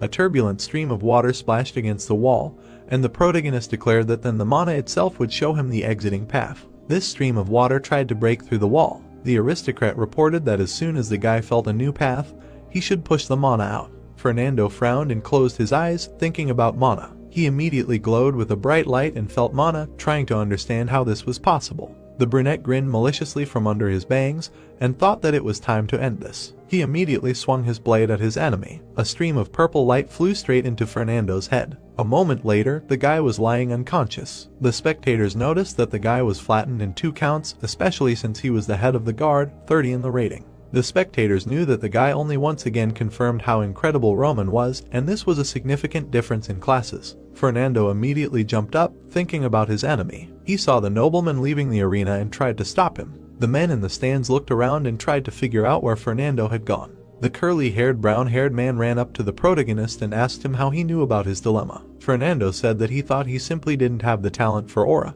but he couldn't even imagine that the problem was in its emission. The brunette looked at Fernando and said that the fact that he used a 4-star aura already indicated that he had reached a high level. The curly-haired, brown-haired man raised his eyebrows in bewilderment when he was told that compared to the level of mana, his emission power was catastrophically weak, and in this case, there was a high probability that the problem was in the aura channels. The brown-haired man clenched his fists and was about to say honestly that he saw hope in his words. The fighter put his hand to his chest and stated that so far he had only managed to grasp a thread, and he thought it would be difficult to make progress on his own. He looked closely at the nobleman and asked him if he would teach him how to pierce the aura channel. The brunette crossed his arms and stated that teaching was no problem, but he did not like deals without payment. The curly-haired, brown-haired man bowed his head and asked what the nobleman wanted in return. The brunette crossed his arms and looked at Fernando, telling him to follow him and live for him. The boy knelt down in front of the nobleman, realizing that this man must leave him on the true path. He stated his name and swore allegiance to his master. They were transported to the aristocratic faction. The high nobility sat around the table in a circle. They discussed how Roman had been acting unpredictably lately, and at this rate he could actually defeat Count Nicholas. Benedict sat on his chair and said that there was no need to rush to conclusions, although the protagonist had the merit of defeating Butler. But Count Nicholas, ranked 80th in the entire continent, was a high-flying bird. The old man introduced Nicholas against the background of another king. He knew that he was the royal knight and the first sword of Cairo, was known for the fact that others could not approach him. Nicholas stood in front of the protagonist, and the nobles knew that Roman's actions had revealed a new potential that no one could even imagine. Owen looked back at Benedict and asked, purely theoretically, what would happen if Roman defeated Count Nicholas? The old man sat with a grim grin and stated that the reason why the royal faction was still afloat was because of Count Nicholas's existence. He added that if Roman defeated him, it would create a scaffold for a new power in the Cairo kingdom. He presented the geographical location of all the regions on the map and noted that they should have prevented this. Benedict slammed his fist on the table and said that if the master did not accept their offer, they would have to eliminate Roman, no matter what methods they used. The old man thinned the light, looking at the nobles, and said that everyone should secretly summon an army with their family to the capital. He added that no matter what choice Roman made, they would not let him escape from their hands. The 10th place in the ranking, Geron, a faction of the Chronos Empire, was kneeling and surrendering to the protagonist. The brunette looked to the side. He looked at the stadium and realized that the stage was ready. He furiously shouted that he was sincerely disappointed. All the spectators were stunned and numb from such a statement. The noble said that a year ago he proclaimed the official start of the Battle of Rankers and hoped that the Rankers of Cairo would prepare to fight him. He waved his cloak and noted that after defeating Geron, the ranker in 10th place, he realized that there was no opponent in Cairo who could accept his sword except for Count Nicholas. He introduced the white-haired old man with the flaming sword and said that he now wished to shorten this meaningless process. The brunette sadly looked ahead and said that in 3 days, at this same place, he would fight the rankers from 9th to 2nd place in turn and defeat them all, wishing to challenge the first sword afterward. Roman's statement raised the whole kingdom on its ears. The guy clenched his fists and said that he was going to refuse. Being in 9th place in the faction, Bruno looked up and said that he and Geron were almost on the same level in ability, but Roman defeated him with a stunning margin. The red-haired guy, being the 2nd place in the aristocracy faction, Oscar crossed his arms and said that there was no way to back down. Oscar imagined the protagonist pointing his finger and saying that Roman had badmouthed Mr. Geron in front of everyone, saying that his abilities were not up to rank 10, and that he was going to fight them all on the same day. Oscar stood up from his chair and slammed the table, saying that if they refused to participate, people would call them cowards, so he called all the Cairo rankers. He imagined Benedict in front of a huge castle and said that they should wear the protagonist down as much as possible, and that there would be a good reward for that. Oscar frowned and swore on his life that he would definitely fight Roman and defend their pride as swordsmen for all to see. All the rankers raised their hands enthusiastically, agreeing with Mr. Oscar's plan. They wanted to show this upstart the harsh reality and unite the strength of all the rankers. The aristocrat grinned maliciously, showing his teeth. 3 days later, all armed rankers from 9th to 2nd place went to the arena. The spectators watched the events with delight. The blonde did not think that the rankers would react to the provocation, and in this case it was difficult to predict who would win. The main character looked at the crowd of rankers and realized that this was reality, because when feeling a threat, aristocrats always join forces, becoming one. Roman looked ahead, imagining the clock, and understood that Cairo would not allow him to waste time any longer. The brunette frowned through his bangs and knew there were only 2 options left. Either he would consume them or let himself be consumed. The first to enter the arena was 9th place Bruno. They pointed their swords at each other and Bruno knew that the protagonist had been aiming for a quick fight from the start. They believed that all 8 rankers would hold out until the end to turn this into a protracted war. The protagonist cut a bloody wound on the player. Bruno was spitting out his blood from his mouth. The protagonist looked back and wished for the next opponent. He immediately defeated 8th place, cutting the enemy, and again wished for the next opponent. 7th place, being a red-haired guy, he also defeated. The blonde in 6th place received a crushing blow to the face. The ranker in 5th and 4th place was also knocked down by a foot and Roman wished for the next one. The blonde in 3rd place was already lying on the ground after losing. Oscar in 2nd place bared his teeth in fear and understood that this could not be. The brunette looked closely at his victim and realized that he was the last. The knight ran to the king and said that the fight was unequal, because in just one day, Roman defeated all the rankers from 9th to 2nd place. Daniel covered his face with his hand when he heard that no one else would stop the main character from challenging the very first sword. Daniel was sad that all this led to such consequences. Daniel turned to Count Nicholas and asked him if there was a way to avoid a duel with Roman. White-haired Nicholas looked at the king. He imagined a bunch of hands reaching out to Daniel. The king noted that he had no doubts about the first sword, but if Count Nicholas was defeated in the current situation, then his already precarious position would be destroyed by the aristocratic faction. Nicholas looked ahead and answered His Majesty that this would not happen because he needed to believe in him. Daniel looked back sharply as his first sword wanted to prove once again that he had a reason to wear this title. Count Nicholas was about to leave immediately and told him to wait. The door slammed shut. The first sword met the royal faction, Vantner, on the way, who asked him if he was confident that he could handle it.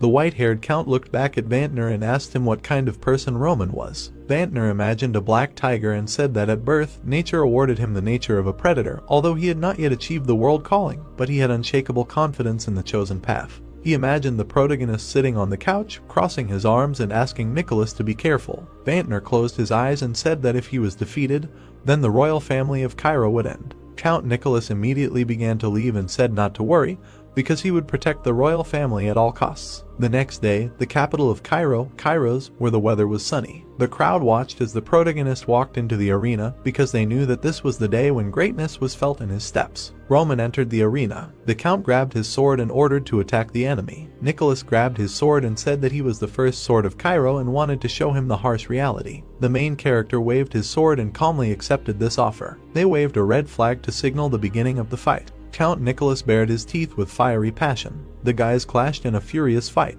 The spectators looked away from such an onslaught of energy. The swords of the fighters cut the air, colliding with each other. Yahello watched from the sidelines at the streams of light of the fighters and was surprised. He felt the air shudder with each clash of swords. He grinned maliciously through his hand and knew that this was the fight he had been waiting for. Count Nicholas grinned maliciously and noted that his enemy was a funny guy. The brunette looked out from under his bangs and said that the title of the first sword of Cairo was not just a title. Count Nicholas cut the air with his sword to attack. All the spectators in the stands closed themselves from the flow of wind, surprised by such a fight.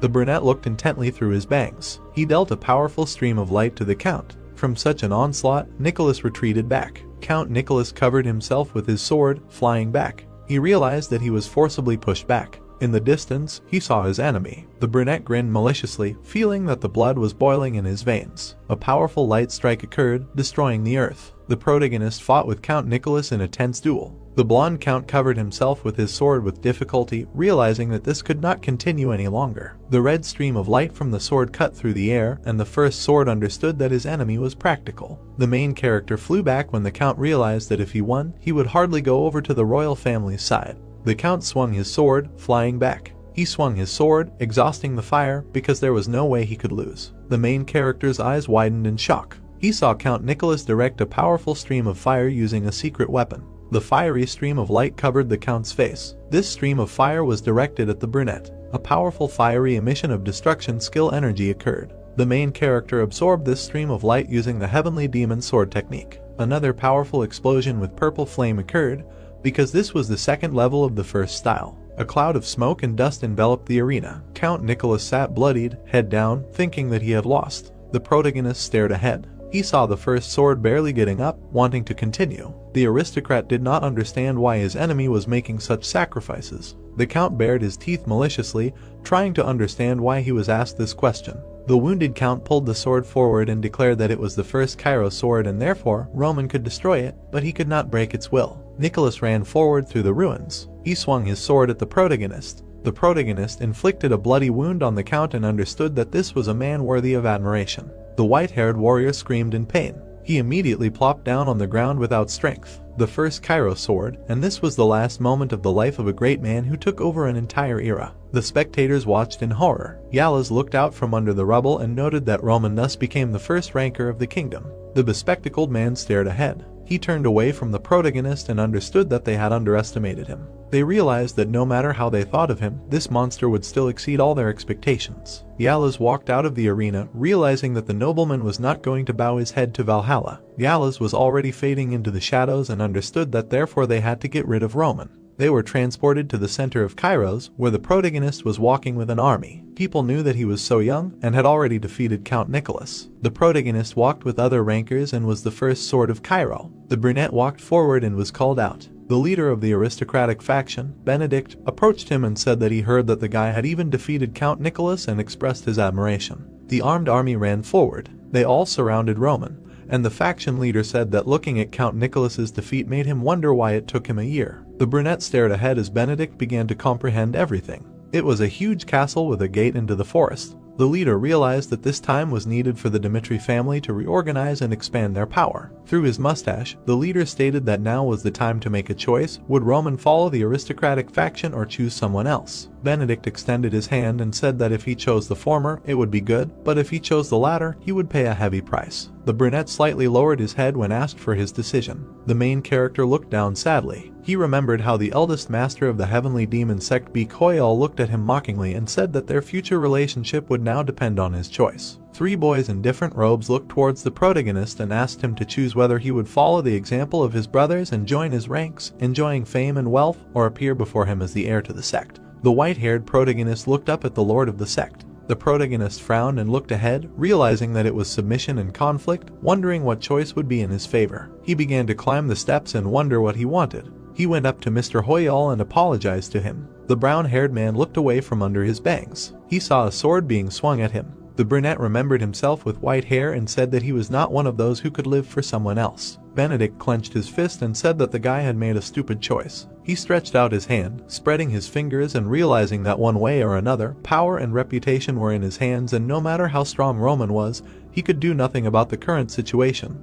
The faction leader believed. The protagonist stood in the ranks with an army of warriors. Benedict, in the name of the head of the central government, said that from that moment on, the Dmitri family, making unjustified attacks on neighboring lands, was suspected of inciting rebellion. The old man immediately extended his hand, giving an order to the soldiers, and noted that a thorough investigation would be conducted regarding this, and asked the boy to humbly surrender himself for arrest. Suddenly, blood splashed on Benedict's face. The protagonist defeated one of the soldiers of the aristocrat faction, bloodying him. The old man cried out that the master decided to disobey and thought that this should be regarded as a rebellion. Roman's army was surrounded by other soldiers of the aristocrat faction. Roman asked Benedict to call things by their proper names, because this was disobedience not to his majesty, but to Benedict. The brunette looked forward animatedly and said that of the two of them, it was more likely that the old man was planning a rebellion. The gray-haired leader cried out that the boy was completely crazy, because the central government represented the kingdom of Cairo and acted in accordance with the will of His Majesty the King.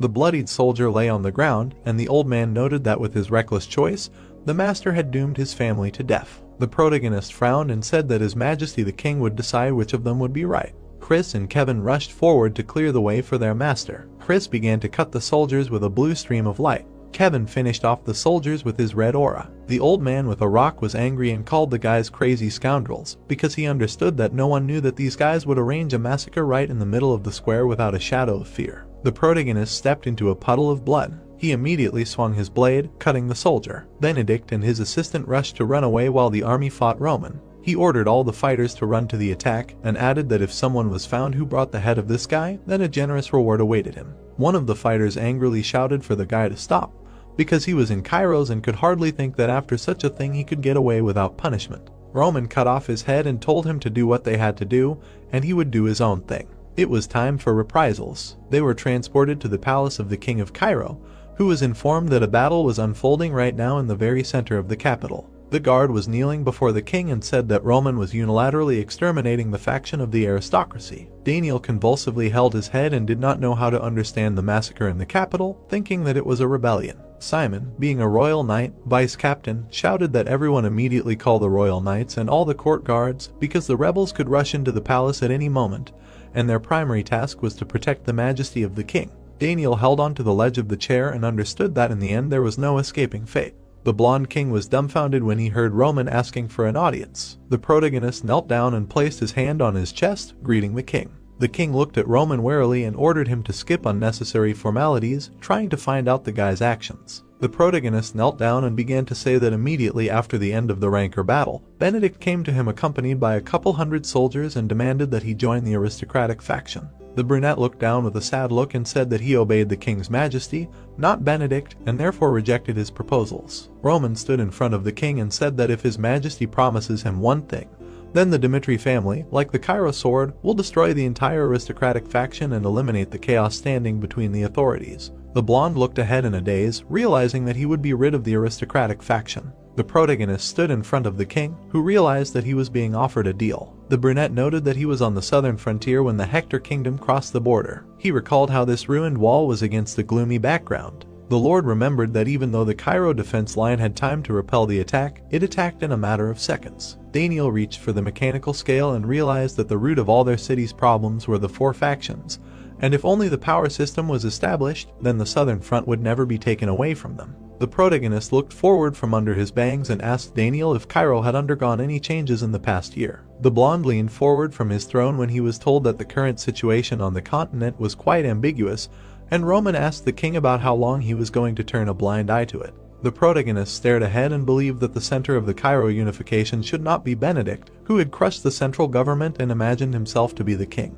but Daniel. The blonde stared ahead in a daze when they said about him. Vantner closed his eyes and wondered if this could mean that Roman had chosen his majesty. Simon looked around anxiously, wondering if this was a rebellion. The protagonist sat in front of the king, glowing with an aura. Roman noted that the king might doubt his intentions, but in this matter, the Dmitri family had put their lives on the line. The brunette put his hand to his chest and asked the king if he was ready to use the chance given to them by the Dmitri family. The blonde stared ahead and said before making a decision, he wanted to ask the answer to the question. Daniel looked at the protagonist from below and asked what the Dmitri family wanted as payment for this. The protagonist presented a large tree with roots and said that he wanted the independence of the entire northeastern region, including the Dmitriev lands, and if the king proclaimed the northwestern region a duchy and also granted it independence, he would not forget that they had the same roots and would always be ready to throw forces to help Cairo. The blonde's eyes widened, thinking about the independence of the Dmitrievs. The brunette put his hand to his chest and addressed His Majesty, stating that if he could not get everything, then let him choose what was best for Cairo. The blonde, with a dejected look, thought about what would be the best choice for Cairo. He frowned at the protagonist and said, does he imagine how the Empire would react if they captured Count Denver and Count Gregory? Roman knelt down and said that it was unlikely that the Empire would act immediately, because the borders with Valhalla were too far away and there were quite a few obstacles, and Kronos was currently busy with a conflict with an alliance of kingdoms in the south. The main character looked intently through his bangs and said that their primary task was not Cairo, but resolving the conflict in the south. The blonde looked animatedly from his throne and realized that Roman planned to repel a large number of enemies in a short time and their destruction was necessary for the kingdom of Cairo, but the empty spaces after their disappearance could create new problems. He imagined Benedict crossing his arms against the background of black silhouettes. The main character, dumbfounded, noted that they would only choose the best option and their duty to eliminate them, thereby reducing the risks. Daniel looked down on Roman and understood that he did not just rely on luck to build a strategy, but immediately studied the situation on the continent. The king slightly pursed his lips, realizing that Roman was truly worthy of respect. Simon rushed to his king and said that the Dmitri family was using the noble faction as an excuse to gain their own benefits and they should not be allowed to do so. The protagonist stated, even if it was already asked if they had any other choice. Simon looked back in a daze. The brunette put his hand to his chest and stated that while everyone present here turned a blind eye to the noble faction's atrocity, he chose to draw his sword against them. The boy replied that all they wanted was to receive payment for their sacrifice. He imagined the two continents, Cairo and Dmitri, bordering each other. The lord added that even if Cairo became a duchy, it would not change their common roots. Simon bared his teeth in anger, realizing that Roman was making it clear that this would not be a rebellion. Simon looked at the protagonist and realized that there was no mistake in his proposal and the fault lay with the useless king who allowed Cairo to be torn to pieces. Daniel closed his eyes sadly and realized that this king was him. He imagined himself on the small throne next to Roman. He realized that the royal family was no longer able to restrain Roman and in that case he had to make a choice. The king angrily bared his teeth and thought about whether to continue living and be content with what he had or to give up the impossible and create a new kingdom of Cairo. He imagined how they were playing with him like a puppet on a stick. Daniel realized that even if their intentions were not pure, it would be better to join forces with Roman, who did not hide his ambitions, than to dance to the tune of vassals who perceived him as a scarecrow. The blonde waved his hand, wishing to end the conversation. The brunette smirked as he looked at the king, who said that he had named the entire northeastern region, including Dmitri, a duchy in the name of the royal family and granted Baron Roman the title of duke. Daniel looked ahead in a daze and declared that the guy should crush the rebel Benedict, who was sowing discord in the country. Count Denver held the letter with his eyes closed and realized that Roman was a truly terrible person. He squinted his eyes tightly and realized that after the protagonist attacked Benedict in the capital, neither Dmitri nor the noble faction would stop until one of them was destroyed. The count leaned back in his chair and realized that Roman had chosen the palace and must have planned to lend the king his strength in the confrontation with the noble faction. Denver understood that this was a duel between the king's faction, Dmitri, and the noble faction. The count smiled mockingly, thinking about how when the two forces collided in a mortal fight, Valhalla would be able to seize the moment and benefit from it personally. Suddenly, a guard burst into the count and said that things were bad. The guard reported that Roman, along with an army, burst into their estate. He immediately tried to scream as he was grabbed by the throat. The protagonist slammed the guard into the ground. Brunette released the fallen fighter and turned to Denver. Brunette walked forward with a frown and ordered the count to bow his head before the royal order. The count was shocked and dumbfounded, realizing that Roman had come here, although he was not involved in the aristocratic faction. The count immediately jumped up and tried to calm down, saying what kind of royal order it was and what he meant. Denver was standing at his desk when he was informed that he had entered into a secret conspiracy with Valhalla, passing secret information to Cairo, and as a result, His Majesty ordered the count to be taken into custody. Brunette stared at Denver and said that if he made even one extra move, he would execute him on the spot, considering his action as the beginning of an uprising. The Count angrily clenched his fist, trying to understand what kind of uprising this was, because everyone knew that he obeyed Valhalla. The Count, frightened, extended his hand and asked Roman if he thought he could withstand the consequences of his actions, since Valhalla would not stand aside. The protagonist reached for his sword and told the Count to watch what he said. The Count frowned angrily, thinking that he was a scoundrel. The protagonist pointed his sword at the Count's head and told him to lower his voice, since it seemed that he still did not understand the situation. The tip of the blade was aimed at Dronzer's neck, and the brunette explained that this was a battle, so it did not matter if they limited themselves to eliminating the faction of the aristocracy. The protagonist glared at the Count and said that he must eradicate all rebels like Dronzer, who obey Valhalla and Kronos. Roman declared that from now on, the Count will have a very interesting pastime. Count Gregory was also surrounded at this moment, thinking that the people would be able to escape without punishment. The Count saw Simon standing in front of him with an army and told him that he should have known what would happen if they tried to touch him. Gregory added that the Kronos Empire was using this as an excuse to bring troops into the kingdom. Simon, being the vice captain of the Royal Knights, heard the question, would Cairo be able to handle this? The knight walked forward and the vice captain understood that Gregory was right, because the Kronos Empire would use all its strength to take over the entire continent. Simon walked towards Gregory, realizing that His Majesty had made a decision and Cairo had entered a path of no return. The Count grinned maliciously, asking Simon if he was able to comprehend his situation. Simon dealt a crushing blow to the Count and told him to shut up, because he had no choice anyway. Simon scowled. If Kronos were to cross the border, he would scold him and hang his head on the fortress wall. He realized that Roman had said that they should not be left with any chance. They were transported to Benedict's domain, who was walking down the corridor. The old man was thinking about Roman joining forces with the king. The out-of-breath old man walked forward and knew that he would have to usurp the throne someday, but he did not think that this moment would come so suddenly. He imagined the pieces on the chessboard and realized that if he gathered all the military power of the aristocratic faction, it would not be so difficult to crush Cairo by force. Benedict frowned deeply, realizing that Roman had defeated Count Nicholas and become the strongest, but he understood that not everything in this world would obey his desire. Benedict's domain was shrouded in green walls and lamps. He ordered everyone to gather the aristocrats and tell them to send all the soldiers to the capital. The guard turned to the gentleman and said that Count Fabius had replied that he could not come. He immediately contacted Fabius through the blue communication crystal and explained that the Count had gone mad, because not only had he not sent soldiers, but he was also refusing to attend the meeting. Benedict was furiously angry, thinking that this was Fabius' choice. Fabius rubbed his chin through the communication crystal and said that since it came down to it, he suggested being honest with each other because he was betting on Roman to win this fight. Benedict looked convulsively at his colleague, who told him not to look at him as a lackey who would run at his first call.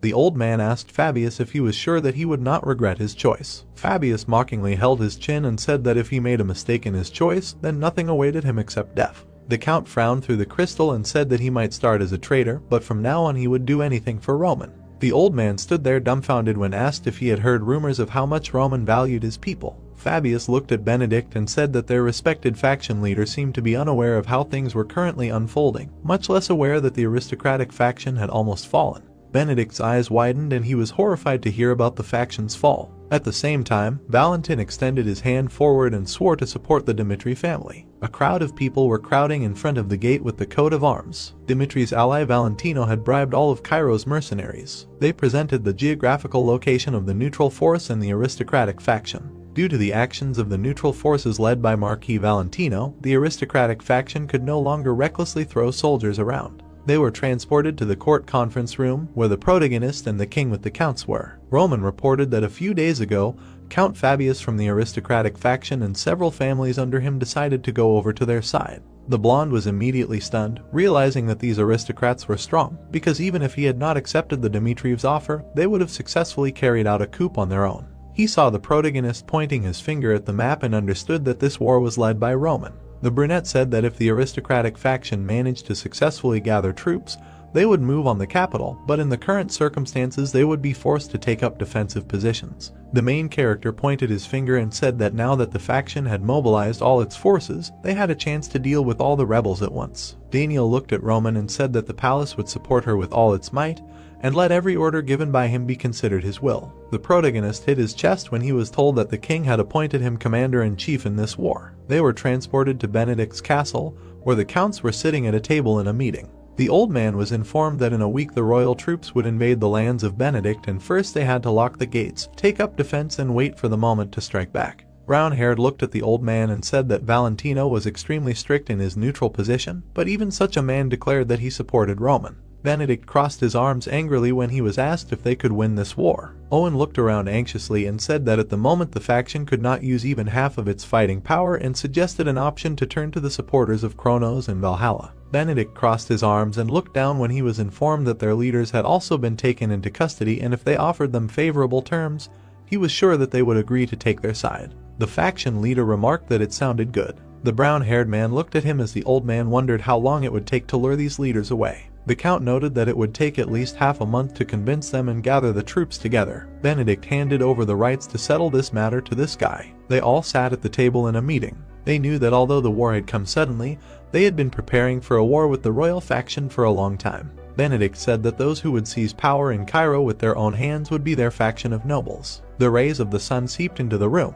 The bandaged Nicholas woke up and was glad that he was not dead. He immediately decided to get up, realizing that only the external injuries already looked serious. He frowned and looked ahead and realized that Roman did not intend to kill him. He remembered how he received a powerful cut on himself from the brunette, and still did not have to worry about the consequences. The main character looked ahead and said that he had no intention of betraying the kingdom. The bandaged swordsman looked to the side and realized that he needed to scout out the situation first. He saw a guard run up to him. Simon looked at Nicholas sadly and noted that he thought he was going to die, but was glad that the Count had woken up. Nicholas praised Simon for his work. The Count looked at his assistant and tried to find out from him what had happened while he was unconscious. Simon looked at the captain and said that they would soon send troops to the front and entrusted Roman with command of the army. He explained that they were planning to strike at the Benedict faction. Nicholas sat with his arms folded and sighed, wishing that he would be taken to the gathering place of the troops. He looked ahead and said that he definitely had to be there. The protagonist was walking forward at this time.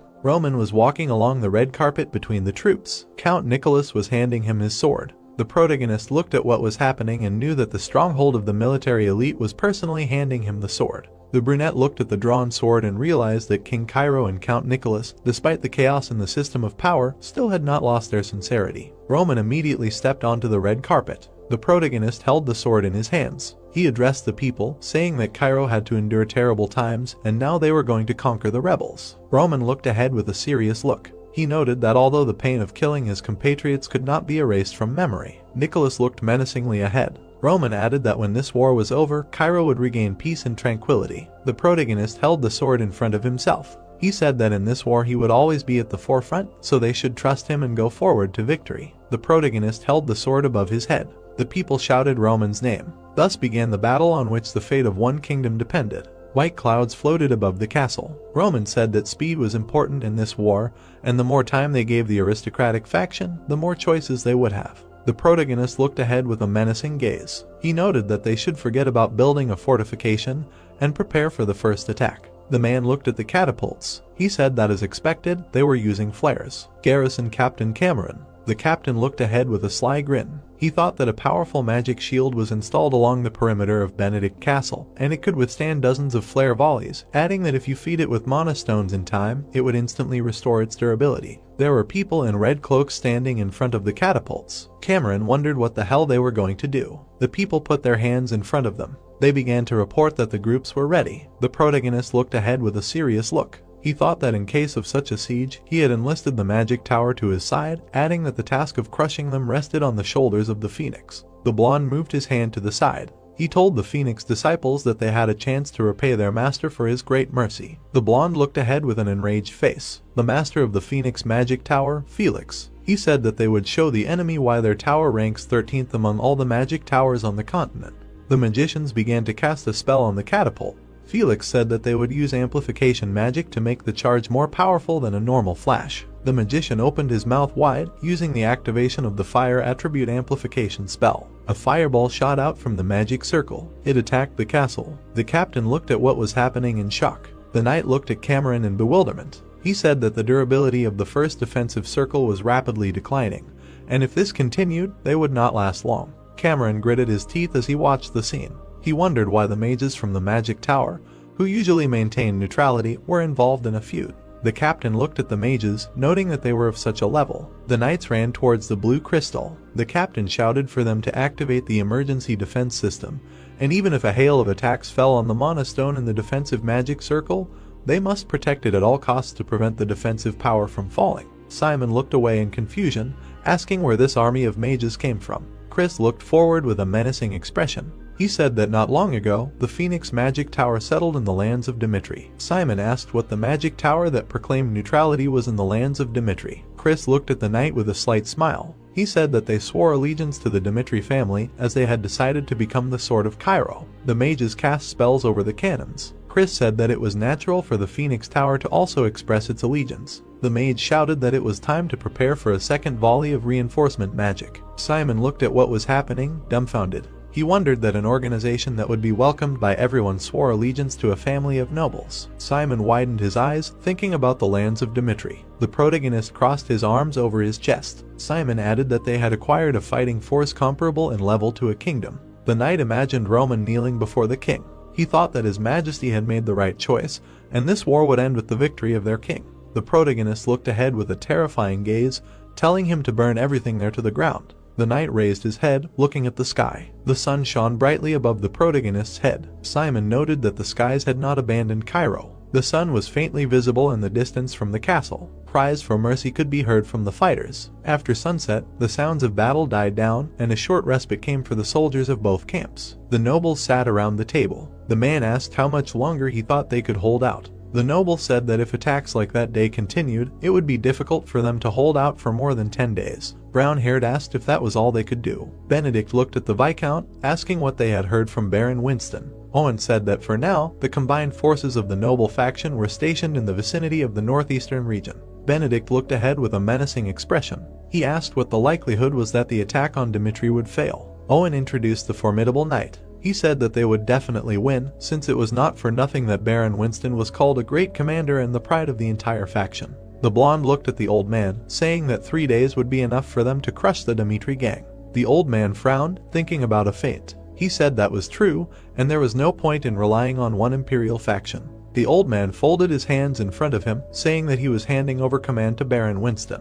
Benedict narrowed his gaze, saying that he should definitely return victorious. The soldier slapped his hand on the map. He said that if they set out from there, the lands of Count Adelian began behind that area. The red-haired guy looked at the Baron. He said that he had recently contacted headquarters, and they would not last more than 10 days, adding that if they attacked Dimitri at that very second, then 10 days would be enough for them. Winston said that pointless battles would only make the situation worse. The man held a pin in his hand, saying that in that case, they should minimize battles on that campaign. The aristocratic faction, Baron Winston. Pins were placed on the map. The Baron said that the only shortest route was through the 3 areas marked on the map: Adelian, Rollo, Conrad. The Baron presented images of 3 men. He said that these 3 were not true confidants of Dimitri, and their possessions were absorbed during the northern battle, unlike many of Dimitri's confidants in the northeastern region. Winston presented a city. He said that Adelian, as a major trading city, would not want to lose relations with the central government, adding that they would try to regain neutrality. Winston looked at the map thoughtfully. He said that on the other hand, Baron Rollo and Viscount Conrad might have grudges against the Roman family, adding that the soldiers should try to contact the 3 lords. Winston grinned bloodthirstily. He said that if they only opened the way for them to pass, they would repay them in full. An hour later, the 3 lords accepted the noble faction's offer. The horses' hooves pounded the ground. The soldier looked at his commander, asking what he trusted the nobles of the northeastern region, and what if they deliberately lured them into a trap. The commander said he knew. There were soldiers standing behind the commander. Winston said that even if it was a trap, all of Roman's elite warriors were busy besieging Benedict, and the remaining soldiers were nothing more than a bunch of ragamuffins. Winston looked ahead warily. He asked the soldier what he thought they could stand against the elite army of the noble faction. The soldier looked at the commander in confusion, saying that it was impossible. Gray clouds floated over the mountains. The commander said that in an open area like that, their forces would not be enough to repel the attack even if the entire northeastern region came running. The soldier looked at the commander in shock. He thought that Winston had thought of everything down to the last detail, noting that after all, those from the western front were birds of a different feather. A faint light appeared in the darkness. Winston widened his eyes. Many lights appeared in front of the commander. The man opened his mouth wide. He addressed the Baron, saying that the faction of Marquis Benedict were rebels, ordering them to lay down their arms, otherwise they would be tried for mutiny. Captain of the Knightly Order Jonathan. The soldier looked at the situation in confusion, turning to the commander. Winston looked at the captain furiously, telling him not to talk nonsense, noting that Marquis Benedict was not a rebel. The commander looked ahead with a serious expression. He said that on the contrary, he had a proposition for them, noting that if they were allowed to pass, the Marquis would show them mercy and accept them into his ranks. The commander began to emit a powerful aura, saying that if they continued to show hostility, he glared at the captain, noting that they would kill them all right there. The captain stood motionless, telling Mr. Knox that it was up to him. Knox folded his hands in front of him, saying that he would obey him. The mage of the fifth circle, Knox. The mage began to gather fire energy in his hands. Knox struck a fireball towards the opponents, using the fire cannon skill. The fireball was directed at the soldiers. A bright flash of fire engulfed the soldiers' bodies. Jonathan extended his hand in front of him, ordering all the soldiers to attack. The soldiers began to attack their opponents. Winston watched what was happening in bewilderment. He thought that this could not be, adding that he had never encountered such a powerful army even on the Western Front. Jonathan raised his sword, heading for the attack. The commander looked at the captain in horror. A slashing attack hit the commander. Jonathan used the Asura sword technique. Winston said that some knight from the outskirts could not do it. A fireball hit the wall. A week after the siege began, Benedict, a soldier, shouted that the castle wall had fallen and they should quickly patch the holes. Benedict looked ahead in horror. He said that at this rate they would not hold out for long, asking what was wrong with Baron Winston and why he had not yet contacted. The fighter lowered his head, approaching the Marquis. He said that a message had come from Baron Winston's adjutant. The Marquis looked at the fighter in shock. The fighter said that the entire army that stormed the Roman fortress had fallen, and the Baron had died on the battlefield. The aristocrats gathered around the table. The man said that it was all over and Baron Winston's army had been smashed to smithereens, noting that Castle Benedict could collapse at any moment. The green-haired noble looked away worriedly. He said that the connection with the imperial faction nobles had also been cut off, asking if it was still not too late to open the gates and surrender. The Viscount slammed his hand on the table, asking what they should surrender. Owen glared at the boy, asking if he knew what he was talking about. Owen noted that Roman had razed all the forces hostile to him to the ground. The Viscount glared at him menacingly. He asked the Marquis how he felt about forgetting about the imperial faction and turning directly to the Empire. The Marquis looked at the Viscount, asking what he meant. Owen said that this fight was over for them anyway. The old man furrowed his brows. Owen said that rather than meekly awaiting the coming of death, it is better to survive, even if it means bowing your head. The old man slightly opened his mouth, telling them to contact Kronos, noting that he himself would make an agreement with them.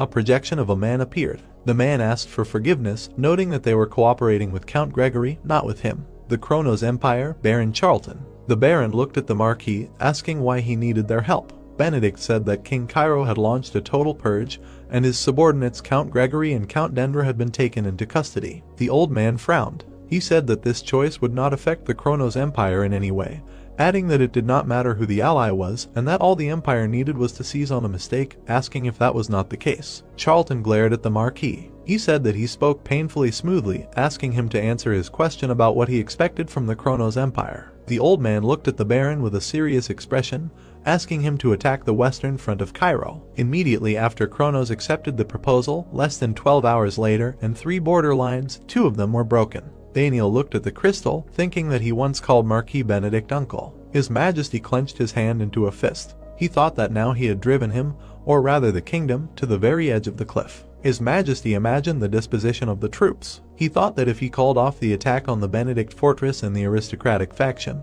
and transferred his forces to defend the western front, then the Cairo kingdom could survive. The king imagined the image of the old man. He thought that the surviving aristocratic faction would become even more impudent, hiding behind Kronos. The blonde turned his head to the side, calling out to Simon. The blonde man looked ahead with an enraged look. He noted that even if he remained a weak and incompetent king, at least he would not go down in history as a traitor to his country. Daniel told Simon to contact Roman. Daniel looked at the projection of the protagonist. The blonde man said that Marquis Benedict had made an alliance with the Kronos Empire, adding that the second line of defense on the western front had already fallen, and it was only a matter of time before the third one fell. His Majesty looked ahead with a serious look. He said that eliminating the aristocrat faction was an important matter, but the imperial army could not be allowed to do whatever it wanted. The protagonist looked at the king with a menacing look. He said that he would regret it in the future if he could not suppress the entire rebellion at once. Daniel said that he understood. His Majesty imagined a skull above the city. He said that the horror that had engulfed the West would soon engulf the entire kingdom. The protagonist looked at His Majesty with a serious look. Roman said that they had been prepared for this since they had decided to purge, and it did not matter whether it was Count Gregory or Marquis Benedict. Daniel imagined himself mired in mud. Roman asked what he thought would happen if they left the enemies who had sold out their homeland in the rear, noting that for now it was only one step back. His Majesty raised his dirty leg. Roman said that in the future, in order to go back one step forward, he would have to sacrifice many people. The protagonist looked at the king with a serious look. He thought that perhaps, if Daniel had been born in peacetime, he could have become a good king. His Majesty closed his eyes. Roman thought that the king still could not accept reality, and this was exactly what was needed to fight in such dark times. The protagonist imagined a wall with a magical sign. He said that, unlike the two previous lines of defense on the Western Front, a capable army was stationed in front of the third. Vantner and Simon looked ahead, confused. Roman said that Kronos had prepared for this attack in a hurry and had not been able to mobilize all their fighting power. The protagonist introduced the soldiers. He said that they should trust the commanders of Cairo, and if they could stall for time. The protagonist looked at the king with a menacing expression. He said that in 3 days he would deal with the entire faction of Marquis Benedict and reach the Western Front and stop the attack of the Kronos Empire. His Majesty looked at Roman with a menacing look, saying that in 3 days, at all costs, he would punish all the rebels. The soldiers fled along the ground. Roman moved his troops into the night when the aristocratic faction let their guard down. The soldiers hid in the bushes, looking at the gate. They blocked the retreat road from Benedict's fortress, waiting for the magic shield on the fortress walls to reach its limit. The protagonist stood at the head of the soldiers. Roman told the army that the shield covering the wall would not hold out any longer and that they would make the final attack the next day. Fabius walked along the ground, addressing the commander-in-chief. The soldiers stepped forward, asking to be allowed to stand at the forefront. The protagonist looked at the warrior with a serious expression. Fabius thought that as he had found out, Roman was one of those who fairly requited what was deserved. The warrior recalled the conversation with Benedict. He told Roman that he was a member of the aristocrat faction, but refused to carry out the order to gather, thus joining their ranks. The warrior looked at the commander-in-chief with a menacing look, asking for a chance to prove their loyalty. The protagonist smirked slightly, saying that he was similar after all. The protagonist introduced the old man. He noted that the blood demon was characterized by boundless loyalty, the mad demon was driven by the desire to become stronger, but the two-faced demon changed as many as 3 masters before rising to the rank of the 4 heavenly kings. Roman introduced the smirking old man, noting that he was quite bizarre. The protagonist looked ahead with the appearance of a white-haired guy. He noted that he fought for his life until the very end and remained next to the final winner, Jung-Huk. Roman said that there was no need to flash a fake smile in front of him. Fabius held his fist to his chest. The protagonist said that if he proved his usefulness, he would turn a blind eye to his past. The protagonist pointed at the warrior with a smile. He said that he would be the one to fight in this war. Fabius smiled bloodthirstily. The traitor of the noble faction, Count Fabius. The warrior said that he, Fabius, would fight to the death. The soldiers stood on the wall. The next day, after learning of the Kronos Empire's support, the noble faction soldiers became even more spirited, filled with pride. The mage took a step forward. Felix stood in front of the gate, thinking that it was his turn to repay his lord for his faith. Felix flashed his fiery eyes. A fire dragon appeared behind the mage. Felix noted that it was the secret weapon of the Phoenix magic tower. A magic circle appeared. The mage used the burning skill. The soldier looked back with a smile. The warriors looked at the mage engulfed in flames. The soldier asked what the hell was that, telling them to look over there. Felix, with a fiery gaze, used the fire rain skill. Fire arrows poured out of the sky at the soldiers. The soldier shouted for them to run. Fireballs attacked the wall. The soldier shouted for them to grab their shields. An explosion occurred on the wall. The soldier shouted that the defensive magic had been broken. Felix looked ahead with a bloodthirsty grin. The wall had been blown up. The soldier shouted that the fortress wall had collapsed. Fabius, with a menacing look, shouted for the soldiers to follow him. The warriors rushed to attack. Fabius shouted that they would punish the evil rebels without sparing their own lives. The soldier swung his weapon, telling him to die. The warrior attacked Fabius' horse. The warrior created a magic circle in his leg using acceleration. He jumped away from the horse. Fabius took on a task that others would try to avoid, and by risking his life, he proved his worth. The warrior charged the soldier, plunging his sword into his head. Not a small age. Fabius swung his sword, killing soldiers. No one would blame him if he stayed behind the soldiers, like the other nobles. Fabius attacked the knight, but in this choice, he put his life on the line. The bloodied soldier lay on the ground. Fabius collapsed to the ground, thinking that he played his part, and from that moment on, it was Roman's time. The protagonist walked through the exploded wall. The soldier shouted at them to stop Roman, noting that the demon Cairo had appeared. The protagonist smirked maliciously. The soldier shouted at them to kill him by any means necessary. Roman said that it meant he was a demon, noting that he liked it. Cameron looked at the scene warily, saying that this was the demon Cairo incarnate. The protagonist left behind piles of corpses. Cameron said that he was truly an incredible monster. The magic crystal stood on the table. The soldier said that things were bad, and the troops broke through the fortress wall. The nobles were sitting around the table. The soldier said that the protective magic had exhausted its power, and Roman was mowing down the soldiers sent by each family in stacks. The green-haired noble looked at the crystal in shock. The soldier said that they needed to run immediately, abruptly breaking away. The protagonist took the communication crystal, asking if they, Marquis Benedict and the other traders, could hear him. Roman held the sword and the crystal in his hands. He told them to be sure that they would not have a chance to survive, so let them resist to the last, because even if they kneeled, bowed their heads, and burst into tears until their throats were torn, he would still punish them and their 3 generations for betraying their homeland. Benedict stared in horror ahead. Roman stared at the crystal with a wild look, telling them to wait, as they would meet soon. Young Benedict knelt before the king. Several decades ago, His Majesty said that they could not endanger the people because of the war with the Empire. Benedict objected to the king. The white-haired boy looked at His Majesty in bewilderment. The king said that this was all, and he could go. In the past, Cairo was ruled by an indecisive king, and while he hesitated, the imperial faction subordinate to Kronos and Valhalla rapidly grew in strength, crushing the power of Cairo. 2 black silhouettes stood above the coats of arms. Young Benedict stood next to a silver coffin, and also the funeral of the queen of Benedict's younger sister. The white-haired boy said that they say this is a hereditary disease of the family, and the weak medicine of the small state is to blame for everything. Benedict shed bitter tears. He said that if she was treated with the Empire's advanced methods, perhaps she could survive. Marquis Benedict was filled with doubts about the path the Cairo kingdom was taking. Young Benedict spoke to the nobles. He said that he could no longer trust the Cairo royal family and would form an independent government to lead Cairo down the right path. The people began to raise their fists in the air. Benedict addressed the Cairo nobles, telling them to follow him. Thus, the noble faction was born. Benedict sat on the throne in his later years, but her ideals gradually began to change and Marquis Benedict ascended to the invisible throne. The old man clutched his head, not understanding when everything had gone downhill. He imagined the protagonist reaching out to him. The old man noted that Roman, that bastard, had scattered his plan to absorb Cairo into ashes. The Marquis bared his teeth, noting that at this rate he would not escape death. The Marquis rose from his chair, saying that first of all they needed to escape from there, and then borrow the Empire's forces to turn the situation to their advantage. The nobles rose from their seats, running from the hall. The Marquis told them to move quickly, and if they were captured, then the faction of nobles would be finished. Benedict's eyes widened in horror. The fighter plunged his sword into the soldier's body, saying that they were late. The red-haired guy was sitting on a pile of corpses. He told the Marquis that he had been waiting for him for a long time. The Marquis looked at the fighter in fear, ordering the soldiers to attack him immediately and kill that bastard. The soldier rushed at the fighter with his sword. The fighter cut off his hand. The blonde shouted at them to protect the Marquis. The fighter broke through the knights. The fighter cut the knight's body in half. The soldier was coughing up blood.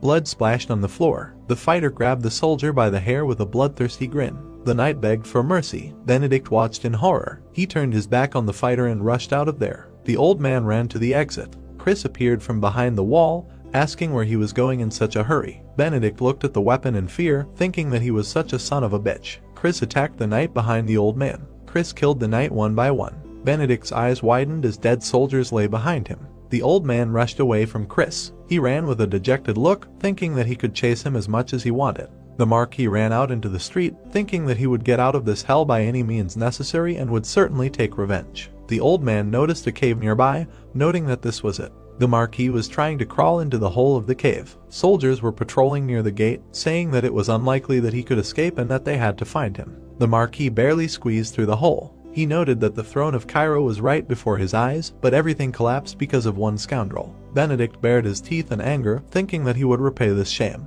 The old man looked away warily. The Viscount told the old man that it was over. Benedict wondered if it was Viscount Owen. The blonde man approached the cave. He asked the Marquis that he had not felt anything strange when he escaped, noting that they had no chance of escape in the first place. The Marquis widened his eyes, thinking that he was getting closer and closer, wondering if he had been discovered. Owen approached the cave, asking him to come out. Benedict covered his mouth with his hands in horror. Owen furiously asked the Marquis what he thought. He didn't know where he was hiding. Tears were streaming from the blonde's eyes. He said he was a complete loser for trusting a ruler like him. The sword pierced the blonde's body while he was sending the Marquis to hell. The protagonist braced his hand against the cave. He looked into the hole, telling Benedict to come out. The old man was walking on the ground in one boot. The soldier told him to move his legs. The soldier led the old man in shackles. People shouted that it was Marquis Benedict, asking what he wanted to escape alone, sending him to hell. The old man fell to his knees in front of the protagonist. He looked at Roman with an enraged face. Benedict said that he was slandered, noting that he dedicated his entire life to serving this country, asking why they were going to kill him. The old man continued to sit on his knees. He said that while a weak-willed king was destroying the kingdom, he was the one who kept Cairo afloat to prevent it from disappearing, asking if he could sincerely submit to such a king in his place. The Marquis gaped, saying that the Kronos Empire had crossed Cairo's borders more than once, and the country itself was literally crawling with traitors. The protagonist looked at the old man with displeasure. Benedict told him to try to say that he was wrong. Roman stared at the prisoner. He said that he would not criticize his choice, noting that he was sure Cairo had a chance to resist the empire's influence. Benedict looked at the protagonist with confusion. The protagonist told him to look at the results, asking what he was able to achieve in the end. The protagonist introduced the king and the aristocrats in the circle. He said that even the creation of the aristocratic faction did not change the system of power, and besides, he did not think about the safety of the country at all. Benedict looked at the protagonist in fear. Roman asked what this was the moral duty he was talking about. The brunette put his sword to the old man's throat. He said that there was nothing shameful in the weak bowing their head for the sake of protecting the people. Roman looked at the Marquis with a menacing look, telling him to think for himself what he had renounced in the first place. The Marquis looked at the brunette in horror, asking him for mercy, noting that from now on he would live for the sake of the royal family and rather for the sake of Dimitri. The brunette narrowed his eyes, saying that it was too late. The protagonist cut off the head of the Marquis Benedict. These were the last seconds of life, the outstanding personality of Cairo Marquis Benedict, who was once called the current government. Light sunlight was breaking through the window. The royal palace of Cairo. The soldier told his majesty that he reported a victory. The knight bowed his head to the king, saying that Roman had besieged the fortress of Benedict. Daniel thought that he had succeeded. Daniel stretched out his hand in front of him, thinking that, however, now was not the time for joy, and Kronos' actions did not inspire confidence, ordering Roman. A beautiful orange sunset was visible above the city. Daniel said that later he would fully reward him for his military merits, and now let him immediately go to the border front. On the table was a magic communication crystal. Western front, third line of defense. The soldier said that this was the order of His Majesty the King. They must hold out for 3 days, during which time the rebellion would be suppressed, and he would send Roman to the Western front, asking for a little more patience. Flora sat with a serious expression. The fighter told Flora that she was right. The only woman on the Western front and a famous person. The blonde sat at a desk in the academy. After meeting Roman, Flora left Lawrence, entered the Royal Academy, learned the art of combat there, and volunteered for the Western front. The blonde pointed to the side with a serious look. She became the first female advisor in the history of Cairo, and because of the unique case, the society was divided in opinions, but she proved her competence and began to gain recognition. There were pawns on the map. The man said that from the point of view of common sense, it was impossible to suppress the Marquis' rebellion in 3 days. The brown-haired man looked ahead in bewilderment, saying that they needed to prepare for a protracted war. The head of the circle of advisors, Baron Knoll. The guys gathered around the table. Knoll said that even if the rebellion was suppressed and they used the teleportation gate, it would still take a day or 2 to get there, asking the man if he thought it was feasible. The fighter crossed his arms, saying that they were all right and that in the worst case, they might not be able to suppress the rebellion. The commander-in-chief of the Western Front, Count Vandenberg.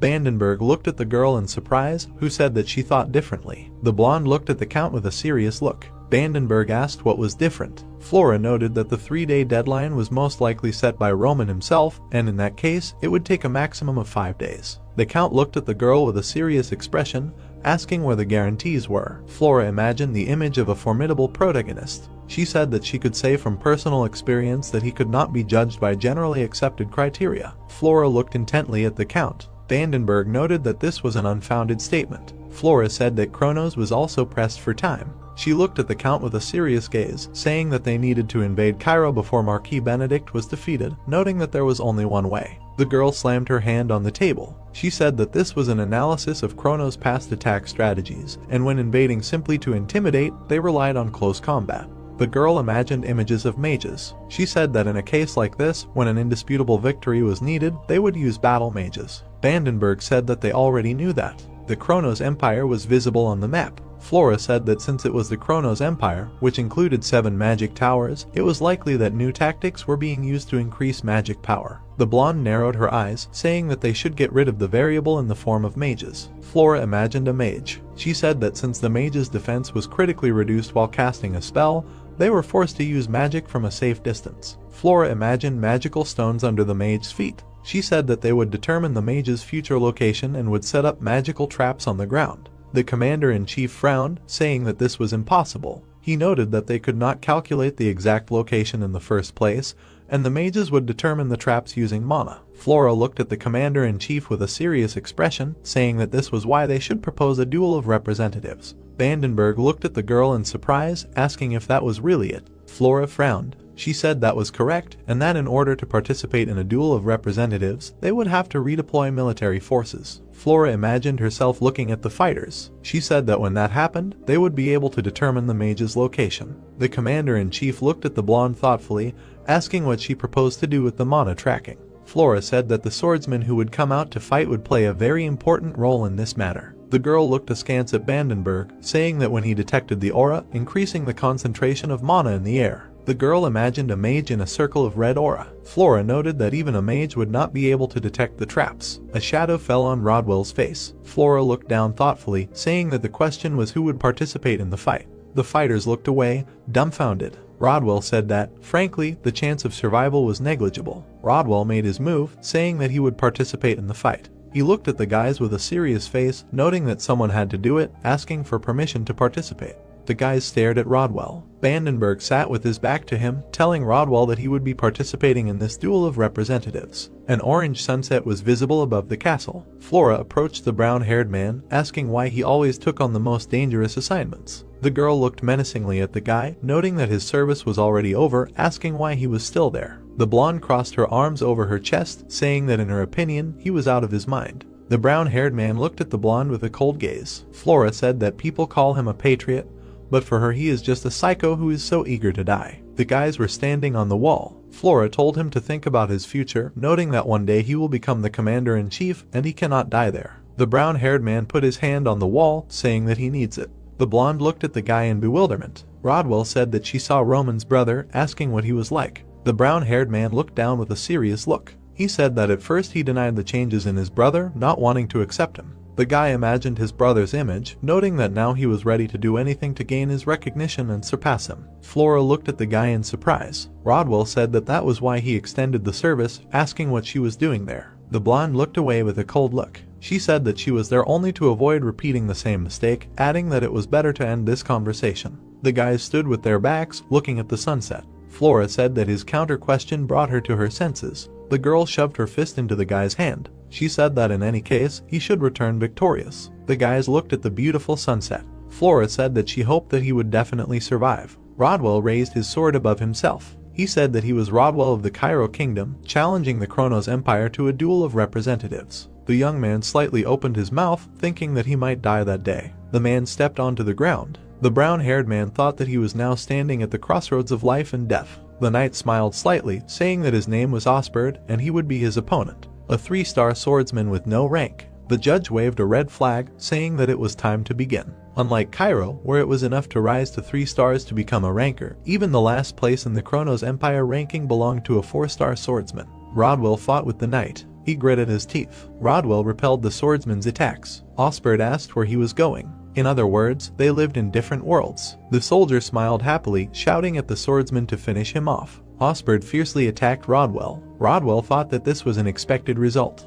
He bared his teeth fiercely, thinking that he could not close the gap between him and his brother. The swordsman held his sword in front of him, attacking the boy. Brown-haired thought that he would fight to the very end. A sword blade appeared in front of the guy's eye. Brown-haired noted that if he did not dodge, he would lose an eye, but if he dodged, he would lose. Brown-haired attacked Osbert in response. Osbert spat blood from his mouth. A shadow hung over the guy's face. The swordsman fell to the ground. Rodwell covered one eye, smiling contentedly. He told them to get out of Cairo. Rodwell's leg appeared from the shadow. The bloody knight looked ahead, asking if the plan was a success. Brown-haired breathed a sigh of relief when Flora said that it definitely was. The blonde smiled slightly. A man in armor sat in a chair. He said to prepare the Flash and the mages. The commander-in-chief of Chronos, Count Fabio. The battle mages stood near the weapons. Gray clouds floated above the castle. Flora and Vandenberg looked down. The man asked Flora when she thought about detonating the magic traps. The blonde said that a quick explosion could give the enemies time to prepare. The girl imagined a red magic trap. She noted that the trap was effective within a 300-meter radius, and if the enemy went beyond that, they would not be able to kill everyone in one blow, and according to the plan, the error in calculating the radius was about 100 meters. Flora looked down menacingly, saying that the mages were most vulnerable when the spell reached its peak. She imagined how the mages were engulfed in blue lightning. The blonde said that if they activated the traps at that moment, the backflow of mana would deprive the mages of their abilities. Vandenberg frowned, saying that he understood her, and then waited for her signal. The mage began to gather magical energy in his hands. Many mages began to cast spells. Flora widened her eyes, saying that it was time. Vandenberg looked ahead furiously, telling them to blow them up. The mages looked down, dumbfounded. A bright flash of lightning engulfed the mages. Fabio rose from his chair, saying that the pathetic bugs would not calm down. The commander-in-chief looked at the explosion site, turning to the Chronos soldiers. He opened his mouth wide, saying that they would show the true power of Chronos to this loser who thought he could stand up to the Empire. The soldiers rushed into the arena, saying to attack. The knights began to knock the soldiers off the walls with spears. The knight shouted for them to defend themselves and knocked down the ladders. A soldier with a bloodthirsty grin climbed the wall. An arrow pierced his head. The Chronos soldiers began to fall from the walls. The blonde held a bow in her hands, telling the knights not to let their guard down, noting that the enemy had lost their mages and the situation had turned in their favor. Flora looked menacingly ahead, telling them not to give up under any circumstances, and that once the Western Front fell, their families in Cairo would be in danger. The Chronos soldiers continued to climb the walls. The battle lasted until the next day and was unusually fierce. There were a lot of dead soldiers lying near the wall. The Chronos Empire, which seemed like it could immediately capture the fortress, gradually began to give up its positions. The sun was rising from behind the mountains, and on the third day, Roman's royal guard reached the Western Front. The protagonist sat on his horse. Fabio climbed onto his horse, turning to the side. Seeing the army that Roman brought, the Chronos Empire deployed its troops. The boys gathered around the table. Vandenberg told the protagonist that he was simply incredible and had dealt with the rebellion in just one day. Vandenberg sighed in relief, saying that thanks to him they could catch their breath. Roman noted that it was not time yet, and now they needed to mobilize all forces. The man looked at the protagonist in bewilderment, asking why, noting that Chronos and his minions had fallen in defeat in the siege and the enemy should retreat soon. The protagonist pointed his finger at the map. The fighter asked if he could find out the reason. Roman said that the enemies had invaded Cairo territory. Roman pointed his finger at a place on the map. He said that if they had put up with Chronos' oppression until now they should show a different side of themselves. The boys looked intently at the protagonist. Roman said that His Majesty the King had given him power in this matter, adding that they should gather troops and prepare to open the fortress gates. The protagonist looked at the boys with a menacing look. He said that they would go in pursuit of the enemies returning to the Empire and fight them back. Rodwell looked at the protagonist in shock, wondering that this man was really Roman's brother. Rodwell remembered how the protagonist sat in front of bottles of wine. He noted that he remembered Roman's brother as a good-for-nothing drunkard. The protagonist was led in by the knights from the bar. Rodwell noted that his life was far from fencing, and it was common to see how the guards kicked him out of the tavern for another rowdy behavior. The brown-haired man looked at his brother, wondering how in such a short time the man had changed beyond recognition. Rodwell looked at the protagonist, imagining him younger. He noted that his brother's voice and his face, adding that although he was no longer the same as before, he was definitely his older brother. Rodwell lowered his head, thinking that he lived only for the desire to raise the prestige of his family on the Western Front. Rodwell widened his eye in the darkness. He noted that brother Roman in the blink of an eye devalued everything he had achieved. He lowered his head. Rodwell thought that everyone around him called him future Dmitri, wondering that in reality he was just marking time. The brown-haired man looked ahead in horror, wondering what he had been doing all this time. The protagonist looked ahead with a serious look. Null frowned, saying that if they caught up with the Chronos army, asking what benefit Cairo would gain from this. The blonde looked down in bewilderment. She said that over the past few days, the soldiers of the Western Front fought tirelessly, sparing no effort, adding that opening the fortress gates now was akin to a death sentence. Vandenberg looked ahead in confusion. He said that the Western Front was a strategically important object and their duty was not to exterminate the Imperial Army of Chronos, but to protect the safety of Cairo. The boys looked at the protagonist in confusion. Vandenberg asked if they really needed to stir up the hive and stir up the conflict. Roman asked that they really thought that was the best way out, noting that they knew the true state of affairs. The protagonist presented a map with arrows on it. Roman said that Chronos was in confrontation with the alliance of the southern kingdoms, and the enemy could not concentrate all their forces on them. The protagonist looked at the boys in fury. He said that the kingdom of Cairo would no longer tolerate the atrocities of the empire. Kronos, and this alone was enough to understand the significance of such a decision. Vandenberg swallowed in confusion, asking what he should do then. Flora looked at the night sky. She looked up, remembering Roman. She thought that the protagonist was still the same, adding that she thought that he had changed at least a little since those carefree days, but she would never be like him. Flora widened her eyes in surprise. The protagonist stood next to his brother. He told Rodwell that he heard that he was wounded in the eye in that battle. Rodwell said that there was nothing to worry about. Roman noted that thanks to this, it was possible to deal with the Kronos mages. Rodwell looked at his brother in surprise. The protagonist said that if it weren't for him, the Western Front would not have been set up before his arrival. The brown-haired man looked away in confusion, asking what kind of nonsense. The protagonist thought that Rodwell was his blood brother. The brunette remembered images of smiling people. He noted that in this life, he built new relationships with the people around him and was going to get closer to Rodwell in the same way. The brunette looked at his brother. He said that it must be now. He is not so happy to see him, but he must remember one thing. The wind lifted the brunette's cloak. The protagonist said that if he follows him tomorrow, he will show him what the price is for touching a member of his family. Roman looked ahead with a terrifying look. He said that for his lost eye, the Kronos Empire must pay with many lives. The protagonist looked at the brown-haired man, saying that he must remember that they are brothers. The man looked at the knight with a sad look. He said that the rebellion of Marquis Benedict turned into a complete failure. The Ministry of Foreign Affairs Baron Charlton. Fabio looked at the projection of the man. Charlton said that the Royal Guard had arrived at the Western Front and he had better deploy his troops. Fabio called the Marquis a pathetic worm. Fabio said that they had gone to meet him and attacked the Western Front, asking why he hadn't lasted a day, noting that he couldn't give up and run. The Baron closed his eyes. Fabio said that they had suffered many casualties in the past few days and his honor would not allow him to run away like that. The Baron said that of course he shared his feelings. The Baron imagined the soldiers being killed. He said that the Kronos Empire was currently focused on the conflict with the Alliance of Kingdoms, and if the army's ranks were thinned even a little, the consequences would certainly be felt in the south. The Count clenched his teeth nervously. The Baron told them to think rationally. The night sky was visible above the tent. The Count agreed with the Baron, saying that the next day at dawn he would give the order to retreat.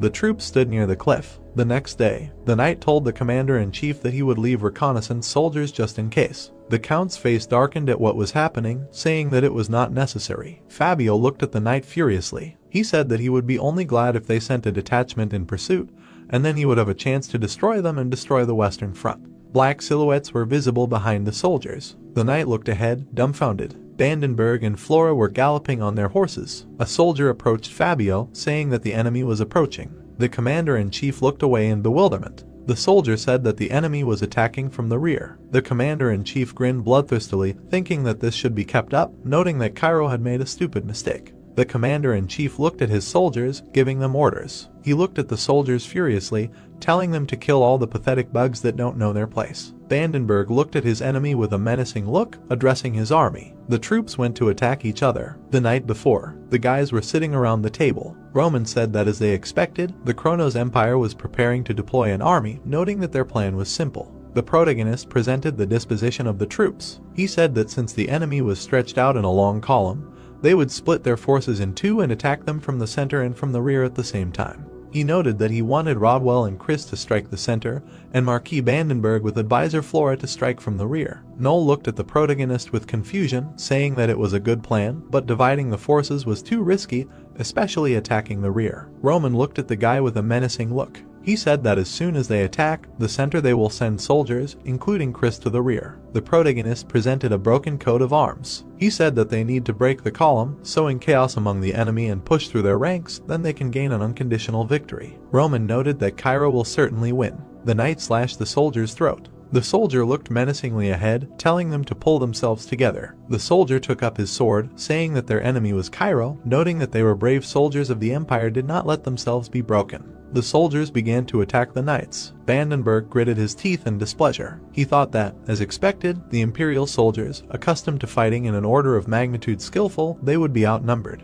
Vandenberg opened his mouth, telling the army that they cannot retreat, and they must show the Imperial monsters the will of Cairo. The soldiers put their shields in front of them. At the same time, unlike the Vandenberg soldiers who were fighting hard, a one-sided massacre was unfolding in the center of the column. The knights attacked the soldiers by emitting a blue aura. They were using the spiritual practice of the Asura. The soldiers looked at what was happening in horror, not believing their eyes, noting that they looked like ordinary soldiers. The soldier asked how he was able to use the aura. The Cairo soldiers cut the Empire soldiers. The protagonist stood next to his brother, watching the fight. Rodwell widened his eyes, asking how to understand this. He looked at what was happening in bewilderment. The brown-haired man thought that the Roman soldiers were not just fighting on equal terms, but suppressing the Empire soldiers who were famous for their strength. The Cairo knight attacked the soldier. Rodwell looked ahead in shock. He noted that it was not that this soldier was special, but that all the Roman soldiers had turned into monsters. The brown-haired man turned his gaze to his brother, noting that his older brother Roman had started this. The protagonist looked menacingly ahead.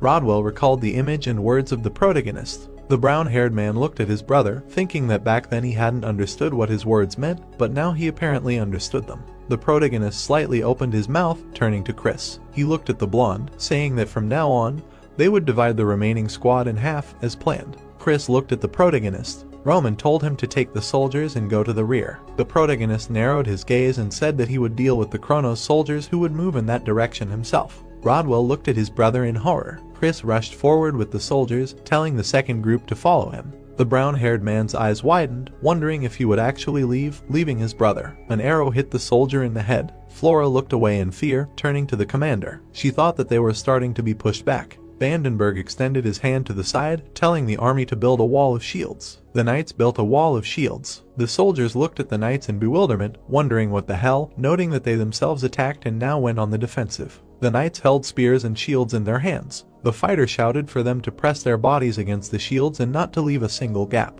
Black silhouettes were visible not far from the knights. Vandenberg looked behind him, saying that reinforcements were already close, adding that they should remove their shields and attack the enemy. Chris's eyes sparkled, holding a sword in his hand. Vandenberg said that they will show all their strength to Dmitri. Chris bared his teeth, emitting a blue aura. He attacked the soldiers of the Empire with lightning. Flora held a bow in her hands, watching the blonde man. She thought that as expected of Roman's knights. Flora watched in confusion, noting that he had pushed back the Charon Empire with a small force. A soldier stepped onto the ground, telling them to get out of the way. The Chronos Empire, a 3-star swordsman. The swordsman emitted a green aura, saying that he would be his opponent. Chris cut off the swordsman's head, using Cairo in the light. It was at that very moment that the man who would shake the entire continent truly made his existence known. Chris stared ahead with a menacing gaze. A dusty crater with drops of blood. This was the center of the Chronos Empire army. Roman stood in the center, surrounded by the enemy army. The hero fought off the soldiers with swings of his sword coated in energy. The cloaked swordsman stared intently through the splashes of blood. Fabio watched this with disbelief. The commander said that it couldn't be when he heard his name being called. The rider looked down and saw a soldier running up to his side.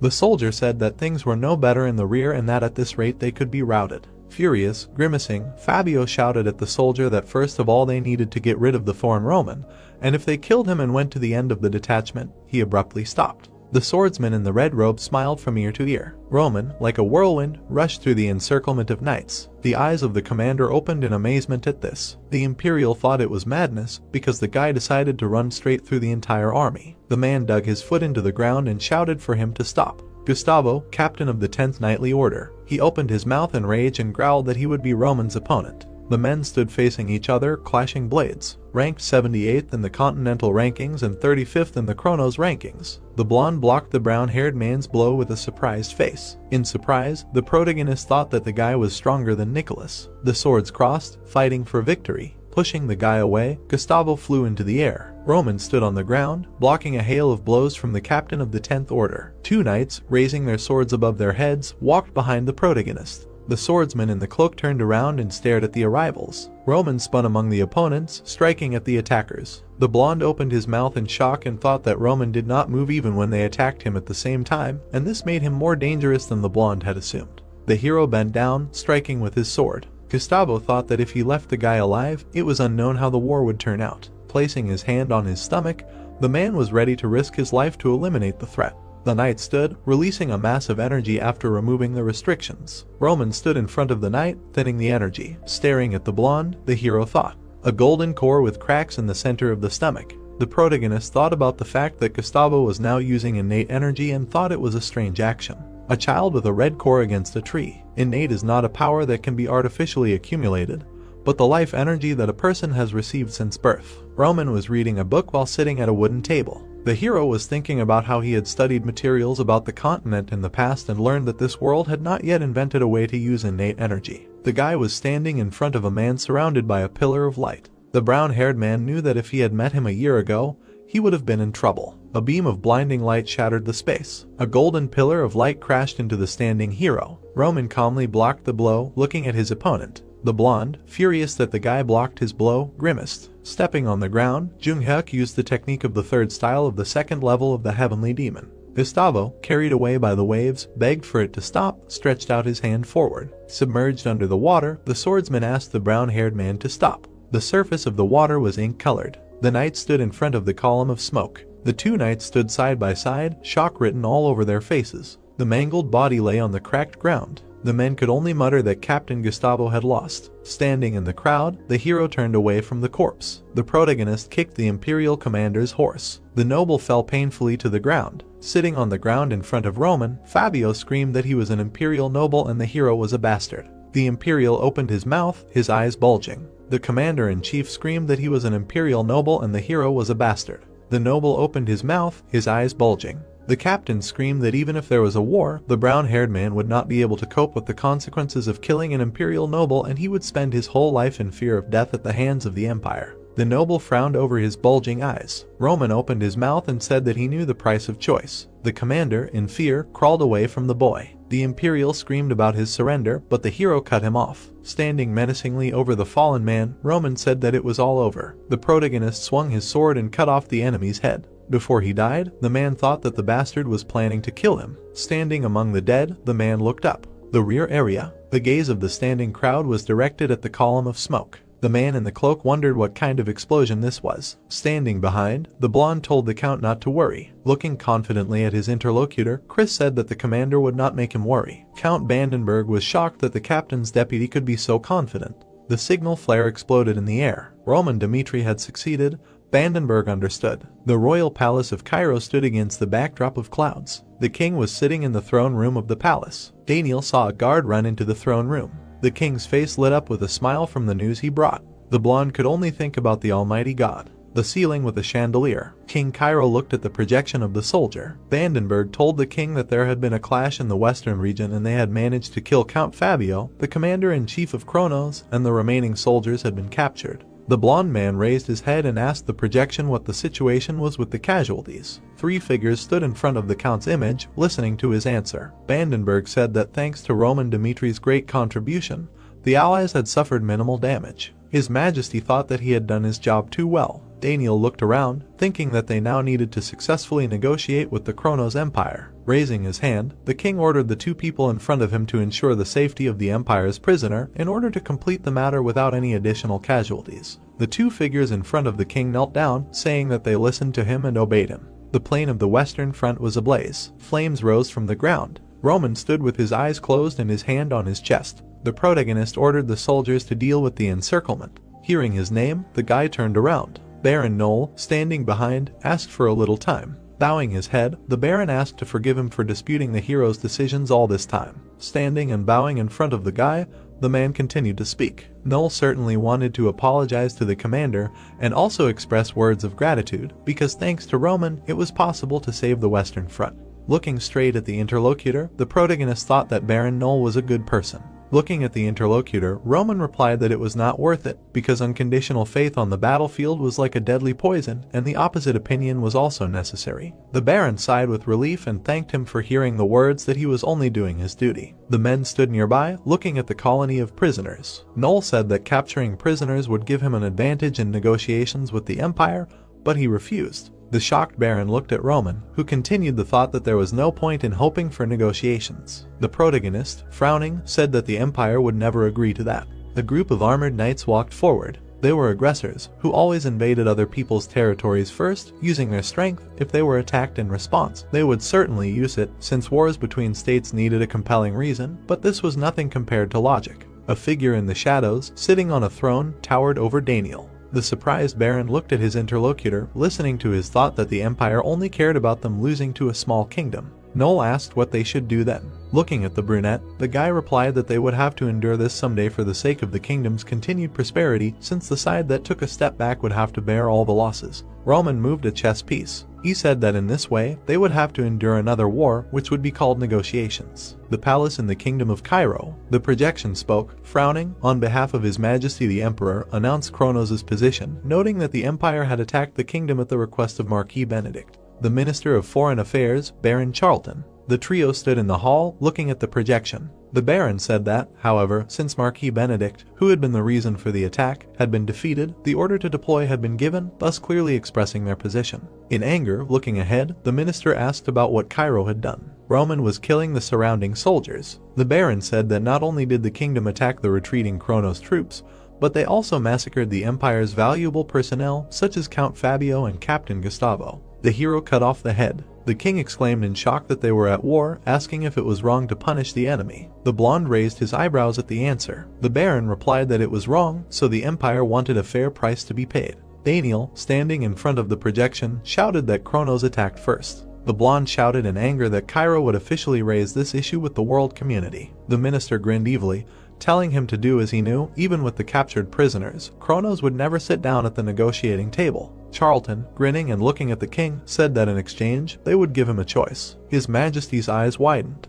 The Baron told him to give him one of his hands. The protagonist was on his knees, clutching his hand. The Baron said that if he personally came to the empire, presented his hand on a platter, knelt down and asked for forgiveness, the empire would no longer remember what happened. The Minister of Foreign Affairs looked ahead, saying that if he did not agree, then he should wait for a large-scale war with Kronos. The blonde stared at his interlocutor in shock. Daniel's lowered hand was tightly clenched when he thought that due to weakness the country should endure these insults. The Baron gave a period of 10 days, during which he must give an answer. Standing behind, the man called out to His Majesty. Narrowing his eyes, the brunette shouted that Kronos was going to eliminate Roman in advance, knowing that in the future he would become a threat to them. Daniel opened his mouth and said that Roman is the hero of Cairo. The protagonist rode a horse in front of the soldiers. His Majesty said that not only those present knew about this, but also the entire people of Cairo. The king raised his hand and asked what would happen if they renounced the hero, saving their own lives, adding that then there would be no people loyal to their kingdom. Staring at his interlocutor, the blonde ordered Roman to be called so that he could talk to him himself. The protagonist was kneeling before the king 2 days later. Daniel, having explained the situation, asked what they should do. The hair on the back of the guy's head fluttered.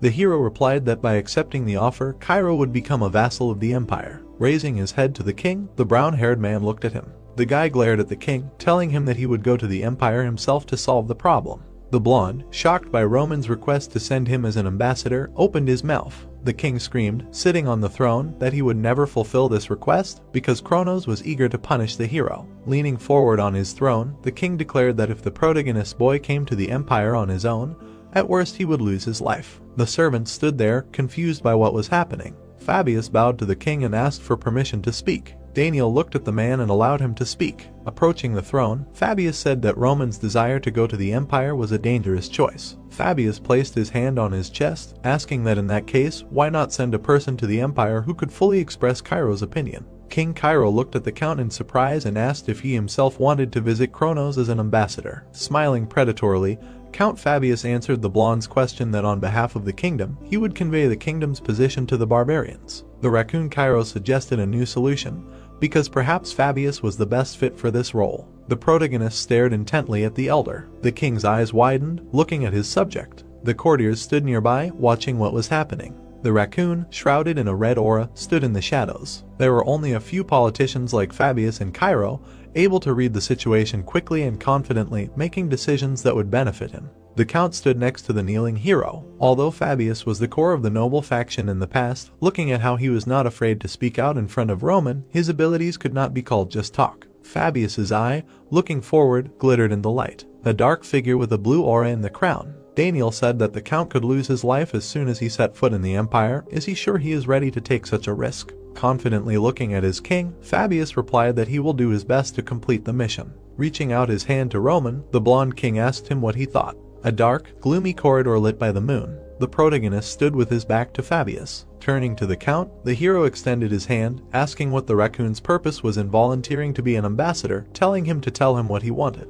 Fabius placed his hand on his chest and said that he, being a traitor, did not dare ask for unconditional trust, but was ready to swear an oath to him here and now. He closed his eyes, placing his hand on his chest, said that he did not expect Roman to treat him the same way as his men, but Fabius wanted to devote his entire life to serving him from now on. A squad of knights stood in the group. The Count asked Roman to consider that his ulterior motive was to prove his loyalty to him. The main character stood with a puzzled look when asked to use the Count for good in the future. Fabius looked sarcastically from under his brows and said that he was ready to do anything if he could live near him as a powerful man, possessing wealth and glory. The protagonist stared ahead and realized that the offer of this Count sounded surprisingly sincere. Fabius got down on one knee and begged him to accept. The Count stood in front of the protagonist, who thought that Fabius, moreover, if he dared to say such a thing, had already learned the true nature of his relationship with his subordinates. The protagonist bared his teeth sarcastically and realized that he liked the Count more and more. The protagonist looked down on Count Fabius. He looked animatedly at his man and told him that he would be able to enjoy everything he wanted.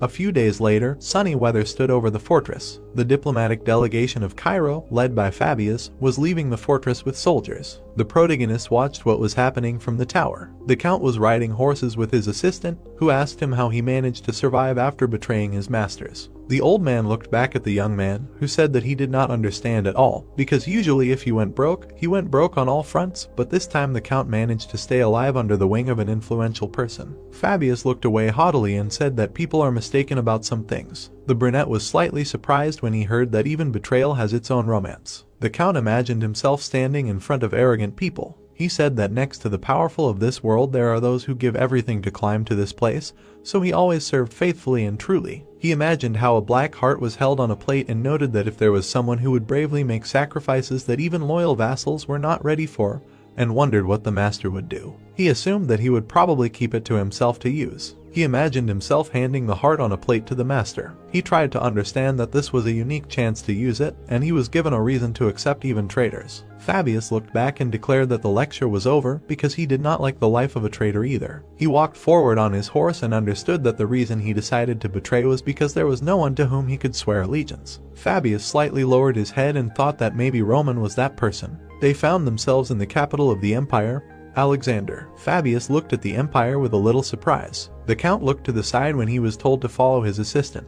They walked along a huge corridor with statues of knights. He saw the sun pattern on the knight's armor. He saw how the blue color thinned from this guy. The Count understood that this guy was only from the 7th Knightly Order, but he already had such a powerful energy. The Count followed the grim warrior and tried to understand from this energy that this man was stronger than Count Nicholas. The courtier was about to open the large door in front of his majesty. A bright light seeped through the gate and announced that an ambassador had arrived. Fabius looked at the bright light with anticipation and understood that right now he was going to enter an unknown world. He and the king's assistant stood in front of his majesty on the throne. The Count realized that just one wrong word and he would say goodbye to life. The healthy king rested his head on his hand because he was the Emperor Kronos. The emperor looked at the guest with narrowed eyes and thought that it was Roman. The Count sweated slightly, feeling that his majesty had taken his breath away. Just as he was about to introduce himself as the Count, he was immediately grabbed by the face. The king's assistant abruptly pinned Fabius to the ground. The emperor watched what was happening and noted that his representative clearly said that Roman must appear in person and give his hand.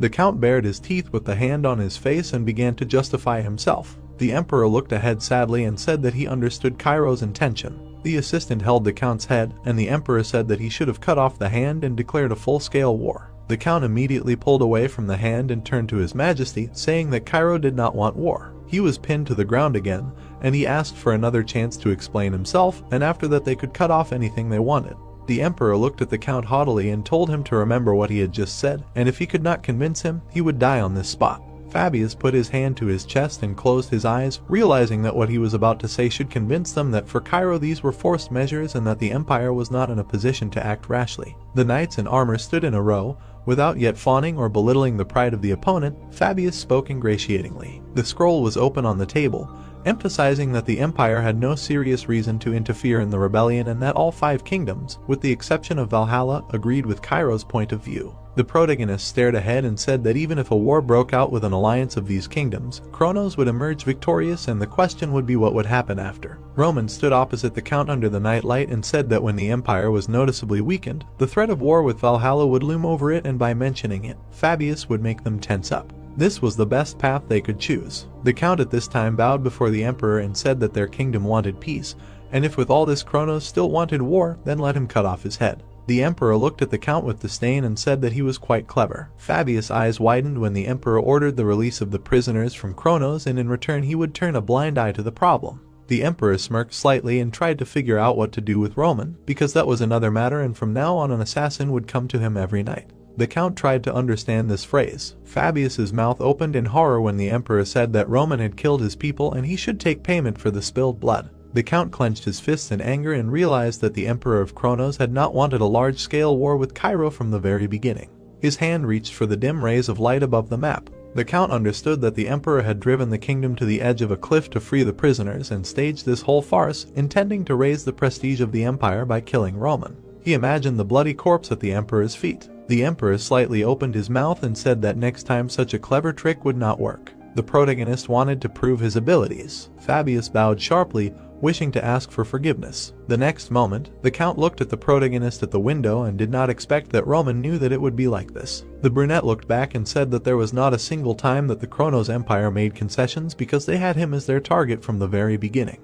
The Count frowned and opened his mouth, asking Roman if he was sure he could handle it. The protagonist said that he would solve this problem, and asked the Count not to take it to heart. The brunette looked forward animatedly and understood that this was the endless threat of murder that was part of the life of a heavenly demon. He looked ahead sarcastically, imagining the smirk of the Emperor, because he wondered who the Emperor would send. The king sat on the throne and looked down menacingly. He stated that Count Gregory had colluded with the Kronos Empire, thereby putting the country in danger. The man was kneeling with his hands tied. He looked at the ruler and admitted his action. The Count frowned and asked if he had done anything wrong. Gregory jumped up and exclaimed, "Is it a secret for anyone that he obeys the Kronos Empire?" Daniel frowned and said that his confession alone is enough to dub the aristocrat a rebel. The Count chuckled and noted that the king was mistaken. If they killed him, the empire would not stand aside. Gregory's gaze was full of determination. He warned that His Majesty the Emperor would take revenge with blood. The prisoner looked at the ruler and asked to hand him over to the Kronos Empire so that it would be safer. Daniel frowned and thought that his words were not without meaning.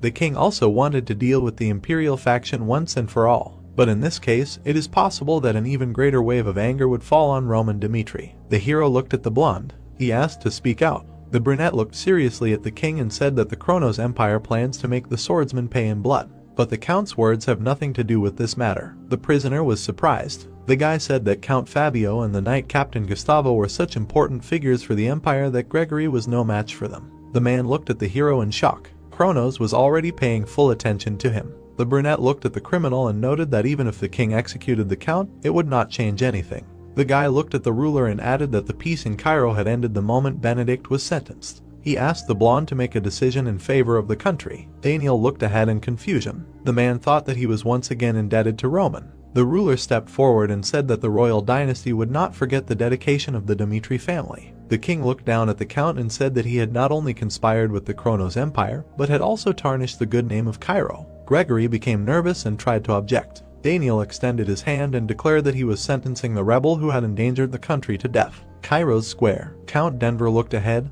devastated. He said that the hero should not have been treated as a target for recruitment. He should have immediately realized that he was a threat to the empire and eliminated him. The man turned to the swordsman and said that it was not too late to swear allegiance to the empire. He was nothing compared to the world of the empire. The criminals stood on the platform before their execution. Denver said that there were countless talents in Valhalla that the hero could not hold a candle to. The man looked at the brunette with fury and exclaimed that even if the conversation with Kronos was over, the same could not be said about Valhalla. If his head fell from his shoulders, the relationship with Valhalla would also be over. Roman smiled and said that he hoped so. The Count clenched his teeth. Nooses were placed around the necks of the criminals. The redhead muttered that the boy was a fool who had set two giants of the continent against him. The floor slipped out from under his feet. The execution had taken place. Thus, the three factions of Cairo had set out on the path to destruction. The knight knelt. The commander-in-chief of the Western Front, Count Vandenberg, had bravely repelled the attack of the Kronos Empire, raising the prestige of Cairo. The king stood over him and said with a smile that as a reward he would grant the hero the title of Marquis and land. The blonde looked away and added that there were other heroes who had risked their lives in the war with the empire. Behind the Count sat three more warriors, Baron Knoll, Flora Lawrence and Rodwell Dmitri. They had achieved brilliant success, for which each was granted a promotion and 1,000 gold as a reward. The ruler smiled and said that of course, if it weren't for the help of Roman Dmitri and their entire family line, they would never have been able to win this war. Everyone stood up. Daniel said that they won this battle thanks to the hero, and he was obliged to reward him accordingly. The nobles were outraged that Dmitri already had so much power that all three destroyed factions could not compare with them. The officials looked at the ruler with concern and noted that he was giving the hero power that exceeded the influence of the royal family. The advisor frowned and shouted at them not to talk nonsense. They looked at him in surprise. The man reminded them of how their country had caved in under traitors. If they acted for profit like these politicians, then the past would inevitably repeat itself. The king furrowed his brows decisively and agreed. Cairo was powerless to restrain Roman. In this war, he showed that he had much greater power than Cairo, so Dmitri should not be treated as a duchy, but as an equal and friendly country. The blonde folded his arms and declared that he wanted to wisely use the chance he had earned with hard work and show the world the birth of a new Cairo. For this, on the day Dmitri was officially proclaimed a country, King Daniel would congratulate them with all his heart. Kevin and Chris smiled. The ruler granted the Dmitri family the title of Duke. The man spread his arms and proclaimed the entire northeastern region, including Dmitri Fortress, a duchy. The protagonist smiled. On this day, the land that was once considered a god-forsaken outskirts took its first step as the Duchy of Dmitri. The townspeople discussed the hero's contribution to the country and his impossible rise. On the entire continent, no one his age had ever reached the 5-star level. Who knows, maybe for the first time in the history of the kingdom, a swordsman will appear who rises above 50th place. Maybe it was the exceptional nature of his actions. But people all over the continent, regardless of country, were talking about Roman. Street musicians were composing songs about his exploits. With the mention of Roman, the prestige of the Dmitri family itself skyrocketed. But this whole chain of rumors did not appear on its own. It was started by one estate, Cairo. The butler approached the gentleman and reported that everyone now knew Mr. Roman. The man grinned and said that the master's plan was perfect. The man objected that this was not enough. It took only 2 years for the baron's modest family to turn into a duchy. The voice said that their goal was the entire continent from beginning to end. It had a wild look. It wanted the people of the continent to idolize the main hero. The aristocrat looked out the window and said that it was necessary to spread the fame of his exploits so that he would become a hero of the continent. Henry grinned and said that meeting Roman was destined for him by fate, so he should rise even higher. How Henry Albert's life turned out during this time. By igniting people's interest in Roman's achievements, he raised his own prestige to the skies. The Royal Academy of Cairo invited him to give a lecture that he could not even dream of in the past. He had the chance to teach the offspring of famous families. Just one lecture caused an unprecedented furor. Henry's relatives became proud of Henry and recently stopped caring about their financial situation. Fame and wealth followed him closely. The professor of the academy put his hand on his heart and said that while listening to the lecture, he could not calm his raging heart. The aristocrat looked at him in surprise. The old man exclaimed that he made him look at reality. The heroes of Cairo sacrificed themselves on the southern front so that they could live in peace. So why did they not even think about gratitude? At that moment, Henry had an epiphany that changed his life into before and after. The reason why people honored him was ridiculously simple. People watched Roman Dmitri through him. People started to recognize him because of the main character. Looking back at history, you wonder how exactly heroes whose names thundered throughout the world managed to earn such fame. It's all because people like me spread the word about their heroic deeds. Since then, Henry found his purpose. He told the world about Roman's achievements. The guy twirled the glass in his hand and said that he and the hero were not close. But for his own comfort, he would tell the whole world how great he was. The aristocrat smiled. This is Henry's method of survival. Dmitri's fortress. The young man stopped and looked up. Rodwell thought that for the first time in many years he was here. The guy showed the knights a pass. The city was lively. There was a loud conversation in the tavern. One of the men smiled and said that since Mr. Roman equipped the mine shaft with magical artifacts, they had never heard of anyone dying. The guy was sitting at the bar. Behind his back, everyone was praising Roman. He took a sip darkly and thought that there was no place for him here anymore. The young man had lost his way. Now he would have to choose, stay or go back west. Romero's office. The two brothers went inside. They stood before their father. The leader said that he had called them over the matter of the family line's succession. In a few days, Dmitri would have a new beginning in the duchy. This meant that they would have a much greater responsibility and duty on their shoulders. Rodwell looked down. Romero looked at his sons and said that he wanted to choose an heir. The young man with the bandage lowered his head and said that he was renounced as heir because he believed that his brother was more suitable. The man looked at him in surprise. Rodwell continued to look at the floor. He said that he had made a choice in favor of the family line and asked to let him go. The leader was shocked. The hero looked at his brother. He added that he needed time to sort himself out. The door slammed shut. Romero looked at Roman. He sighed and lowered his head. The man said that he had once wanted to place a heavy burden on Rodwell's shoulders. People always said that commoners like Dmitri had a limit set by their origin, so he mastered the sword and watched the middle son, who excelled all the others. The headman thought that he would be the heir to the family and would be responsible for the future of the family, so Rodwell lived with hopes placed on him from an early age. Today, his father was going to tell him that he could not allow him to take the place of the heir. The man squeezed his hand and said that he felt guilty before him.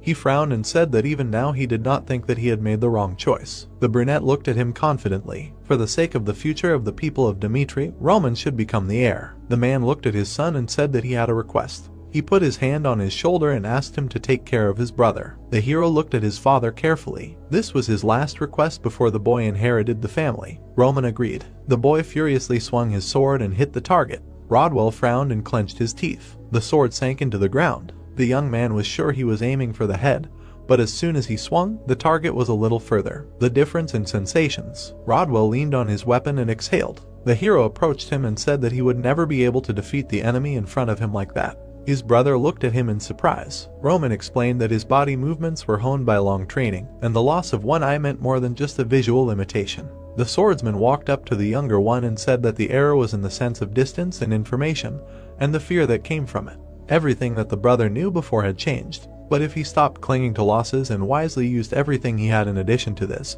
he would be able to see another world, different from the one in which he relied entirely on vision. The brunette looked closely at his brother and offered his help. The young man stood up and grinned. Rodwell asked why he should listen to him. The hero listened silently. The boy wondered why the swordsman cared about him so much if he had already become the heir. He gritted his teeth and asked to leave him. The brothers stood opposite each other. Roman turned to his brother and said that their family had faced great changes. Kronos and Valhalla disliked them. It was unknown what kind of intrigues they were plotting. In addition, the alliance of kingdoms could not be fully trusted. The brunette looked confidently at his interlocutor and said that they must grow strong so that they could defend themselves. He looked down and said that so far he had managed to pull everything off alone, but time would pass and the hero would inevitably reach his limit. If the Empire attacked them with an army, then he would have to go to the battlefield. The young man with the bandage looked at the guy, dumbfounded. Roman turned to him and reminded him that he was his younger brother, his blood. If they needed a person to lead Dmitri in the hero's absence, it should be Rodwell. The swordsman put his hand on his brother's shoulder. The young man's eyes widened. In the southwest of the continent there were 4 kingdoms, Umberto, Redford, Odelia, and Frank. Situated on the border with the empires, they founded the Alliance of Kingdoms for their own protection. United in order to survive, they instinctively felt how important Roman Dmitri was. A few days before Dmitri was proclaimed a duchy, the Kingdom of Umberto, Assembly, one of the officials approached the king and said that the rebellion that unfolded in Cairo was quite a big threat, but Roman resolved the problem without a single hitch. Count Verdi frowned. He added that the hero attracted the Alliance of Kingdoms to his side, anticipating the wrath of the empire. This clearly shows that he has not only physical strength, but also high intelligence. The man looked closely at the ruler and noted that there was no guarantee that the union of the southern kingdoms would last long. He waved his hand and suggested that Roman was the key to the continued existence of their kingdom. The count put forward an offer to marry the princess to him. King Umberto frowned and said that the princess had a lover. The man banged the table and exclaimed that it was not the time to worry about some insignificant feelings when this was their only chance. The official looked at the king. He agreed and ordered his subordinate to marry Roman Dmitri at all costs. Time passed, Dmitri was proclaimed a duchy, and it was plunged into a festive atmosphere. The hero's parents smiled. The interlocutor reminded them that their son was already in his 20s, and wasn't it time to think about marriage. The man smiled and said that Princess Umberto was called the treasure of their kingdom. She had it all, beauty and intelligence. She graduated with honors from the famous academy. The official clenched his fist and exclaimed that the wedding of Umberto's first girl and Dmitri's first man sounded wonderful. A man came up from behind and added that the princess already had an admirer. Viscount Ringo grinned and said that, according to rumors, the lady often meets with the son of some baron. The official looked at him in surprise and exclaimed that someone was spreading rumors. The red-haired man bowed to the Duke and said that the kingdom of Redford had many girls from noble families. Marquis Marthin joined them and noted that for Umberto and Redford, marriage to the Duchy of Dmitri was an unaffordable luxury, and only Odelia suited their status. Romero and his wife watched the aristocrats argue in surprise. The Duke looked serious. He asked them to stop because they were not interested in a marriage of convenience. The head smiled and said that if his son met a girl who won his heart, they would accept her with open arms. The men looked at the Duke in surprise and bared their teeth. At the same time, the terrace, a man with blonde hair stood on the balcony. He was called. The blonde turned around and saw Baron Larson. Felix asked if he had come as a representative of the Frank Kingdom. The man approached the blonde and said that the sudden disappearance of the Phoenix Tower had confused His Majesty the King. He asked how the other man felt about returning to Frank. The Baron looked at the guy seriously and said that from now on they would spare no expense in financing it. The other man looked ahead and said that the Frank Kingdom had broken the agreement with Phoenix. The man shuddered and exclaimed that this time everything would be different. The blonde smiled and said that it was useless to offer him. The guy put his hand to his chest and said that they had found a man who recognized their value and swore allegiance to Dmitri. He told the other man to return to Frank and convey that from now on Phoenix had nothing to do with the kingdom. The hero watched the guests in the hall. As expected, both empires did not send representatives. The brunette frowned and thought that Kronos had declared his intention to kill him, so it was no surprise, and Valhalla was not going to turn a blind eye to the death of Count Denver. Both empires had shown a desire to conquer the entire continent. Battles between empires and an alliance of kingdoms awaited them ahead, but the alliance with neighboring kingdoms was also short-lived. Ultimately, the hero would have to confront the empires on his own. Hans approached the gentleman and said that a guest was waiting for him in the office. The guy turned around and asked if he had an appointment. The butler looked at the host excitedly and said that this was the prince of the kingdom of Hector. Edwin bowed politely and said that they had not seen each other for a long time. The brunette looked at him carefully. The redhead congratulated him on the proclamation of Dmitri as a duchy. The swordsman sat down on the sofa. The prince expressed admiration that his interlocutor had dealt with the rebellion in Cairo in one fell swoop and even repulsed the Kronos Empire. The brunette looked at the guests seriously and replied that they were not on the right terms to praise each other. Edwin sat down opposite him and said that he himself did not expect that they would meet somewhere other than the battlefield. He looked closely at Roman and said that the war between Cairo and Hector was provoked by someone behind the scenes. Hector started the war because of a crop failure that had been going on for many years. Then evidence came to light that the crop failure was artificially caused. One after another, reports began to come in about blackened earth and piles of animal corpses. This was directly related to the necromancer's curse. The prince looked down gloomily and said that black magic was an area that a person should not touch. During the investigation, they managed to find out something. 10 years ago, the Kronos Empire suffered the same crop failure as Hector. They deliberately hid this truth, but it turned out that these signs were the results of experiments in the field of black magic. They will subjugate the entire north of the continent and begin a full-scale takeover. This problem does not only concern Hector. The guest lowered his head and said that this could happen to the future duchy of Dmitri. The guy leaned forward and looked at the hero. He suggested joining forces to stop Kronos. The guy looked nervously at the brunette. The hero crossed his legs and said that he expected this. The prince was surprised and wondered if he had really learned the truth before them, which they had managed to uncover with difficulty with the information power of the kingdom. Roman said that his sources had found circumstantial evidence. In addition, it was too obvious who benefited from the two kingdoms shedding blood. The hero looked at his interlocutor and asked why they should participate in a plan led by Hector. Edwin looked at the guy in surprise and asked if he was rejecting the offer. The brunette frowned and corrected himself by asking if Hector was in a position to offer such a thing. The Hector kingdom was at a dead end. It would take time to restore fertility to the parched lands, and the support of the Sky Tower alone would not be enough to completely solve the country's problem. The hero looked at the prince with a predatory look and demanded good reasons why they should join forces. Everyone in the hall was chatting noisily. Edwin sat opposite the swordsman and was silent. His hands were shaking. The guy said that he would not deny Hector's weakness, but he could not understand. He was offering support in a war that the hero would have to shoulder entirely. The redhead exclaimed, "Besides, isn't Hector's plan a continuation of the fact that you dragged the alliance of kingdoms into the matter?" He shuddered in surprise. The hero agreed that the alliance could only survive against the enemy of the empire if it united. The swordsman looked at his interlocutor and asked if he trusted the alliance. Could he guarantee that this relationship would last until the very end? Roman stood up and decided to tell how Kronos would destroy the sand castle called the Alliance of Kingdoms. He looked down at the prince. Human relationships are extremely complicated. They express trust and loyalty to their people and suspect everyone who remains behind a high fence. The prince looked at the swordsman carefully. The hero said that the kingdom of Umberto bordered Kronos the closest. Systematic losses had shaken domestic policy, so, first of all, they would decide to recruit Umberto. King Redford had spent the entire state treasury on gambling. His vassals tried to solve the problem, but eventually turned to the gold bank. The brunette looked at his interlocutor and smiled. He said that betrayal would be the way out for the debt-ridden Redford. Then Frank and Odelia's fate would hardly be any different. They have the same problem as Cairo in the past. Cairo restored stability by eradicating the aristocratic and imperial factions, but don't expect those kingdoms to follow Cairo's example. The brunette stood by the window. He said that the 4 kingdoms of the alliance had enough weaknesses to bend under the empire. This included Hector. The prince shuddered. The hero was right. The alliance of kingdoms was nothing more than a sand castle that could collapse at any moment. Roman turned around and said that he saw the sincerity of the Hector kingdom.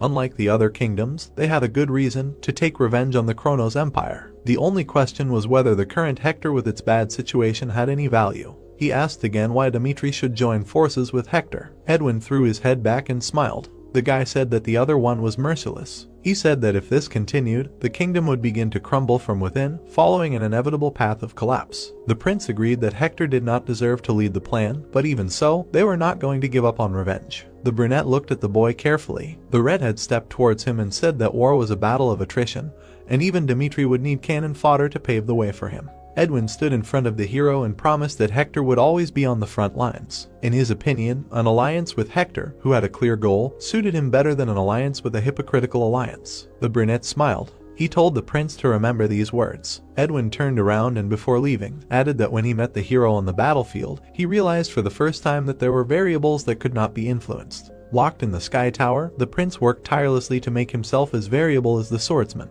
The redhead frowned and declared that Hector would definitely become stronger. Explosive magical power just bursting out. He became incomparably stronger. Roman smiled after him. Thanks to Edwin alone, the kingdom of Hector deserved to take a place in his future plan.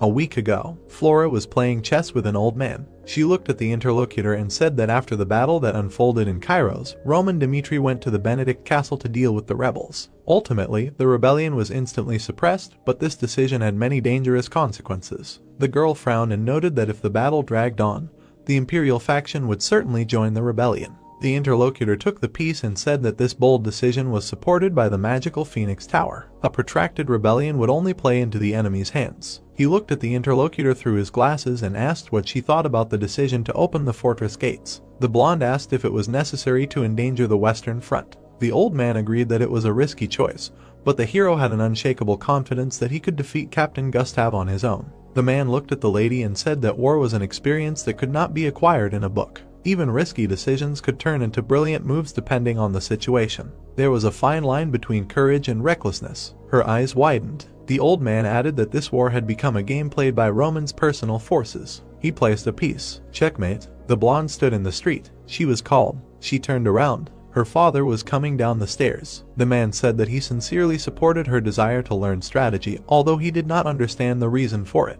The Viscount looked at his daughter and said that he would not spend a day without worrying if something happened to her on the Western Front. They stood in the garden. The leader suggested that she return to Lawrence. The girl said that she had experienced a lot on the Western Front. The blonde looked up and said that she couldn't just stand there silently and watch houses burn and people die every time the Kronos Empire crossed the border. The man looked at his daughter in confusion. Flora continued that the war was approaching, and by that time she should gain as much experience as possible and become more skilled. The aristocrat turned around with a smile and said that she was going to join Dimitri's army. Chris looked at the gentleman and asked what he would do with her. The brunette sat in a chair and reasoned that Flora was a valuable asset, but they had to think about accepting her into the army or not. He ordered to tell her that the girl had a week. The hero looked at his subordinate and explained that the aristocrat had to join the training and prove that she was fit for the army. Only then would he officially accept her into service. The blonde nodded and thought that, in fact, this meant a refusal. Early in the morning, the soldiers were running. The girl was breathing heavily and was surprised that just running lasted an hour. The strain was serious. She had fallen far behind. A blonde soldier was running ahead. The girl looked at him in surprise. Chris turned around and ordered everyone to run 10 times to the top and back in the order of their arrival. The soldiers rushed forward. The blonde watched as the warriors walked away. Flora leaned on her feet and thought that the only thing left to do was to run. The knight folded his hands behind his back and told them not to expect that they would always be able to fight in the best shape. Every day they had to exhaust themselves to the limit. The warriors looked at the commander. The man said that physical training was necessary for everyone, regardless of the position they occupied. The girl caught up with them. The blonde continued that in order for no landscape to prevent them from fulfilling their duty, they had to stand on their own 2 feet to the last. Flora fell to the ground and thought that this was a stone in her garden, but she honestly worked through the entire physical training. an hour for a warm-up run, an hour to climb the mountain. In total, the basic training took 2 hours. The blonde frowned and announced that they were going to spar with swords. The soldier swung. His opponent parried the blow. Chris passed by and said that on the battlefield, the most important thing is your effectiveness in combat when you reach your physical limit. The real war begins when you are so tired that your whole body feels like it is chained. The blonde was lying under a tree. She was sweating and looking away. Was this their usual training? The training bar was too high. The soldiers resisted willy-nilly, but Dimitri's fighters did not show even a bit of discontent. On the contrary, she felt enthusiasm burning in them. The blonde stood up and thought that she could get used to training gradually. The girl was not going to give up like that. She determinedly knitted her brows. A few days later, Roman's training area. The hero was training with a sword. Chris stood next to him and reported that Flora was serious about continuing her training. The brunette turned around. The blonde said that the girl was a decent bowman, but very weak in hand-to-hand combat. She definitely needed to practice this, and in tactical training, which began on the 3rd day, her team won 9 out of 10 times. Roman looked at the scroll and asked the knight if Dimitri needed the girl. The blonde looked resolutely at the master and replied that their family needed such a person. The hero smiled. The end of the rebellion. The foundation of the duchy Dimitri. Half a month had passed since then. Dimitri Fortress, Alley. A man was running down the street. He crashed into a man in a cloak. Chronos commander Sierra turned around and told him to watch where he was running. Innkeeper Thomas apologized. The man disappeared around the corner. Sierra muttered that they would put the plan into action tonight. She ordered to gather information about the Duke's guards without making unnecessary noise. Dimitri Square. The woman sat on a bench and watched the guards. There was an aura around them. Sierra noted that they were ordinary soldiers, but they could easily compete with knights. If something went wrong, you could lose your life. A figure appeared behind the tree. The woman glanced sideways in that direction. The man reported that, judging by the results of the mine survey, in the event of an emergency, the Duke's guards would arrive at the scene within 5 minutes. The commander frowned. Same thing at night. The man reported that there were many strong soldiers in the duchy. The woman chuckled and thought that they had increased security, expecting an attack from Chronos. She smiled and imagined how she would break through all the guards and plunge a dagger into his heart. The woman ordered to tell the guild members that they were acting according to plan. Night. Several people in cloaks gathered in front of her. Sierra said that they needed to get inside in 15 minutes. Everyone nodded. She smiled and thought that no matter how strong Roman was on the battlefield, they were predators in the dark. Invisibility. A magical artifact, an invisibility cloak. The figure jumped above the guards and pointed a blade at one of them. The guard parried the attack. He took the artifact and reported the discovery of an intruder on the fortress wall. The soldiers stood in front of Sierra. She clenched her teeth nervously. The 2 intruders were surrounded. The woman turned around and shouted to quickly deal with the guards and leave. The man took a step and greeted the right hand of the Ecorch Guild. The man stood in front of the woman and smiled. She asked who he was. The man took off his face mask and introduced himself as Lucas. The head of the Information Clan smiled. The woman looked dumbfounded. Could it really be that same Information Guild operating in Cairo? The guy smiled and said that they knew about their invasion of Dimitri's territory 2 weeks ago. The owner of the inn where they stayed and the merchant they met in the square during the day, these are all their people. And also the blacksmith, the miner, the homeless beggar, they are all Dimitri's eyes and ears. Sierra looked at him darkly and thought that if he lingered here, he could lose his life. She raised her hand and ordered that the path be cleared. They rushed forward. The guard cut down one of the intruders. The commander watched in shock. Her eyes widened and she noted that the enemies were strong. Lucas stepped forward and gave her 10 seconds. He pulled out a blade and released an aura and asked her to explain why he should leave them alive. She grabbed the dagger and exclaimed that there was another, true sword in Ecorch, which had just penetrated inside and killed Roman. The guy grabbed her by the face and threw her to the ground. Lucas grinned and said that they knew that too. The woman looked at the enemy in fear, surprised that they already knew everything. The man said that if she had nothing to add, then all she could do was die. The former mercenary wiped his sword and ordered the second group to clear the surroundings, and the first to surround the courtyard with a tight ring. The guard asked if they needed to go into the estate. Lucas smiled and replied that they just needed to let him have fun. Dimitri's inner estate. A girl jumped in the window. The sword of the Ecorch Assassins Guild. Special class Assassinilia. Her targets are big shots. Not only had she successfully completed 9 out of 9 orders, but she had also distinguished herself by her particularly cruel behavior, flaying her victims. And this was her 10th order. She smiled and thought that there was no more attractive prey than a hero who had become famous across the continent.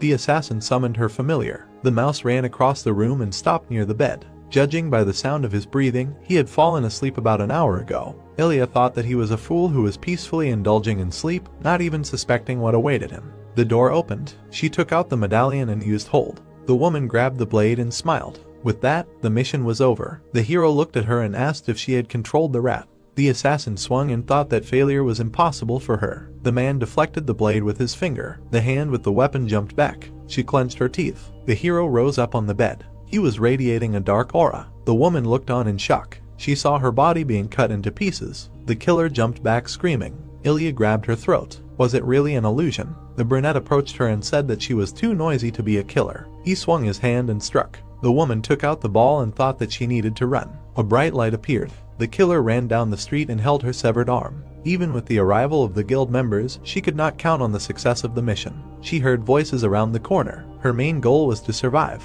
She looked around the corner and saw a blonde man. This guy had defeated several enemies with lightning and a sword. According to the plan to kill Roman Dmitri, he should be avoided at all costs. Like Cairo, Chris, the woman froze in fear. She did not understand how they guessed about their plan.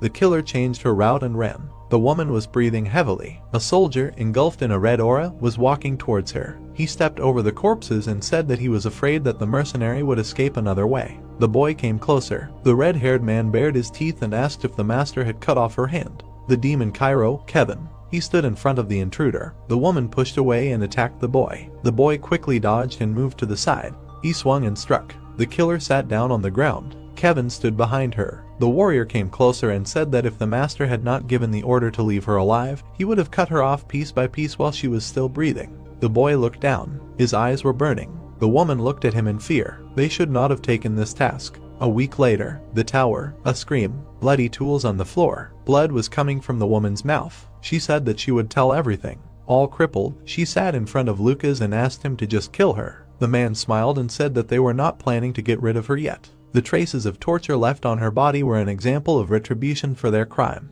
He grabbed her by the hair. Lucas brought a bottle and ordered her to drink. She wondered if it was medicine or poison. The killer drank. The bottle fell to the ground. The man said that the master had left for the Kronos Empire a week ago. The mercenary was coughing. The warrior stood in front of her and said that they had found out where the Ekorch base was. Now he was going to let her go. The man smiled and advised her to hurry if she did not want to let her master die. The Ekorch base. A whole week had already passed. The woman looked at the ball and asked to wait a little longer. The head of the Braha Guild frowned and said that it was too early to draw hasty conclusions. The interlocutor agreed. The crystal was glowing. The voice said that if they failed, they would have to pay a heavy price. The guild leader frowned. She thought that so far there was no news from her subordinates. If they failed, then they would have to cancel all previously taken assassination orders and direct all forces to eliminating Roman Dmitri. The casualties would be colossal, but this was the only way they could enlist the support of Kronos. The woman stood up and noted that she did not think she would have to intervene personally. The protagonist stood behind her. The leader turned around abruptly. She grabbed the daggers and threw them at the brunette. The blade stopped in front of his face. The guy used a protective barrier. Braha recoiled in fear. She tried to feel for the button on the table. The swordsman quickly reached out and grabbed her by the throat.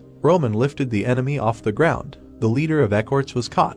The hero bared his teeth. In order to catch the enemy, he crossed the border of the empire. The swordsman pressed the button instead of the guild leader. The alarm went off. The leader was out of breath and said that hundreds of killers had heard the alarm and were already heading here. The guy replied that there were about 30 people left at the Ekorch base. Braha was surprised. The Duke had already calculated their reserves. The brunette smiled and asked how she thought he had gotten into the estate. There were corpses in the corridors. The hero pushed the killer away. The head hit the wall and fell. The guy looked at the scrolls. Ekorch is an organization of hired killers whose main client is the Kronos Empire. The swordsman took the scroll and unrolled it. Their list is not only his murder. Based on who became their target, one can guess the intentions of Kronos. First rank assassination Calderon Drake. First rank assassination Count Rondon, the eldest son of the head of the military leadership Umberto and the magnate Redford. The man burned the scrolls. Kronos' intentions are gradually emerging. At the same time, Dante Assassin's Guild, branch in Cairo. The man in the cloak was shouted that he needed to contact Ekorch immediately. Ilya appeared all bandaged and said that there was no time to explain. Crystal could not establish contact. The woman frowned and thought that the situation was difficult. If the base does not respond, there was the second option. She ordered to contact Kronos. The assassin stood before the figure of a man above the crystal. He noted that the mission had failed. The woman exclaimed that Roman had guessed their plan and had set traps. Ilya looked at the interlocutor with alarm and reported that the entire group of mercenaries had been destroyed, and Roman himself had crossed imperial borders to attack the Ekorch base. The man asked if that was the entire report. She stared at him in surprise. The man grimaced in displeasure. The assassin looked at him in shock and asked if they had really been used as bait. The interlocutor said that if they had carried out the mission as originally planned, they would have paid the promised reward in full. His Majesty the Emperor had officially announced his intention to kill Roman Dmitri. The entire continent knew that they were after his head. What would happen to their reputation if the assassination failed? Ilya looked at the man with fear. He continued that they had only made a wise choice, and, on the contrary, they were grateful to them for it. Because of Ekorch, Roman left his domain. The girl coughed up blood. She vomited. She remembered the liquid she had been given to drink. It seemed Lucas had used a slow-acting poison to lure her into talking to Kronos. Roman Dmitri was much more dangerous than they could imagine. The girl did not want to tell her interlocutor about it. She fell to the floor. Thus, the best assassin of the century met her miserable end. The estate was on fire. The hero looked at the flames. He turned and left. Night. The swordsman stopped in the forest and demanded to be seen. Figures emerged from behind the trees. They approached the guy. They were three shadows that had grown, devouring the darkness of Kronos. As expected, the Emperor had attracted the most dangerous force to kill him. The shadow's eyes flashed. He asked how long ago the guy had discovered their presence. The brunette smiled and replied that from the very beginning. The enemies rushed at him. The guy took out his sword and cut the assassin. The enemy's body was restored. The boy looked at the shadow in surprise. Attacks don't work on them. His eyes lit up. Lightning. A dark attack pierced the enemy. This is unusual magic. The boy braced himself for the attack. He doesn't know the nature of this strange power, but he has experienced something similar in Muram. Creatures that use the now forbidden power to suck the strength out of the living. It seems that here it is called black magic. The hero repelled the attacks. The Kronos Empire has stepped onto the path of evil. The energy is approaching the swordsman. He bared his teeth. An aura was burning around him. A heavenly demon that will trample evil and rise to the top. He clenched his fist. The shadow froze. The brunette appeared in front of the enemy and attacked. Dark liquid splashed onto the ground. Roman looked down and crushed the substance. Another figure looked at him, wondering how the boy managed to stop the regeneration. The shadow stared at the swordsman in shock. Only divine power will work against black magic that uses the aura of darkness. The brunette frowned. The enemy has a weakness. First, when the shadow's bodies gather together after dissipating like smoke, they cannot escape physical attacks. You just need to wait for that moment. Second, when the shadows take on an incorporeal form, they leave a barely noticeable trace of mana. Even after dissipating like smoke, they will return along the connecting links of mana. So the hero only needs to destroy this chain at once. Brute force was used. Roman bared his teeth. His eyes were burning. He will not stand on ceremony. The hero grabbed the enemy by the head. Bloody tears of a demon. The guy pressed the shadow into the ground. The fighting skills of the demonic sect, based on strength alone, were called devilish skills by people. The last enemy looked at the hero and thought that even together they could not defeat him. The plan failed. The enemy tried to escape. He rushed to the side. Roman Dmitri turned out to be more dangerous than expected. They used his past battles as a basis and developed a plan, taking into account the possibility that he had become many times stronger. It seemed that even this could be considered excessive vigilance. Shadow frowned. He did not understand where this devil came from. The killer froze. He found himself on the ground without legs. The brunette looked at him carefully. He was slowly approaching. Shadow tried to crawl away. The hero handed him the artifact and ordered him to contact the Empire and report what had happened. The killer looked at him with fear. He contacted the customer and reported that the plan had failed. The voice asked what this meant. Shadow sat under the sword and told Baron Charlton that they had completely wrong ideas about Roman. Shadow used as many as 18 demons, but none of them could leave a scratch on him. Even shadow abilities are powerless against him. The man looked at the artifact and muttered that the hero was hiding his true power. The voice turned to Roman and said that he was incredible. The brunette grinned. Not only did he destroy the Ekorch base, but he also dealt with all the shadows. The Baron frowned and admitted that the plan had failed. He clenched his fist and warned that this would not make Kronos surrender. The man folded his arms and said that he would send assassins until the hero gave up the ghost. How long could a mere mortal withstand the onslaught of the Empire alone? The swordsman grinned and said that it was his turn to warn them. He grabbed the shadow by the neck and squeezed. The assassin groaned. The Baron shuddered. The hero said that he sent him a gift and it was somewhere in the estate.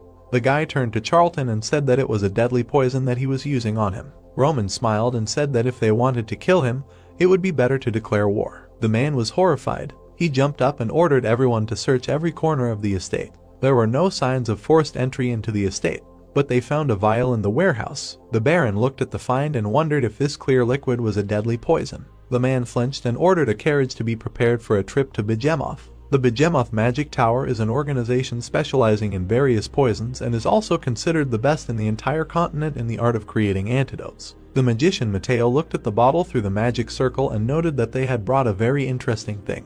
The Baron yelled at him and demanded to know if it could be neutralized. The old man nodded. He went to the tied man and poured it on his face. He screamed. Mateo used cure for poison. He looked at the test subject in surprise. He screamed. The antidote did not work. Charlton watched in shock. The wizard asked where he got this terrible poison. The old man trembled and said that at the moment he could not neutralize it.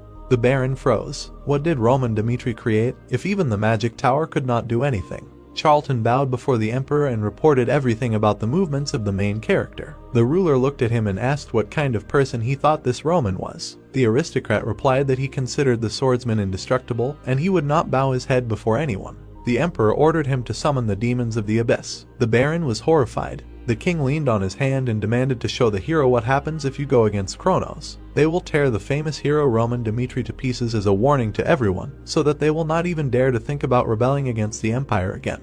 The Baron bowed and obeyed. The hero walked and thought that even with the help of magical power it will not be easy to neutralize the poison. This poison belongs to the Tang family, which own thousands of deadly Murim poisons. The Kronos Empire will have to act more carefully. The butler hung up the master's armor. The guy shook himself and thought that the threat of retaliation with murder would make them refrain from actions that would harm them. But this was only a temporary measure to delay the moment. The brunette adjusted the scarf on his neck. The war would break out anyway. During this time, he needed to prepare to be fully armed. He was handed a letter with an invitation from Valhalla. The guy unfolded the paper and read the contents.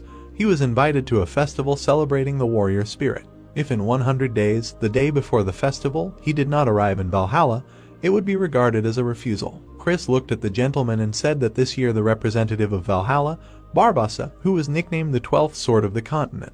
Obviously, he intends to officially avenge the murder of Count Denver, a 6-star swordsman and 6th in the Valhalla ranking. Monster Barbossa, 11th in the continent's ranking. The brunette grinned. The methods of Kronos and Valhalla are completely opposite. While Kronos did not shy away from any methods and means, the Valhalla Empire was absurdly straightforward and attacked openly. The blonde stood in front of the master. He noted that he saw no reason to accept the invitation. Now that Dimitri had become a duchy, their safety was of the utmost importance. Roman threw the letter aside and agreed that refusing the invitation would not cause any problems. He looked at his subordinate and added that if he ignored the invitation, the Valhalla Empire, which attached great importance to military honor, would proclaim itself the winner and undermine his reputation. The brunette looked at Chris and said that in the eyes of his subordinates, he must be an unshakable authority and instill in them the confidence that being in his ranks meant being a winner. The blonde looked at the master, stunned. The hero could avoid the threat if he refused Valhalla's invitation, but just one refusal would cause a crack in the people's faith. He clenched his fist and declared that he would accept Valhalla's invitation in 100 days. The swordsman frowned and looked forward with determination.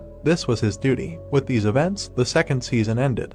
Around this time, a rumor spread among the assassin guilds. The Ekorch who were supposed to kill Roman Dimitri were killed. Thanks to this, the number of assassination orders in the northeastern region dropped sharply. In particular, people were afraid that they might accept orders related to Dimitri. Just one precedent was better than hundreds of words. It struck fear into the hearts of people. Kevin sat and thought that this time, the master went to the Ekorch headquarters alone again. The boy frowned. How long would he just watch his master's actions and do nothing? Many people say that their growth is abnormally fast. But for him, this is not enough to be a person who can walk the path that his master is walking. Kevin folded his arms and thought that he must become stronger in order to defeat the predators ruling this continent.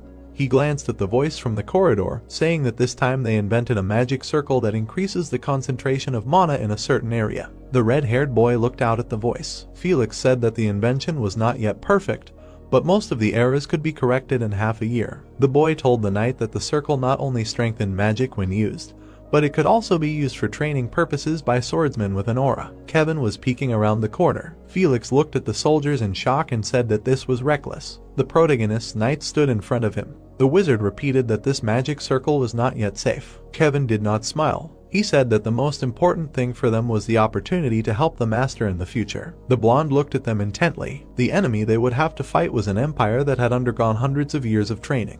The wizard frowned and said that safety was the most important thing. The soldiers looked at Felix. The blonde said that if they became cripples before they could help the master, how would they look him in the eye without shame? The soldiers smiled. 15 days later, the earth shook. The workers were shouting that the ceiling was about to collapse. The air shield artifact was activated. The guy looked at Morin and called him over. The miner came up and looked at him in surprise. There was a passage in the crevice. The workers were looking at the gate. Runes were glowing on the doors. Morin said to call the magician Felix immediately. The guy touched the door and said that it was saturated with magical energy throughout the area. The blonde crouched down. The hero stood behind him. The magician said that if they tried to open it by force, there was a high probability of an explosion. First, he would try to use mana. The guy's eyes were glowing. He was casting a spell. The hero crossed his arms and watched. The door opened. Flash. A gust of wind reached Roman. Arrows flew at him. The guy protected himself with a mana shield. The arrows fell to the floor. Felix looked nervously at the gentleman and noted that there seemed to be a dungeon with various traps inside. The brunette moved there and said that he would check. The mage looked at the swordsman with alarm and said that it was too dangerous because they did not know what traps were installed there. He asked to give him time to determine their type. Roman looked at him and refused. The aristocrat said that if someone lived inside, then they already knew of their presence. The brunette went inside and said that the longer they delayed entering, the greater the danger would be. He ordered the mage to wait. The guy walked through the dungeon. The tile beneath him collapsed. The secret passage with the Eagle family's traps was the same. Spikes appeared from the wall. Sharp slabs fell on the hero. Spears flew from in front. He reflected all the attacks with mana. His eyes were burning. The swordsman moved on. The brunette looked ahead. From the depths, a voice demanded to stop and said that this was their land. Roman pulled out his sword and introduced himself. The guy said that these endless mountain ranges belonged to the Duchy of Dimitri. He demanded to reveal himself and his identity. The bearded man objected. The swordsman frowned and said he was not negotiating. The endless mountain ranges were part of Cairo. They were inherited by Dimitri. Someone came out of the shadows. It was a short, red-haired man with pointed ears. He exclaimed and asked not to impose his human laws. The guy looked at him in surprise. The man's hands were shaking. He said that they had been living under these lands for many years. The brunette stood in front of a group of dwarves and thought about what to do with another race. The guy looked at them decisively. An aura surrounded him. Roman said that this land may belong to them, not Dimitri, but it is important to him to be assured that they do not pose a threat. The red-haired man frowned and became indignant, but suddenly fell silent. He turned his attention to the hero's sword. The guy was holding a shining weapon. The dwarf asked to take a closer look at it. The brunette looked at him in surprise. The man blushed and smiled. He asked for at least 3 minutes to look at the sword, and then they could think about accepting a compromise. The dwarves looked at him in admiration and wondered how in the world such a sword could exist. It was perfect. The men crowded around the blade and wondered if the dwarves had made it somewhere else, because the sword was soaked with the energy of nature. The redhead turned and asked who had made it. The hero replied that it was him. The sword was shining. The dwarf was surprised. He looked at the weapon in shock. The memory of the sword. The dwarf saw the process of creating the blade. Tears flowed from the dwarf. The swordsman looked at him. The man said that if this was a hero, then this was possible. He sank to the floor and bowed. The dwarf asked to restore their land. The brunette crossed his arms and asked what he meant. The interlocutor looked at the warrior and decided to tell why the dwarves migrated to this place. The name Endless Mountain Ranges was given to this place by people, but they have an end. What lies beyond them, the dwarves call Arcadia. It is a world where all races live in harmony. The dwarves came from there. Once upon a time, in the times when the human world had not yet developed as it does now, a wave of severe frost came to the mountain ranges, causing the entire land to freeze. Even the world tree, the foundation of this world, froze. This was the beginning of a catastrophe. The different races that inhabited Arcadia began to die of cold and hunger. The ancestors of the dwarves were forced to leave that place in order to save their people. The brunette frowned and asked to get down to business. The dwarves settled here in the endless mountain ranges. Several decades ago, they found the fire demon underground. It was such a dangerous force that it could burn the entire world. But if used correctly, it would become the only hope for thawing the world tree. The dwarf looked at the interlocutor and said that in the sword's memory he saw him freely wield fire. He believed that their meeting was the will of God. The guy looked at the man seriously. He begged him to bring the fire demon. The dwarf looked at the swordsman and said that if he fulfilled this request, they would do everything the guy asked. He made a promise on behalf of Brown Boulder that he was leading the dwarves. The brunette thought about it. Living as Roman Dimitri, he had met similar people in the past. Was it a coincidence? Dimitri came from a family of blacksmiths, and the endless mountain ranges were similar to the hundreds of thousands of great mountains of the heavenly demon sect. and although he was following a different path than in his past life, his experience from it was very helpful. Roman looked resolutely at the interlocutor and said that he would help. The dwarf happily looked at the warrior. Lava. Brown Boulder led the hero to the fire and said that they could not go further. He added that the fire demon was dangerous and asked to be careful. The brunette looked down and said that there was no need to worry. He stepped onto the hot ground. The guy walked on lava and thought that no matter what brought him here, he would live for what he believed in. The fire core. It glowed above the surface, almost like a small sun. The hero's cloak was charred. The guy's face was burning. It was dangerous. He stepped closer. Immunity to cold and heat no longer worked. The only way to cope with this heat was to absorb it. The warrior's eyes flared. The art of flame. The flame reached out to the hero. He extended his hand and demanded the fire demon to come to him. The skin on his fingers was burning.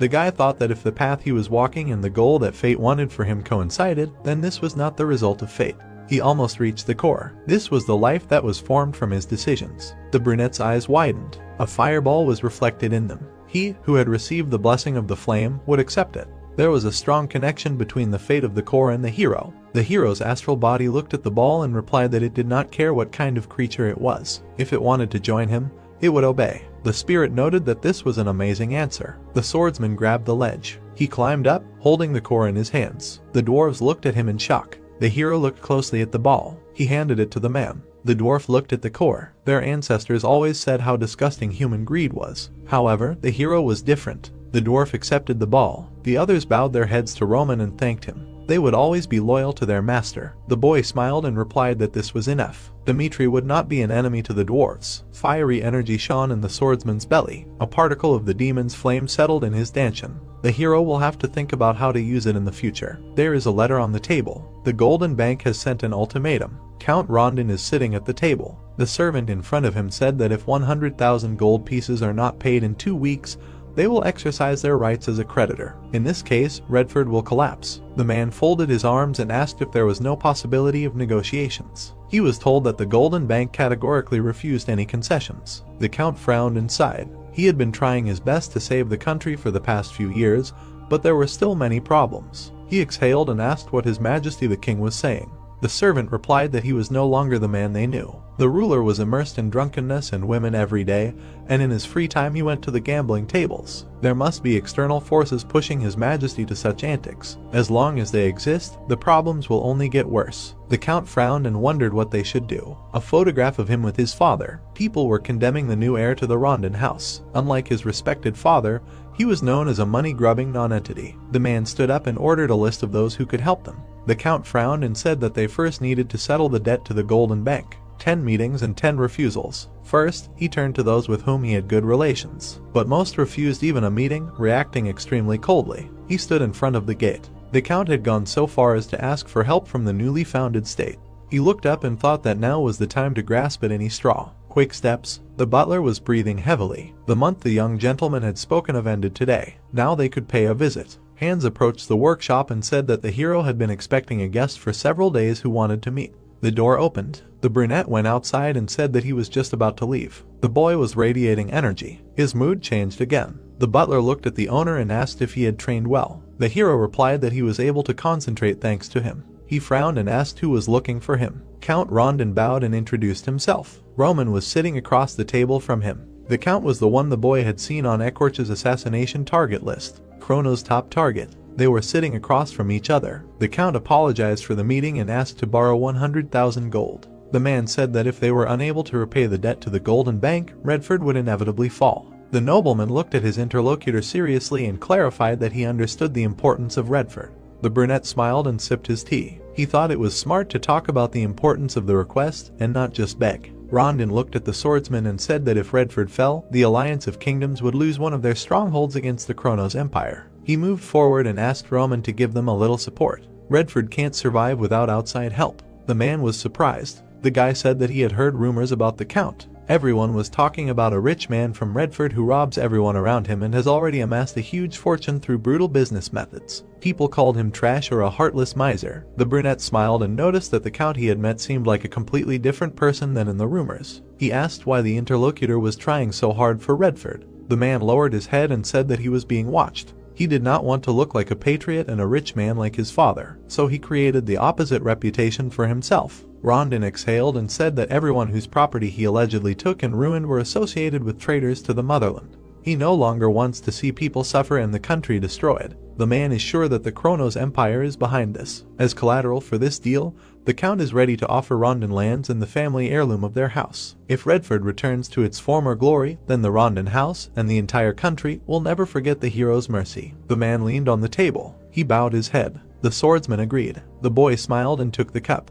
Roman told the Count to try his best, just as Cairo did, so Redford should endure at any cost. The man looked at him in surprise. The boy smiled and said that then the chance will definitely present itself. The Count looked amazed. He remembered his father's words that if he does not give up until the very end, the chance will definitely appear, and he must not miss it. The Count lowered his head and exclaimed that he will definitely repay the mercy of the Duchy of Dimitri. In the tavern, they were discussing the upcoming festival in honor of the souls of Valhalla warriors and the fact that one of the 12 swords of the continent challenged Roman to a duel. People were talking about the hero chickening out and not accepting the invitation. The brunette looked at the letter with a smile. He squinted and thought that Valhalla was clearly up to something, so it was necessary to answer them properly. Kevin turned to the master. He frowned and asked why he was excluded from the trip to Valhalla. The brunette leaned on the balcony railing and replied that the danger of this trip was not limited to him. The guy frowned and said that without him, Dimitri was in danger. Therefore, the one he trusted the most should stay here. The redhead blushed. The master said that the guy was the best for this role. The young man was happy and thanked him for his trust. He promised to do everything possible to protect Dimitri. The swordsman turned to him and thought that Kevin was a simpleton.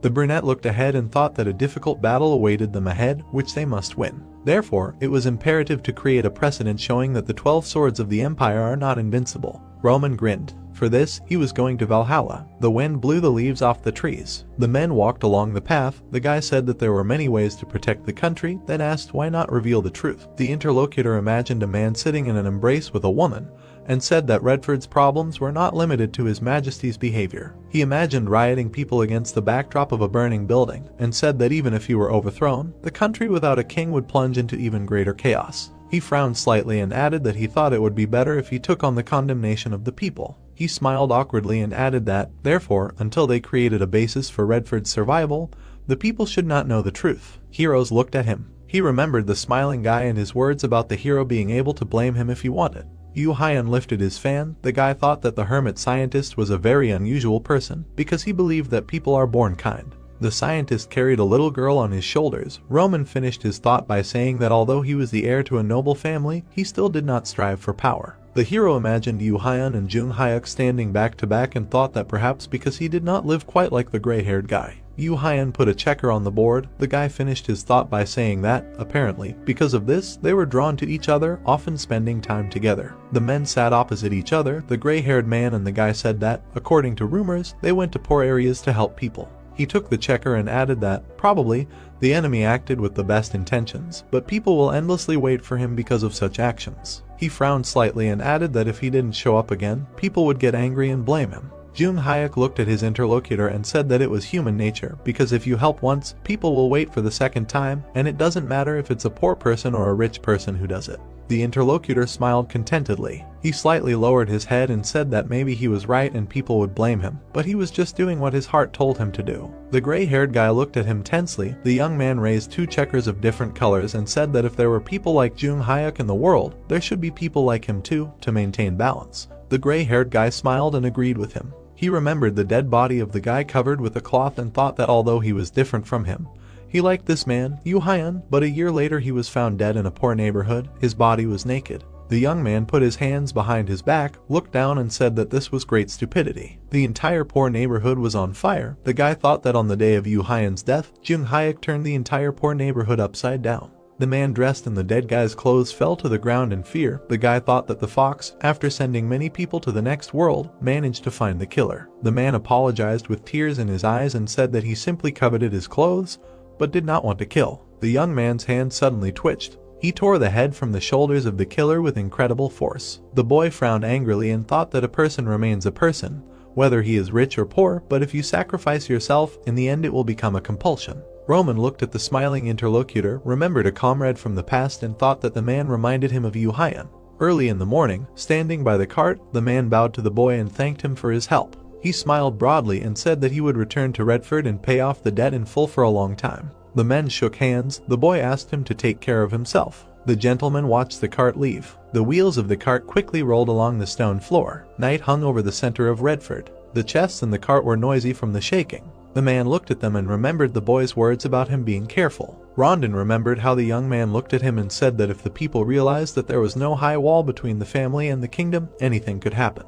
The boy frowned slightly and added that self-sacrifice was not the only way to serve the people. The man lowered his head with a smile and thought that it would be very good if the boy was a man from his region. He touched the lid of the chest and added that duty was only the beginning, and that he would use this opportunity to change the balance of power in the kingdom. The men with sickles shouted as they noticed the carriage. The knight swung his sword, blocking the way to the carriage, and then he noticed a small child with a sword. The boy threw sand in his eyes. The knight fell to the ground. The men loomed over him ominously. The next second, the man's blood spilled across the floor. Another knight quickly turned around and thought that this was an unusual rebel. A dart hit him in the neck. The man in the cloak stood behind them all, with a pipe in his mouth. The knight staggered and thought he was losing consciousness. He bowed his head. One of the rebels swung a club at him. The carriage door swung open, and an order was heard from it to stop immediately. The man came out and said that the valuables in the carriage were important money to pay off the national debt. The guys looked at him. The count added that if they were citizens of the kingdom, they should not attack them.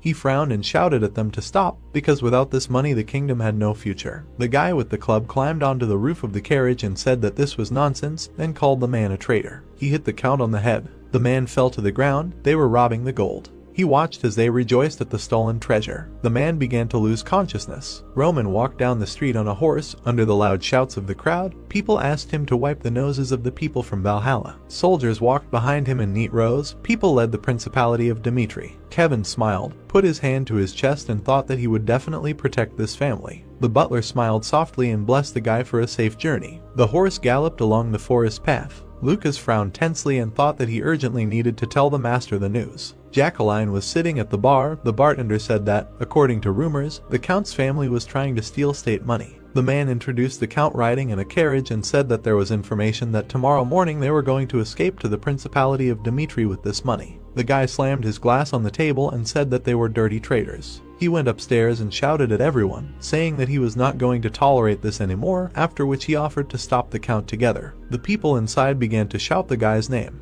After the assassination attempt, the guys were stunned to find a huge amount of money and said that, apparently, there was at least 10,000 gold coins there. Jacqueline approached the chests and thought that with this money the people of the kingdom could not worry about food for at least a year. He clenched his jaw and decided that the count's family really turned out to be traitors. The commoners came out of their houses, hearing the guy's call. He spread his arms out to the sides and said that he would give everyone a coin from the gold taken from the traitorous count. The woman smiled with tears in her eyes, seeing the outstretched money. Jacqueline firmly believed that he was a noble robber. The guy smiled widely and closed his eyes. He believed that he was doing the right thing, returning the villain's money to its rightful place. The bank representative sat opposite the treasurer and said that, as it seemed to him, the Golden Bank showed understanding for the situation in the kingdom. He frowned with displeasure, raised his hand and added that they still not only had not repaid the principal debt, but had not even paid the interest. The treasurer spread his arms out to the sides, apologized and said that the count was not one to break time agreements. He was worried, but he tried to justify himself by saying that something must have happened to the messenger on the way. The bank representative shut him up. The blonde man frowned angrily and said that they had taken on the responsibility of representing the kingdom, but were constantly putting off paying off the debt. He glanced at the empty chair and added that today, on the appointed day of the meeting, the count had not even shown up. He smiled sarcastically and said that apparently the count had abandoned the kingdom and decided to save his own skin.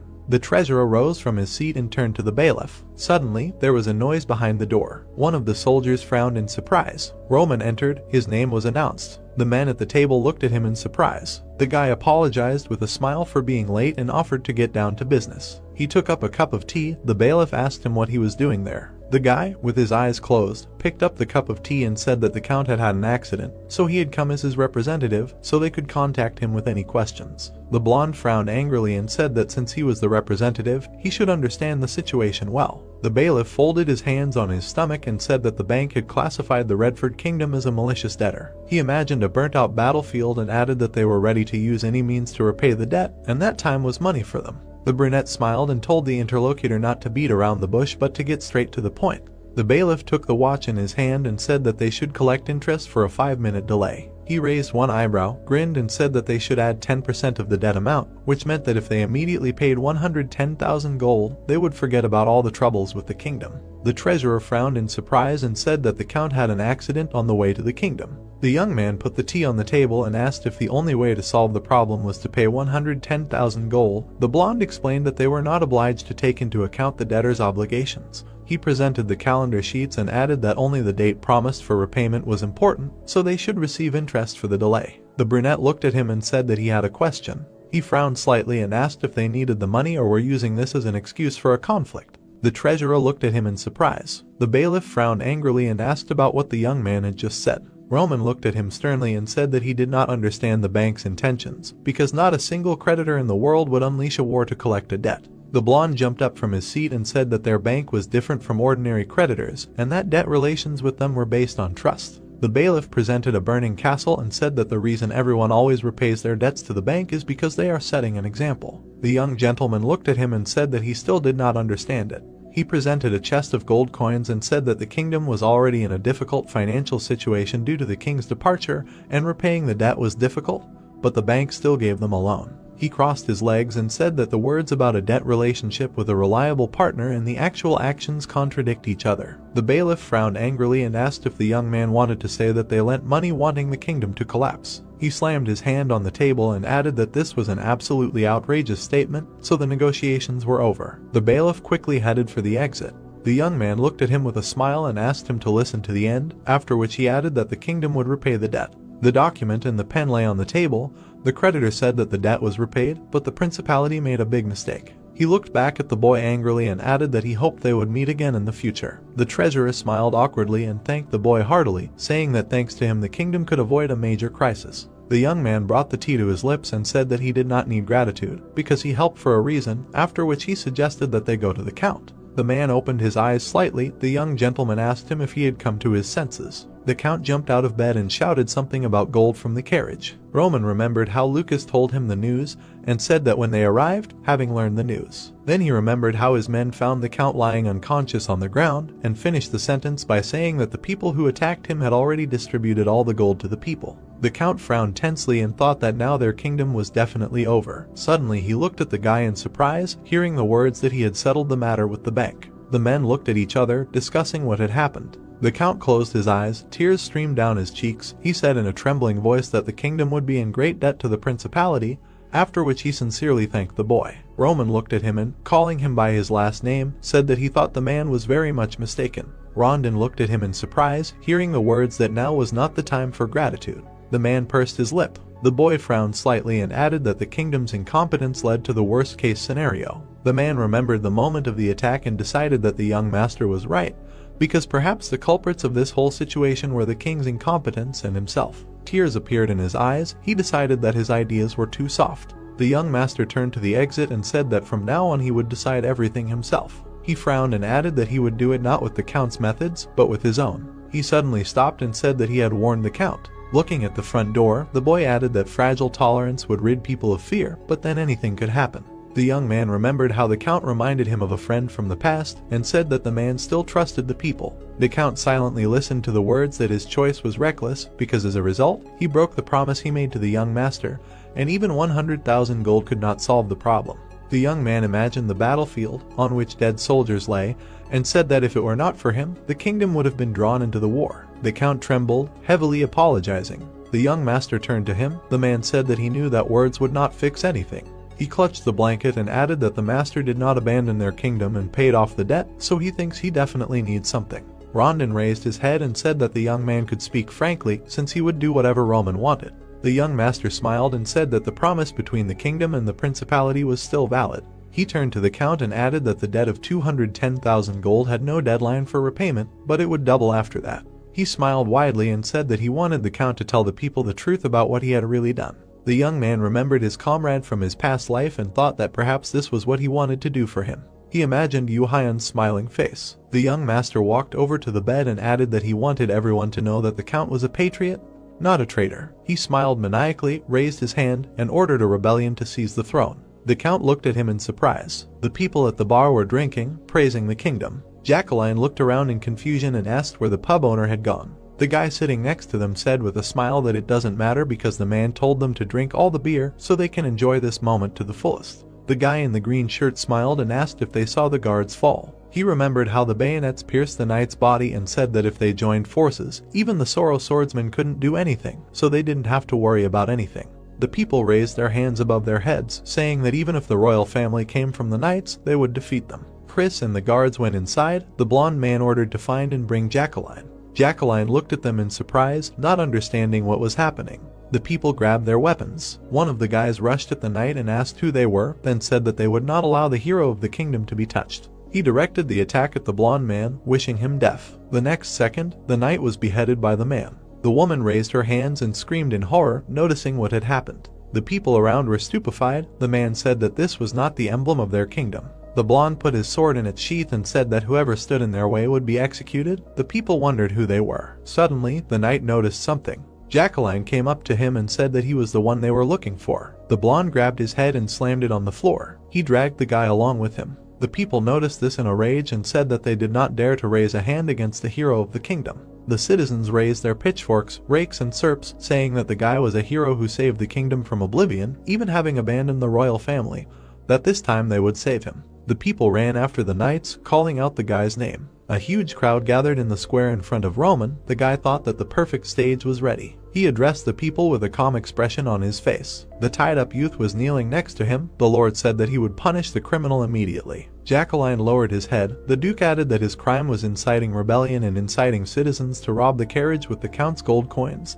The people stopped his speech, saying that the Count was a traitor to the homeland. They frowned in rage and shouted to prove that they knew that the Count was plotting against Dimitri's family, and that they had heard everything, and the gold coins were the property of their kingdom, so they learned that the Count was planning to escape with this money to his principality. The guy silently listened to their words that he was a foreigner and had no right to judge the guy, so he must immediately release him. The young man looked at them sternly and asked if they had any evidence. Jacqueline frowned and said that it wasn't even 10,000 gold, because he was carrying a huge sum of 100,000, which he was trying to steal. If the Count wasn't going to use it to escape, then they didn't understand why he needed it at all. The gentleman looked at him and asked if it was just their guess. The guy said that he was twisting his words. The young man frowned angrily and said that it was a fact, because the Count was scum and everyone knew it. The young gentleman threw him the list and ordered him to read it out loud. The guy raised his eyebrows in surprise. He timidly read out the lines that with this document the bank confirmed that Roman had paid off the kingdom's debt of 110,000 gold coins to the bank.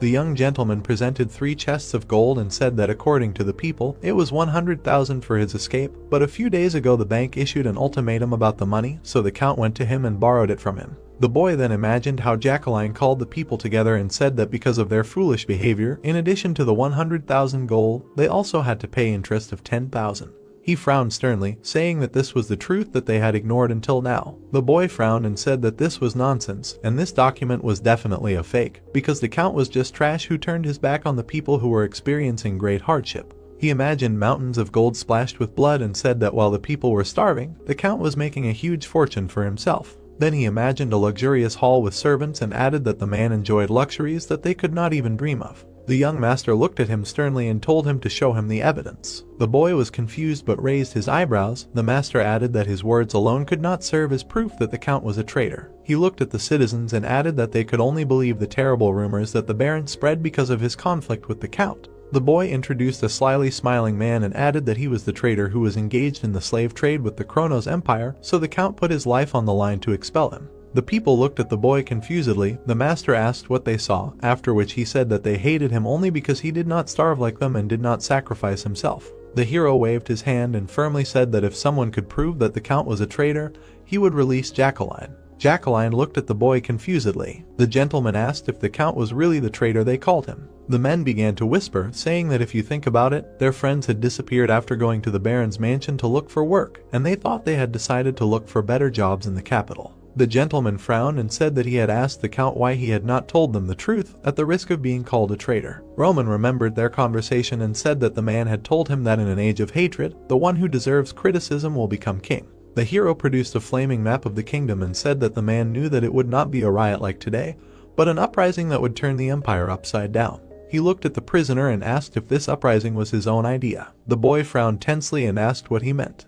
The young gentleman introduced the man riding in the carriage and said that the information that the gold coins would be transported in the carriage to pay off the bank was kept secret, but he and his men knew about it. Roman looked at him sternly and asked who had given him the information. The people looked at each other. The young man also asked if that person was among them. The people around suddenly realized that it was the owner of the pub. The boy frowned tensely, thinking that he was the one who had not been seen since yesterday. He remembered how they killed the soldiers. The young master asked him if they thought it was strange that they were able to defeat the swordsmen with aura. He frowned and added that they had the opportunity to see the truth, but they did not. Roman imagined the prisoner crossing water and said that they succumbed to the imperial agitators and crossed a river that could not be crossed back. He then imagined the bodies of the dead guards and said that although the count was the one who cared about the kingdom more than anyone else, because of them, his innocent soldiers died. The young man frowned and asked the prisoner if he thought that he was a hero who saved the kingdom. Jacqueline looked at him, lost. Weapons fell from people's hands. Tools fell to the ground with a clang.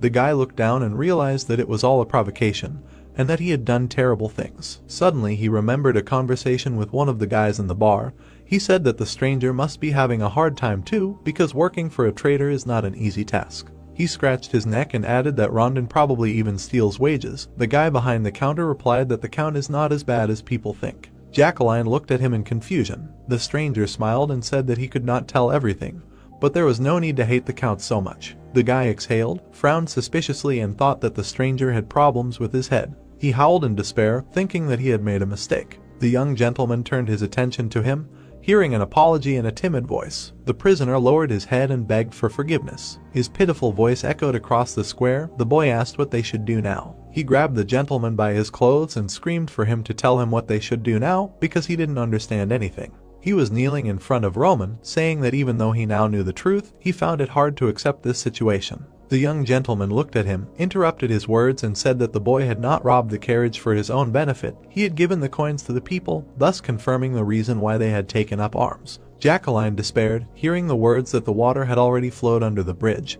and even if he cried, those who had died because of their mistake would never return to life. The gentleman took hold of the ball's handle and added that he wanted to prevent such situations from happening again. He placed the blade on the boy's shoulder and said that the prisoner must take responsibility. Looking at the prisoner, he turned to the citizens and told them to remember today. The people around looked at what was happening in confusion. The young gentleman said that Jacqueline was not a hero of the kingdom, but would be remembered as someone who accepted death for her sins. The young man raised the blade above his head and added that when people in the future made the same mistake, Roman's sword reached for the sun. The boy added that they should remember that no one would be responsible for their sins except themselves. The prisoner smiled in panic. The next second, the young gentleman beheaded him. The horses were unlikely to follow the count down the street. The man lowered his head and thought that the people's anger had reached its limit, and if the root of the problem was not eliminated, everything would happen again.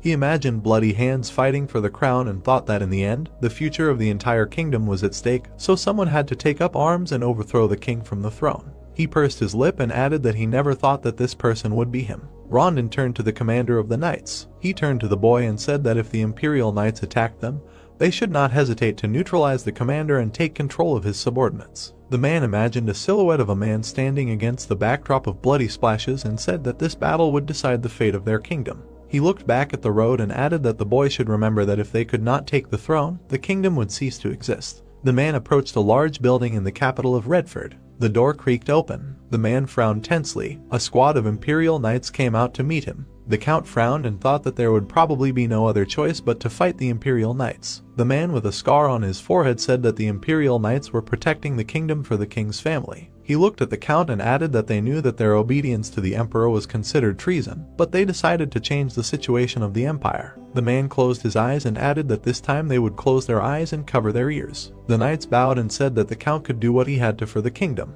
The man looked at them in surprise and thought that he was not the only one who wanted the kingdom to change. He took a step forward. The man opened the doors. He looked inside in fear and turned to his majesty. The emperor was lying on the floor. The man rushed to him and tried to call out to him. There was a letter next to the ruler's hand. The man ran up to him. His Majesty wrote in the letter that when he learned that the count had been attacked, he could not contain his anger at himself. Rondon desperately tried to shout to the emperor. The letter said that he only regretted that although he knew how devoted the man was to the kingdom, he continued to treat it with disdain, but he decided to leave this letter to reveal the whole truth. Blood was flowing from the king's mouth. The man wrote in the letter that he once received a letter that said that if he did not indulge in fornication every day, the lives of his children would be in danger. Rondon was shocked when he read what was written. The emperor added that he considered these words a joke, ignored them, but in the end it became reality and that there was a force threatening the members of the imperial family. The count frowned tensely and wondered who they were. He held the letter in his hands. The emperor also wrote that in the end, the contents of that letter became reality. The count imagined a bloody toy and a hand lying next to it, reading the words that the force took the lives of not only his eldest son, but also his little daughter. Rondon also imagined the image of the emperor's second son, reading the line that he was now poisoned. The count introduced the emperor as he was having fun and read the lines that in exchange for his wild lifestyle, he received an antidote from them, which he secretly gave to his son, which is the only reason he is still alive. A tear rolled down the man's cheek. The emperor wrote that he could not protect either the kingdom or his own children, and that he was an absolutely incompetent king. Rondon was kneeling, reading the lines that if he became even more greedy for the sake of protecting his children, then a huge number of the kingdom's inhabitants could suffer. The throne was illuminated by a direct beam of light.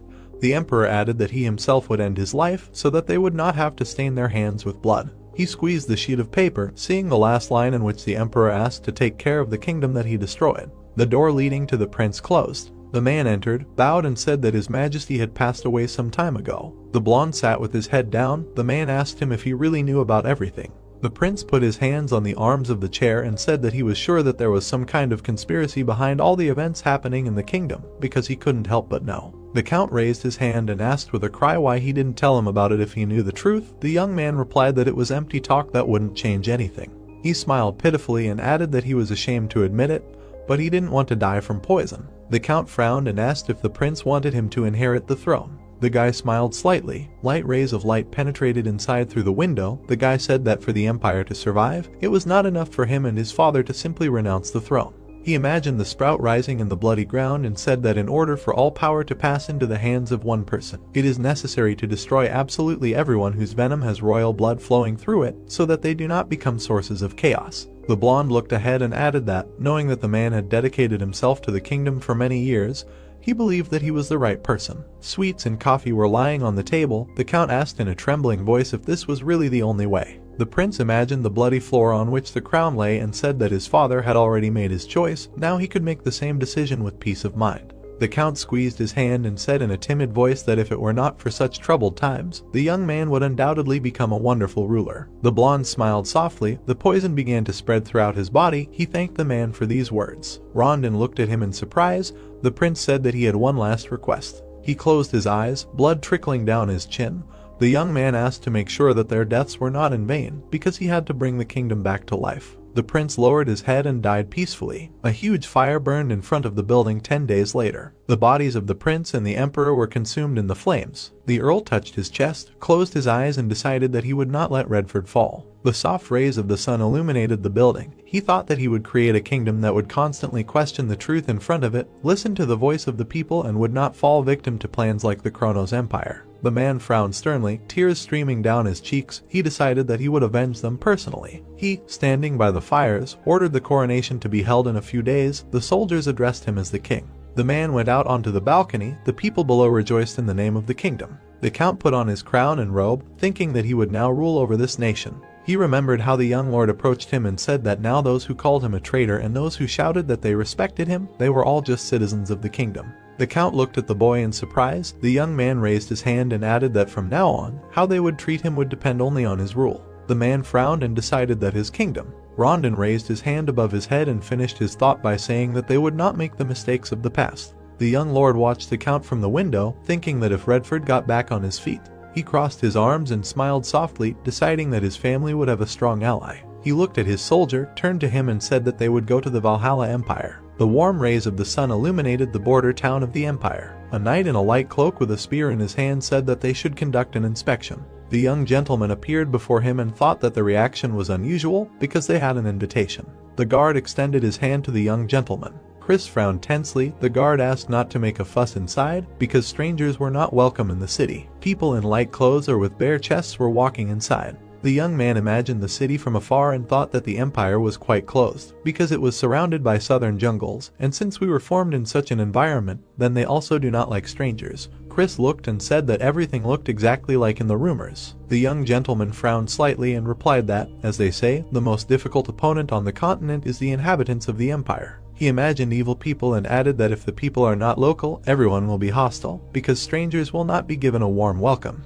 The blonde looked at him and said that they had no manners at all, because they sent an invitation and did not even send anyone to accompany them. The brunette smiled maniacally and said that he thought this meant that despite the invitation, the empire did not recognize his existence. There was a sign above the door on the street that said hotel. The guys went inside and sat at the bar. One of the people slammed his glass on the table and said that because of them the taste of alcohol would be spoiled. He approached the young gentleman and said that although I do not know where they came from, strangers had better quietly go upstairs and go to bed. He smiled, leaned over and added that it seemed to him that they did not have difficulties in life. Keeping a smirk on his face, the guy said that they were like slaves. The young gentleman silently lowered his head. The local exploded in rage, insulted the guy and said that he should not pay attention to him, after which he again repeated the words about the hero leaving. The people at the table were laughing and discussing something. The guy said that the gentleman was annoying him and that he would deal with the weaklings now. He smiled widely and shouted that if the guy did not get up from his seat right now, he would grab him by the hair and drag him upstairs himself. The brunette turned to his knight with a smile. The young gentleman closed his eyes and said that now they would let the people know that they had arrived in the empire. The local guy frowned angrily. The knight's hand moved towards him at high speed from the side. The guy asked Roman what he was carrying. The blonde slammed him hard against the counter, agreeing with the commander's order. The rebel lay face down on the broken table. He rose heavily, cursed and asked if the knight thought that the fact that he had struck first would help him. He hung over the blonde and said that he would show him what Valhalla was. Chris frowned sternly. He punched the troublemaker's body. The guy spat out his own blood. The young gentleman handed the bartender a bag of gold and said that it was compensation for the mess he had made. The man was stunned when he saw the glitter of gold. Roman crossed his arms, smiled and asked what was the busiest place in the city. The man happily replied that he would take them to the busiest street in the city. People had gathered in the square. The local man said that from there you can get to any point in the city, so there are always a lot of people around. He raised his hand and quietly told the guy that he should not make a mess like he had before. The young man smiled and thought that even though they called themselves an empire, but it was just a country that had not yet acquired the dignity of an empire. The locals were going about their business. The young gentleman added that if Kronos could not control his extraordinary greed, then Valhalla could not get rid of its savagery. He frowned slightly and decided that he would act accordingly. He crossed his arms and shouted at the top of his voice, saying that he was the heir to the Archduchy of Dimitri. People turned around in surprise. The guy added that if anyone wanted to challenge him, they should feel free to do so. The man from the bar awkwardly turned away and walked away. People indignantly discussed what the guy had just said. One of them stepped forward and said that he did not dare to come to their empire and commit tyranny. A very tall man approached him, threw his weapon over his shoulder, and said that he would be the guy's opponent. He swung his axe. The young man leaned back, moving away from the trajectory. The man noticed that he had not even wounded his opponent. The young gentleman looked into his eyes. He instantly came closer, smiling right into his face. The guy slapped his opponent with incredible force. The man froze for a second. The guy thought that this was the most humiliating gesture towards a warrior. He scowled angrily and insulted the boy with a swollen cheek. The young gentleman immediately slapped him again. The opponent tried to say something again, but the boy shut him up with a blow to the face. Every time the opponent tried to say something, the boy gave him a powerful slap. The man fell to his knees and said that he surrendered. People began to shout in discontent that it would be better for him to die, because it was a great shame. One of the men said that the loser should leave, because he himself would show the will of the empire. A little while later, he received the same slap from the young gentleman. The boy lost his bearings and thought that this was definitely not a human hand. Roman continued to strike with a stern look. The local thought that if he simply retreated, he would laugh, but since there was no other way out, he would pretend to have lost consciousness. But there was no other way out, so he pretended to lose consciousness and fell to the ground. The protagonist silently looked at his opponent, when suddenly he kicked him hard in the chest. Smiling madly, Count Dmitri ordered him to get up, because he had not yet passed out. After some time, a man ran into Baron Paulo's office and reported that he had learned that right now in the square the protagonist had arranged a duel with the residents.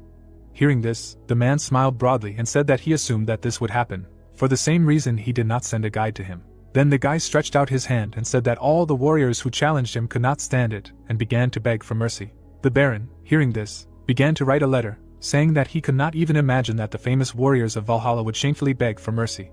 After a short pause, the man placed the pen on the table and mockingly said that he would personally show Jung Hyuk what kind of place Valhalla was. After a while, 4 defeated opponents lay in front of the protagonist.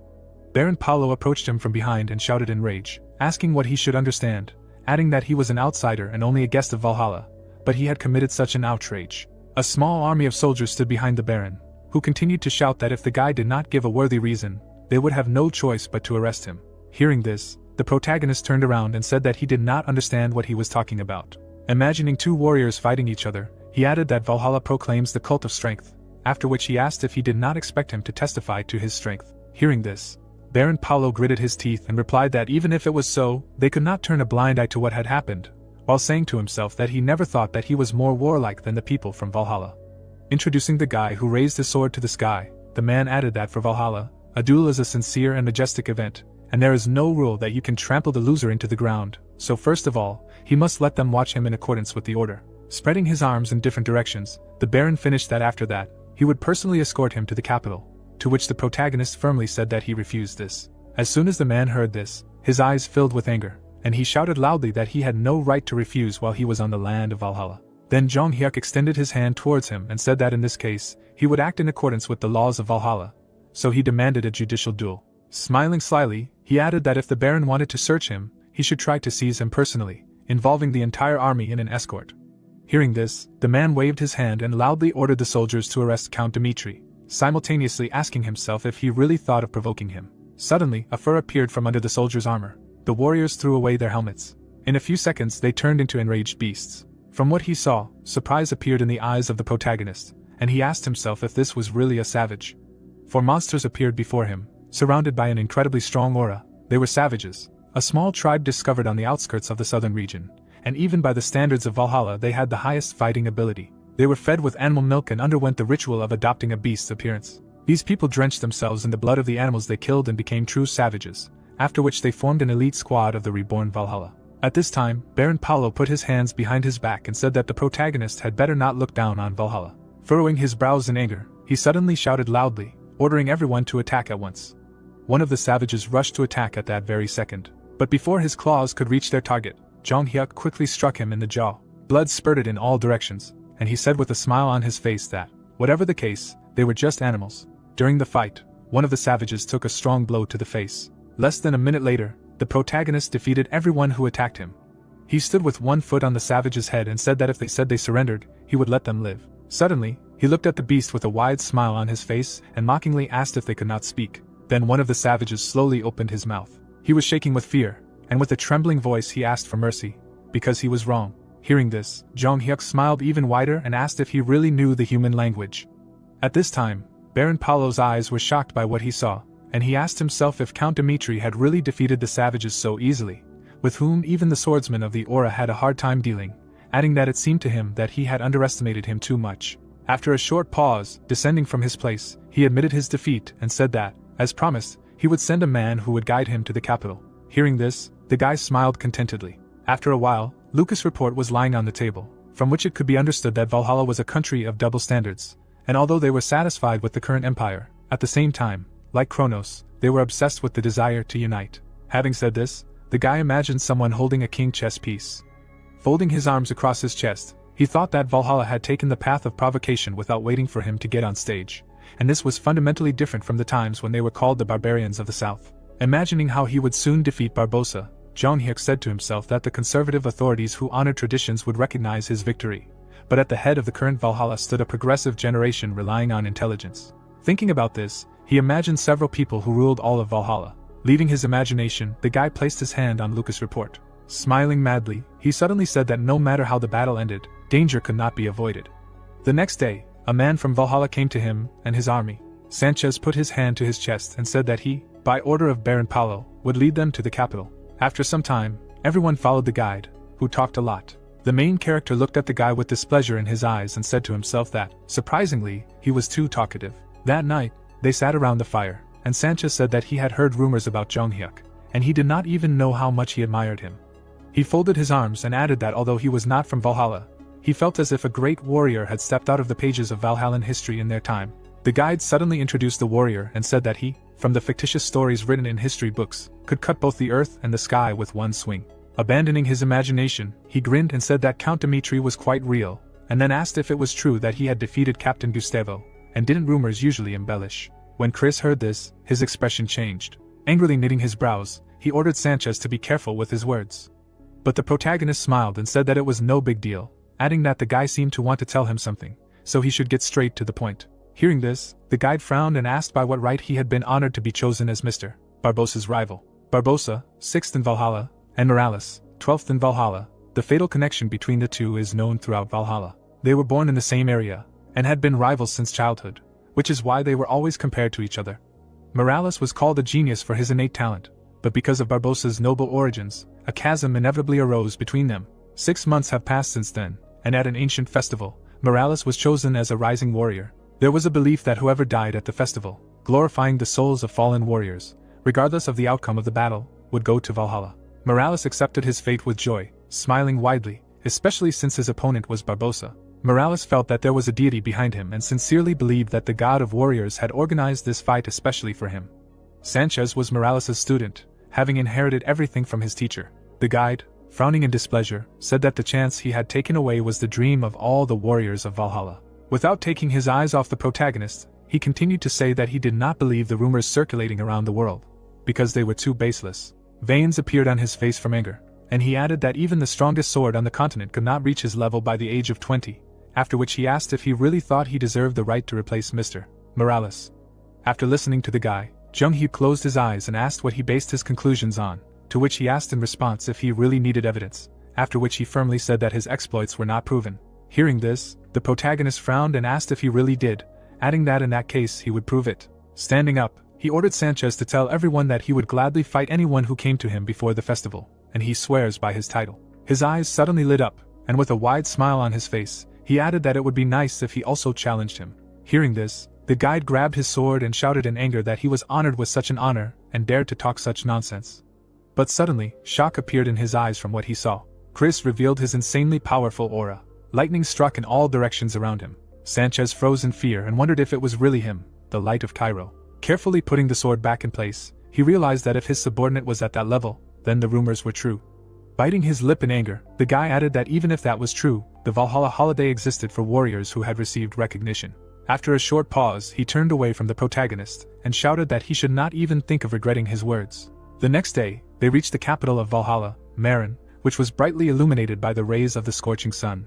Viscount Jonathan met Jong-hyuk and said that he would be his guide. He smiled widely and said that he heard from Sanchez that in order to prove the right to fight Barbosa, he was ready to accept the challenge from the warriors of Valhalla.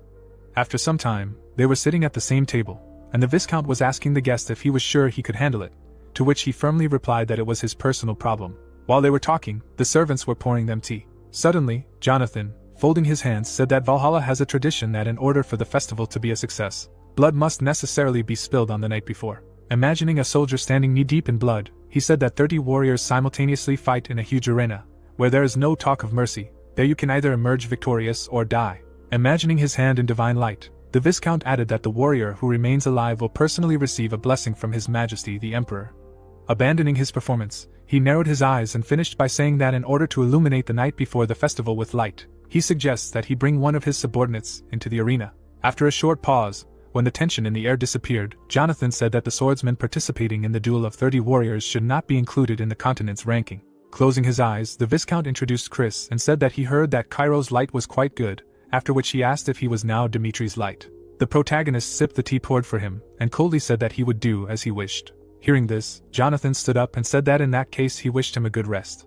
When suddenly he raised his hand behind his head and said that he completely forgot about the phrase he said to Sanchez, which meant that he would hardly be able to rest. As he left, he smiled maliciously, continuing to say that he had 2 days, and he sincerely hoped that on the night before the holiday they would be able to smile at each other again. The protagonist with a wide smile on his face saw off the departing Viscount out of the corner of his eye. The next day, one of the Valhalla warriors was punching the gate and shouting for the protagonist to come out, because he had come to challenge him. The guy frowned, continuing to shout that he would now taste his sword. His comrades stood behind and asked each other if Jung-hyuk really lived here, adding that the 89th in the ranking, Batalo, wanted to fight him. The gate suddenly slowly opened. The protagonist slowly walked out to his opponent, but unexpectedly for Batalo, Count Dimitri passed by him. After taking a few more steps, he stopped and said that from now on, he would fight everyone who challenged him until it got dark. After saying these words, he glanced at Batalo out of the corner of his eye and ordered to attack. The guy showed his powerful aura and said to himself that he wondered how long he could pretend to be tough. After these thoughts, he rushed to attack. The Valhalla warrior made a quick attack that left a mark, but before his sword could reach the protagonist, it cut off his head. Jonghyuk lowered his head and said that his skills were too mediocre for such big words. The people present looked at the severed head of their comrade in horror. They frowned tensely and asked each other if Batalo had really been killed in one blow. Crimson blood stained the ground, and if this were any other side than Valhalla, the people would have already fled from here at breakneck speed. But here, realizing that the protagonist's strength was real, they felt a surge of competitive spirit, and their eyes lit up. One of the Valhalla warriors opened his mouth wide and shouted loudly that this time he would be his opponent. He waved his hand and threw shurikens at Count Dmitri. Seeing them, the protagonist frowned, but unexpectedly for everyone, his eyes lit up. With one blow, he deflected the shurikens flying at him and killed his opponent, after which he ordered the next one to come out. Fear appeared in the eyes of the spectators. Less than a minute later, another warrior of Valhalla rushed into battle. But even while he was running at the main character, he missed several blows that were barely noticeable to the eye. Blood spurted in all directions, and Jonghyuk, raising his sword, ordered the next one to come out. His next opponent was killed with a quick blow. Then the main character cut the warrior of Valhalla into two parts. He killed his opponents one after another. This continued until the ground was strewn with corpses. Then Jonghyuk raised his empty gaze to those who were still alive and said that it was still a long time until sunset. Did no one else want to challenge him? The people who were spectators began to back away. Seeing this, the guy turned around and said that there was still a day left before the festival, so if there was another brave man, let him knock on his door. After these words, Count Dmitri left. Evening came, and the sun began to set behind the horizon. A man with a hood on his head walked through the center and heard people talking about how it was all over. A whole crowd had gathered in front of the gates since early morning, but everyone who challenged the main character said goodbye to life, and so now they do not believe at all that he is so strong, and it is not even known where all the rankers of Valhalla have gone. Sanchez, hearing this, widened his eyes in shock when he heard that the first one to lose his head was Batalo, one of the rankers. The warrior of Valhalla suddenly raised his head and said that he wanted the top rankers to challenge the protagonist, since he could not be allowed to stand on the stage of the festival. Sanchez slightly lowered his head when he heard someone suggest that Mr. Morales should intervene, since he was the one who was originally Barbosa's rival. Having heard enough, Sanchez turned around abruptly. He began to leave with firm and hurried steps, while people continued to say that no matter how capable Jonghyuk was, he would never be able to defeat Mr. Morales. That same night, a bright light came from the fire. Morales was sitting on a tree trunk nearby. He ran a rag over his sword and asked his student if he knew why he wanted to fight Barbosa. Sanchez looked at his teacher and asked in return if it was not because of the fatal connection in the past.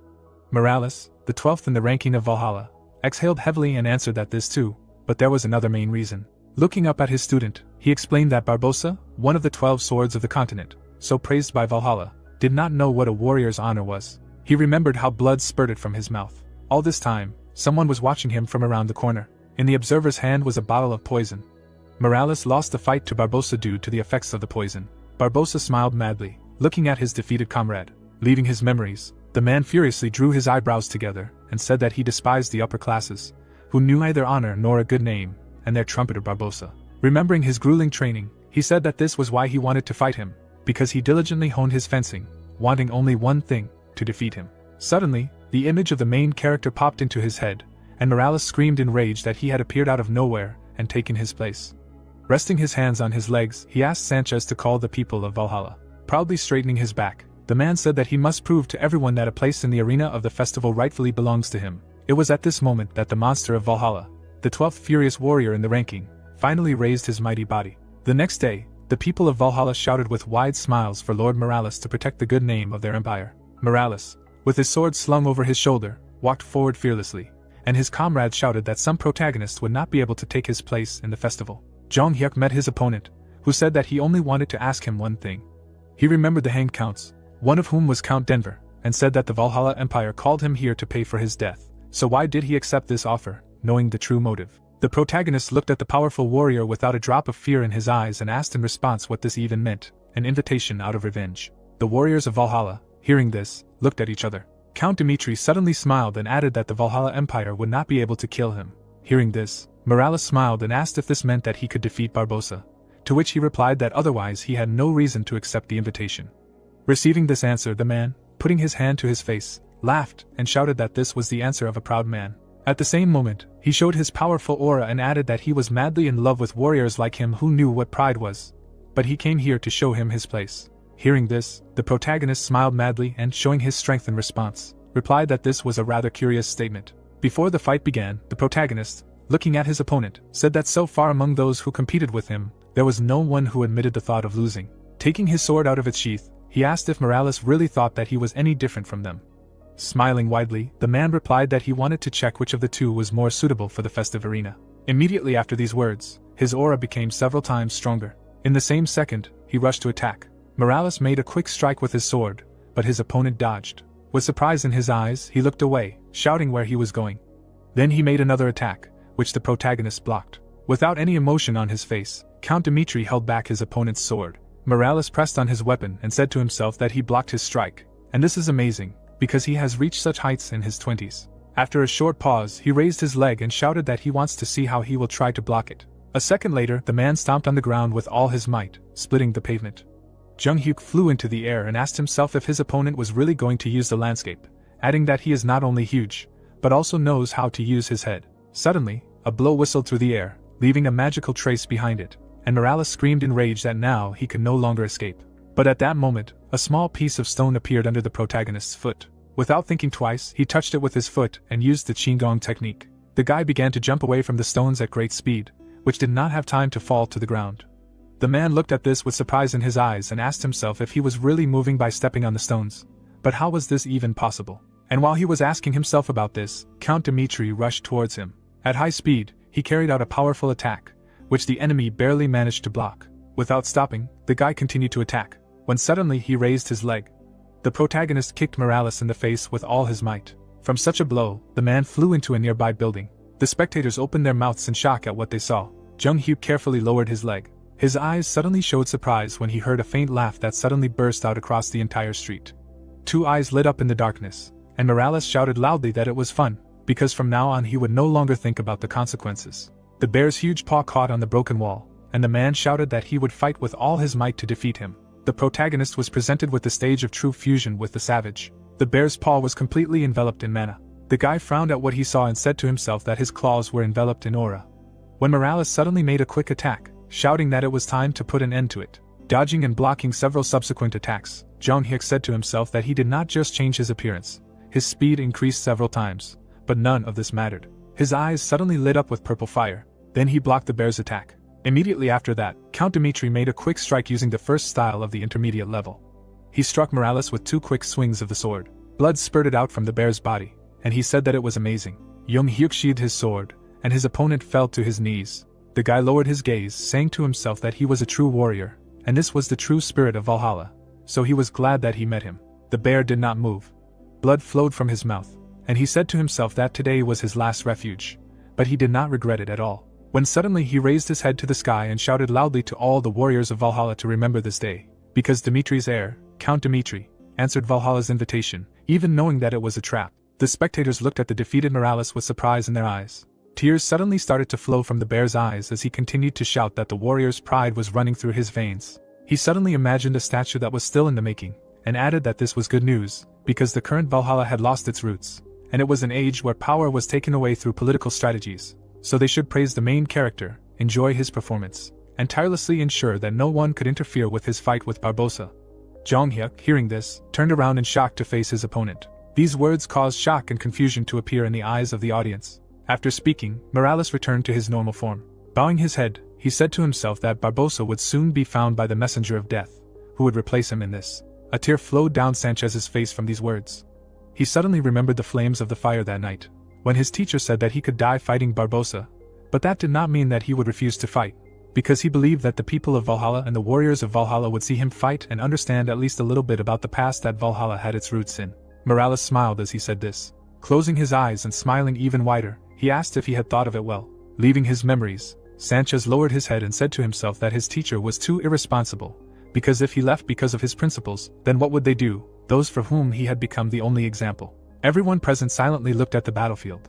Suddenly, Sanchez began to look around in surprise when the citizens and warriors of Valhalla began to raise their fists and chant the name of the main character. They opened their mouths wide and continued to shout loudly. Jung Hyuk, hearing this, turned to the crowd. Evening had come, and the rays of the setting sun illuminated the estate. Marquis Belfer stood by the window with a glass of alcohol and said that it had become known that Morales had lost the battle with Count Dmitri, which meant that things were taking an interesting turn, after which he asked if there really was a talent capable of defeating Morales. Behind him stood a subordinate who, bowing his head, said that only one order was needed, and they would deal with him before he even entered the arena. Viscount Jonathan raised his head in surprise when the Marquis said that this did not need to be done, because that damned bear had thought of everything. Belfer remembered how Morales raised his head before his death, and set the crowd so that they would not be able to interfere with the course of events, and one rash step, and suspicion would fall on them. Leaving his memories, the Marquis, closing his eyes, smiled and asked how well Jonathan knew Barbossa, to which he, spreading his hand to the side, asked in response, wasn't he one of the 12 swords of the continent, representing Valhalla? Then Belfer, imagining a huge snake against the background of Barbossa, said that he was very cunning and would not skimp on either means or methods, just to emerge victorious.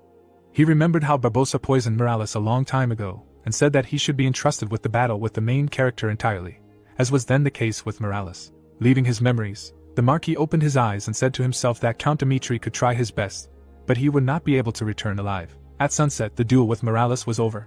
Jung Hyuk folded his arms across his chest and asked why Sanchez had sought out a meeting with him. The young man bowed and sincerely apologized for his inappropriate behavior. He had come to the protagonist because of his teacher's will. He handed the man a scroll and explained that his mentor wanted to use the arena to reveal the truth to the people of Valhalla. While the former cultivator studied the paper, the guide added that this matter would not end with a duel with Barbossa. Sanchez added tensely that even if the aristocrat won, there was no guarantee that he would be spared. Morales will stated that some of the rulers of Valhalla had conspired with Kronos. The young man continued that the Kronos Empire had a hand in getting Jung Hyuk invited to the celebration. Valhalla was not going to let him go alive. The guide frowned and added that the man should leave the country immediately, and he was willing to help him. Sanchez flinched when the former cultivator said he knew this. The protagonist frowned at the scroll when he said that the relationship between Kronos and Valhalla was like walking on the edge. Although people said that Valhalla silently watched Kronos' atrocities, in reality, there was something like a temporary alliance between them. The young man's face lengthened in shock. The hero continued that if the two countries joined forces until they eliminated the neighboring countries, they would have a reason to minimize the damage to the two great empires. Jung Hyuk grinned and added that based on this, one conclusion could be drawn that the two empires had entered into a secret conspiracy. The young man clenched his fists and asked in surprise that if the interlocutor knew about this, why did he still accept the invitation? The guide was shaking. He asked if the man was sure he could withstand it, although he acknowledged his strength. His fist tensed when Sanchez added that every person had a limit. The youth continued that the teleport to Dimitri would be blocked. In fact, the hero would not be able to free himself from Valhalla's hands. The former cultivator took the glass and interrupted the guide. With a smile, the protagonist stated that even if the hidden truth came to the surface, nothing would change. Jung Hyuk admitted that this was the reality that the small states of the continent, including Dimitri, would have to accept in order to protect their own country. Valhalla could try to lure him into a trap as much as they wanted, and Kronos could kill him with conspiracies, but he would have to defeat the continent's 12th sword and return alive. And the former cultivator crushed the glass, finishing that this would be the beginning of changes, and in the upcoming war, his actions would be the reason for the conflict with the empire. Sanchez opened his mouth and thought that his interlocutor was crazy, but there was truth in it. The young man remembered how the teacher told him that if he suddenly met a true warrior, let him learn from him about life. And while the guide continued training, Morale added that even if he could not live the same, he would be an example for him of how to live further. Sanchez walked away, thinking that hard times would soon come. The host with an enthusiastic face announced that on the night before the celebration, 30 people would simultaneously enter the arena. He asked permission to introduce the great warriors. The man stood in the middle of the arena and asked questions. Which of them would win? What kind of person? Because it was impossible to predict the outcome in the arena. The spectators thought about it. Someone was curious about what Dimitri's light really was, and others were sure that despite the anticipation, he was not equal to the other warriors. Although Lord Roman Dimitri had defeated Morales, it did not mean that Chris was his equal. At this time, the first warrior entered the arena, Gonzalez of the Jonathan clan. His opponent followed suit, and they were Naraven of the Isel clan, Cardvin of the Rilfoth clan, and Galaha of the Digga clan. The last to be announced was Chris of the Duchy of Dimitri, and he recalled the words of his lord, that this journey to Valhalla had promised nothing but danger from beginning to end. That night, the Duke had told his subordinate that they would try to kill him in the arena. The knight had then flinched in surprise when Jung Hyuk said that he was the sword he trusted. With a smirk, the former cultivator ordered that the lives of all 29 people be taken and that he would prove his existence. The blond man fell to his knees before his lord. He bowed low, and promised to glorify the name of his native country. And now, while the electric charge surrounded Chris, he thought that in order to cut all the warriors, he should not hesitate for a second. He rushed ahead, reminding himself that he needed to keep attacking so as not to interrupt the flow of lightning. The spectators in the stands went crazy, shouting words of encouragement to the knight. While the young man was rushing around the battlefield, no one could believe how fast he was.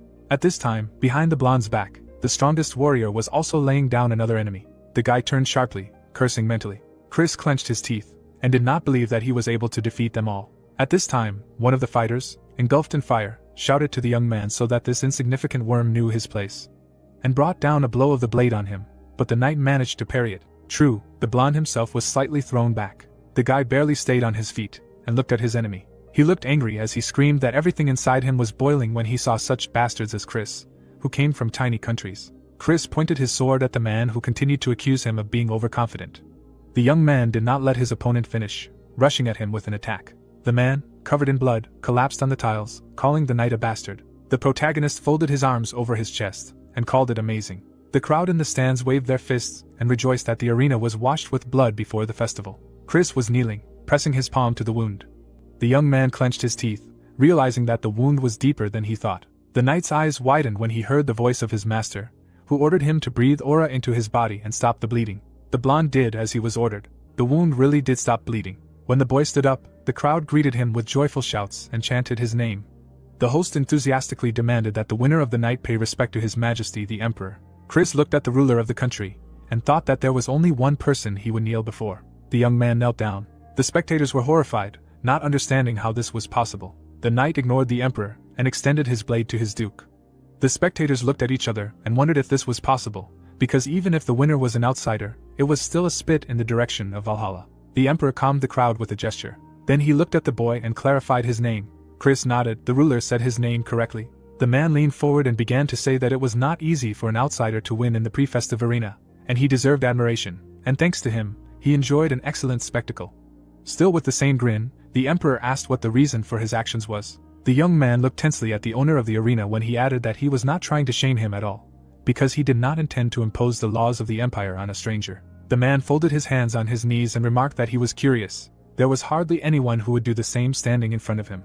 The knight frowned and replied that just as the brave warriors of Valhalla sacrificed their lives in the arena for His Majesty, so he rose to the arena for his master. The emperor chuckled. The blonde gripped his sword tighter when he heard that his outstanding abilities at such a young age and unconditional devotion to his master made him an excellent shot. The ruler added that since ancient times Valhalla praised talents, therefore, it is like a paradise for those who possessed abilities. The emperor extended his palms to the guy and said that he had an offer for him. Continuing to smile, the man offered Chris to swear allegiance to him right here and now, and for this he would grant Dmitri an unimaginable reward for winning the arena on the eve of the holiday. The boy's eyes widened as the ruler asked what he thought. The knight imagined his master and admitted that without his instructions he would not have been able to make such progress. Still frowning, the blonde added that the value that His Majesty desired was not himself, but his duke. The boy bowed, thanked for the offer, but was forced to refuse it. The emperor lowered his head and admitted that if the winner said so, then nothing could be done. The master of the arena rose to his feet and announced that this was the end of the pre-festive night, and the winner should be gifted with infinite riches. From a strong blow, the Viscount fell to the floor. Belfer angrily shouted at his subordinate that he had fallen in the eyes of His Majesty to a fool who only knew how to make empty promises. Jonathan trembled as he asked for forgiveness. The Marquis slapped the man in the face, demanding that he shut up, since all he could do was blab. The subordinate covered his head with his hands, begging his master to give him another chance. He would definitely deal with Roman.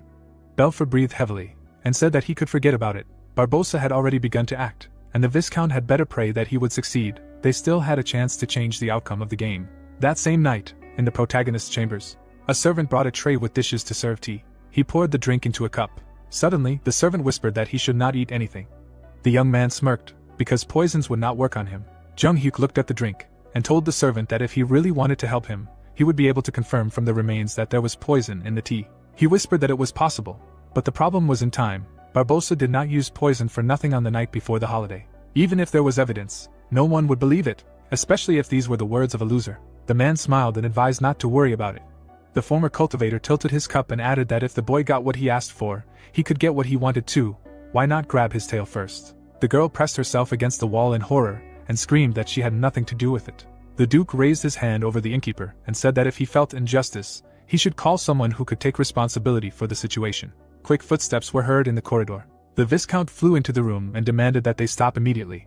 He was asking what the protagonist was doing.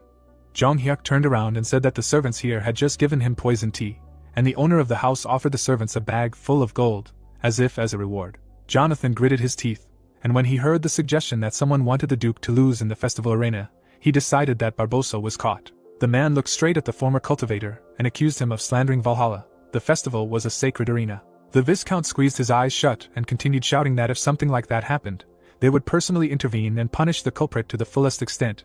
But his statement was baseless. Jonathan extended his hand to the guy and added that if he was so cowardly and distrustful, let him forget the way to the arena. They would choose another warrior to replace him. To which the protagonist grimly replied that he would go out to fight as planned, but he was not going to ignore today's incident. Jong Hyuk approached the interlocutor and said that if poison was found in the teacup, they would have to bear responsibility for their words. In the morning, the question was raised whether everything would go according to plan if the Duke learned of the existence of the poison. Barbossa folded his hands behind his back and reassured the Marquis that the chosen poison was on a completely different level than ordinary poison. At first, it did not have a strong effect, but gradually the poisoned person's face turned pale due to mana distortion. The enemy must have been sure now that the poison did not work as it should. Belfer smiled and admitted that this man could really be trusted, and he knew it. The swordsman licked his lips and asked to believe him. As always, it was not for nothing that he was the loyal dog of the progressive faction, and there was no more suitable character to decorate the finale. At the same time, the city was gossiping that it was better not to pin hopes on tomorrow's holiday. In the tavern, they said that they accidentally learned from the servants of one of the clients that in the house where Roman was staying, there was a noise because of the poison, and everyone was sure that the Duke was poisoned, and that it was quite possible that this was Barbossa's doing, and it was noted that every time this man entered the arena, such a noise arose. But there was no evidence. The instigators could not be found either, and everything died down, because it was impossible to defeat Barbossa in a poisoned state. But nevertheless, Roman announced that he would go up to the arena to defend the military honor, and the gossips decided that although he was an outsider, he was worthy of recognition. On the day of the holiday, the emperor heard that there was a strong resonance among the people. Count Gomez gloomily reported that now that people suspected that poison was involved, they were obliged to find out the truth, even if they had to postpone the holiday. The emperor looked tiredly at Marquis Belfer, and clarified what he thought. The man put his hands behind his back, and told his majesty that these were just rumors. Barbossa was strong enough to defeat Dmitri. He did not need any poisons. The ruler chuckled and said that since he said so, he himself was all in anticipation. The Marquis glanced sideways at Gomez and thought that these rumors were definitely the work of the conservative faction. Now it depended only on Barbos whether he could bury the truth. But Belfer was sure that his subordinate would prove the overwhelming power of the 12th sword of the continent. And so, on the evening of the festival, the host announced the entrance of the main characters into the arena. The famous warrior of Valhalla and one of the 12 swords of the Barbos continent came out first. His opponent was a young stranger who arrived from Dimitria named Roman, and he clenched his fists. The protagonist's gaze was gloomy when the opponent suddenly expressed concern for his well-being. The swordsman licked his lips when he added that the poison he drank needed time to take effect. In response, the former cultivator took out his sword and said that he had once learned about this world for the first time. The man pointed the blade at the villain, adding that he was then curious about the 12 swords that people considered the strongest. And now that it was time to make a decision, he responded to Valhalla's invitation. Jong Hyuk grinned, and warned in advance that the effect of the poison that Barbossa so craved would not come. The swordsman launched his aura, and laughed that this was empty bravado. The hero looked at the enemy, and thought that he would be an excellent training for future opponents. If the fight with him seemed difficult to him at all, the war with the Empire was impossible. The man's gaze filled with rage, and he declared that if the sly man repelled all his attacks, then he would admit that the threshold of Valhalla was too high. The flag flew into the air, and the start of the duel was announced. The former cultivator immediately rushed from his place, using the technique of the heavenly dragon sword. Barbossa reflected the first style of the first stage. The force of the blow sent a bang across the arena, throwing the opponents away from each other. The swordsman barely managed to stay on his feet. Then he rushed into battle again. The protagonist parried his attacks with the second style of the second stage. A wave of air from the blow washed over the first rows of the stands. Jong Hyuk slid to the side, and immediately sent aura across his hands. A wave of powerful energy washed over the surprised opponent. Barbossa clenched his teeth, not believing that such power could be in a poisoned state. The swordsman began to parry the Duke's attack, cursing at him. A bright flash lit up the stadium. The villain stood in the middle of the dissipating smoke. The strongest Mirima called the style of the third stage of the heavenly demon the level of heaven. And now the first style of the third stage fell on the shocked Barbossa. His silhouette simply dissolved in the bright light of the aura. Only Jong Hyuk was standing on his feet when it was all over. He looked up to make sure that his opponent had disappeared from the face of the earth. The spectators in the stands were shocked. They could not believe their eyes that the strongest swordsman of the Empire simply disappeared without a trace. The host's face expressed horror, but he declared Roman Dmitri the winner. Under loud screams, the man put the sword in its sheath, and the host shouted that this was the birth of a new 12th sword of the continent. At that moment, the former cultivator turned to the one who had entered the arena. The same servant brought the ill-fated cup to the Duke. With a serious look, the young man reminded him that he had put his life on the line for him. The blonde handed the cup to the protagonist, asking him to reveal the truth and help Valhalla get on the right path. The former cultivator took the cup, under the puzzled whispers of the crowd. Jong Hyuk turned to the stands, and announced that last night someone had put poison in his tea. Viscount Jonathan winced when the man added that he had brought up the matter, but the man accused him of insulting Valhalla. The people in the stands listened with their mouths open as the stranger was disappointed not by the poison in the cup, but by the way the Empire had reacted to the incident. The protagonist showed the cup and announced that he now held proof that there was poison in the tea. Everyone could clearly see that the cup had turned black, and no one could believe that poison had actually been used before the sacred duel. And the Duke continued that if he had lost in Barbossa, the truth would have been buried, and he himself would have disappeared into the backwaters of history as a miserable man. So he wanted to ask His Majesty the Emperor a question. Jong Hyuk showed the cup to the ruler and asked if these were the warrior origins that Valhalla had been striving for, to blame him for wanting to reveal the truth. The Emperor looked furious and muttered that his country had been made a laughingstock. His Majesty did not look at Jonathan, and when he asked if Roman was telling the truth, he began to apologize. When the Lord ordered him to come forward, the man fell to his knees and screamed that he had served all his life in the name of Valhalla, and begged him not to kill him. But the Emperor's sword plunged into his chest. The ruler towered over the negligent Viscount, and ordered him to shut up for tarnishing the honor of the Empire. While Jonathan screamed from the blows of the sword, the Emperor shouted that he had ruined the festival that celebrated the souls of fallen warriors. When it was over, blood dripped from the blade. With a mad look, His Majesty turned to the Duke and asked if this was enough. But the hero grimly replied that it was not enough. Jong Hyuk added with a frown that the Viscount's punishment was a special case. He asked for legal measures to prevent such a thing from happening again. The Emperor chuckled. Then he walked away with his entourage. The Marquis clenched his fists, thinking that the plan had failed. Jonathan was dead. He too could not escape death. The man flinched when the ruler asked him what he thought of Roman Dmitri. Belfer frowned and said that the Duke was so dangerous that he could deal with Barbossa with one blow, and he was one of the 12 swords of the continent. The Marquis dusted his hands and added that what scared him most was the fact that Roman Dmitri did not retreat before His Majesty. The Emperor gritted his teeth and agreed that this scoundrel dared to speak out about his punishment, and ordered that Kronos' plan be given full support. The ruler turned around and added that it was impossible to let the Duke leave Valhalla alive. The next morning, near the teleport gate to Martin, Jong Hyuk looked gloomily at the priests, who apologized for the problem with the teleport gate, and for some time he would not be able to use it.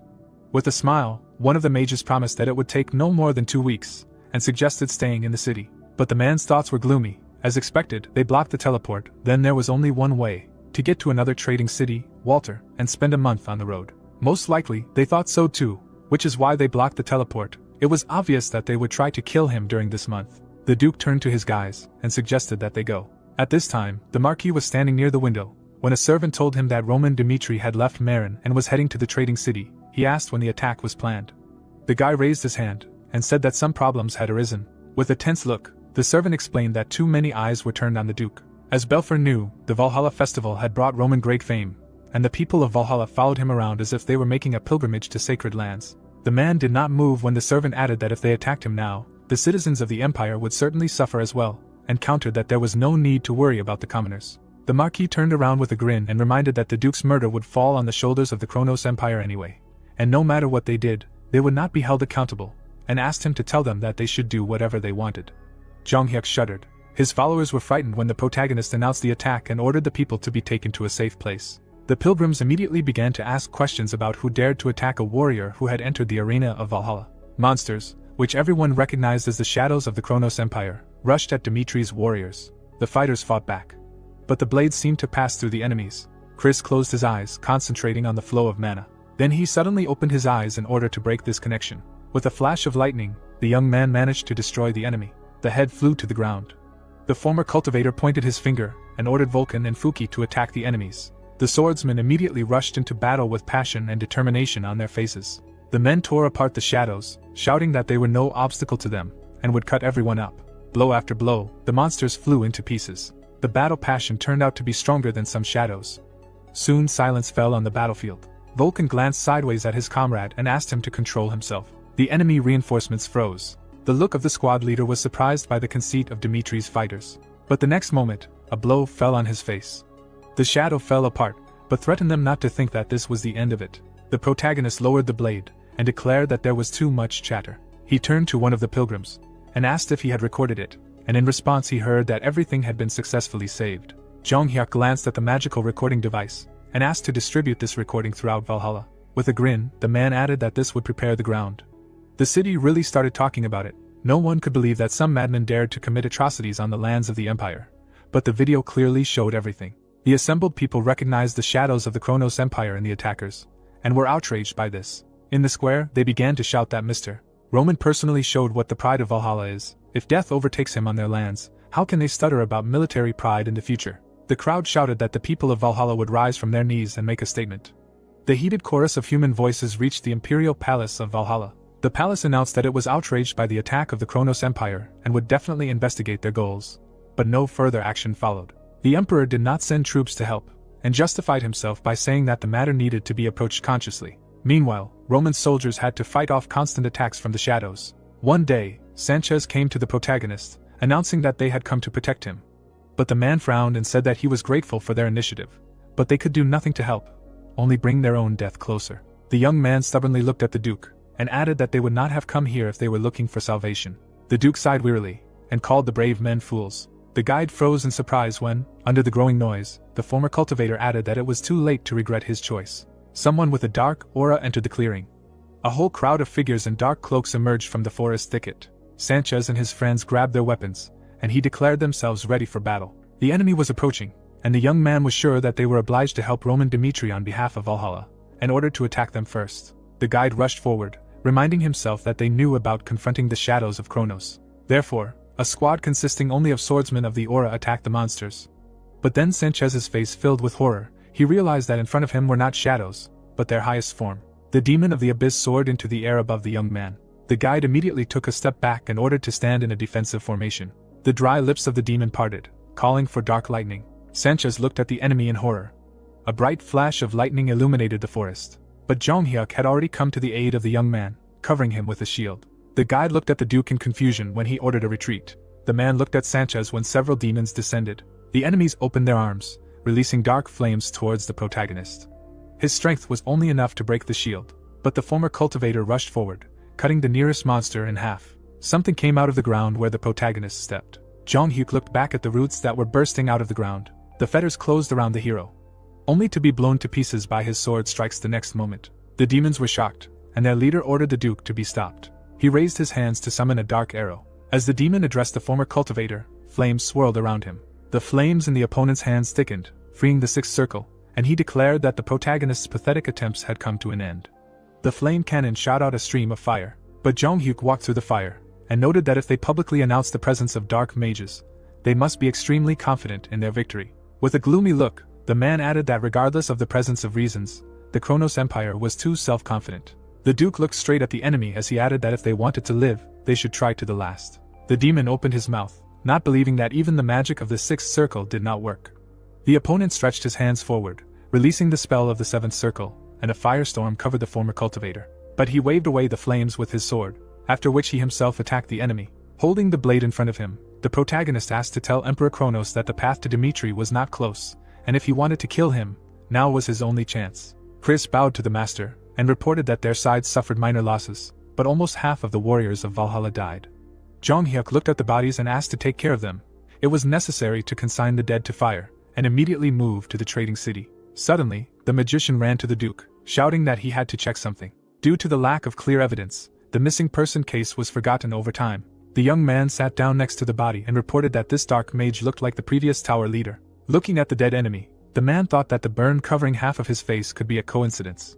But the former cultivator mentally acknowledged that his methods of using magic were very similar to Phoenix, and his mala origins had a fire attribute. The protagonist frowned, thinking that the tower leader had fallen to the shadow. Maybe there was a forced method of subjugation in dark magic that he did not know about. Jonghyuk turned to Chris and asked him to record the faces of the corpses on the device to later establish their identities. The knight put his hands behind his back and said that what happened needed to be brought to the attention of the world community. Even the Kronos Empire could not escape responsibility. The Duke looked back, thinking out loud that even though the Empire knew about the possibility of exposure, it clearly showed that there was a dark mage among the three shadows.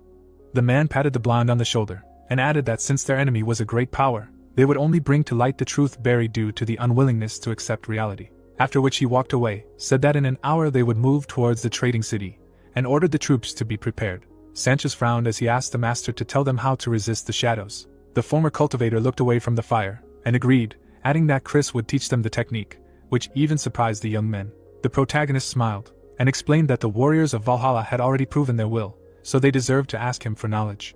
The young man even felt embarrassed, after which they all bowed, thanking Jonghyuk. Chris put his hand on his hip and began to explain that there were two ways to attack the shadows at their weak points. The first way was to wait until the moment of recreation of the physical body. Finally, the group arrived at the trading city of Valter. The protagonist flinched when his name was called. At the entrance to the city, the Duke was met by a man who introduced himself as Rodriguez, the leader of the Green Fields of Valhalla squad, and said that they would be his guides. The man frowned and demanded that they stop pretending he did not need their help. The former cultivator was sure that the shadows would not create chaos in the territory of Valhalla without the Emperor's permission. The green-haired man smirked when the protagonist added that they specially sent soldiers, afraid of the people's reaction, but advised him to come up with a suitable excuse and retreat. The commander's smile widened and he admitted that the Duke was as incredible as they said. Rodriguez extended his hand to Jonghyuk, suggesting not to aggravate the situation and to stay in the city for a while. The commander was sure that the only way for them to leave Valhalla alive was to protect them. The man's eyebrows rose when he heard that they had mistaken the conditions. An aura activated around the hero when he stated that they would not be able to kill them, and moreover, if he returned to Dmitri, they would pay a high price. The man stood in front of the enemies, and added that if they wanted to kill him, they should not waste their strength on tricks, but attack head-on. The commander clenched his fists, and expressed annoyance that the Duke had rejected his escort. Rodriguez turned around, and said that they could continue to flounder alone, and that they would meet again soon. In the trading city, the former cultivator again heard from the local mages that the teleport to Adelian was unavailable. After the recent invasion of the shadows of Kronos, a state of emergency was declared in Valhalla, and all international teleports were blocked in both directions. The wizard added that in order to get home, they would have to walk to the outskirts of Palo. Sanchez looked at the protagonist stubbornly while he explained why he boldly looked danger in the face. The young man bowed and declared that he would go with Jonghyuk, for whom he was ready to risk his life. But the man only smiled and asked him to stay in Valhalla. To all objections, the Duke explained that as soon as the guide crossed the border, he would witness the shameful side of Valhalla. The protagonist rose to his feet, and added that everyone associated with Sanchez would be eliminated so that the truth would not come to light. On the outskirts of the south of the empire lived a hermit, Duke Vieto. A former cultivator advised the young man to unite with him and his kind in order to gain power that could resist the palace. Jonghyuk patted the guide on the shoulder, and said that this was the only way to fix Valhalla in the future. And with a smile, he added that everything that happened from now on was the burden of his duchy. The next day, the protagonist group was heading to the border of the empire, but then their way was blocked. Rodriguez, sitting on a horse, asked the Duke if he slept well last night, and with a grin, he reminded him that he had spoken of their imminent meeting. The commander added that if the former cultivator had sworn allegiance to Valhalla, he would have enjoyed a rich life, but after such hostility, they could not let him go alive. The protagonist folded his arms over his chest and noted that those who consider themselves the strongest are deluded by staying at the top for too long. Jonghyuk took out his sword and added that such people develop an unshakable faith that they will always be able to control everything. And pointing the blade at the enemy, he declared that he himself was waiting for their appearance. The warriors of the green fields rushed forward on command. Stones flew out from under the horses' hooves. Rodriguez flew over the rows of soldiers, being sure of everything that Roman Dmitri was capable of. And swinging his sword, he thought that the enemy would have to jump out of his pants to win. He brought down a secret technique of the evergreen truth on the Duke's head, but the man parried the blow with his weapon. The green-haired man grinned.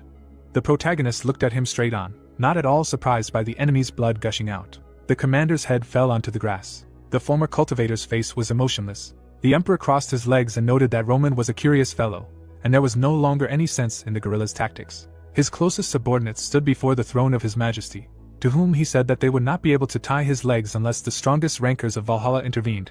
In any case, the responsibility for what happened lay with the Kronos Empire. The ruler added with a grin that the defeat would also be on their conscience, and ordered to recall the soldiers to see what the ally would do. As soon as they crossed the border, Valhalla stopped all attacks, but the general offensive of Kronos began. Even Dmitri's soldiers, who had undergone severe training, reached their limit after 2 weeks of endless raids. But looking at Roman, fighting the enemies on the front line, they endured, gritting their teeth.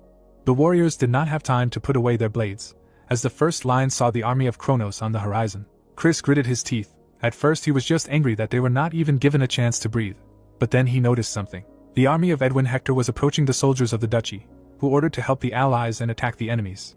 The prince immediately activated the aura. The fire field absorbed the shadows of Kronos. This inspired the soldiers, and they rushed into battle again, wishing death to the monsters. Jonghyuk looked around in surprise. Edwin's horse stopped next to him, and the young man shouted that the Duke needed to return to Dmitri immediately. The man's eyebrows rose when he heard that Kronos had attacked his country, but then he smiled.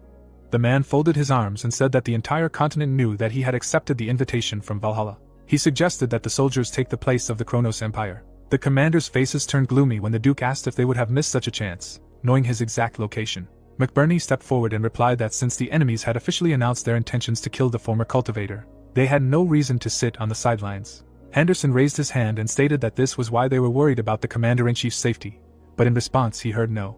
The protagonist, without showing his eyes, stated that he thought differently. He lowered his head and explained that the Empire did not care about the surrounding countries. There was a high probability that at the same time as the assassination attempt on him, another event would happen. Jong-hyuk looked up at his men and announced that they would directly attack Dmitri. The banner of Kronos fluttered in the wind. A man in a cloak with 2 soldiers came out of the portal. The informant bowed to the master, and when asked about the situation in the duchy, he replied that nothing unusual. The knights listened silently that, in addition to everything else, Roman Dmitri was still on the border of Valhalla. No matter how much he hurried, there was no way to return home in 3 days. The mystic took off his hood and said that this was good. The troops approached the walls of Dmitri, and the man announced the beginning of the assault. The soldiers on the walls of the city noticed something. Their mouths opened in surprise. The sky above the city was shining with lightning. This was the enemy beginning his spell. A rain of lightning fell on the city walls, but the next moment the magical seal of the Great Shield reflected this blow. Alarm signals and cries of an enemy on the horizon immediately sounded over the city. Lights immediately flared up on the fortress walls. The mystic opened his mouth in surprise. Dmitri had an unusual security system, and he did not expect such preparation. The magician did not lower his hands, and although he noted to himself that the reaction was lightning fast, but everything was within the permissible limits, and ordered the troops to fight to the last. All the same, their end was already predetermined. The soldiers approached the city walls under orders to attack and destroy the enemy. Captain Jonathan pointed his finger at the troops of Kronos, gave the order to the 3rd company to load shells, and the 2nd to start firing. Fiery shells flew down. The magician covered his face from the fragments, and realized that this was the magic of the 6th circle, and now he was convinced of it. His face took on a satisfied expression when he realized that although Dmitri was only a duchy, it was a serious threat, possessing power capable of opposing the empire. The man waved his cloak. He decided that if they took the chance and razed this country to the ground, it would be a good lesson for the kingdoms of the continent. Demons were floating out of the shadows and the alleys of the city streets. The squad leader ordered to destroy important equipment, and if they ran into interesting individuals, they were to be killed on the spot. But his eyes expressed surprise. Something was wrong. The squad of demons moved through completely deserted streets. The commander turned to his people and asked them not to worry about any trifles. The mission came first. But then he began to choke. Henderson cut the villain in half and roared that there were damned mongrels of Kronos here. McBurney looked around with concern and admitted that, as the master said, they were indeed targeting Dmitri, and they were making them regret it. Rodville watched the events unfold and thought a lot about what he could do for Dmitri in the future. At that moment, enemy soldiers appeared on the wall, remembering that this man was on their list. They rushed at the Duke's brother, intending to kill him and open the fortress gates. 2 at once jumped on the man, wishing him death. On the day Fernando expressed gratitude to Roman Dmitri, he became the sword that protected the Duke's Dmitri family. And now he was flying straight at the enemy, swinging his blade. A bright wave of aura knocked the nearest demons off their feet. The killer squeezed the dagger, and realized that the enemy was stronger than he thought. The commander turned to the others, and said that he would take him on himself, and let them split up with the people on the list. And the shadows were thrown in different directions, but Fernando asked where they were, after which he glanced to the side and ordered the knights of the duchy to stop the enemy. They immediately accepted the fight with the shadows. The swordsman dealt a fatal blow to the enemy, because only by using the blade did he find the meaning of his existence. All this time he lived as a weakling, trying his best to go beyond his origins, and for the sake of Mr. Roman, who removed his restrictions, he will live as the sword of the ducal family Dmitri until his last breath. At this time outside the fortress, Mystic, who was watching what was happening, could not believe that even the shadows were defeated. He glanced sideways at the knight, who reported that a state of emergency had been declared in the northeast. The territories subordinate to the Duchy of Dmitri sent reinforcements, and the Kingdom of Cairo also sent troops to the border. The commander looked away, and when he heard that at the very least, the enemy's reinforcements would arrive within 12 hours, he noted that the more he learned about this small state, the more dangerous it seemed to him. Defeat in this battle was unacceptable. They must certainly trample Dmitri, while there is no Roman. At this time, in Dmitri's castle, one of the soldiers turned around at the noise, after which his head was slammed into the wall. The attacker stood over the fallen enemy, and called him a pathetic bug. Sven turned around with a grin, and from the noise outside, he decided that the rest were already defeated. The 3 factions of the Shadows of Kronos, hired killers who turned the flow of black aura into physical force, were called shadows, and creatures using black magic were called demons of darkness. And Sven belonged to the last faction, the Knights of Darkness. and this knight was walking along the corridor, and noticed a young, but fierce, like a wild cat face. His path was blocked by a warrior whom the scoundrel recognized. He heard that among Roman's subordinates there was a man shrouded in an aura of malice and madness. Kevin glared at his enemy as he called his name. Sven smirked and declared that he was lucky to have such a chance to get rid of the Order and Duke Dmitri at once.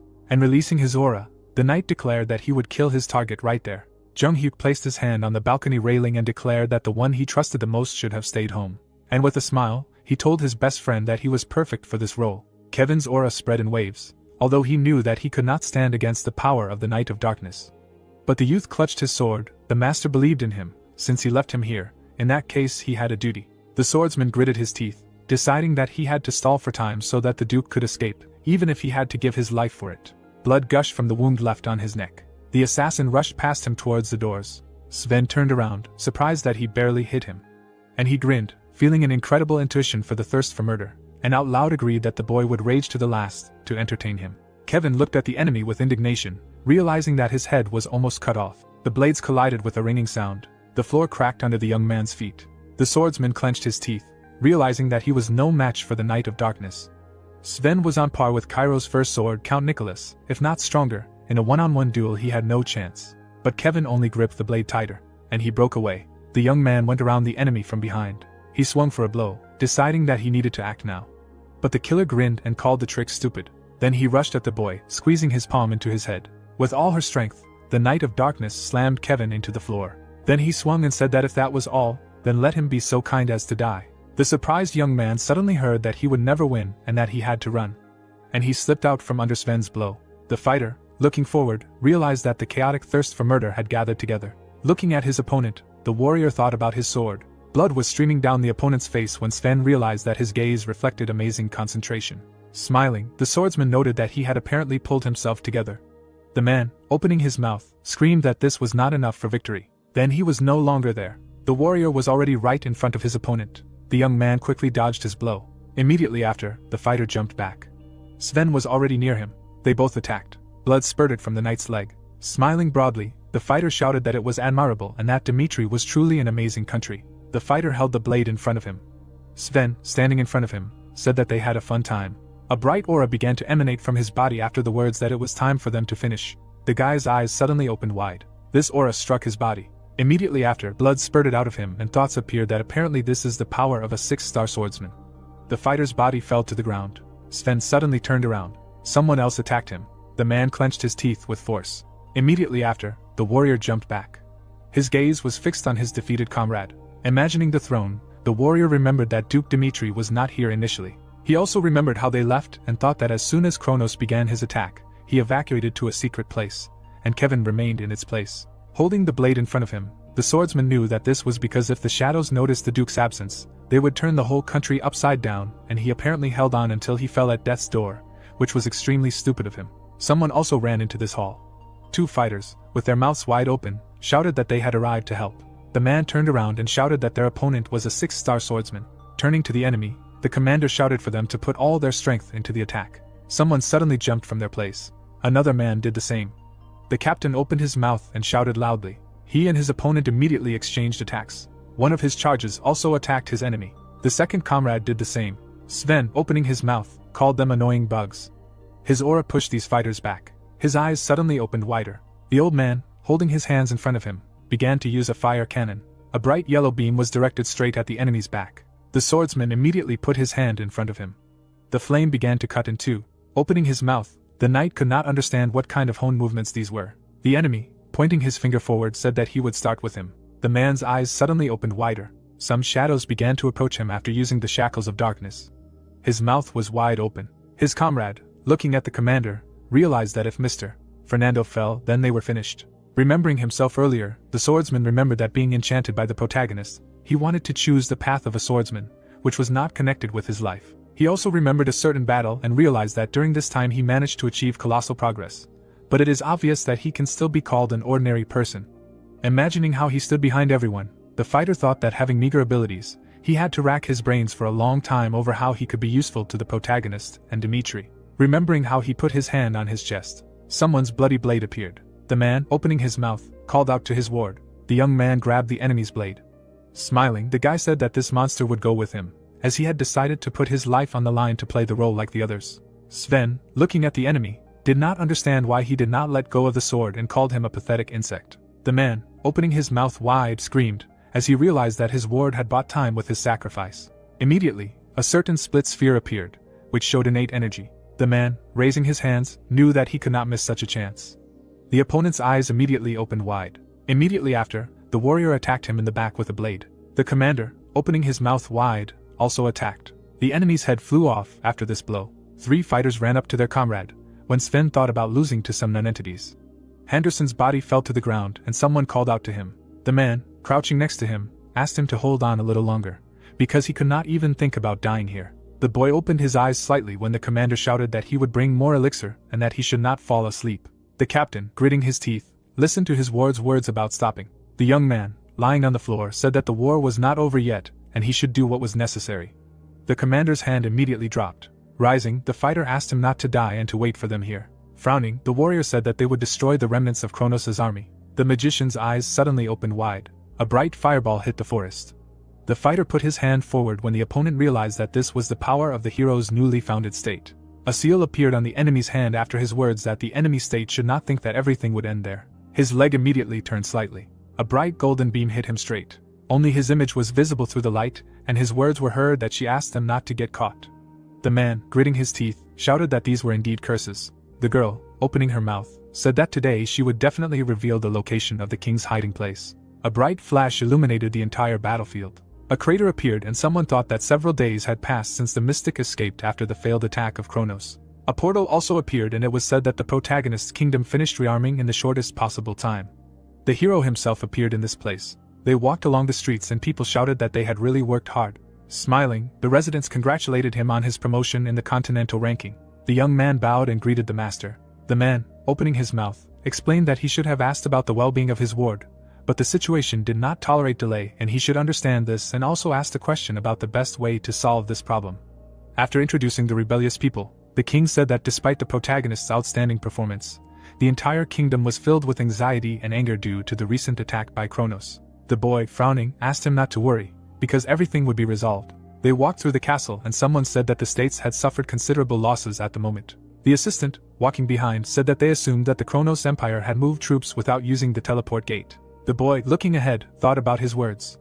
The ward, with his mouth open, said that he would report this after conducting a thorough investigation, and also added that Kevin and Henderson were in an extremely poor condition. After introducing them, the ally said that a 6-star aura swordsman had dealt them fatal wounds and they were both on the verge of life and death. The hero, looking ahead, said that this meant that they were alive and he should lead him to them. The man opened his mouth and said that today would probably be the decisive moment. The doctor standing next to him explained that they were somehow keeping them alive with the help of elixirs and the power of the priests, but their condition left much to be desired. Looking at the wound, the doctor also added that the questionable aura in their body was hindering their recovery. The young man, looking down, thought that everything was repeating itself. Remembering that enemy, the protagonist knew that the madness demon who followed the heavenly demon always stood at the forefront of the war with the 9 sects and destroyed many enemies and eventually led the demonic sect to victory. He also remembered his corpse and realized that the man whom the heavenly demon trusted the most had found death in his blades that had pierced his body. Imagining how he looked at him, the hero realized that he was furious, but he considered the death of comrades in the war a natural outcome. A multitude of bones appeared behind him, and at that moment the boy realized that he had to live his life in battles and use other people's sacrifices as a scaffold to climb even higher. Looking at the fighter, the boy understood that the sacrifice of these two was the best choice for him and the kingdom. The hero immediately imagined himself in the past. Looking down, the protagonist thought that for some reason this made him even more angry and he could not let them die. The boy, opening his mouth, said that from now on he would personally take care of their treatment and they should leave them alone.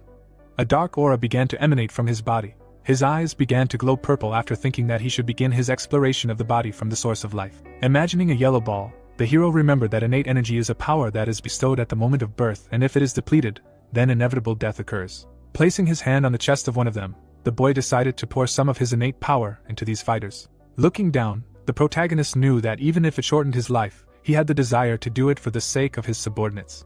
The window of this building appeared and it was said that 2 days had already passed. Someone was walking towards this room after saying that at some point a whole week had passed. The fighter, frowning, said that he needed to meet with the master. The butler, holding his hand out in front of him, said that he couldn't, since he was currently busy with treatment, and would not be happy with such an unexpected visit. Imagining someone shaking hands, the guy said that the kingdoms of the Salamander continent had called an international meeting to discuss the problem of this state.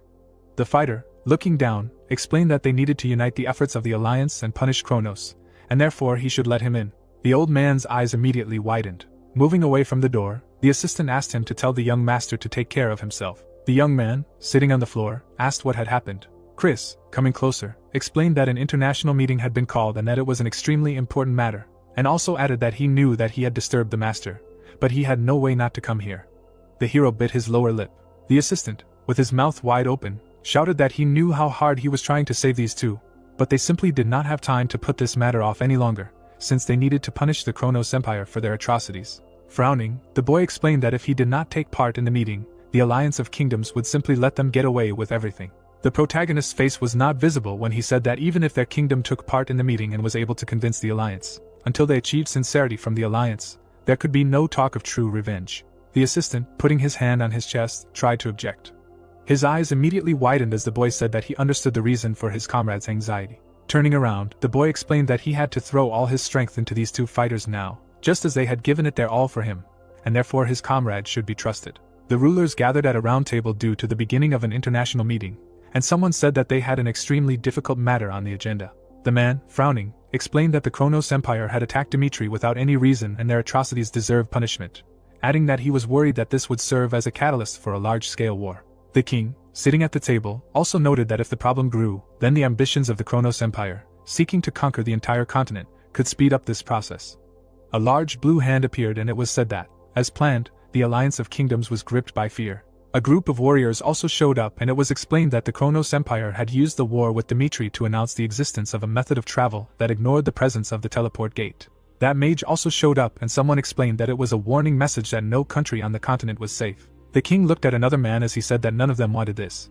But to prevent it from happening again, they should formulate a clear answer on behalf of the Alliance of Kingdoms, leaving room for compromise. Someone interrupted the man with their mouth open.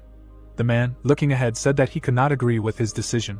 The ruler sat on the throne and someone shouted that Valhalla and Chrono had formed an alliance, planning to kill the hero who saved Redford and he needed help. The king, putting his hand on the handle, replied that he thought the same. After introducing the protagonist, the head of the kingdom explained that their country was steadily sliding towards oblivion, but his help gave them a chance to revive. The man, with his mouth open, noted that they were trying their best to turn a blind eye to the essence of the problem, as he understood that he was ready to even enter a war for the sake of the protagonist. Someone also looked at him when he said that the Kronos Empire had made an unfounded attack. After introducing one of the fighters of the warring kingdom in the air, the king also added that, moreover, Valhalla had turned a blind eye to the assassination attempts carried out in its domain. Someone, slamming his hand on the table, shouted a question about whether they all did not understand what this meant. Everyone else looked in his direction when he said that from now on, if Kronos considered someone a hindrance, then no one present here would be able to guarantee that they would avoid the threat of an attack by the Empire. The man added, frowning, that if they escaped reality, the problem would not disappear, but would only grow to catastrophic proportions. The king, looking ahead, asked if they were really afraid of the scale. The ruler, still sitting at the table, explained that during this time, the Kronos Empire would further widen the gap between itself and the Alliance, and then one of them would join the Empire, acting according to the situation. One of the members of the assembly, his mouth wide open, shouted that this was complete nonsense. The king, raising his hand, shouted that the words of his interlocutor could be called that. The eyes of the other two opened wider when the ruler shouted a question about whether they would really say the same thing if the Empire attacked them. Rondon, closing his eyes, said that from this moment on, the Redford Kingdom would leave the Alliance of Kingdoms. The man, with his mouth slightly open, added that he would see if the others could say the same when the Empire's sword was pointed at them. The ruler began to leave the room. The door slammed shut. The boy, with his eyes closed, said that when he heard about the international meeting, he expected a completely different development of events. Looking at the others, the king noted that he did not know if the others remembered and said that the first international meetings were extremely pitiful. An image of himself as a child immediately appeared in his head.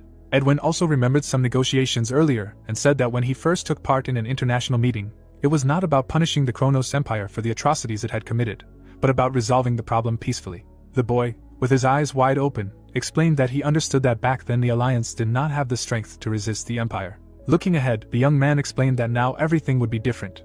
Introducing the enemy troops, the king said that even having gathered a squad of shadows, high-ranking magicians and a 6-star swordsman, the Empire still could not subjugate Dimitri's kingdom.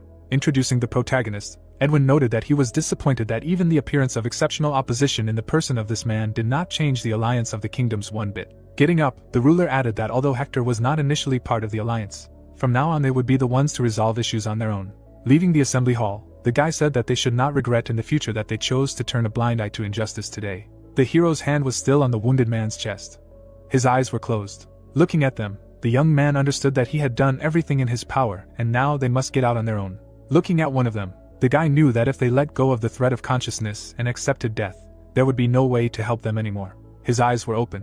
Looking down, the boy did not understand why he could not look around. Remembering himself earlier, the young man knew that his cruel and endlessly sad life was filled with the deaths of comrades and subordinates. Imagining his face in the past, the hero realized that at the end of such a path, only regrets remained.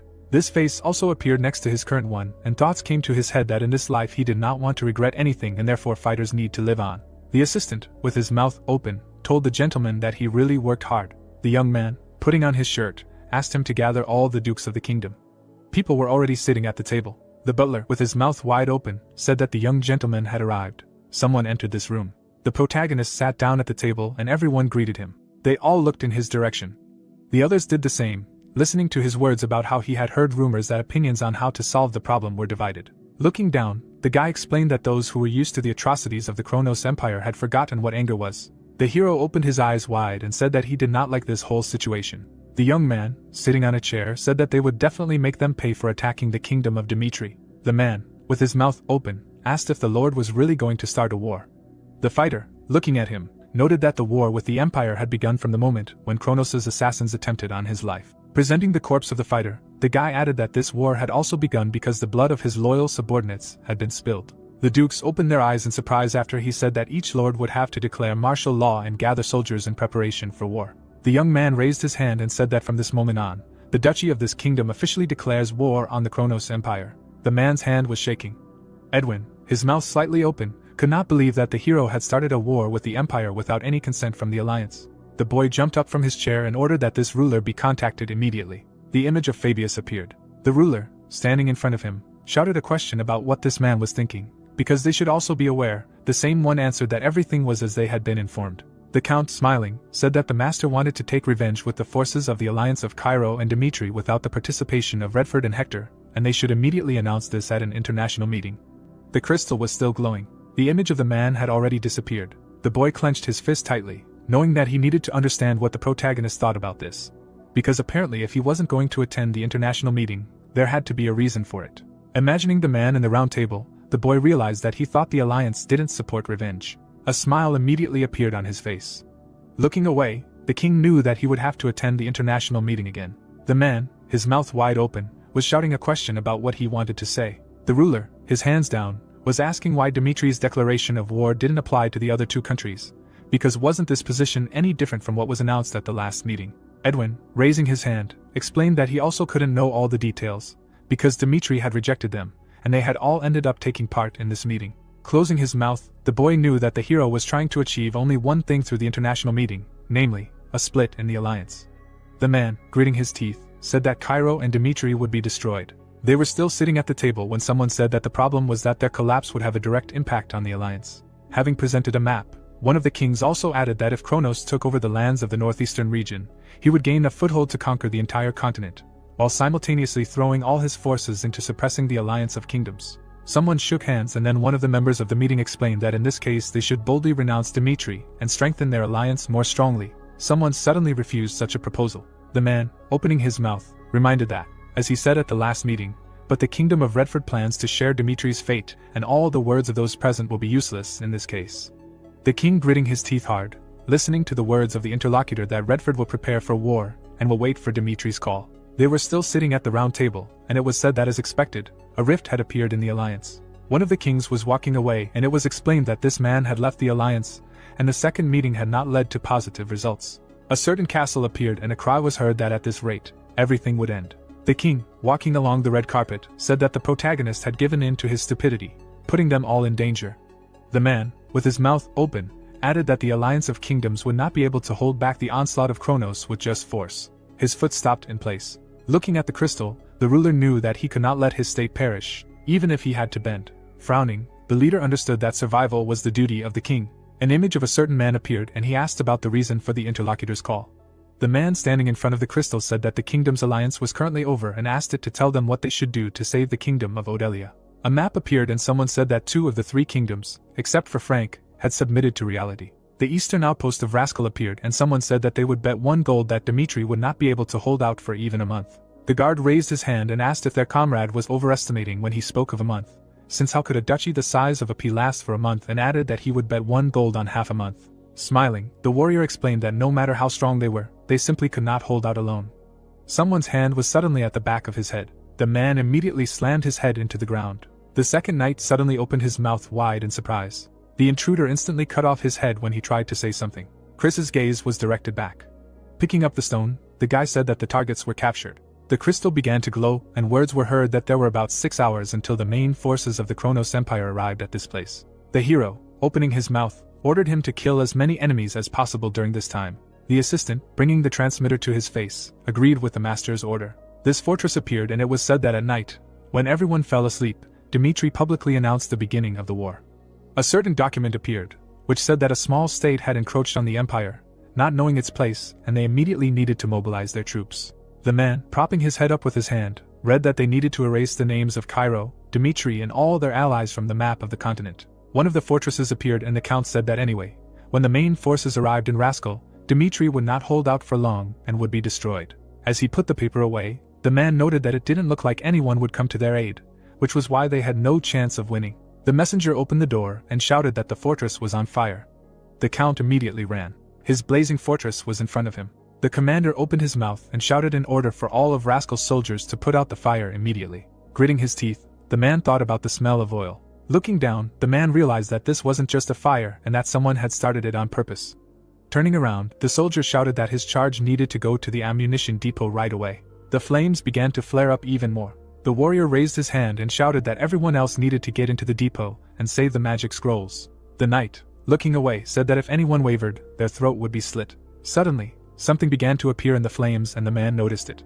It was the protagonist. The man, pointing his finger, ordered the fighters to stop him immediately. Suddenly, someone disappeared from the spot. They rushed at the guy. His hand suddenly reached forward. The young man grabbed one of the opponents. The enemy's body immediately flew into another opponent. The protagonist's gaze was directed forward. The blade pierced 2 enemies at once. The commander, raising the transmitter to his face, shouted about the red alarm code. Someone's gaze was directed to the side. The man, looking forward, asked if their exit had really come. They walked forward and it was said that in Rascal there was a 7th knightly order led by Captain Vento, the 7th sword of Kronos. 2 more people appeared and it was said that there was also an organization that controlled water, namely the magicians of Blue Island, and it was they who gave the count confidence in victory. The man, smiling broadly, shouted that the invader was finished. The hero continued to chop his opponents with his blade. Smiling, the guy said that this was enough for now. There were 3 more enemies in front of him. The same smile was on his face. Immediately, his body was covered in fire.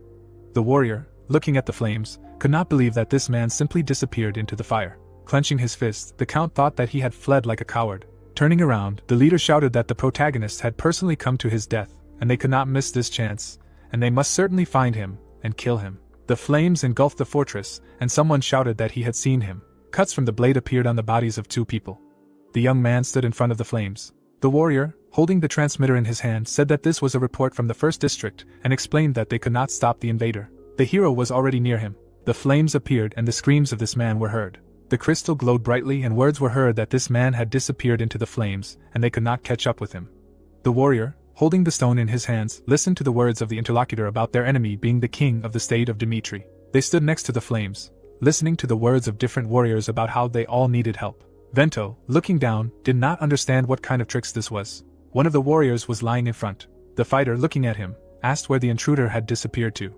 The man, with his mouth slightly open, said that he did not know and added that this man had single-handedly cut down all the soldiers and disappeared into the fire. The man, with his mouth open, could not believe that he had done it alone and decided to first put out the flames. The warrior, looking up, shouted that they needed to ask for help from the mages of Blue Island. One of these fighters appeared. A bright blue sphere appeared near his hand. A huge amount of water burst out from the hands of the 3 mages after using the water field. This water collided with the fire. The head of the mage suddenly opened wide. The flames only continued to spread. Looking at how the water and fire collided, the mage did not understand why it could not be extinguished even by the magic of the 5th circle. Noticing the flame emanating from the body of the protagonist, Verge realized that this was not an ordinary flame, since this raging fire had a special origin. Opening his mouth, the warrior said that they needed to get rid of the source of the fire, because they simply had no other way to extinguish this flame.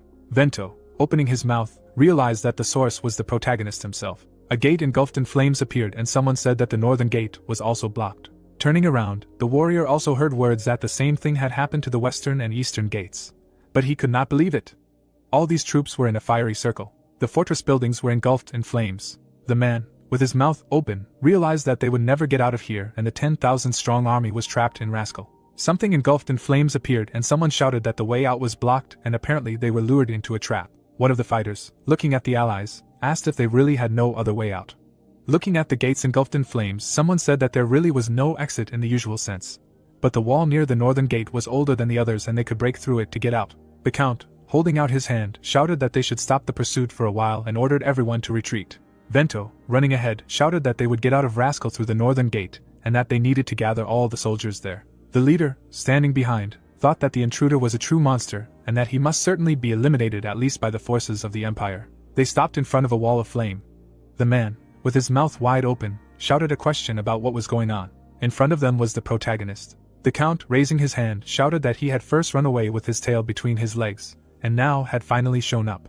The leader, standing in front of the soldiers, continued shouting that if he considered himself a warrior, then they should fight in a fair duel. The young man, raising his hand, asked whether the fire was really a mean move, because his duel against an army of 10,000 was really unfair.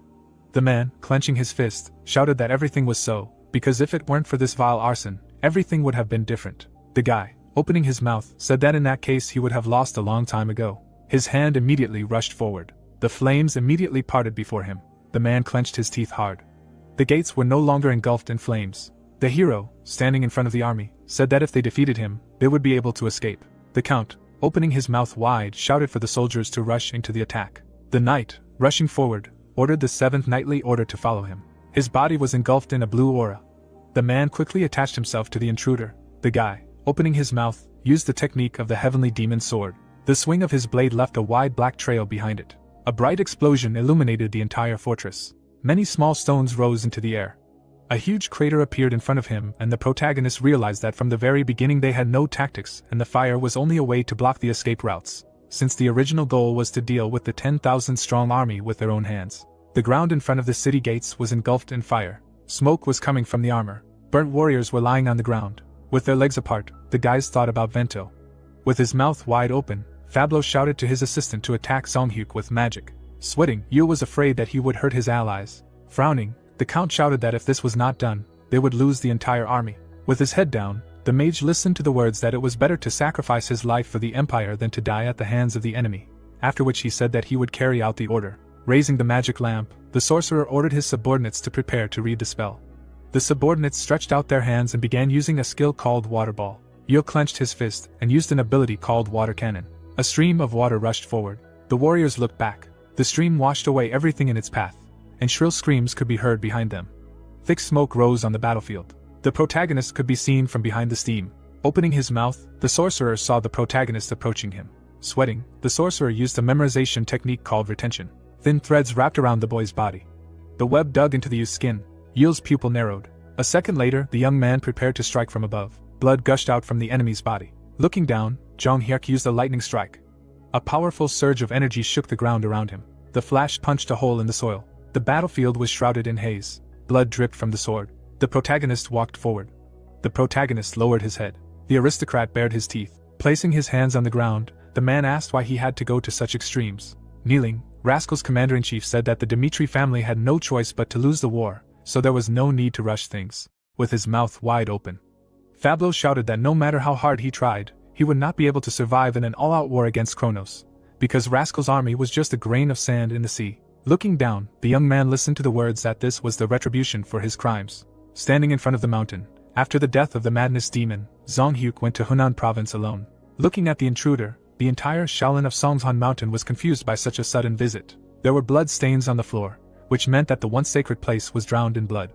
Standing in front of a pile of corpses, the celestial demon was the only one left alive. Lowering his head, the monk asked why this happened. Looking at the wounded old man, the protagonist explained that his man had died. Opening his mouth, The protagonist said that despite the fact that Shaolin ruled over the 9 schools, they still had no right to touch his people. Zhang Hyuk grabbed his opponent by the face. Lifting the enemy with one hand, the protagonist asked if his interlocutor knew why he decided to go to war with Kronos. Looking forward, the protagonist explained that their organization entered Dimitri's lands and threatened his people. With his eyes wide open, the Count could not believe that this man had committed an unthinkable attack just because they had touched him on the raw. Closing one eye, Fablo shouted that it was impossible to manage state affairs with the mindset of a boy. Standing in the middle of the fire, the man said that because of one person, everyone would die.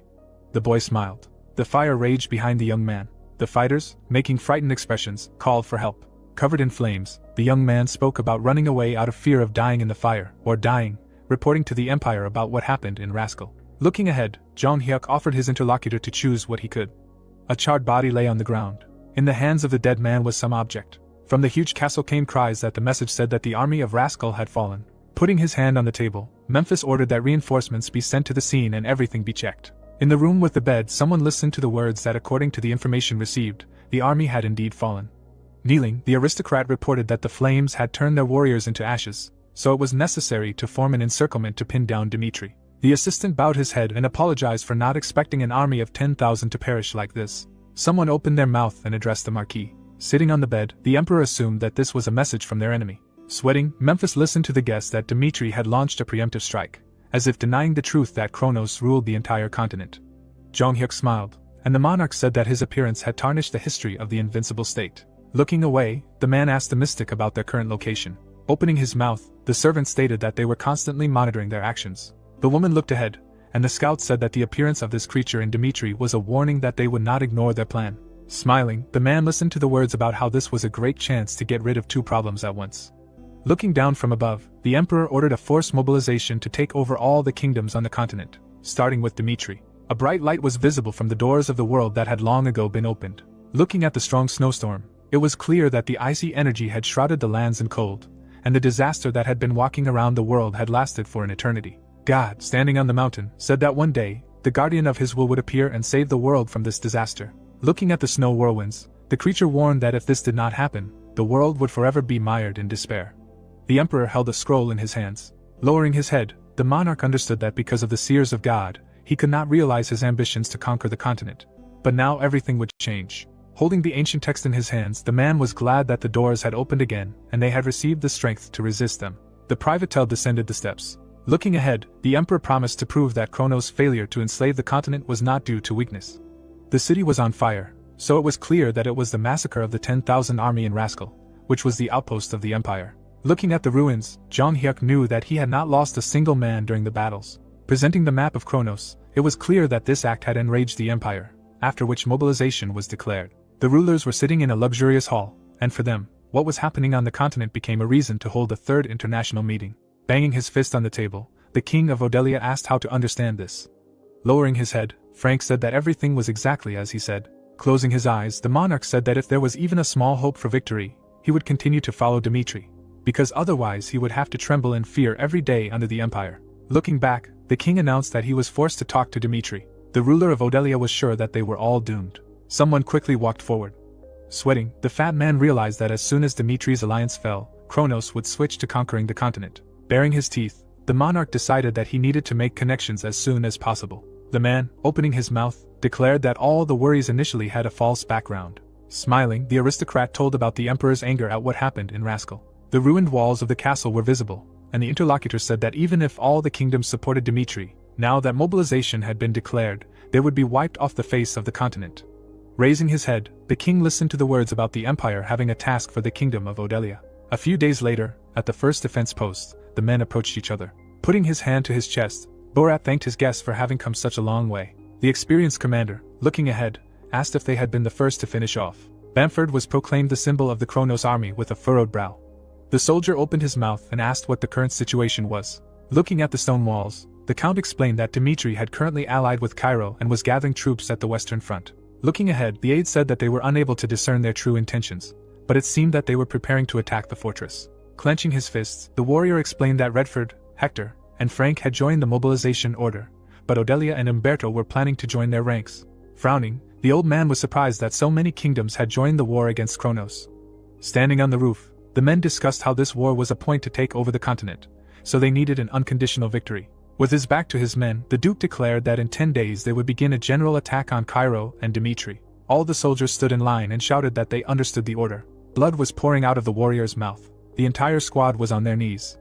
Looking at the many corpses, someone said that something strange has been happening to the soldiers since the morning. Clenching his fists, Borat explained that 10,000 soldiers had already fallen ill with symptoms of fever and vomiting. Looking at the floor, Bamford thought about the fact that Jonghyuk had used a deadly poison, and the assistant shared information that out of 10,000 people, almost 300 people had gone to the next world. The man stood still. Opening his mouth, the commander ordered that the wells and provisions be immediately checked for poisons, and that reinforcements be requested from the magical behemoth tower. Looking at the doctor, Bamford asked if his soldiers would live. Opening his mouth, Borat shouted that a similar situation was happening at all 8 defense posts, including the first one. The tower's owner put his finger to his mouth. Looking at the healer, the old man realized that he was still the same arrogant guy. With their heads down, the disciples listened to the order that it was necessary to begin detoxification and study this poison.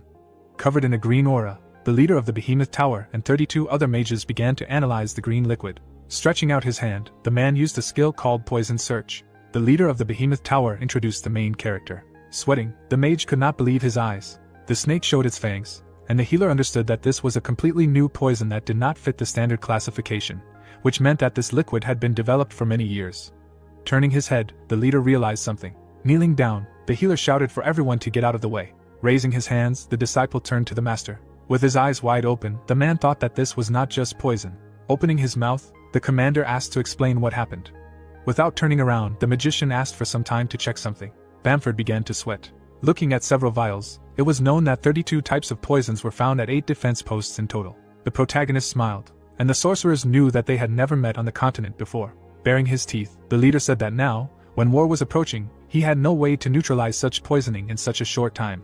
The warrior, frowning, realized the fact that if the vain leader of the magic tower admitted that he was powerless, then there really was no solution. Looking at the fire, the commander ordered that all poisoned soldiers be isolated and the bodies of the dead be set on fire. Looking from under his brows, the commander said to act carefully, because they could not let other soldiers know about this. Leaning on the table, the old man asked to immediately contact Dimitri in order to hold him accountable for using poison, according to continental military laws. From behind the door, they could hear talk about a request from Kronos for a conversation. Frowning, Brandenburg said that it was ironic to hear words about continental laws from those who had done so much evil, completely devaluing the laws. Opening his mouth, Noel declared that such was the empire of Kronos. Placing his hand on the table, the Marquis listened to the report that the enemy had reacted earlier than they expected.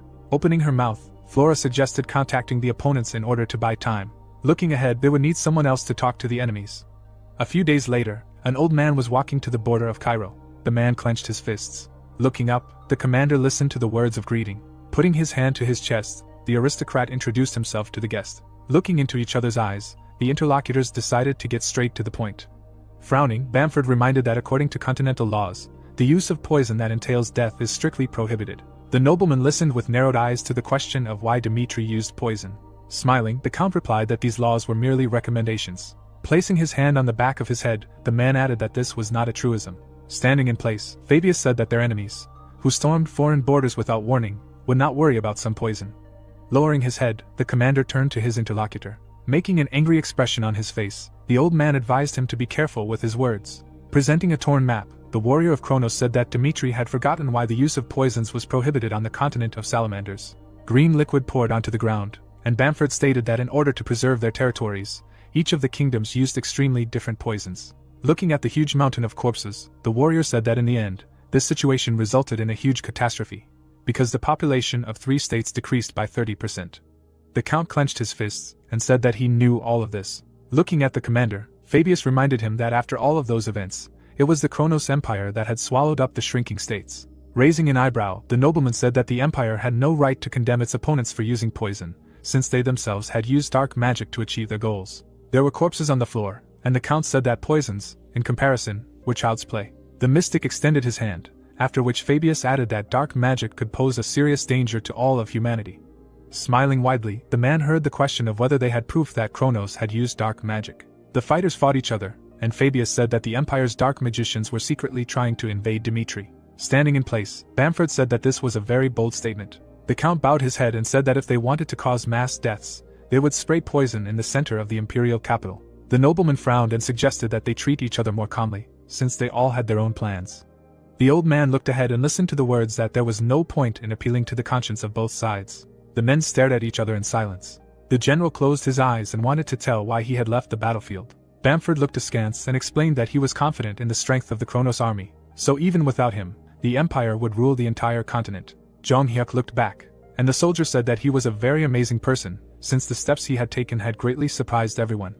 The little protagonist stood before the huge emperor, after which the commander added that in the face of Kronos, all the boy's attempts were pointless. Standing in place, the old man resigned himself to the fact that the boy would rage until the end of his demise. Turning around, the Duke was confident that he would outlive his enemy. Turning his head, the commander-in-chief said that he was looking forward to the next move. The boy was sitting under the water. Kevin raised his eyebrows. The man smiled creepily. Looking at the fighting people, the boy could not understand why he was fighting this opponent. The man clenched his fist. Blood gushed from the boy's mouth. The young man pulled his knees up. Kevin's face began to sweat. Suddenly, the boy saw something in front of him. Raising his head, the boy realized that it was his master. Opening his mouth, Jong Hyuk asked about what he had told him earlier. The young man made a surprised expression and replied that he had to live for his master. The boy opened his eyes. The butler, frowning, shouted that the patient had woken up. Putting his hand on his chest, Kevin asked him to tell him what had happened while he was unconscious. Sitting on the bed, the boy listened to the recent news. The boy's hand grabbed the sheet. Running away, the swordsman said that he was going to the front right now. The young man frowned. Holding the sword in his hands, Fernando advised his comrade to go back to bed and rest. Opening his mouth, the soldier said that he knew how his friend felt. However, even if he went there right now, he would definitely not be able to do anything. Sweating, Kevin explained that this was impossible. Looking ahead, the soldier said that his whole life belonged to his master. The boy jumped up. A moment later, the swordsman, bending down, said that he should be on the battlefield right now. The boy ran away. Opening his mouth, Fernando admitted that there was nothing to be done with this young man. Opening his mouth wide, the guard shouted that they were under attack by an enemy. Standing on the wall, the commanders discussed the fact that the poison did not allow them to waste time, but the opponents decided not to sort out the situation for now and just go on the attack. Frowning, Bandenberg explained that their enemy was Prince Pamford, who was famous for being an old warrior. Looking at the magician in a dark robe, the guys could not understand who he was. In the hands of the old man was some kind of staff, and someone said that perhaps he was a messenger. But another answered negatively and explained that if he was this person, he would have declared his lack of intention to participate in the conflict with a raised white flag. The man, looking down, ordered the ballista to be prepared, as he thought that this could be a magician. The warriors began to pull the arrow when the commander realized that if the enemy was a mage, then this weapon could interfere with his spells. The fighter's eyes opened wide. The old man, hiding his eyes under the hood, began to chant some spell. The warrior, with his mouth wide open, ordered to open fire. The arrow flew out of the ballista. It was heading straight for this man. The mage's eye glowed bright blue when he said that they were all dunces. The arrow suddenly stopped right in front of him. The man, with his mouth wide open, remembered that the 5-star rank is equal to the 6th circle, and the 6-star rank is equal to the 7th circle. Some blades appeared, and it was said that if the 12 swords of the continent are 6-star rank, then mages of the level of the Master of the Magic Tower are mostly 7th circle. A bright blue aura appeared around Schiffer, and it was said that everyone knew that this man existed, but no one had encountered him personally until this moment. A blue seal began to appear above him. Opening his mouth, the old man used the fury of the heavens. Lightning struck from the seal. It struck straight at this castle. Another seal appeared from which lightning also began to strike. The man, looking up, understood that the defensive formation created by the mages of the Phoenix Tower had been destroyed. Looking at the heavens, the commander knew that even a person far from magic could easily understand that at this rate they would not be able to hold out for long, and the defensive formation had been smashed to pieces. Turning around, the fighter shouted for the others to raise their defense to maximum power. The vessel in the hands of the mages began to glow brighter after the words that they needed to stall for time by any means necessary. A green seal appeared in front of their hands. Blood spurted from the mage's mouth, and the man realized that the magic of this gray-haired man was definitely higher than the 7th circle. Imagining the army and the ruler, the commander understood that even without this power, the Kronos Empire was already considered the strongest country on the continent. The green seal began to crumble. Lightning struck the castle again. The warriors began to move forward, shouting that the fortress wall had fallen, and that they needed to attack. The leader, looking down, shouted that the enemy was advancing and that they needed to defend themselves. The old man, arms crossed over his chest, ordered the soldiers to break through. A bright beam of fire struck from the sky. Someone's image was visible through the dust, and this person said that until life left him, they would not pass. The warrior, gritting his teeth, realized that this was the man once known as the First Sword of Cairo. The old man, his mouth wide open, shouted that his warriors should not give up, as the Western Front would not fall so easily. The warrior, his mouth wide open, shouted that there was only one here and they needed to simply kill him, as he realized that the Count had finally appeared on the battlefield. The swordsman's eyes glowed bright orange. Immediately after, the fighter swung his blade. The enemies immediately rushed to attack. They immediately flew into the air. Looking at them, Nicholas thought that it could be the Knights of Kronos. The three of them were flying at him. Chris, with his mouth wide open, shouted for him to dodge. The warrior immediately jumped up. The boy attacked these opponents. They immediately flew back. The old man's mouth opened, as he could not believe that the man known as the Light of Cairo was so strong. The young man, turning around, shouted a question about whether he was okay. A smile immediately appeared on the man's face. The swordsman, coming closer, said that they could fight together. The sky seemed overcast and someone thought that in order to carry out the protagonist's plan, at least 3 days were needed. The girl, looking down, remembered that they had decided that it was quite feasible. But now the fortress wall had fallen on the first day, and all calculations were meaningless. Looking at the commander, she screamed that they had no chance of winning and they should move on to the next plan. The captain, looking down, said that it had happened after all and they would have to abandon the fortress and go to the rear. The man, standing on the wall, ordered the soldiers to retreat. Imagining the explosion, the commander knew that this plan was a risky tactic, according to which they would retreat, abandoning all ammunition, and when the enemies penetrated the fortress, they would destroy them by detonating the installed bombs. Chris, looking back, realized that they had activated the next plan. Standing next to the swordsman, the guy said that they needed to help their comrades retreat. Someone was walking towards them. The fighter's eyes suddenly opened wider. His hair swayed in the wind when he asked about who the protagonist was. Because not only was he a 6-star himself, but he also raised a swordsman like Chris in the desert lands. Their mouths dropped open in surprise. The man, grinning, said that they should capture the swordsman alive and interrogate him, peeling off his flesh, layer by layer. A bright aura emanated from his body. Crick, his eyes wide open, understood that if Hannibal was here, then the Second Knightly Order of Kronos was also participating in the war, and if he entered into a duel with him, then he would meet with immediate death. Looking up, the warrior understood that he would probably not be able to surpass his master. His blade was already at the ready. The old man, walking forward, asked to give it to him. Turning around, the fighter also added that he was currently needed to win the upcoming war and noted that he would catch up with him after the battle with this enemy. Opening his mouth, Chris called out to his friend. Baring his teeth, the guy listened to the words that he must not forget today. The young man ran away. Looking back, the first swordsman of Cairo hoped that his comrade would take care of the future of his country. Smiling, Hannibal said that anyone would do for him. The warrior swung his sword. A moment later, a powerful blow flew through the air. A strong explosion scattered stones around. A pillar of flame destroyed the ground beneath it. Lowering his head, Nicholas expressed his joy at fighting such a high-ranking opponent. Licking his sword, the warrior of Kronos asked about his opponent's rank in Cairo. Taking the sword in both hands, the count declared that he was the strongest in the kingdom. Smiling, the scoundrel said that he had never heard of this warrior. The swordsman rushed forward. A moment later, Nicholas was delivering a series of blows. Baring his teeth, the count thought about how he had wanted to reach the 6th rank all his life. Swinging his weapon, the man understood that thanks to the battles with Dmitri, he had managed to overcome himself.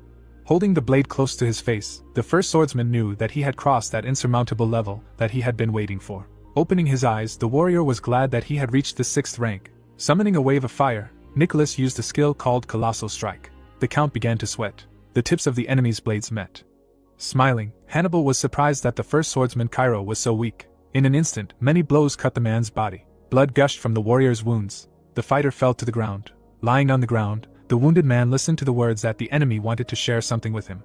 Throwing his sword over his shoulder, the knight said that although he ranks 2nd by international standards, there are many people in Kronos who are stronger than him. Looking at the trusted opponent, the Kronos fighter said that if they did not have the strength to resist even him, it means that they could not count on any victory from the very beginning. Smiling, the swordsman added that their plan to blow up the fortress was too obvious. Nicholas began to sweat. Raising his sword behind his head, the scoundrel wished his enemy rest in peace.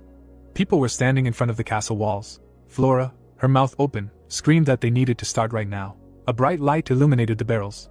A moment later, there was a powerful explosion. The mage raised his staff above his head.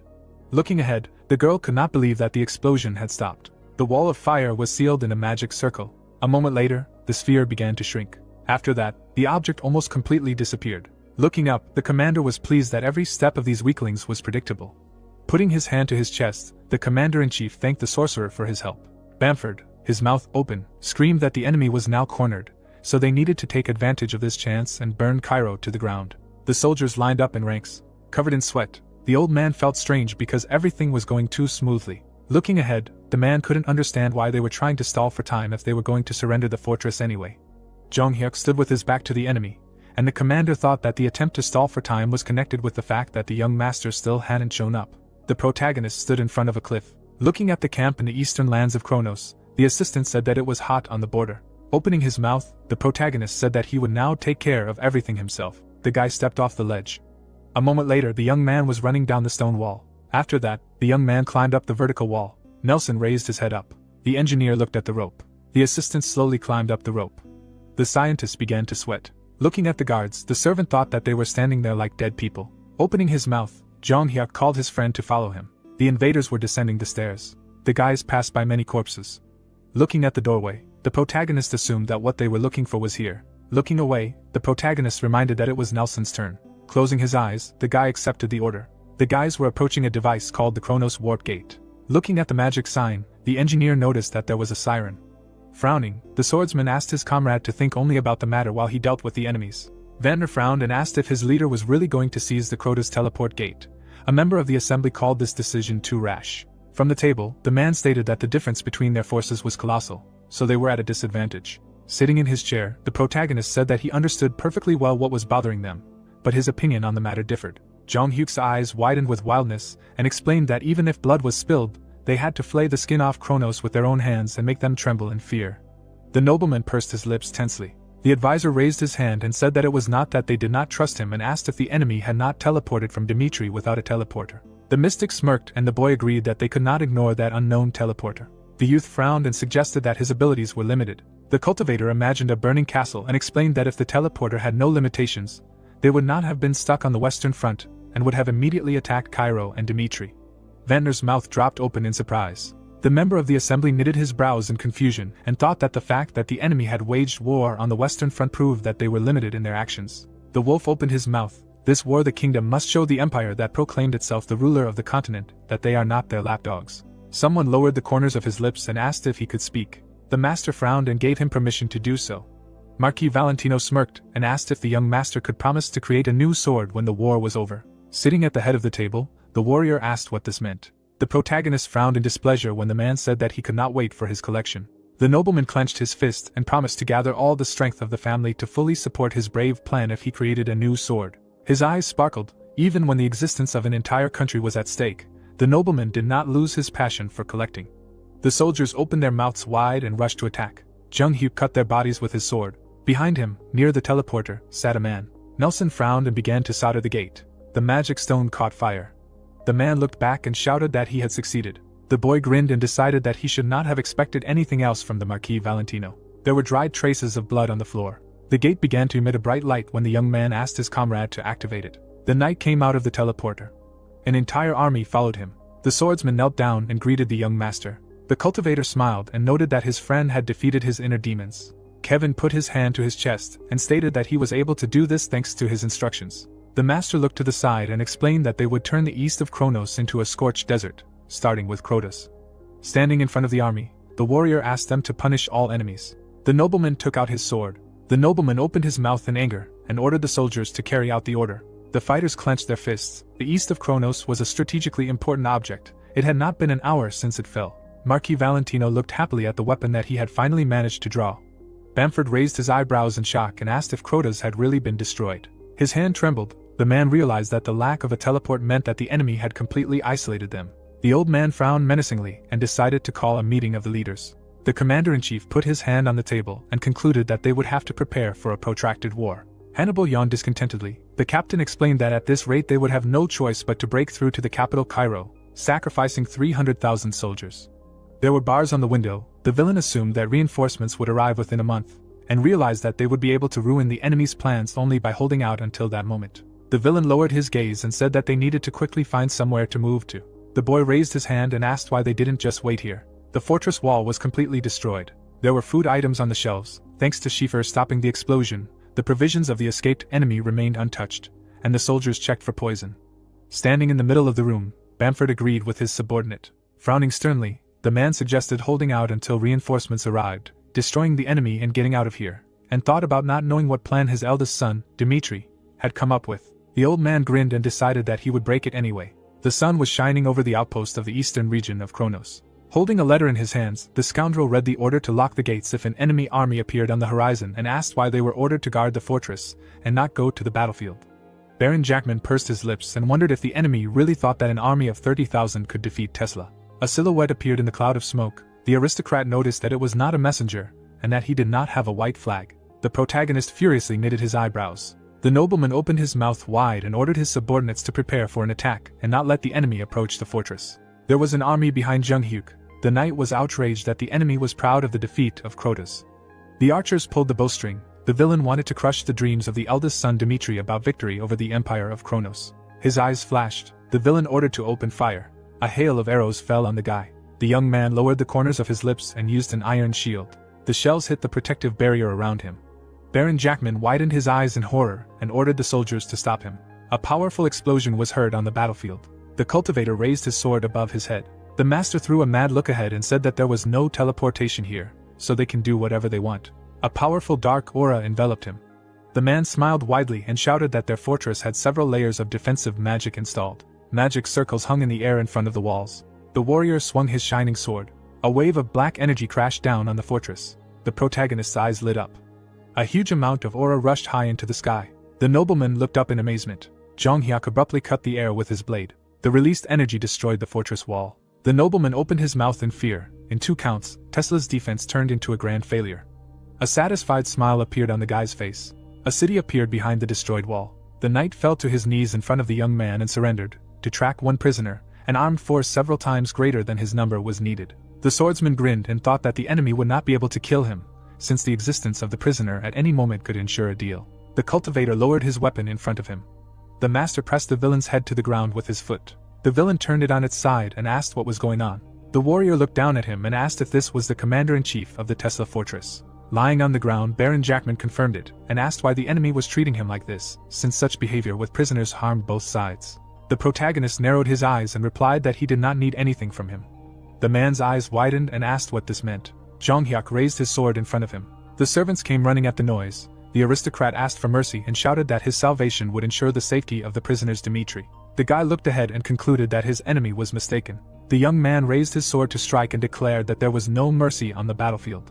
Meanwhile, the heroes were sitting at the table. The nobleman explained that the young master had achieved impressive success in conquering Rascal and Crotus, and asked if they should send him reinforcements. Edwin clasped his hands and replied that they should not do so now, because his eldest son Dmitri was going to prove that he could stand against the Empire with only his own strength. Rondon closed his eyes and reminded that Bamford was not a weak opponent. The boy smiled and admitted that he felt real fear when he heard that the young master had managed to get the Crotus teleporter. The snake grabbed its kinsman by the tail.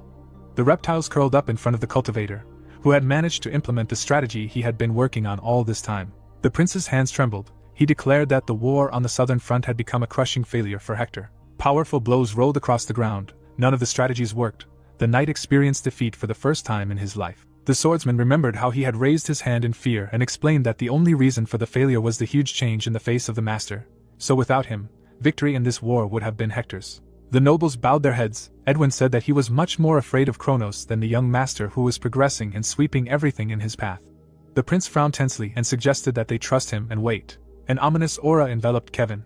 The boy closed his eyes and took a deep breath. The energy spread to his opponent. Sven's eyes flashed with fire. The boy jumped off the ground. The opponents rushed towards each other. Their weapons hit each other and created a bright flash. The commoner tensely clenched his teeth, parrying the blows of his opponent. The youth grinned maliciously. He managed to decapitate the commoner. The Death Knight looked up and saw how the flesh was torn. The fighter put his hand to his chest and realized that again he could not do anything. The warrior's eyes widened and he wondered what he would do if an equally strong opponent appeared on his path. Standing in the middle of an empty field, Kevin realized that he could not lose and let his master down. The heroes followed the protagonist. In fact, they had not helped him even once during this entire time. The boy frowned furiously and decided that he did not want this to happen again. Jung Hyuk approached him from behind. The commoner looked back sadly. The boy sternly knitted his brows and said that he had something to tell him. The soldier knelt before him. The youth explained that the aura analysis showed that this world's method was completely wrong. His hand caught fire. The cultivator thought that pushing the destructive power to the limit by randomly releasing it was some kind of new method. The master introduced Barbos and Morales and concluded that he was wrong when he fought the strongest people on the continent. The blade was enveloped in an aura.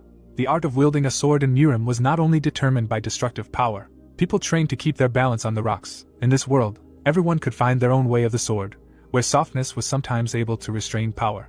A bright energy appeared in the hands of the man. In the real world there were strange methods of managing chi. The heroes stood with their backs to each other. Compared to the level of magic, the swordsman's methods could safely be called meager. The heavenly dragon drew his weapon. This made the warrior convinced that his fencing was the strongest on the continent. Standing in front of his comrade, the protagonist explained that in a life-or-death battle, the power of the aura does not guarantee victory. Kevin's eyes widened in surprise. Jung-hyuk said that he must clearly understand the true nature of the aura and achieve the strength corresponding to it in order to defeat even a 6-star swordsman. The boy furrowed his brows resolutely. The guy turned around and extended his hand to him. The cultivator narrowed his eyes and said that he wanted to teach his friend the technique of the heavenly demon sword. That day, not only they could not sleep, Chris stood at the border of the defensive camp of the Western Front. In his hands was a sword. The young man carefully looked at the blade.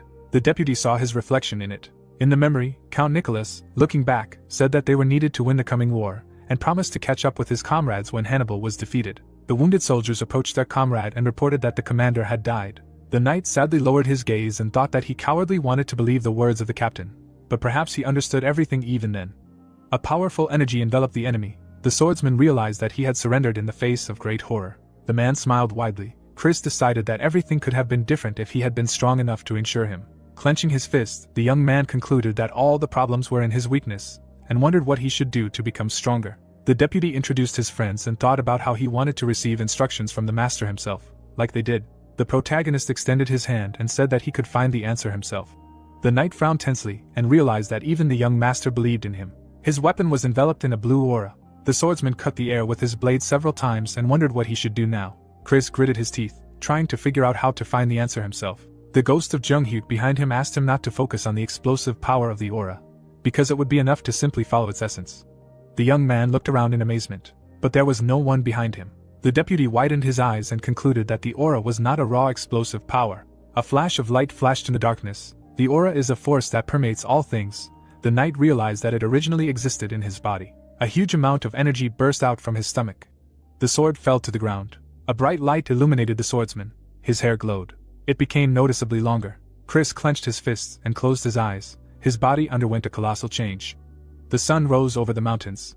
Fuki rubbed his eyes and asked what his friend was doing this morning. The guy noticed that his face was shiny. The deputy said that this was nonsense, and asked him to prepare for morning training. The soldier scratched his chin and thought that he had seen this somewhere before. The young man clenched his fist and thought that what he learned was not the master's martial art, or the secret technique of Captain Jonathan.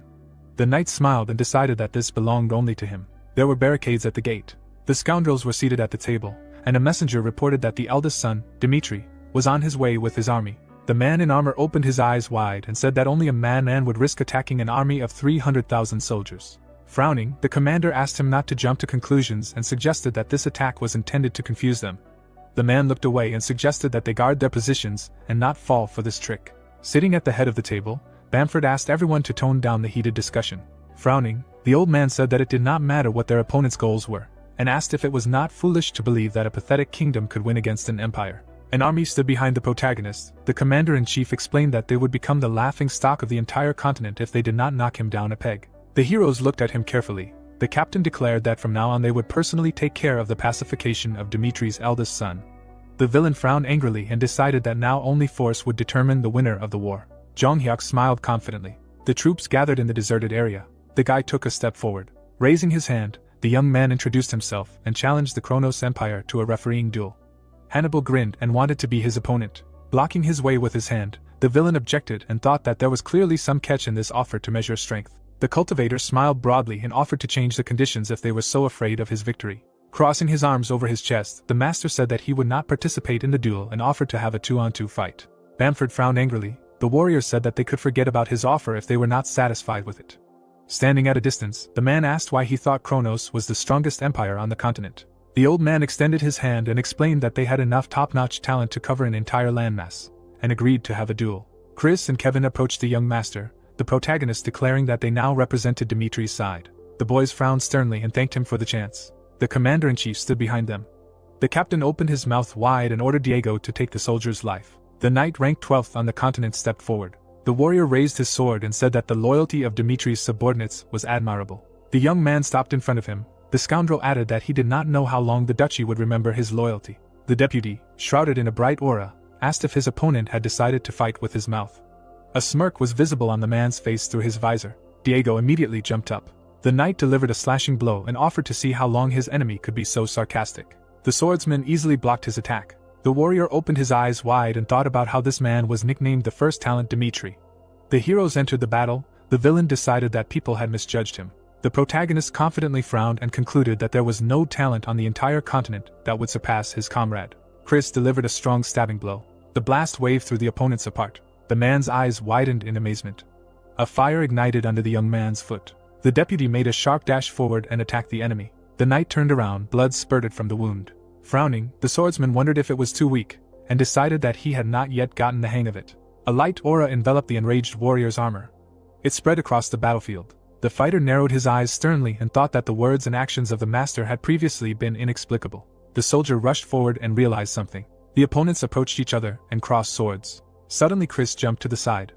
A large distance appeared between the heroes. Frightened, the villain shuddered, assessed the speed of the enemy, and decided that his nickname Light Dimitri was not an empty phrase.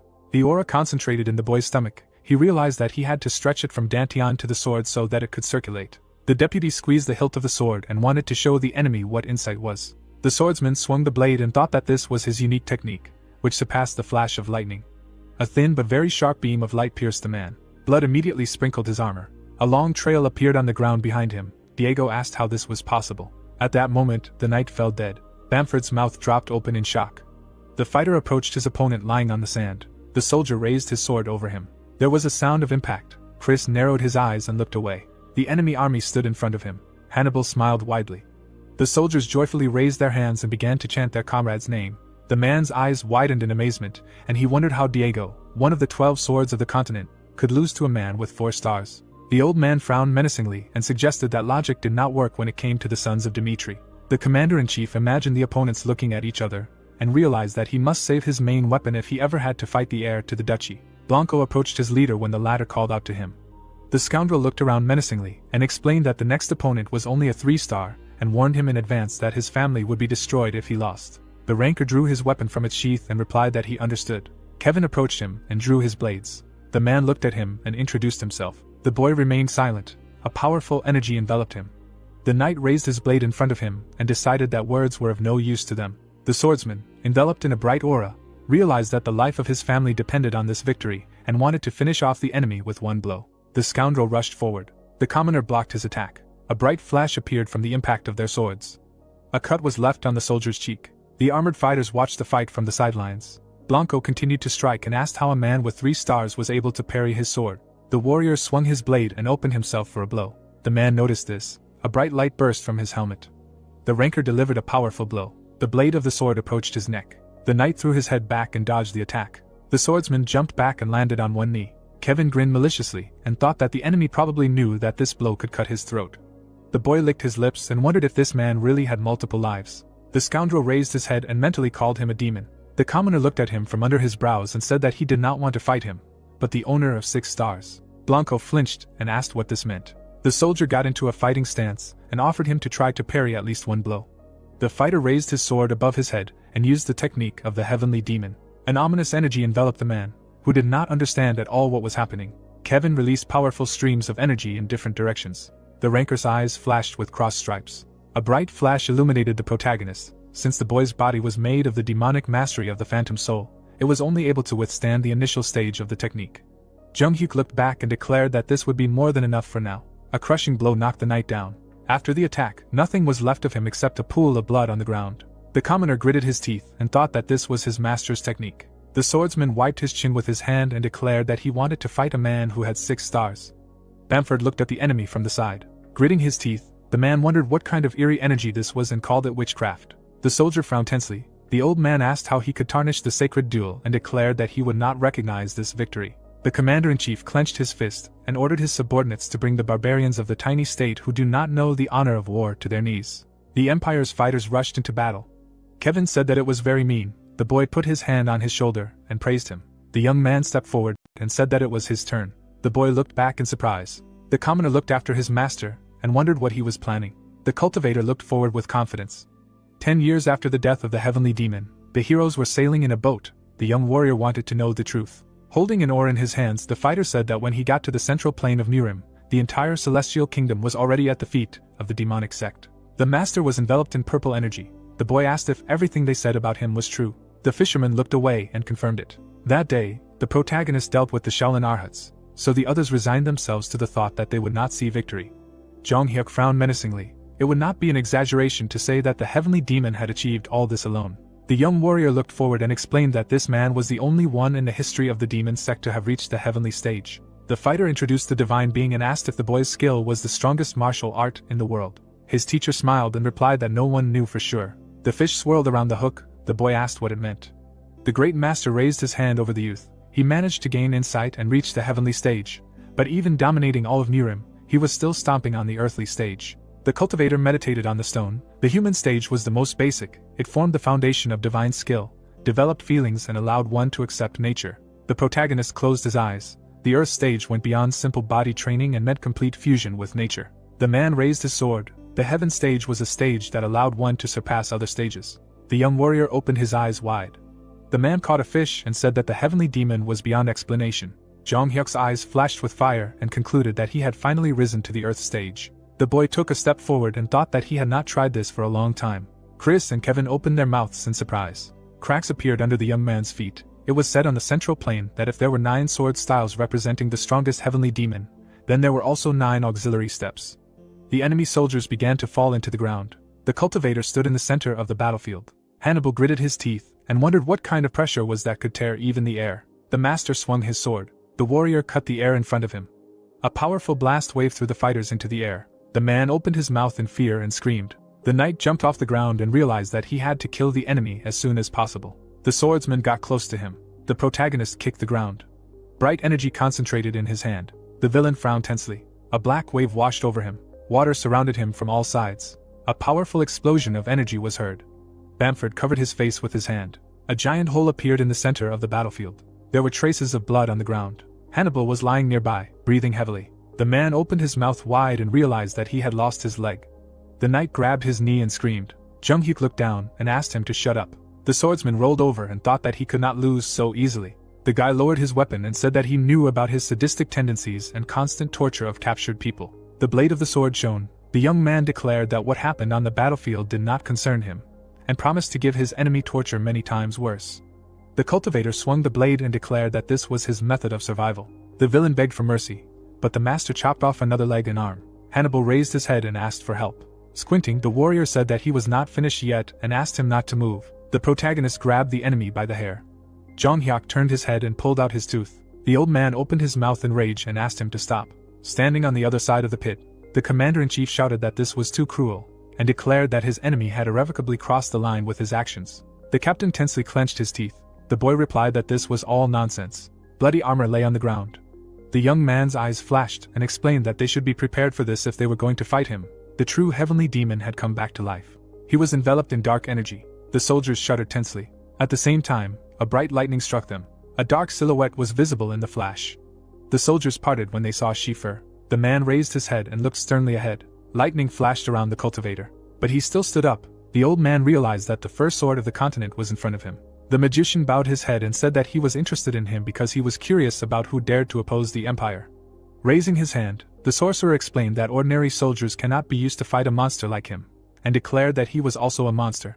A cloud of energy appeared in his hand. The 8th circle is a level whose existence in reality is questionable. The villain, shrouded in a blue aura, recognized his opponent and decided to fight him with all his might. The villain opened his eyes wide and challenged him to try to hold out.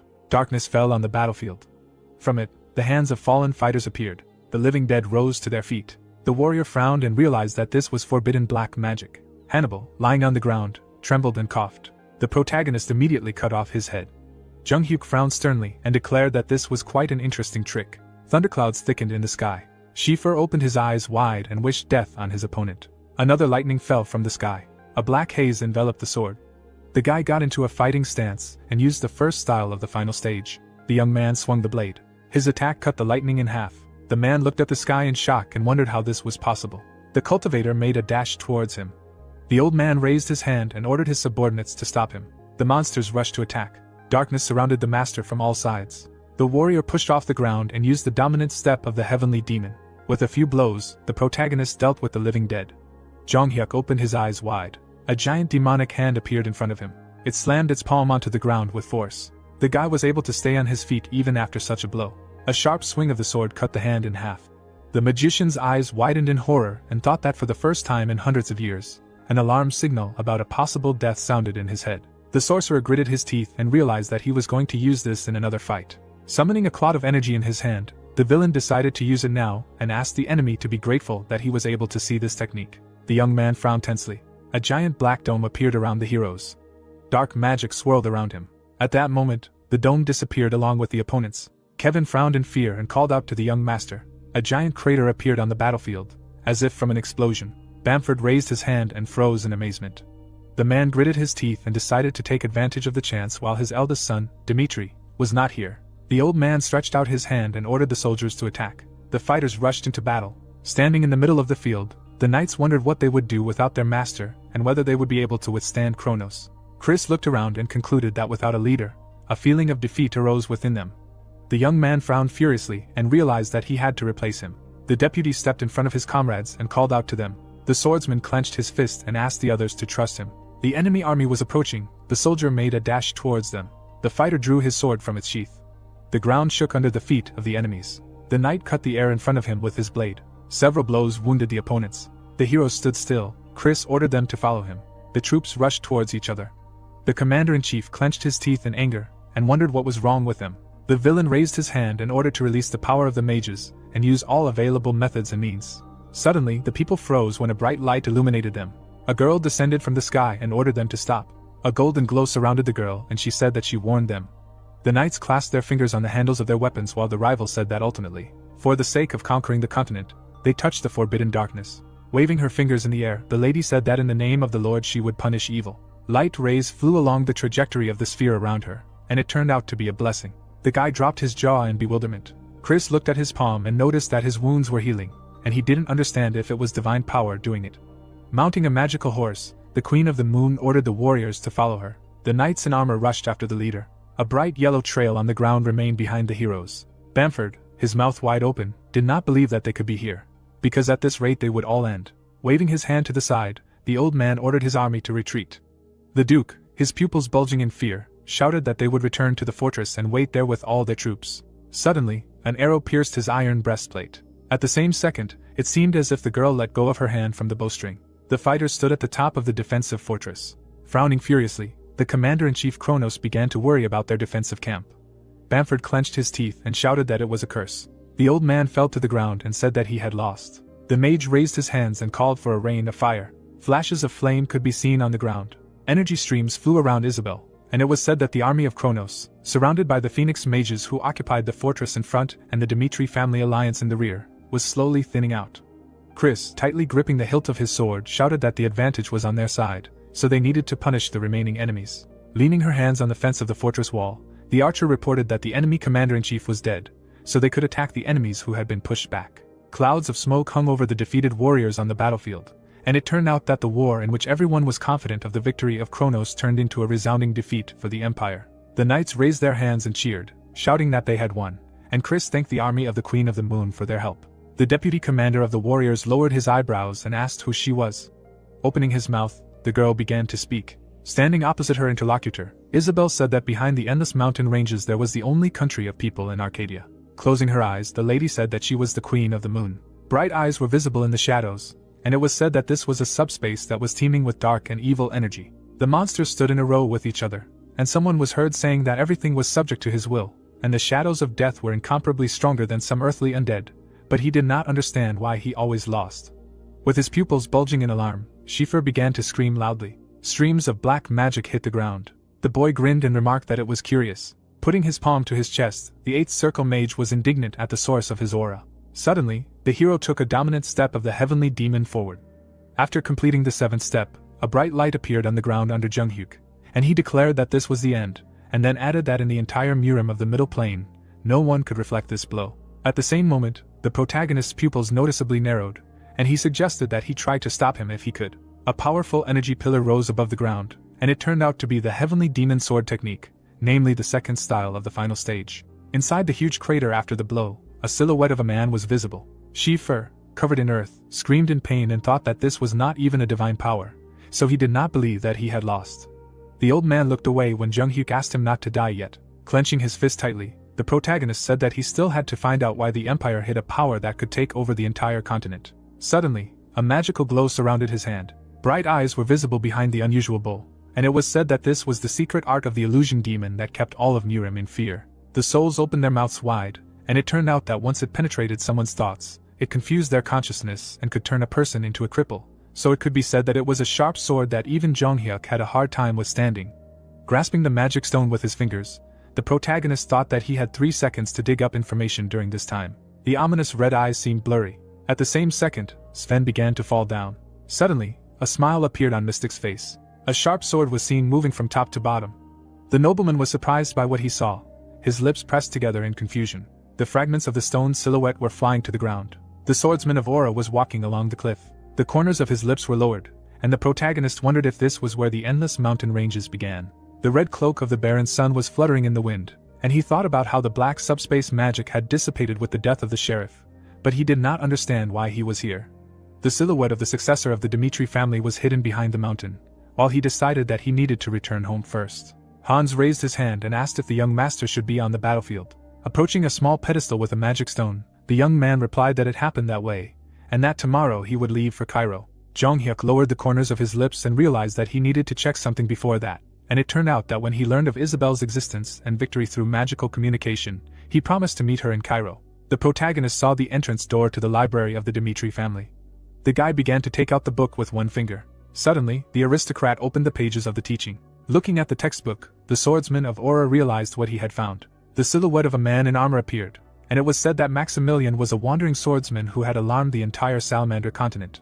The knight's coffin was strewn with white flowers, and it turned out that he had managed to attract the attention of Emperor Kronos and rise to the title of Count, after which he devoted his entire life to this empire and met a peaceful death at the end of history. Squinting his eyes, the protagonist thought about the fact that Sven was the name of the shadow that attacked the lands of the Dmitri family. The guy in the cloak turned his head back slightly, and the book said that Mystic's identity was questionable, because he managed to develop magic that controlled space, raising a new wave of noise on the continent, but at some point disappeared without a trace. The old man looked to the side, and it turned out that this was the genius magician of antiquity Ellington, and even the eldest son in the family, and he was mentioned by several names, such as Sherney, Scherf, Schiefer, and so on. Lowering his chin, Jung-hyuk decided that this was not all, because he needed to check another name that popped into the sheriff's memory. The book was sealed with a gold chain, and it spoke of Alexander the Great, who was the creator of the aura. The moon was shining brightly in the sky above the elegant castle. Suddenly, the man's pupils noticeably narrowed in fear. Emperor Kronos jumped out of bed in bewilderment, and began to exhale heavily. Opening his mouth, he asked if there was anyone here. The guards were standing near the doors to the room, from behind which a cry was heard that the king was asking if there was anyone here. At the same second, the ruler grabbed his head with his hand. It seemed like someone was quickly walking along the corridor of the palace. Moving his hands back and forth, the guy thought about the fact that 300,000 elite soldiers of the Duke of Bamford suffered a major defeat at the hands of the successor of the Dmitri family. So he imagined how angry the emperor would be. Gritting his teeth tightly, the assistant mentally said that the commander-in-chief Kronos was a damned man, because he was so confident in victory. And everything ended terribly. An empty throne was visible on a high pedestal. A moment later, the door to the room opened slightly, and the servants greeted His Majesty the Emperor. Clenching his hand into a fist, the man moved forward. His black robe fluttered in the wind. Sitting on the throne, the ruler admitted that he was aware of the responsibility for the war, which had begun for no good reason. Frowning menacingly, the king declared that he was therefore declaring a temporary truce. His mouth wide open, the subordinate was indignant at this. Raising his palm, the assistant shouted that even if they had failed in the battle with the heir to the family line, Dmitri, part of the troops were already heading to Umberto and Odelia to implement the plan. No one understood what kind of truce, and the emperor lowered the corners of his mouth and began to speak. Looking down, the man asked if his servant was ready to go against the order. Suddenly, the boy's pupils noticeably diminished in alarm. Putting his palm to his chest, the subordinate replied that this was absolutely not true, after which he added that he would follow the will of His Majesty and declare a temporary truce. The servants bowed to the leader at the same time, and it was said that due to the decree of the Emperor Kronos, the plot took an unexpected turn. At the same time, the news of the victory on the Western Front brought a festive atmosphere to the capital of Cairo, and the citizens joyfully rejoiced, raising their hands to the sky. Lowering his chin, Jung-hyuk introduced himself as a member of the Duchy of the Dmitri family line. Isabel looked at the interlocutor, and said that she was the ruler of the kingdom of the moon. Suddenly, the heroes sat down at the dinner table. Frowning, the protagonist noted that the historical figures who appeared on the pages of ancient books, namely Sven, Mystic, Schiffer and Alexander, were people who should not exist in the present, but they themselves openly walked around Kronos. The girl closed her lips in confusion, until the aristocrat said that he would ask her directly about what this empire was hiding. The ruler closed her eyes and explained that in order to understand the truth, he needed to know about the moon's prophecy from God. It seemed like a wind was blowing through the wide open doors, and the lady explained that long ago in the distant past, the doors of the world opened and icy energy enveloped the lands in cold, and the disaster that walked the world lasted for an eternity. A huge tree towered towards the sky, and Isabel noticed that in fact, the Arcadia world tree froze shortly after God's prophecy. Lowering his brow, the aura swordsman wondered if this was the same world tree that the brown stone spoke of. Lowering her head, the girl explained that the disaster was not the cold or death at all, but the true meaning was that a man fell through the open doors of the world onto the salamander continent. A bright flash of light was seen from the open doors, and the protagonist thought about the man who had fallen to the continent. Streams of magic emanated from the boy's body, and the Queen of the Moon said that this man, who had a greedy nature and ambition, accepted the power of darkness and absorbed the empire of Kronos. Sitting on a chair, the lady noted that their ancestors had been holding back the disaster for generations, acting as guardians, but now they had reached their limit. Lowering his chin, the Baron's son asked who this person was. Opening his mouth, the ruler answered that it was Alexander, who became the emperor of Kronos and created the aura. Jonghyuk's eyes widened in alarm, realizing that with his birth, the swordsmen of the aura were born and the knights gained power. The old man extended his hand forward, and Isabel explained that this king was a soul from another dimension that had inhabited this body, and that he was a creature that came from another world and knew how to control the aura.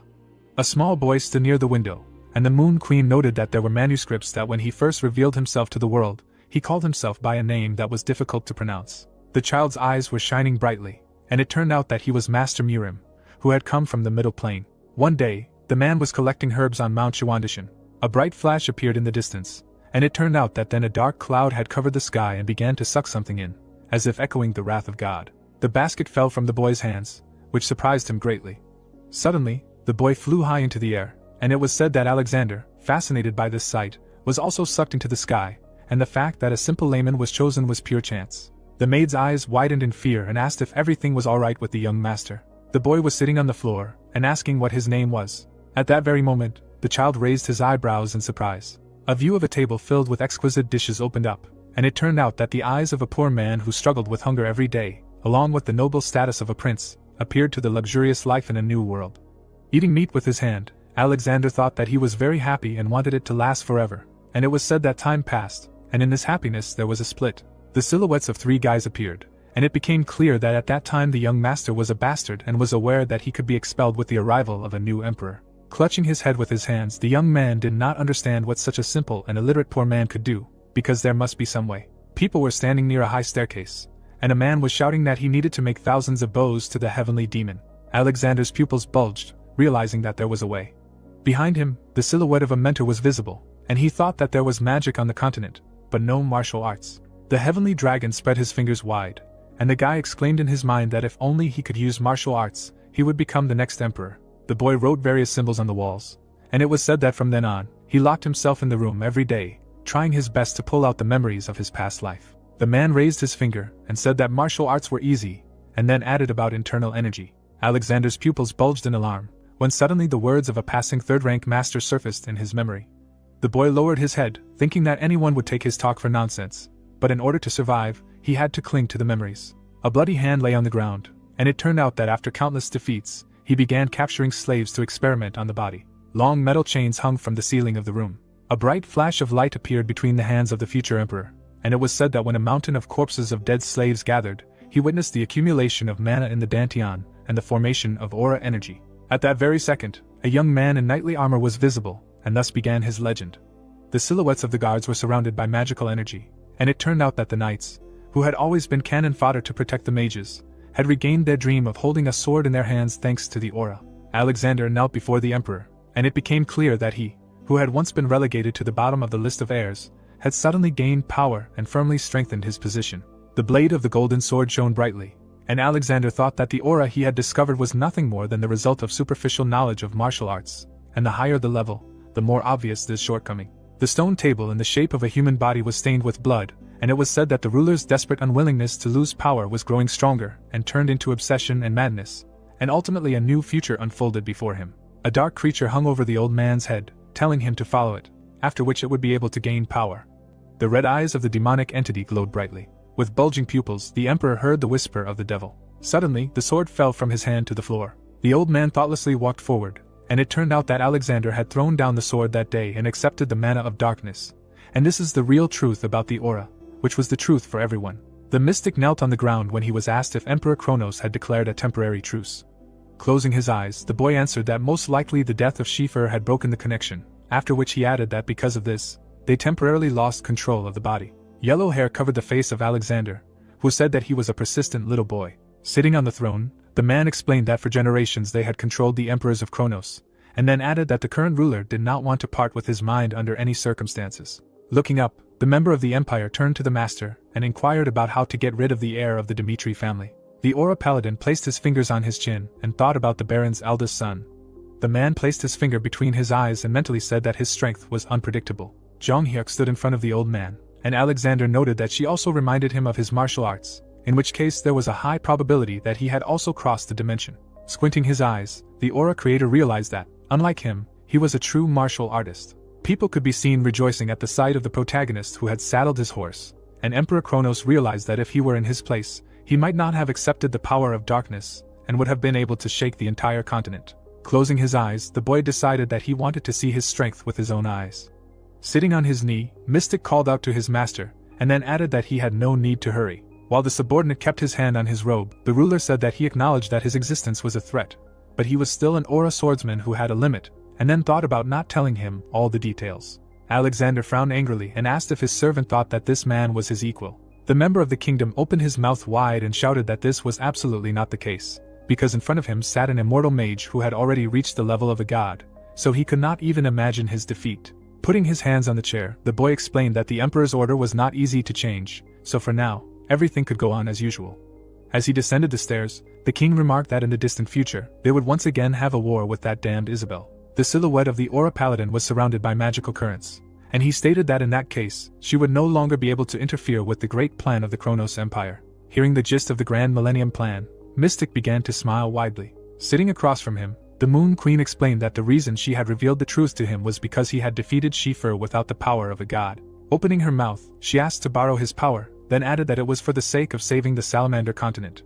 Frowning angrily, the protagonist replied that he did not want it. Lowering her chin, the ruler asked if he would turn his back on humanity. Sitting on a chair, Junghyuk noted that this was another matter, then added that he would go all the way and bring about the death of the enemy of the Dmitri family, namely the Kronos Empire. Closing his eyes, the protagonist objected that he was not someone who was willing to sacrifice himself for the continent. With her eyebrows lowered, Isabel stated that they had the same goal, and then asked if that meant he had no reason to refuse.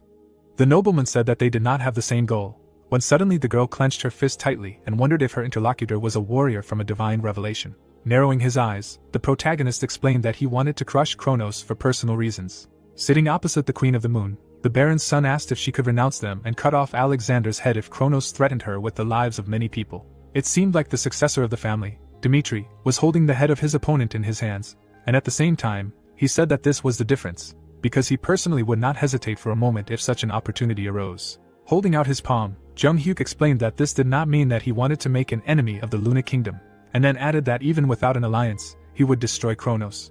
Isabel looked ahead while the protagonist said that this was the only promise he could make to her as a selfless protector of Salamander. The girl narrowed her eyes, not understanding what was going on in his head. Walking down the corridor, the guy asked about the situation, and it turned out that the decree on a temporary truce had changed the situation. The informant opened his mouth wide and exclaimed that everything was going according to plan, because the soldiers had teleported to the capitals of the Umberto and Odelia kingdoms, and then added that the Odelia kingdom was currently holding the fortress defense, but they had almost defeated its army. The advisor noted that the longest time was a couple of days, because soon both kingdoms would announce their capitulation, to which the young man slightly bowed his head and declared that it was too late to back down. The knights were approaching the castle, and it was said that attacking the Dmitri family line with the 300,000 army of Duke Bamford, deceiving the kingdoms of Umberto and Odelia under the pretext of an alliance, was an ideal plan, and it was assumed that the capture would take place without losses. The emperor frowned angrily, and the subordinates thought that they had half achieved success, but the emperor's decree tied their hands and feet. Looking at the marquis's back, the informant clarified what they should do, to which he replied that first of all they needed to continue following the plan.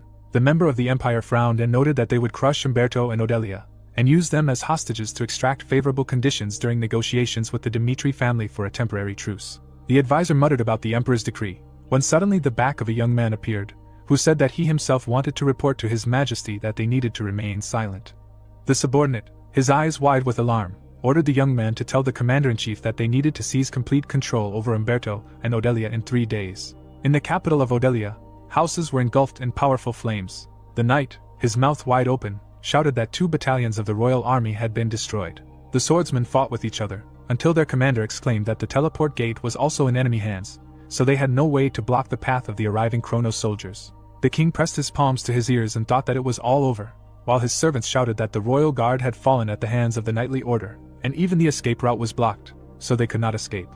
It seemed like the knights were piling on each other, and the ruler remembered that when he planned the future with Chronos, he believed that although it was a cowardly, it was the right choice for the future of the kingdom, but the reality that unfolded before his eyes was absolutely hopeless. Doors framed with golden patterns appeared, and they began to knock loudly. The emperor waved his hand and shouted that the fortress gates must not be opened under any circumstances. The magic crystal in front of the servant's face began to glow brightly. Putting his palms forward, the guy exclaimed that the successor of the family line, Dimitri, had won the battle with the Chronos Empire alone.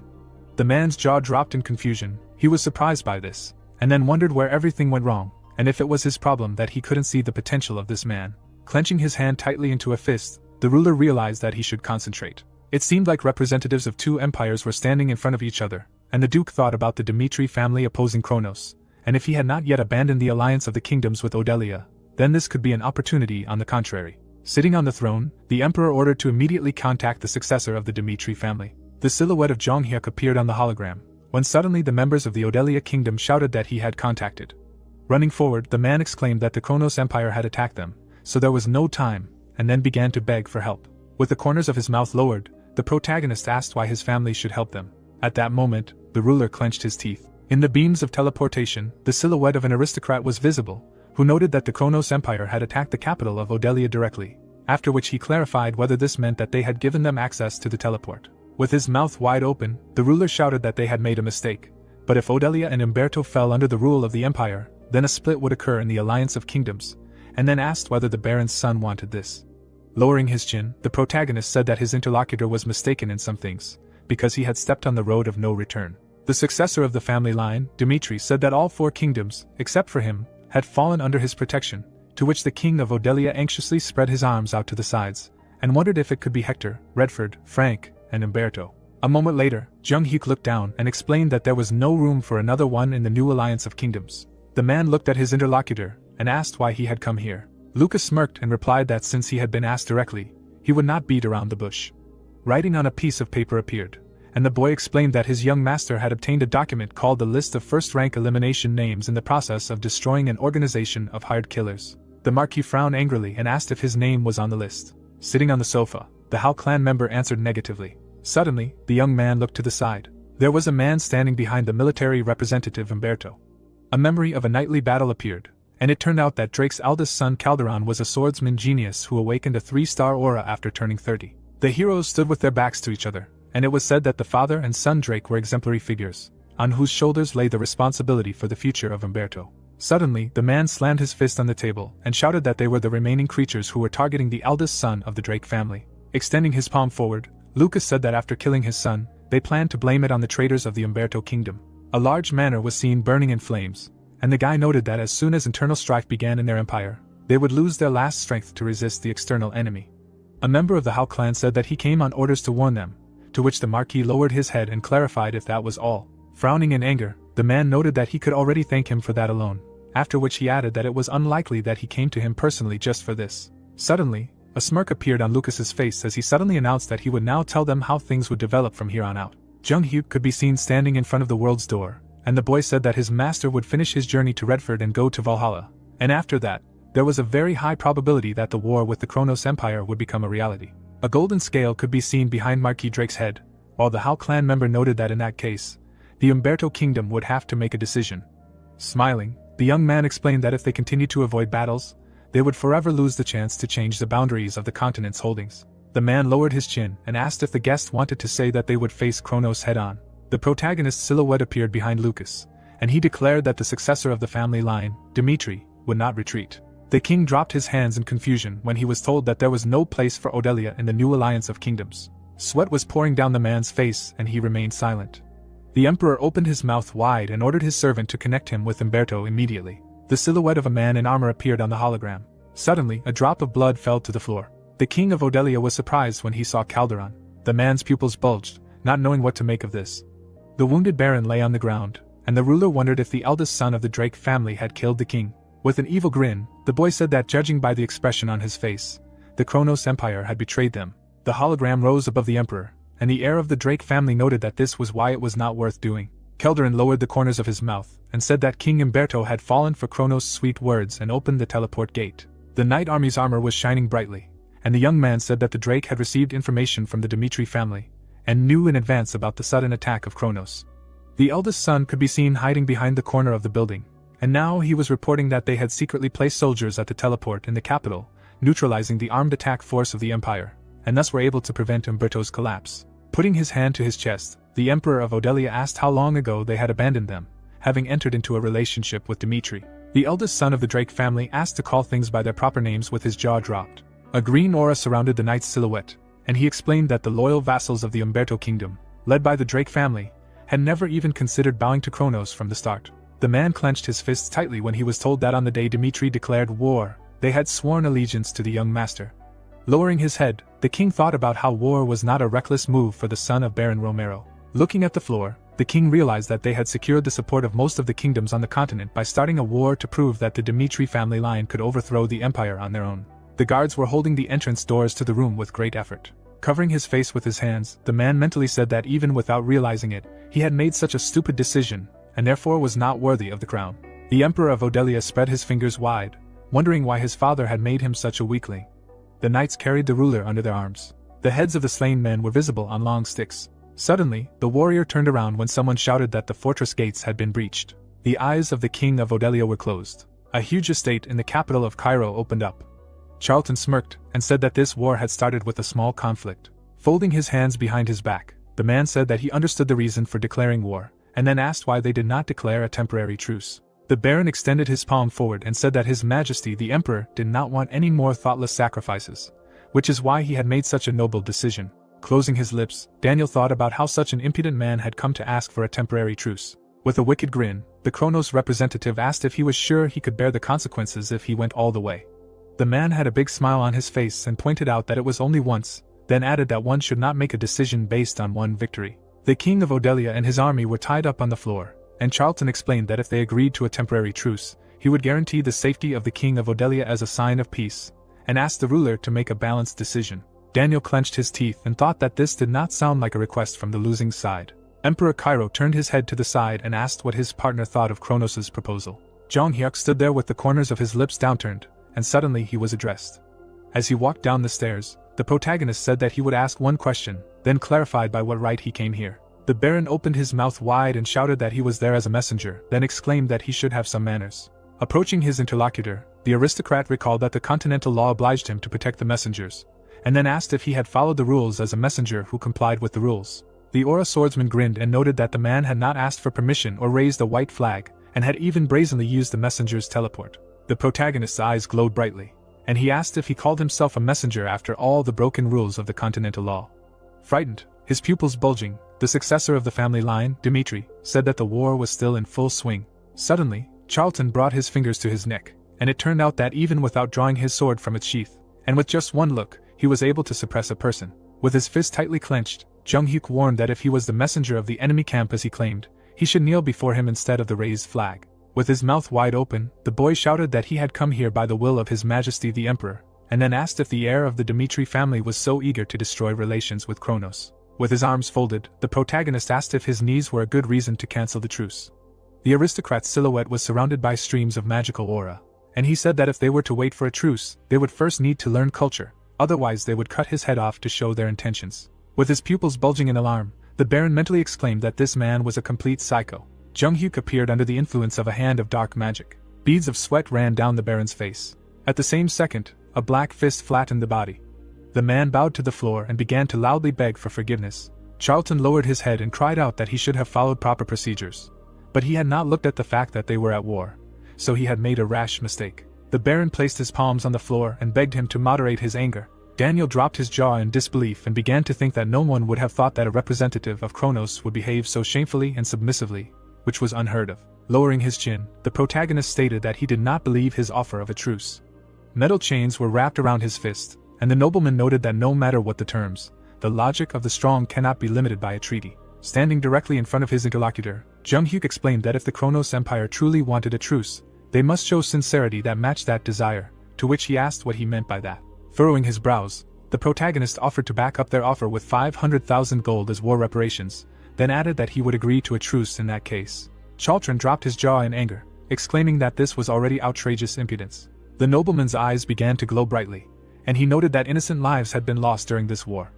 A battlefield filled with wounded soldiers opened up, and the Aura swordsman said that the state had an obligation to prove to its citizens that their families had not died in vain. The Baron sat on the floor in front of the protagonist, while he stated that if they could not accept his terms, they would continue the war. The man asked him if he meant to say that the kingdom of Odelia was not included in the terms. His eyes wide with alarm. The head of the family's son, Dmitri, looked down and asked why he should care about the fate of those who were in no way related to his people. Charlton looked into the cold, terrifying eyes of the successor to the family line and knew in the depths of his soul what kind of person he really was. The view of the Gothic castle of the Kronos Empire opened up and someone was heard talking about the current situation. The assistant bowed his head to the floor and noted that the emperor could only give an order and they would stop the negotiations and show the world the greatness of their kingdom. Putting his fingers to his forehead, Alexander stated that he had given a clear order to ensure the success of these negotiations. The Baron looked up sharply when he heard the king begin to talk about this insolent demand for 500,000 gold. The guards stood on either side of the subordinate, while the emperor declared that this angered him far less than the fact that he had knelt before him. Suddenly, the lord made a gesture with his finger. At the same moment, the knights crossed their swords in front of the Baron's body. The man's pupils visibly narrowed in fear, and he shouted that he had committed a grave sin that deserved death, so he begged for forgiveness just this once. Narrowing his eyes, Alexander explained that this temporary truce would be the final step before the continent itself would be conquered. Majestically spreading his arms out to the sides, the emperor declared that in the future of the empire that Kronos represented, even when they were defeated, dignity must never be tarnished for anything. Pointing his finger forward, the king asked the subordinate to accept death with honor, to which he shouted that he had dedicated his entire life to Kronos. Charlton, his pupils wide, declared that he had groveled like a dog before his orders, and now he was going to be executed for just one bow. A moment later, the man shouted that his spirit would haunt him after death, when suddenly blood splashed from his body. It seemed that the head of his subordinate lay meekly on the floor. Behind the emperor, the silhouette of Alexander from the past appeared. Smiling widely, the lord mentally said that he was incredibly curious to know who the successor of the family line, Dmitri, really was. Suddenly, beams of magical energy hit the cliff, and the paladin of the aura asked to be allowed to show the reason why he had to abandon martial arts and choose magic. A small grin appeared on Alexander's face. A view of the houses in the capital of Odelia opened up before him. A magic seal appeared between the man's palms, and words in an unknown language were heard. At the same second, a dark beam rose to the heavens. A moment later, huge stones began to fall straight from the clouds. The boulder caught fire from the use of magic powers. Suddenly, a meteor fell on the houses in the city, and it turned out that the capital of Odelia was wiped off the face of the earth with one spell. Alexander watched the wisps of white smoke. The creator of the aura looked down, and wondered how much time it would take him to bring the entire capital to such a state. It was said that the Kronos Empire declared a truce with the Dmitri family, when suddenly the citizens raised their hands up and did not understand what kind of madness this was, and were surprised that the enemies agreed to pay war reparations in the form of 500,000 gold. The guys closed their eyes with joy, and the townspeople wondered about the fact that the young master unleashed a war, and the Kronos Empire was paying reparations, after which they exclaimed that this was incredible, but in fact this means that the enemy empire admitted defeat. The people of the continent raised their fists to the sky, and it turned out that their joy did not last even a day. People in dark robes wandered around the ruined land, and it was said that the news of Odelia's destruction spread quickly. Lucas lifted the bandage on his neck with his fingers and thought about how the city was destroyed so quickly that even the intelligence agents did not report it in time. Looking at the cracks in the ground, the boy realized that this was only possible with magic. Suddenly, the Hao clan member looked back as someone shouted that this was some kind of nonsense. Walking closer to the man in black robes, the boy asked if something was right, to which he shouted that such a thing should not happen in principle. Holding a magic item in his hands, the man shouted that one detection of the residual mana in the capital was enough to break the mana detection device. The mage's pupils visibly narrowed and he said that it was 8th circle magic, although it should have been a spell beyond that. Lucas' jaw dropped in disbelief, wondering if it was a spell beyond the 8th circle. After that, it was said that representatives from the 6 nations, excluding the fallen kingdom, had convened a meeting, when the man suddenly furrowed his brows and noted that according to witnesses, massive objects had fallen from the sky, and then added that they had wiped out the capital in an instant. Sweat trickled down his cheeks and he said that such power could not belong to a human.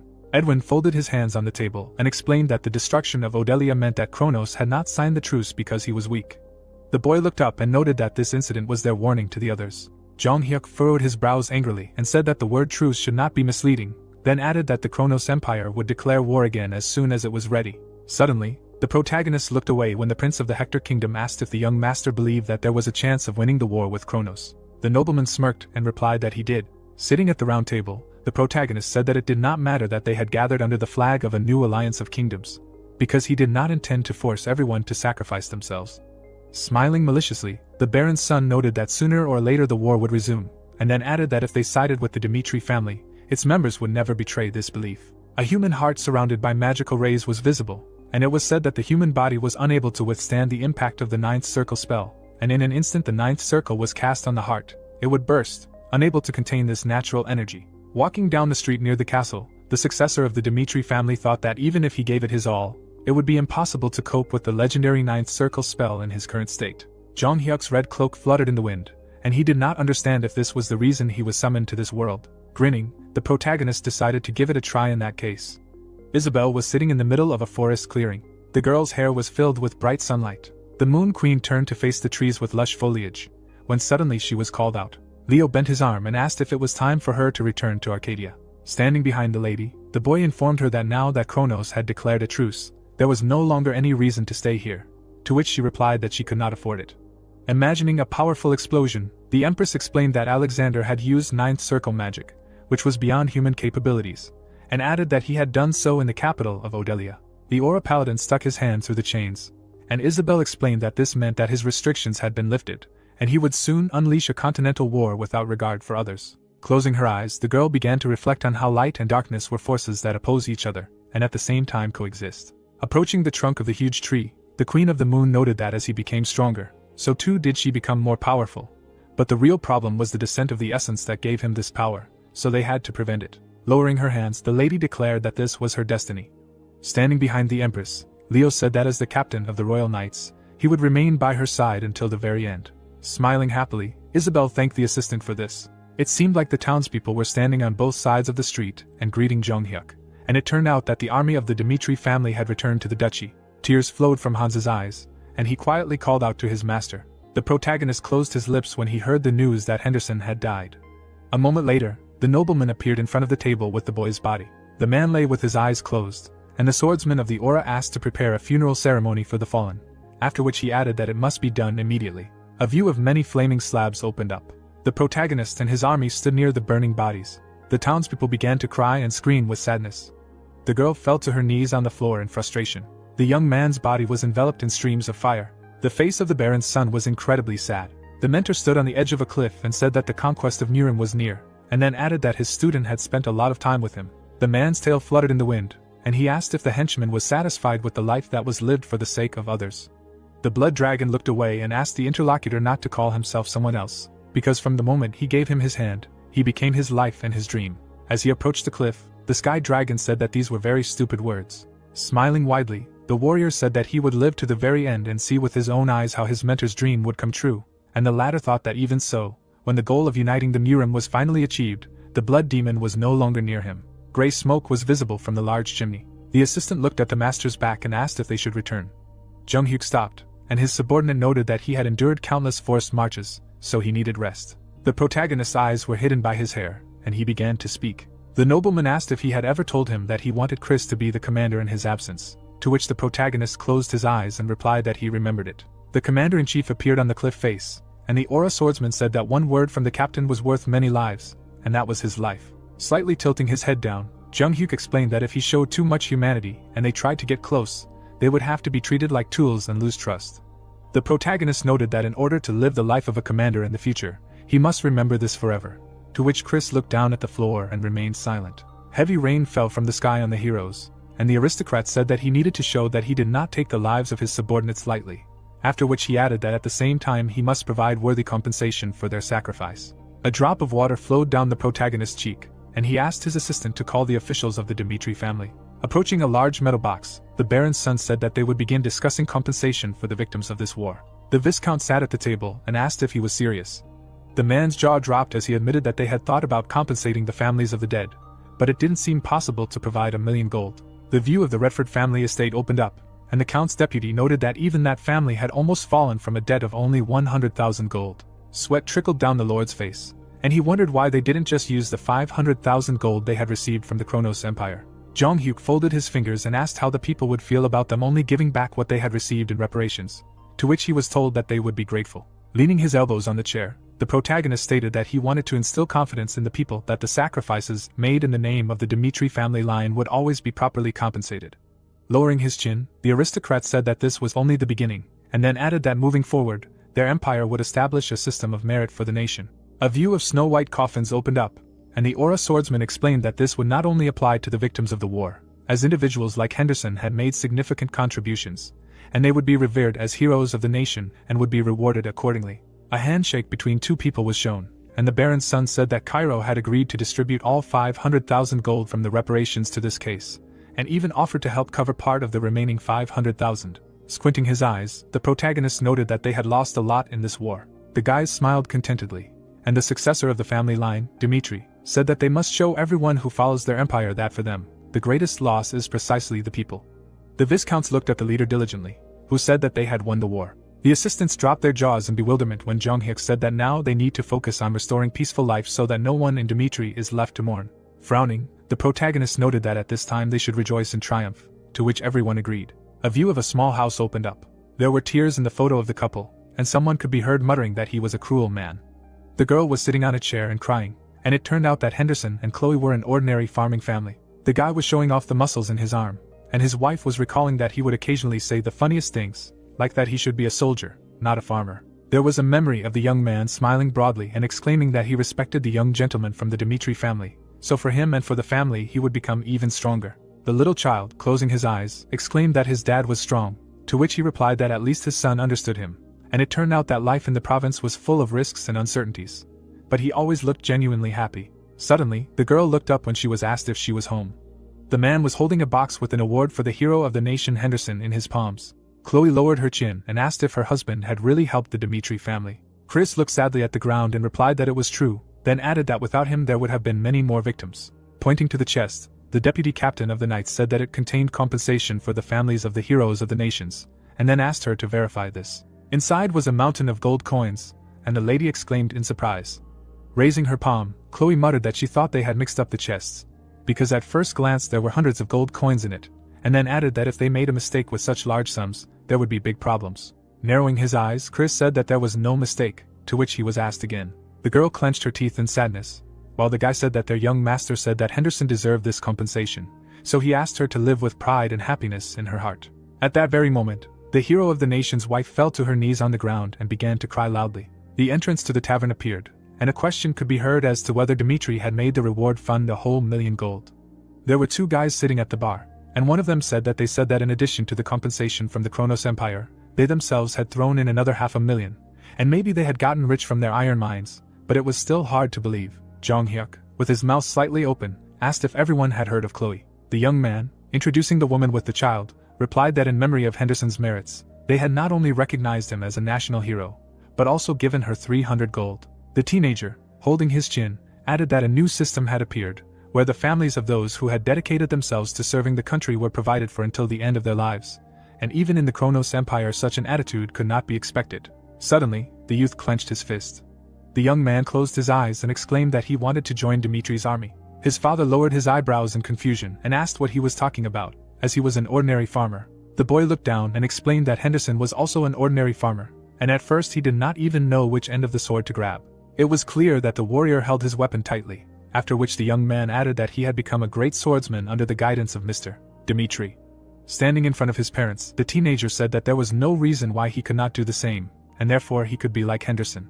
Small houses appeared in the distance, and then the youth exclaimed that he would return safe and sound, and it was also said that one day people would remember these times, and this phenomenon would be known as Henderson syndrome. After some time, Edwin, looking at his father, asked if he had heard of war compensation in the Duchy of Dmitri. The man, looking down, replied that Dmitri had finally defeated Kronos and forced them to sign a truce, and he was truly an outstanding man. Squinting, the prince noticed that Hector had now crossed the point of no return. Placing his palm on his chest, the boy added that they could no longer live under the same sky with the Kronos Empire, and therefore offered to do great things together with Dmitri. The lord, sitting on the throne, said that from this moment on, Hector would begin preparing for war with Kronos. Suddenly, Rondon, opening his mouth wide, shouted that they were deeply indebted to the heir of the Dmitri family, and Dmitri. The knights were near the king, and he said that if it were not for them, Redford would have set out on the path of self-destruction. Stretching out his hand, the man asked to remember that the moment Dmitri decided to go to war, they would demonstrate the blades along with them. A tall building appeared, and it was heard that they were for Redford, and also that Dmitri should bless himself. It was seen how the gentleman put his palm in front of him. Danielle's expression was stern, and it was said that Cairo, Umberto, Frank, and everyone else supported this sentiment, and thus began the First Continental War. The guy put his head on his hand, and at that moment the protagonist explained that Kronos was defeated for the first time, while Valhalla remained neutral. Frowning seriously, the protagonist added that the old alliance had transformed into a new alliance of kingdoms, centered around Dmitri.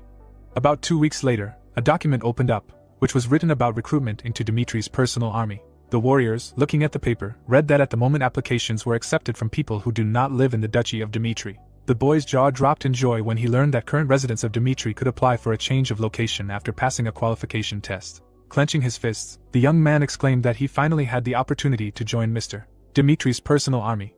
The boys raised their hands in satisfaction, and it was heard that a lot of soldiers from Dmitri's standing army would also show up, and a huge crowd was expected. There were many young people on the street, and one of them shouted that he had to pass this time. The salamander card was shown, and Jong Hyuk said that the moment the news spread, a wave of excitement swept across the continent, far beyond Dmitri itself. After a while, a letter appeared on the table, and the count asked what it was. Logan, holding his hands behind his back, said that as he could see, it was a resignation letter, and he decided that he could no longer achieve what he wanted here. Suddenly, Clive tore up the document, and objected that there was no way. Opening his mouth wide, the man asked where he was going and who dared to take the swordsman away from home. Closing his eyes, the ranker replied that he was not planning on transferring to another house within Valhalla, after which the gentleman asked where. Then the guy opened his mouth slightly. Introducing a serious aristocrat, the swordsman said that he could not get out of his head how the heir of the family, Dmitri, proved his valor at the festival. The warrior, lowering his eyebrows, added that Valhalla had lost all its romanticism, and there was not a trace of military honor left on this land. Sweat suddenly ran down the count's face, hearing that no matter what conditions he proposed, he would not stop him. A moment later, Logan turned around and said that the dream he pursued as a warrior existed only with Dmitri. The ranker thanked him for everything, and at that very second Clive's pupils turned white. A huge building appeared in the distance, and a man could be heard addressing a boy. There were people sitting at the tables, and someone said that he had once been a knight of a respected man in Umberto. But after he learned about Henderson, it all seemed to lose its meaning. Suddenly, the knight put down his glass and laughed. The warrior, smiling, noted that he looked quite old, and then asked where he was from. The guard, turning his gaze to the side, said that he came from Frank, and at that moment the guy clarified what made him make this long journey. The swordsman, raising the corners of his lips, replied that as soon as he heard that Dmitri's hero was recruiting warriors for his personal army, he immediately dropped everything and ran here. Looking down, the fighter added that if he was destined to live his life on the edge, he would prefer to serve someone who treats death responsibly, to which the young man noted that it was well said. Grabbing a large mug, the young man said that he was from Hector, and this call lit a fire in him. The warrior turned sharply and asked the stranger where he was from. The guard, with his mouth slightly open, said that he was from Frank and was not interested in their conversation, and therefore should not pester him. Smiling, the knight said that he was lying, because Frank did not have such an accent. Sweat ran down the hooded boy's face, hearing that from his experience he would say that he was from the Empire of Kronos. One of the teenagers turned his gaze to the side, and at that moment the fighter said that he understood their reaction to a resident of a hostile nation. Placing his palm on the table, the young man exclaimed that he was from Kronos. Squinting, the warrior added that he was already sick of the evil actions of the Empire. Clenching his fist, the guard explained that, at least as a father, he decided that he could not raise children in such a country. Then the youth grabbed the gold pendant. The boys stood in front of him, and they could hear that it turned out that he had run away with his family in the middle of the night, and it was true that it was also quite cruel there, and there were rumors that Baron Charlton had been executed. The knight, scratching his head, said that even if people from Kronos were flocking here, it would be almost impossible to pass the test. After some time, the guy, walking behind Jonathan, asked how many candidates he thought there would be this time. The captain, lowering his eyebrows, replied that even when the heir to the family, Dmitri, was not as famous as he is now, there were many candidates. Frowning, the man said that at least 10,000 could see, which made the youth exclaim that it was unimaginable. Moving his feet, the captain of the knightly order of the family Dmitri added that they had already begun to accept applications, and thousands were expected today alone. Jonathan looked ahead in bewilderment, and a commotion could be heard. Someone asked the captain for help, and he, pursing his lips, wondered if there really were more than 10,000 of them. The man picked up the letter. Through the sweat on his face, the captain of the knightly order of the Dmitri family read that his name was Faber, and that he would be 39 years old this year, and that he had previously served as a member of the knightly order of the prestigious house of Umberto, and that he was currently capable of manifesting a 3-star aura. Opening his mouth, the warrior was very surprised that the swordsman was so eager to join not even a knightly order, but an ordinary private army. The guy, lowering his head, said that he did not expect that even such people would respond to the recruitment ad. The knight showed up, after which Jonathan muttered that in addition to Faber, there were many talents gathered here. Imagining the formidable protagonist, the captain thought that they all came to learn from the young master, and that was precisely why they were here. Suddenly, the man narrowed his eyes in bewilderment. Leaning on the table, the warrior asked how he got here. A former commander of the Knights of the Memphis family of the Kronos Empire named Fred was visible. After some time, a view of the palace opened up. The Marquis, lowering his eyebrows, said that just one victory, and they flew to Dmitri, and then clarified what he had just said. The guy, touching his shoulder, said that Commander Fred had not reported for duty for a whole week. The Duke, sitting at the table, exclaimed that he should send someone to check on him, to which he received the answer that there was no one in his house. The Lord's pupils narrowed from the fact that the assistant said that today they had received confirmation that Commander Fred and his family had used the teleportation gate. A magical portal appeared, and the young man added that the destination was Cordes. Imagining people in hoods, the nobleman thought that Cordes, the lands captured by the heir of the Dmitri family. The Baron clenched his fist and asked if the commander of the Memphis family knights had defected to Dmitri. Suddenly, the Marquis knelt down and explained that this was the current situation.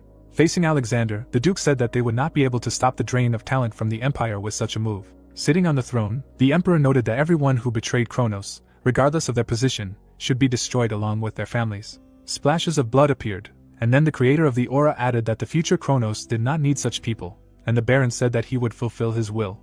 It was visible how the paladin tried to get up. Frowning seriously, the man thought that they were saying that he was teaching his personal warriors unique fencing. The gentleman narrowed his eyes sharply, and it was said that Alexander was the founder of the aura, and although he abandoned it halfway, taking the path of a magician, he was curious about how incredible these martial arts could be. The Emperor then bit his lips. Looking ahead, the paladin muttered that if the fragments he sent passed the test, he would be able to test his techniques on himself using mind control. Tall stacks of documents were visible, and Zonik explained that as many as 100,000 people had applied to join Dmitri's private army, and even after the initial selection, tens of thousands remained, and the Hao clan members had to mobilize entirely and conduct a basic investigation into their qualifications and identity verification. Some of the participants' photos were crossed out with crosses, and it turned out that any deviation from the submitted information would lead to disqualification. The guy opened his mouth wide, and then the protagonist announced that after 2 weeks of qualification tests, the lists for the third round were completed. A huge army was revealed, and then the protagonist added that out of the 5,000 candidates, only 500 would be accepted into the private army, and the rest would be given the opportunity to join Dmitri's army. Chris, with his hands in his pockets, shouted that he would now tell them the format of the third test, and added that the test was simple. Lowering his eyebrows, the blonde said that their senior comrades were behind him, and they had accomplished great feats in the name of Dmitri, and let them choose one of them, including him, to fight. Opening his jaw, the deputy captain of the Knights of the Dmitri family exclaimed that victory was not the only condition for passing, and even in case of defeat, let them show a sufficient level of ability, and they can achieve success. A moment later, Chris asked the first candidate to take a step forward, and then Faber smiled happily. The warrior, squinting, thought that the test itself was simple. The faces of his opponents were menacing, and he muttered that the question was rather whether to choose an unknown opponent, or one whose strength he was confident in. Raising the corners of his lips, the fighter decided who he would fight. McBurney's gaze was serious, after which the knight said that he was a graduate of the Southern Training Camp, known for his extraordinary left-handed fencing. Looking towards the guys, the swordsman added that he himself was left-handed, and therefore this was nothing new for him, and at the same moment announced that he chose McBurney. The blonde, standing between the warriors, explained that the time limit was 3 minutes, and whether it would pass or fail would depend on how the match went. A sharp sword appeared, and it was heard that they could begin the duel. Suddenly, the fighter rushed from his place. The knight was quickly approaching his opponent, and also realized that he would not have many options left with only his left hand. Unexpectedly, the fencer jumped to the side. It was seen how the warrior slammed his foot on the ground. Then the swordsman swung his weapon furiously. McBurney leaned back sharply. The guard clenched his jaw and wondered if his winning streak was over. A second later, the young man began to roll over. It seemed like the fighter was spinning quickly. The young man launched a series of blows at the enemy. Faber held back the onslaught of his opponent, holding his sword in front of him. The guy, looking at his opponent, wondered if he was controlling the distance with some strange footwork, then muttered that with only one arm, he had to give in one day. The swordsman's eyes widened in fury, realizing that this was his chance. The knight opened his jaw sharply. Suddenly, there was a powerful explosion. A thick smoke appeared. Sitting on the ground, the fighter said that he lost. Chris said that the next candidate was Thames, and at the same time, he, holding his chin, thought that with his level, he should definitely choose someone weaker. Then the warrior narrowed his eyes and could not figure out who to choose. Noticing the young guy, the fighter realized what he had found. The guard, extending his index finger, said that he chose him, and then the blonde asked Hunt to take a step forward. Smiling, Thames whispered that he was very lucky, because this name was unfamiliar to him. The hooded youth said that this candidate would definitely fail, to which the knight, turning his gaze to the side, noted that judging by his weight category, he was more likely to win. The swordsman, opening his mouth, explained that the soldiers of the heir of the Dmitri family, who fought on the southern and western fronts, as well as in the battle for Valhalla, are invincible warriors who have never experienced defeat, and weaklings simply would not live to see this moment, after which it was heard that they could begin the duel. Unexpectedly, Hunt quickly rushed towards his opponent, and at that moment the warrior added that no one had yet realized the true purpose of this test, and everyone missed the point. It was visible how the guy powerfully hit the fighter in the face. A moment later, Thames began to fall, and then the guard said that if you think only about your opponent, and not about your own abilities, you will not pass the third test. The candidate hit the ground face first. The young man was holding a sword in his hand, and it was heard that Thames was out. The warriors, looking at the fighter, were very surprised that he had such a small build, and Thames had knocked him down. The swordsman, lowering his eyebrows, called the next one, and then asked if there really was not a single blockhead left who would challenge him. With their mouths wide open, the guy shouted that he was an insolent youth. Suddenly, the candidate, moving his foot, announced that he was next. The big guy stood in front of his opponent. Hunt smiled slyly. Frowning seriously, one of the warriors muttered that those who overestimate themselves and underestimate Dimitri's personal soldiers are eliminated on their own. Rushing from his place, the fighter thought that there was only one way to victory, namely to show what he was worth. Chris clenched his fists, and the guard said that he chose it. The blonde, looking forward, answered positively. Taking off his hood, the guy explained that he followed the path of an elite warrior as the captain of the Knights of the Memphis House. Taking out his sword, the ranker added that he was the 10th in the ranking of the Kronos Empire, and in order to throw off the guise of an imperialist and become a citizen of Dmitri, he must leave a solid impression. A second later, the elite warrior pulled out his weapon. The deputy captain of the Knights of the Dmitri family, opening his mouth, asked to give it his all. Suddenly, Fred rushed forward. It was visible how the fighter pushed off the ground. The swordsmen quickly approached each other. The blonde's blade appeared. The captain menacingly clenched his jaw. Suddenly, the guard swung his weapon in front of his opponent. A powerful aura surrounded him. Opening his jaw, the guy screamed loudly. A bright flash was visible. The warriors left behind magical rays. Chris lifted the corners of his lips. Then there was a powerful explosion. Fred stretched out his blade in front of him, realizing that Chris's aura was obviously not up to the level of 5 stars, and then wondered how their sudden bursts of power were equal. The guy was surrounded by a blue aura, and at that moment the captain muttered that Dmitri was truly an incomprehensible place. Opening his mouth wide, the fighter said that he could not afford to retreat, and all for the sake of his family. A trace of a sword swing appeared. Suddenly, the young man rushed from his place. Smiling, the deputy captain of the Knights of the family Dmitri said that Fred had passed. The blonde sharply attacked his opponent in the chest. It was visible how the weapon collided with the warrior's body, and he wondered when he had managed to return the sword to its sheath. The guard opened his jaw in pain. After some time, the swordsman, lying on the blanket, wondered if he really lost. Raising his fist to his forehead, the knight muttered that his judgment was correct, as Dmitri was the only one with the power to stand against the Kronos Empire. A crowd of people appeared. Fred bit his lips and asked if Kevin and Chris were having simultaneous matches. The boy was surrounded by a dark force. A gray shield was visible. Logan's expression was serious, and at the same time, the captain recognized him. Turning his gaze to the side, the guard could not understand who had challenged Chris. A white haze swirled around the boy, and then the swordsman said that he was the 3rd in Valhalla and the 6th on the continent, and at the same time the only one of the first 12 who had reached his position with only a 5-star aura. The ranker opened his mouth wide and said that he almost fell asleep while waiting, after which the knight added that he was the greatest swordsman of the continent, the wandering swordsman Ares, and also wondered if it was really him. After introducing the fallen warrior, the man explained that he was born in Valhalla, broke all records, became the youngest warrior in history to rise so quickly in the ranks, and was a genius of an entirely different order. The swordsman jumped high into the air, and the captain then explained that the reason he was called the greatest swordsman on the continent was because he had defeated all the highest-ranking aura masters without even using aura power, just the blade techniques he had developed himself. The former emperor of Valhalla extended his palm, and the warrior muttered that he had spent over a decade trying to win his loyalty, but Ares had never sworn allegiance to anyone. Jonathan crossed his arms and added that although he was from Valhalla, Ares had spent his entire life as a wandering swordsman who belonged to no one. The man, sweat on his face, could not believe that someone like him wanted to join the personal army of the heir of the Dmitri family, and no matter how he looked at it, it was completely unfair to the others. A moment later, the youth rushed forward. A bright flash appeared in front of the fighters. Chris, clenching his jaw, noted that this was in no way comparable even to the way Diego demolished everything in his path with just aura. The guy smiled slightly, and the blonde thought that such fencing skill was worthy of all comparisons even with the technique of wielding the sword of Asura. Suddenly, the warriors jumped back. Baring his teeth, the deputy captain of the Knights of the Dmitri family muttered that he did not leave a single opportunity. A second later, the guard used the skill instant cut, after which he left behind a magical trace. A sharp blade was visible in front of Ares' forehead. Suddenly, the fencer parried the attack of his opponent. Chris, lowering his eyebrows, was very surprised that he reacted to an instant cut, because no one had been able to do this before. Opening his jaw, the young man said that it turns out that Dimitri's flash is worthy of its name, and hopes that he will not disappoint him until the very end. Frowning angrily, the guy realized that if his blade trembled even a little, he would be defeated. A moment later, a bright flash appeared. The guys, looking ahead, were stunned by the level of destructive power of Logan's aura alone, and also added that the nickname Iron was clearly deserved. One of the warriors was bleeding. Kevin sighed heavily, and it was heard that perhaps both of Dimitri's pillars would fall today.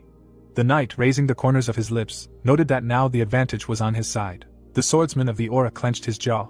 Unexpectedly, the fighter pushed him with his shield. The main character's subordinate quickly flew back. The youth lowered his eyebrows in confusion. Logan, with his mouth wide open, used the hidden technique of Aura Wave. A powerful force circled around him. Dodging the magical rays, Kevin thought that the blade that represented his master was not Chris or Fernando. Blades stuck in the ground appeared, and then the boy decided that he should become the sword that represented him. With his veins bulging, the warrior screamed loudly.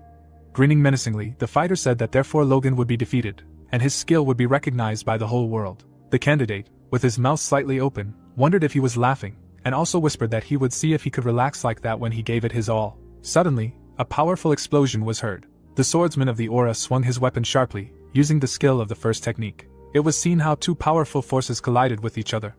The knight clenched his jaw, surprised that he could take it. Then the subordinate protagonist lunged forward. Kevin lowered his eyebrows and said that it was his turn to parry. The boy left a trace of magic after the blow. The youth began to attack his opponent furiously. Holding his shield in front of him, Logan muttered that he was continuing his suicidal charge, and that they could both fall. The aura swordsman's eyes glowed red, and at that moment, the candidate wondered if he really was a demon. The warrior firmly planted his feet on the ground. Kevin's eyes widened sharply. The teenager was surrounded by a dark force, and then he used the ability of the third technique. The fighter clenched his jaw tightly. A second later, a powerful explosion was heard. Logan's shield hit the ground. Falling to the ground, the candidate said that he surrendered. The guys opened their mouths in shock. Then the aura swordsman sighed heavily. Opening his jaw, the main character's subordinate turned to Chris. At the same time, the blonde turned his head to the side. The guy held the handle of the blade tightly. Looking forward, the young man said that if the deputy captain of the Knights of the family Dmitri beat him, then he would be next. Kevin's pupils glowed red. The warrior, standing in front of the youth, wondered if he wanted to replace him, and also thought that he was being quite impudent. Baring his teeth, Chris muttered that people thought that he and Kevin were competing, but this was really getting to him. Raising his hand, the blonde explained that he was already born with an aura, while Kevin was a brat from the slums, and they thought that he was his rival. Suddenly, a blue aura surrounded the blonde's body, after which he added that he would prove that he would always be the true number 2 in Dmitri. Ares looked towards his opponent. A second later, the deputy captain of the Knights of the Dmitri family rushed from his place. The guy was quickly approaching his opponent. The swordsman smiled calmly and said that this was a new technique that combined a flash of aura with instant movement. It was visible how the youth hung in the sky. The fighter raised the corners of his lips. A moment later, a multitude of powerful blows were heard. The swordsman quickly slowed down with his feet. Then Ares rushed forward. Chris parted his lips in confusion. Through the sweat on his face, the blonde wondered if their speed was almost equal. The swordsman swung his weapon sharply. A scar remained on the cheek of the deputy captain of the Knights of the Dmitri family. It seemed as if two forces collided with each other. The warrior grinned contentedly.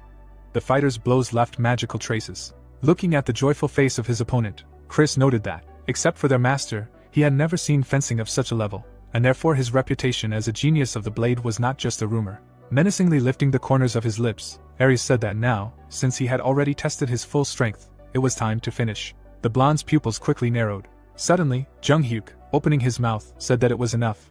Crossing his arms, the protagonist explained that the exam would end here. The boys turned their heads in his direction. Raising his eyebrows, the blade genius asked if this was the heir of the family, Dmitri. Turning his gaze to the side, the protagonist thought that this guy must be Ares. Imagining the insides of the swordsman's body, the aristocrat muttered that the movement of his aura did not follow a typical system, after which he asked himself if he had really made his own personal flowchart. Lowering his sword, the fighter said that it was an honor to meet him. His pupils glowed blue, and then he clarified that although his request may seem rude for a first meeting, he would not mind teaching him everything in a personal fight, and also added that the blood in his veins had already boiled and refused to cool. A warrior appeared in a fighting stance, and then the Baron's son said that the sword demon was one of the 4 heavenly kings who followed Jung-hyuk, who had lived an incredibly outstanding life. Several swords were visible, and the protagonist added that every time he encountered a new martial art, he incorporated it into his own, paving his own personal path. Ares smiled slightly, and at that moment, the protagonist noticed that this guy was very similar to the sword demon. Jung-hyuk crossed his arms and thought that if he continued to develop his techniques in a new direction, his current position would be much more complete. Lowering his eyebrows, the aristocrat said that he did not like people who did not know their place, and if he really wanted it, he would gladly accept his challenge, but let him know one thing, namely, that after their duel, he would be disqualified. Turning his head, the Baron's son asked if he still wanted to fight him. Raising the corners of his lips, the blade genius asked if he wanted to say that even the greatest genius of the continent was of no use to him if he disobeyed orders. Folding his sword, the swordsman muttered that he had not even touched the blade, and that he could smell the fighting spirit from afar, and it turned out that the rumors about the heir of the Dmitri family were not exaggerated. Leaning forward, the guy said that he did not want to be disqualified, and therefore apologized for his indecent behavior. Jung-hyuk looked to the side with satisfaction. A huge number of warriors appeared, and the protagonist said that in a few days the 3rd test was completed, and about 600 participants passed, who were gathered in the appropriate location for the 4th test. The fighters stood next to each other, and one of them clarified what he thought would happen this time, to which he received the answer that he had no idea, but doubted that it would be easy. The faces of the swordsmen were visible. Fred frowned seriously. Ares smiled contentedly. The protagonist slammed his foot down. The aristocrat crossed his arms and congratulated them on passing the 3rd test, as each of them had shown impressive abilities. Opening his lips, the Baron's son announced that the 4th test would begin now. The boys opened their mouths in surprise when they heard that he knew that there were spies from other nations among them, and that they had exactly 10 minutes. Standing in front of the candidates, Jung-hyuk explained that anyone who revealed their identity within the allotted time would be spared, and swears by Dmitri's honor. Sweat was running down the boy's cheeks. Then the protagonist took out his sword. The protagonist lowered his gaze and noted that anyone who did not confess would be executed with his own hands. Suddenly, the warrior clenched his fist and wondered if he had already been exposed. Looking ahead, the young man thought that the heir to the Dmitri family was known as the devil of the battlefield, and did not take prisoners. The fighter closed his eyes, hoping that God would save him. Raising his palm, the swordsman asked if he would really spare them. Coming out of the crowd, the boy said that he had taken part in this test on the orders of the state of Valhalla.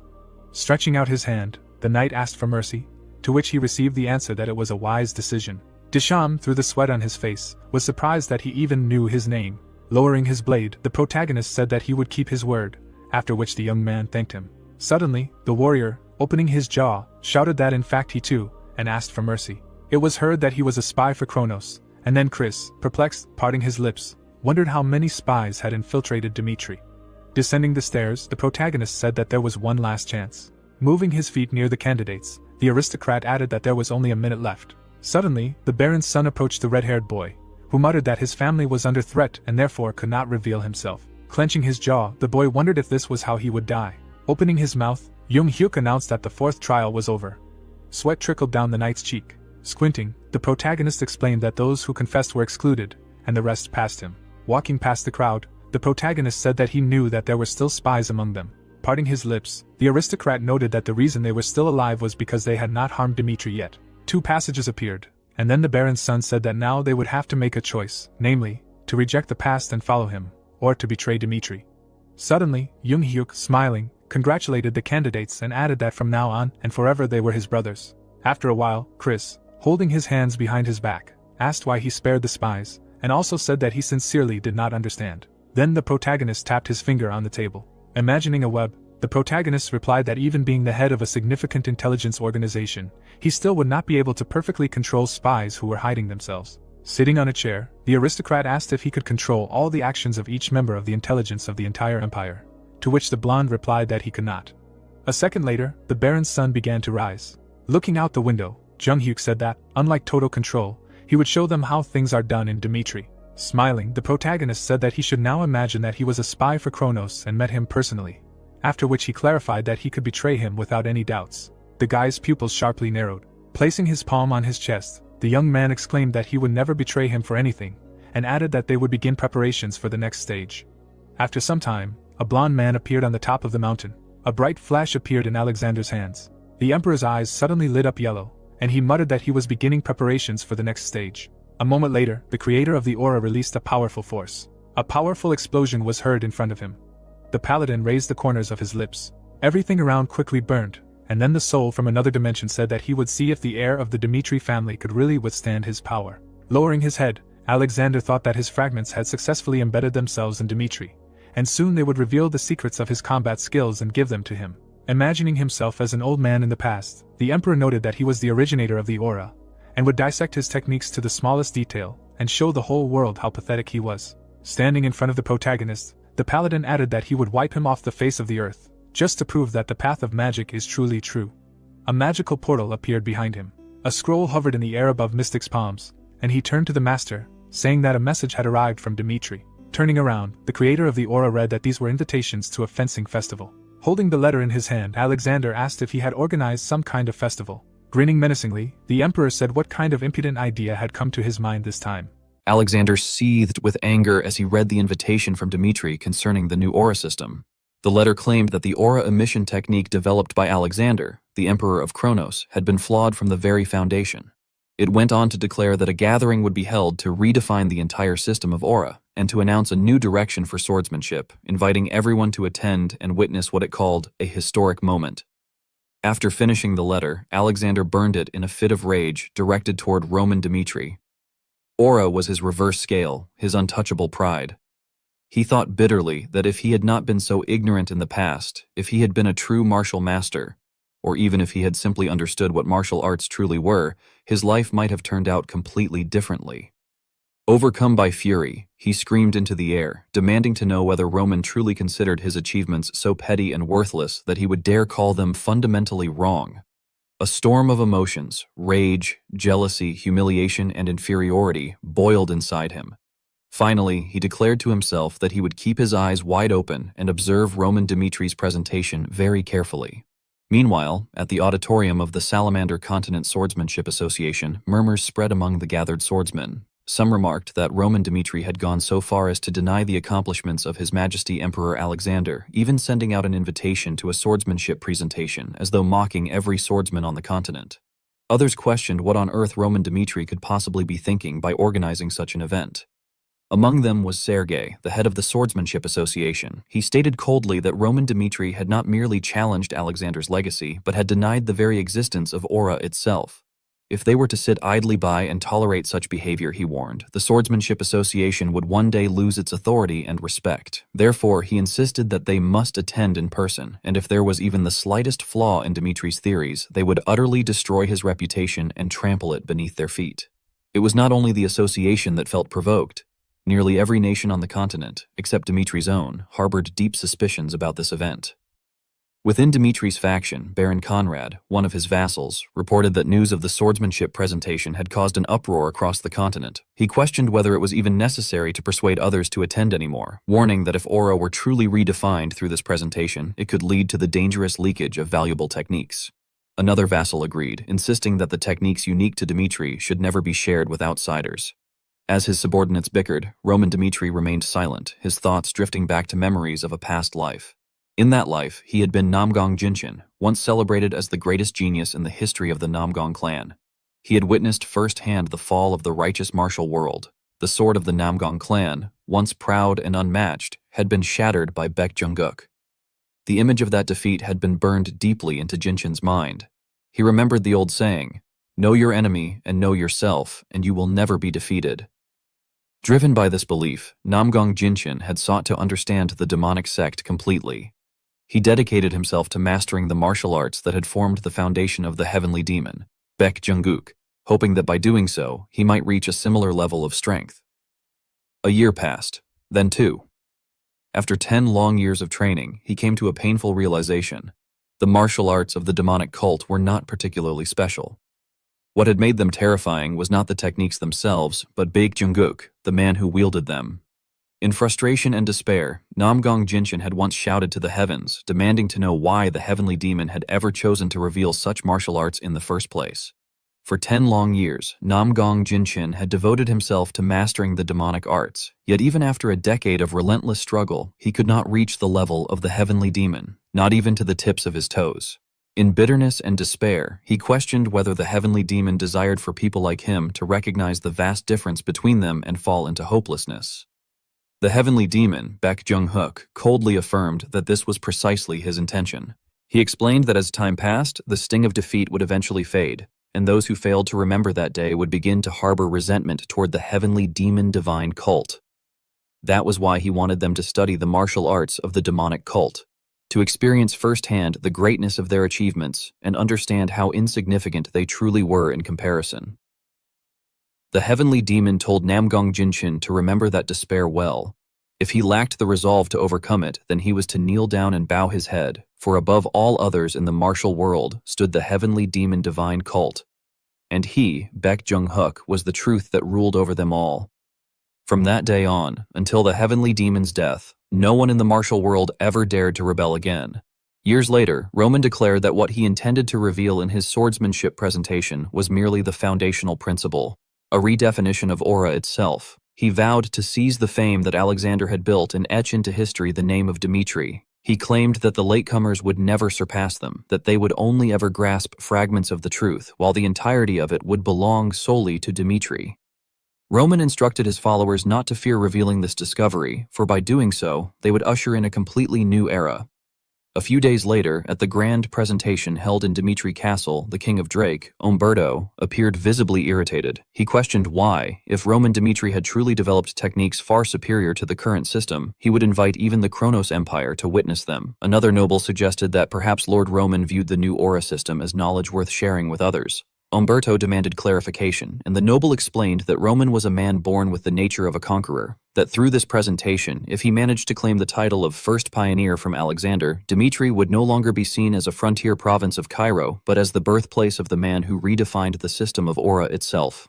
At that moment, a soldier announced the arrival of Lord Roman Dmitri. Roman entered the presentation area with composed grace. He began by stating that Alexander's method of aura emission was fundamentally flawed. According to him, Alexander had taught that by releasing mana, one could unleash explosive force to manifest powerful aura. But Roman called this method inefficient. The unrefined bursts of mana, he said, amounted to indiscriminate release, and such lack of control could never lead to true efficiency. Roman then asked the audience why none of them had ever questioned Alexander's method. Was it simply because Alexander was the first pioneer?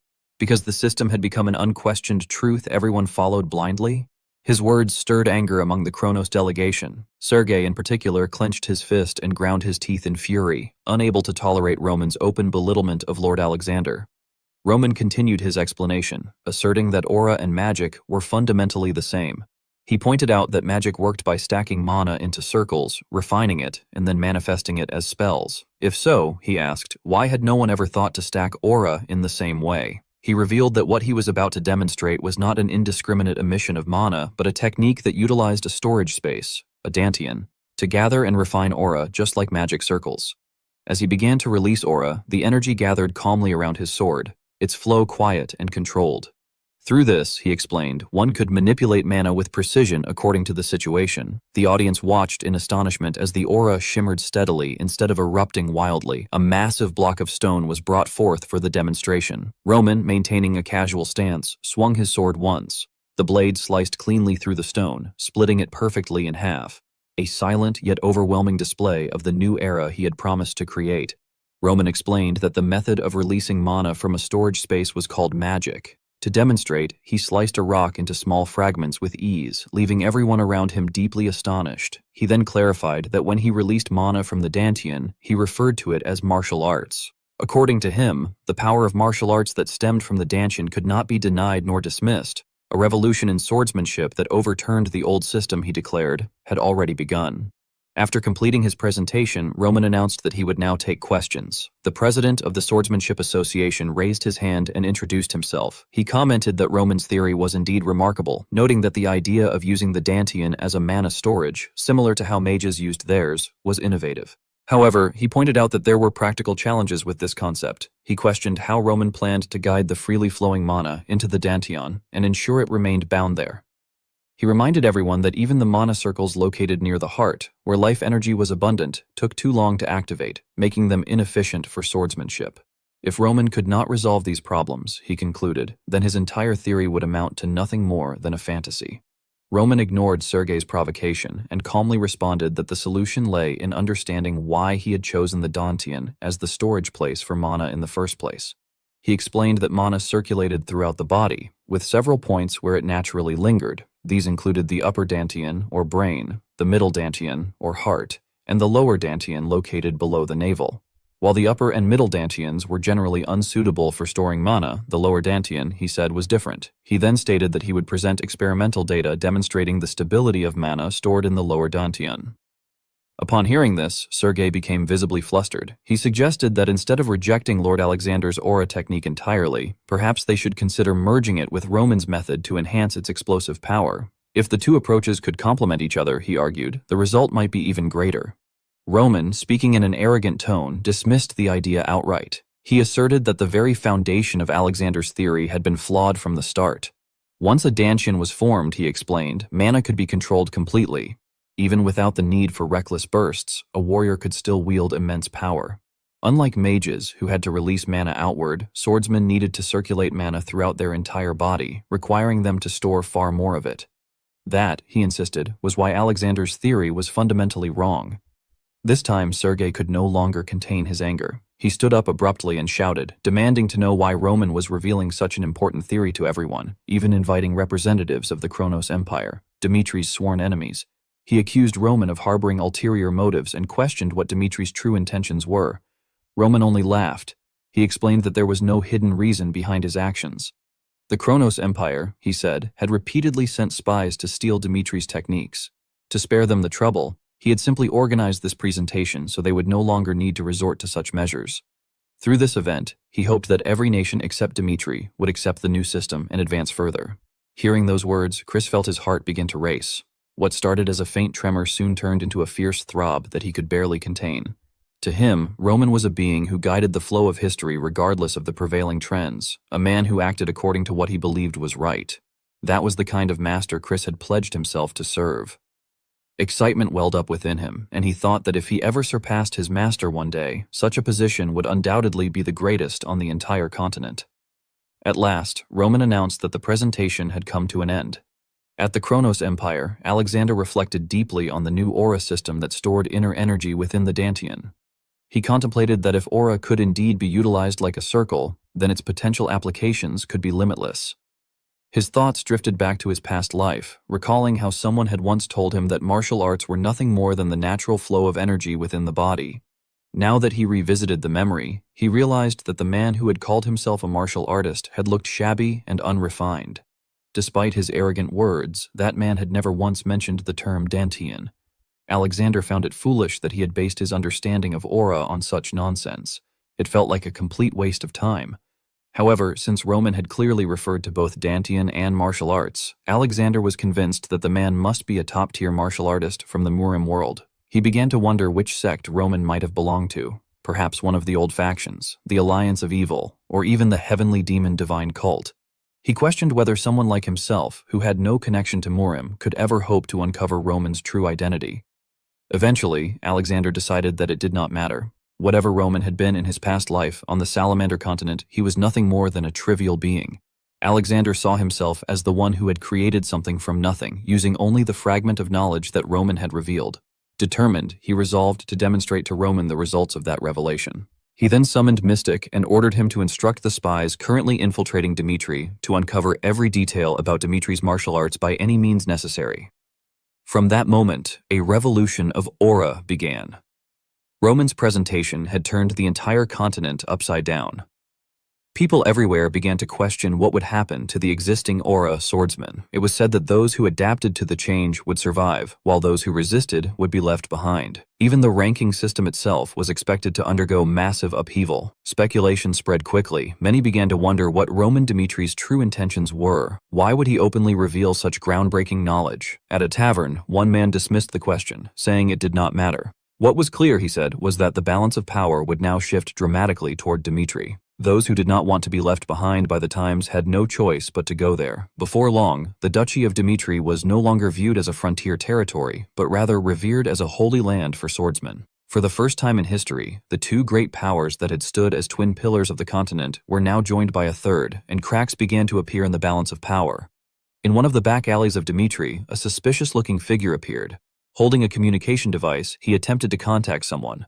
The man was revealed to be Scott, a spy from the Kronos Empire. Speaking into the device, he questioned whether it was truly right to continue the mission of stealing Dimitri's martial arts information under the current circumstances. Roman Dimitri, he said, existed beyond common sense. Not only had he ignored the presence of spies, but he had even revealed the very information they were trying to extract. From the other side of the communication channel, a voice told Scott to remain in Dimitri for the time being and observe the situation. If Dimitri truly possessed the power to overthrow Kronos, and if the Empire's leadership became convinced of that fact, they might soon have to consider ways to evacuate their families to safety. Meanwhile, Chris congratulated a group of new soldiers on officially becoming Lord Roman Dimitri's personal guard. He explained that through a simple procedure, their names would now be recorded as official members of the personal guard. Among them stood Scott, who quietly wondered if his assigned number was 98.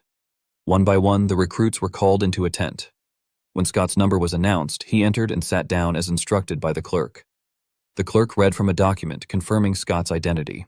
38 years old, from the kingdom of Umberto, and asked if the information was correct. Scott responded affirmatively, concealing his true mission behind a calm expression. The clerk informed Scott that Lord Roman's personal guards held a particularly special position, receiving a monthly salary of 30 silver coins, with additional life allowances provided in exceptional circumstances, such as war. He then asked Scott whether he had a family, to which Scott confirmed that he did. The clerk further inquired about who his family members were and where they lived. Scott replied that he had a wife and a son, both residing in Kronos. Upon hearing that, the clerk commented that the information matched what their investigation had found. This statement startled and frightened Scott, who began to feel uneasy. The clerk explained that he only asked for such details as a formality, but Scott, overwhelmed with anxiety, silently prayed for the situation to pass without incident. The clerk then stated that if Scott were to die in the line of duty, the state would grant his family compensation as a national meritorious benefit. This revelation astonished Scott. With a grave expression, he asked the clerk whether having family in the Kronos Empire would pose a problem. Smiling reassuringly, the clerk told him it would not be an issue. After leaving the tent, Scott recalled the clerk's parting words, that as long as he did not cause trouble himself, his past would not matter. The scene then shifted to the Dimitri workshop, where Master Blacksmith Hendrik was introduced. Examining Scott, Hendrik remarked that he had heard Scott used to be a mercenary in wars and observed that he seemed to be in excellent physical condition. After a closer inspection, Hendrik noted that the length of Scott's legs was slightly uneven, causing minor misalignment, and that his fingers were short, which might make it difficult for him to handle thick grips. He concluded that this was a problem to consider. Scott was astonished that the blacksmith could discern such details merely by observation. Hendrik then explained that since Scott was serving as the young master's personal guard, they would craft custom equipment specifically for him. Hearing this, Scott was taken aback and asked whether that meant all of Lord Roman's personal guards received custom-made gear, remarking that such things could not be cheap. Hendrik replied that within Dimitri, Lord Roman's direct forces were unique. Because their commander personally fought on the front lines, it was the duty of his guards to support him closely. Therefore, such customizations, though small, greatly improved the soldiers' chances of survival. Scott began to wonder if this sincerity and attention to detail were given simply because they were part of Roman's direct unit. Was this the reason behind such dedication? Hendrik assured him that he would engrave his own name on the equipment and promised to present the finest armament for him. Training for the new personal guards soon commenced. Chris, their instructor, addressed the soldiers, telling them that carrying 40 kilograms of gear was no excuse for moving slowly. Stamina, he said, was directly tied to survival. It was better, he added, to collapse from exhaustion after giving their all than to hold back. Dimitri would take responsibility and push them forward. Scott thought to himself that this brutal regime was only the basic training, and to his surprise, Roman himself was leading from the front of the formation. He could not understand why. During the drills, Scott met another of Roman's personal guards, a man named Hunt. Hunt asked him whether he had seen commanders who did nothing but shout orders from behind. Scott admitted that he had. Hunt then explained that their lord was different. Roman always led from the very front. If the guards could not keep up with his pace, they did not even deserve to follow him onto the battlefield. Reflecting on this, Scott wondered if Hunt meant that Roman Dmitri was deliberately slowing his pace for their sake. Hunt simply encouraged him to give his best, saying that true training began now. The grueling exercises continued until afternoon, leaving Scott breathless and realizing how dangerous this was. As they returned, one of the guards collapsed from exhaustion. Scott was deeply shocked when he saw another trainee collapse.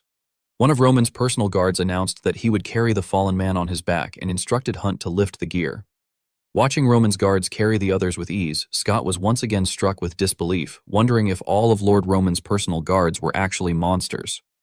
On the 10th day of training, Chris gathered the group and informed them that they had all endured without a single person dropping out.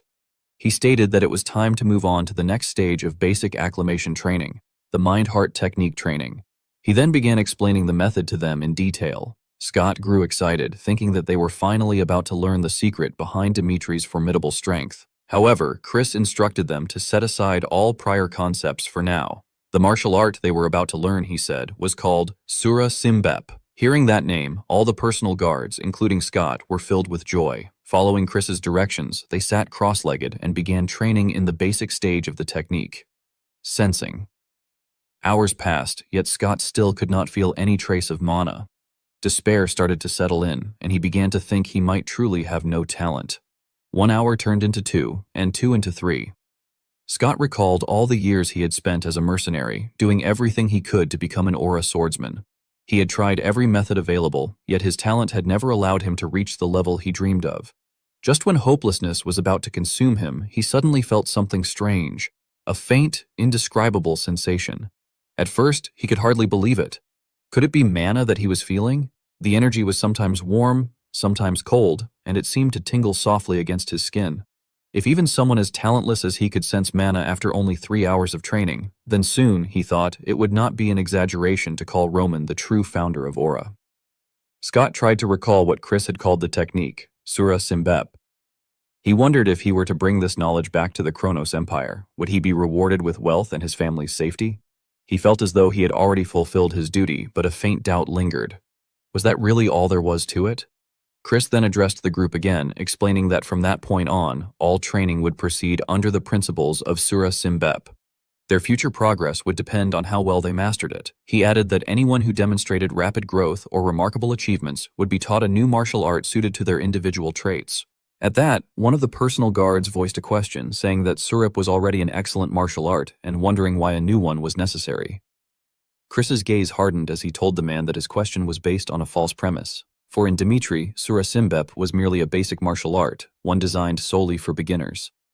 Scott was deeply conflicted, unsure whether he should report what he had witnessed or keep silent.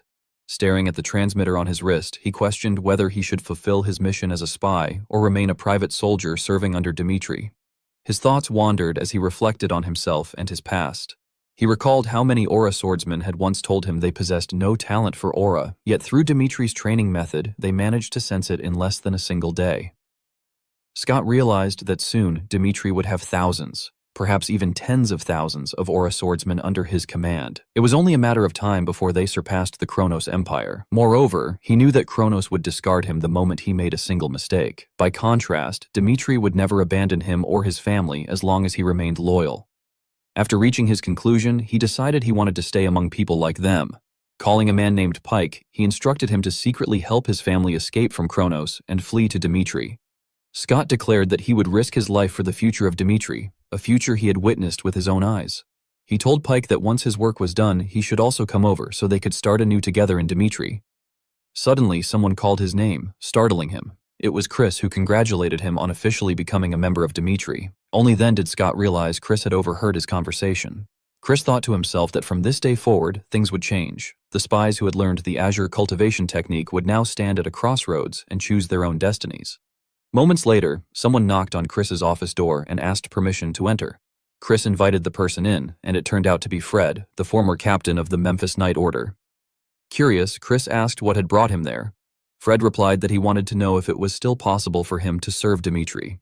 Fred's story was a complicated one. He had originally been one of the Emperor's men from the Kronos Empire and had sworn to serve Marquis Memphis under Imperial command. By that same command, he had been assigned to join Dimitri's private army. However, during his time there, Fred had witnessed Dimitri's true strength firsthand. Seeing how sincerely the people of Dimitri treated others, he found himself wanting to live for Dimitri instead. He admitted that his choice might cost him his life, yet he would have no regrets. Fred then confessed that the people who had accompanied him were not his real family. His true wife and child were still being held hostage in Kronos. He explained that if his betrayal were ever discovered, his family would be tortured to death in the most horrific ways imaginable. Pleading earnestly, he begged Chris to either take him and his family under Dimitri's protection or send him back to Kronos. Even if he returned, he vowed never to reveal Dimitri's secrets. Chris, speaking in a calm and measured tone, told Fred that if he truly wished to become one of Dimitri's people, he must answer the next questions honestly. Chris asked whether Fred had ever heard reports about the Emperor of Kronos using mental restraints to control his subjects, and if he himself had ever experienced memory loss or a foreign presence in his mind. Fred appeared puzzled at first, but then a memory surfaced, a flashback of his wife asking whether he had been forgetful lately. At the time, he had brushed it off, thinking he was simply tired. Returning to the present, Fred admitted in shock that he indeed had such experiences. Chris instructed him to follow, and together they descended a staircase that led to a glowing door. Upon entering, Fred was stunned by what he saw. When he asked what the place was, Chris explained that it was the House Sect, Dimitri's intelligence organization, where countless operatives worked diligently. Worried, Fred asked whether it was truly safe to bring someone like him there, someone who might still be under a mental restraint. Chris reassured him that the place was not easily compromised. He then said they would first address the most important matter. If Fred swore loyalty to Dimitri, the House Sect would move to rescue his family. They had already bribed key figures and located where his family was being held, with everything prepared to respond perfectly depending on his decision.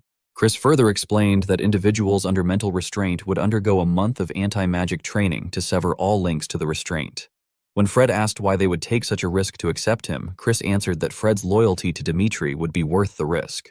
Once he swore allegiance, Dimitri would never abandon him. Overcome with emotion, Fred knelt and declared that from that moment on, he would dedicate everything he had to Dimitri. The scene then shifted to another man training with a sword, practicing the azure cultivation technique. As he stopped and gazed at his blade, he reflected that the answer he had long sought was within Dimitri all along. He contemplated that the azure cultivation technique was an ideal system that resolved the problem of mana control, defining countless channels for storing energy within the energy core. He marveled at how such a flawless theory could even exist. Though some people might doubt Roman's motives for publicly revealing the concept of the energy core, for Dimitri, who already used the azure cultivation technique as its foundation, it posed no threat whatsoever.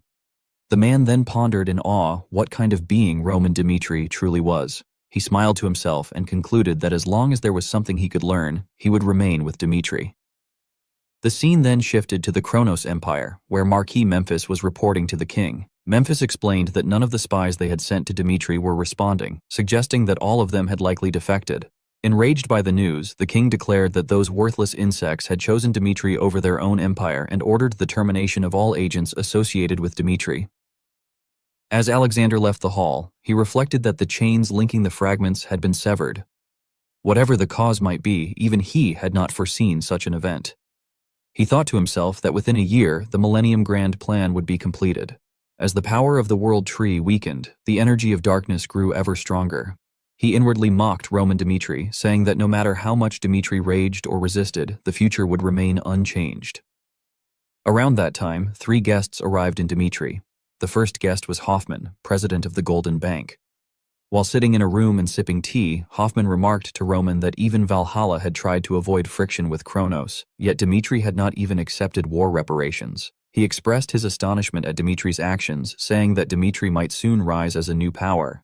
He then proposed that if the Golden Bank were to back Dimitri, everything would proceed far more smoothly. With a stern, cold expression, Hoffman urged Roman to make the Golden Bank his patron and cooperate with them. In return, he said, they asked for only one thing, that the Golden Bank would not be excluded from Dimitri's future. With that single condition, he promised to lend Dmitri 1 million gold, interest-free, an amount beyond the imagination of small states.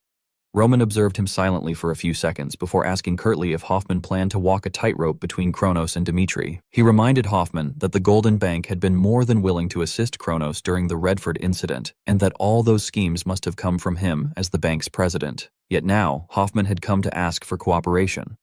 Hoffman replied with mild disappointment that he preferred to discuss Dmitri's future rather than dwell on past scandals.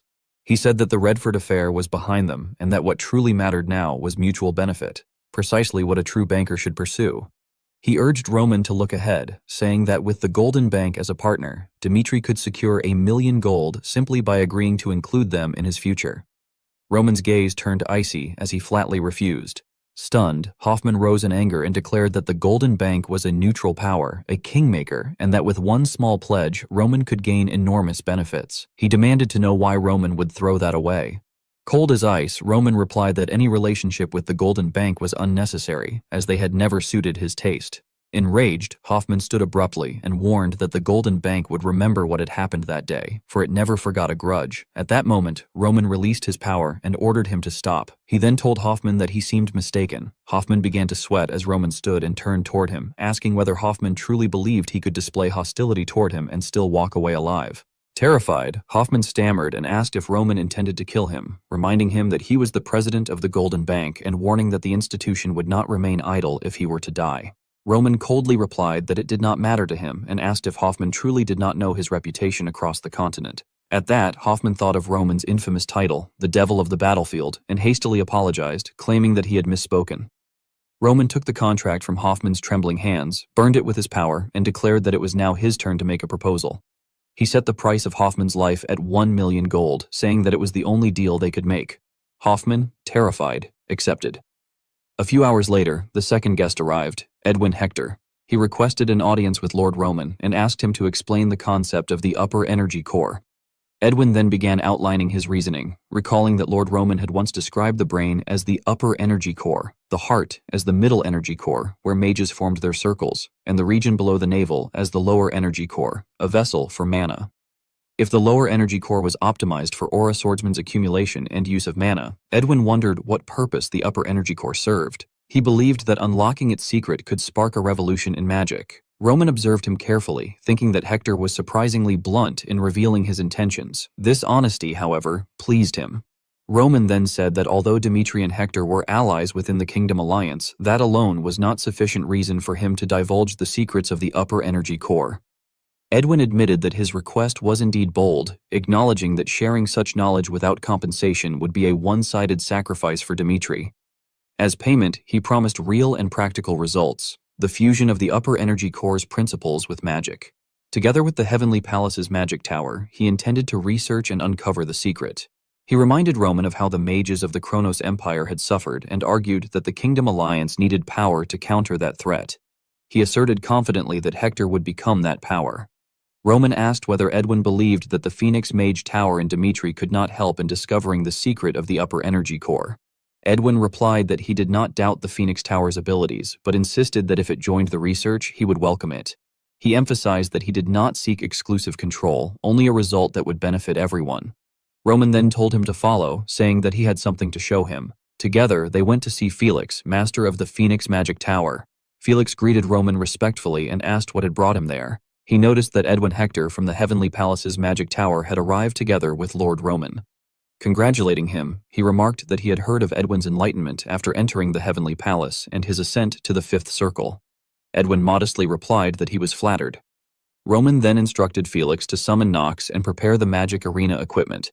They soon moved to an area that looked like a training ground for mages, with 2 wooden targets standing before them. Edwin wondered why they had suddenly come there. Roman addressed him respectfully as Lord Edwin and explained that the place was layered with powerful defensive wards, encouraging him to use his strongest magic without restraint. Surprised, Edwin thought that although he didn't yet understand Roman's intentions, he would prove himself worthy. He faced one of the wooden targets and began his spell. A great sphere of thunder mana formed before him as he unleashed a 5th circle thunder cannon. The target disintegrated completely under the impact. Though exhausted, Edwin felt satisfied, thinking that the power had been sufficient. Roman then turned to his mage, Nox, and told him it was his turn. Unlike Edwin, Nox swiftly conjured 2 fire spheres. Shocked, Edwin realized Nox was simultaneously casting multiple high-level spells without any memorization, a feat considered impossible at that speed. Nox then unleashed a 5th circle fire cannon that obliterated the target with overwhelming force. Roman turned back to Edwin and explained that Dimitri had already succeeded in integrating the theory of the upper energy core into practical magic. It was then elaborated that the upper energy core was the true key to a magical revolution. When mana flowed through the middle energy core and was released through the upper one, the resulting spell possessed vastly greater destructive power. The speed of processing became so rapid that it seemed the casting step itself had vanished. This innovation made spellcasting 2 or 3 times faster, and even within the same magic circle, the difference in performance was immense. Edwin Hector, astonished by Nox's display, understood that this was the result of merging the upper energy core into magic. He thought that if this secret ever became public, every mage and every magic tower across the continent would rush to Dimitri in pursuit of knowledge. Roman then told him that, as things stood, Dimitri had no reason to share the knowledge of the upper energy core with Hector. Edwin found that disappointing, but realized he had no argument left to persuade him. Roman added one final condition: if the kingdom of Hector swore an oath of fealty, a master-vassal bond, then Dimitri would not only share the knowledge of the upper energy core, but also take responsibility for Hector's future. Edwin contemplated the weight of a master-vassal oath. Roman, meanwhile, reflected that Edwin Hector had always been a fascinating man, bold in judgment, decisive in action, and a war mage who fought on the front lines. A commander who led from the front was a priceless asset on any battlefield. Thinking back to his past life, Roman mused that believing one man could control everything was mere arrogance. True wisdom lay in accepting those who could fill the gaps one could not. As Edwin turned the proposal over in his mind, old memories resurfaced. He remembered how there had never been a day of peace in his heart. From his youth until he became known as Hector's Star, he had carried countless burdens to protect his small, fragile kingdom. In the end, all he had ever wanted was peace for Hector, a wish that had become the very core of his existence. In the present, he declared that if Roman Dimitri promised to secure Hector's future, then he would gladly devote his life to him, and he knelt before him. That day, Dimitri did not merely gain the allegiance of a kingdom, he gained Edwin Hector himself. As dusk fell, an uninvited third guest appeared, Mark Valentino. He chided Dimitri for being excessive, saying that he had tried to restrain himself from acting like a madman, but demanded to know when Dimitri would forge the new sword he had promised. Later, while they dined together, Valentino admitted that he had been trying to be patient, waiting for Dimitri to speak first. Tearfully, he confessed that the stress had become unbearable and that he could no longer sleep, asking if Dimitri understood how he felt. Amused and slightly embarrassed, Roman thought that Valentino truly was an entertaining man. While cutting his steak, he explained that he planned to craft the sword once things settled down, but he needed 1 more month to test certain components. Valentino, overjoyed like a child, thanked him profusely. Later, in Roman's office, his butler Hans reported that the Golden Bank had sent 1 million gold. Roman thought to himself that they had indeed kept their promise. If they had broken an oath sealed by their official mark, all their contracts would have lost meaning. Everything was finally in order, and it was time for him to act. Things progressed smoothly with Chris's training of the soldiers. As they headed off somewhere, Roman informed Hans that for about a month he would remain in the forge, instructing him to handle any unimportant matters himself. Hans agreed without question. Roman entered his workshop and stripped off his shirt, revealing his hardened physique. He thought that forging swords had always been his identity, repeated countless times even unto death. It represented both the pinnacle of his mastery and the essence of what he now pursued. As he began to hammer and the fire rose around him, he reflected on the power he had attained in this life and wondered what kind of sword might be born if he forged it using the flames of a fire demon. Meanwhile, elsewhere, Hoffman fumed that Roman Dimitri had dared to threaten him. Furious, he thought that Dimitri had chosen the wrong man to provoke. He vowed to show him what it truly meant to make an enemy of the Devil of Gold. Hoffman asked a subordinate if they had gathered the information he had requested. The subordinate answered that they had, and explained that Dimitri was currently trading iron in large quantities with 4 major figures: Valentino from the Kingdom of Cairo, Zenith from the Kronos Empire, Muriel from the Valhalla Empire, and Vincent from the Kingdom Alliance. He added that these wealthy magnates controlled 70% of Dimitri's iron distribution and that Zen of Kronos had already cut ties with them after the war. With a malevolent smile, Hoffman thought that as his business partners abandoned Dimitri one by one, he would see whether Dimitri, who had wronged him, would come crawling back to apologize. He then told his subordinate that their first target would be Valentino and ordered a warp gate to Cairo to be prepared immediately. He declared that his revenge would not begin with Kronos or Valhalla, but would start with betrayal from Dimitri's closest ally. At the Valentino estate in Cairo, Valentino welcomed Hoffman. Hoffman observed someone standing behind Valentino and asked who the gentleman was. Valentino explained that he was Count Fabius and said he had thought it a good opportunity to introduce him since they were in discussion. He offered to have the Count leave if Hoffman felt uncomfortable. Hoffman replied that there was no need, and Valentino appreciated the consideration. Hoffman then explained that the reason for his visit concerned an issue related to Dimitri. When Valentino said he did not understand and asked what he meant, Hoffman said that he had had a serious conflict with Roman and that, although emotional feuds were common in their business, Roman had threatened his life as leverage. With a threatening look, he told Marquis Valentino that the relationship between the Golden Bank and Dimitri ended there and that he would stop at nothing for revenge. He added that he had come to Valentino first because he valued their relationship and demanded that Valentino cut all ties with Dimitri. Valentino's eyes widened at the request. Hoffman, his aura menacing, said that if Valentino accepted his demand, the Golden Bank would waive all interest on his debts for the next 10 years, but if he refused, his loans would be called in immediately. Valentino replied that he was sorry but could not betray Dimitri and that he would repay the Golden Bank's debt as soon as possible. Hoffman warned that if Valentino rejected the offer, he would have no choice but to destroy both Dimitri and Valentino. Furious, Valentino shouted for Hoffman to leave at once and asked whether Hoffman would take responsibility if Lord Dimitri refused to sell him swords after this. Count Fabius, meanwhile, sipped his tea calmly. Valentino then ordered his men to escort the guest out politely. Hoffman was thrown out of Mark Valentino's house, the door slamming shut behind him. As he walked away, resentment burned within him as he wondered how they could dare treat him in such a way. He began to question whether targeting Mark Valentino first had been a mistake. After all, through the Cairo Rebellion and the Kronos War, the Valentino family's bond with Roman Dimitri must have deepened considerably. He reflected bitterly that Mark Valentino had grown too sentimental, too old, entrusting the family's future to foolish emotions. Shaking his head in disgust, he dismissed the thought, deciding it no longer mattered. His next destination would be the location of the Golden Bank's headquarters. There, he believed, failure was not an option. With determined strides, he headed toward the carriage, declaring that they would return to the Valhalla Empire. The scene then shifted to the Valhalla Empire, at the Muriel Grand Estate. Upon arrival, Hoffman remarked that they met again in this place, but his words froze midway when he saw Count Fabius present. Shocked, he demanded to know why that man was there. Count Muriel calmly replied that Fabius had a prior appointment and politely offered to guide Hoffman to another reception room. Hoffman's jaw tightened, and he cast them both a cold, cutting glance before following in silence. A short while later, in the reception room, Hoffman inquired after Count Muriel's father. Muriel replied that his father was in good health, well enough to consider returning to active duty, and that retirement had become dull for him. He now spent his days tending his garden. Muriel added that his father wished to thank Hoffman personally for the gift he had sent, and curiously asked where Hoffman had managed to find such rare herbs. Leaning back with a confident air, Hoffman replied boastfully that there was nothing in the world money could not accomplish. He said he had gone to special lengths for someone of great importance. Then, his expression hardened as he shifted the conversation toward his true purpose, explaining that the reason he had come to the Muriel family was because of Roman Dimitri. Count Muriel, visibly uneasy, acknowledged this with a brief response. Hoffman went on to assert that Roman had completely lost his mind, perhaps becoming arrogant after defeating Kronos. He claimed that Roman had even threatened his life during a business meeting. Because of that, Hoffman explained, the Golden Bank intended to financially isolate the Dimitri family. He noted that Count Muriel was currently trading in Dimitri steel and requested that all dealings with them be ceased. In return, he promised that the bank would supply steel at a lower price and waive the interest on Muriel's loans. Count Muriel drew a deep breath before replying that he could not accept such a request. Hoffman's eyes narrowed in disbelief.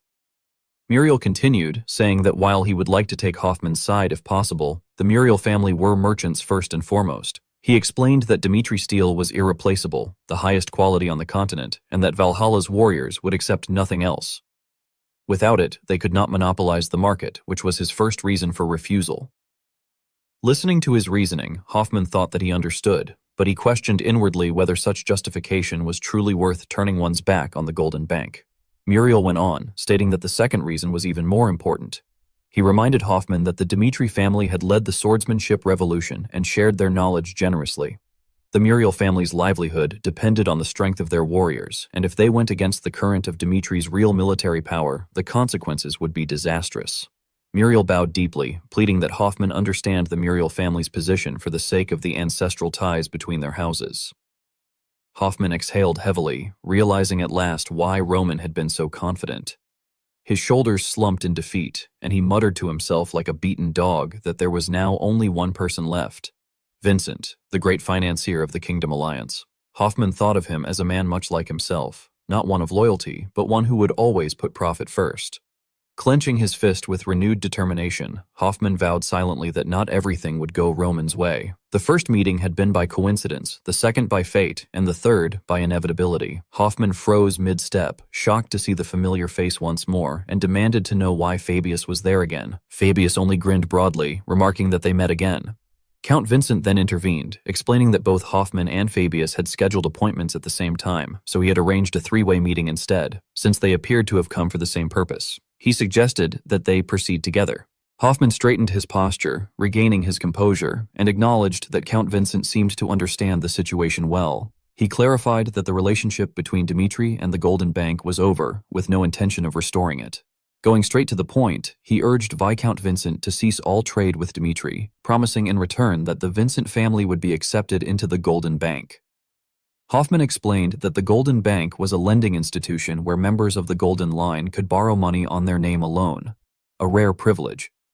He added that the bank would purchase Vincent's goods at low prices and introduce him to existing Golden Line companies. Vincent chuckled softly, his eyes gleaming with calculation, thinking that it was a chance to kill two birds with one stone, or perhaps something even better. He then admitted that it was indeed a good offer, but reminded Hoffman that his family's base was within the Kingdom Alliance, and thus he could not ignore the political implications of such a move. Hoffman questioned why the Viscount insisted on remaining confined within what he called the small well of the Kingdom of Sank, promising instead to help him establish a base in Kronos or Valhalla. Viscount Vincent then turned slowly toward Count Fabius and asked what he thought of the offer. Fabius paused for a few seconds before replying that it seemed like a very good deal to him as well. Both Hoffman and Vincent looked confused by that response. Vincent thought that something about the situation felt wrong. He then asked Fabius if he truly meant that it was acceptable for him to join hands with the Golden Bank. Fabius calmly replied that Dimitri had no intention of granting any special favors to the Vincent family, nor could he offer the same terms as the Golden Bank. Count Vincent remarked that very well, if that was Hoffman's stance. Before he could finish, Fabius leaned forward with intensity and asked whether, as Vincent could see, all members of the Golden Line were truly equal. Vincent said he did not understand and asked what Fabius meant. Fabius's voice dropped and grew more serious as he told him to face reality and asked whether he really believed they would stand by him to the end as allies. He added that the Golden Bank was the sort that swallowed when things were sweet and spat people out when things turned bitter. Hoffman's face flushed with rage. He flew into a fury, pounded the table violently, knocked over a wine goblet, and warned Fabius to watch his tongue. Fabius, calm, replied that the Golden Bank was a power built on credit and insisted that Dimitri did not betray relationships once formed. That, he said, was the only promise he could give to the Vincent family. Hoffman pointed an accusing finger at Vincent and urged him not to be swayed by empty words, reminding him how precious it was to join the Golden Line. Vincent closed his eyes and weighed the two offers in silence. He reasoned that the Golden Bank carried risks of discrimination and betrayal, but Dimitri had shown he kept the relationships he formed. What he needed most at that moment was reliability. Slowly he rose from his seat, bowed respectfully, and accepted Count Fabius's offer, stating that he would stand with Dimitri. He believed people were mistaken about one thing. Philistines did not act recklessly. Hoffman's face contorted with fury as he shouted at Vincent for daring to refuse his offer, hurling insults and vowing that either the Golden Bank or he himself would drag Vincent and Dimitri into ruin. Fabius's eyes flashed dangerously. Fixing Hoffman with an intimidating look, he warned him to lower his voice unless he wanted to die. Hoffman, filled with fury, recalled how only a few years ago Fabius had been the one flattering him. He found it unbearable that the man now dared to challenge him. Rising abruptly from his chair, he exclaimed that Fabius had completely lost his mind. Fabius, however, responded calmly that it was Hoffman who failed to grasp the reality of the situation. Standing as well, he reminded Hoffman that Dimitri had never yielded, not even to the Kronos Empire. His tone then grew darker and more threatening as he warned that no amount of gold could solve every problem in the world. Dimitri, he said, understood those limits in a gentlemanly way, but if Hoffman Hoffman continued to oppose them, they would have no choice but to take decisive action. He questioned what gave Hoffman such confidence to act as he did, and asked if Hoffman truly believed his precious gold would protect him if Dmitri ever decided to assassinate him. The words struck Hoffman deeply. The idea of an assassination order from Dmitri had never crossed his mind, and the thought sent a chill down his spine. Fabius went on to say that if Hoffman wished to avoid starting a war with them, he should learn to lower his gaze. Enraged, Hoffman stormed out of the room, slamming the door behind him.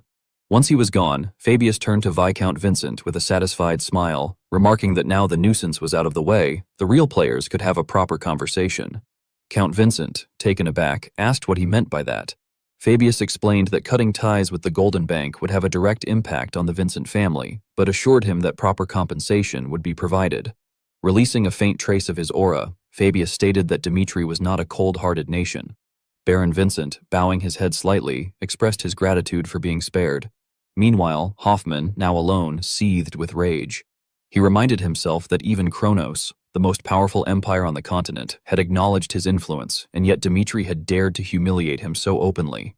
Slamming his hands onto the table, he roared in anger. Then, standing before the portrait of his ancestor, he muttered that he had been taught a lesson for times like this.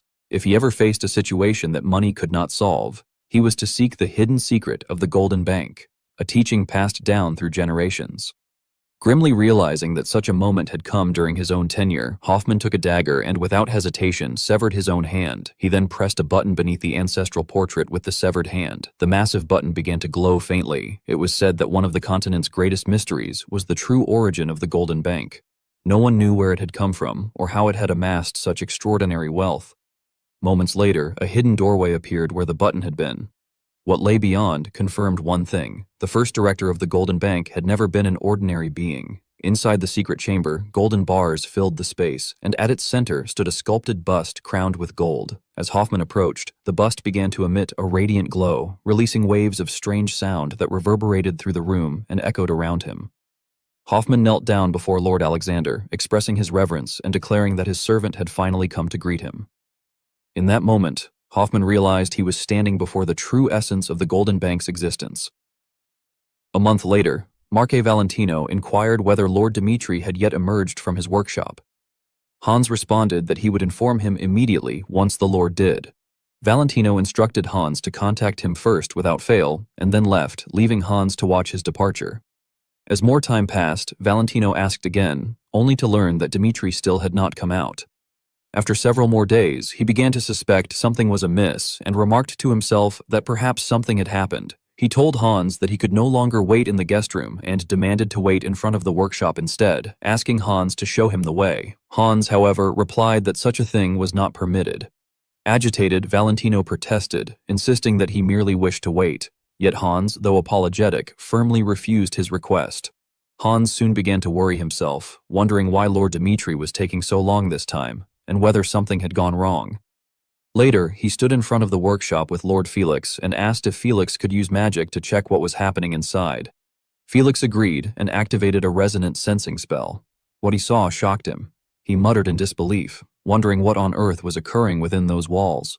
Inside the workshop, Roman was surrounded by blazing flames as he forged the sword. He spoke to himself about the power of the flame demon he had obtained beneath the endless mountains, acknowledging that though it was bound to him, it still refused to be fully controlled. He recalled that if fate had indeed tied them together, then the demon should obey his will quietly. Employing the flame fire. Divine art, Yoma Shingong, he pushed his limits. A memory surfaced of a dwarven smith warning him that the flame demon was a power no being could truly control. The smith had told him that when the gods first granted fire to the world, it became both warmth and disaster, capable of nurturing life and destroying it. He had advised Roman never to try to control such a force, but instead to accept it for what it was, for that was the nature of the flame demon. Reflecting on those words, Roman questioned whether something uncontrollable was truly the natural order. Then, defying that notion, he declared to himself that it was not. He had always managed to obtain everything he desired, and this power would be no different. The flames surged around him as if responding to his will. Outside, one of Mark Valentino's subordinates reported that it had already been 15 days and suggested that the Mark should return to Cairo, reminding him that he had neglected his family affairs for too long. Valentino refused, insisting that he could not leave now. His eyes gleamed with excitement as he explained that he had been waiting for this exact moment. the sacred instant when the sword would finally be completed. The subordinate seemed resigned, but just then someone burst through the doors to announce that Lord Roman had finally emerged from the workshop. Valentino immediately stood up and ordered that they head to Dimitri Castle at once. In Dimitri Castle, Roman gazed intently at the sword he had forged. As he observed its flawless craftsmanship, a thought crossed his mind. It was perfect. With this sword, he believed, he could finally attempt what he had long envisioned. The swords crafted by Roman continued to reach new heights of perfection with every creation. The difference between each one was not merely a matter of improved technique, it was a leap into an entirely new realm of mastery. When Marche Valentino rushed to see Roman, he was filled with admiration, exclaiming that he could not even begin to imagine how extraordinary the next sword would be. However, when he encountered Hans, he was informed, with an apologetic tone, that young Master Roman had gone straight to the training grounds after leaving the forge. Devastated, Marche Valentino fell to his knees in disappointment. Meanwhile, at the training grounds, Roman examined his latest sword with quiet awe. He reflected that even in his previous life, he had never forged a blade of such exceptional quality. He attributed its magnificence to the flames of the fire demon, which had blessed the forging process. As he gazed upon the sword, a new martial art technique, one that perfectly matched the sacred inferno art, began to form vividly in his mind. Entering a deep state of meditation, he allowed the image to take shape. When he opened his eyes, fire burned within them, and flames began to dance along his sword. He resolved to embrace the power of the burning flames and charged his strike. With his first technique, Flame, he slashed at the ground, sending searing waves of fire outward. He vowed to sweep his enemies away in a blaze, and as he swung again, his sword released torrents of fire that engulfed the entire training field. Progressing to the second technique, Flame Wave, he concentrated the fire's power into a single point, declaring his intent to pierce through all that stood before him. The sword responded by releasing a concentrated jet of flame. Then, invoking the third technique, Fiery Explosion, he prepared to unleash the flame's ultimate extremity. Driving the flaming sword into the earth, he caused the ground to fracture, flames erupting violently from beneath. Finally, using the fourth technique, Fire Demon, he summoned an explosion brighter than the sun, leaving behind a vast crater. Roman then explained that this sword technique mirrored the flames of the Fire Demon itself. It was a martial art born in the barren lands of Dimitri, a place where blacksmiths had lived alongside fire for generations. Declaring that the name of this art would be the Fire Demon's Flame, he proclaimed it a fitting creation for the soul of a heavenly demon, one capable of bringing existence forth from nothing. Sometime later, a delighted Marche Valentino approached Roman and asked whether the sword had been completed. Roman confirmed that it had, adding that he was satisfied with the result. Overjoyed, Marche Valentino expressed his faith in Roman's ability, saying he had known from the beginning that Roman would succeed. Roman kept his word, promising that before the auction, Marche Valentino would be allowed to see the sword. When Hans brought the blade and placed it upon the table, Roman mentioned that if Valentino could offer an acceptable price, he might even become its owner. He further added that he intended to submit only this single sword for the upcoming auction. Gazing at the gleaming weapon, Marche Valentino was struck speechless, thinking that this must be the new masterpiece forged by Lord Roman. Awed, he asked for permission to measure it with his device, which Roman granted readily. As he placed the device over the blade, it began to glow brightly. He noted with astonishment that the mana resonance easily surpassed level 10, just like Blaze. Pondering the possible auction price, he estimated that since Blaze had been worth 1,200 gold, this one could fetch twice that, perhaps even 2,400 gold.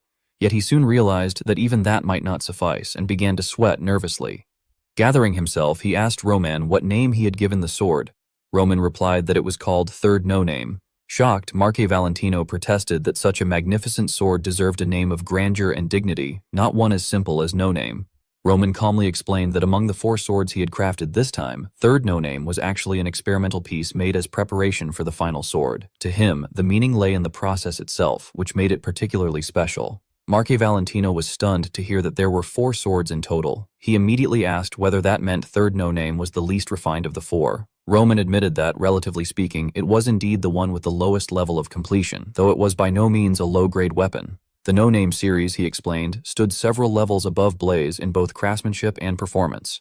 Dumbfounded, Marche Valentino then requested to see the 4th and final sword. After observing him for a moment, Roman granted permission. When Marche Valentino finally held the last sword, he gazed upon it in pure awe, murmuring that it was a blessing from the heavens that such a weapon could even exist. He now understood why Roman had described the No Name series as experimental. To create a masterpiece like this, even the process itself must have been an art form. He concluded that collectors across the lands would surely compete fiercely to obtain one of the no-name series, even if it meant paying a great premium. The symbolic value alone, along with the pursuit of perfection in its creation, made the third nameless sword worth a fortune.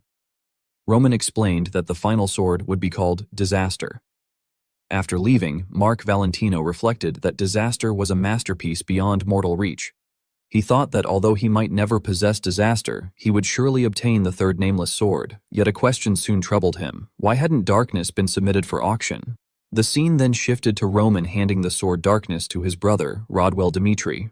Rodwell, puzzled, asked why Roman was giving it to him. Roman answered that he believed Rodwell was the only one who could take his place in his absence, and that he wanted his brother to carry on the symbol of darkness. Surprised, Rodwell asked what Roman meant by his absence. Roman explained that Rodwell Dimitri stood at the edge of a cliff. If they retreated even a single step before Kronos, they would face a miserable end.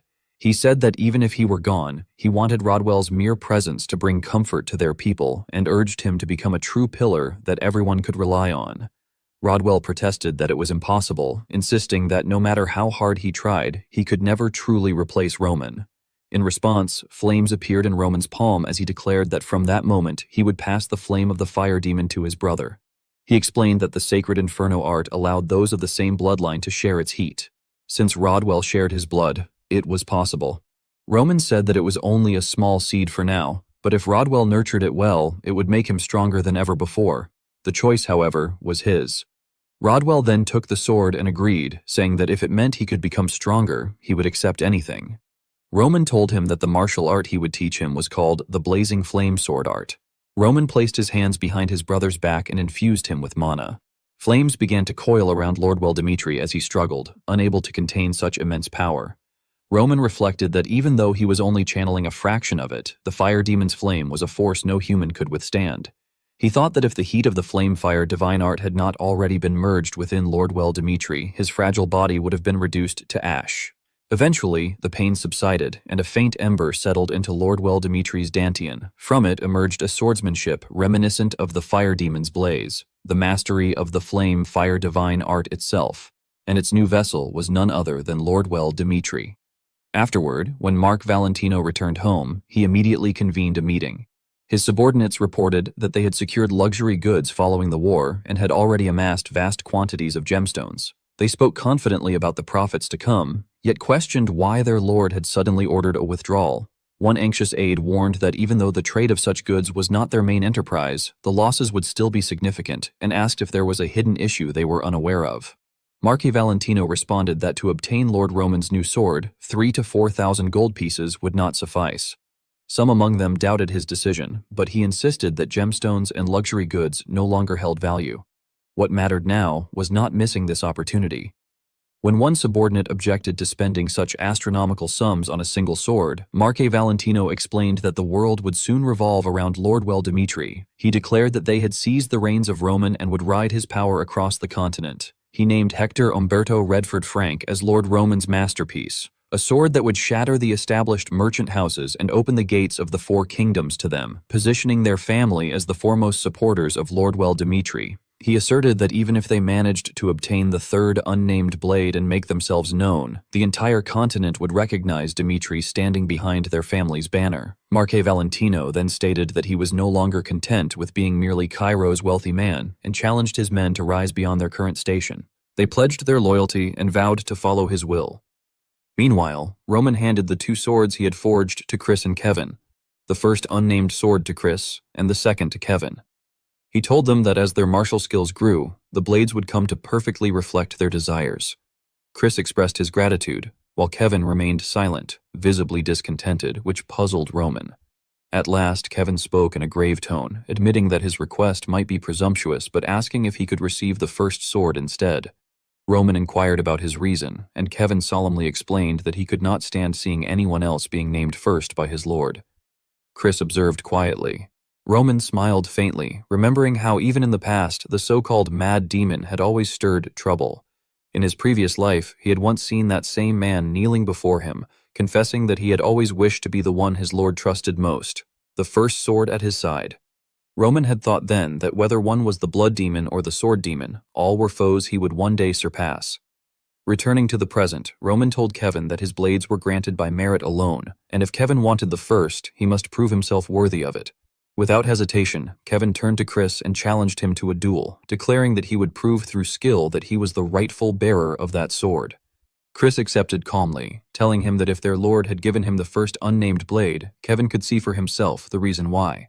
Chris remarked that the situation reminded him of the old days, when he had already known how Kevin perceived him, like a child charging forward with a flushed face. He added that an adult had no reason to respond to every challenge. Though Kevin might now be called Lordwell Dimitri's devil, in Chris's eyes he was still a child and posed no threat. They prepared themselves for battle. Chris told Kevin to show him everything he had, saying he would prove his worth through strength alone. He questioned whether Kevin truly thought his ambitions were so small that he could be easily caught. Kevin lunged forward in response, shouting how long Chris intended to keep fighting with words instead of action. He thrust at full speed, but Chris vanished with his flash lightning technique, leaving behind only an afterimage. Kevin struck the illusion, only for Chris to reappear behind him and launch a counterattack. Kevin managed to parry in time, then slammed his weapon into the ground, sending stones flying into the air. Using the distraction, he dashed forward and unleashed a flurry of rapid strikes, all of which Chris blocked effortlessly.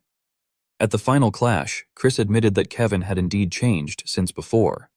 His eyes began to glow as he activated his lightning technique, stating coldly that this was all Kevin could manage. Lightning enveloped his body, forcing Kevin to step back, realizing that Chris understood his strength better than anyone else. Then, Chris moved at the speed of light and struck. But to his surprise, Kevin laughed. Kevin remarked that perhaps he knew Chris even better than Chris knew himself. His swordsmanship, his habits, his tendencies, nothing escaped him. He declared that he would now unleash everything he had honed to surpass Chris. Observing from the sidelines, Roman noted that with the ghost soul demon arts sharpening Kevin's senses to their utmost limit, Kevin had grown capable of predicting even the trajectory of flash lightning. As Chris pressed his assault, Kevin shouted that he could see everything, Chris's right arm, his shoulder, every motion. In that moment, Kevin invoked the Heaven Demon Sword Style's first move and launched his attack. Kevin performed the Heaven Demon Sword Style's first move and struck at Chris, declaring with burning certainty that this would be the end. The moment the sword strike was about to reach him, just as the air seemed to freeze from the sheer pressure of Kevin's blade, Chris's eyes flashed with cold resolve. At the last second, he performed the technique known as single flash.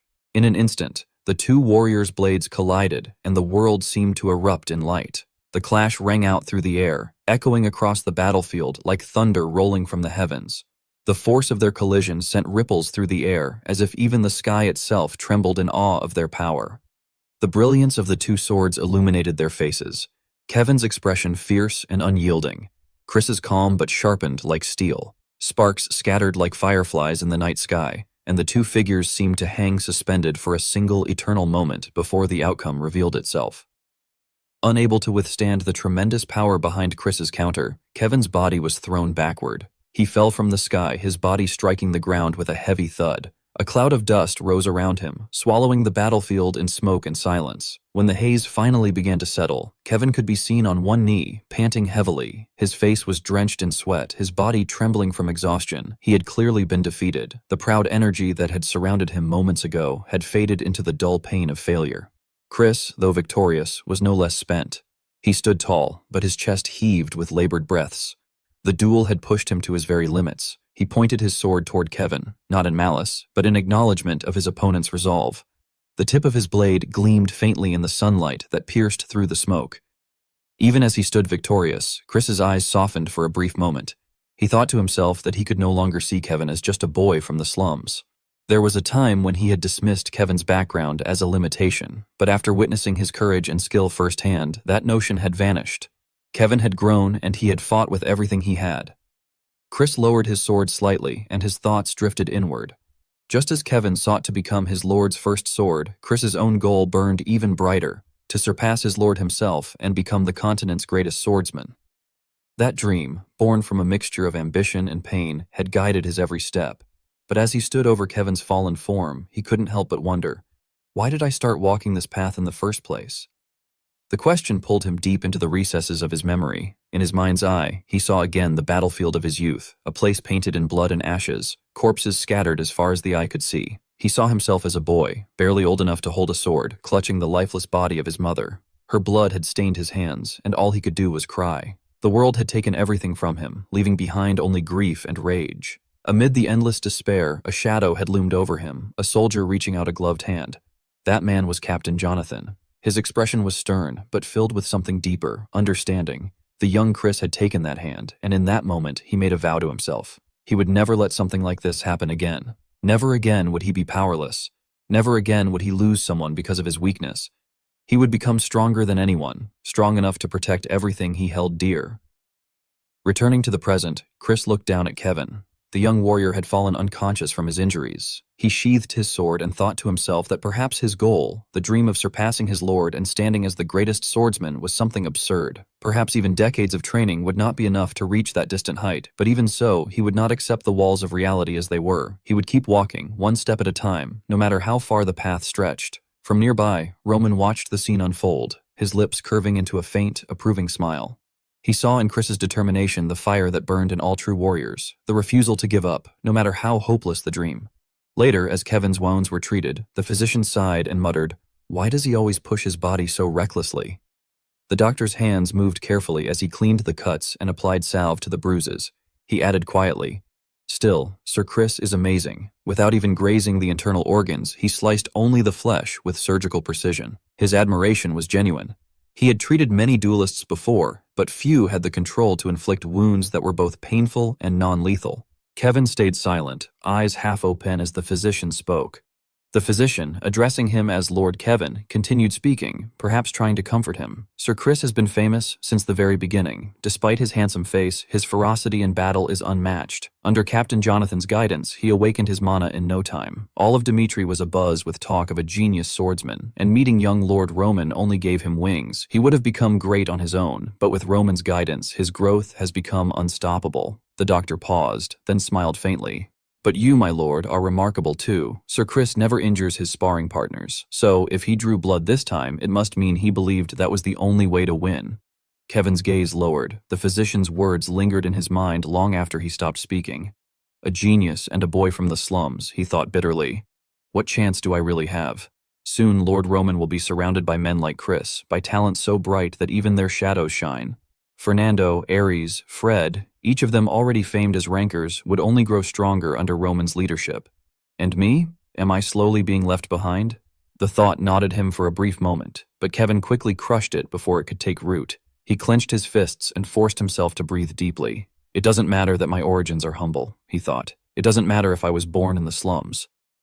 Whether it takes 1 year or 10, I will not live a life where defeat feels natural." His eyes, though weary, began to burn once again with unshakable determination. He would master the ghost soul demon arts. He would push beyond his limits, even if it tore his body apart. Only then could he surpass the constraints of his birth. Meanwhile, in the bustling city, the Adelian auction house was alive with noise and anticipation. The hall was packed so tightly that there was barely room to breathe. People from every corner of the region had gathered, their eyes gleaming with excitement. News had spread that Lord Roman Dimitri's newly forged sword would be up for bid, and the entire city had erupted into chaos over it. The auction, held exclusively for the wealthy, began with a starting price of 100 gold coins. Ordinary citizens weren't even allowed through the door. As the murmur of the crowd filled the grand hall, the auctioneer stepped onto the stage, bowing deeply. "Thank you all for waiting," he announced with pride. "As you all know, the piece presented today at the Adelian auction house is none other than the masterpiece that caused a sensation throughout Blaze, Lord Roman Dimitri's newest creation, Third No Name." The audience buzzed in excitement, whispers of admiration spreading like wildfire. The auctioneer's voice rose with energy. "We will now begin the auction. Starting bid, 100 gold." But before he could even finish his sentence, participant number 1 raised his hand and shouted, 10,000 gold! The entire room fell silent. The auctioneer froze mid-sentence, eyes wide in disbelief. Participant number 1 has opened with 10,000 gold. He stammered. Murmurs erupted across the hall, disbelief spreading among the gathered nobles. It was Marquis Valentino. The man himself leaned back casually in his chair, his lips curled into a smug grin. "Go on," he said mockingly, glancing at the others. "Join in, all of you. I'll crush you with money." His words carried the arrogance of someone who had never lost a bidding war. The other participants exchanged uneasy glances, but remained silent. No one dared to challenge such a reckless and overwhelming offer. Finally, the auctioneer swallowed hard and raised his gavel. Third No Name, sold for 10,000 gold, the highest opening bid in this auction's history. His voice trembled, the moment sinking into the stunned silence that followed. Mark Valentino burst into laughter, the sound echoing through the hall as he reveled in his victory. After the auction ended, Mark Valentino turned to his retainer with excitement gleaming in his eyes. "Schedule meetings with the nearby families immediately," he ordered. "Split them between morning and afternoon. I'll meet at least 2 per day." The retainer hesitated, clearly puzzled. "My lord, may I ask why?" Valentino grinned proudly. "Because I've won a magnificent treasure. Of course, I must visit them all and boast in person." The retainer blinked, momentarily speechless, wondering if this was truly for the sake of the family or just his master's vanity. Meanwhile, far away in the communication room of Dmitri, a magic stone suddenly began to glow. A voice came through, trembling with desperation. "Please help us. This place, it's a prison." The sound was faint, nearly drowned by static. The scene shifted to a grim prison camp. A soldier of Kronos kicked one of Dmitri's captured soldiers mercilessly, sneering down at him. "Bastard," he spat. "Didn't I tell you that if you just stayed quiet and behaved, I wouldn't kill you? Why can't you ever listen when someone talks to you?" He bent down, his tone laced with mockery. "You tried to smuggle a magic communicator to contact Dmitri. Huh?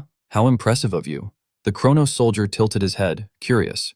"I'm honestly curious about something. Did you really think that would save your life?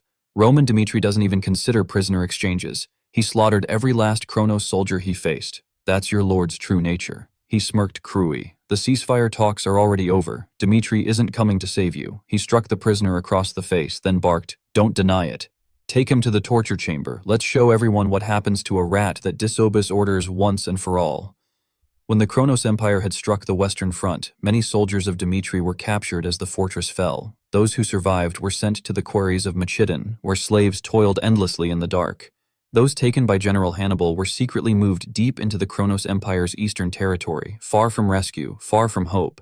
There, in a place forgotten by the world, the prisoners of Dmitri became ghosts. After the torture, the soldiers brought the boy back to the other prisoners, and it was revealed that his name was Carol. The other prisoners approached him and asked how he was, but he could not speak and only trembled. The prisoners cursed the tormentors, expressing their outrage at how humans could inflict such cruelty on one another.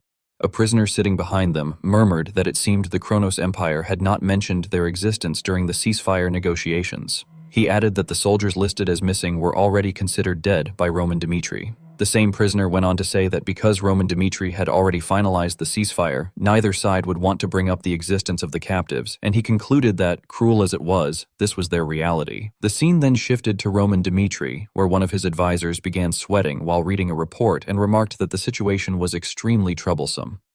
The advisor privately reflected that provoking Kronos over the prisoner issue at this moment could plunge Roman Dmitri, who had only recently regained stability, back into chaos. Yet he also worried that if they acted without solid evidence, the enemy would destroy the prisoners and erase all traces of them. Roman Dmitri threw the documents onto the table for all the advisors and instructed them to read. They each took a sheet and began examining the contents. The advisor, who already knew about the prisoners, looked at Roman Dmitri and implied that Dmitri must have known of their existence all along. Roman Dmitri then addressed the council, asking them why they thought he had rejected the prisoner exchange and pushed the enemy to the brink. None of the advisors could answer. He explained that the reason he had pursued victory, even at the cost of sacrifice, was because only the victor possessed true rights. He clarified that they had won the war while standing upon those sacrifices, and because of that victory, they now had the right to reclaim their prisoners. He declared that this was the right of the victor. He then ordered them to gather the troops and prepare to retrieve the soldiers stranded beyond the Western Front, announcing that he was willing to wage war again if necessary. Some advisors were shocked by the decision, but ultimately they all obeyed. At that same moment, inside Baron Mac Hitton's meeting room, 2 men, one with white hair and the other with long black hair, were seated at a table alongside the guard who had ordered Carol's beating. The black-haired man asked the guard, Jason, whether the enemy might have discovered the existence of the prisoners. Jason replied confidently that there was absolutely no chance of that happening. He added that the brief moment during which the prisoner had managed to connect the call had been far too short for any meaningful message to be delivered.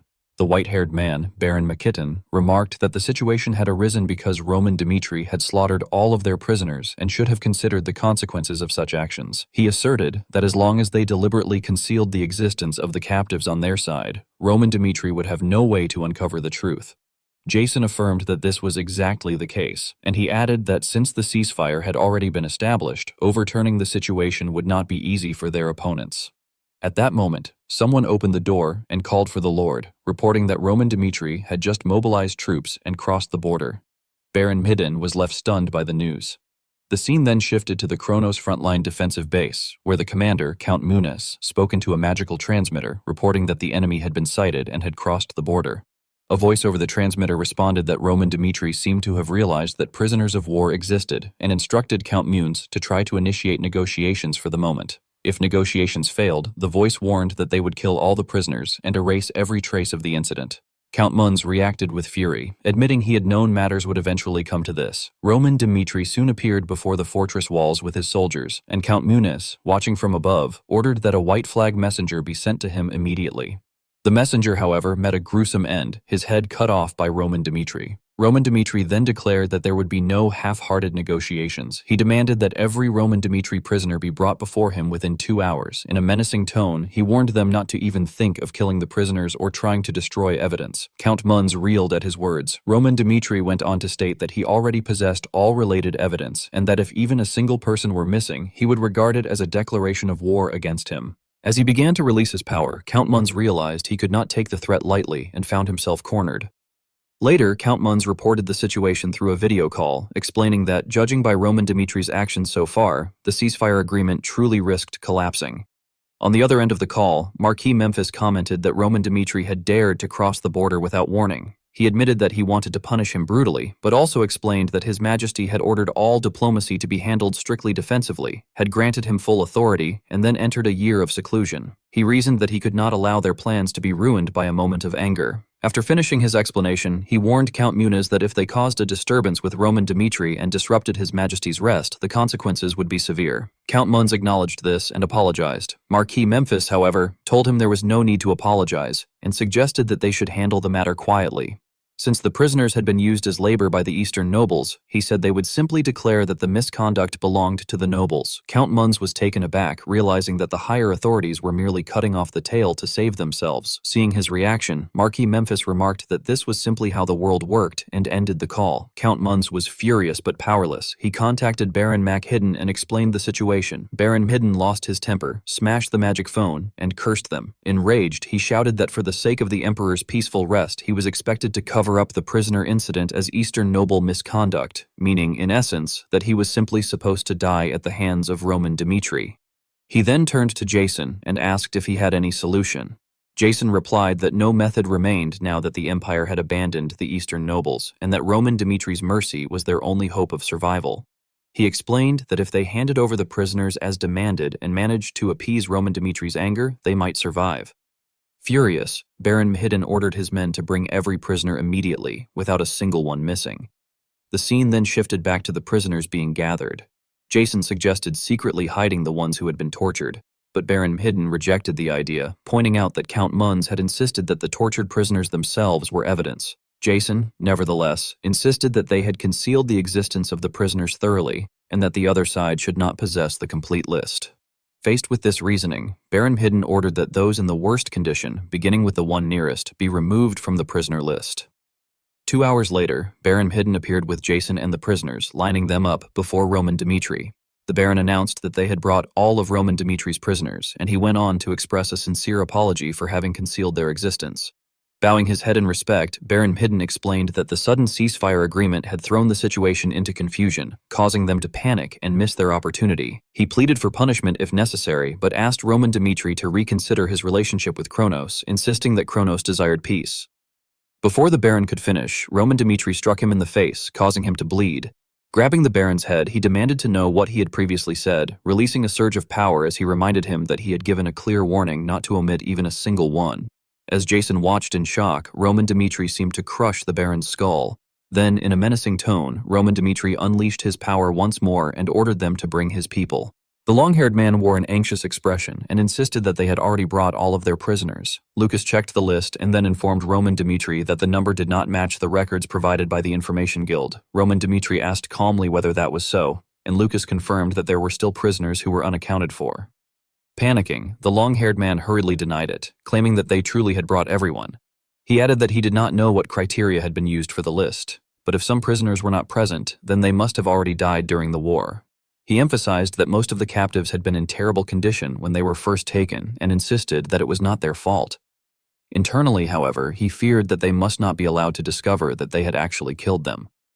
Roman Dmitri examined them with piercing eyes and remarked that, from what he could see, it appeared that the prisoners had been tortured. He then stepped forward and declared that they would confirm it immediately. Raising his hand, Roman Dmitri cast a restorative spell, channeling mana into one of the prisoners lying sprawled on the ground. The man soon opened his eyes and regained consciousness. Suspicious and confused, Carol wondered where he was and whether the person before him was truly his lord. Roman Dmitri called him by name and demanded that he explain exactly what had happened to him. The long-haired man watched nervously as Carol knelt before Roman Dmitri, trembling and sobbing as he spoke. Carol confessed that he still could not forget the sight of his comrades being crushed to death beneath the rubble as they screamed. He said that what was even more unbearable than the pain of his fingers and skin being torn apart was the lies they had been told. He declared that Dmitri was not a kingdom that abandoned its people, but that Kronos was evil, hiding the truth and forcing a ceasefire agreement upon them. Roman Dmitri's expression darkened as he demanded to know who had done this to him. Carol's hands trembled as he slowly raised them and pointed directly at Jason, who was standing nearby. Roman Dmitri repeated the name coldly. Jason cursed under his breath and suddenly fled, shouting for everyone to get out of his way. Chris reacted instantly, stepping in front of Jason to block his escape. Overwhelmed by Chris's imposing presence, Jason screamed in panic before being ruthlessly slammed into the ground. Struggling to his feet, Jason then found himself facing Roman Dmitri once again. Desperate, he begged Sir Brighton to spare his life. Without mercy, 2 sword strikes came down upon him. Jason's face drained of color as he screamed in agony, desperately crying out about his legs. The long-haired man, trembling with fear, protested that they had already fulfilled Roman Dmitri's demands and brought all the prisoners, demanding to know why this was happening. Roman Dmitri responded coldly that the trash before him had tortured his people, and that he was merely returning what they had done. He added that if not for this, he would have done something far worse. Inwardly horrified, the long-haired man realized that this was bad and that they would need higher command to intervene directly. At that moment, Memphis's voice echoed through a communication device. Wearing a grave expression, Memphis stated Roman Dmitri's name and accused him of not only crossing the border without notice, but now personally executing their people. He declared that Roman Dmitri had gone too far and offered a compromise, saying that if Roman Dmitri stopped now, they would acknowledge part of the accusations and end the situation immediately. Roman Dmitri questioned what accusations they were referring to, his voice turning sinister as he replied that if they admitted their wrongdoing, he would give them a chance to prove their sincerity. However, for the lives of his citizens who had been tortured to death, he swore that he would slaughter everyone on their front lines. He concluded that if they still desired peace after that, he would end it by burning their headquarters to the ground. Marquis Memphis responded that the man was insane. The moment his words ended, a blade flashed horizontally, slicing straight through the long-haired man. The air fell into a terrifying silence, the event unfolding so fast that no one could fully grasp what had happened. Half of the long-haired man's body crashed heavily onto the ground. Roman Dmitri calmly ordered that they were to kill them all. The armored troops of Kronos immediately prepared for battle, while Chris and Kevin hardened their expressions. Suddenly, from behind, Ares' voice was heard as he respectfully addressed his senior and suggested that they let a rookie handle the situation. Without waiting for a reply, he charged straight into combat. Muniz furiously shouted that it was a war mage and demanded that Dmitri's forces be stopped. The Kronos troops formed ranks, murderous intent radiating thickly around them. 2 streams of magical light twisted together and shot toward Ares. He easily dodged the first, while the second slammed into the ground, causing a massive shockwave. Ares' eyes burned with determination as he prepared to launch his attack. Countless sharp blades rained down while Kronos' mages cast spells from above. An elderly mage wore a sinister grin and mocked that Ares would have to do far better than that. Ares responded with a confident smirk and moved like the wind, disappearing in an instant before landing cleanly on the ground. The mage stared in shock. It was made clear that Ares possessed innate genius. In only a short time under Roman's guidance, he had achieved astonishing growth, and that progress was now being fully displayed. Ares coldly uttered a playful phrase before swinging his sword down, an attack powerful enough to destroy an entire fortress. Muniz immediately fled in panic, thinking that everything was already over. He believed that Dmitri could no longer be stopped and that staying any longer would only lead to his own death. As he climbed onto his horse to escape, he urged himself to leave immediately. However, before his plans could be carried out, he widened his eyes in shock. Flames surrounded him on all sides, and standing before him was Roman Dmitri. In despair, Muniz realized that from the moment he had stood before Roman, there had never been any chance for him to survive. Later, in the conference room of the Kronos Empire, Croit burst through the doors. Enraged, he accused Marquis Memphis by shouting that his son-in-law, Count Munez, had been killed. He demanded to know whether Kronos still intended to uphold the ceasefire even after being attacked unilaterally, questioning since when Kronos had become so cowardly and declaring that this was equivalent to publicly exposing the Empire's weakness to the entire continent. He insisted that their true enemy was Roman Dmitri. Memphis responded in a cold tone by asking how Croit planned to take revenge on Roman. Croit clenched his teeth and questioned what Memphis meant. Memphis glared at him warningly and told him to think carefully, addressing him as Marquis Croit. He then stood up calmly and stated that every time they confronted Roman, Kronos had made reckless decisions and left behind dangerous precedents. Memphis asserted that although they had believed they deployed sufficient force to the front lines, the result had been nothing but a crushing defeat. With a threatening tone, he emphasized that Roman was not an opponent to be taken lightly and that fighting him with half-hearted preparations was impossible. He then asked once more, his killing intent filling the room, how Croit intended to punish Roman Dmitri. Unable to accept this, Croit protested and demanded at least an explanation for why His Excellency had secluded himself and what the true plan over the past year had been. Memphis's eyes flared with anger. Croit let out a bitter laugh, remarking that this was how Memphis chose to act, and accepted it. Disappointed, he turned to leave, declaring that he would return to his territory, gather like-minded nobles, and bring the matter to the public. Just as Croit was about to step out the door, Memphis called out to him. Croit warned him not to do something he would regret. The moment those words left his mouth, Memphis launched a sudden attack. Blood flashed in Croit's eyes as he collapsed heavily onto the ground.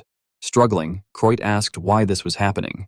Memphis coldly answered that everything in Kronos began and ended with the will of His Majesty the Emperor, and that fools who dared to question that will did not deserve to live. After that, Memphis raised his hand and issued an order. He commanded Castro, invoking his authority as the noble representative, and ordered him to dispatch the troops immediately. He instructed him to eliminate everyone connected to the Croit family without leaving a single survivor and to restore discipline to the Kronos Empire. Upon hearing this, the expressions of those present visibly darkened. Castro accepted the command, stating that he would comply with the order without fail. Memphis then slammed his hand down on the table and urged everyone to place their trust in the nobility. With a face full of ambition, he declared that the history of victory would forever stand on the side of the Kronos Empire. He sternly warned the remaining people never to doubt the Empire's might again, as the foolish Croit family had done. The scene then shifted to the prisoner's room. Chris explained that they had begun treating the wounded as soon as they arrived in Dmitri, but their conditions were far too critical. He emphasized that Carol's injuries were especially severe, as her body had been crippled by the effects of torture, and that even if she recovered, permanent damage would be unavoidable. Roman Dmitri walked around, carefully assessing the situation, and stated that those who had suffered serious injuries like Carol should be reassigned to non-combat divisions, such as units under the 3rd Division. He informed Chris that if they wished to live as civilians, they should be honorably discharged and provided with fair compensation. Chris immediately agreed and said that he would carry out the instructions. At that moment, Carol spoke in a trembling voice, saying that she did not want to retire. Struggling to sit up, she insisted that she would transfer to another division and declared that even if she could no longer wield a sword, she was prepared to give her life for Dmitri. Chris tried to calm her, telling her that she did not need to go that far. However, Carol firmly reaffirmed her resolve, insisting that she would do it no matter what. The other prisoners also sat up at once and voiced their determination, stating that they felt the same and begging to be allowed to continue serving. Roman Dmitri curled his lips into a satisfied smile and told them to do as they pleased. Overjoyed beyond words, they expressed their gratitude. Dmitri thus continued to solidify his foundation as a growing empire, building an unshakable fortress that no one could challenge. In the kingdom of Hector, Edwin fell into deep contemplation. He reflected that every move Roman made surpassed even his wildest imagination. He noted that Kronos, once so proud, was now suppressing its anger, and that this silence was merely the calm before the storm. He realized that a direct confrontation was inevitable, and that when the time came, the balance of the continent would change forever. He acknowledged that he could no longer protect Hector as he was now, and that what the kingdom truly needed was not Prince Edwin Hector, but a mage powerful enough to defend the realm. After Dimitri's bold assault across the border along Kronos' defensive line, the responses of the kingdoms began to diverge. King Frank laughed with great satisfaction, boasting that once again the Frank kingdom was expanding thanks to its cunning and wise king. Sitting upon his throne, he asked how they could assist Dmitri. Count Samir replied respectfully that a special event was approaching. He reported that Loren Dimitri, Roman Dimitri's younger brother, had been promoted to Class A at Cairo Royal Academy. He further explained that the promotion ceremony would take place in 5 days and that there was a high likelihood Duke Dimitri would attend. The king responded cheerfully, expressing delight at the news, and immediately ordered a council meeting to be convened. He said that through discussion, they would decide what kind of gift should be sent to Dimitri. With the recent prisoner incident, attention from across the Salamander continent had begun to shift toward Cairo Royal Academy. Loren placed his sword on the ground. His entire body was drenched in sweat as he gasped for breath. A companion beside him approached and asked why, despite having already passed the promotion examination, he was still pushing himself to the point of complete exhaustion. With a weary sigh, Loren explained that this time was different. He said that there were no competitors left in Class B, and that even the seniors of Class A had begun to keep a wary eye on him. He added that the only reason he remained in Class B was due to procedural formality, as he had already surpassed the Academy's level. Summoning his strength, Loren forced himself to stand. He admitted that, even so, he was still nothing compared to his older brother.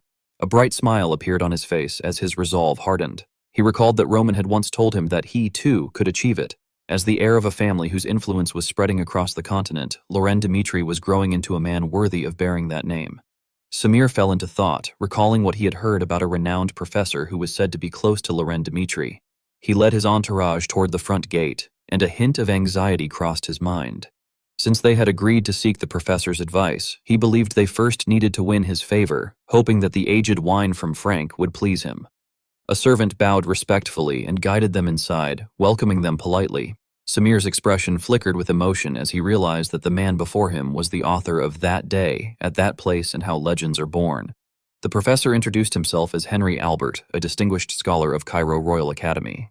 At first, Henry Albert had pursued Roman Dimitri solely for fame. However, over time, he became utterly fascinated by him. After using Roman as the inspiration for his life, Henry's entire world changed. He rose to become a renowned author whose books spread throughout the continent, and eventually a permanent professor at Cairo Royal Academy, an esteemed figure admired by all. Count Samir could barely contain his excitement. He expressed that it was a great honor and confessed that he had been deeply moved by That Day, At That Place, having read it repeatedly. He said that the more he read it, the more he felt as though he were standing on the southern front lines himself and wondered how such a masterpiece could have been written. Henry replied calmly that he had merely recorded what he witnessed on the battlefield. He explained that, as everyone knew, Roman's brilliance shone most vividly during the battles in the southern territories. Even when Hector's rear lines collapsed and the warp gate fell, when everyone else prepared to negotiate, Roman was different. Henry stated that he had seen it with his own eyes, a single man changing the course of a war. That sight made him wonder how such a being could even exist. With a stern gaze, Henry concluded that the reason Roman Dimitri stood apart from everyone else lay in the unconventional choices he had made. Count Samir grew tense as well, voicing his concern that such a choice seemed unusual. Henry responded seriously that when everyone else said no, Roman Dimitri had proven them wrong through results. He explained that by defying common sense, Roman had achieved extraordinary outcomes, and those very results had shaped the Roman Dimitri they knew today. Count Samir showed a flicker of unease, wondering whether such a path was something only Roman himself could walk. Henry confirmed that he agreed with that assessment, but he added that what truly mattered was possessing the resolve to walk one's own path without wavering because of others. He elaborated that Roman had rejected the mainstream current and, because of that, had been scorned, yet in the end, he had ushered in an entirely new era. Count Samir became visibly excited, expressing that being able to hear such teachings directly was an incomparable honor. Henry smiled brightly and said that he was flattered. Bringing his hands together calmly, he explained that the real reason he had met Count Samir that day was to ask about Loren Dimitri. The corner of Henry's lips lifted slightly as he stated that Count Samir was free to ask anything because within the Royal Academy, no one understood Loren Dimitri better than he did. The scene shifted back to a time when Loren had confided in Henry. Loren, looking dejected, admitted that lately he had been feeling frustrated. He confessed that his eldest brother was the strongest swordsman on the continent, while his second brother had graduated as the Academy's top student, and no matter how hard he tried, he felt he would never be able to catch up to them. From Henry's perspective, Loren was a talented child, officially acknowledged by the Academy itself, who only appeared inferior when compared to his exceptional brothers. Henry said that he understood that feeling well, as he himself had once been treated as a scapegoat within his own family. However, he explained that things were different now, and that through living this new life, he had come to understand something important. Speaking firmly, Henry told Loren that while his brothers were indeed remarkable, comparing himself to others would only cause him pain. Raising his thumb, Henry pointed out that even someone like himself had succeeded in becoming a professor at Cairo Royal Academy. He urged Loren not to waver, but to continue walking the path he believed in, assuring him that one day, Loren would leave behind a truly meaningful mark. From that day on, Henry and Loren became more than just teacher and student, they became friends. In the present, even when Henry merely mentioned Loren, his face was filled with pride. He explained that any gift should be tied to what Loren valued most at that moment, and that at this stage, Loren favored anything that helped him grow stronger. Count Samir reacted with delight, saying that he understood. He thought joyfully to himself that it should be something that would aid Loren's growth. After that, Count Samir sprang to his feet and bowed respectfully, expressing his gratitude and swearing that he would never forget Henry's kindness. The day before the promotion ceremony arrived. On the day of the event at the Royal Academy, the students cheered excitedly, chanting the Dmitri name. Roman Dmitri's cloak fluttered in the wind, his expression cold and unapproachable. As the students called out to him, they addressed him with respect, declaring it an honor to stand before Sir Roman Dmitri. The Duke pushed the door open and stepped inside, at which point the organizers welcomed him and declared that he was being warmly received. At that moment, Daniel, the King of Cairo, came forward to greet him, stating that they had been waiting for him and that there was something important he needed to inform him about. The Duke froze in place. He reacted with shock and questioned whether what he was hearing was true, that Cairo was to become a vassal kingdom.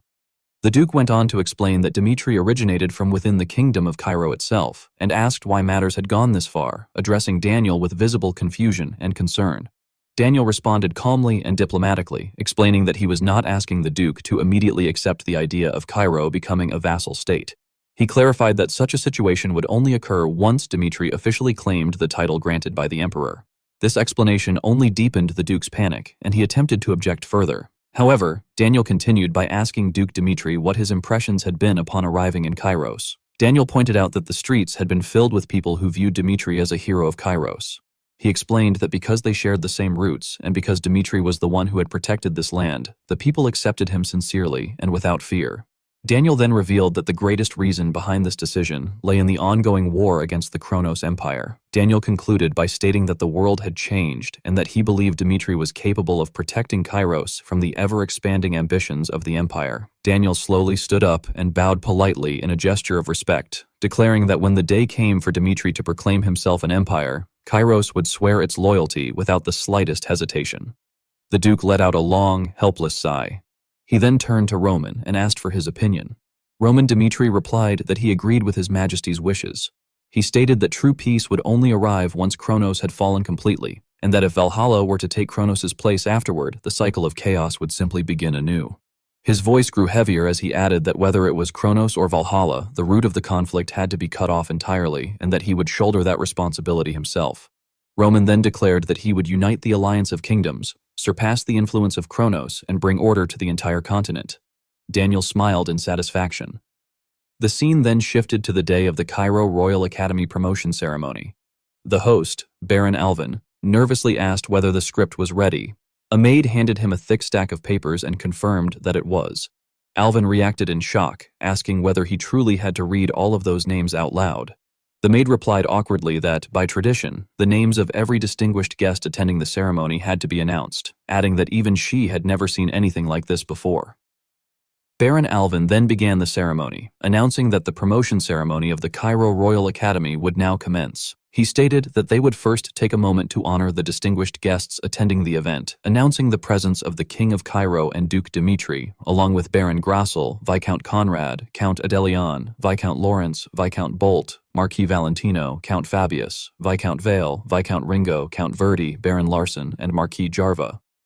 The students listened in stunned silence, inwardly remarking in disbelief at how many nobles had gathered just to attend an academy promotion ceremony. Even after the ceremony ended, not a single noble rose from their seat, and with that, the silent battle of wits among the nobles began, as each of them sought to win the favor of the Dmitri family. A man stepped forward and introduced himself as Count Christine of the Umberto Kingdom. Christine bowed politely and stated that he sincerely congratulated Duke Dmitri on his son's promotion. Dmitri responded with mild surprise, remarking that the name Christine sounded familiar. Christine laughed lightly and explained that he had come solely to offer his congratulations after hearing about the third young master's promotion. Dmitri smiled in return and remarked that it was so. Christine then added that he had prepared a special gift for young Master Loren. Loren reacted in surprise at the mention of a gift. Christine clarified that it was merely a token of celebration and assured him that there was no need to feel burdened. He then presented the gift, explaining that it was a sword crafted by a master artisan of the Umberto Kingdom.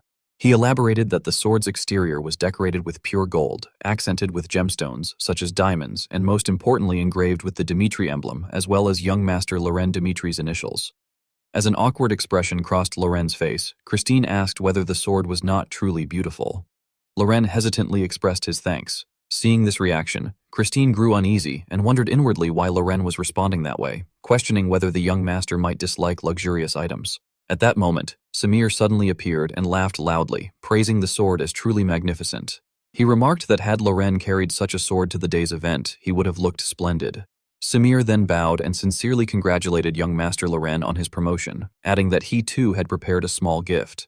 However, he cautioned that it was not a flashy artisan sword and expressed uncertainty as to whether it would be pleasing. Samir presented a gift box of considerable value and explained that the contents were magic artifacts recently crafted for Aura swordsmen.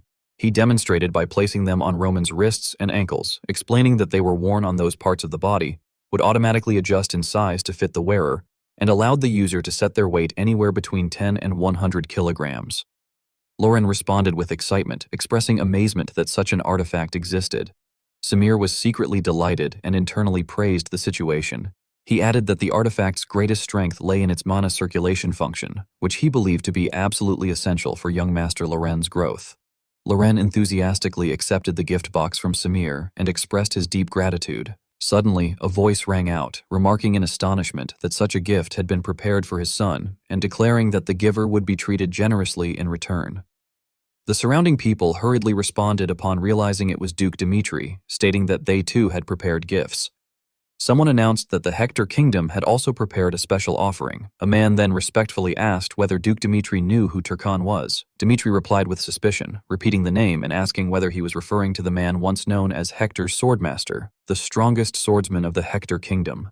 The man calmly confirmed this and explained that the gift was Turkan's training journal, which had been preserved by the Hector royal family. He acknowledged that the methods were old, but emphasized that since it was Sir Turkan's personal record, it would undoubtedly prove useful. A representative from the Redford Kingdom then joined in, remarking that everyone had prepared incredible gifts before announcing what the King of Redford had sent. He revealed that it consisted of 12 types of training artifacts and 30 magic scrolls.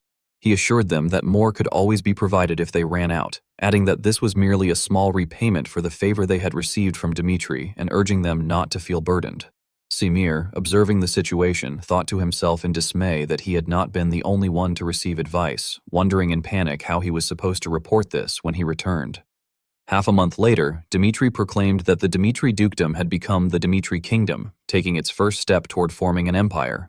The Kronos Empire remained silent, while the Alliance of Kingdoms, including Dmitri, rapidly established its structure. However, the real problem lay with Valhalla.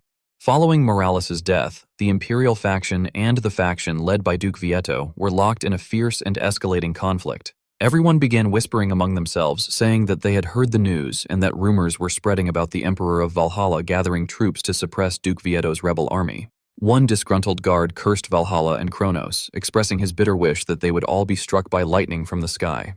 Suddenly, a mysterious man emerged from the bushes, muttering the name of Luna under his breath. Startled, the two guards demanded to know who he was. The man then collapsed to the ground and begged for help, causing the guards to exclaim in shock that he was actually a person.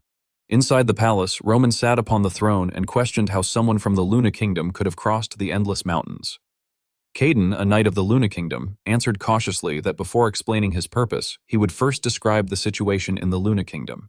He explained that right after the war with Kronos, Isabel, the queen of the Luna Kingdom and also a saintess, had remained on the Salamander continent to stop their plot. Since then, they had lost contact with her 3 months ago. After her disappearance, the divine power that had protected the kingdom had gradually begun to weaken. Caden stated that Lady Isabel's divine power had been the only force capable of bringing warmth to the frozen land of Arcady, and once that power vanished, they could no longer hold back the cold, causing the kingdom to fall into collapse. Caden then knelt down and earnestly pleaded with Roman, begging him to help them find Queen Isabel. Roman frowned in thought, recalling that Isabel was the one who had uncovered Alexandro's true identity, and reasoning that if she had tried to stop a plot, it could not be unrelated to Dimitri's future either. He finally replied that he would look into Queen Isabel's whereabouts. Caden reacted with joy and thanked him, but hesitated as if he still had something more to say. Roman, surprised, asked whether there was another request. Caden explained uneasily that after the divine power disappeared, chaos had spread throughout Arcady, and as a result, the Luna Kingdom and the other races had begun to suffer from hunger. Eventually, the Orc tribe, once known as the Wanderers of the Grey Wasteland, had broken the peace treaty and declared war. The nobles were taken aback upon hearing that it was the Orcs. In a grave tone, someone questioned whether Arcady was not supposed to be a land of harmony where different races lived together, and how war could possibly be breaking out. Caden confirmed that this was true, explaining that originally the races of Arcady did not harm one another. However, unrest had begun when a new orc lord named Graxar rose to power. He described Graxar as extremely aggressive, with the goal of turning all races into food. With a sorrowful expression, Caden continued that at this rate, Arcady would inevitably fall to the orcs' onslaught. Roman then spoke up, stating that helping the Luna Kingdom would not be simple. In a cold tone, he questioned why they should take on such risks, citing the endless mountains and the bitter cold. Caden lowered his head anxiously and said that he understood Dimitri's position. Nevertheless, he warned that Graxar was an existence that would someday threaten Dimitri as well. After devouring all the other races and exhausting everyone's stores, that threat would eventually cross the endless mountains. He added that if Roman still lacked justification, then the danger would soon make itself undeniable.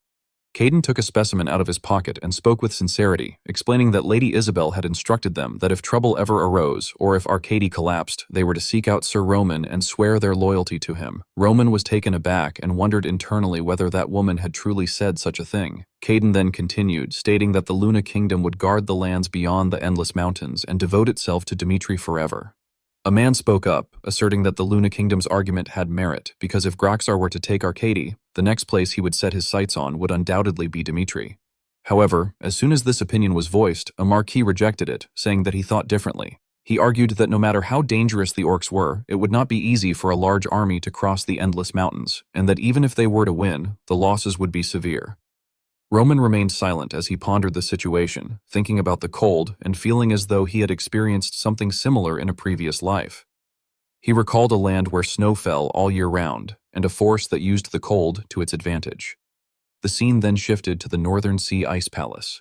A year had passed since Baek Jungyuk ascended to the position of the Heavenly Demon. During that time, a half-brother who had fled even after the fratricidal war had ended finally revealed himself and allied with the remnants of the old regime. Baek Jinmyong declared that as long as he himself remained alive, the reason that half-brother had been able to seek refuge in the Northern Sea Ice Palace was because his mother originated from that place. Upon hearing this, the others reacted in chaos, insisting that negotiations were necessary. They argued that the man must have joined forces with the Northern Sea Ice Palace, the family of his maternal line. They further claimed that Baek Jinmyong had deliberately exposed himself because he knew they could not harm him while he remained in the Northern Sea. They urged that everyone should wait for the right opportunity and repeatedly emphasized that they must never be the ones to strike first. From the throne, the emperor responded coldly, stating that there were no exceptions within his demonic cult. He asserted that even the brutal conditions of the Northern Sea would not be enough to stop him, directly addressing Baek Jungyuk as he made his stance clear. Returning to the present, Roman stated that what truly mattered was whether the proposal was worth pursuing. He explained that from the moment Caden had mentioned the existence of the orcs, they could no longer be excluded from Dimitri's future. Even so, he emphasized that there was no need to take excessive risks, and therefore he intended to accept the proposal conditionally. He then laid out the first condition, stating that in exchange for helping the Luna Kingdom, Dimitri would take them in as a vassal state. For the second condition, he declared that if there was no way to cross the endless mountains in a short time, the proposal would be rejected outright. Roman then asked Felix how many people could be transported at once if a teleport scroll were used. Felix replied that with their current technology, 30 people was the absolute limit. Hearing this, Roman continued by stating the third condition, explaining that only 30 people, himself included, would depart for Arcady. Caden was momentarily stunned. Internally, he reflected that only 30 people would be going, yet Queen Isabel had once said that Roman was a being who had surpassed human limits. He reasoned that even if they only managed to kill the monster Graxar, it would still be worth it. With that thought, Caden responded joyfully, expressing his sincere gratitude and thanking Roman wholeheartedly. Roman then moved straight to the main issue, instructing Caden to tell him the directions to the Luna Kingdom and outline the plan moving forward. Caden replied in a serious tone, affirming his understanding. He explained that along the route across the Endless Mountains, they had set one-time coordinates in advance, and that using those coordinates would allow them to arrive in Arcady in about a week. However, he warned that Arcady's cold far exceeded imagination. He added that after adapting to the cold using a special drug they had developed, they would still need to learn how to survive in the snow for an entire week before attempting to cross. Roman responded calmly, saying that they would handle that entire process themselves. Caden grew anxious and tried to dissuade him, warning that the extreme cold was capable of freezing even Aura and that it was far too dangerous. Before he could finish, Roman firmly asserted that he would personally ensure Dimitri was fully prepared and that they would depart in a week as planned. Caden, deeply concerned, thought to himself that this was a serious problem and that Roman was being far too foolhardy. Hesitating briefly, he acknowledged the decision and said that he understood, adding that Roman could ask for his help at any time if needed. The scene then shifted to the Luna Kingdom. Sebastian stated that it could not be helped and told Caden that he understood, instructing him to travel carefully. Caden, shocked, asked if only 30 people were truly coming. Sebastian confirmed that this was indeed the case, explaining that it was a choice Dimitri had made while fully accepting the risk. He added that their arrival would be 2 weeks from now, and until then, they would focus entirely on holding the fortress. At that moment, Gyro entered and addressed the high priest, arguing that with such a small number, they could not possibly face tens of thousands of orcs. He insisted that under these circumstances, the Luna Kingdom had to make a decision, as they could not entrust Luna's future to Roman Dimitri alone. He emphasized that they were the only human nation in Arcady, a country that had protected this land since ancient times. Sebastian responded coldly, telling Gyro to face reality and stating that Luna's strength alone was insufficient to hold back tens of thousands of orcs. Gyro ground his teeth in anger and argued that they could not simply sit idle until Dimitri's reinforcements arrived. He insisted that they needed to set the board in such a way that they could wipe out the enemy in a single decisive strike. Gyro then declared that he would take the vanguard himself and proclaimed that with their strength, they would defeat the orcs. Sebastian let out a helpless sigh and finally accepted the situation, asking what method Gyro was planning to use against the orcs. The scene shifted to a snowy forest. Gyro, filled with resolve, declared internally that this was where Groxar would be buried. He explained that the orc army's route overlapped with the snowmen's territory. He described the snowmen as a race over 3 meters tall, covered in fur, and possessing monstrous strength that could even overwhelm orcs. While a small snowman tribe could not handle an orc army numbering in the tens of thousands, he reasoned that this alone would be enough, because in the end, they would be the ones to finish the fight. At that moment, the growls of monsters echoed through the area. Shouts rang out, warning that enemies had appeared and that the snowmen had emerged. Standing on high ground, Gyro looked down and analyzed the situation, considering that if they triggered an avalanche now, they could deal with all of them at once. Suddenly, Gyro's gaze met that of a monster riding a wolf. In the brief moment he lost focus, the creature looked directly toward him. Gyro's eyes widened in horror as the orc leader shouted that the enemies had appeared. Another monster spoke up mockingly, stating that just as expected, the humans were resorting to petty tricks. They had been discovered and surrounded. Gyro turned pale, cursing inwardly as he realized the situation had gone wrong. He questioned himself in despair, wondering whether he had been the one who had fallen into the trap. The scene shifted back to Roman's legion on the day of their departure. Felix wore a stern expression, while Ares yawned repeatedly. Caden observed them carefully, thinking that they all looked strong. He reflected that it was astonishing Dimitri possessed warriors of such caliber, and he could feel a pressure from them that did not fall behind that of the 3 swordsmen of the Luna Kingdom. Those 3 swordsmen were Leo, Gyro, and himself, Caden.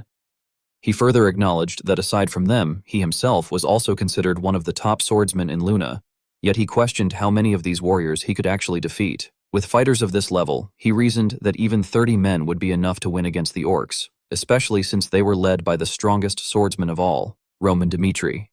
Roman stepped forward with commanding presence. Caden bowed his head and said that he would guide the way. Roman evaluated this gesture internally, noting that even without being instructed, Caden had naturally shown proper courtesy. Elsewhere, Gyro had already been beaten to a pulp by the monsters. They dragged his body across the ground, their expressions ferocious. Beneath the freezing cold of the snowy wasteland, it seemed as though Luna's history would come to an end on that very day. On a winter day thick with snow and frost, Roman's group sped across the white expanse. Caden was stunned, wondering how they were possibly moving across the snow like that. He immediately recognized it as Arcades' method and was certain he had never taught Roman how to run atop snow. This led him to suspect that Dimitri might have figured it out on his own. At that moment, information was transmitted through the staff in Caden's hand, warning him that the situation was not good. Caden reacted in confusion, asking what had happened. The voice replied that Gyro had led the troops in an attempted surprise operation, but had fallen into the enemy's trap and lost the entire force. It was currently unclear whether Gyro was alive or dead. Graxar's orcs were heading straight for Luna Fortress, and at this rate, the attack could begin before Caden arrived.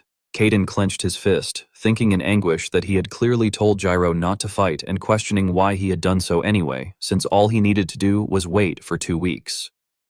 With that thought, Caden responded through the staff, urging Gyro to hold on somehow and promising that he would get there as fast as possible. He then turned to Roman and explained that Luna Fortress was still a day away. To save time, they would move at full speed.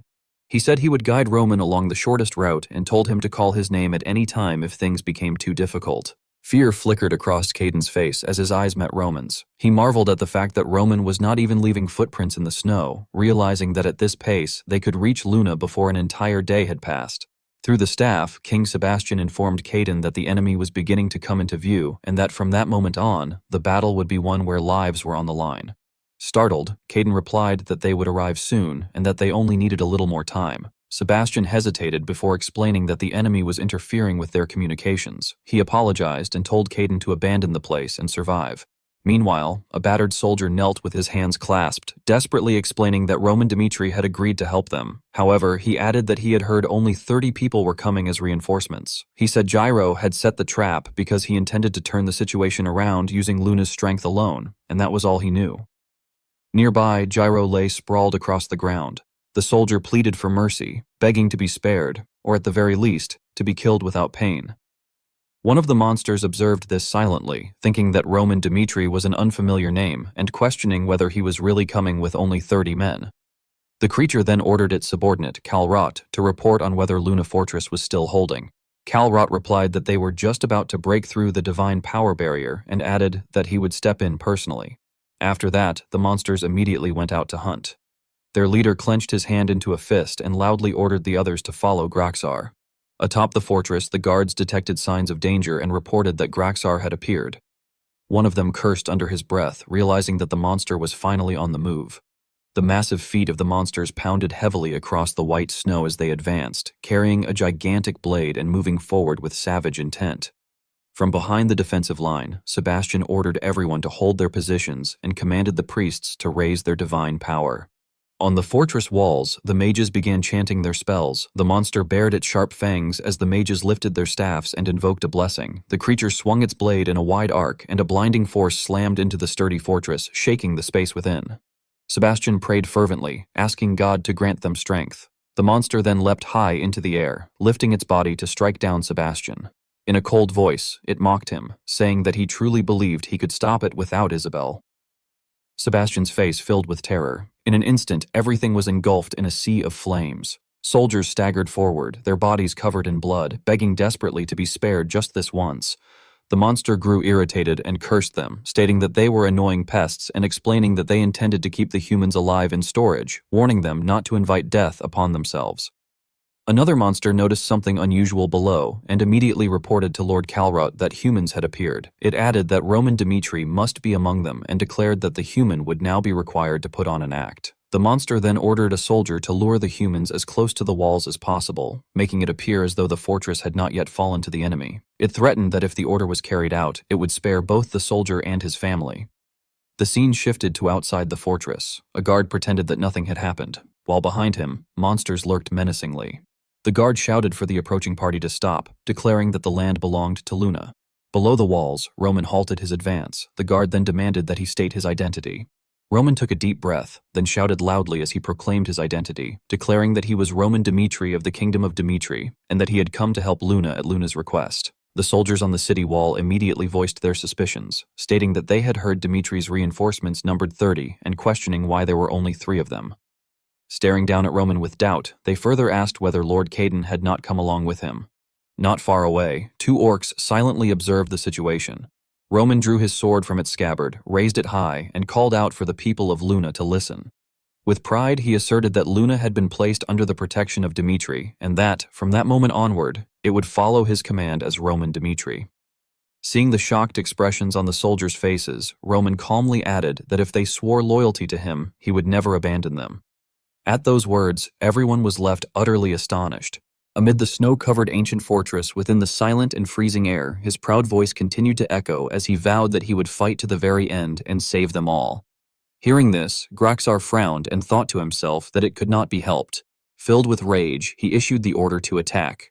At the same moment, Roman's eyes blazed with energy as he silently chanted the heavenly demon sword art, first form of the first phase. Instantly, he swung his sword with tremendous force. When the thick dust finally settled, Roman calmly instructed Chris and Kevin, warning them that even if they managed to rescue the prisoners, their own safety could not be guaranteed. Staring at the breached wall ahead, he emphasized that their objective was to slaughter every enemy standing before them. After hearing this, Chris and Kevin erupted with aura and resolutely responded that they would keep that in mind. Time rewound slightly to the past. Caden lowered the staff in his hand and, as he gazed at Roman's approaching group, muttered in a daze that Luna's fortress seemed to have fallen. Powerlessly, he added that he would not ask them to stay any longer, sincerely thanking them for coming all the way from Arcadia and apologizing that Luna could not repay their kindness. After speaking, he bowed deeply in earnest. Caden then thought helplessly that he could not ask people of another nation to fight to the very end for Luna, and that, at this rate, he had no choice but to part ways and go to Luna alone. Seeing this, Roman remained silent for a moment before speaking indifferently.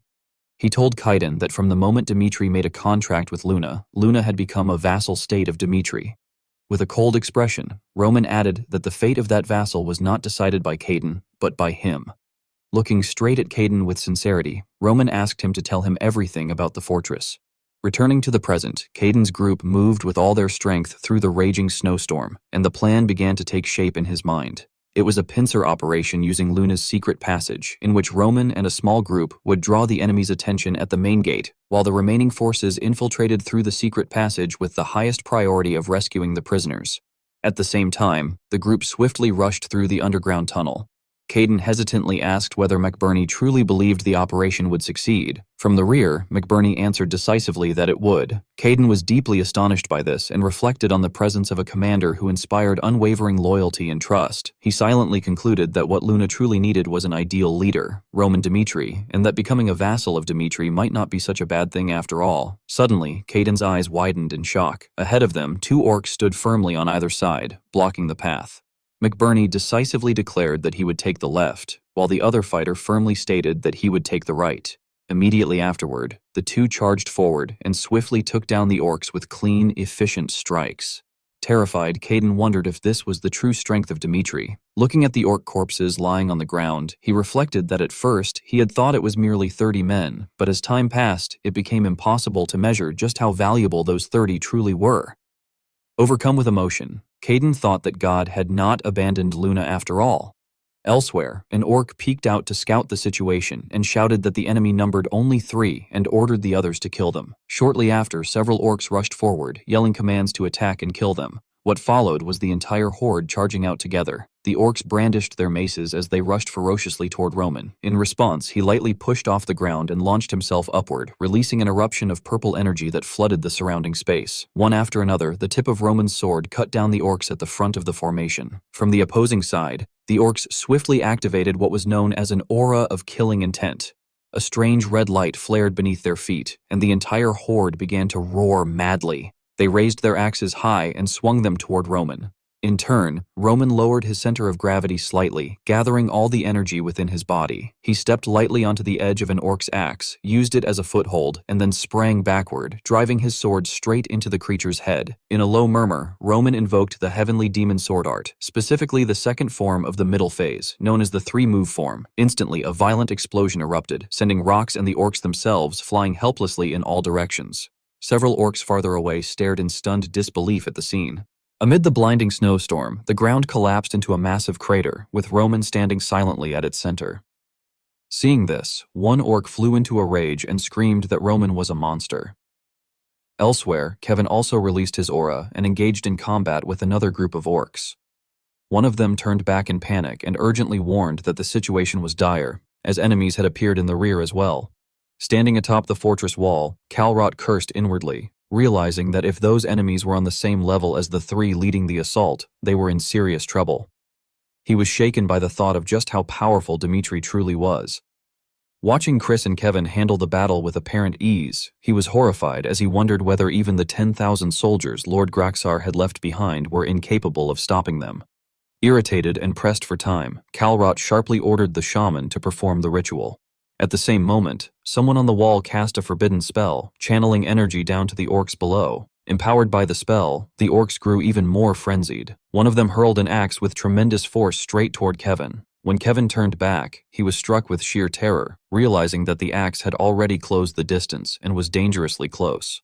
The moment the axe came flying toward Kevin, someone immediately leaped into the air and raised a sword, striking the weapon aside. Chris stepped in front of him and cautiously warned him not to let his guard down. Hearing this, Kevin clenched his teeth in resentment as his aura erupted, then angrily pushed past Chris and charged forward. He delivered a fatal strike straight to the orc's chest, used the creature's shoulder as a foothold, launched himself into the air, gathered his strength, and decisively finished the orc in a single blow.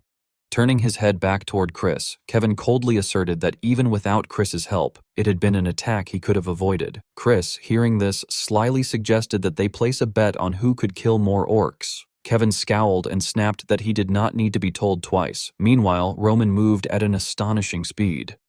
Watching him cut down the orcs effortlessly, Chris reconsidered and muttered that they should cancel the bet. Kevin immediately agreed. Seeing this, Kalrot was horrified and thought that by this point, they should have been reaching their limits, so he could not understand why that was not the case. As he watched Roman casually slaughter the orcs, he cried out in disbelief, wondering why the gap between them seemed to be shrinking more and more. Enraged, Kalrot shouted for the shaman to use stronger spells, but before he could finish speaking, a surge of energy shot toward him, slicing across the ground beside where he stood. On the opposite side, Roman remained coldly in the same attack stance as before. Kalrot panicked, turning around on the fortress wall and looking down. As he fled in terror, he thought in disbelief that a human like that could exist in this world, and swore that he could not die there and would survive no matter what. Driven by fear, he forced his legs to move even faster as he ran. Elsewhere, several people choked back tears as they thanked Lord Kaiden for saving them.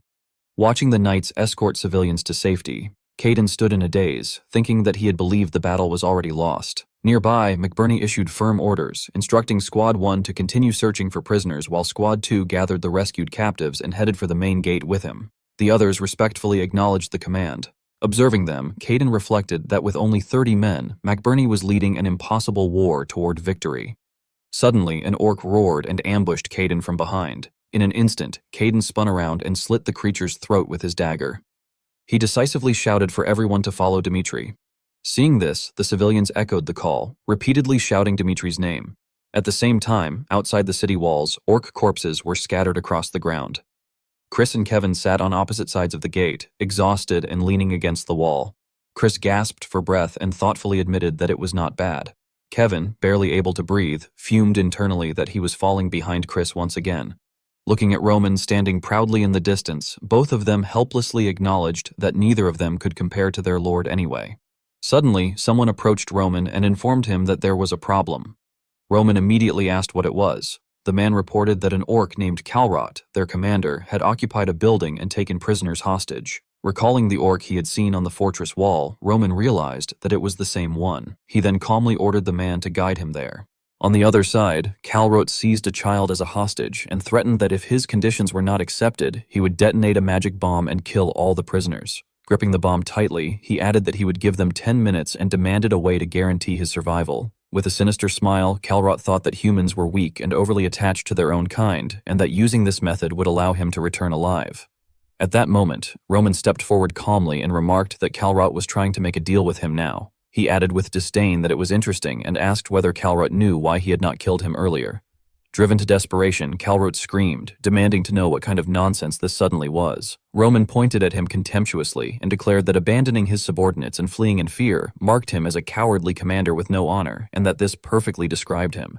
Enraged, Kalrot shouted back that Roman was a bastard and that his foolish words were getting people Seeing the blood-stained bomb drop straight to the ground, Calrot froze in shock, realizing in disbelief that it was a magic bomb and grinding out a hoarse curse. Roman spoke coldly, reminding him that he had already warned him that he held no value whatsoever. The moment those words ended, Calrot's shoulder was slashed, and he screamed in agony as the pain tore through him. Roman let out a faint, amused laugh and remarked that Calrot had finally gained a small measure of value. He then grabbed Calrot by the nape of the neck and dragged him across the ground before smashing his face straight into the dirt. Leaving Calrot lying among the others, Roman announced in an emotionless tone that Calrot was the only surviving commander of the orcs. He declared his intention to execute him and stated that he would hand the sword's hilt to one of them. With clear interest, he asked who would be the one to take that hilt.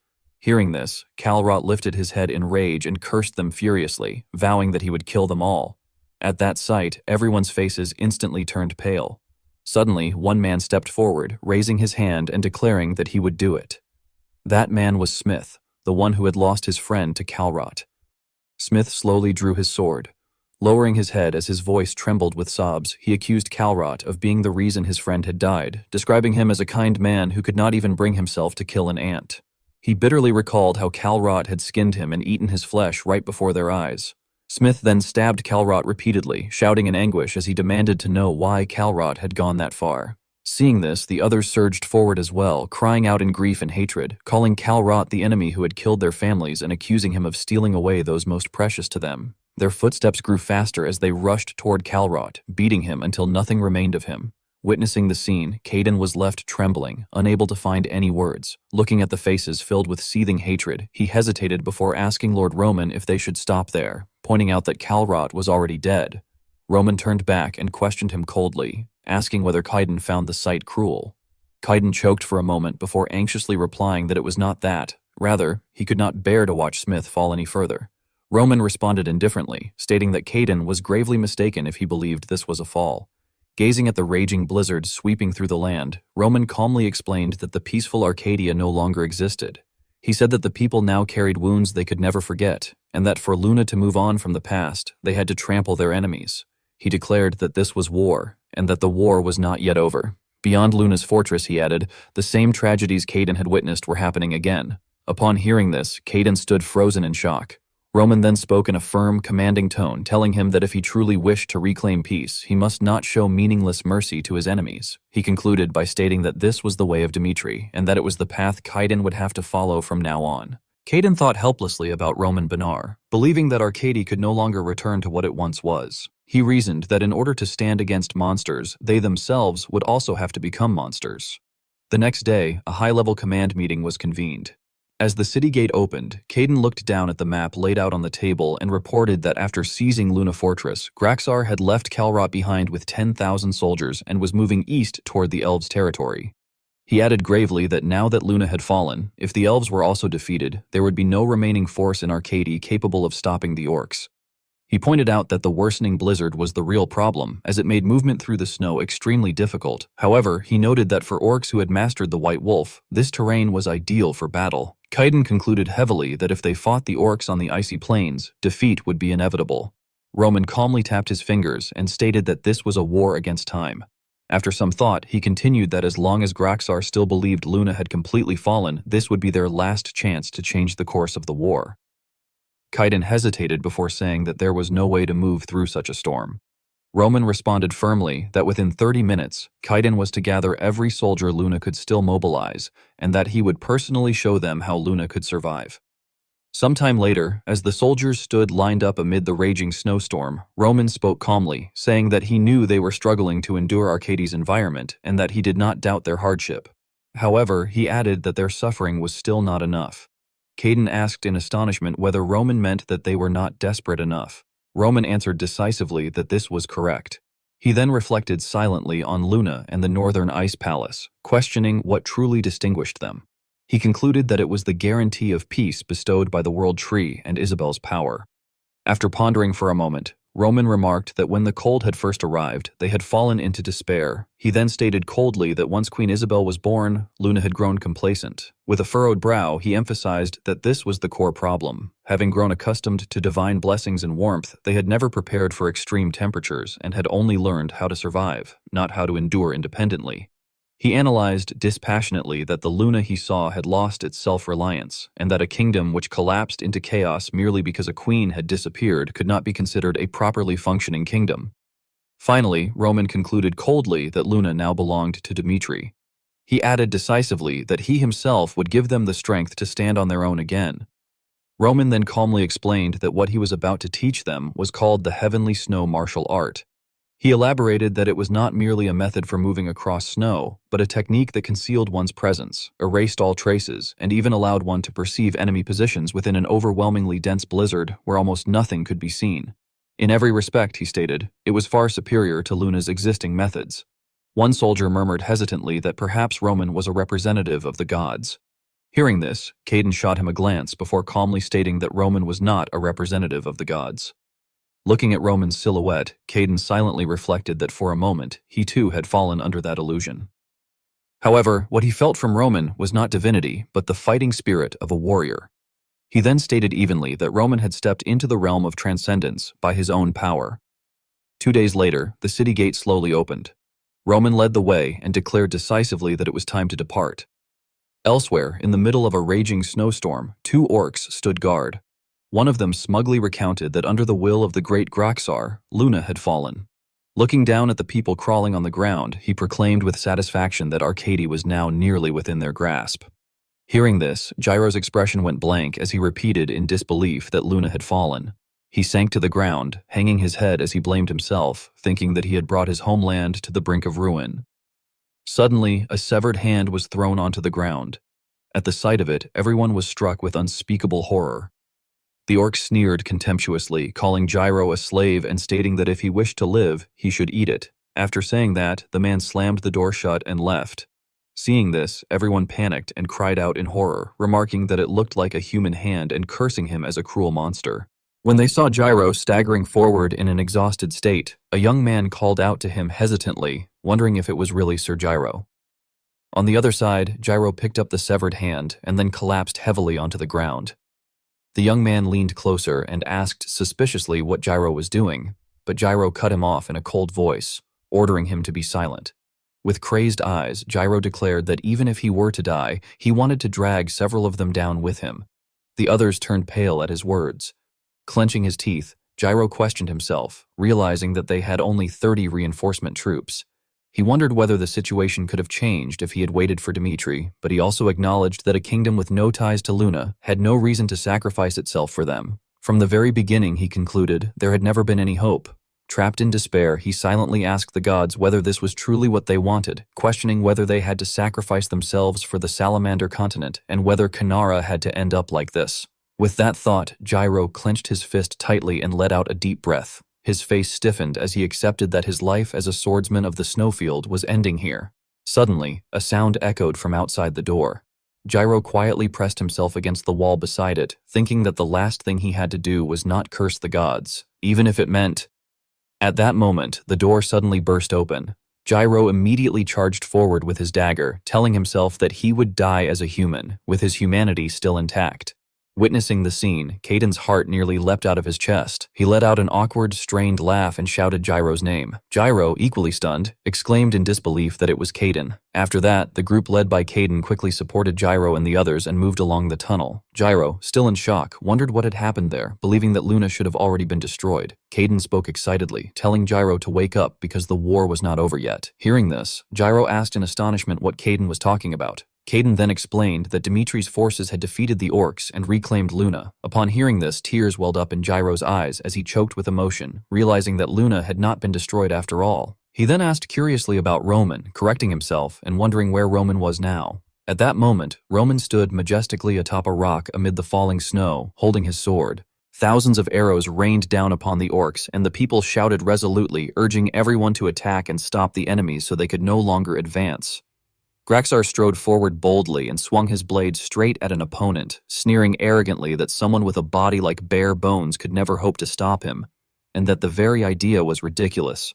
On the fortress wall, the blonde-haired young man clenched his teeth as he stared, thinking to himself whether this truly was the greatest orc lord in history, Graxar. Suddenly, an orc cried out in panic, warning that it was a surprise attack and that the humans were assaulting them from the rear. Graxar turned back in shock, muttering in disbelief that humans were involved and wondering if what he feared was coming true. Elsewhere, amid a raging snowstorm, someone sprinted forward. Kevin rushed ahead, and together with Chris, he swiftly cut down the orcs with their swords in a matter of moments. Witnessing this, an orc froze in shock and shouted that enemies had appeared. Watching the intense clash unfolding ahead, the others could only stare in stunned realization, thinking that the people beyond the endless mountains were truly this powerful. On another front, they saw a middle-aged man strike decisively, a young boy fighting with unwavering determination, and another warrior charging straight toward the orcs with shield in hand. The orcs gaped in astonishment as they realized that this must be Dimitri.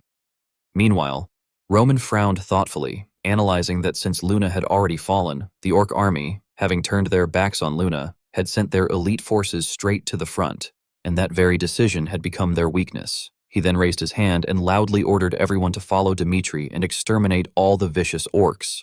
He declared the first operation, explaining that they would strike the rear where enemy forces were not concentrated and overturn the numerical disadvantage. Seeing this, Graxar hastily barked orders to block the rear first and kill the humans. Roman, hearing those commands, merely curled his lips into a faint smile and casually instructed his forces to execute the second operation. As soon as the order was given, thousands of orcs wielding axes and riding snow wolves charged forward. The wolves halted at a fixed distance, marking the start of the second operation.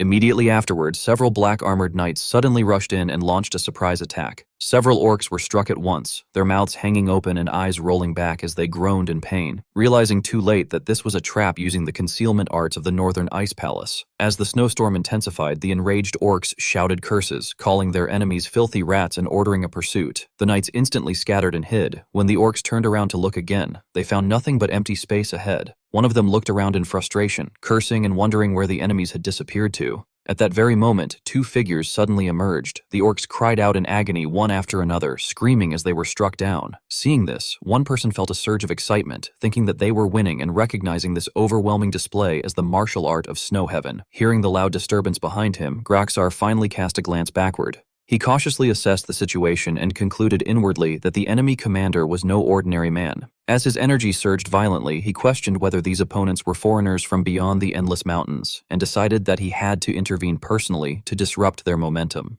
He immediately lifted his blade and ordered his subordinates to fall back, warning them not to be drawn into the enemy's intended strategy.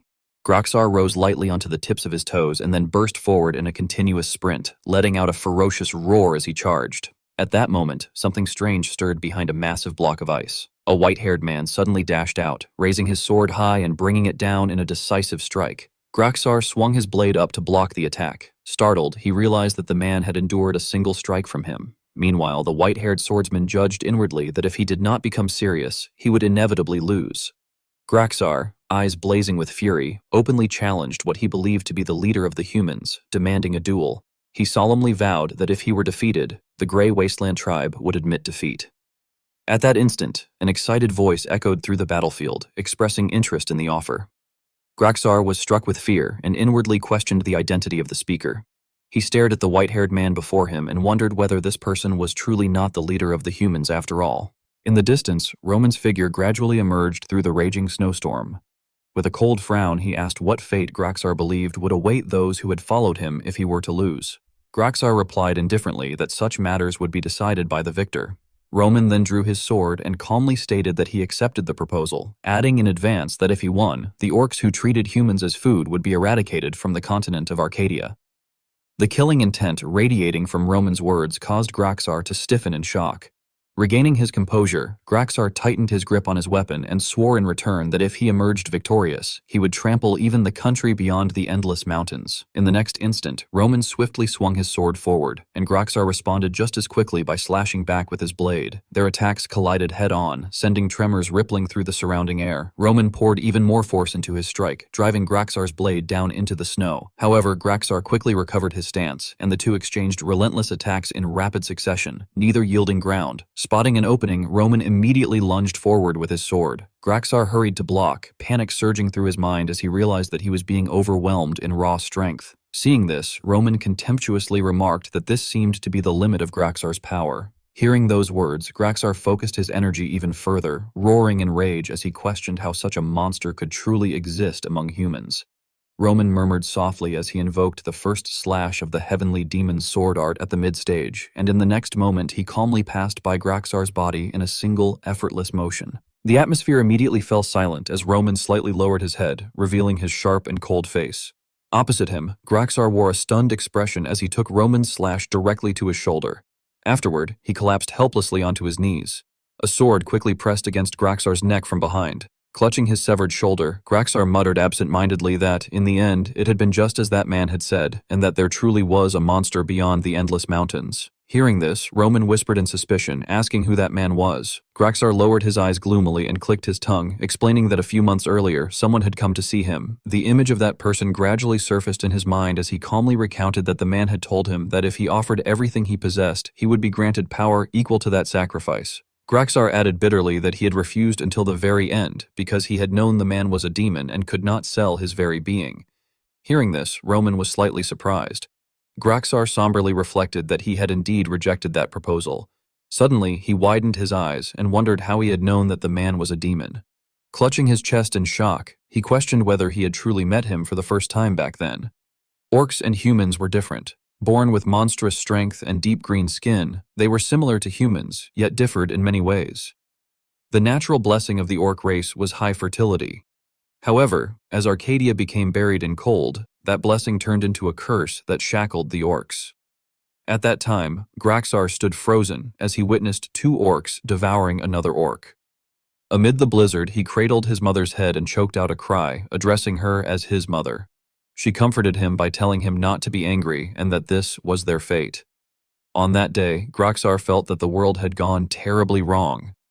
Filled with resentment, he wondered that if there was a god, why such a being had created orcs in this manner. At that moment, a man dressed in a black cloak approached and remarked gently that it was tragic that they had to eat their own kind to survive, calling them truly a cursed race. Hearing this, Graxar turned his head and shouted, demanding to know who he was. Seeing no one, he was briefly startled. The man then leaned close to Graxar's ear and quietly tempted him by suggesting that he could feed on another race instead. Graxar was shocked and thought about humans and Arcadians before reconsidering. The man extended his hand forward, and bands of writhing shadows appeared in his palm as he calmly declared that he would grant Graxar the true blessing that would link his consciousness with his own. He further stated that one day Graxar would come to seek him. Then, under Graxar's vacant gaze, the man vanished into the air like smoke. Dark energy began to manifest from Graxar's body as he blankly reasoned that, rather than devouring his own kind, he could subjugate another race and make them his food. With that thought, Graxar's energy surged with greater determination. Returning to the present, Graxar realized in a daze that he had already met that demon before. He raised his voice as if testing whether the demon was listening. Then he threw his head back and roared, declaring that the demon could take everything from him but must grant him power strong enough to protect his people. At the same time, elsewhere, the man sat leisurely on a chair while calmly gathering energy. Upon receiving the signal, he bared his teeth in excitement and declared that he would grant the request. On the other side, Graxar's body suddenly erupted with violent power. Seeing this, Roman quickly leapt backward. He frowned as he recognized the familiar aura and reflected that after the war with Dmitri, Alexander had entered a period of repose. Roman noted that although Alexander had outwardly proclaimed peace and strictly maintained the ceasefire, everyone knew there had been another intention behind it. Roman steadied himself while gripping his sword and silently assessed that Graxar, who had accepted that power, would now reveal how strong he had become. Immediately afterward, Graxar's body began to transform, his eyes glowing with ferocity. He slowly turned around, and the arm that had been severed earlier regenerated. Graxar smiled with hidden excitement. He then leapt off the ground, pulled out a massive sword with one hand, and delivered a powerful slash toward Roman. At that very moment, Roman swiftly raised his sword to block it. He calmly observed the scene before him. Looking at Roman, Graxar frantically declared that only if Roman died would his people live. He then resolutely raised his blade again and launched a series of relentless attacks toward Roman, who countered each strike in return. Witnessing the scene, a white-haired young man standing outside was extremely alarmed, while the remaining orcs were equally anxious, continuously watching the battle. Meanwhile, Graxar clenched his teeth and thought that to obtain this power, he had sacrificed everything. He then stomped his foot onto the ground and intensified his offensive pressure against Roman. When his attacks had no effect, Graxar furiously wondered why his attacks could not reach Roman. He strained himself even more, causing sparks to burst from his blade. Roman calmly blocked the assault and stated that he had even taken all of Graxar's attacks head-on, yet Graxar had abandoned himself merely to gain such insignificant power. Roman then surged forward and knocked Graxar back. In that instant, Roman coldly asked whether Graxar knew what he hated the most. Just as Graxar brought his blade down in a powerful strike, Roman slightly tilted his body to dodge it, then swung his sword to send Graxar flying. Roman casually concluded that what he hated most was a life in which no worthy opponent existed.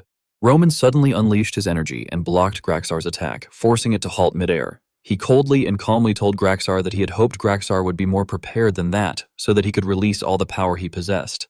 At the same time, Graxar bared his savage fangs and growled in pain. Seeing that expression, Roman remained completely unmoved, only slightly frowning.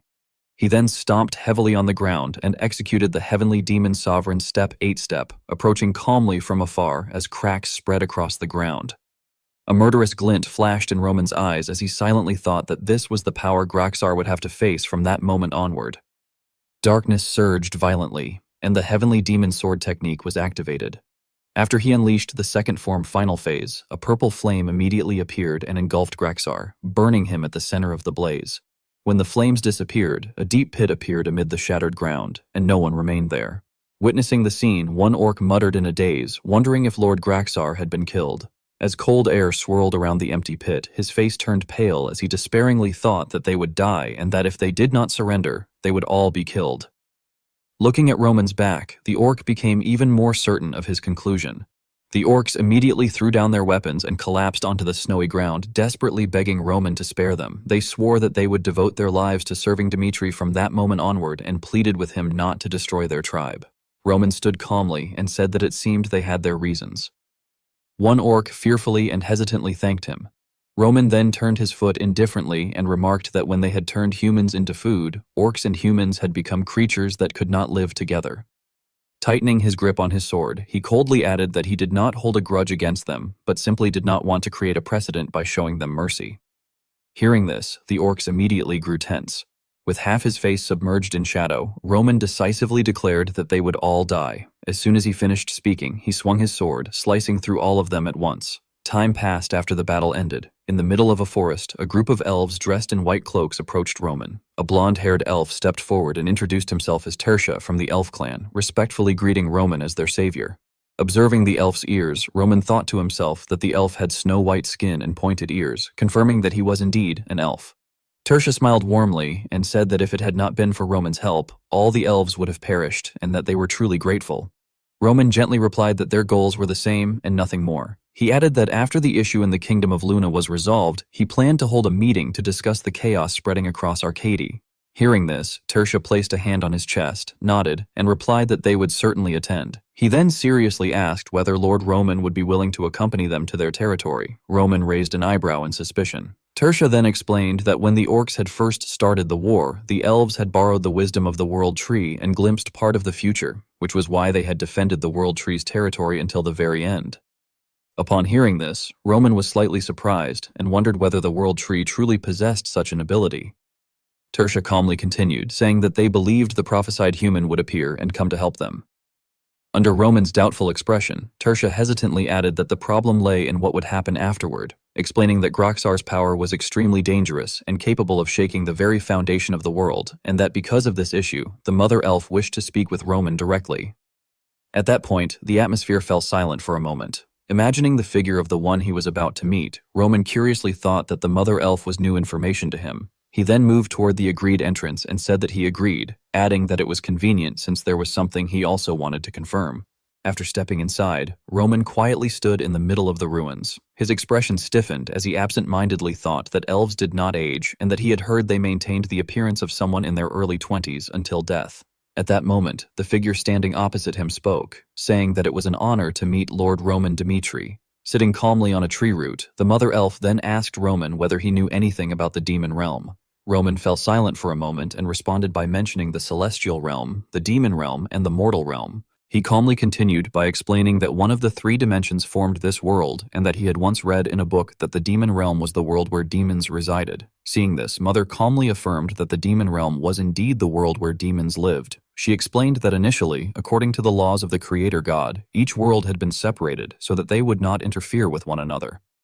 However, she recounted that one day a rift had appeared and an alien creature had fallen onto the salamander continent.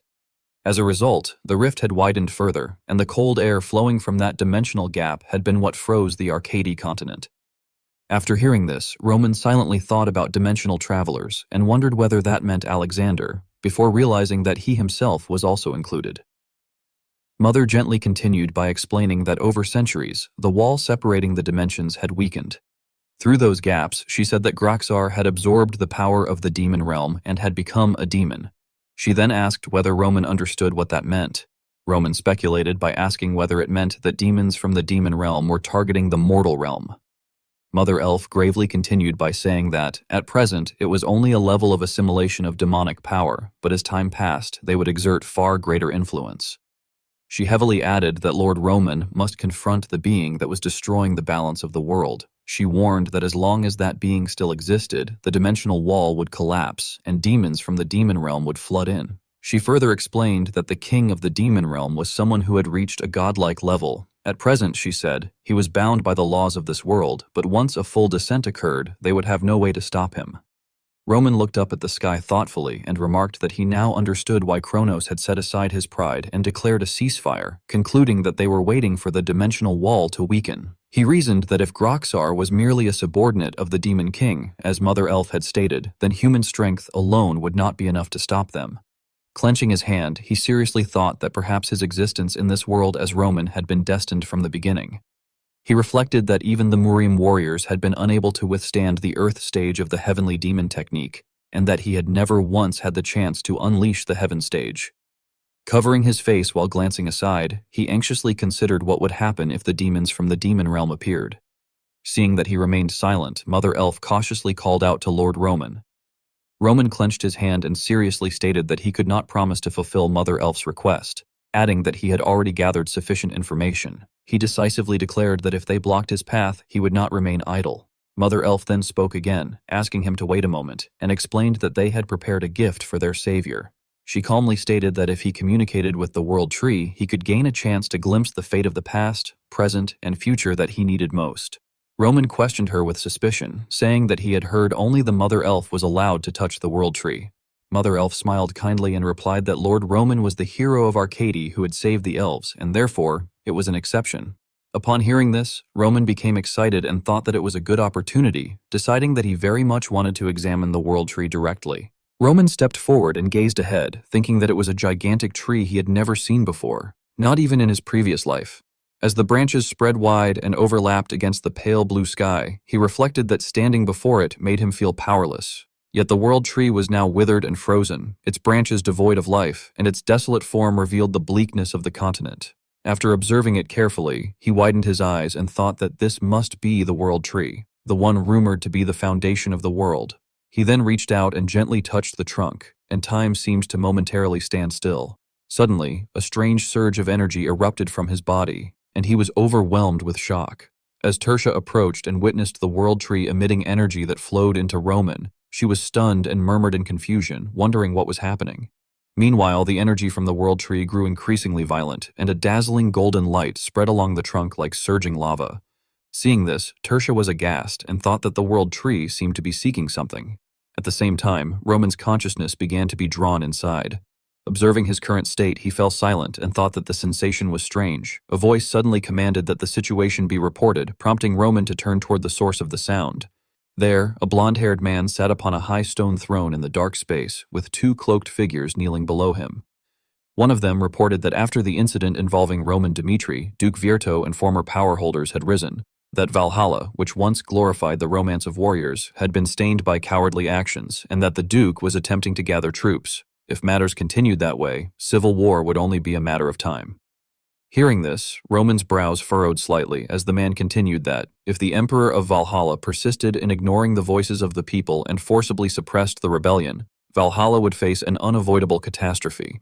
At that, the blond man, Alexander, let out a scoff and stated disdainfully that their plan was proceeding smoothly and that Dmitri was merely a minor variable. He then added ominously that they should incite the public and that when Valhalla fell into war, their time would come.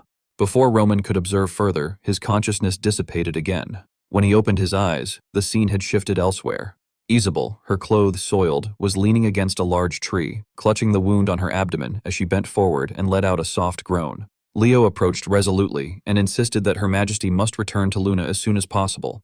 He expressed his concern that Kronos had already discovered their plan, and that if they continued fighting after losing many troops, only she would be in danger. He pleaded for her to listen to him this time and knelt earnestly in supplication. Isabel hesitated and replied that it was impossible. She explained between heavy breaths that since her birth she had been chosen by the divine oracle and had followed the will of the gods all her life, and she questioned how she could betray that will.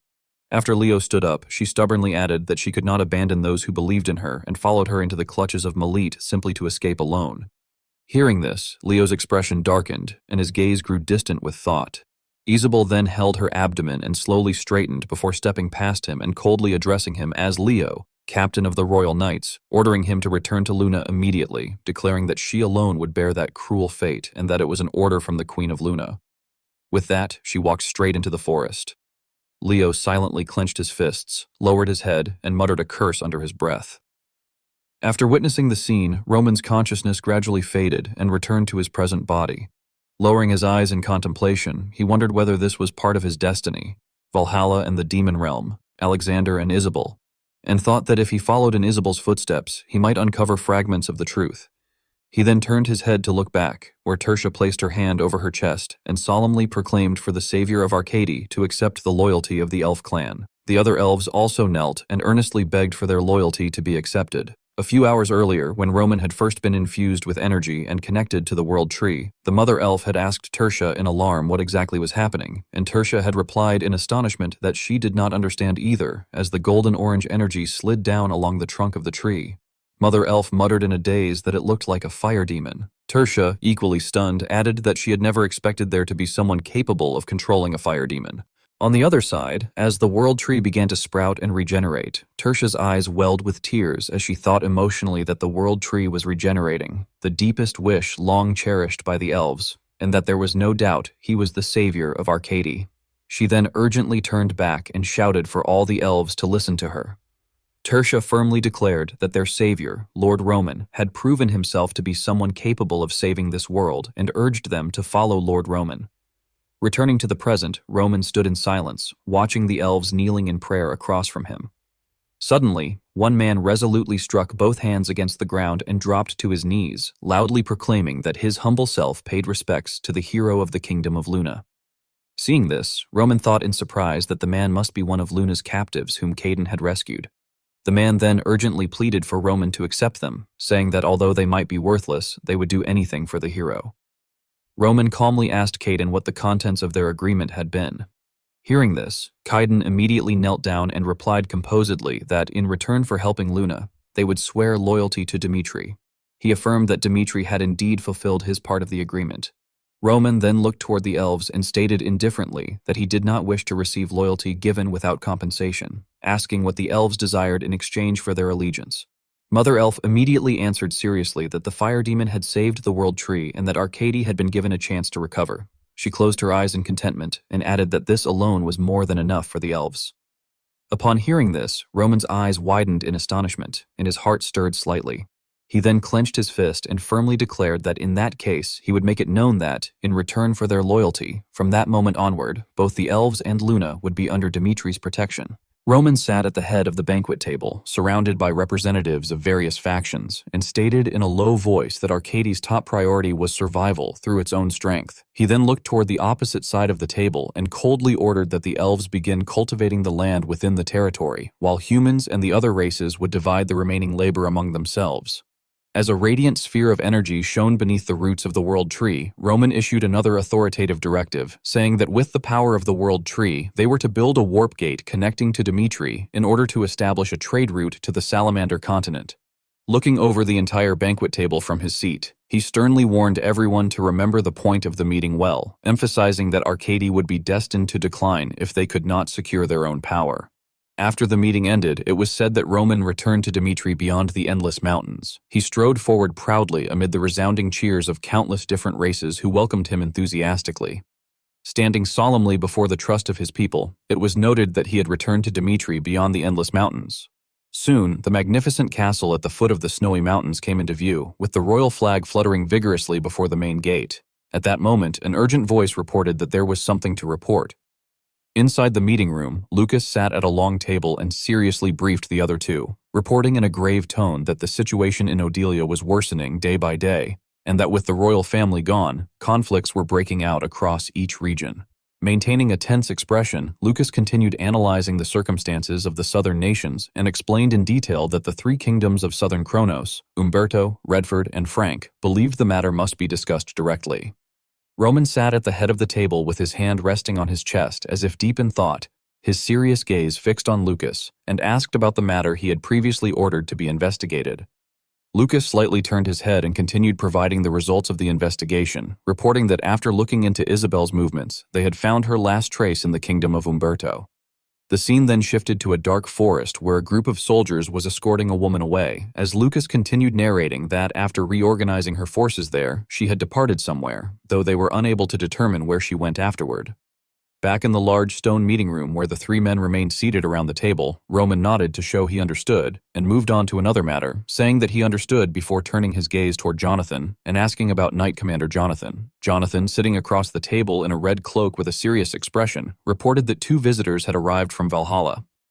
As images of the two men appeared, one a tall red-haired man shown from behind and the other standing in front with sharp eyes, Jonathan continued introducing them, stating that one was a man named Sanchez and the other was Count Bragan.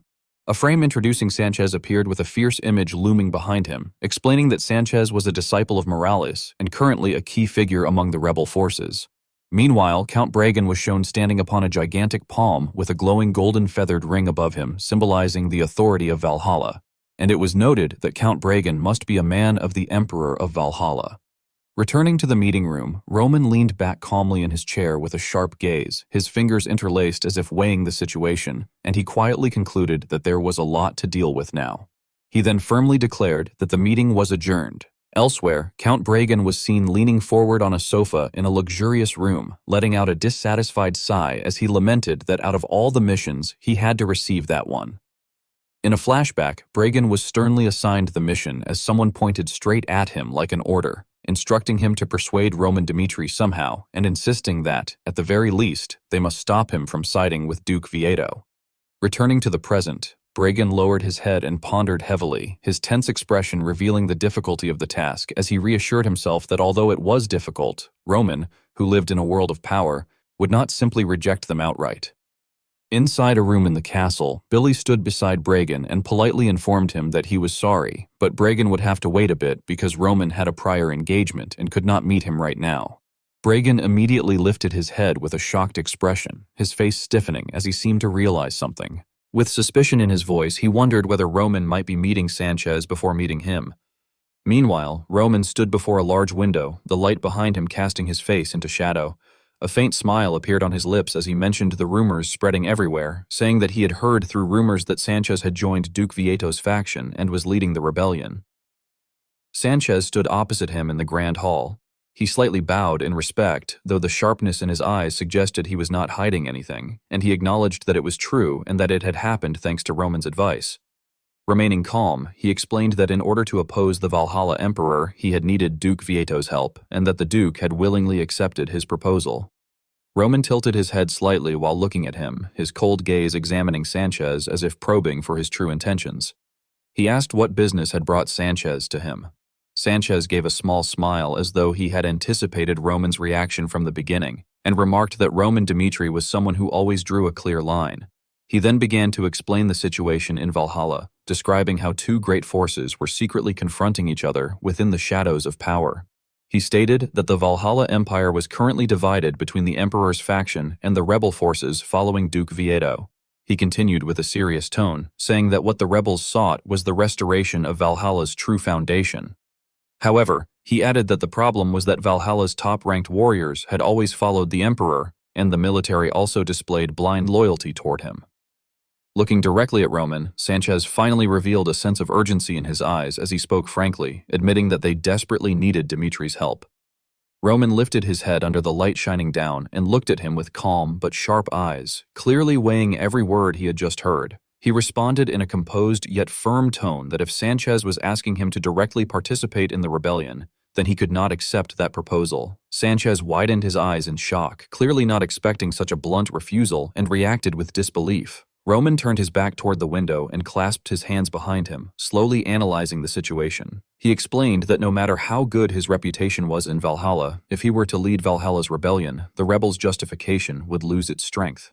Turning his head slightly toward Sanchez, he pointed out the fatal weakness in the plan by asking whether the rebels would still have any chance of winning if they also lost the support of the people.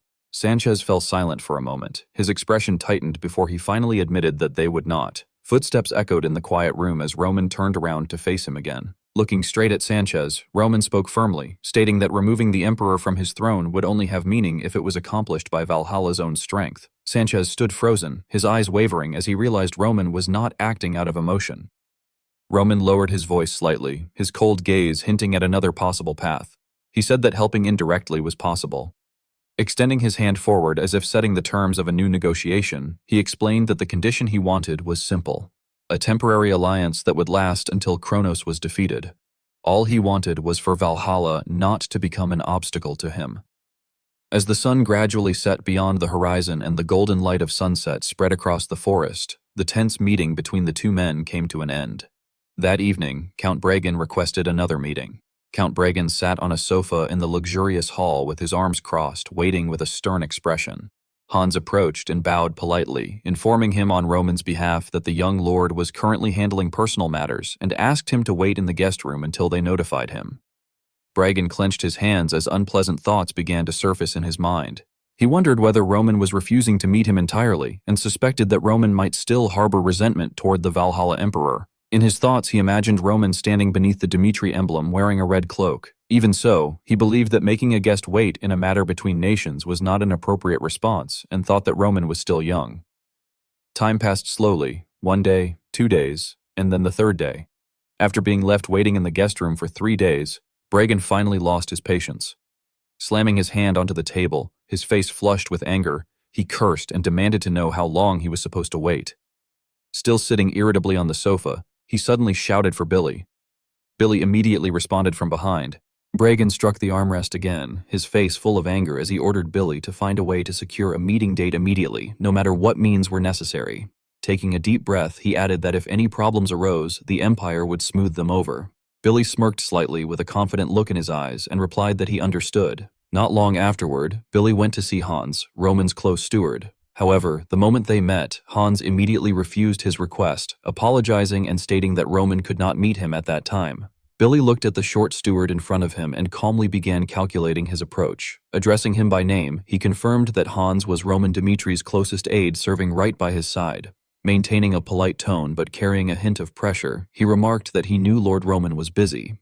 Privately, however, Billy was already considering how to resolve the difficult situation and thought that since Hans was still only a servant, perhaps giving him a little scare would work. He continued by emphasizing the status of the person waiting, pointing out that Count Bragan had come as a representative of the Valhalla Empire and therefore could not wait forever. He then suggested that if Hans would simply give them a meeting date, he would return without complaint and inform Count Bragan. Hearing this, Hans remained silent for a moment, beads of sweat forming on his forehead. In the end, however, he repeated Roman's order exactly, stating that until the young lord's personal matters were finished, no one was to be allowed in. Billy let out a small laugh, though his eyes turned cold as he told Hans not to keep repeating that it was impossible and insisted that he could at least convey their request. Hans maintained his composure despite the pressure from Valhalla. Looking directly at Billy, he calmly replied that he understood their impatience, but that forcing a one-sided appointment was inappropriate. The moment those words ended, Billy's expression immediately changed. Raising his hand as if preparing to strike, the veins in his neck bulged with anger as he cursed. At that exact moment, however, a cold voice sounded from behind them, ordering him to put that hand down. The entire room instantly fell silent. Kevin stepped forward with heavy footsteps, his overwhelming presence dominating the space. When Hans saw him, he reacted with surprise and addressed him respectfully. Billy also turned around, his face briefly changing as he recognized him and muttered Kevin's name in shock, realizing that he was the infamous demon of Dmitri. Kevin continued walking forward, a dark red killing intent radiating from him and making the atmosphere unbearably heavy. Billy instinctively stepped back and hurriedly tried to explain that there had been a misunderstanding and that he had only come to see Lord Roman. Kevin, however, had no intention of listening to that explanation, his blood-red eyes fixed on Billy as he coldly demanded to know who Billy thought he was to threaten Hans within Dimitri's territory. Billy frowned at Kevin, looking confused by the accusation that had just been made. Tilting his head slightly, he questioned whether Kevin was exaggerating by calling it a threat. Kevin turned his face aside, his gaze turning cold as the red killing intent around him thickened.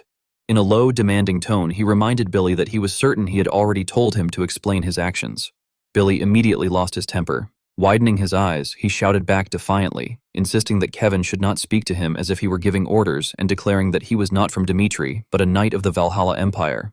Stepping forward arrogantly and lifting his chin, he bluntly admitted that he had threatened the servant, asking what the big deal was. Kevin instantly stepped closer until the two stood face to face in a suffocatingly tense atmosphere. In a cold voice, he demanded that Billy repeat what he had just said. Grinding his teeth as the veins on his neck bulged, Billy's anger exploded even further. He laughed mockingly and remarked that Kevin had quite the nerve, sarcastically asking whether being one of Dimitri's private soldiers made him think he was special. As his rage surged, Billy clenched his fists and shouted that all he had done was scare a mere servant, demanding to know why Kevin was making such a huge fuss. His eyes reddened with anger as he vented his frustration, claiming that things would not have escalated if Dimitri's people had not looked down on them from the start.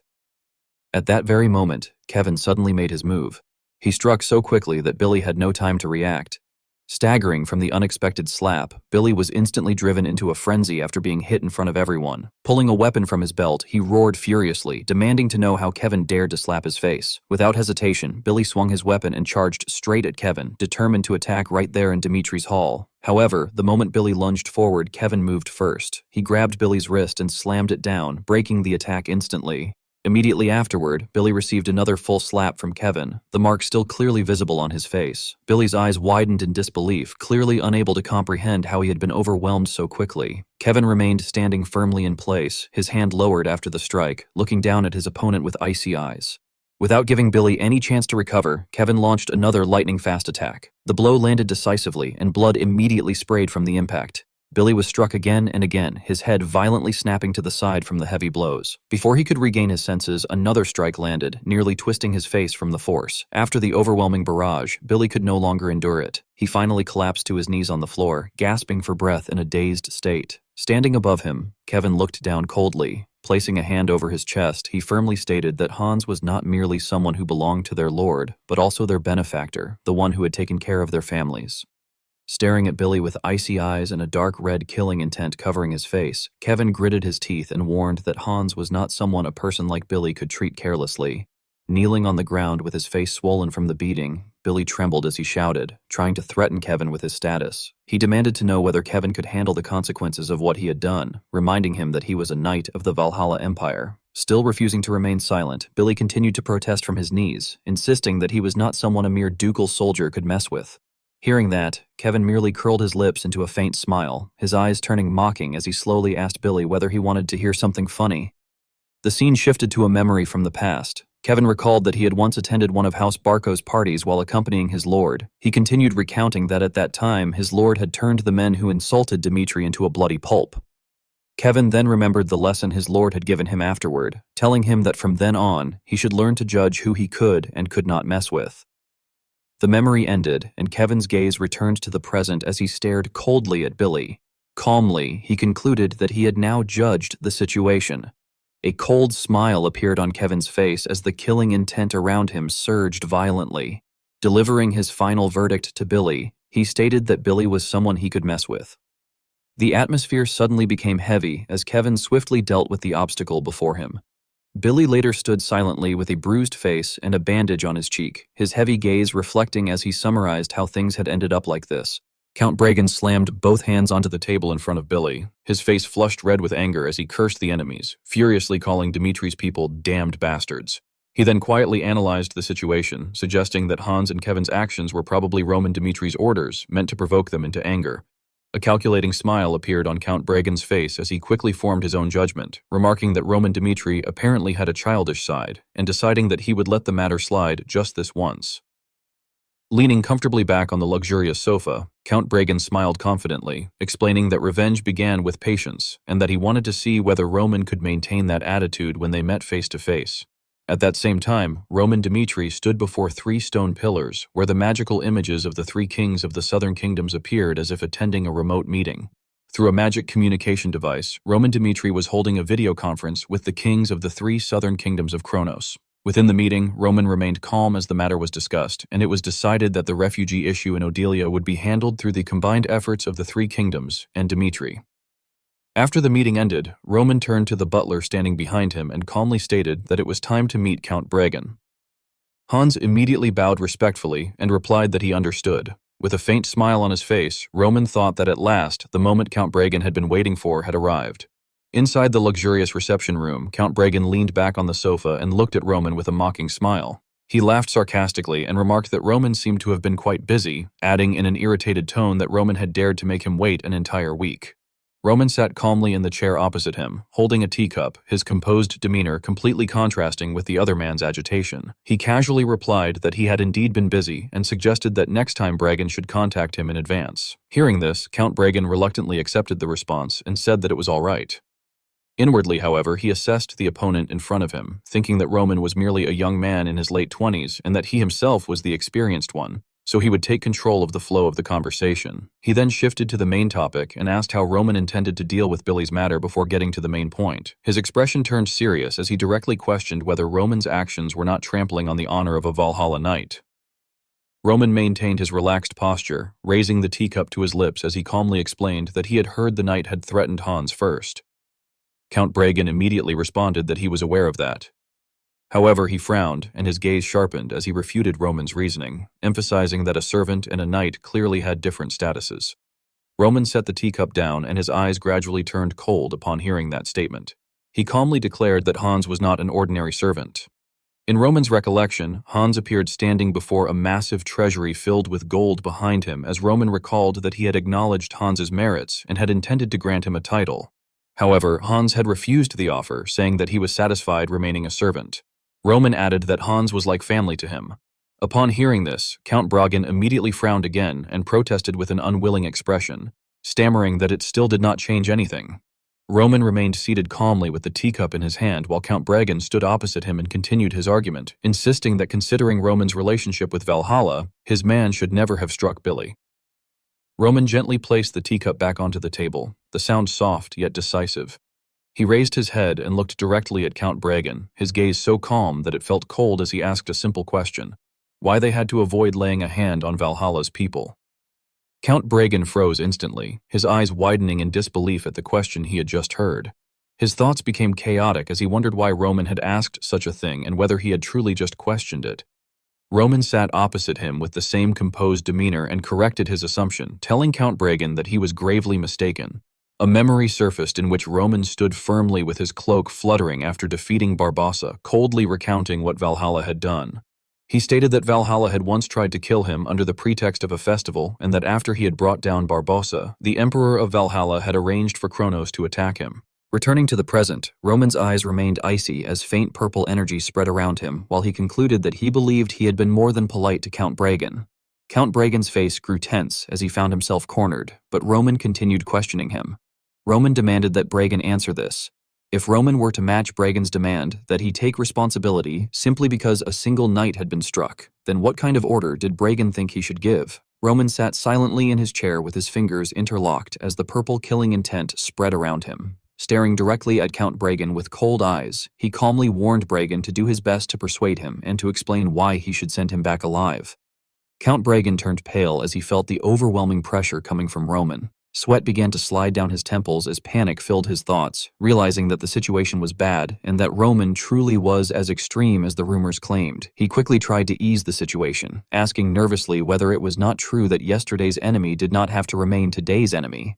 Seeing that Roman remained silent, Count Bregan hurriedly continued persuading him, urging Roman not to be ruled by emotion and to focus on politics.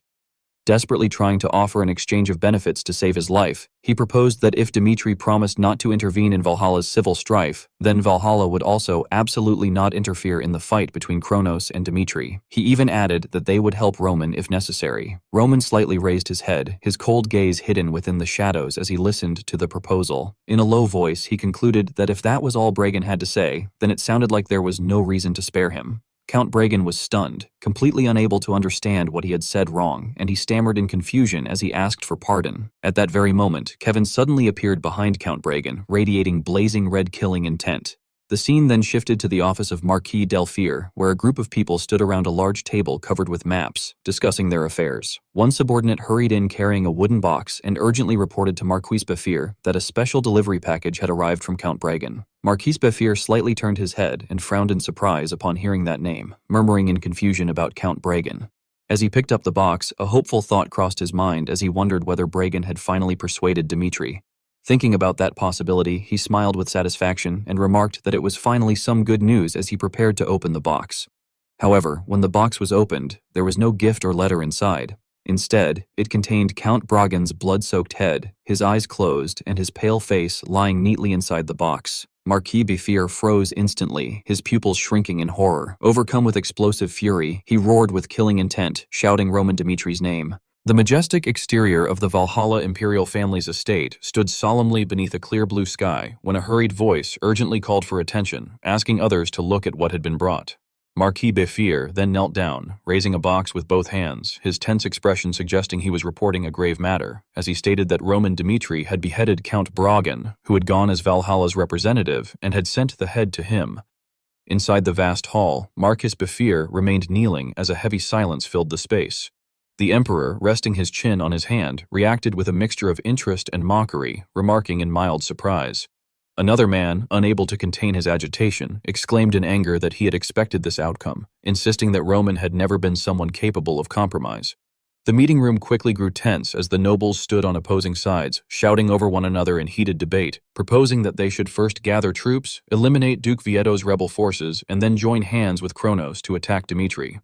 At that moment, Count Gomez stood in the center of the hall with a hand placed over his chest and intervened, suggesting they wait and consider alternative options. Tilting his head thoughtfully, he analyzed the complex political situation and questioned whether anyone had a better idea, pointing out that Roman's meeting with Sanchez clearly indicated an alliance with the rebel forces. With a cunning look in his eyes, Count Gomez declared that this was precisely what they would exploit, explaining that Valhalla's pure-blood ideology was extremely closed off. He continued by reasoning that the people of Valhalla wished to restore their foundation as a nation of warriors, and questioned how they would react if an external power were to lead that process. Kneeling down, he earnestly asked the emperor to grant him a chance, promising that he would contact Roman and secure definitive proof capable of shaking public sentiment. Marquis Belfier then stepped forward with a stern expression and voiced his support for Count Gomez's plan. The emperor lowered his foot as if preparing to leave, and as he turned away, he gave a final order that they could proceed as they saw fit. Marquis Belfier's face hardened with cold determination, while Count Gomez smiled with satisfaction and malice, stating that they would move forward according to the plan. Elsewhere, a gemstone emitted a brilliant blue light, signaling the start of a long-distance communication. Standing before it, Count Gomez mockingly remarked that he had received the gift well and questioned whether this was how Dmitri handled matters. As Roman's image appeared through the blue light, Count Gomez coldly asserted that with that single action, Valhalla and Dmitri had become irreversibly estranged. Roman met his gaze and responded firmly that such words were amusing, stating that from the moment Valhalla had openly attempted to kill him, he had had no intention of compromising with them. Count Gomez smiled slyly and pressed him further, asking whether Roman already felt as though the world belonged to him. Spreading his arms in feigned sincerity, he claimed to find the situation regrettable, acknowledging that although Roman came from Cairo, he had risen to become the leader of the Kingdom Alliance and thus deserved recognition. However, Count Gomez's eyes soon sharpened as he issued a warning, emphasizing that there should be limits to how far Roman overstepped. Behind him, a subordinate watched nervously while secretly activating a small device, as Gomez had prepared a recording device in an attempt to trap Roman. Standing arrogantly before the projection, Gomez declared that siding with Duke Vieto had been a fatal mistake, mockingly questioning whether Roman truly believed that helping the rebels would allow him to bring down the Valhalla Empire. Growing impatient, Count Gomez urged him to speak, insisting that if they obtained proof of his collusion with Duke Vieto, it would all be over. However, Roman appeared calm and unbothered as he questioned what Duke Vieto had to do with him. Startled by the response, Count Gomez was left momentarily speechless. Roman then looked straight ahead and reaffirmed that he had already made himself clear, repeating that from the moment Valhalla had openly tried to kill him, he had had no intention of compromise. At that, Count Gomez's expression changed drastically, sweat forming as unease set in, realizing that this was not the outcome he had intended.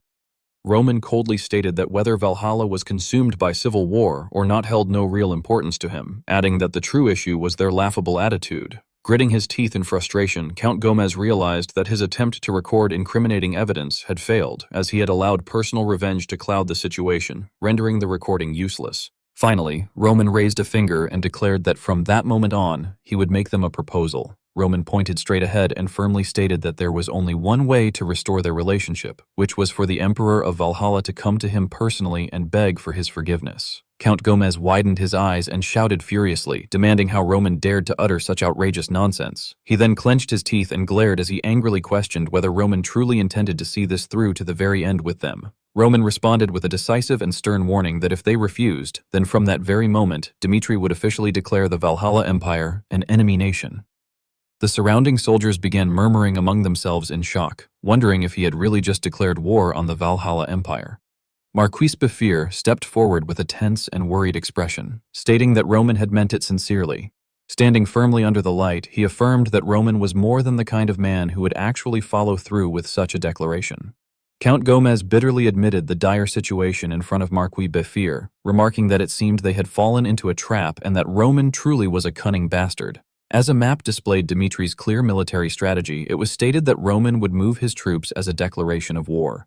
Marquis Befir decisively issued orders to coordinate the allied forces, explaining that Hector was Dimitri's ally and that they would likely open a route through the northern border that connected to Valhalla.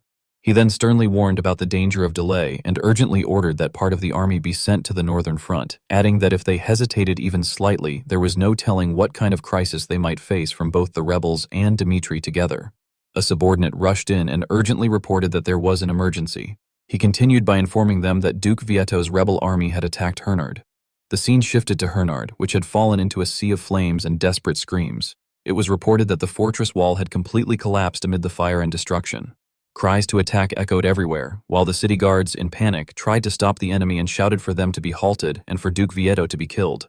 Amid the chaotic battlefield, Duke Vieto appeared with imposing presence, his white hair and muscular frame standing out. He swung his blazing great axe and delivered a devastating strike to his enemy.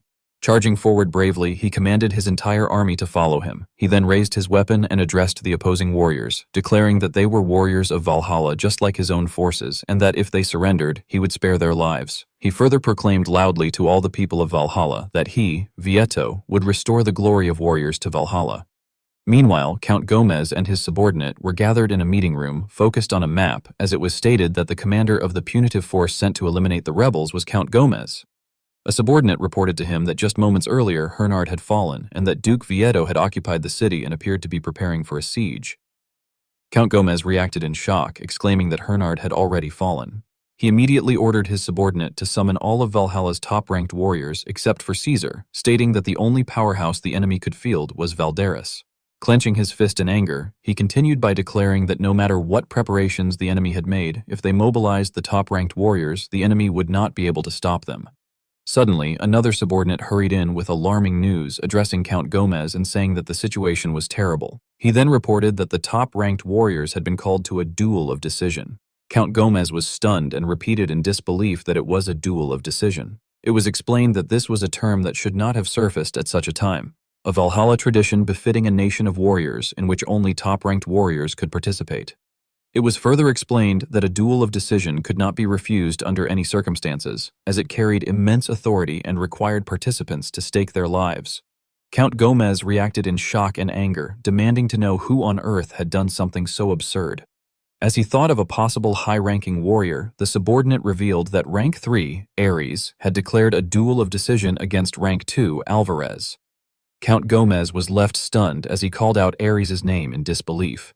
Inside the Great Hall of Valhalla, it was announced that, by the Imperial summons order, Valhalla's top-ranked fighters had gathered in the capital. Standing in the middle of the hall with visible disappointment, Alvarez remarked in a low voice that this was all there was and that Valhalla was no longer what it used to be. In the luxurious banquet hall, Tron was devouring his food while Schneider sat across from him. As Alvarez approached with irritation, Schneider coldly concluded that everything was because of Roman Dmitri, adding that, because of him, Morales, Barboza, and Rodriguez had all died. Tron, roughly biting into a large piece of meat, added in a gruff tone that even Ares, who had been ranked third, had declared he would follow Dmitri and had left Valhalla. With his eyes half closed in frustration, Alvarez let out a weary sigh and said that the mutant called Roman had overturned the entire situation. bitterly adding that it was a ridiculous state of affairs. At that moment, the doors of the great hall burst open in a blinding light, causing everyone to freeze at the sudden entrance. Ares stepped in, smiling brightly as he raised his hand in greeting and cheerfully said that it had been a long time and asked if everyone had been well. Alvarez turned sharply toward him, his expression filled with hatred, and harshly questioned what kind of confidence a traitor had to come there. Tilting his head with a faint smile, Ares calmly replied that, as far as he knew, he had not been removed from the Valhalla rankings. With a challenging smirk, he emphasized in a low voice that he was still Valhalla's rank 3, Ares. Standing in the center of the hall, Ares pointed directly at Alvarez and firmly declared that he challenged rank 2, Alvarez, to a deciding duel. Enraged, Alvarez shouted angrily at him, while Schneider, sitting at the banquet table, loudly objected that a traitor to Valhalla had no right to ask for a duel and that he would never allow it. Ares stepped between them with a hardened expression and stated in a low voice that a deciding duel was the privilege of top-ranked fighters. He suddenly grabbed Schneider's wrist with swift and powerful precision, leaving him no time to react. Schneider gritted his teeth in pain, clearly shocked at how easily he had been restrained. Surrounded by a deep blue aura, Ares looked down at him coldly and arrogantly stated that someone ranked below him had no right to interfere. At that moment, a sandal-clad foot stopped on the red carpet, and Alvarez's stern voice ordered Ares to stop. Standing behind him amid a rising wave of heat, Alvarez coldly declared that he accepted the duel. Under a bright blue sky, the Valhalla temple came into view as many people hurried up the steps. On the wide arena platform, Alvarez walked ahead while Ares followed silently behind. In a cold tone, Alvarez stated that history only repeated itself and mocked Ares by asking where his confidence came from when he had already lost 3 unofficial times. Ares merely smiled faintly, showing no reaction to the harsh provocation. In the sacred hall, a figure in a golden robe stood holding a document and solemnly announced that the sacred deciding duel would now begin. As the circular arena appeared under ritual flames, the 2 warriors faced each other within the ring, and the officiant respectfully instructed the audience to watch their battle with reverence. As soon as the signal was given, both Alvarez and Ares dashed toward each other, and the officiant loudly declared that the duel had begun. Ares slid forward at incredible speed, his sword slicing through the air with a sharp metallic clash just before Alvarez. Alvarez immediately pivoted and counterattacked, swinging his blade upward with tremendous force as if to split his opponent in 2. The 2 continuously exchanged blows in the arena, sparks and shockwaves erupting each time their swords collided.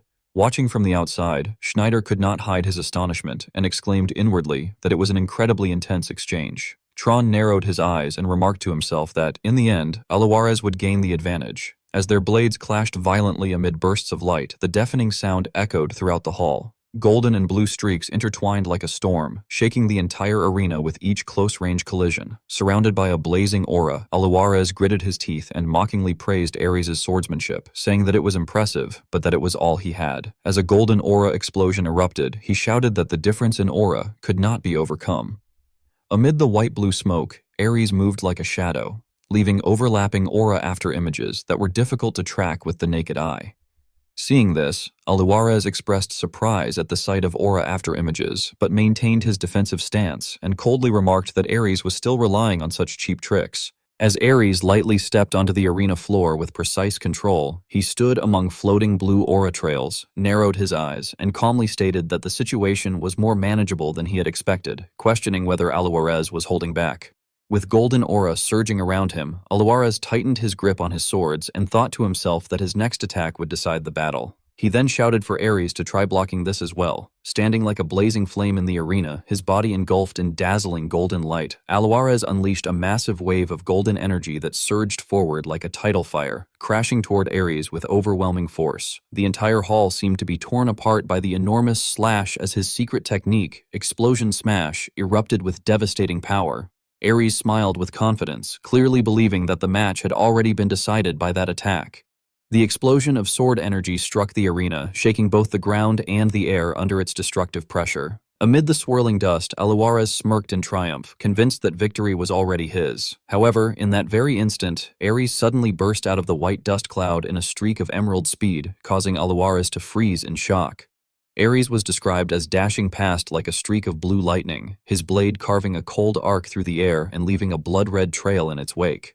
As the dust settled, Aluarez was seen collapsing to his knees in a blood-soaked arena littered with fallen swords, while Ares stood upright and stated in a low voice that before he had left for Dimitri, he had definitely been stagnant. Aluarez's eyes were said to tremble as a cold blade stopped just beside his face, while Ares, surrounded by a surging turquoise aura, looked down at him and affirmed that this was the reason he had gone to Dimitri. A close-up of Aluarez showed his face turning pale as he stammered in disbelief, saying that it was impossible.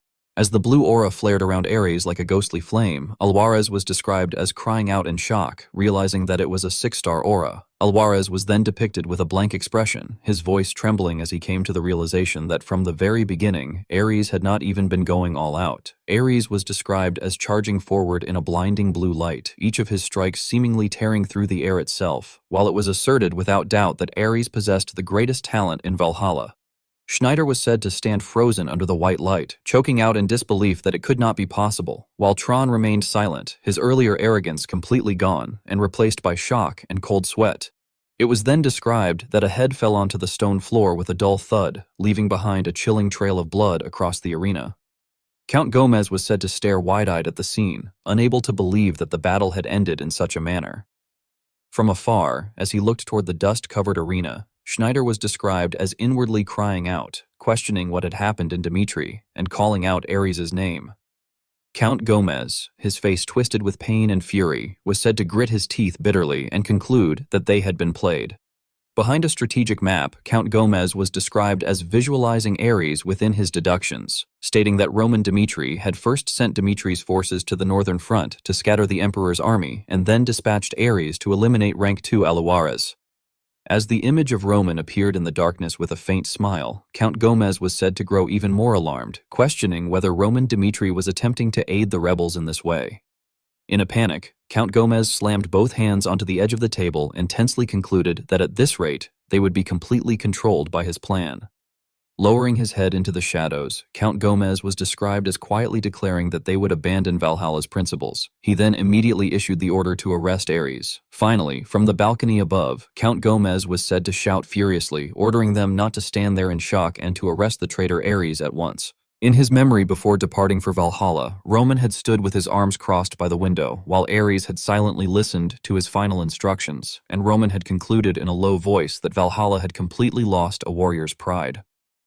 As a close-up showed Ares with a bead of sweat rolling down his cheek, Roman had continued to warn that even if he won the duel of decision, they would ignore the victor's rights and try to kill him. Maintaining absolute composure, Roman had slightly curled his lips and calmly advised that they should prepare themselves as well. Returning to the present, Ares lowered his gaze slightly and silently absorbed all the guidance with a calmer and more composed demeanor. Standing upright in the arena with his sword in hand, he declared in a low voice that just as his lord had said, they had all become completely rotten. At the same moment, a clenched fist suddenly tightened in midair, signaling a certain plan. From behind a stone pillar, a hooded figure quietly revealed himself, already holding a magical transmission device. 2 hooded figures then activated the broadcasting devices together, and a blue light from the crystals spread silently. Count Gomez turned his head in surprise and wondered who those people were. As the scene zoomed in on a hooded figure holding the glowing crystal device, Count Gomez realized in shock that what they were holding was a magic communication device. A surge of blue light shot up across the arena. In many different places, news of the duel's result immediately spread, as people questioned whether Ares had won, what this meant now, and whether Ares was now ranked second. Groups of young people gathered around the projected images, whispering among themselves that he had already reached second rank at such a young age, and that it was so impressive. Count Gomez exclaimed in astonishment, wondering what on earth was happening. In the blood-stained arena, Ares stood straight and loudly declared that Count Gomez should know that the duel of decision had been broadcast across all of Valhalla. Count Gomez's face twisted with anger as he hissed that Ares was a conniving bastard. Ares then shifted his foot slightly on the blood-soaked ground, signaling that he was ready to proceed to the next step of his plan. Elsewhere, the public watched the projection intently, while Ares recalled in a low voice that there had once been a time when Valhalla had not lost its romanticism. Before countless watching eyes, he raised his sword in the grand hall and firmly declared that he wanted to restore that former Valhalla. Pointing his sword directly at Count Gomez, he loudly proclaimed that, by the authority of Valhalla's ranked second, he challenged Caesar, the top ranker. Count Gomez stood frozen as cold sweat formed on his cheek, feeling as though Ares' words had struck like a thunderbolt. Schneider and Tron both stiffened in the stands, their eyes widening as they realized that the balance of Valhalla had been overturned in a single duel. In the blood-stained arena, a man in yellow stood motionless within the circle, while the surrounding atmosphere grew heavy from the bold challenge that had just been issued. On the high platform, the king sat silently on his throne with an unreadable expression, while the person standing before him held his breath, awaiting his reaction. In a close-up, the king appeared with a cold expression, resting his chin on his hand, and he indifferently stated that they could do as they saw fit. A short while later, the sound of sandals striking the stone floor echoed repeatedly. Marquis Befir turned and called out to Count Gomez in the corridor, asking for his opinion on who would win between Caesar and Ares. Count Gomez tilted his head cautiously and replied that he did not think anyone could say for certain who would win. As the image of Caesar appeared like a radiant symbol of swordsmanship on the continent, it was noted that Castro was the continent's strongest swordsman, and that Caesar, the only one capable of standing against Castro, had been considered Valhalla's strongest swordsman. Looking ahead thoughtfully, Count Gomez then analyzed in a low voice that it would be natural for Caesar to win, but Ares had followed Roman and reached the realm of six-star aura. Marquis Befir turned and walked away down the corridor, remarking slowly that this was quite interesting and questioning whether Caesar was not guaranteed to win. In a close-up, he curled his lips with calculation and concluded in a low voice that, as things stood, there was no way to stop the authority of the ranked second, and that at this rate, they had to seize Henart as quickly as possible.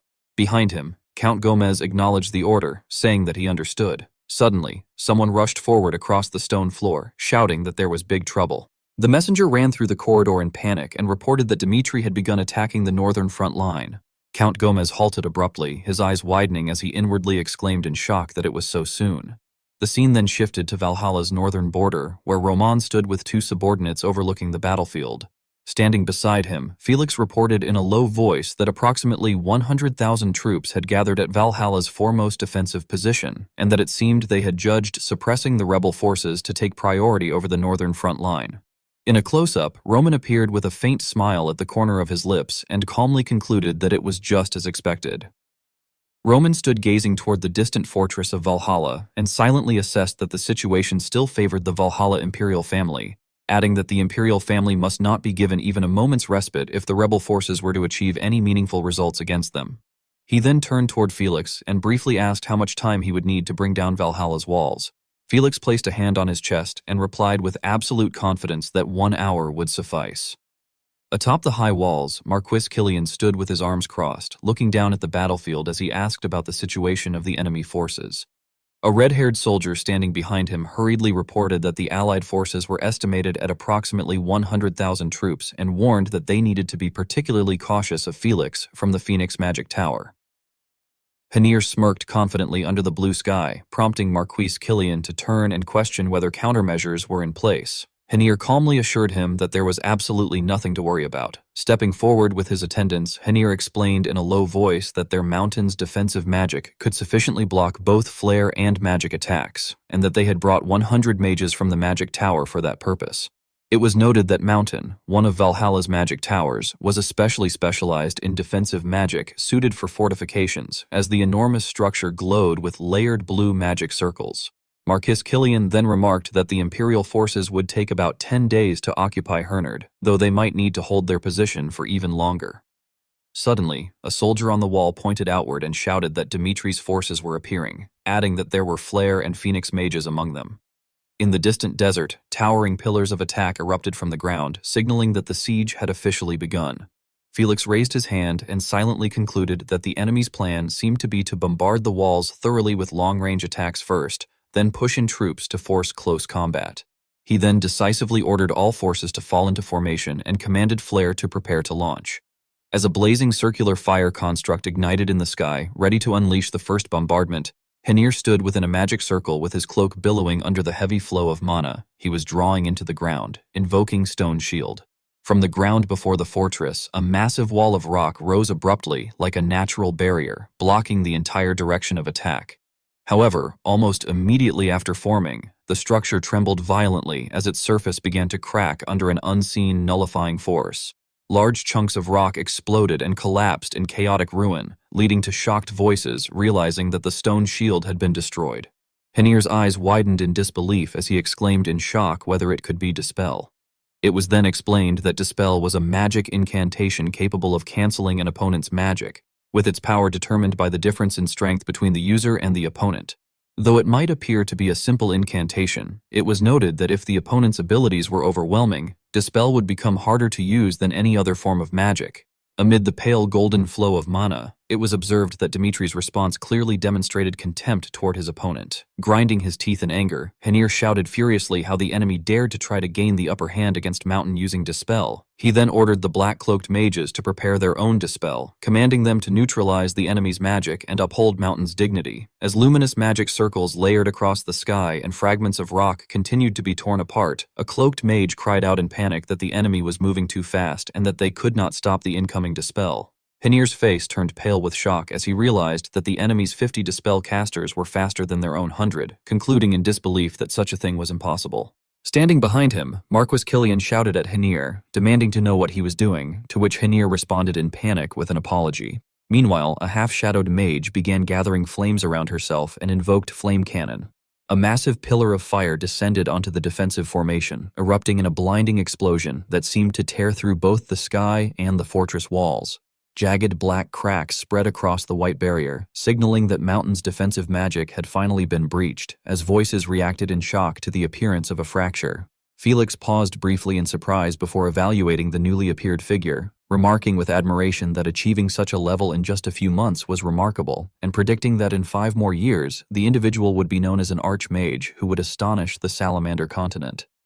Standing beneath the open sky, Edwin Hector responded calmly with a faint smile that he still had a long way to go.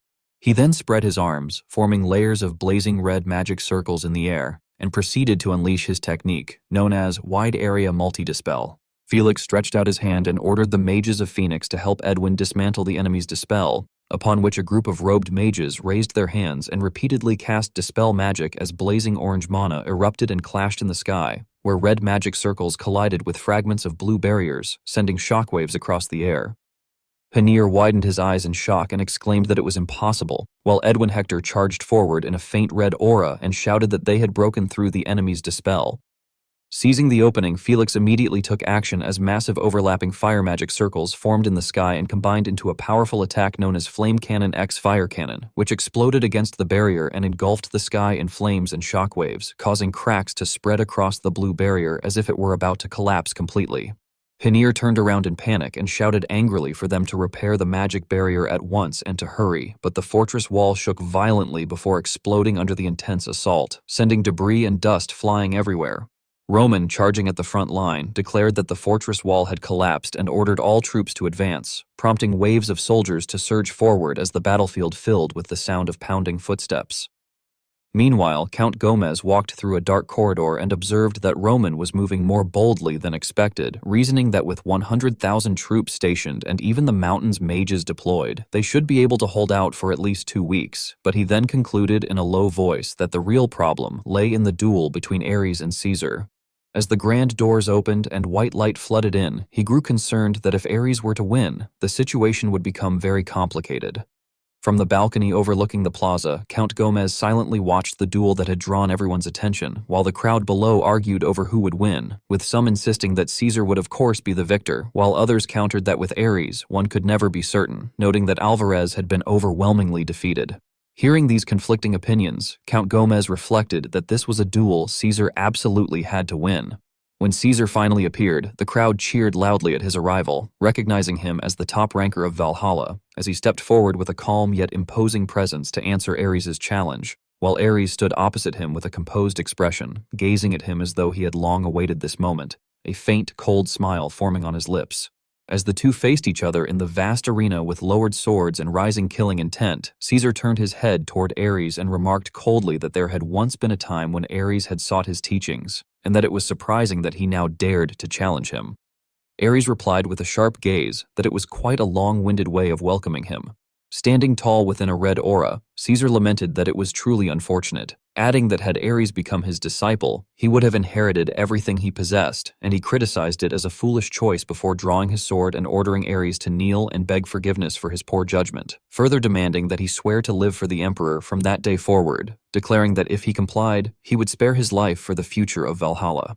Ares, however, calmly turned his head aside and recalled that 10 years ago he had indeed received Caesar's teachings, explaining that as both a swordsman and a warrior, he had sought instruction from anyone without prejudice so long as he could grow, yet he had always ultimately reached the same conclusion, that he could surpass them. He continued that whether it took hours or mere days, once he judged he could transcend his opponent, he would leave without hesitation. Returning to the present, Ares pointed directly at Caesar and declared decisively that Caesar had been no different and that there was nothing left for him to learn from him, adding that the only thing he had lacked was time. He further explained that after leaving Valhalla and settling in Dimitri, months had passed and yet he still could not leave, asking Caesar if he understood what that meant. Recalling events 1 week after returning from Arcady, it was noted that Ares had been tasked with defeating 2 major figures, Alvarez and Caesar, and he had wondered to himself whether, despite learning how to utilize his energy core, he could truly defeat them. In a quiet courtyard, Ares sensed someone approaching from behind and turned with his sword in hand, whereupon Roman emerged from the shadows and ordered him to draw his sword, declaring that from that moment on, he himself would be Ares' opponent. As both swords were drawn simultaneously, Ares realized in shock that the style of dual wielding before him was unmistakable. Roman charged straight ahead within a swirl of purple aura, while a colossal shadow loomed behind him like an overwhelming pressure, and Ares exclaimed in shock that it was like Alvarez. Ares was knocked back onto the stone ground, his whole body writhing from the violent impact, and he bitterly reflected that he had been sprawled on the ground for more than half a day. As Roman stood silently within the violet energy with 2 swords crossed before him, Ares despairingly admitted that he could not think of any method to defeat him. Roman then drove both swords into the ground and coldly declared that it was enough with Alvarez. Walking toward the weapon rack in the stone tower, he calmly added that he would now raise the difficulty somewhat. As Roman drew another sword, his gaze grew sharper, and he declared that he would face Ares in Caesar's style. Seeing this, Ares appeared in close-up with cold sweat on his forehead as he realized that on that day he had witnessed a world that could not be reached, and he stammered in shock, asking what it meant. Returning to the present arena, the announcer solemnly proclaimed that the duel of decision would now begin. Caesar immediately rushed forward to attack, while Ares smoothly sidestepped with a precise and clean sword movement. Caesar's face tightened as a fierce killing intent burst forth from the very first clash of blades. He surged forward in a storm of crimson slashes, his strikes relentless as if to crush his opponent in an instant. Recalling the past as their swords clashed and sparks flew before him, Roman had once stated that Caesar was called a barbarian warrior because he drove his opponents back without mercy. In contrast, Roman had calmly asserted that a single strike was enough against Caesar. Back in the present, Caesar's expression twisted in astonishment as he furiously demanded how Ares dared to do such a thing, and he was further shocked as he realized that Ares had slipped through that tiny opening. In the midst of the arena, Ares narrowly evaded a dangerous slash and counterattacked in that fleeting moment, inwardly affirming that his choice had been correct after all. As memories overlapped with the present, Ares recalled the time he had been relentlessly trained by Roman in Dimitri, realizing that training against a far more brutal monster had made Caesar's attacks seem unthreatening. Caesar then unleashed a blazing surge of crimson sword energy and roared that the insolent bastard should die as he executed the secret art known as Crimson Lightning Slash. Standing beneath a sky streaked with red energy, Ares recalled the time he had spent in Dimitri, remembering how he had once seen a world covered in destructive power. Closing his eyes, he reflected that in the depths of his mind he summoned a memory etched with fierce clarity, where Roman appeared behind him within a radiant purple aura, invoking the heavenly demon sword art. In that instant, Ares proceeded to unleash his ultimate technique, identified as the first technique. Ares focused all his mental strength but suddenly halted, subconsciously thinking of the heavenly demon sword technique, realizing that even for someone like him, who was called a genius of swordsmanship, it was a technique he had never dared to attempt. As a surge of blue sword energy erupted and he descended with an overwhelming strike from above, he acknowledged internally that his attack did not even reach a tenth of the true heavenly demon sword technique. Caesar widened his eyes as sweat poured down, recognizing that even so it was enough to deal with him, before the slash pierced through and tore his body apart midair, blood scattering across the arena. After delivering the strike, Ares bent forward, breathing heavily as he evaluated himself, wondering if mimicking it was the best he could do for now, then steadied himself and admitted coldly that he was glad, as it meant he could become even stronger. As Caesar's body collapsed to the ground and the battle ended in a stunned silence, a trembling witness announced with a stutter that Lord Ares had defeated Lord Caesar and risen to rank 1 of Valhalla. While the crowd below erupted into thunderous cheers, the emperor merely turned his head slightly with a meaningful click of his tongue, before silently standing up and leaving, as if no longer interested in staying.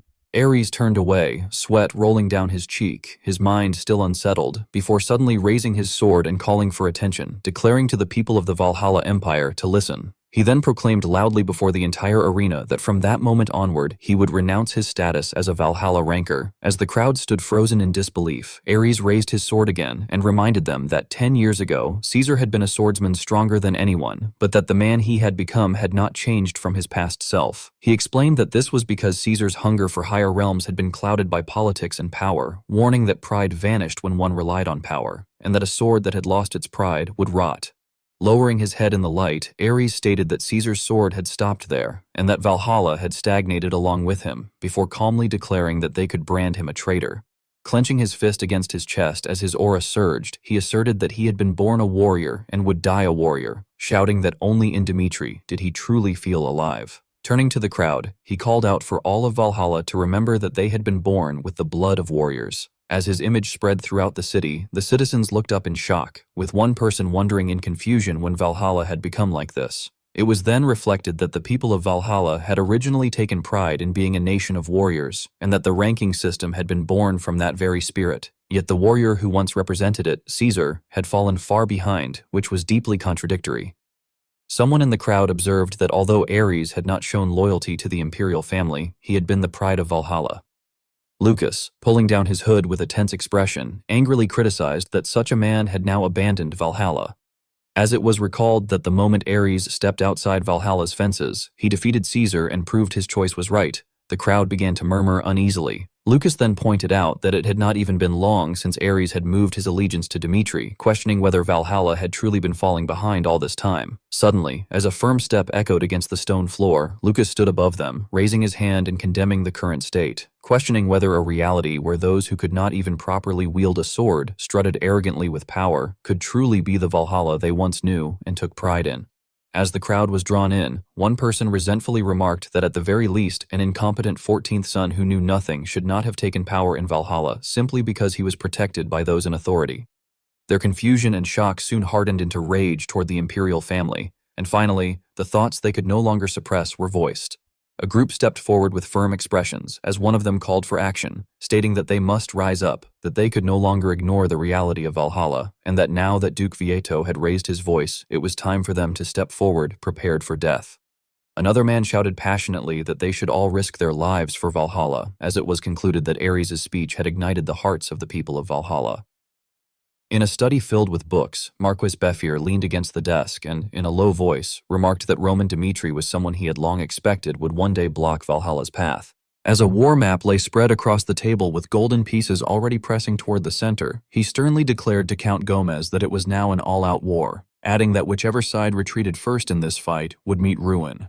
Count Gomez turned sharply, visibly shaken by such an extreme decision, and questioned in astonishment whether that meant the Marquis intended to abandon the North. Marquis Befir coldly replied that he was only half right. Recalling Ares charging with his sword as evidence, he calmly analyzed that Dmitri's strategy had always been consistent, explaining that Dmitri had used Ares to eliminate Valhalla's top rankers and, through a direct assault on the northern front, was preventing them from focusing on the rebels. As the image of Romans standing atop a rocky outcrop amid a massive army came to mind, Marquis Befir composedly assessed that the enemy's allied forces numbered 100,000, which alone was insufficient to bring Valhalla down, and concluded that the entire commotion was merely a performance meant to draw their attention. He then tightened his jaw and coldly pointed out that their true objective was to support the rebels in Hernard. Count Gomez's face paled slightly, sweat forming at his temples, as he anxiously raised the possibility of what might happen if Roman pushed past the north and continued advancing. Marquis Befir responded with a faint smile and a quiet but firm tone that, in that case, they would have to exploit the broader continental situation. Gradually regaining his composure, Count Gomez showed visible relief as Marquis Befir explained that Kronos could not intervene directly due to the truce, but that it was possible for them to deploy troops at the Cairo border.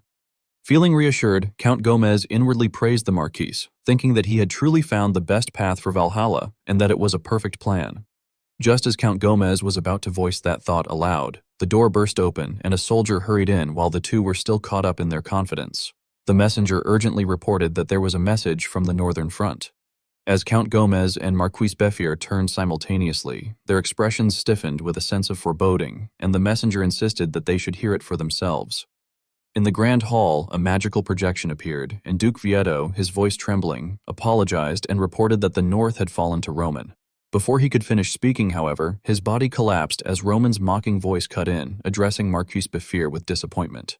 Roman looked straight through the projection with an eerily calm expression and coldly mocked that he had gone through the trouble of sending Count Bragan's head as a gift, yet had been welcomed in such a manner. Marquis Befir and Count Gomez were left stunned, unable to hide their horror as the truth unfolded before them, realizing that the northern front had already collapsed. Roman then indifferently declared that he had no intention of dragging the war to the bitter end, before spreading his arms slightly and coldly, proposing that if the Emperor of Valhalla were to come before him, kneel, and beg for forgiveness, he would stop the war. Unable to endure such blatant humiliation, Marquis Befir ground his teeth and furiously shouted for him to stop the nonsense. Facing the projection, Marquis Befir waved his hand in warning and, in a breathless, urgent tone, declared that Kronos' troops were already gathering at the Cairo border, insisting that whatever Roman was plotting would not matter. Stepping forward in the hall, he decisively ordered that they would immediately dispatch troops to wipe out the rebels in Hernard, and, after that, he would erase Dmitri from the continent. Standing amid a hall littered with the corpses of soldiers, Roman coldly warned that he would show them exactly what it meant to have both Kronos and Valhalla as enemies at the same time. He then turned his head slightly, his sharp gaze steady, and calmly stated that he had clearly heard Valhalla's stance. Looking at the projection with a mocking expression, Roman remarked that it was naive of them to believe such actions would solve the problem, and declared that he would continue pushing forward until he had brought the war to an end, telling them to maintain that attitude until the very end. As Count Gomez's face turned pale, Roman revealed a chilling smile, his killing intent spreading through the surroundings, and he slowly concluded that, in the end, they would have to face him. A glowing blue crystal had been placed on a stone pedestal in a silent chamber, and Count Gomez, standing behind, had tensely reported that the person they were dealing with was Roman Dmitri, and that he was certainly not someone who would bluff under any circumstances. Marquis Befir, standing in front, had coldly replied that he was fully aware. Overcome with anger, Marquis Befir had kicked and shattered the stone pedestal, cursing Roman Dmitri in frustration. He then turned his back and, in a low voice, had asked Count Gomez what kind of catastrophe he thought would unfold if they were to leave Roman as he was. Count Gomez had gravely assessed that, under normal circumstances, it would be impossible to push into the capital with only 100,000 troops. As the image of Roman standing amidst a sea of flames came to mind, he had emphasized that Roman had a track record of overcoming overwhelming differences in military strength, citing his victories against Kronos during the occupation of Laskal and Gortas. Looking toward the battlefield with concern, Count Gomez had added that even with only 100,000 troops, the damage Valhalla would suffer would be considerable. With tension evident in his clenched fist, Marquis Befir had decisively declared that he must meet with the Emperor. It was known that there was a taboo in Valhalla. Those who sought an audience with the Emperor without being summoned would suffer his wrath. Nevertheless, Count Gomez and Marquis Befir had entered the vast hall where the Emperor sat high above, and both had knelt down in fear as a figure approached slowly.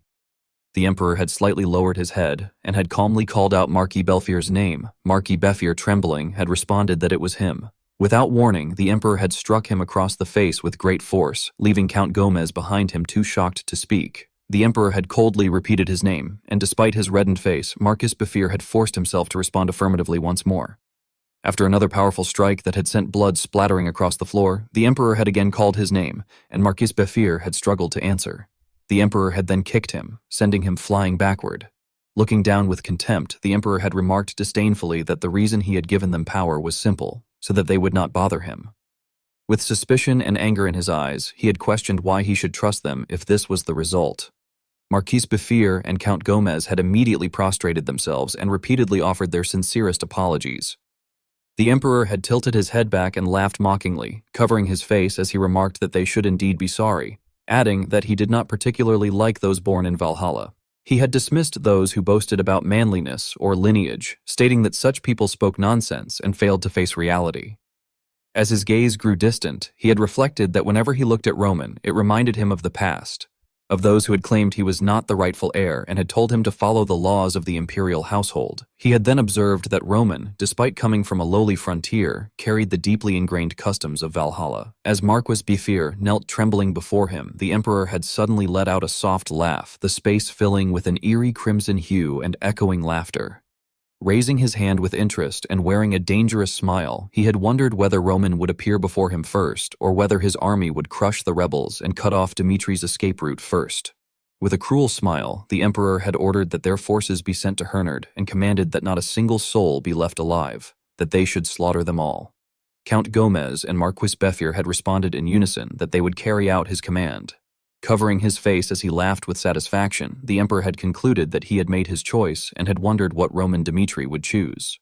The scene had then shifted to the following day, where under a vast sky at a military camp, someone had asked whether they would truly proceed with the plan. Standing beside a strategy table with Felix, Roman had replied firmly that it was already a battle they could not avoid, and that if they retreated now, it would not end with just a single defeat. Sitting down with a cold gaze, he had stated that the moment they had cut off Count Bregan's head, the struggle had already begun. Roman had affirmed that the rebellion in Hernard could not succeed without their aid. In a low voice, he had analyzed that if the rebellion were to fail, Dimitri would have to face both Kronos and Valhalla simultaneously. As Felix listened with a serious expression, Roman had added that the moment either side backed down, the loser would lose everything, and that what mattered to them was eliminating the threat that was Valhalla.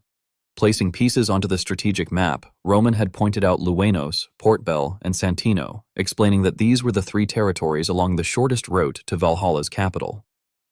With calm eyes, he had further explained that once they passed through Santino, there would be a warp point which they would use to travel throughout Valhalla.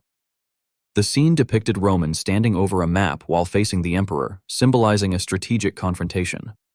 Roman proposed that if they were to bring down 3 locations within a week, they would become the greatest threat to Valhalla.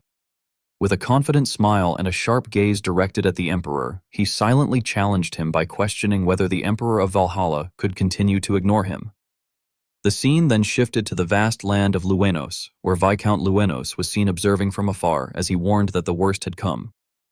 With a tense expression, he assessed that an allied force of 100,000 troops had arrived. A scroll containing strict and cold orders was opened, stating that Viscount Luenos was to hold his current position even if it led to defeat, and that even if all soldiers were pushed to their deaths, he would be greatly rewarded if he could buy a few days of time.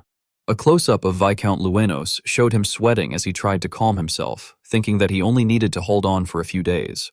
Clenching his jaw with determination, he internally declared that he would show his resolve to Roman Dimitri.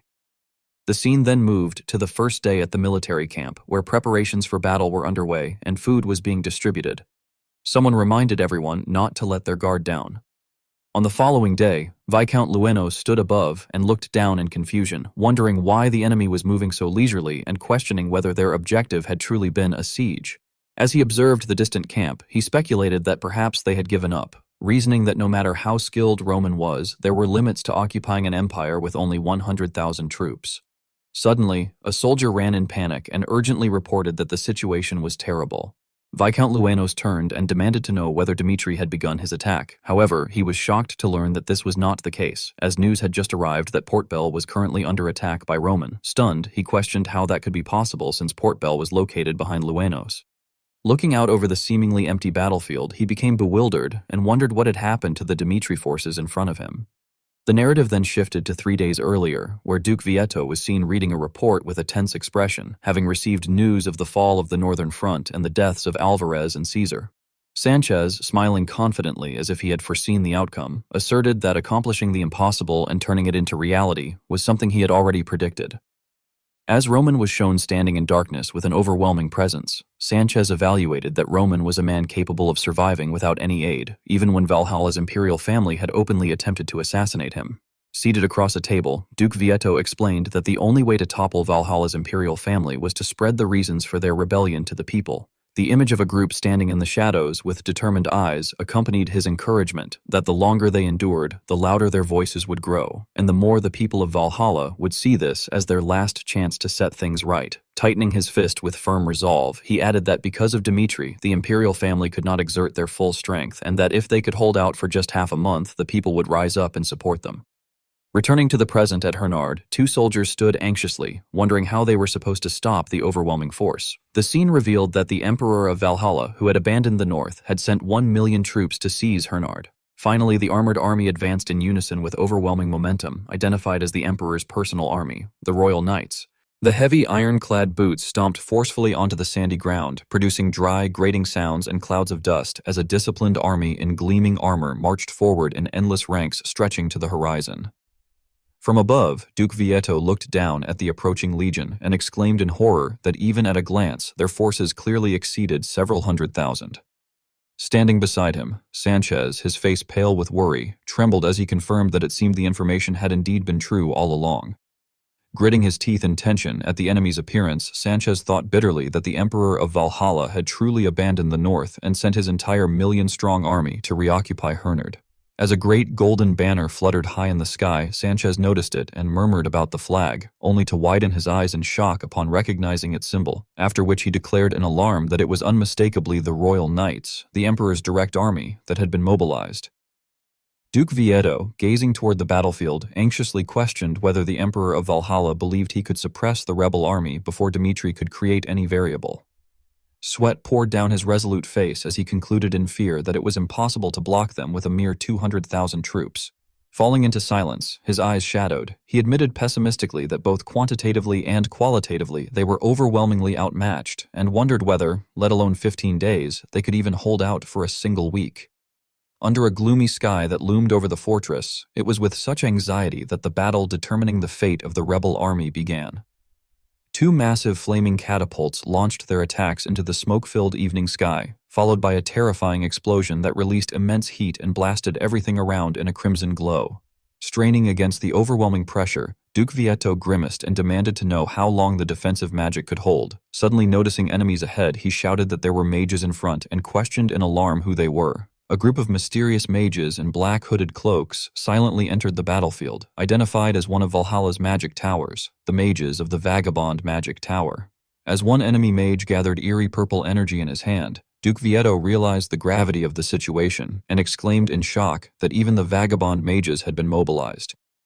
The group then cast a grand spell in unison, unleashing a catastrophic fusion of lightning and raging winds, described as lightning rain combined with wind field.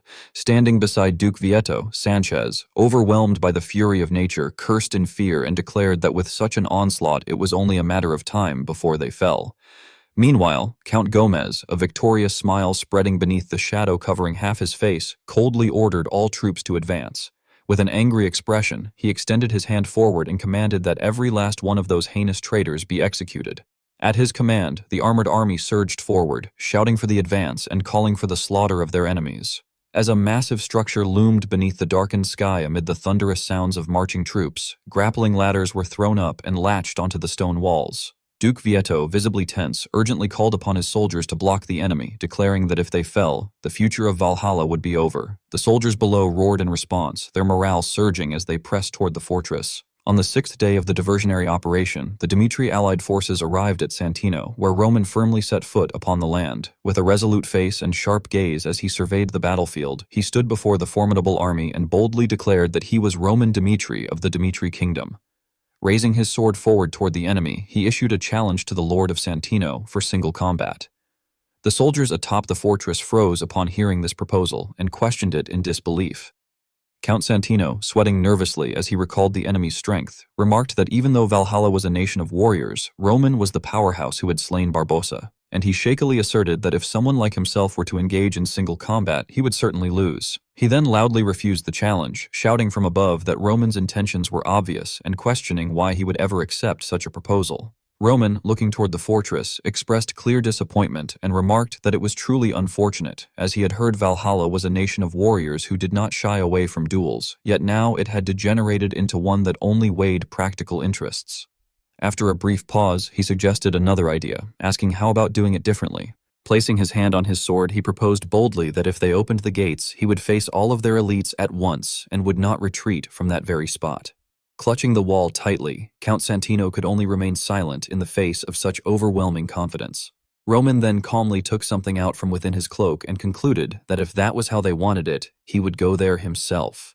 Count Santino stared in horror as he realized that the object in his opponent's hand was a magic scroll. A surge of deep blue energy erupted violently in the air as Roman commanded himself to fly. With massive wings of light spreading behind his back, he moved forward with overwhelming authority, then shot through the night like a streak of blue light at terrifying speed.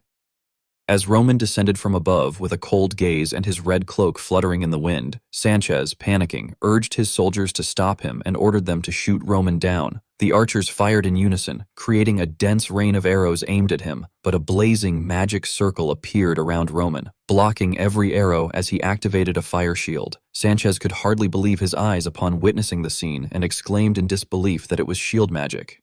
Meanwhile, Felix focused intensely, forming a radiant and powerful golden magic formation with both hands.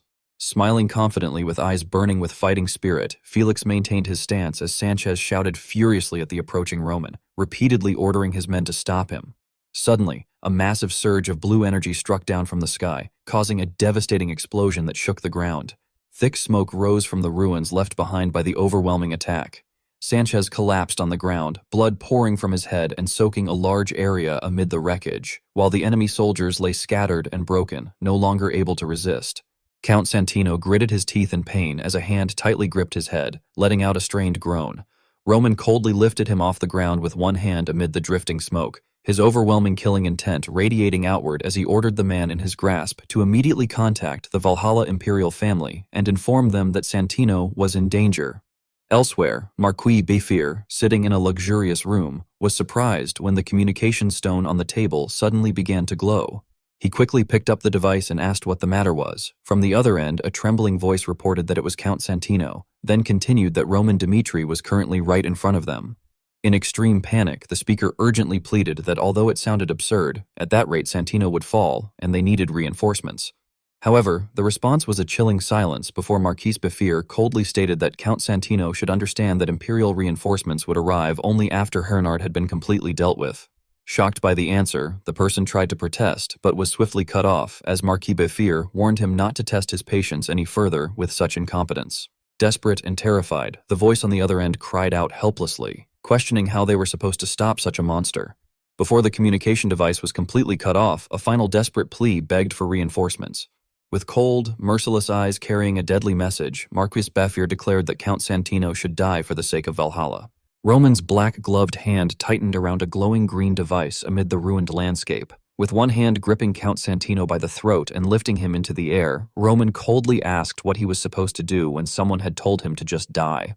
Count Santino desperately begged for mercy, stammering that he would do anything if only he were spared this once. Roman looked at him with complete indifference before mercilessly throwing him away, sending him crashing into the rubble behind him. Count Santino collapsed onto the ground, his face covered in blood and dust as he groaned in agony. Standing above him with a piercing gaze that seemed to bore into his mind, Roman questioned what Count Santino could possibly do for him. Scrambling back to his feet, Count Santino frantically offered anything in exchange for his life before suddenly revealing that he could provide information regarding the warp gate. In his panic, Count Santino continuously exposed crucial military secrets, explaining that Dmitri's current strategy was likely to occupy the warp gate in order to pressure the Valhalla imperial family, but that the warp point Javier would not be easy to seize. Roman's expression darkened menacingly upon hearing the useful information, and he demanded a detailed explanation. Trembling with relief at seeing a glimmer of hope for survival, Count Santino thanked him repeatedly before continuing to disclose confidential information amid the shattered ruins. With blood and sweat covering his face, Count Santino pitifully asked whether the information was enough to spare his life. Roman looked down on him with contempt and coldly replied that it was not enough at all. In the next instant, a sharp blade swung decisively through the air, spraying blood everywhere as Count Santino, overwhelmed with shock, cursed Roman before his words could fully leave his mouth. Meanwhile, in Marine, the capital of Valhalla, furious citizens gathered together and shouted that they would march to the Valhalla Imperial Palace because they could no longer stand by and watch the Empire continue down the wrong path. The people's anger erupted exactly as Duke Vieto had planned, and the crowd boldly cried out for Valhalla. Their voices echoed throughout the streets as they urged one another to rise up and raise their voices, declaring that just as Duke Vieto's rebel army was risking their lives, the citizens of Valhalla also had to do what was necessary. At that moment, one man stepped forward before the crowd and proudly declared that he was speaking to His Imperial Majesty on behalf of the people of Valhalla. He proclaimed that Valhalla had always been a nation of warriors who had never been ashamed of their identity and who had always lived according to the warrior's code. His face burned with fury as he bitterly accused the current Valhalla of having lost both its roots and its dreams, claiming that it now sought to maintain power through conspiracies rather than bravery.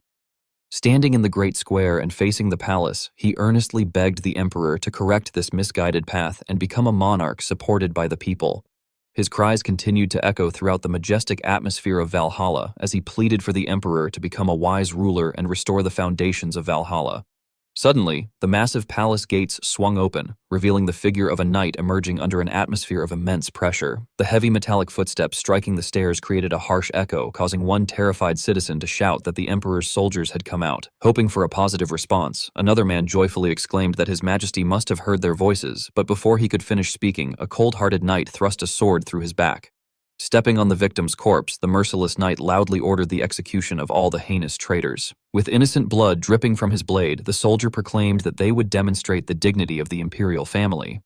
The Valhalla square descended into chaos and terrified screams as the soldiers began slaughtering the crowd. The man lay motionless upon the cold stone floor, his eyes wide with resentment as he used his final breath to declare that the Emperor of Valhalla had gone mad with power. Standing beside the bloodied body, another soldier questioned whether the Emperor believed such power could last forever while treating his people like livestock, insisting that the citizens of Valhalla would clearly witness their deaths.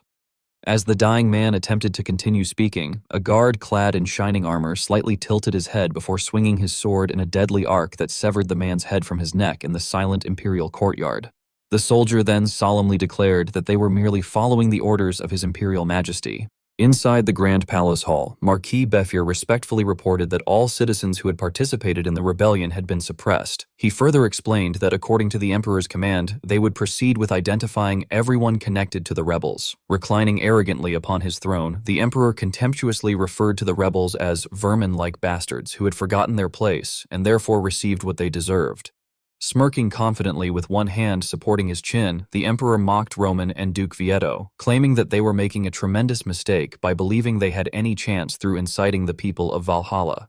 With a cunning expression filled with ridicule and triumph, he sneered that such thinking was utterly foolish. The Emperor then coldly recalled that his own brothers, who had once tried to block him and had also believed in the power of public sentiment, had all become cold corpses overnight. Finally, he ordered Marquis Belfier to contact Roman Dmitri immediately.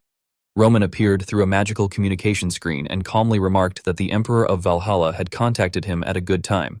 The Emperor stared at the screen in surprise as Roman questioned him about the situation. Standing in a room littered with the corpses of enemy soldiers, Roman casually smiled in a provocative manner and commented that it was quite a sight to behold. Marquis Befir and the Emperor were both horrified by the bloody scene visible through the transmission. Grinding his teeth in fear, Marquis Befir inwardly cursed Roman as a madman. Unexpectedly, the Emperor burst into excited laughter at the unforeseen outcome. While clapping enthusiastically, he praised Roman, declaring that the situation was truly amazing. Looking at Roman standing amidst the pool of blood, the Emperor admitted that although many people had shown hostility toward him before, not a single one had ever proven themselves through results the way Roman had. Staring directly at Roman's unchanging expression, the Emperor formally acknowledged that perhaps Roman was someone who suited Valhalla even better. Roman coldly observed that the Emperor seemed to find the entire situation amusing. Covering his mouth with one hand as he laughed meaningfully, the Emperor replied that it was indeed entertaining and that everything still remained within his expectations. As Roman calmly listened to the Emperor's analysis, the Emperor continued by explaining that Roman had likely believed that by quickly dealing with Luenos, Port Bell, and Santino, Valhalla would withdraw its troops to defend Javier, where the warp gate was located. Wearing a sly and confident smile, the Emperor stated that Roman had made one major mistake. He then revealed the harsh truth that the warp gate in Javier had already been destroyed. Glowering viciously at Roman, the Emperor declared that even if Roman occupied Javier, he would no longer be able to threaten Valhalla. He then mockingly asked what Roman intended to do now. Through the magical projection, the Emperor issued one final challenge while Roman stood alone in the Grand Hall. The Emperor declared that Valhalla had already accepted massive losses and abandoned the warp gate, then questioned what Roman could possibly accomplish anymore. Roman lowered his head, darkness covering his eyes as he listened to the Emperor's declaration. The Emperor vowed that on the day Dmitri fell, he would personally witness Roman's face. Behind Roman, the image of a gigantic golden serpent appeared like a symbol of malice, while the Emperor could barely contain his excitement. He wondered aloud what expression the demon of Dmitri, stained with defeat and despair, would show him, adding that he was truly looking forward to that day.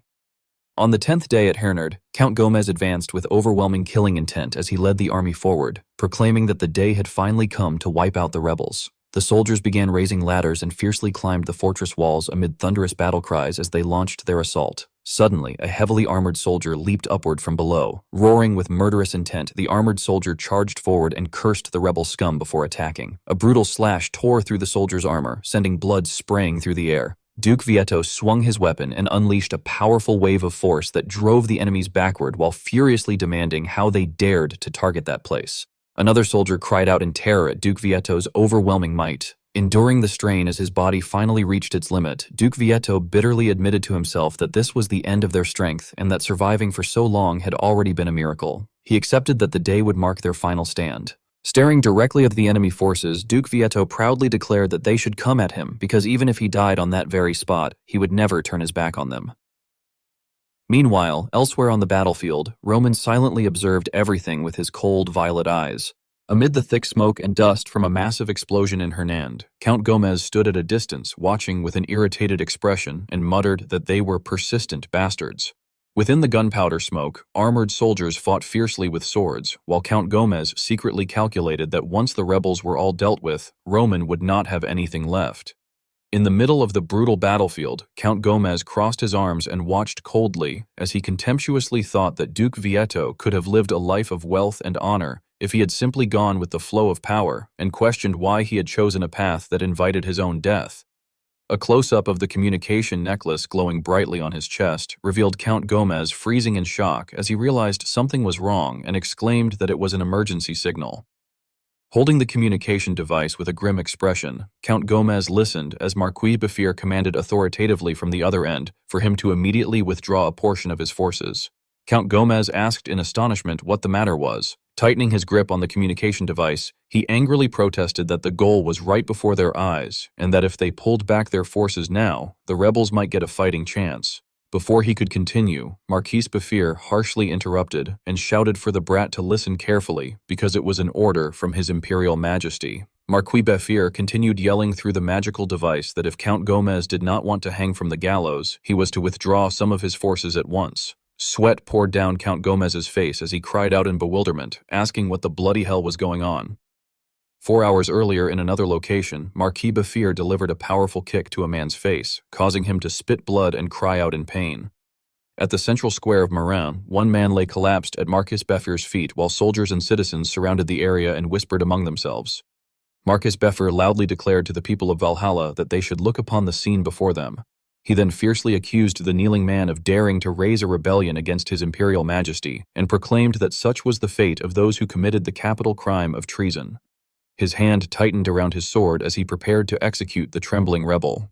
The blade came down decisively, sending blood spraying through the air. Marquis Bafir coldly ordered the soldiers to bring out the next person to be executed, and a soldier responded obediently that he understood. A knight hurried over to urgently report to Marquis Bafir that they had received an order to return to the imperial palace. Marquis Bafir revealed clear surprise and suspicion as he repeated the word, return.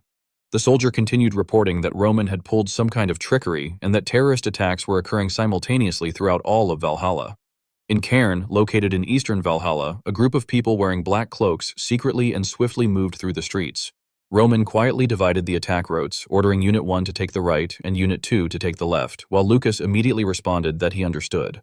Under the cloudy night sky, 2 guards stood watch in front of the Cairn armory. Lucas, hidden beneath a mysterious cloak, suddenly approached and struck one of the guards in the neck with a fatal blow. The 2 guards collapsed to the ground as Roman and Lucas silently cleared the entrance. A skillful hand manipulated the intricately designed lock and opened the hidden door. After successfully infiltrating the facility, Lucas and Roman exchanged confirming nods. The entire military district remained silent beneath the night sky moments before disaster struck. A terrifying explosion erupted in flames and completely destroyed the structure below. Nearby citizens panicked and screamed that the building had exploded and asked what was happening.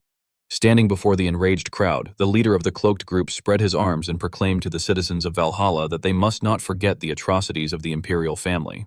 He declared that the citizens of Marin had offered sincere advice for the sake of Valhalla, only for the imperial family to slaughter them. The stranger furiously shouted that they themselves might be the next sacrifices to the emperor's madness and urged the people not to turn away from reality. Amid the ruined cityscape, anxious civilians listened as he insisted that they had to solve Valhalla's problems themselves. Standing before the shattered city wall, a dignified knight ordered the armored troops to chase down those instigators. A close-up of the leader's scheming expression showed him smiling meaningfully in the darkness. He suddenly turned and fled, while the knight behind him furiously shouted for him to stop right there. In an instant, the man made a spectacular escape leap through the dark alleyways. Faced with the target's sudden disappearance, the heavily armored soldiers stared in confusion and shock, asking how they had just disappeared. A warrior's boot slammed onto the edge of a wall as someone concluded that it was a well-orchestrated play between the instigators and those disguised as soldiers. Watching the entire situation from above, the leader and his companions revealed themselves, while it was explained that they were all special agents trained in martial arts and members of the House sect. Back in Javier, while Roman sat upon his throne, Felix stood beside him and reported on the chaos unfolding across the land, stating that a rebellion had broken out in eastern Valhalla and that all the granaries in the north had been burned down.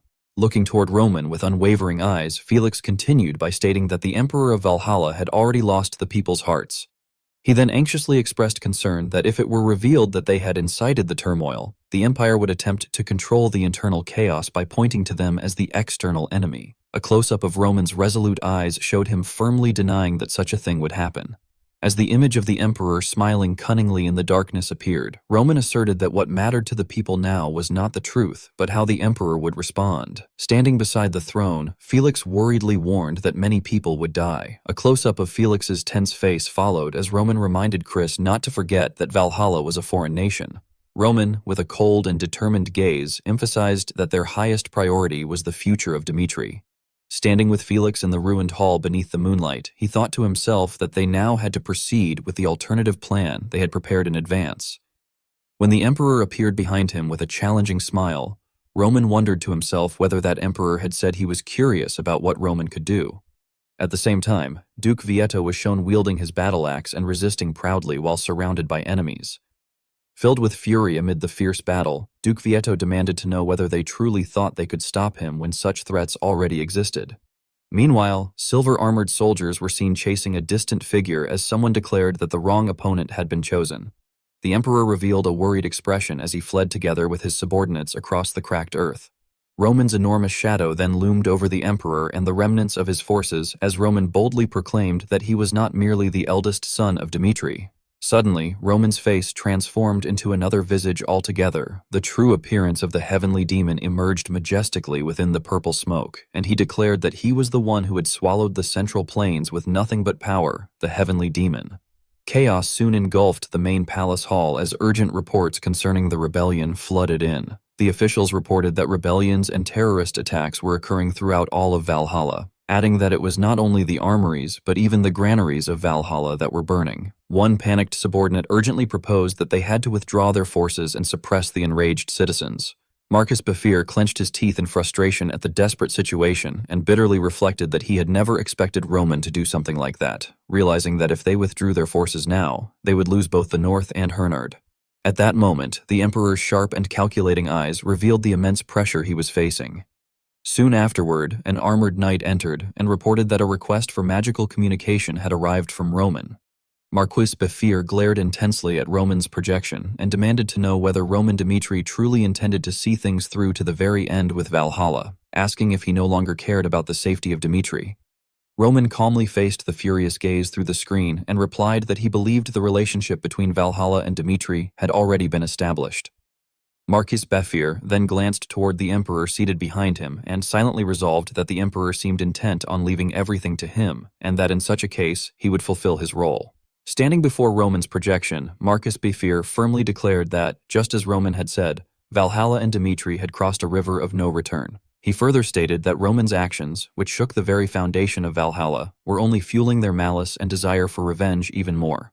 Pointing triumphantly toward Roman through the communication screen, Marquis Befir guaranteed that the rebels in Hernard were already on the verge of collapse and would likely be completely annihilated before sunset. He concluded by declaring that Roman's pathetic struggle had failed.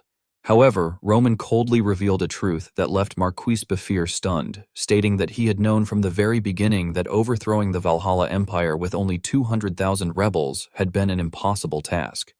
Shocked by the revelation, Marquis Befir exclaimed in disbelief. Roman then displayed a cruel and meaningful smile as he admitted that this was precisely why he had decided to abandon the rebels. Marquis Befir visibly showed a bewildered expression and broke out in a cold sweat as he listened to Roman's explanation that the reason Roman had joined hands with the rebels was because of a perfect alignment of interests. Marquis Befir continued listening in shock as Roman pointed out that now that Hernard was falling, there was no reason for them to cling to the rebels any longer. Trembling violently, Marquis Befir questioned what Roman meant by that. Roman's magical projection coldly laid out his plan, explaining that he intended to use the stage the rebels had prepared in order to whittle down Valhalla's military strength as much as possible. The projection then twisted into a triumphant and malicious smile as Roman added that if everyone killed each other, then regardless of who died, it would still be a gain for Dmitri. Roman slightly smirked before disappearing, leaving behind a heavy warning as he reminded Marquis Befir that he had said they would eventually meet. Roman ended the call after warning him that he had better remember those words. Marquis Befir stood frozen in shock, his eyes wide with fear as he wondered if they had fallen into a trap. Trembling, he stepped back before respectfully addressing the throne and calling out to His Majesty. Standing timidly at a distance, Marquis Befir hurriedly proposed to the emperor that they should withdraw the troops. Filled with anxiety, he desperately urged that they needed to extinguish the flames of rebellion before the situation worsened any further and begged the emperor to make a decisive judgment. Marquis Befir and the other officials simultaneously prostrated themselves as they earnestly pleaded for a decisive judgment. The emperor lowered his head with an eerie smile before suddenly throwing his head back in mad laughter. Covering his face, he revealed an excited expression and savage crimson eyes as he declared with certainty that Roman was a human unlike any he had ever encountered in his life. Marquis Befir was horrified by the monarch's abnormal reaction as the atmosphere sank into unbearable tension. Hidden within the darkness, the emperor wore a sinister smile as he coldly declared that they would not be withdrawing. Marquis Befir panicked and tried to persuade him otherwise, but the emperor immediately cut him off by stating that Valhalla still possessed sufficient military strength. With arrogant confidence, the emperor waved his hand and ordered the troops sent to Hernard to completely wipe out the rebels. Marquis Befir could only inwardly curse the situation, lamenting what a mess it was among madmen, before painfully bowing his head and stating that he would obey the command. At that very moment, an armored soldier rushed in from afar in panic and urgently reported to His Majesty that a problem had occurred.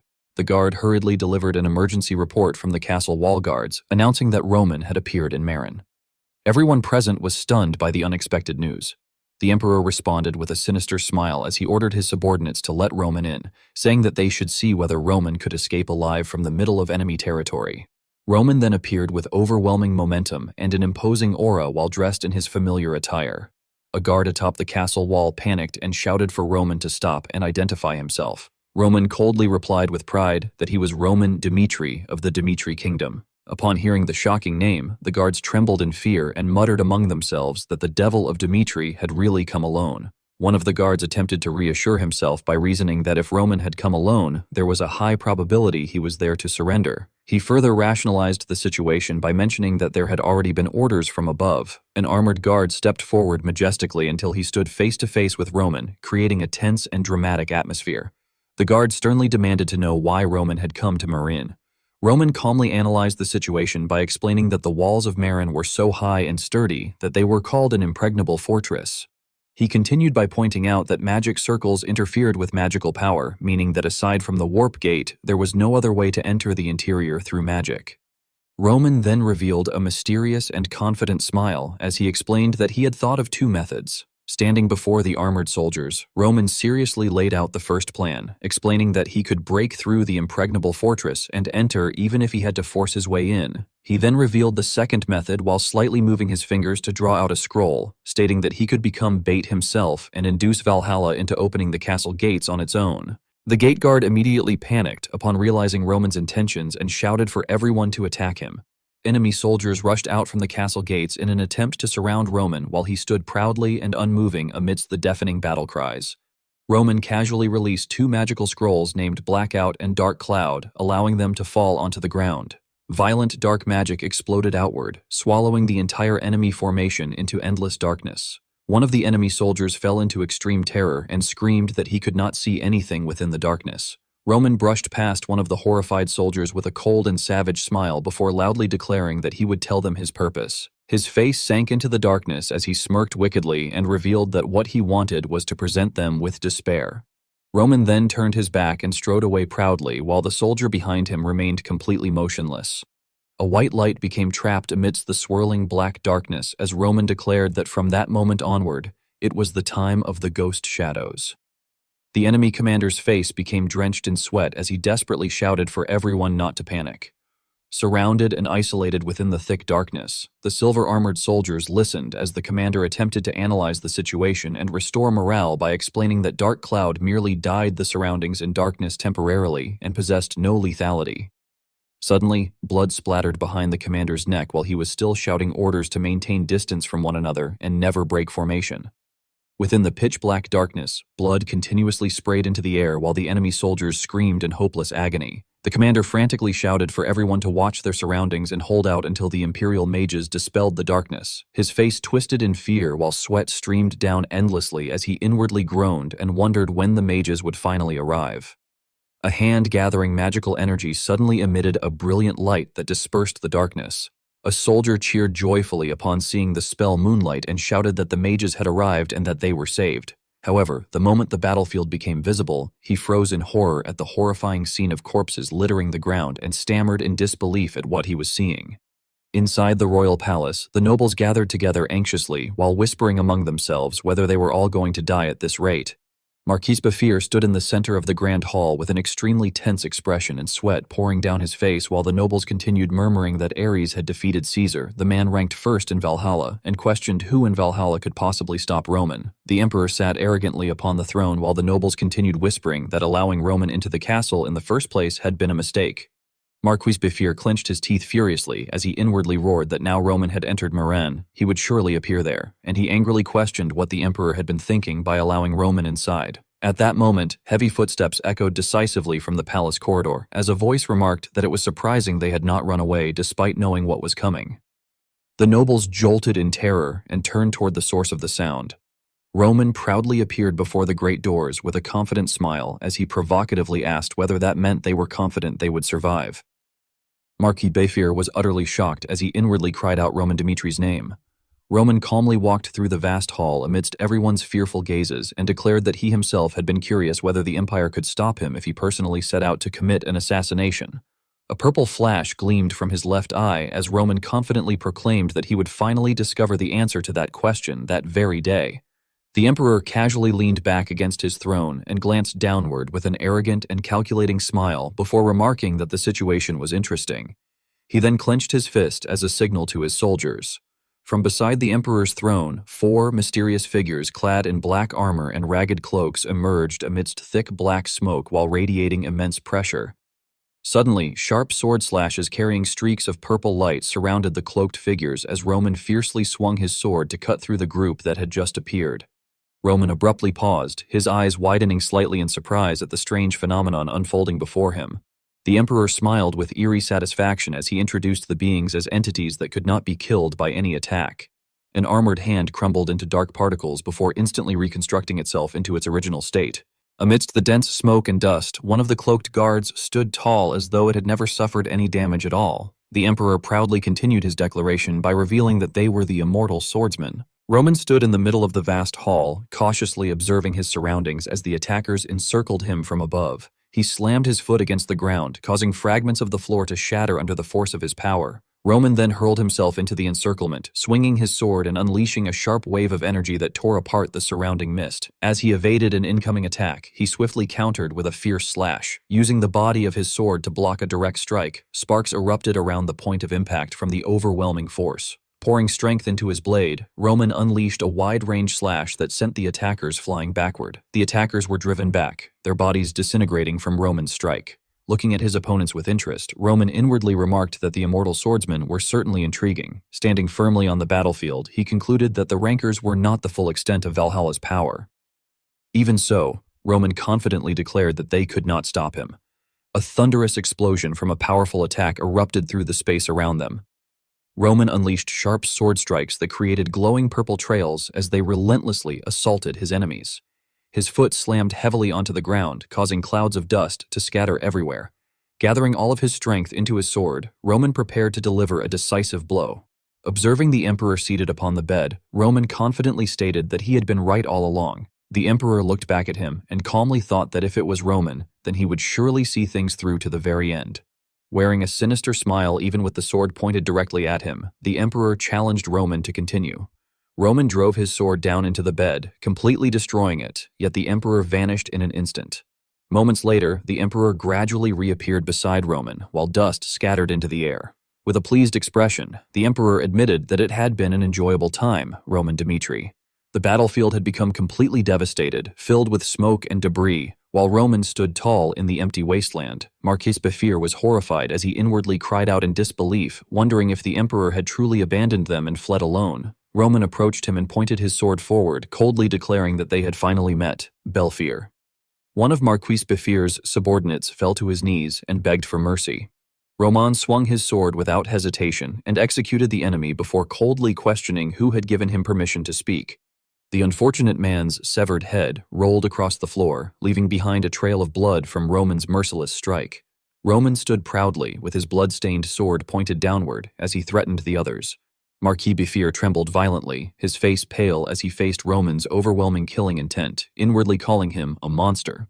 Roman mockingly commented that human pride was quite interesting. As the strategic map between Hector and Valhalla appeared before them, Roman continued by explaining that defending the north had clearly been the correct decision, yet Valhalla's pride in preserving its prestige had blinded them. Purple energy swirled around Roman's hand as he reached forward and seized Marquis Befir by the throat, warning him that he had ignored reality until the very end. Roman further analyzed that if they had accepted reality and prepared even once, things would not have ended this way. Smiling meaningfully, Roman ordered Marquis Befir to look around him. Marquis Befir's eyes shook with panic while cold sweat streamed down his face. From above, Roman could be seen restraining Marquis Befir while everyone else around them knelt on the ground. One trembling individual collapsed in fear as Roman declared that this was the end for those who had shouted their loyalty to the imperial family. Tightening his grip around Marquis Befir's throat, Roman mockingly stated that they were nothing more than discarded dogs who were no longer useful. Wearing an arrogant smile, Roman then declared that although the emperor had abandoned Marquis Belfir, he himself intended to show mercy. Elsewhere, the majestic scenery of mountains and lush forests beneath the vast sky revealed northern Valhalla. Within the dense forest, Nox stood with his cloak spread wide as he concentrated on using magic. Roman, wearing a stern expression, quickly emerged from a teleportation gate. Passing by Nox, Roman praised him for his hard work. Nox panted heavily from exhaustion and anxiously warned Roman that teleporting without a warp gate was an extremely reckless act. A magical artifact lay abandoned on the ground as Nox explained that the teleportation had nearly failed because the mana crystal lacked sufficient power. Still unable to recover from the shock, Nox questioned whether there had truly been a need to push things so far. Roman coldly replied that the objective of the operation had never been to take the Emperor's life. Startled, Nox asked what Roman meant by that. Roman responded with a sinister smile, explaining that the anxiety caused by the realization that even the Valhalla Empire was not safe, along with the growing distrust toward the Emperor, would alone ensure that Valhalla could never remain the same as before. Back at the Valhalla Imperial Palace, the atmosphere had become silent and tragic. A corpse lay collapsed in a pool of blood while Marquis Befir quietly observed the scene. A close view of the heavily destroyed empty bed showed blackened fragments scattered everywhere. Staring at the bloodstains on the floor, Marquis Befir fearfully thought that Roman must have had a reason for leaving him alive. However, the true problem was that the Valhalla Empire was no longer absolute. The Emperor suspiciously questioned how Marquis Befir had survived. The blurry scene focused on the Emperor's footsteps as he walked through the room. Under the Emperor's cold gaze, Marquis Befir realized that their survival was clearly unwelcome.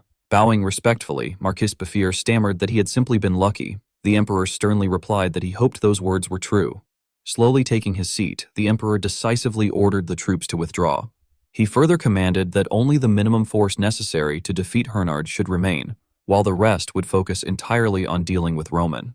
In the fierce all-out war, Roman had emerged as the victor. Marquis Befir reluctantly accepted the command and promised to obey.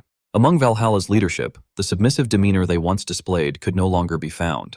Elsewhere in Hernard, Sanchez remorsefully admitted that the Duke had raised an army because of him and apologized sincerely. Duke Vieto, meanwhile, fiercely counterattacked and struck an armored enemy with tremendous force. Angrily, the Duke shouted that instead of speaking nonsense, they should kill at least one more enemy because the war was not over yet. Standing together in the rain, Duke Vieto and Sanchez suddenly heard a strange sound and questioned what it was. Sanchez then realized in shock that it was a retreat order. The armored soldiers nodded and obeyed the command before quickly withdrawing from the battlefield. Duke Vieto, Sanchez, and the other warriors watched in confusion as the enemy army retreated from the empty battlefield. The surviving soldiers erupted into joyful cheers, shouting that the enemies had retreated and that they had survived. Under the night sky, the ruined battlefield echoed with triumphant cries. A dramatic scene unfolded as the ground cracked and trembled violently, signaling that a major upheaval was imminent. Duke Vieto was visibly shocked by what he was witnessing and wondered why they were retreating. He then ordered Sanchez to contact their informants in the capital, saying that they needed to find out why the enemy had withdrawn. Expressing his concern, he remarked that there had to be a reason that had forced them to pull back their troops. Sanchez responded that he understood. Duke Vieto carefully analyzed the situation, stating that there had to be a clear reason behind the retreat and that if a new variable had appeared, they needed to exploit it thoroughly. As the group gathered around the strategy table, one man explained that the enemy had retreated because Roman Dmitri had gone to Valhalla's capital alone and had carried out a completely one-sided massacre. Upon hearing this, Duke Vieto was stunned and questioned what had happened. He then reflected on Roman's terrifying strength, admitting that he had expected there to be a reason but had never imagined Roman would accomplish something so absurd. Another man reported further developments, explaining that Roman had pointed a sword directly at the Valhalla Emperor's neck, throwing both the leadership and the entire capital into chaos. Because of this, Count Gomez had hastily recalled his troops. Sanchez excitedly informed Duke Vieto that Lord Roman had finally flipped the board. Duke Vieto fell into deep thought and quietly remarked that Roman had chosen to target the emperor directly instead of helping them. With a worried expression, Sanchez argued that regardless of the situation, they could not hastily abandon their relationship with Dmitri. Seeing Duke Vieto sitting with his head lowered, Sanchez cautiously called out to him. Suddenly, Duke Vieto burst into laughter and exclaimed that Roman Dmitri was truly an incredible man.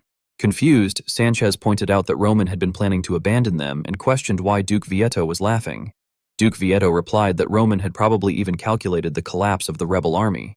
He further observed that extremes often met and that Roman's drastic decision to abandon the rebel army had ironically cornered the Valhalla imperial family. Nevertheless, Sanchez firmly reminded himself that the fact remained that Roman had intended to abandon them. Unable to understand Duke Vieto's attitude, he reflected that Duke Vieto's caliber was so extraordinary that he resembled Sanchez's late master. Within a ruined palace under siege, Sanchez's authoritative voice rang out as he declared that, regardless of Roman's intentions, the situation represented a golden opportunity. He ordered that all the leaders be summoned immediately. A map displaying Western Valhalla and the territories of Hector, Redford, and Valhalla indicated that the three nations of the Kingdom Alliance, Redford, Umberto, and Frank, had created a problem by concentrating their troops on the Western Front. Elsewhere, a hand grasped a scroll and prepared to open it. As Calderon Drake rode on horseback, a man conveyed a message stating that His Imperial Majesty demanded an explanation for the gathering of troops on the Western Front. The messenger also issued a warning, declaring that if there was any hostile intent toward Valhalla, the Empire would absolutely not overlook it. Calderon Drake calmly responded that they had no intention whatsoever of being hostile toward Valhalla. The man then challenged him, asking why the troops had been assembled on the Western Front. Smiling knowingly, Calderon Drake replied that the answer was obvious. Standing firmly alongside his army, he boldly claimed that the troops had been gathered for training. Witnessing such a response, the man quietly muttered that acting so shamelessly toward the Valhalla Empire suggested that Valhalla's prestige had fallen remarkably low. Dressed in shining armor, Calderon Drake calmly answered that, as everyone already knew, the Kingdom Alliance regularly conducted such training exercises and that there was nothing unusual about it. He then asked the man to deliver a message to the Valhalla imperial family, stating that the Kingdom Alliance sincerely hoped the current situation could be resolved peacefully. Calderon Drake appeared with a mysterious expression and reassured the others that they would not be crossing Valhalla's borders, so there was no need to worry. He then subtly warned that Valhalla would not believe them. Placing a hand on the map, Calderon Drake assessed the situation strategically, explaining that just as they did not trust the ceasefire with the Kronos Empire, Valhalla also suspected that it could be attacked at any moment. As Roman stood amid the eerie red smoke with a self-satisfied smile, Calderon Drake confidently declared that Valhalla had completely fallen into Lord Roman's trap, mockingly remarking on Valhalla's predicament. Meanwhile, Marquis Bafir appeared in his office looking anxious and restless as he paced back and forth. He sighed uneasily, thinking that the situation was not good. Looking at the scattered chess pieces that had been swept from the table, he bitterly reflected that when Roman had trampled the imperial palace, the emperor had abandoned them and fled. He concluded that they had merely been chess pieces, used when necessary and discarded afterward. Continuing to pace around the office, Marquis Bafir lamented that the years he had devoted to the Valhalla Emperor had all been for nothing. Staring at the communication device on his desk, Marquis Bafir thoughtfully considered that the imperial family's power was not absolute either. He reasoned that if he could not stop Roman, he would ultimately have no choice but to follow his will. As the hexagonal device in his hand emitted a brilliant blue light, Marquis Bafir looked at it in alarm and identified himself as Marquis Bafir of Valhalla while addressing Lord Roman. The device glowed even more intensely as Roman responded through it, asking what business Marquis Bafir had in contacting him. Recognizing his position, Marquis Bafir sadly admitted that he did not believe Roman had spared him out of mercy. He then earnestly requested that Roman be direct and tell him what he wanted. Roman responded that he would give Marquis Bafir 10 minutes and ordered him to prove his value within that time. Stunned by the demanding request, Marquis Bafir anxiously contemplated what his value could be. Standing in his office, he began revealing information, explaining that there were several truths strictly classified within Valhalla. Bowing his head, he disclosed that the rumor claiming the imperial family's succession had been tied to Kronos was false. He clarified that it had been the previous emperor's will for the 14th son to ascend the throne. Roman studied the glowing object in front of him and wondered why the previous emperor had made such a choice. Marquis Bafir replied that the reason remained a mystery, though what was certain was... Roman interrupted, asking whether that was all.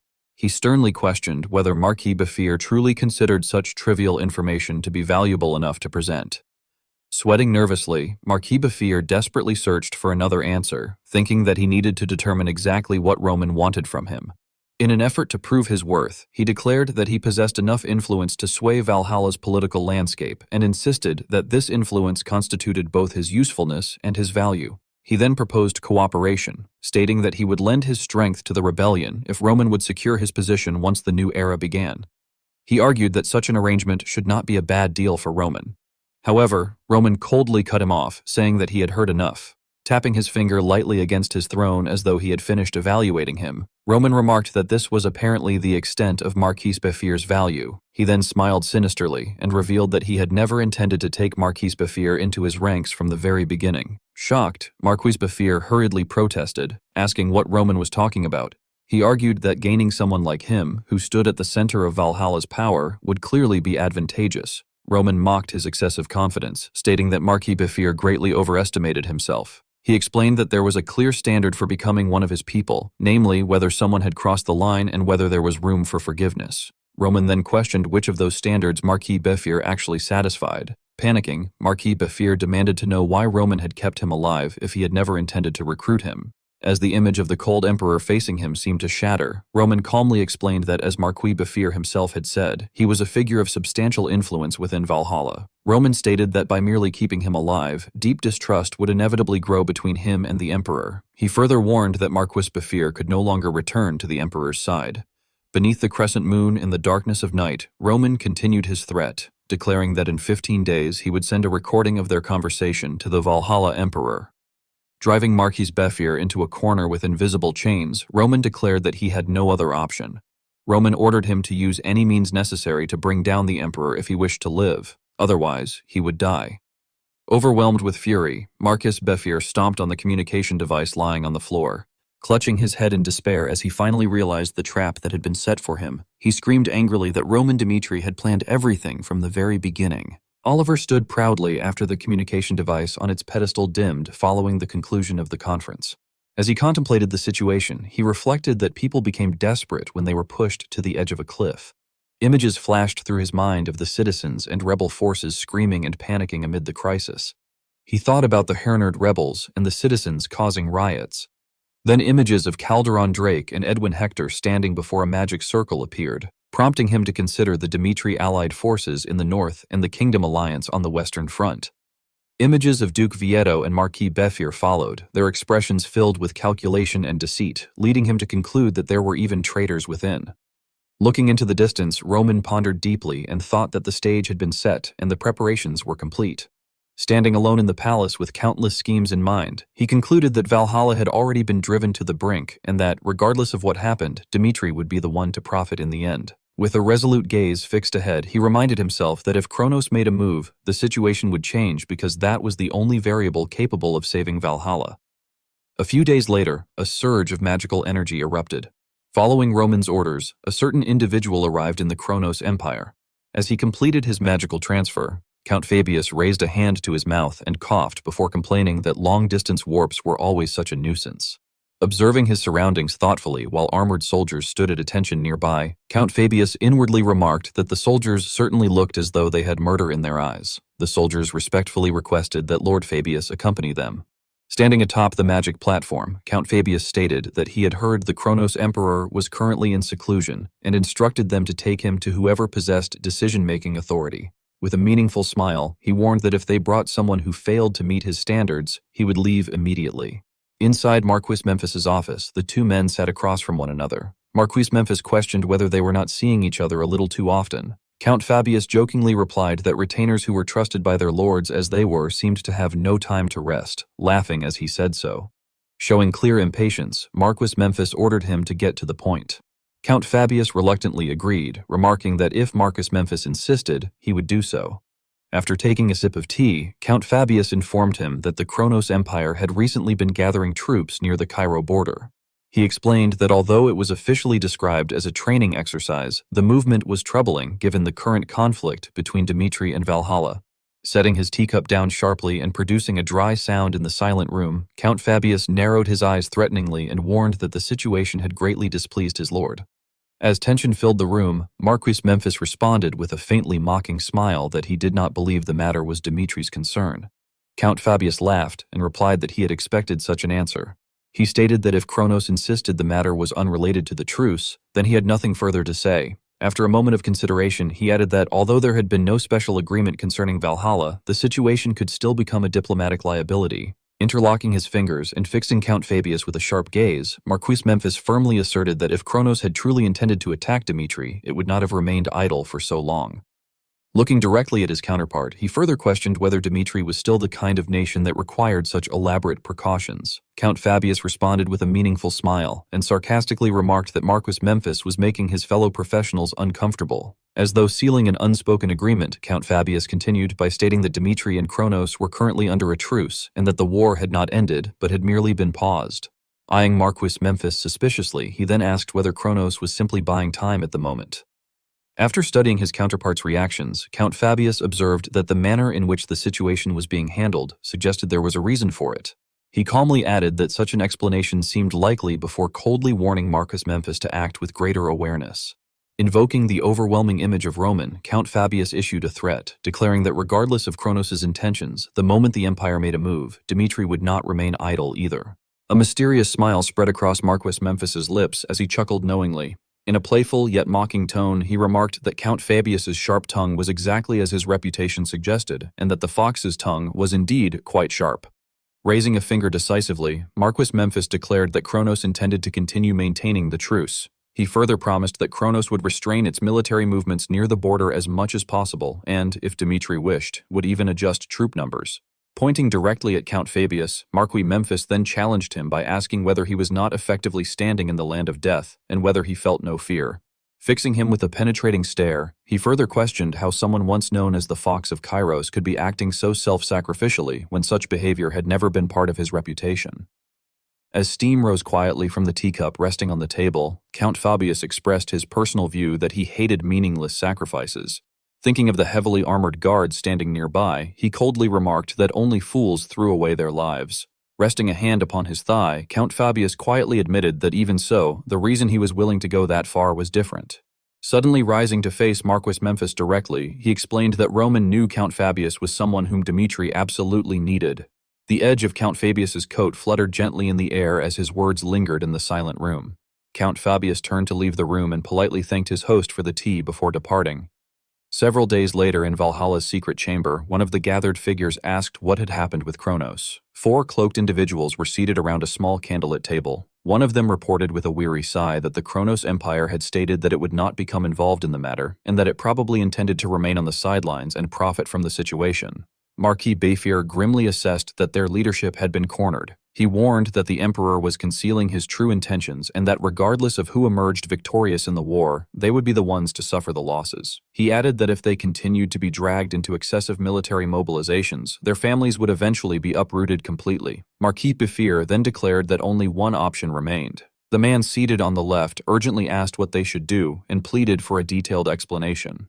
In response, Marquis Bayfir smiled meaningfully before concluding that, in the end, whether the victors were the rebels or the Emperor, the war would only end when one side had been completely annihilated. He proceeded to outline his plan, explaining that in the changes to come, the only way for them to survive as members of the ruling class was to lead the rebellion themselves. The remaining 2 men were left stunned by the proposal. At dawn, the day of action finally arrived. A group of cloaked figures moved through the darkness. From above, a soldier clad in silver armor watched as an army dressed in black cloaks assembled below. The silver-armored soldier observed carefully before quietly signaling to someone nearby. A man wearing a black hood looked down at the gathering force and silently indicated his agreement. The cloaked army stood in orderly formation before a massive gate radiating brilliant light. The hooded man reported that everything was under control so far. Marquis Bayfir replied with satisfaction that this was precisely why he had placed him in the position of captain of the guard. As the magnificent imperial palace stretched beneath the sky, Marquis Bayfir inwardly vowed that most of the imperial palace had already been bribed and that the Emperor of Valhalla would soon regret his arrogance. He then coldly ordered his forces to attack the Valhalla imperial palace. Outside the Grand Hall, a large group of cloaked figures launched a full-scale coup. Marquis Bayfir ordered his forces to attack and kill anyone who refused to surrender. Internally, he rejoiced that they had finally reached the imperial palace. As the cloaked rebels stormed into the palace and charged up the staircase, he told himself that they only needed to overcome this final obstacle. Suddenly, footsteps echoed from above. 3 cloaked figures stood at the top of the stairs, confronting the rebels below. One of them angrily demanded to know whether they had any idea where they were and questioned how they dared to cause such a disturbance there. Realizing who they were, Marquis Bayfir cried out that they were the Imperial mages and ordered his men to block them. One of the Imperial mages cast a spell with a single hand, yet someone on the opposing side resisted the torrent of magical energy. At that moment, a masked figure in a black hood lunged forward with overwhelming force. One of Marquis Bayfir's warriors intercepted the attack with his sword, straining to withstand the impact before swinging his blade downward in a fierce counterattack. A razor-sharp slash tore through the air, leaving behind a violent surge of energy across the battlefield. However, the hooded figure emerged completely unharmed and merely revealed a sinister grin before unleashing a series of lightning-fast attacks that relentlessly overwhelmed his opponent. Watching the battle unfold, Marquis Bayfir recalled that he had witnessed the same phenomenon during their fight against Roman and realized that the swordsmen truly were immortal. Grinding his teeth in frustration, he warned himself that the rebellion would fail if things continued that way. Then, the masked swordsman suddenly sensed that something was wrong and turned around. He screamed in agony before gradually disintegrating. Seeing this, Marquis Bayfir stared in shock as he wondered what had happened to their condition. Realizing the opportunity before them, he urged his allies to seize the moment and use everything they had left to annihilate the enemy. The warriors immediately rushed back into the fierce battle. Before long, the palace floor was stained with blood. Surveying the battlefield, Marquis Bayfir reflected that they had defeated both the Imperial mages and every soldier inside the palace, yet he could not shake the ominous feeling lingering in his mind. He reasoned that the Emperor of Valhalla could never have fallen so easily, and became convinced that the Emperor must have been hiding something. Remaining cautious, Marquis Bayfir slowly pushed open the door and stepped inside. There, the Emperor sat calmly on his bed and declared that even Marquis Bayfir had betrayed him. Marquis Bayfir answered that it was the Emperor who had abandoned them. The Emperor remarked that Marquis Bayfir had made a foolish choice as his hand, shrouded in dark energy, stopped midway through the air. Marquis Bayfir stared at him in astonishment, wondering what he was planning. The Emperor calmly explained that he now understood how they had managed to break through the immortal swordsman, because his power had been reclaimed.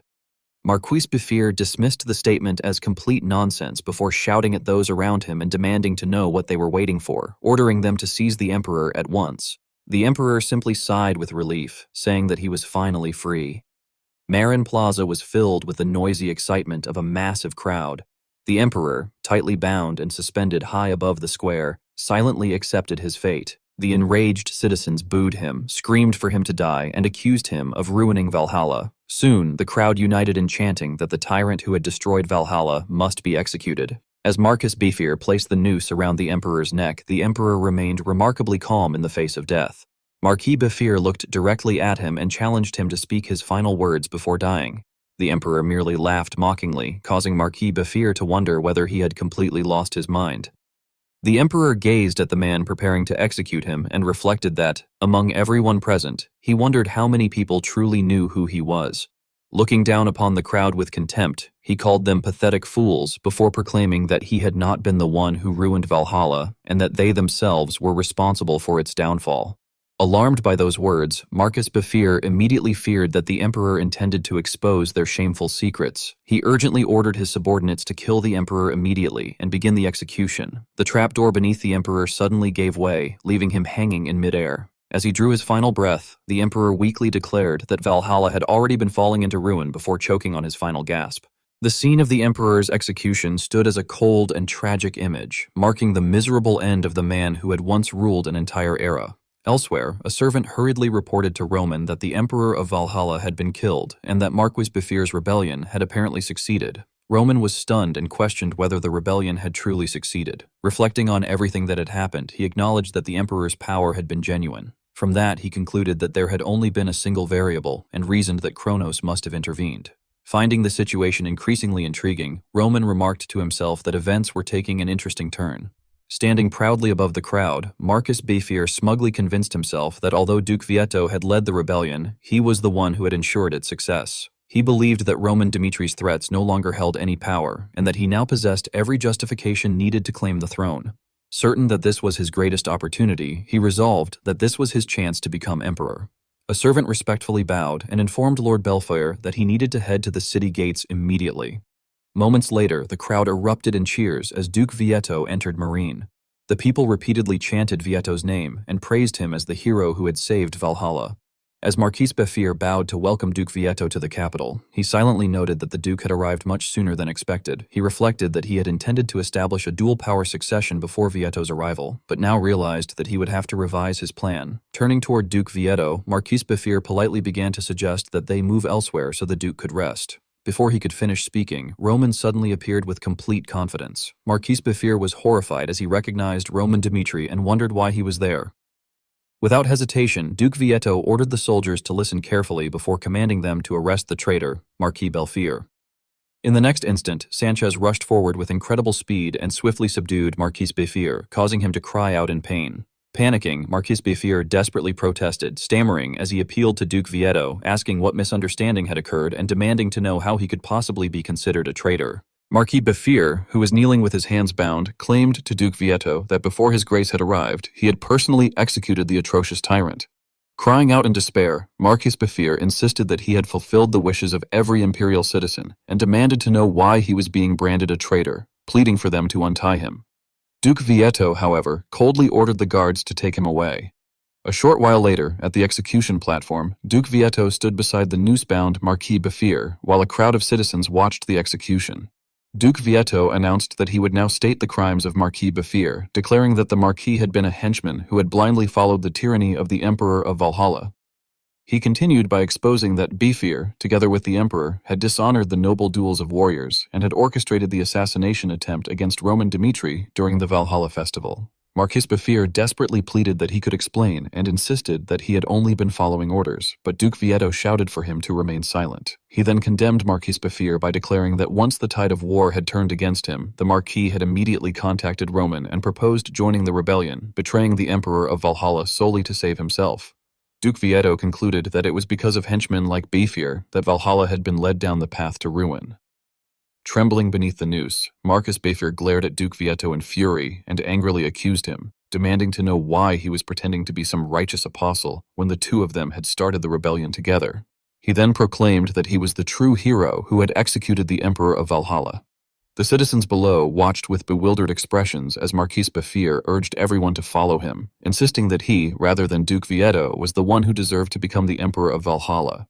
Suddenly, Marcus Befir heard an unfamiliar voice declaring that he would meet his death there that very day.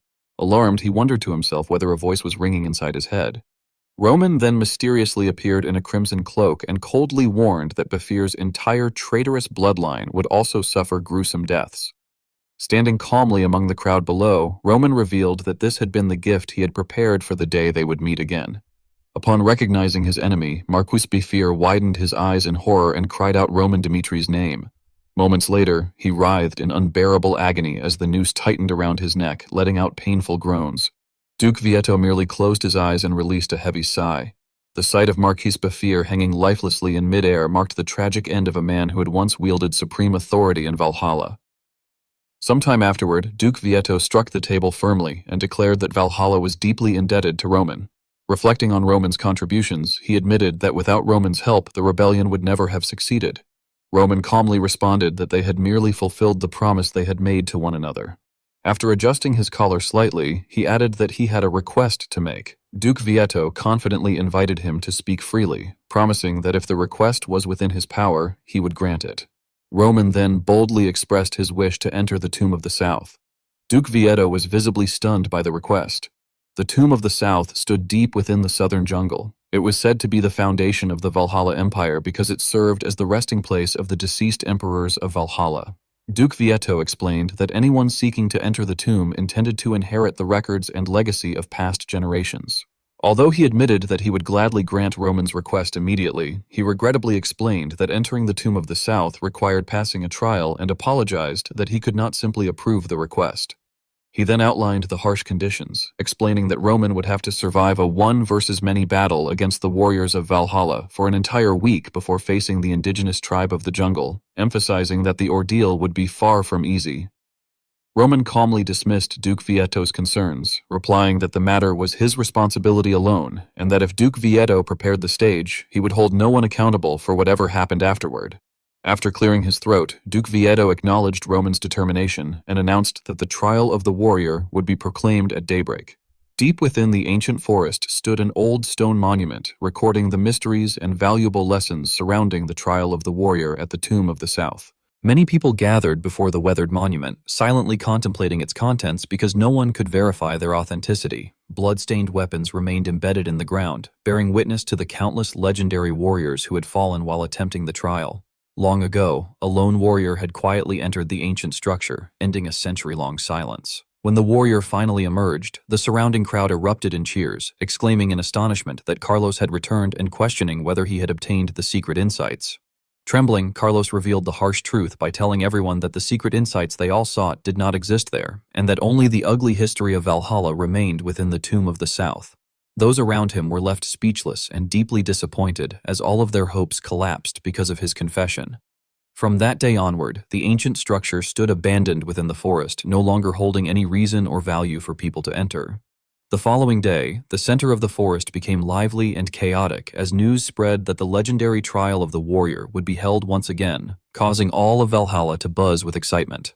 Duke Vietto strode confidently across the stone ground. The crowd erupted into cheers, shouting that Lord Vietto had arrived before continuing to hail him as the hero of Valhalla and their new emperor. Standing high above them with imposing authority, Duke Vietto looked down upon the gathering while the people repeatedly chanted his name.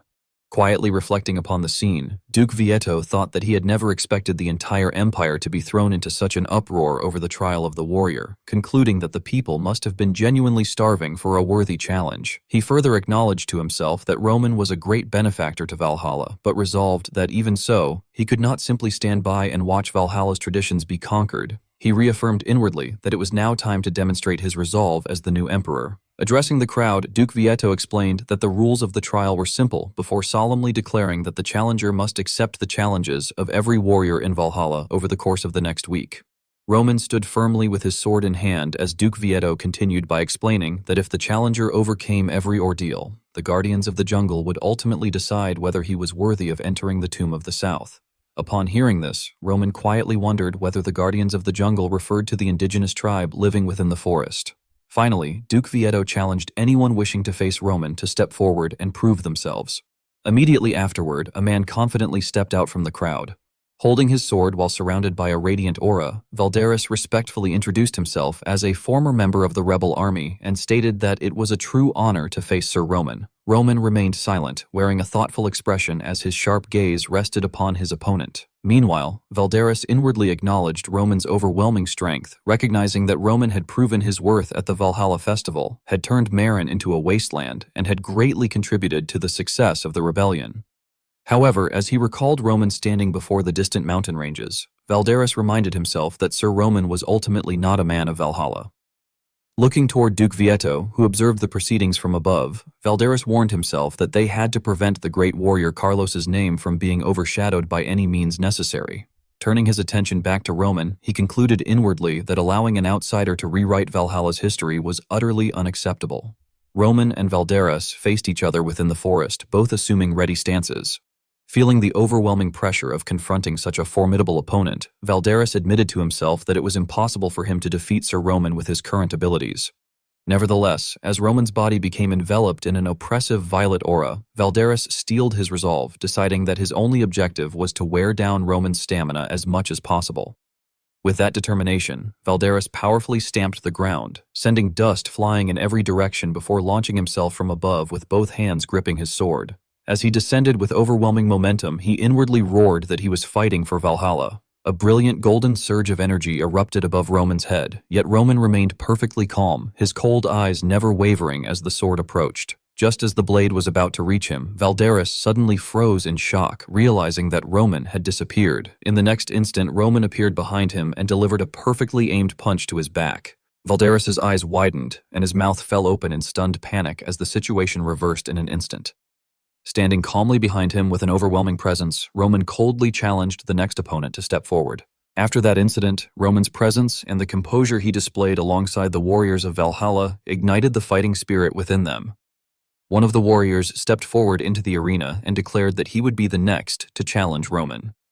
As he approached, he expressed his respect and acknowledged Roman's strength before warning that no one there could defeat him in a one-on-one fight, although he believed Roman's earlier remark had been careless. Assuming a defensive stance, the warrior humbly admitted that his own skills could not even compare to Roman's, and began to say that he would struggle to swing his sword even one more time.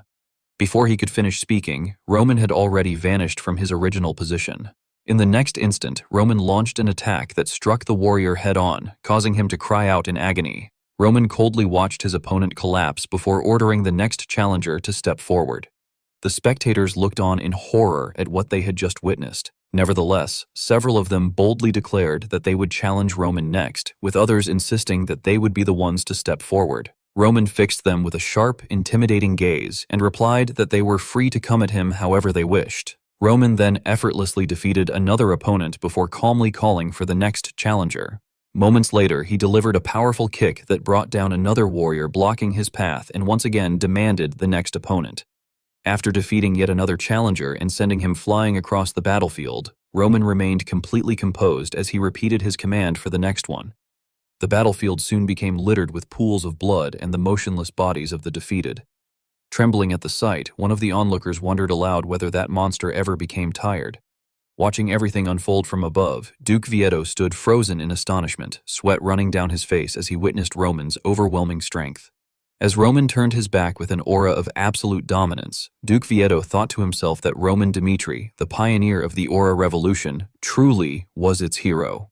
Looking upon Roman standing amid countless defeated warriors and the devastated battlefield, Duke Vietto further reflected that Roman had not allowed a single blow to reach him before sunset, and wondered whether Roman was implying that such a level of opposition was nowhere near enough.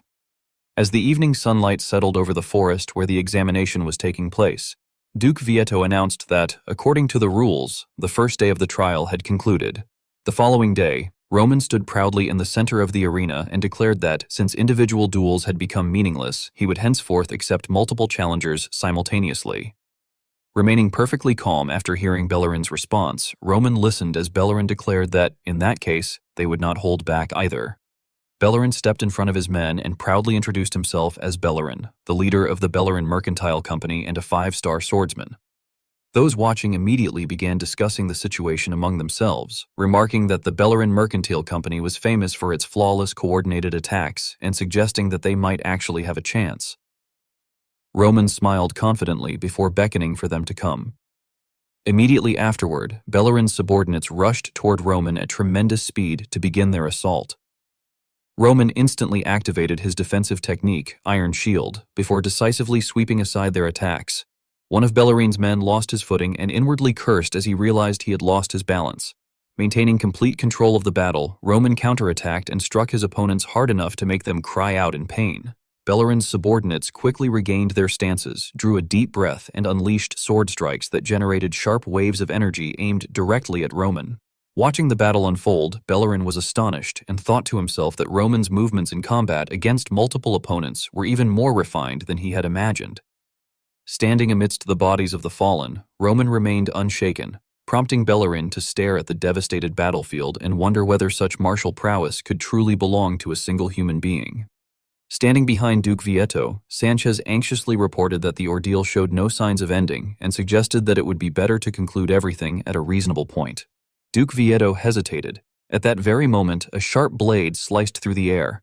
Holding a sword enveloped in a dark purple aura, Roman declared that if anyone wished to stop him, they should use every means available to strike him down, but that, in return, he would take the lives of those who challenged him as the price for doing so. Soon afterward, Guerre stepped forward from the distance to face Roman and firmly announced that they would accept the challenge. Roman stared at them suspiciously and wondered whether they were members of the Black Wolf tribe. Guerre looked toward the others with open contempt and questioned since when Valhalla had become a nation whose people avoided challenges out of fear of death. Turning his attention to Roman, Guerre sincerely expressed his gratitude for Roman's actions in saving Valhalla. Immediately afterward, he transformed into a dark, wolf-like force and warned Roman that, even if matters had come to this point, he hoped Roman would understand his determination to stop him. Roman remained calm and silently observed his opponent. From above, Duke Vieto suddenly ordered everyone to stop, declaring that the trial would end there. He sternly rebuked the warriors, stating that knowingly throwing themselves into certain death despite understanding the inevitable outcome was not bravery, but ignorance and foolishness. He then questioned whether killing tens of thousands of warriors merely to strike Roman down could ever truly be considered the right course of action. Looking toward the land of Valhalla, Duke Vieto sorrowfully reminded everyone that Valhalla was enduring difficult times, that many people had already perished during the Civil War, and that those who had died had also been fellow citizens of Valhalla. He concluded by urging everyone for the future of Valhalla and as people of the Empire to carefully consider what the truly right decision was. With glowing red eyes surrounded by a deadly green aura, Guerre steadfastly declared that, having already stepped onto the stage of the trial, he could not simply retreat. Frowning in confusion, Duke Vieto questioned why opening the path for the strong should be considered a problem. Looking toward Roman, who stood holding his sword amidst the dark aura, he explained that Carlos had likewise demonstrated overwhelming martial prowess and that the warriors had only stopped actively challenging him on the 6th day. If Carlos had required 6 days to have his qualifications acknowledged, then Roman had accomplished the same feat in only 1. Guerre responded with a furious growl, baring his sharp fangs in frustration, before eventually returning to his human form, revealing his broad, muscular back and powerful physique. Looking toward Roman in the distance, Duke Vieto solemnly proclaimed in the name of the Emperor of Valhalla that Roman Dmitri had fulfilled all the necessary qualifications and that the path to the trial of the mirror would be opened for that great warrior. Sometime later, Roman stood before an ancient stone temple surrounded by lush trees beneath a clear blue sky. From within the temple, 3 mysterious men wearing long robes emerged from the darkness, their footsteps echoing through the silent surroundings. Observing one dark-skinned man with long silver hair and a blindfold, Roman noted to himself that the man's pointed ears and dark skin identified him as something unusual. As the 3 figures waited before him, with the one in the center carrying a box, Roman wondered whether they were dark elves. Gazing at the box emitting a crimson aura, he recalled hearing that the dark elves possessed the ability to control demonic beasts known as doppelgangers. As he approached them, Roman concluded that this explained why the examination was called the Trial of the Mirror. The dark elf standing in the center introduced their group by declaring that they were the dark elves. Roman then stood before the 3 dark elves as they knelt. One of them instructed the other 2 to greet the savior of the world tree. Hearing those words, Duke Vieto and Sanchez were utterly shocked and repeated the title of savior in disbelief. The dark elf respectfully informed Roman that, as the savior of the world tree, he was beyond their authority to test. He then politely requested that Roman pass by them as he wished and proceed into the tomb of the south. Duke Vieto appeared with a wary expression and asked what was going on there. The onlooking citizens wondered how the Dark Elves knew Lord Roman and questioned whether the warrior's trial was already over. Roman observed the group before him and silently wondered whether they were influenced by the World Tree because they were still elves. He then continued thinking that there was, however, one thing he wished to verify. As a mysterious chest bound by glowing magical chains radiated a threatening aura, Roman firmly declared that he wanted to confirm whether the doppelganger in the trial of the mirror could perfectly copy his power. After acknowledging the presence of the Dark Elves, he instructed them that if they truly regarded him as their savior, they were to proceed with the trial as planned. The Dark Elf silently accepted the order. As the magical chains wrapped around the chest trembled violently, the Dark Elf acknowledged the command by saying that he understood. Kneeling in the middle of the sanctuary while respectfully holding up a small pink chest that emitted an eerie pink glow, he urged Roman to be careful. Standing in the middle of the forest, Roman found himself surrounded by sinister crimson energy. Before him, a grotesque red entity gradually took shape from the swirling energy, and a menacing purple eye glared at him from within the creature. Duke Vieto was horrified and silently wondered why the doppelganger had taken that form. As Baek Jong-hyuk stood within the crimson energy, Duke Vieto realized that the figure was from his previous life. Upon witnessing the scene, Roman smiled with a cruel and sinister grin. Looking toward the glowing box, he was shocked as he realized that the artifact controlling the doppelganger was responsible for what was happening. A moment later, someone forcefully stomped on the ground, sending dust and debris flying everywhere. Roman stood face to face with Baek Jong-hyuk while devastating shockwaves rippled through the surroundings. Baek Jong-hyuk stared at Roman with a stern expression as he struggled against the overwhelming pressure of the dark energy engulfing him. While desperately resisting the encroaching power, he cried out in agony. Watching the scene unfold beside a shattered boulder, the Dark Elf was astonished and exclaimed that it was the doppelganger collapse phenomenon. Looking at the blackened remains scattered across the ground, he remarked that it was incredible that the doppelganger, which had even absorbed demonic power, had collapsed because it could not withstand the power of Lord Roman, a human. Turning toward Roman, he informed him that he had passed the trial. He further explained that, since the doppelganger had self-destructed after failing to endure Roman's power, no one would be able to raise any objections. Roman quietly remarked that it was a shame. As he proceeded deeper into the temple, the Dark Elves standing around him solemnly welcomed him. One of them respectfully bowed and prayed that Roman would find what he was seeking. Roman responded with a cautious nod. Walking alone down the spiraling stone staircase in the darkness, Roman looked below and noted that the place was quite deep. He continued observing his surroundings thoughtfully until he arrived before a massive wooden gate guarded by two warrior-like stone statues. Suddenly, the statues' eyes shone brightly. One of the statues bowed slightly and warned that those with impure intentions could not pass that place. After assessing Roman, it informed him that his qualifications had been verified.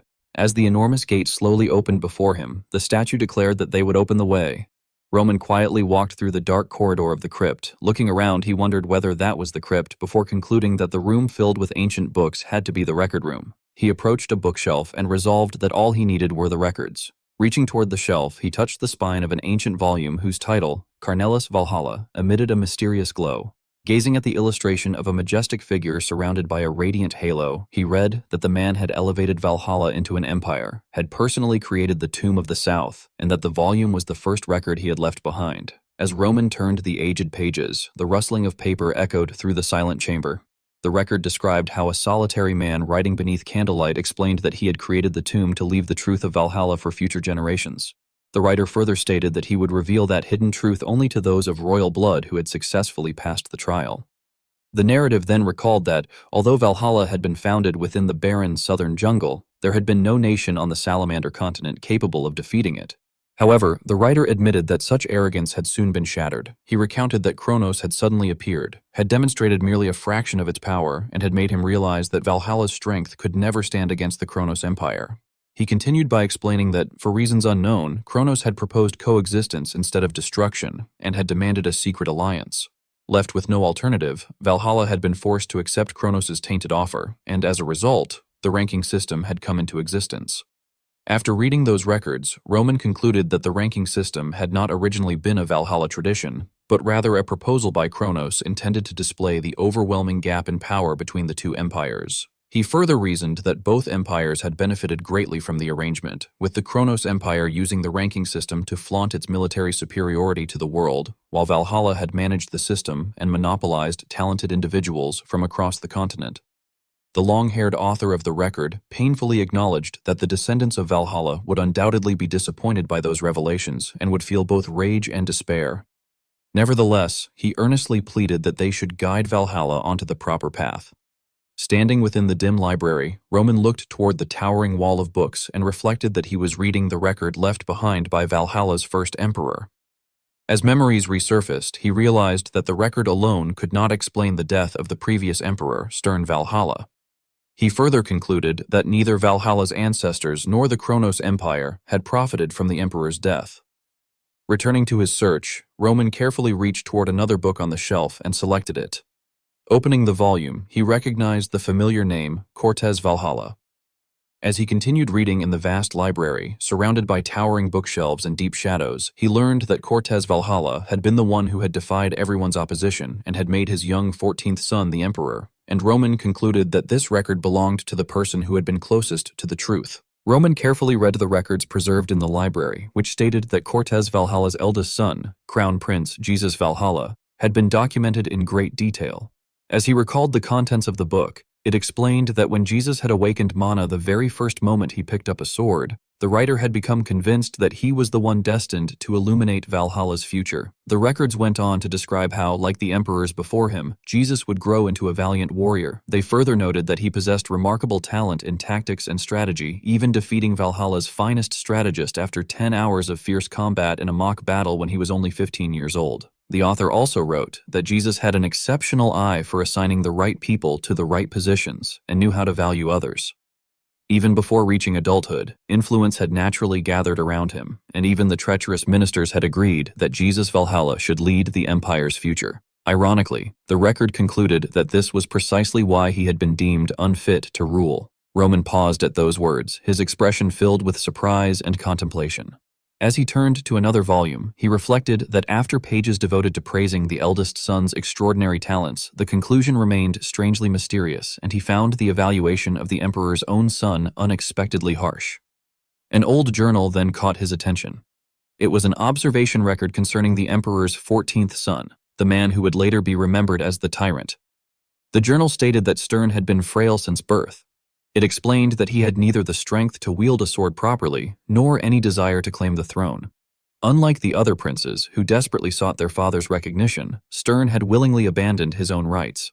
The record further remarked that, like his mother, a lowly palace maid, he had always known his place. It ultimately concluded that Stern was absolutely unsuited to become emperor. After reading those words, Roman quietly concluded that this very quality had made Stern the right man in someone's eyes. Standing within the vast library, Roman searched for more documents and thought that he had expected Cortez Valhalla's records to answer his questions. But since they had failed to do so, he had no choice but to examine Stern's own records instead. As his gloved hand opened the journal, he was greeted by horrifying entries. The diary claimed that someone had been trying to kill Stern, that a dead cat had once been left beside his head, and that he had repeatedly awakened in blood-stained beds. It further revealed that ever since becoming emperor, such horrifying incidents had continued without end. Another entry suggested that something had gone terribly wrong. In despair, Stern lamented that had he known becoming emperor would bring such suffering, he would never have accepted the throne. The journal continued with increasingly disturbing accounts. Stern wrote that he had once bitten into a stone hidden in his rice and initially believed it had been a mistake. However, similar incidents had continued to occur. He claimed that the water had seemed like oil and that every piece of meat had contained something inside it whenever he chewed. The entries became even more unsettling. Stern repeatedly described how a door had continued opening on its own. He insisted that there had been a crack through which something had watched him. Although everyone around him claimed there had been nothing there, he remained convinced that the unseen presence had laughed at him. The words that haunted him most were that it had always been watching him. The final blood-stained pages declared that Stern intended to kill every person trying to murder him and free himself from the unbearable torment. After reading the ancient journal, Roman was horrified as he finally realized that this had been the true nature of Valhalla's so-called tyrant. Continuing through the remaining records, he bitterly observed that although the documents were shocking, the most important piece of the truth was still missing. Even so, he became certain that Stern Valhalla had merely been a puppet who had possessed no control over whether he lived or died, and that once the rebellion had begun, he had simply been abandoned. Roman then reminded himself that as long as the truth remained concealed, he had to focus on one undeniable fact. Looking ahead with his cold violet eyes, he silently questioned who had benefited the most from the entire situation. As Roman emerged atop the ancient structure, the gathered citizens erupted into cheers. Duke Vietto greeted him with a smile and asked whether he had obtained what he had been searching for. Roman admitted that he had indeed discovered many things. The Duke sighed that it was truly a bitter matter and remarked that Roman could not imagine how shocked he himself had been when he had first confirmed that truth. He suggested that they discuss the matter later in private. Roman interrupted, however, stating that the more he had confirmed the truth, the more certain he had become about the mastermind behind everything. He directly accused Duke Vietto, declaring that rather than the Emperor of Valhalla, it was Duke Vietto alone who had profited from the bloody conflict. The Duke trembled before letting out a sinister laugh. He admitted that Roman had uncovered the truth far too quickly. He wondered aloud how his seemingly perfect plan could have been exposed with so little information, and questioned how Roman had reached the truth. Roman coldly demanded to know why stern Valhalla had been placed upon the imperial throne. Laughing loudly, Duke Vietto explained that Stern had needed to become the public enemy. According to him, Stern had been meant to rot Valhalla from within and drive its people to hate their emperor. Only then, he declared, could he appear as the savior who restored a broken Valhalla and ultimately swallow the empire whole. The Duke proudly continued that Sanchez's proposal for rebellion and Stern's gradual descent into madness through black magic had unfolded exactly according to his intentions. He added that only one major variable had appeared, and that variable had been Roman himself. He lamented that his perfect scheme had been uncovered in such a pathetic manner. Roman then questioned why Duke Vietto had allowed him to enter the Tomb of the South. The Duke replied that he had done so purely for the amusement of the being he served. He explained that the greater people's resistance and defiance, the greater the ecstasy when they were eventually forced into submission. Stretching out his arms provocatively, Duke Vietto declared that Roman had finally reached the truth and asked what he intended to do next. He mockingly told Roman to look at the eyes of the cheering crowd before proclaiming that he himself was Valhalla's hero, the man who had restored the empire's glory, and the true emperor worthy of the pure-blood ideology.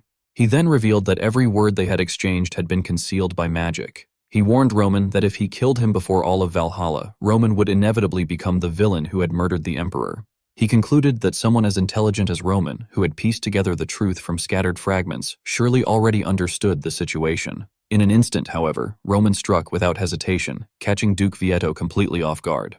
As he looked at the Duke with icy eyes, Roman remarked that Duke Vietto had been gravely mistaken about one thing. Without the slightest hesitation, Roman ended Duke Vietto's life and declared that he had always been accustomed to playing the role of the villain.